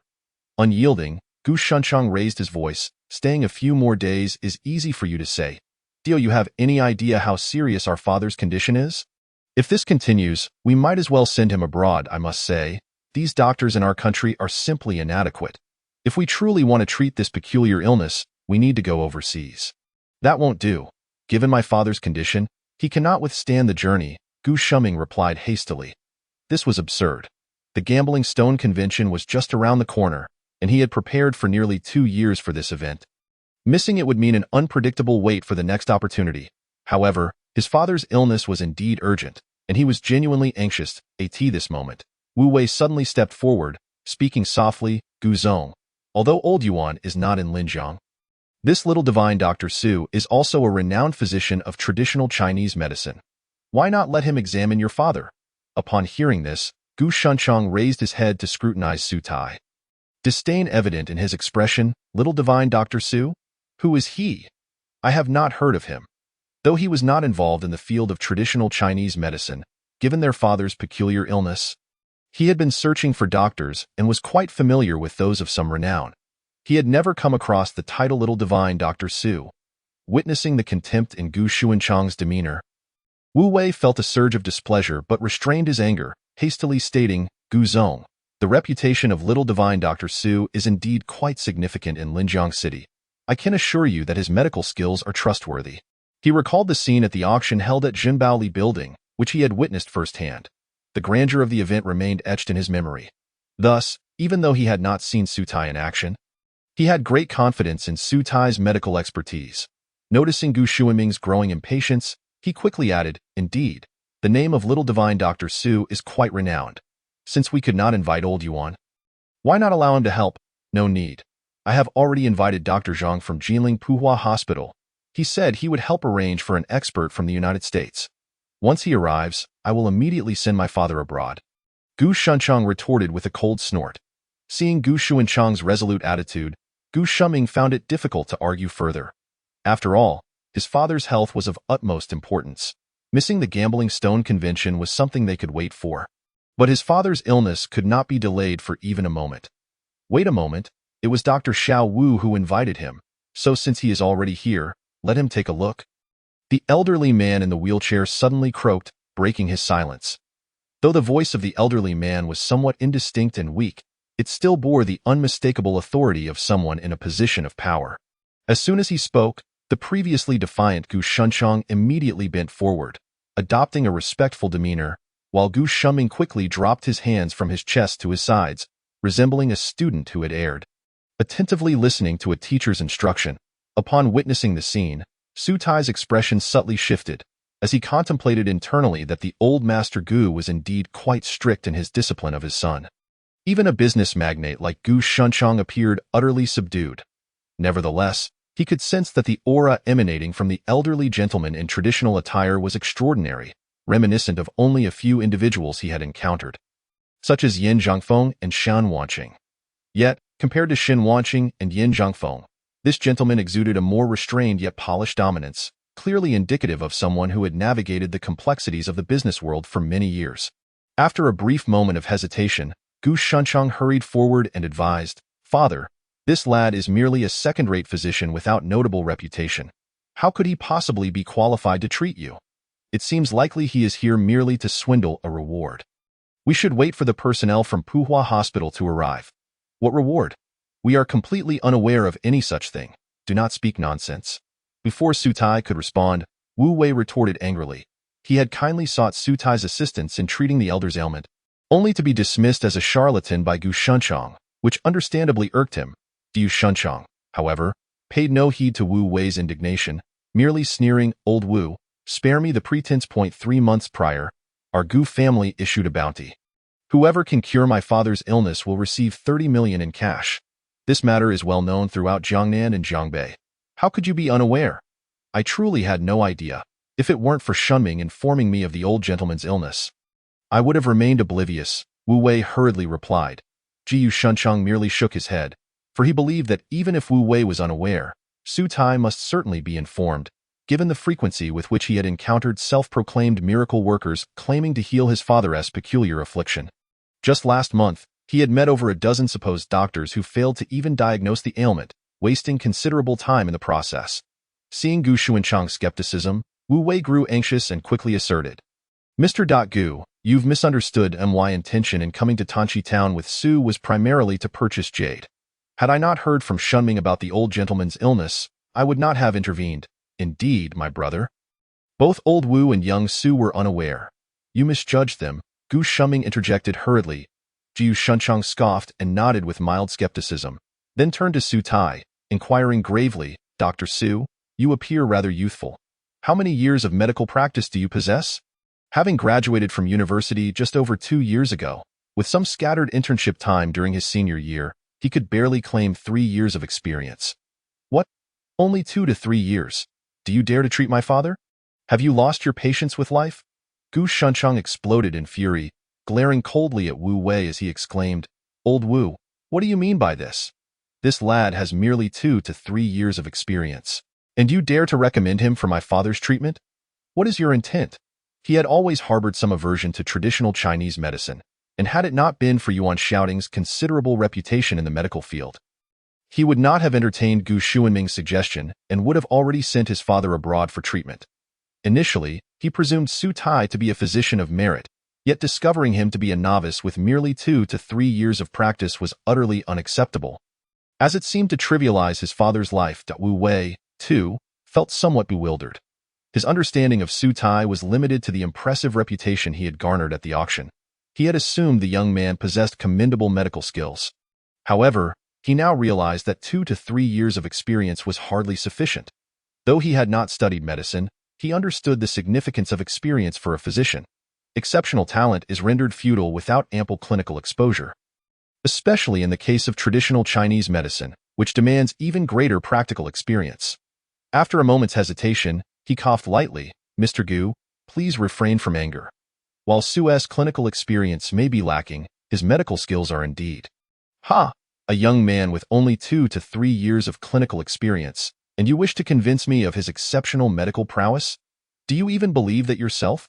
Gu Shuncheng scoffed. At this juncture, Wu Wei found himself at a loss for words, wiping the sweat from his brow, increasingly regretting his recommendation of Su Tai to the Gu family. Old brother, be a bit more courteous to Wu. Just then, the elderly gentleman in traditional attire let out a hum, then turned to Wu Wei with a hint of apology. Little Wu, you know Shuncheng's temperament. Do not take offense. Master Gu, it's quite all right. But I assure you, my brother Su's medical skills are indeed commendable. You might consider allowing him to examine you. Wu Wei insisted earnestly. He had substantial faith in Su Tai's abilities, having witnessed numerous astonishing feats from him. Moreover, seeing Gu Xuanchang's aggressive demeanor, he felt a strong urge for Su Tai to seize this opportunity to prove himself and deliver a significant blow to the latter's pride. The elderly gentleman in traditional attire smiled and nodded, affirming, very well, since he is your recommended physician, I will certainly grant him this opportunity. With that, he turned his gaze to Su Tai and remarked, Dr. Su, if I have inadvertently offended you earlier, I hope you can forgive me. Though it was an apology, his demeanor could scarcely conceal an air of superiority, clearly indicating that he did not regard Su Tai highly. His agreement to allow Su Tai to treat him seemed more a concession to Wu Wei's insistence than a genuine recognition of Su Tai's capabilities. Su Tai, however, took no offense, merely shaking his head to indicate it was of no consequence. Observing his father's approval, Gu Shuming swiftly suggested in a low voice, Father, this is not the most suitable place for discussion. Perhaps we should proceed upstairs and allow Dr. Su to examine you. All right, let us depart. The elderly gentleman acquiesced with a nod. Immediately, the group entered the elevator and ascended to a luxurious suite on the 5th floor of the hotel. Once seated on the leather sofa, the elderly gentleman finally removed his sunglasses and scarf point. One could see his pallid complexion, deep-set eyes, and labored breathing. accompanied by bouts of coughing. Merely transferring from the wheelchair to the sofa left him visibly breathless. Beads of sweat dotting his forehead. Witnessing this, both Wu Wei and Gu Shunming wore somber expressions. It was evident to any discerning observer that the old gentleman's condition was quite dire. Su Tai, however, remained unfazed, casually observing the elderly gentleman's complexion and the sclera of his eyes before commencing his examination. "Brother Su, what precisely ails my father?" Gu Shunming inquired eagerly, noting Su Tai's furrowed brow. Chapter 142. The Hypocrisy of the Wealthy Pulmonary Fluke Disease. Su Tai stated, "What is that? I've never heard of it. It's serious?" Gu Shunchang, standing nearby, questioned with curiosity. Su Tai nodded gravely. Pulmonary fluke disease, also known as paraganimiosis, is a chronic parasitic illness. If treated promptly, there is no cause for concern. However, if neglected for too long, it can pose a significant risk to life. The elder's current condition is exceedingly critical and demands urgent treatment. Parasites? How could that be? Our food and water are thoroughly sanitized. There can be no trace of dust, let alone parasites. Gu Shunchang vehemently shook his head, skepticism etched across his face. Indeed, little Su, my father's diet is meticulously managed, and even the water he consumes is specially treated. It is highly unlikely he could contract a parasitic infection, Gu Shunming echoed, equally doubtful. Were it any other ailment, he might consider it plausible, but the idea of a parasitic disease was beyond his comprehension. In his mind, such illnesses typically afflicted the impoverished, either due to unsanitary food or contaminated water, scenarios entirely inconceivable within his family's standards. Before Su Tai could elaborate, Gu Shunchang sneered dismissively, "Second brother, I told you long ago this lad is incompetent. You refuse to believe it. He knows nothing of our family's circumstances and is spouting nonsense. With our Gu family's resources, how could my father possibly contract a parasite?" As he spoke, he cast a disdainful glance at Su Tai, dismissively adding, "But we cannot entirely blame him. The world of the wealthy is beyond his imagination. Given his abilities, he will likely never experience such a high society lifestyle. Ultimately, poverty has restricted his imagination." The elderly gentleman seated on the sofa did not voice his opinion but subtly nodded, seemingly in agreement with his son Gu Shunchang's assessment. Given his usual dietary standards, it did seem implausible that he could contract a parasitic infection. Su Tai merely shook his head with a faint smile, then spoke earnestly, "Mr. Gu, there are numerous ways to contract parasitic diseases. While most instances are indeed related to diet, one can also become infected through contact with animals carrying larvae or individuals who are infected. That makes it even less likely. The people my father interacts with have not contracted such diseases," Gu Shunchang retorted loudly. Su Tai maintained his composure, retorting with a cold smile, "Pulmonary fluke disease can manifest in both overt and covert infections. Not all patients exhibit apparent symptoms. It is possible that, Mr. Gu, you too might be infected without yet displaying symptoms. Note, surely not. Could I also have this disease?" Gu Shunchang's face blanched at the thought. He had witnessed his father's suffering firsthand. The mere notion of experiencing such anguish himself was unbearable. Su Tai chuckled lightly, waving his hand dismissively. "Mr. Gu, do not be alarmed. I merely suggested it as a possibility. A thorough examination is necessary to determine if you are indeed infected." Upon hearing this, Gu Shunchang finally exhaled a sigh of relief. Observing Su Tai's confident demeanor, Gu Shunming's expression shifted to one of astonishment. He had not anticipated Su Tai to possess such capability, far exceeding his expectations. After all, his father had visited numerous hospitals and consulted dozens of specialists, all of whom failed to uncover the root cause of his ailment, while Su Tai had identified it merely by taking his pulse, which was truly remarkable. Upon reflecting on this, he hastily pulled Wu Wei aside and whispered, "Old Wu, I hadn't anticipated that this young Su possesses such commendable medical skills." Wu Wei, with a proud smile, puffed out his chest and replied, "Of course. Just look at who recommended him. If Su, my young brother, were an ordinary person, would I have the audacity to suggest him to the old master? Indeed, indeed. If little Su can cure my father, I shall undoubtedly present you with that exquisite jade guanine," Gu Shunming exclaimed, his face radiating joy. Although he had not managed to invite Yuan shouting, if Su Tai could remedy his father's peculiar ailment, it would indeed be a significant achievement. He would no longer need to be subservient to his elder brother and could confidently partake in the upcoming stone gambling convention without the need to travel abroad. With this thought, Gu Shuming promptly turned to Su Tai and urgently asked, "Brother Su, can you treat my father's strange illness?"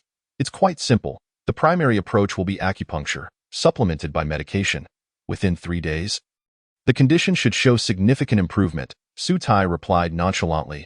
Upon hearing this, Gu Xuanming's heart leapt with joy. He cast a self-satisfied glance at Gu Shunchang before hastily adding, "Mr. Su, I kindly ask you to expedite my father's treatment. The reward will certainly be substantial." Wait a moment, Director Zhang from Puhua Hospital just sent a message stating that Dr. Chen from their hospital is on his way. I think it would be prudent to wait for Dr. Chen's diagnosis before proceeding with any treatment. Gu Shunchang interjected coldly before Su Tai could take any action.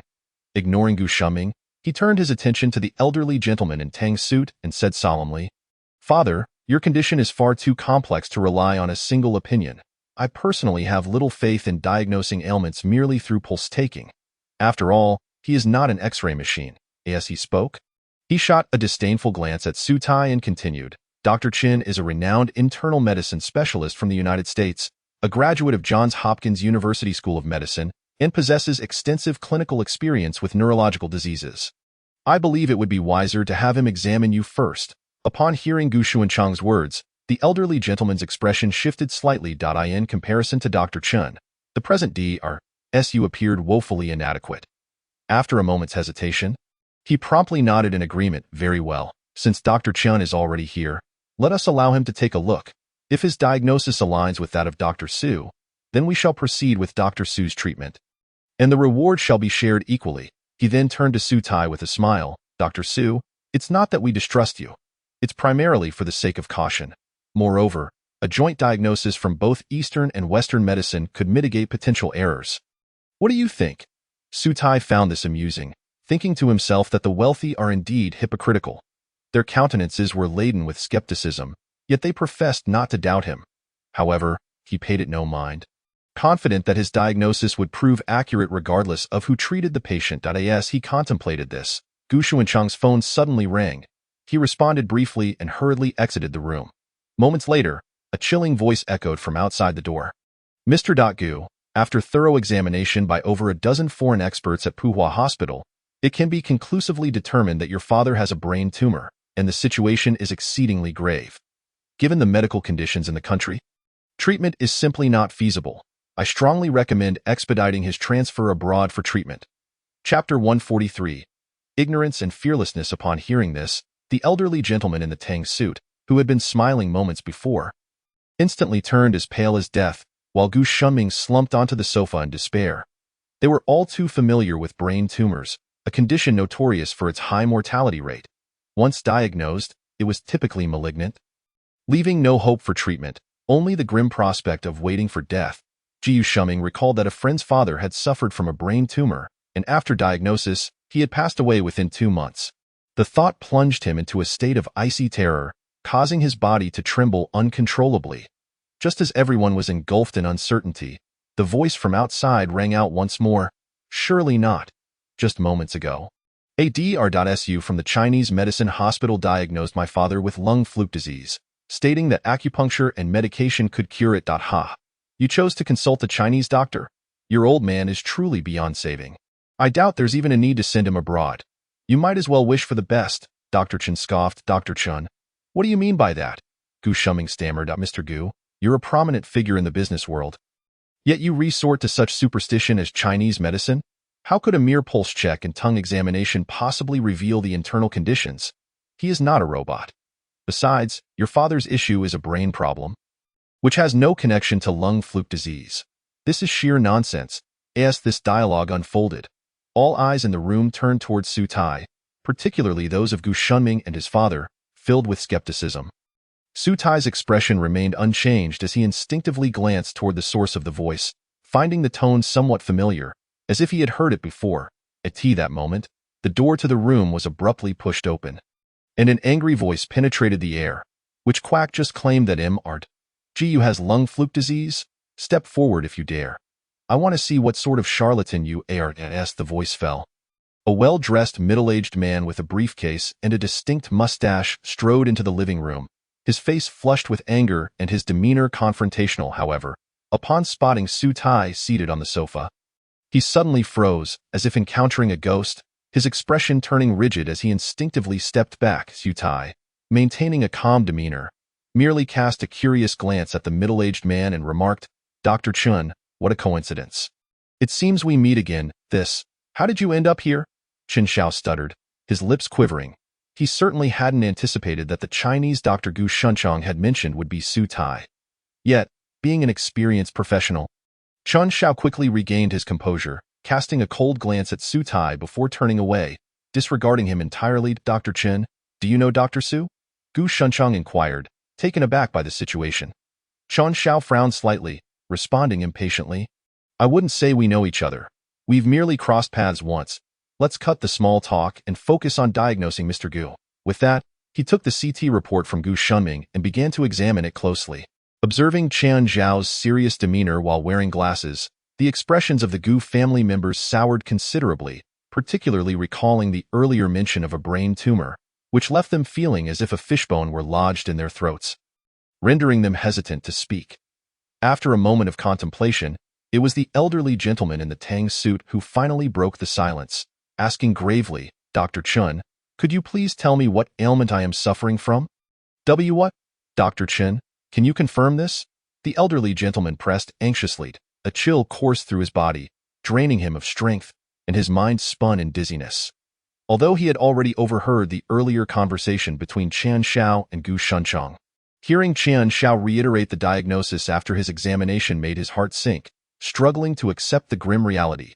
Jiu Shuming rushed forward, exclaiming, "Dr. Chun, surely you must have made an error. My father cannot possibly have a brain tumor." "Youngest brother, stop your nonsense. How could Dr. Chen possibly misdiagnose?" Gu Shunchong retorted impatiently. He then turned to Chen Xiao, asking with a pained expression, "Dr. Chun, could you determine whether my father's brain tumor is benign or malignant? And how should it be treated?"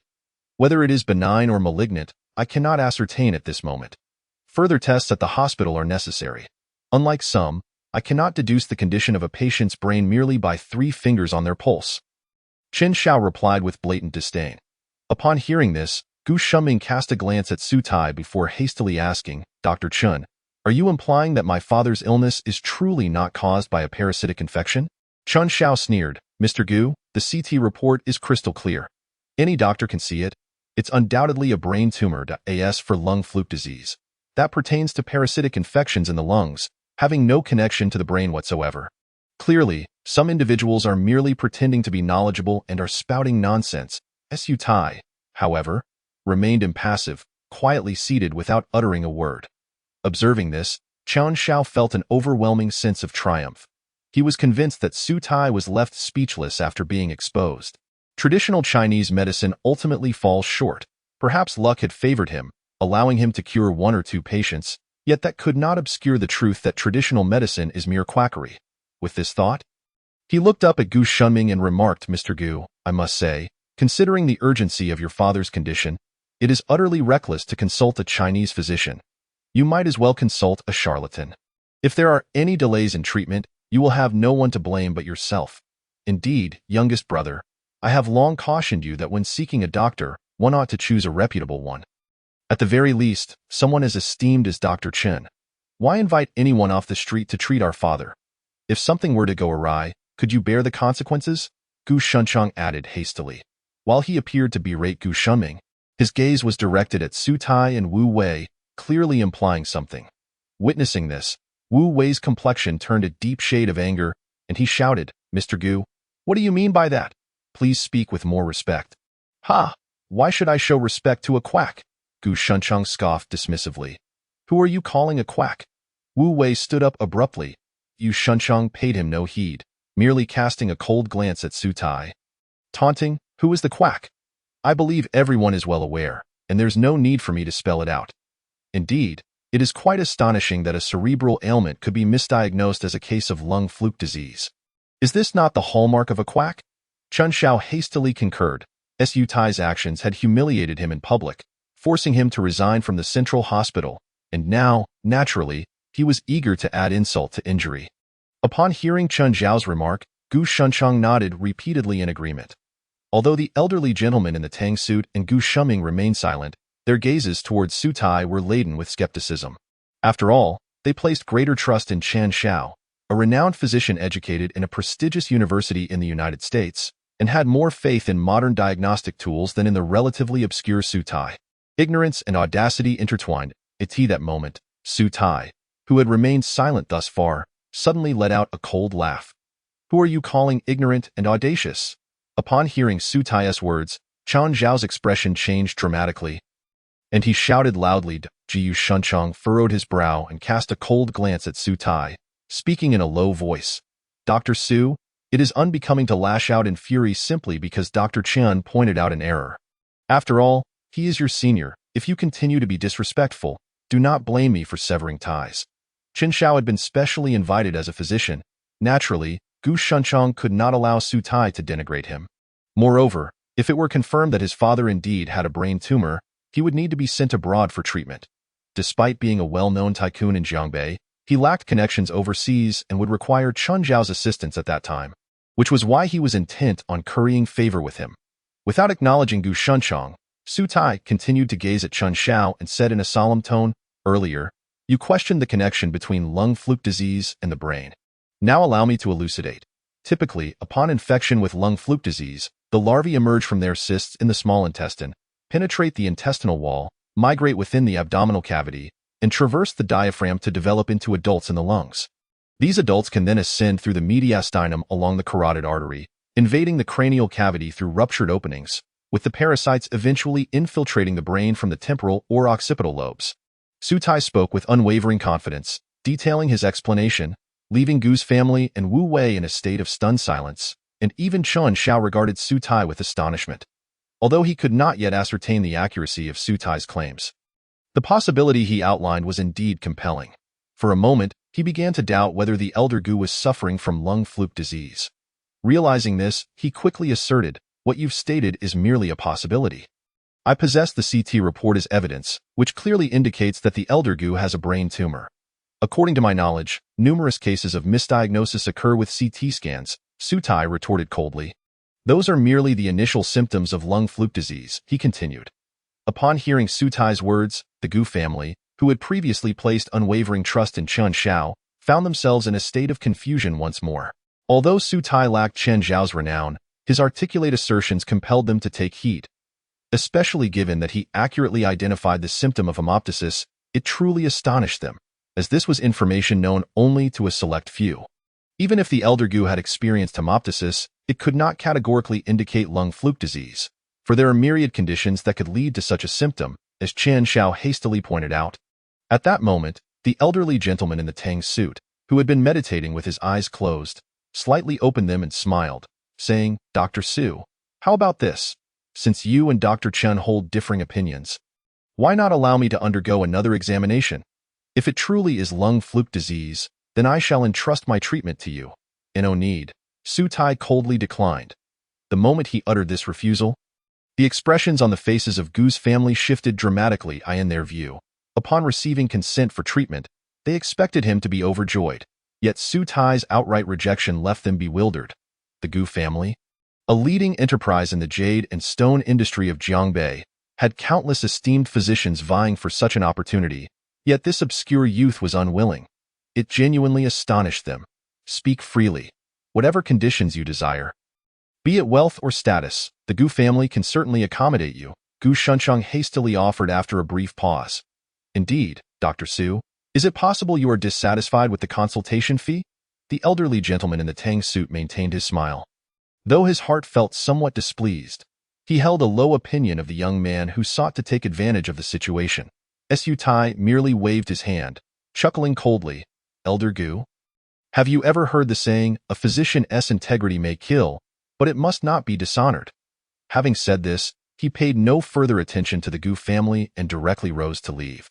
In an instant, the room fell into a profound silence, with everyone exchanging glances in astonishment. They had never anticipated Su Tai would depart so decisively. "Second brother, is this the physician you invited? What disgraceful conduct! And he speaks of integrity. What utter nonsense! Gu Shunchang soon erupted in a fit of rage, his voice filled with fury. The Gu family of Jiangbei had never been so disdained. The elderly gentleman in the Tang suit wore an expression of profound discontent, glaring at Su Tai's retreating figure, his facial muscles twitching as he struggled to find words. A mere youth dared to act so arrogantly before him. Had it been in his younger days, the young man would have likely met a dire fate. Witnessing this, Gu Xuanming's countenance darkened, and he instinctively glanced at Wu Wei, whose eyes were filled with reproach, though he remained silent. He had initially believed that Su Tai could help him regain his standing within the family. Yet now, not only was that hope dashed, but he feared he would no longer possess any voice in the family. Especially with his father's icy gaze upon him, he felt a profound sense of regret. At that moment, Chen Xiao hurriedly approached and said urgently, "Mr. Gu, please do not be angry. In my view, this young man most likely realizes his misdiagnosis and, fearing exposure, sought an excuse to escape." Upon hearing Chen Xiao's words, the Gu family nodded in agreement, except for Wu Wei, who sat quietly, smirking inwardly. Given their attitude, any person with a bit of pride would find it intolerable, let alone someone like Su Tai, who possessed extraordinary skills. However, he chose not to elaborate further, instead greeting the elderly gentleman in the Tang suit before hastily pursuing Su Tai. "Dr. Chen, how do you propose we treat my father's illness?" Gu Shunchang asked anxiously. After a moment of contemplation, Chen Xiao replied solemnly, "Mr. Gu, I believe we can fairly conclude that the elder Gu is suffering from a brain tumor, so I recommend that we arrange for him to be sent abroad immediately. I will contact my mentor in the United States to help facilitate his hospitalization." "Very well, I entrust this to you. You need not worry about the consultation fee. Rest assured, should my father's ailment be treated successfully, I will ensure you receive 30 million without fail," Gu Shunchang promised, thumping his chest. Upon hearing this, Chen Xiao felt a surge of joy. 30 million was a sum he could scarcely imagine earning in his lifetime. However, he maintained a composed demeanor and replied earnestly, "Mr. Gu, your words are overly formal. I am here to treat the elder Gu, and unlike others, my intentions are not solely monetary." Indeed, Dr. Chen, your medical ethics are commendable. Unlike that Su fellow, who dares to speak of integrity, what right does he have?" Gu Shunchang quickly lauded him. The elderly gentleman in the Tang suit also smiled approvingly at Chen Xiao, his expression brimming with admiration. Consequently, the Gu family swiftly tidied up and made their way to the Jinling airport, preparing to seek treatment abroad. Upon departing the hotel, Su Tai intended to stroll through Tanchi town, hoping to encounter materials that could serve as the focal point for his work.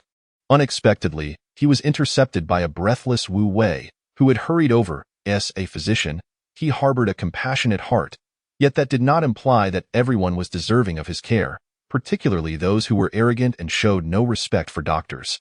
As he spoke, he quickly donned a smile, saying, "Little Su, today's incident is on me. Had I known it would unfold this way, I would never have recommended you to old Gu, thus causing you such distress." Though he had known Su Tai for a relatively short time, he understood that the latter was not petty. Had it not been for the Gu family's egregious behavior, he would not have reacted so vehemently. Su Tai chuckled lightly and waved his hand, saying, "There is no need for Mr. Wu to feel guilty. The fault lies with me for not adhering to the principle of a physician must not knock on doors." Hearing Su Tai not only absolve him of blame, but also take responsibility for the incident filled Wu Wei with a sense of guilt. Yet upon seeing that Su Tai appeared unperturbed, he finally relaxed. He genuinely regretted the possibility of losing this friend over such an incident, as that would indeed be a loss. After a moment's hesitation, he suddenly recalled another matter and asked curiously, "Brother Su, when you were explaining the elder Gu's condition to that Dr. Chen earlier, it seemed you were using terms from Western medicine. Have you studied Western medicine as well?" In his view, it mattered little whether one practiced traditional or Western medicine. The ability to save lives was what defined good medical practice. Thus, he had dabbled in Western medicine during his leisure time, seeking to solidify his medical knowledge and clarify misunderstandings between the two practices. Little did he know that today, it would prove invaluable. However, his casual remark left Wu Wei profoundly shaken. Although he was not a doctor, he possessed some understanding of medicine and was acutely aware of the distinctions between traditional and Western medicine.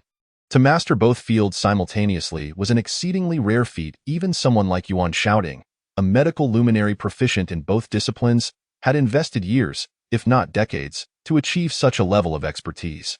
The fact that Su Tai could casually reference Western knowledge and achieve such proficiency was simply extraordinary, especially considering how Su Tai had calmly and confidently explained using Western medical terminology to Chen Xiao. The astonished expression on the latter's face led Wu Wei to conclude that Su Tai's understanding of Western medicine was likely already at an impressive level. Such a prodigious talent would surely attain a remarkable status in the future. He could scarcely fathom that Jiangling City, or even Jiangnan Province, would suffice to contain such a hidden dragon. Upon this realization, his resolve grew ever stronger. He was determined to firmly solidify the bond between the two of them. With ample time still at hand, the pair meandered through the quaint town of Tanchi. Although the official commencement of the Jade Stone Conference was not until the following day, the roadside was already adorned with an array of jade raw stones, many of which were being offered by merchants from distant lands. Su Tai cast a glance, noting that, in addition to domestic traders hailing from south and north frontier regions, there were also foreign merchants from Myanmar and Annam, indicative of the considerable influence of this event.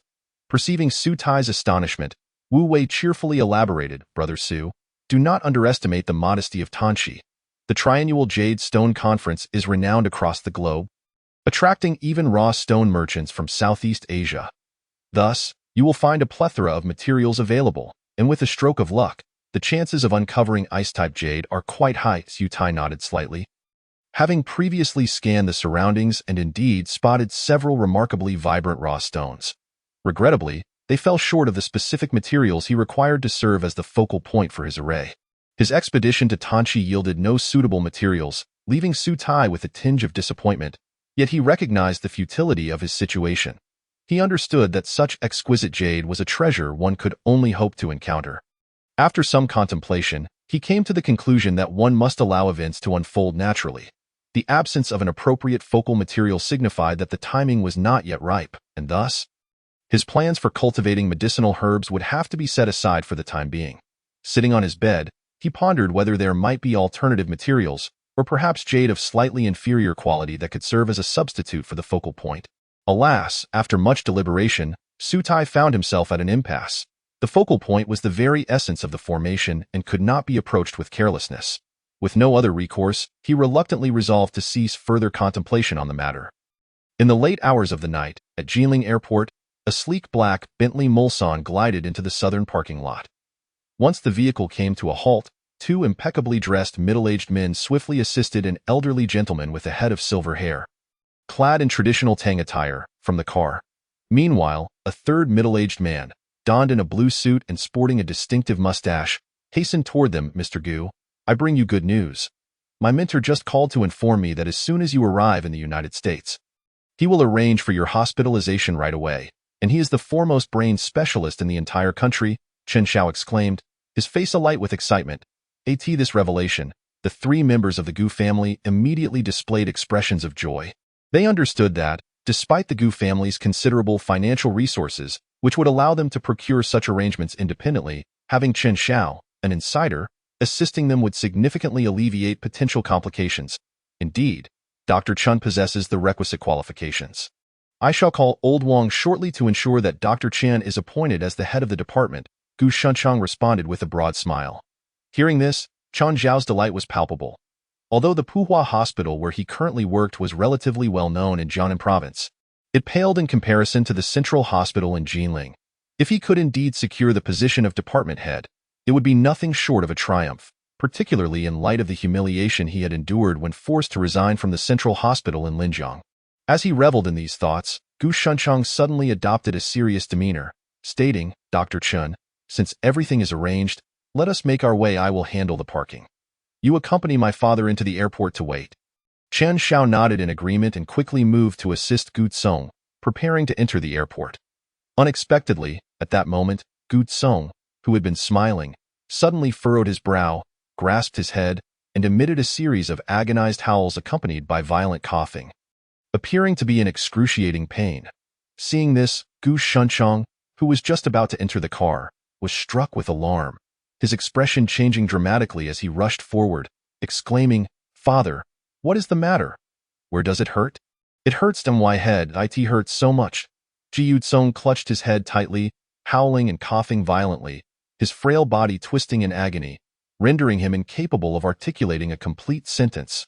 Witnessing this, Gu Shunchang was engulfed by a cold sweat. Urgently looking to Chen Xiao as he shouted, "Dr. Chen, what is wrong with my father? Please, you must examine him."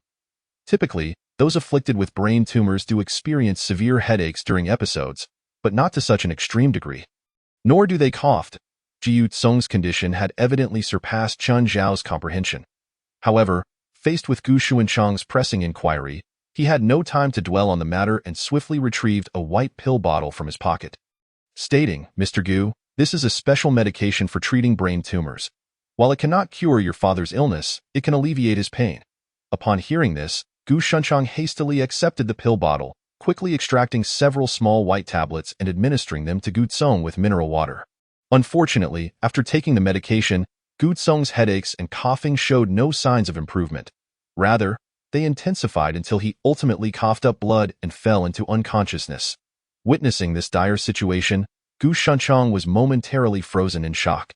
Despite his extensive experience in the business world, he found himself at a loss in the face of such circumstances, especially as he gazed upon his father's pallid visage, his heart gripped as if by an iron fist. Meanwhile, Gu Shuiming's mind felt as if it had short-circuited, leaving him utterly blank. "Very well, we shall proceed as you suggest," Gu Shunchang mused briefly, then nodded in determination. He swiftly joined forces with Gu Shunming and Chen Xiao to lift his father into the vehicle before promptly starting the engine and racing toward Puhua Hospital.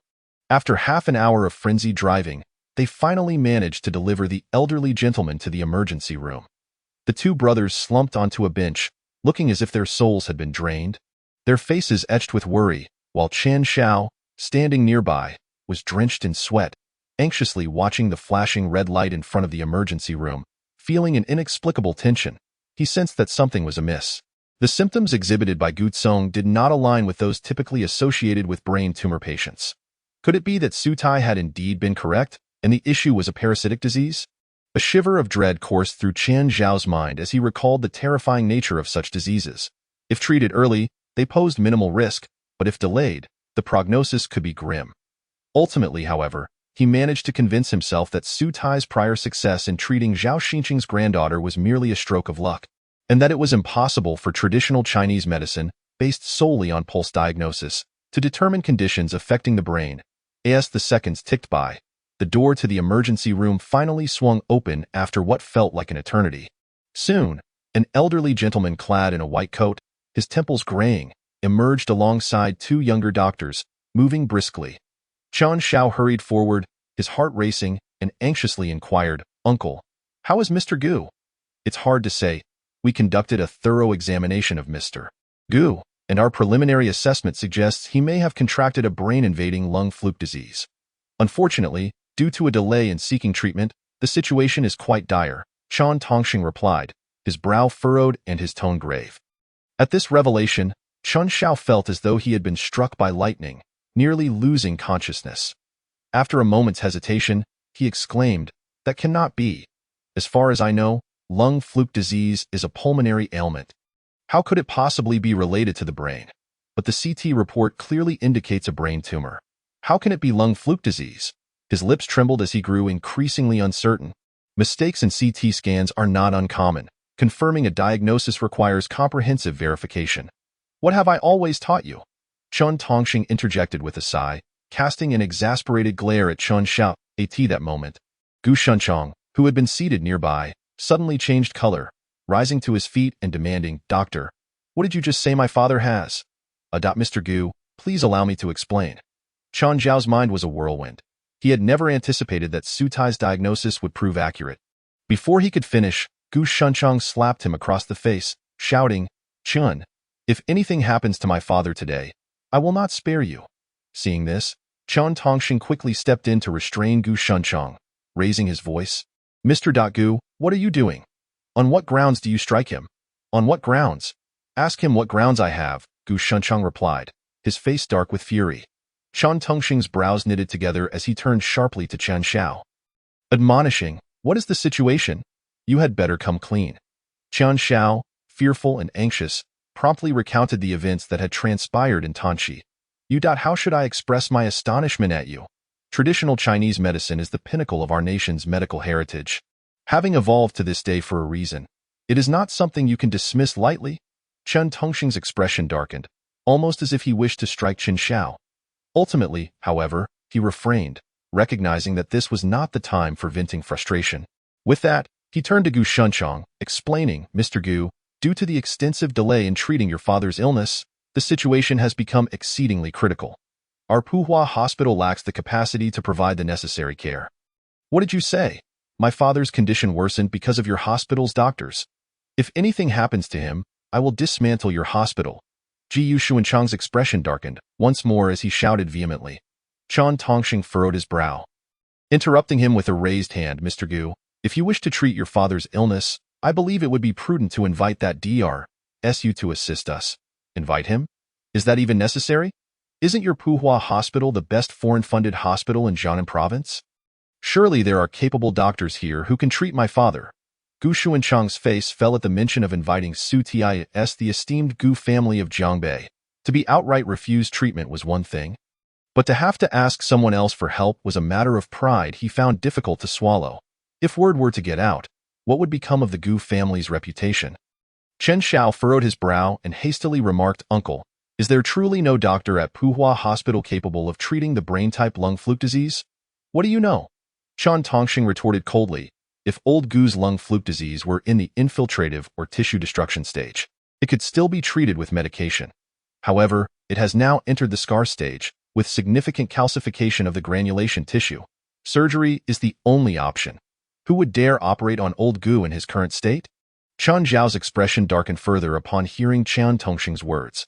Although he only partially understood the implications, he grasped the severity of Gu Tsong's condition. The very thought of inviting Su Tai for treatment was difficult for him to accept, especially since he had previously labeled Su Tai as a quack. Now, to seek his assistance would be akin to slapping himself in the face. Hesitating, he said, Uncle, you are an expert in parasitic diseases. If even you are powerless, what could that fellow surnamed Su possibly do? I believe it would be better to send old Gu abroad for treatment. Foolishness. Given old Gu's condition, not only would sending him abroad be perilous, but even transferring him to another hospital would pose great risks. Furthermore, the intricacies of traditional Chinese medicine are beyond your comprehension. Many ailments that Western medicine cannot cure can be effectively resolved by traditional methods, which I have witnessed firsthand. Without a doubt, Chen Tongxing stated solemnly. Faced with Chen Tongxing's criticism, Chen Shao lowered his head, not daring to voice a counterargument.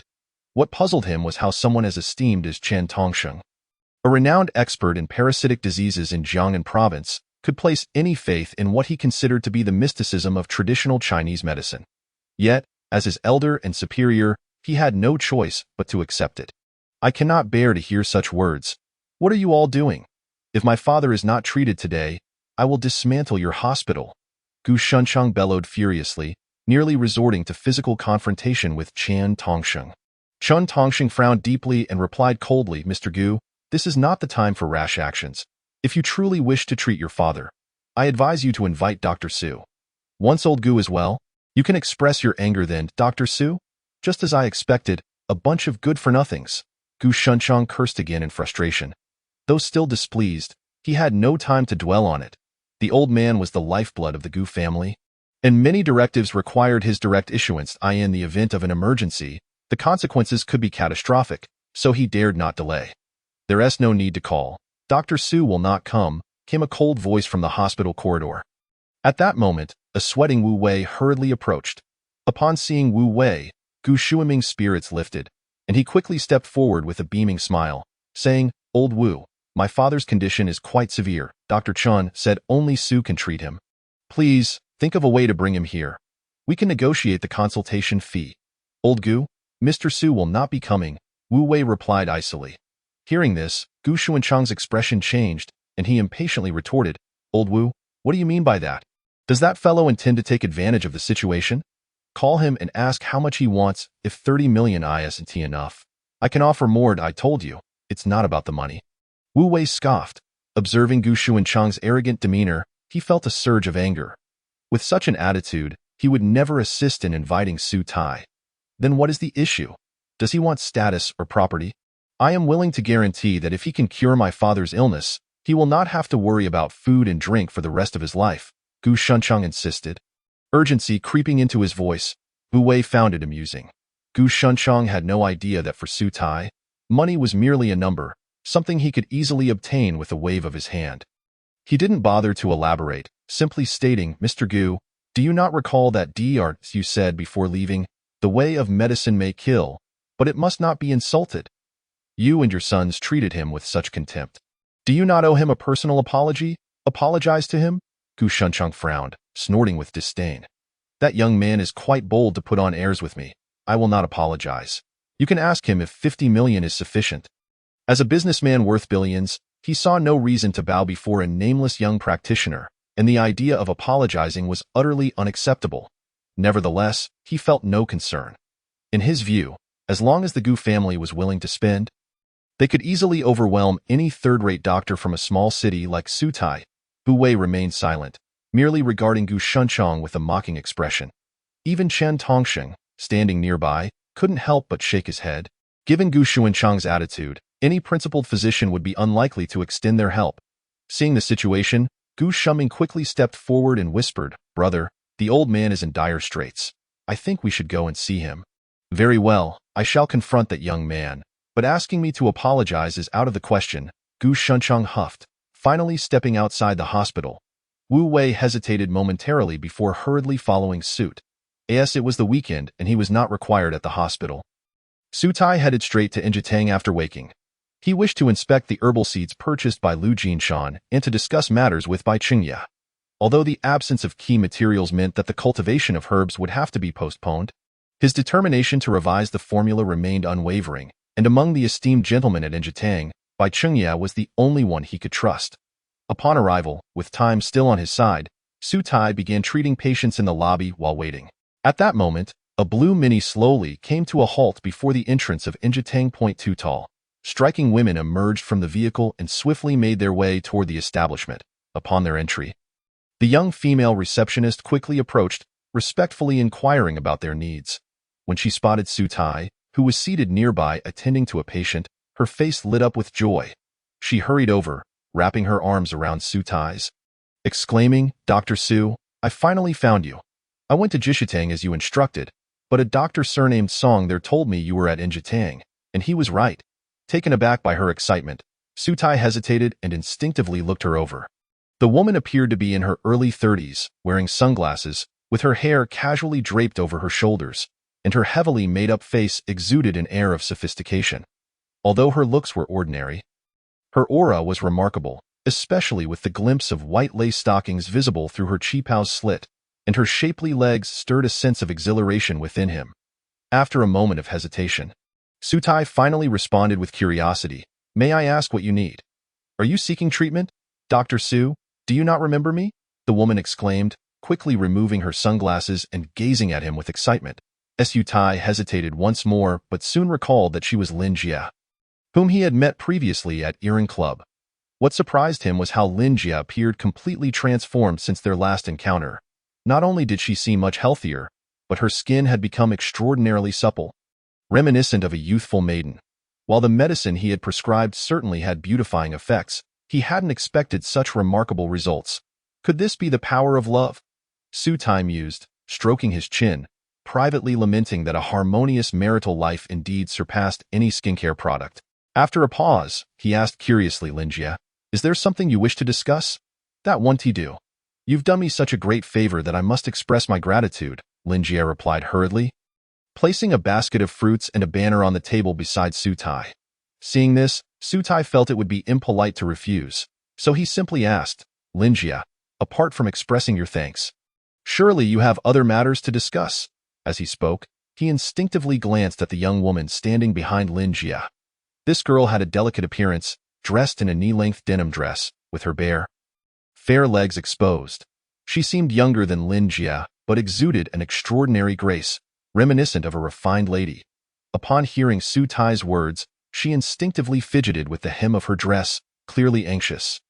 Though her eyes flickered with a hint of skepticism, Lin Jia, however, paid no mind to her companion's demeanor and quickly responded, Dr. Su, since you brought it up, I'll be straightforward. This is my dear friend.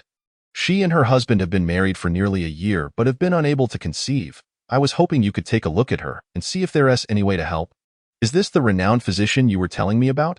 He seems a bit too young, Shin Weiwei remarked skeptically as she cast a scrutinizing glance at Su Tai. She had initially imagined that the miracle Dr. Lin Jie would introduce would be an elderly man with silver hair, dressed in flowing robes, or at the very least, a middle-aged gentleman in a traditional suit exuding an air of solemnity and elegance. Instead, the man before her appeared younger than herself, leaving her somewhat disappointed. Lin Jie's expression shifted, and she quickly interjected, Wei Wei, do not underestimate Dr. Su's youth. His medical skills are exceptional. My husband and I were able to reconcile thanks to his assistance. Is that so? Shin Weiwei shook her head slightly, still harboring doubts about Lin Jie's words. However, since she was already there, it would be rather inappropriate for her to leave abruptly, so she took a seat directly opposite Su Tai and briefly recounted her situation. Su Tai, seemingly unfazed, asked Shin Weiwei a few questions while meticulously observing her facial features before beginning to take her pulse. Traditional Chinese medicine emphasizes observation, listening, inquiry, and pulse-taking. Although, with his current medical expertise, he could generally assess a patient's condition solely through pulse diagnosis. As a physician, maintaining a rigorous approach was essential, not only for his own integrity but also for the sake of his patients. Yet, to Shin Weiwei, this scene only fueled her disappointment. Initially, she had thought that despite Su Tai's youth, he might possess remarkable skills, but he turned out to be just like other traditional Chinese physicians, relying on the same old methods. At that moment, she mentally prepared herself. If Su Tai prescribed her the usual tonifying medicines, she would certainly refuse them on the spot. Just as Shin Weiwei was lost in her thoughts, Su Tai suddenly inquired, Miss Shin, have you experienced any abnormalities in your menstrual cycle over the past 6 months? What? Shin Weiwei was taken aback. Her cheeks instantly flushed. Indeed, based on your pulse, it appears that your infertility is caused by blood stasis, Su Tai remarked calmly. Shin Weiwei was momentarily stunned and, with a hint of confusion, asked, what do you mean by blood stasis, and how does it relate to my inability to conceive? Infertility due to blood stasis is often the result of emotional distress, which hampers the smooth flow of qi and blood, leading to menstrual irregularities and difficulty in conception. In simpler terms, your infertility stems from your poor emotional state, Su Tai explained casually. Upon hearing this, Shin Weiwei, who had initially been filled with skepticism, suddenly changed her expression. She quickly looked at Su Tai, astonished. That's true. On the day of my wedding, my father passed away due to alcohol poisoning, and shortly thereafter, my mother fell seriously ill, only being discharged last week. So, my mood has been quite poor these past 6 months. As she spoke, she eagerly grasped Su Tai's arm, pleading, Dr. Su, can my condition be treated? Please, I beg you to help me. It's not a major issue. A round of acupuncture and some medications to invigorate blood circulation should restore normalcy within a week. Su Tai replied with a gentle smile. He then swiftly retrieved needles from his acupuncture bag and inserted them into the Tianquan, Neiguan, and Higu acupoints. The Tianquan acupoint, also known as the Tianwen acupoint, primarily functions to relieve chest congestion and regulate qi flow. The Neiguan acupoint, belonging to the Han-Juan pericardium channel, serves as a connecting point for the pericardium channel and is one of the 8 confluent points associated with the Yin-Wei vessel.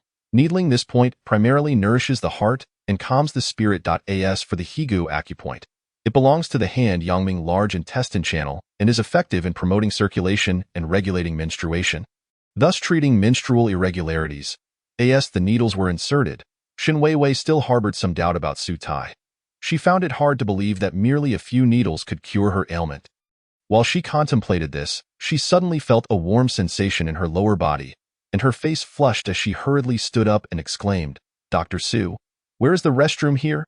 Chapter 149. The Gu brothers arrive. Weiwei. What's wrong? Is your stomach bothering you? Lin Shu inquired, observing Shin Weiwei's flushed face with confusion. Shin Weiwei's cheeks turned crimson again as she lowered her head and softly replied, I think my period just started.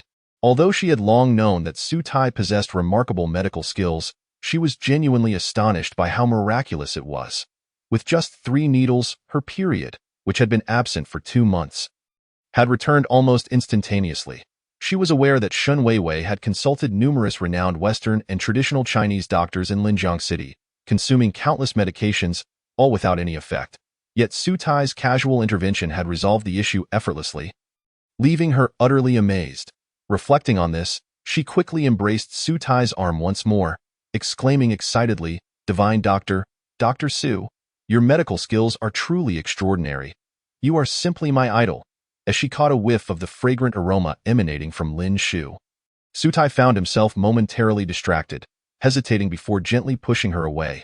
Lin Shu, however, paid no mind to this and hurriedly said, "Dr. Su, could you leave me your business card? If any of my family members have health issues in the future, I would definitely come to you for treatment." "Sure, you're always welcome. However, I don't have a business card. Let me give you my phone number instead," Su Tai replied with a mild smile, promptly jotting down his number for Lin Shu. Just then, Shin Weiwei hurriedly emerged from the restroom and whispered a few words to Lin Shu, her face already flushed with embarrassment. "Haha, I told you, Dr. Su's medical skills are excellent. He would surely cure your ailment." "Do you believe it now?" Lin Shu said, puffing out her ample chest with pride. Shin Weiwei nodded emphatically, then quickly approached Su Tai, her voice brimming with excitement. "Dr. Su, thank you. I wonder if it's convenient for you. My husband just called and said he wants to come and thank you in person.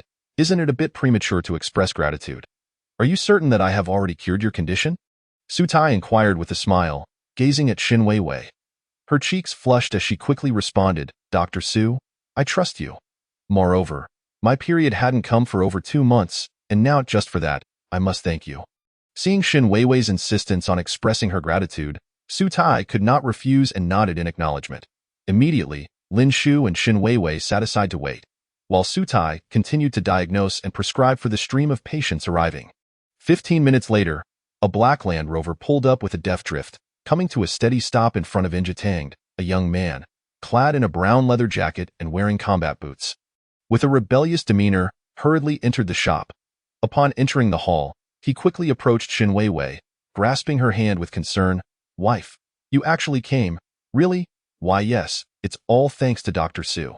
He performed a few acupuncture treatments, and now it has come." Discussing such a matter in public made Shin Weiwei feel somewhat embarrassed.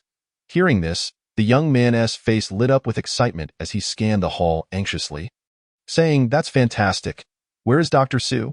Please tell me. I must thank him in person." "Young fan, what are you looking for? Dr. Su is right in front of you," Lin Shu interjected, pointing at Su Tai with a light laugh. Upon hearing Lin Shu's words, Yang Fan finally turned his gaze towards Su Tai, hesitating slightly. You are the Dr. Su who cured my wife's condition? What's the matter? Doesn't it seem like it?" Su Tai replied with a smile. Yang Fan scratched his head awkwardly and chuckled, initially expecting the doctor who healed his wife's mysterious ailment to be one of the esteemed elderly gentlemen at Injitang, never anticipating that he would be so young. After a moment of hesitation, he quickly smiled and said, "Dr. Su, I sincerely apologize. I was blind to your capabilities. Please forgive me, no need for concern. Your wife's condition is fundamentally manageable. As long as you follow the prescribed medication, she should conceive within half a month." Su Tai responded with a gentle smile, handing Yang Fan the written prescription. Yang Fan eagerly accepted the prescription with both hands, expressing his gratitude to Su Tai once more. Just as everyone was engaging in casual conversation, a sudden screech of tires echoed from outside Injitang, followed by the entrance of 3 middle-aged men in suits, flanked by several subordinates. It was Gu Shunchong and his entourage. "Dr. Su, I finally found you. You were right. My father is indeed suffering from lung fluke disease, and that incompetent Chun Shao misdiagnosed it now. His life hangs by a thread. You must come with me at once." Gu Shunchong commanded loudly as he stepped forward. Su Tai did not even glance at Gu Shunchong. Instead, he looked at the middle-aged woman in front of him and calmly said, "Please describe your symptoms." Seeing Gu Shunchong and his group approaching aggressively, the middle-aged woman hesitated but ultimately recounted her condition to Su Tai. "It's not a major issue. Your ailment stems from emotional distress, causing liver qi to fail in its normal flow. You should brew a decoction with 3-leaf ghost needle grass, Baijin grass, and yuan hu dot, and take 1 dose daily. You will see results in 3 days." Su Tai explained the condition while writing down the prescription, entirely disregarding Gu Shunchong. Observing this situation, Gu Shunchong furrowed his brow, visibly displeased, and said, "Dr. Su, Are you even listening? My father's condition is extremely critical. You must come with me to treat him immediately. Su Tai continued to ignore him, focusing on the next patient. Witnessing this, Gu Xuanchang's facial muscles twitched, and a glimmer of coldness flashed in his eyes as he was on the verge of losing his temper. It was unbecoming for someone of his stature to be treated with such disregard. At that moment, Gu Xuanchang's brother, Gu Shunming, stepped forward to intervene, wearing a smile as he said, "Little Su, our family has been quite rude in the past. Please forgive us. We now understand our mistakes, and we kindly ask you to help save my father." Upon hearing this, Gu Xuanming's smile faltered momentarily but quickly returned to normal as he continued, "Mr. Su, let me be direct. Whatever your demands are, feel free to state them as long as you can treat my father. I would be willing to risk everything, even if it means bankrupting our family." "Bankrupting your family? Would you be willing to part with all of the Gu family's assets?" Su Tai raised his head, a faint smile playing on his lips. Before he could respond, Gu Shunchang scoffed, impatience evident in his tone. "Mr. Su, please don't jest. How about this? I will pay you the full 30 million as a consultation fee. And I can add another 10 million. If my father recovers, I can give you an additional 10 million, totaling 50 million. What do you think?" Chapter 150. Miss Lin 50 million for treatment? My heavens. That's incredibly extravagant. If I were given that amount, I would do anything. Upon hearing Gu Shunchang call out the astronomical sum of 50 million, the onlookers began to murmur among themselves, reflecting on their own experiences where they had only spent a few dozen yuan to seek treatment from Su Tai. Feeling quite fortunate in comparison. At that moment, some recognized Gu Xuanchang's identity, whispering, "Isn't that Gu Shunchang, the owner of Nuanyu Xian over in Jiangbei? He is a billionaire. No wonder he casually tosses around 50 million. Indeed, wealth allows one to act with impunity. Undoubtedly, the sum of 50 million would tempt anyone." It appeared that there would be no need to queue today. Meanwhile, another matron carrying a grocery basket expressed her disappointment, lamenting that she had rushed over early in hopes of receiving direct treatment from Su Tai, only to encounter this situation. Hearing such discussions, Gu Shunchang wore a smug expression. To him, the figure of 50 million was sufficient to make anyone forsake their dignity, including the seemingly aloof young doctor before him. Having navigated the turbulent waters of commerce for decades, countless experiences had taught him that there was no problem that money could not solve. If a problem remained unsolved, it was merely due to insufficient funds. As long as the money was in place, even the king of hell would comply. However, to his surprise, Su Tai maintained his composure, as if the sum of 50 million held no allure for him whatsoever, not even casting a glance at Gu Shunchang, merely stating, "Mr. Gu, I have already made it clear. I do not save those who are on the brink of death. You. Very well. Today, it is my family that seeks your help. I concede. Name your price. 60 million, 70 million? Gu Xuanchang's expression darkened, his tone growing increasingly grave. Though 70 million was not beyond the means of the Gu family, the thought of spending such a sum on Su Tai still caused him discomfort. After all, he was attempting to hire a highly esteemed, nationally renowned traditional medicine expert. He would have willingly paid even 100 million for that.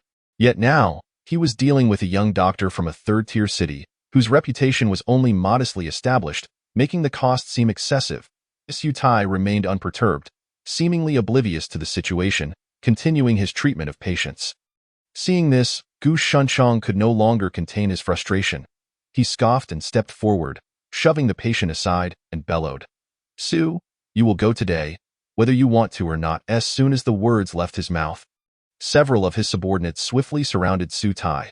Who would dare provoke a billionaire, the leading figure in Jiangbei's jade and stone industry? Witnessing this scene, Su Tai furrowed his brow. Gu Xuanchang's brazen demeanor had clearly crossed his line. Yet, before he could speak, Yang Fan, who had been silent until now, suddenly stepped forward, coldly stating, "Gu Shunchang, how imposing you are. Understand this. This is not Jiangbei. If you wish to harm Dr. Su, you must first consider my position." "And you are?" Gu Shunchang frowned, casting an impatient glance at Yang Fan. However, his expression soon shifted dramatically as he took a closer look at Yang Fan, incredulously exclaiming, You are a member of the Yang family from Linjiang? Ha! Who would have thought that the illustrious M.R.G. you would recognize our Yang family?" Yang Fan retorted with a narrowed-eyed smirk. Gu Xuanchang's lips quivered slightly, instinctively glancing at the crescent-shaped tattoo on Yang Fan's wrist. his body involuntarily trembling. After a moment of hesitation, he quickly adopted a respectful tone. Mr. Young, you just down my apologies for any offense. I am here to ask Dr. to treat my father. Dr. is unavailable. Can't you see? Yang Fan huffed. At these words, Gu Xuanchang's expression soured, and after a brief hesitation, he forced a smile, bitterly stating, Mr. Yang, my father's life hangs by a thread. We cannot afford delay. Yet, your father's life and death have nothing to do with Dr. Su. You should leave immediately. If you dare to disrupt Dr. Su's treatment again, do not blame me for being impolite. Yang Fan interrupted him before he could finish. At this, Gu Xuanchang's facial muscles twitched violently, his eyes aflame with suppressed rage, yet he ultimately nodded heavily, signaling his subordinates to leave hastily. Observing the scene, Gu Shunming and Wu Wei hesitated for a moment before quickly following suit. Gu Xuanchang's party retreated in disgrace. Yang Fan turned to Su Tai, exclaiming, Mr. Su, I must inform my elders about this good news regarding my wife's treatment, so I must take my leave for now. I will host a banquet to express my gratitude to you another day. Should that old fool Gu Shunchang dare to cause trouble again, feel free to call me. After saying this, he hurriedly jotted down a number for Su Tai before hastily departing, with Lin Shu following closely behind. Watching Yang Fan's retreating figure, Su Tai paused, curiosity piqued about Yang Fan's true identity that could instill such trepidation in Gu Shunchang. Contemplating this, he picked up the number and glanced at it without much thought, resuming his treatment of the patients in line. After leaving Injitang, the Gu brothers and Wu Wei did not rush to depart. Inside the car, Gu Xuanchang's face remained ashen. Having traversed the business world for decades, he had never faced such humiliation. Even after more than 10 minutes, he felt a smoldering rage within him. Brother, who was that young man? How could he dare speak to you like that? Gu Shunming could not contain his curiosity. He knew his elder brother's temperament. Anyone who dared to speak to him in such a manner would have faced consequences. Today's behavior was indeed uncharacteristic. Wu Wei shared his astonishment. Having lived in Linjiang for decades, he had a good grasp of the prominent families, yet he had never heard of a young family member capable of making Gu Shunchang back down. In response to their inquiries, Gu Shunchang merely snorted, stating darkly, that young man is of no consequence. The real concern is the old patriarch of the Yang family in Linjiang. He is the representative of Miss Lin in this area. Miss Lin? Who is that? Gu Shunming inquired, bewildered, as he had never heard of such a figure in Jiangnan province. Wu Wei wore a similarly puzzled expression, his face filled with questions. Gu Shunchang frowned, impatience creeping into his tone. You wouldn't understand the matters of the underground world. Suffice it to say, she is not someone our Gu family can afford to provoke. Hearing this, both Gu Shunming and Wu Wei were filled with doubts. Though the Gu family had only a few decades of history, they were among the top families in Jiangbei. Aside from a handful of elite families, they had never encountered anyone they could not handle. Most astonishing was the visible tremor in Gu Xuanchang's arm and the fear in his eyes when he mentioned Miss Lin, as if she were a judge from the netherworld. Yet, seeing that Gu Shunchang was reluctant to elaborate, they refrained from pressing further. After a moment of contemplation, Gu Shunming finally asked, Brother, since Dr. is unwilling to treat our father, what should we do? What else can we do?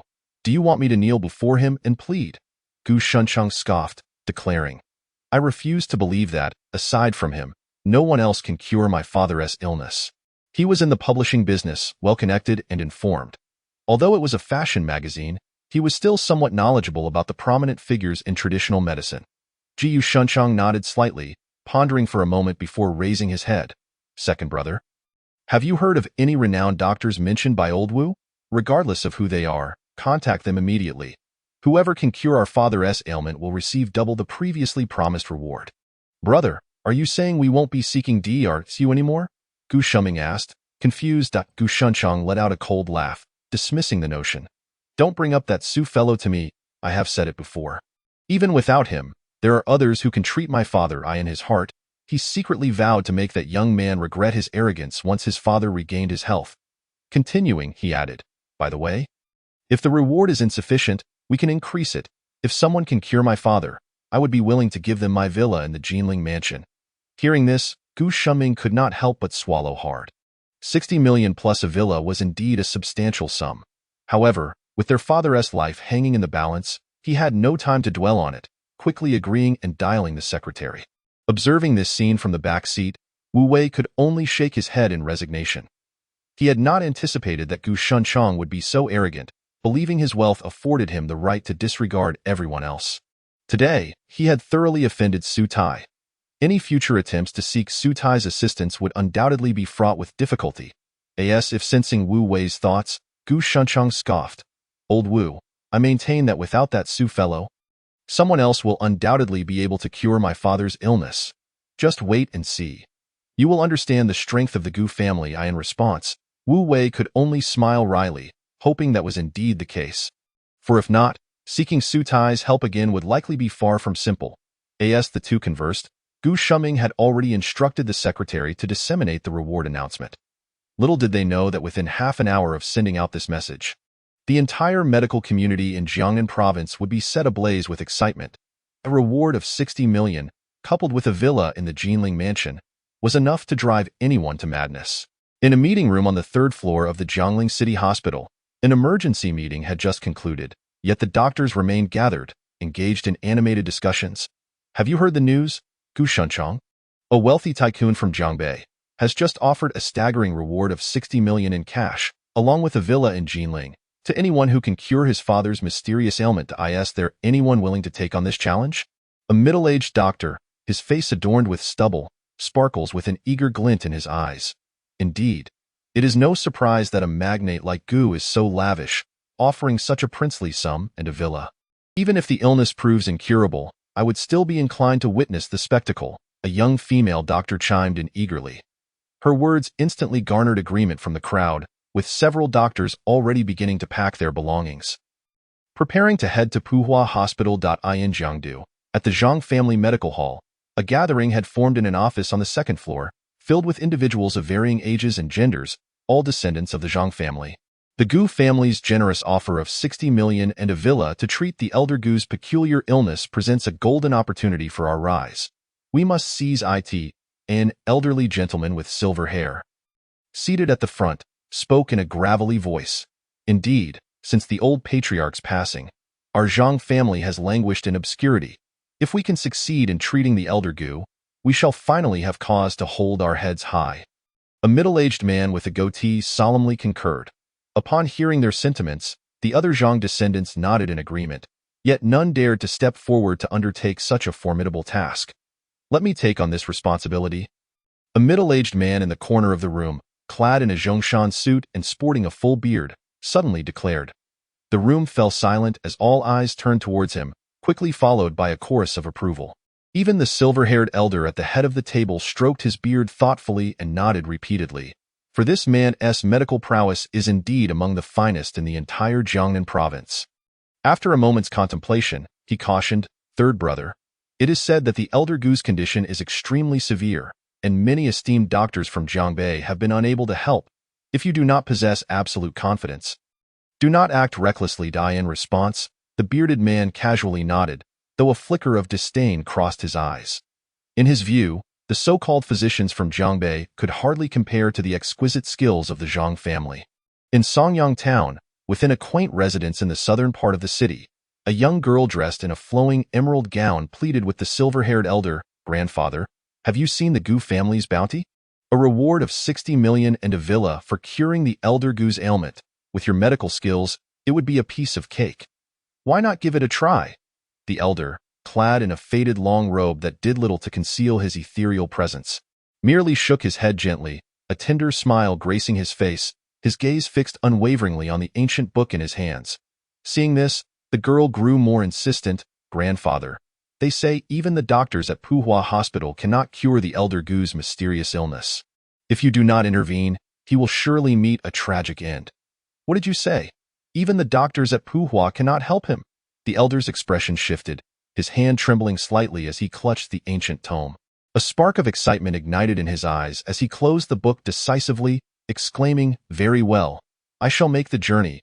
At his age, wealth and fame had become inconsequential to him, but if he could seize this opportunity to elevate the reputation of traditional Chinese medicine, he would find peace even in death.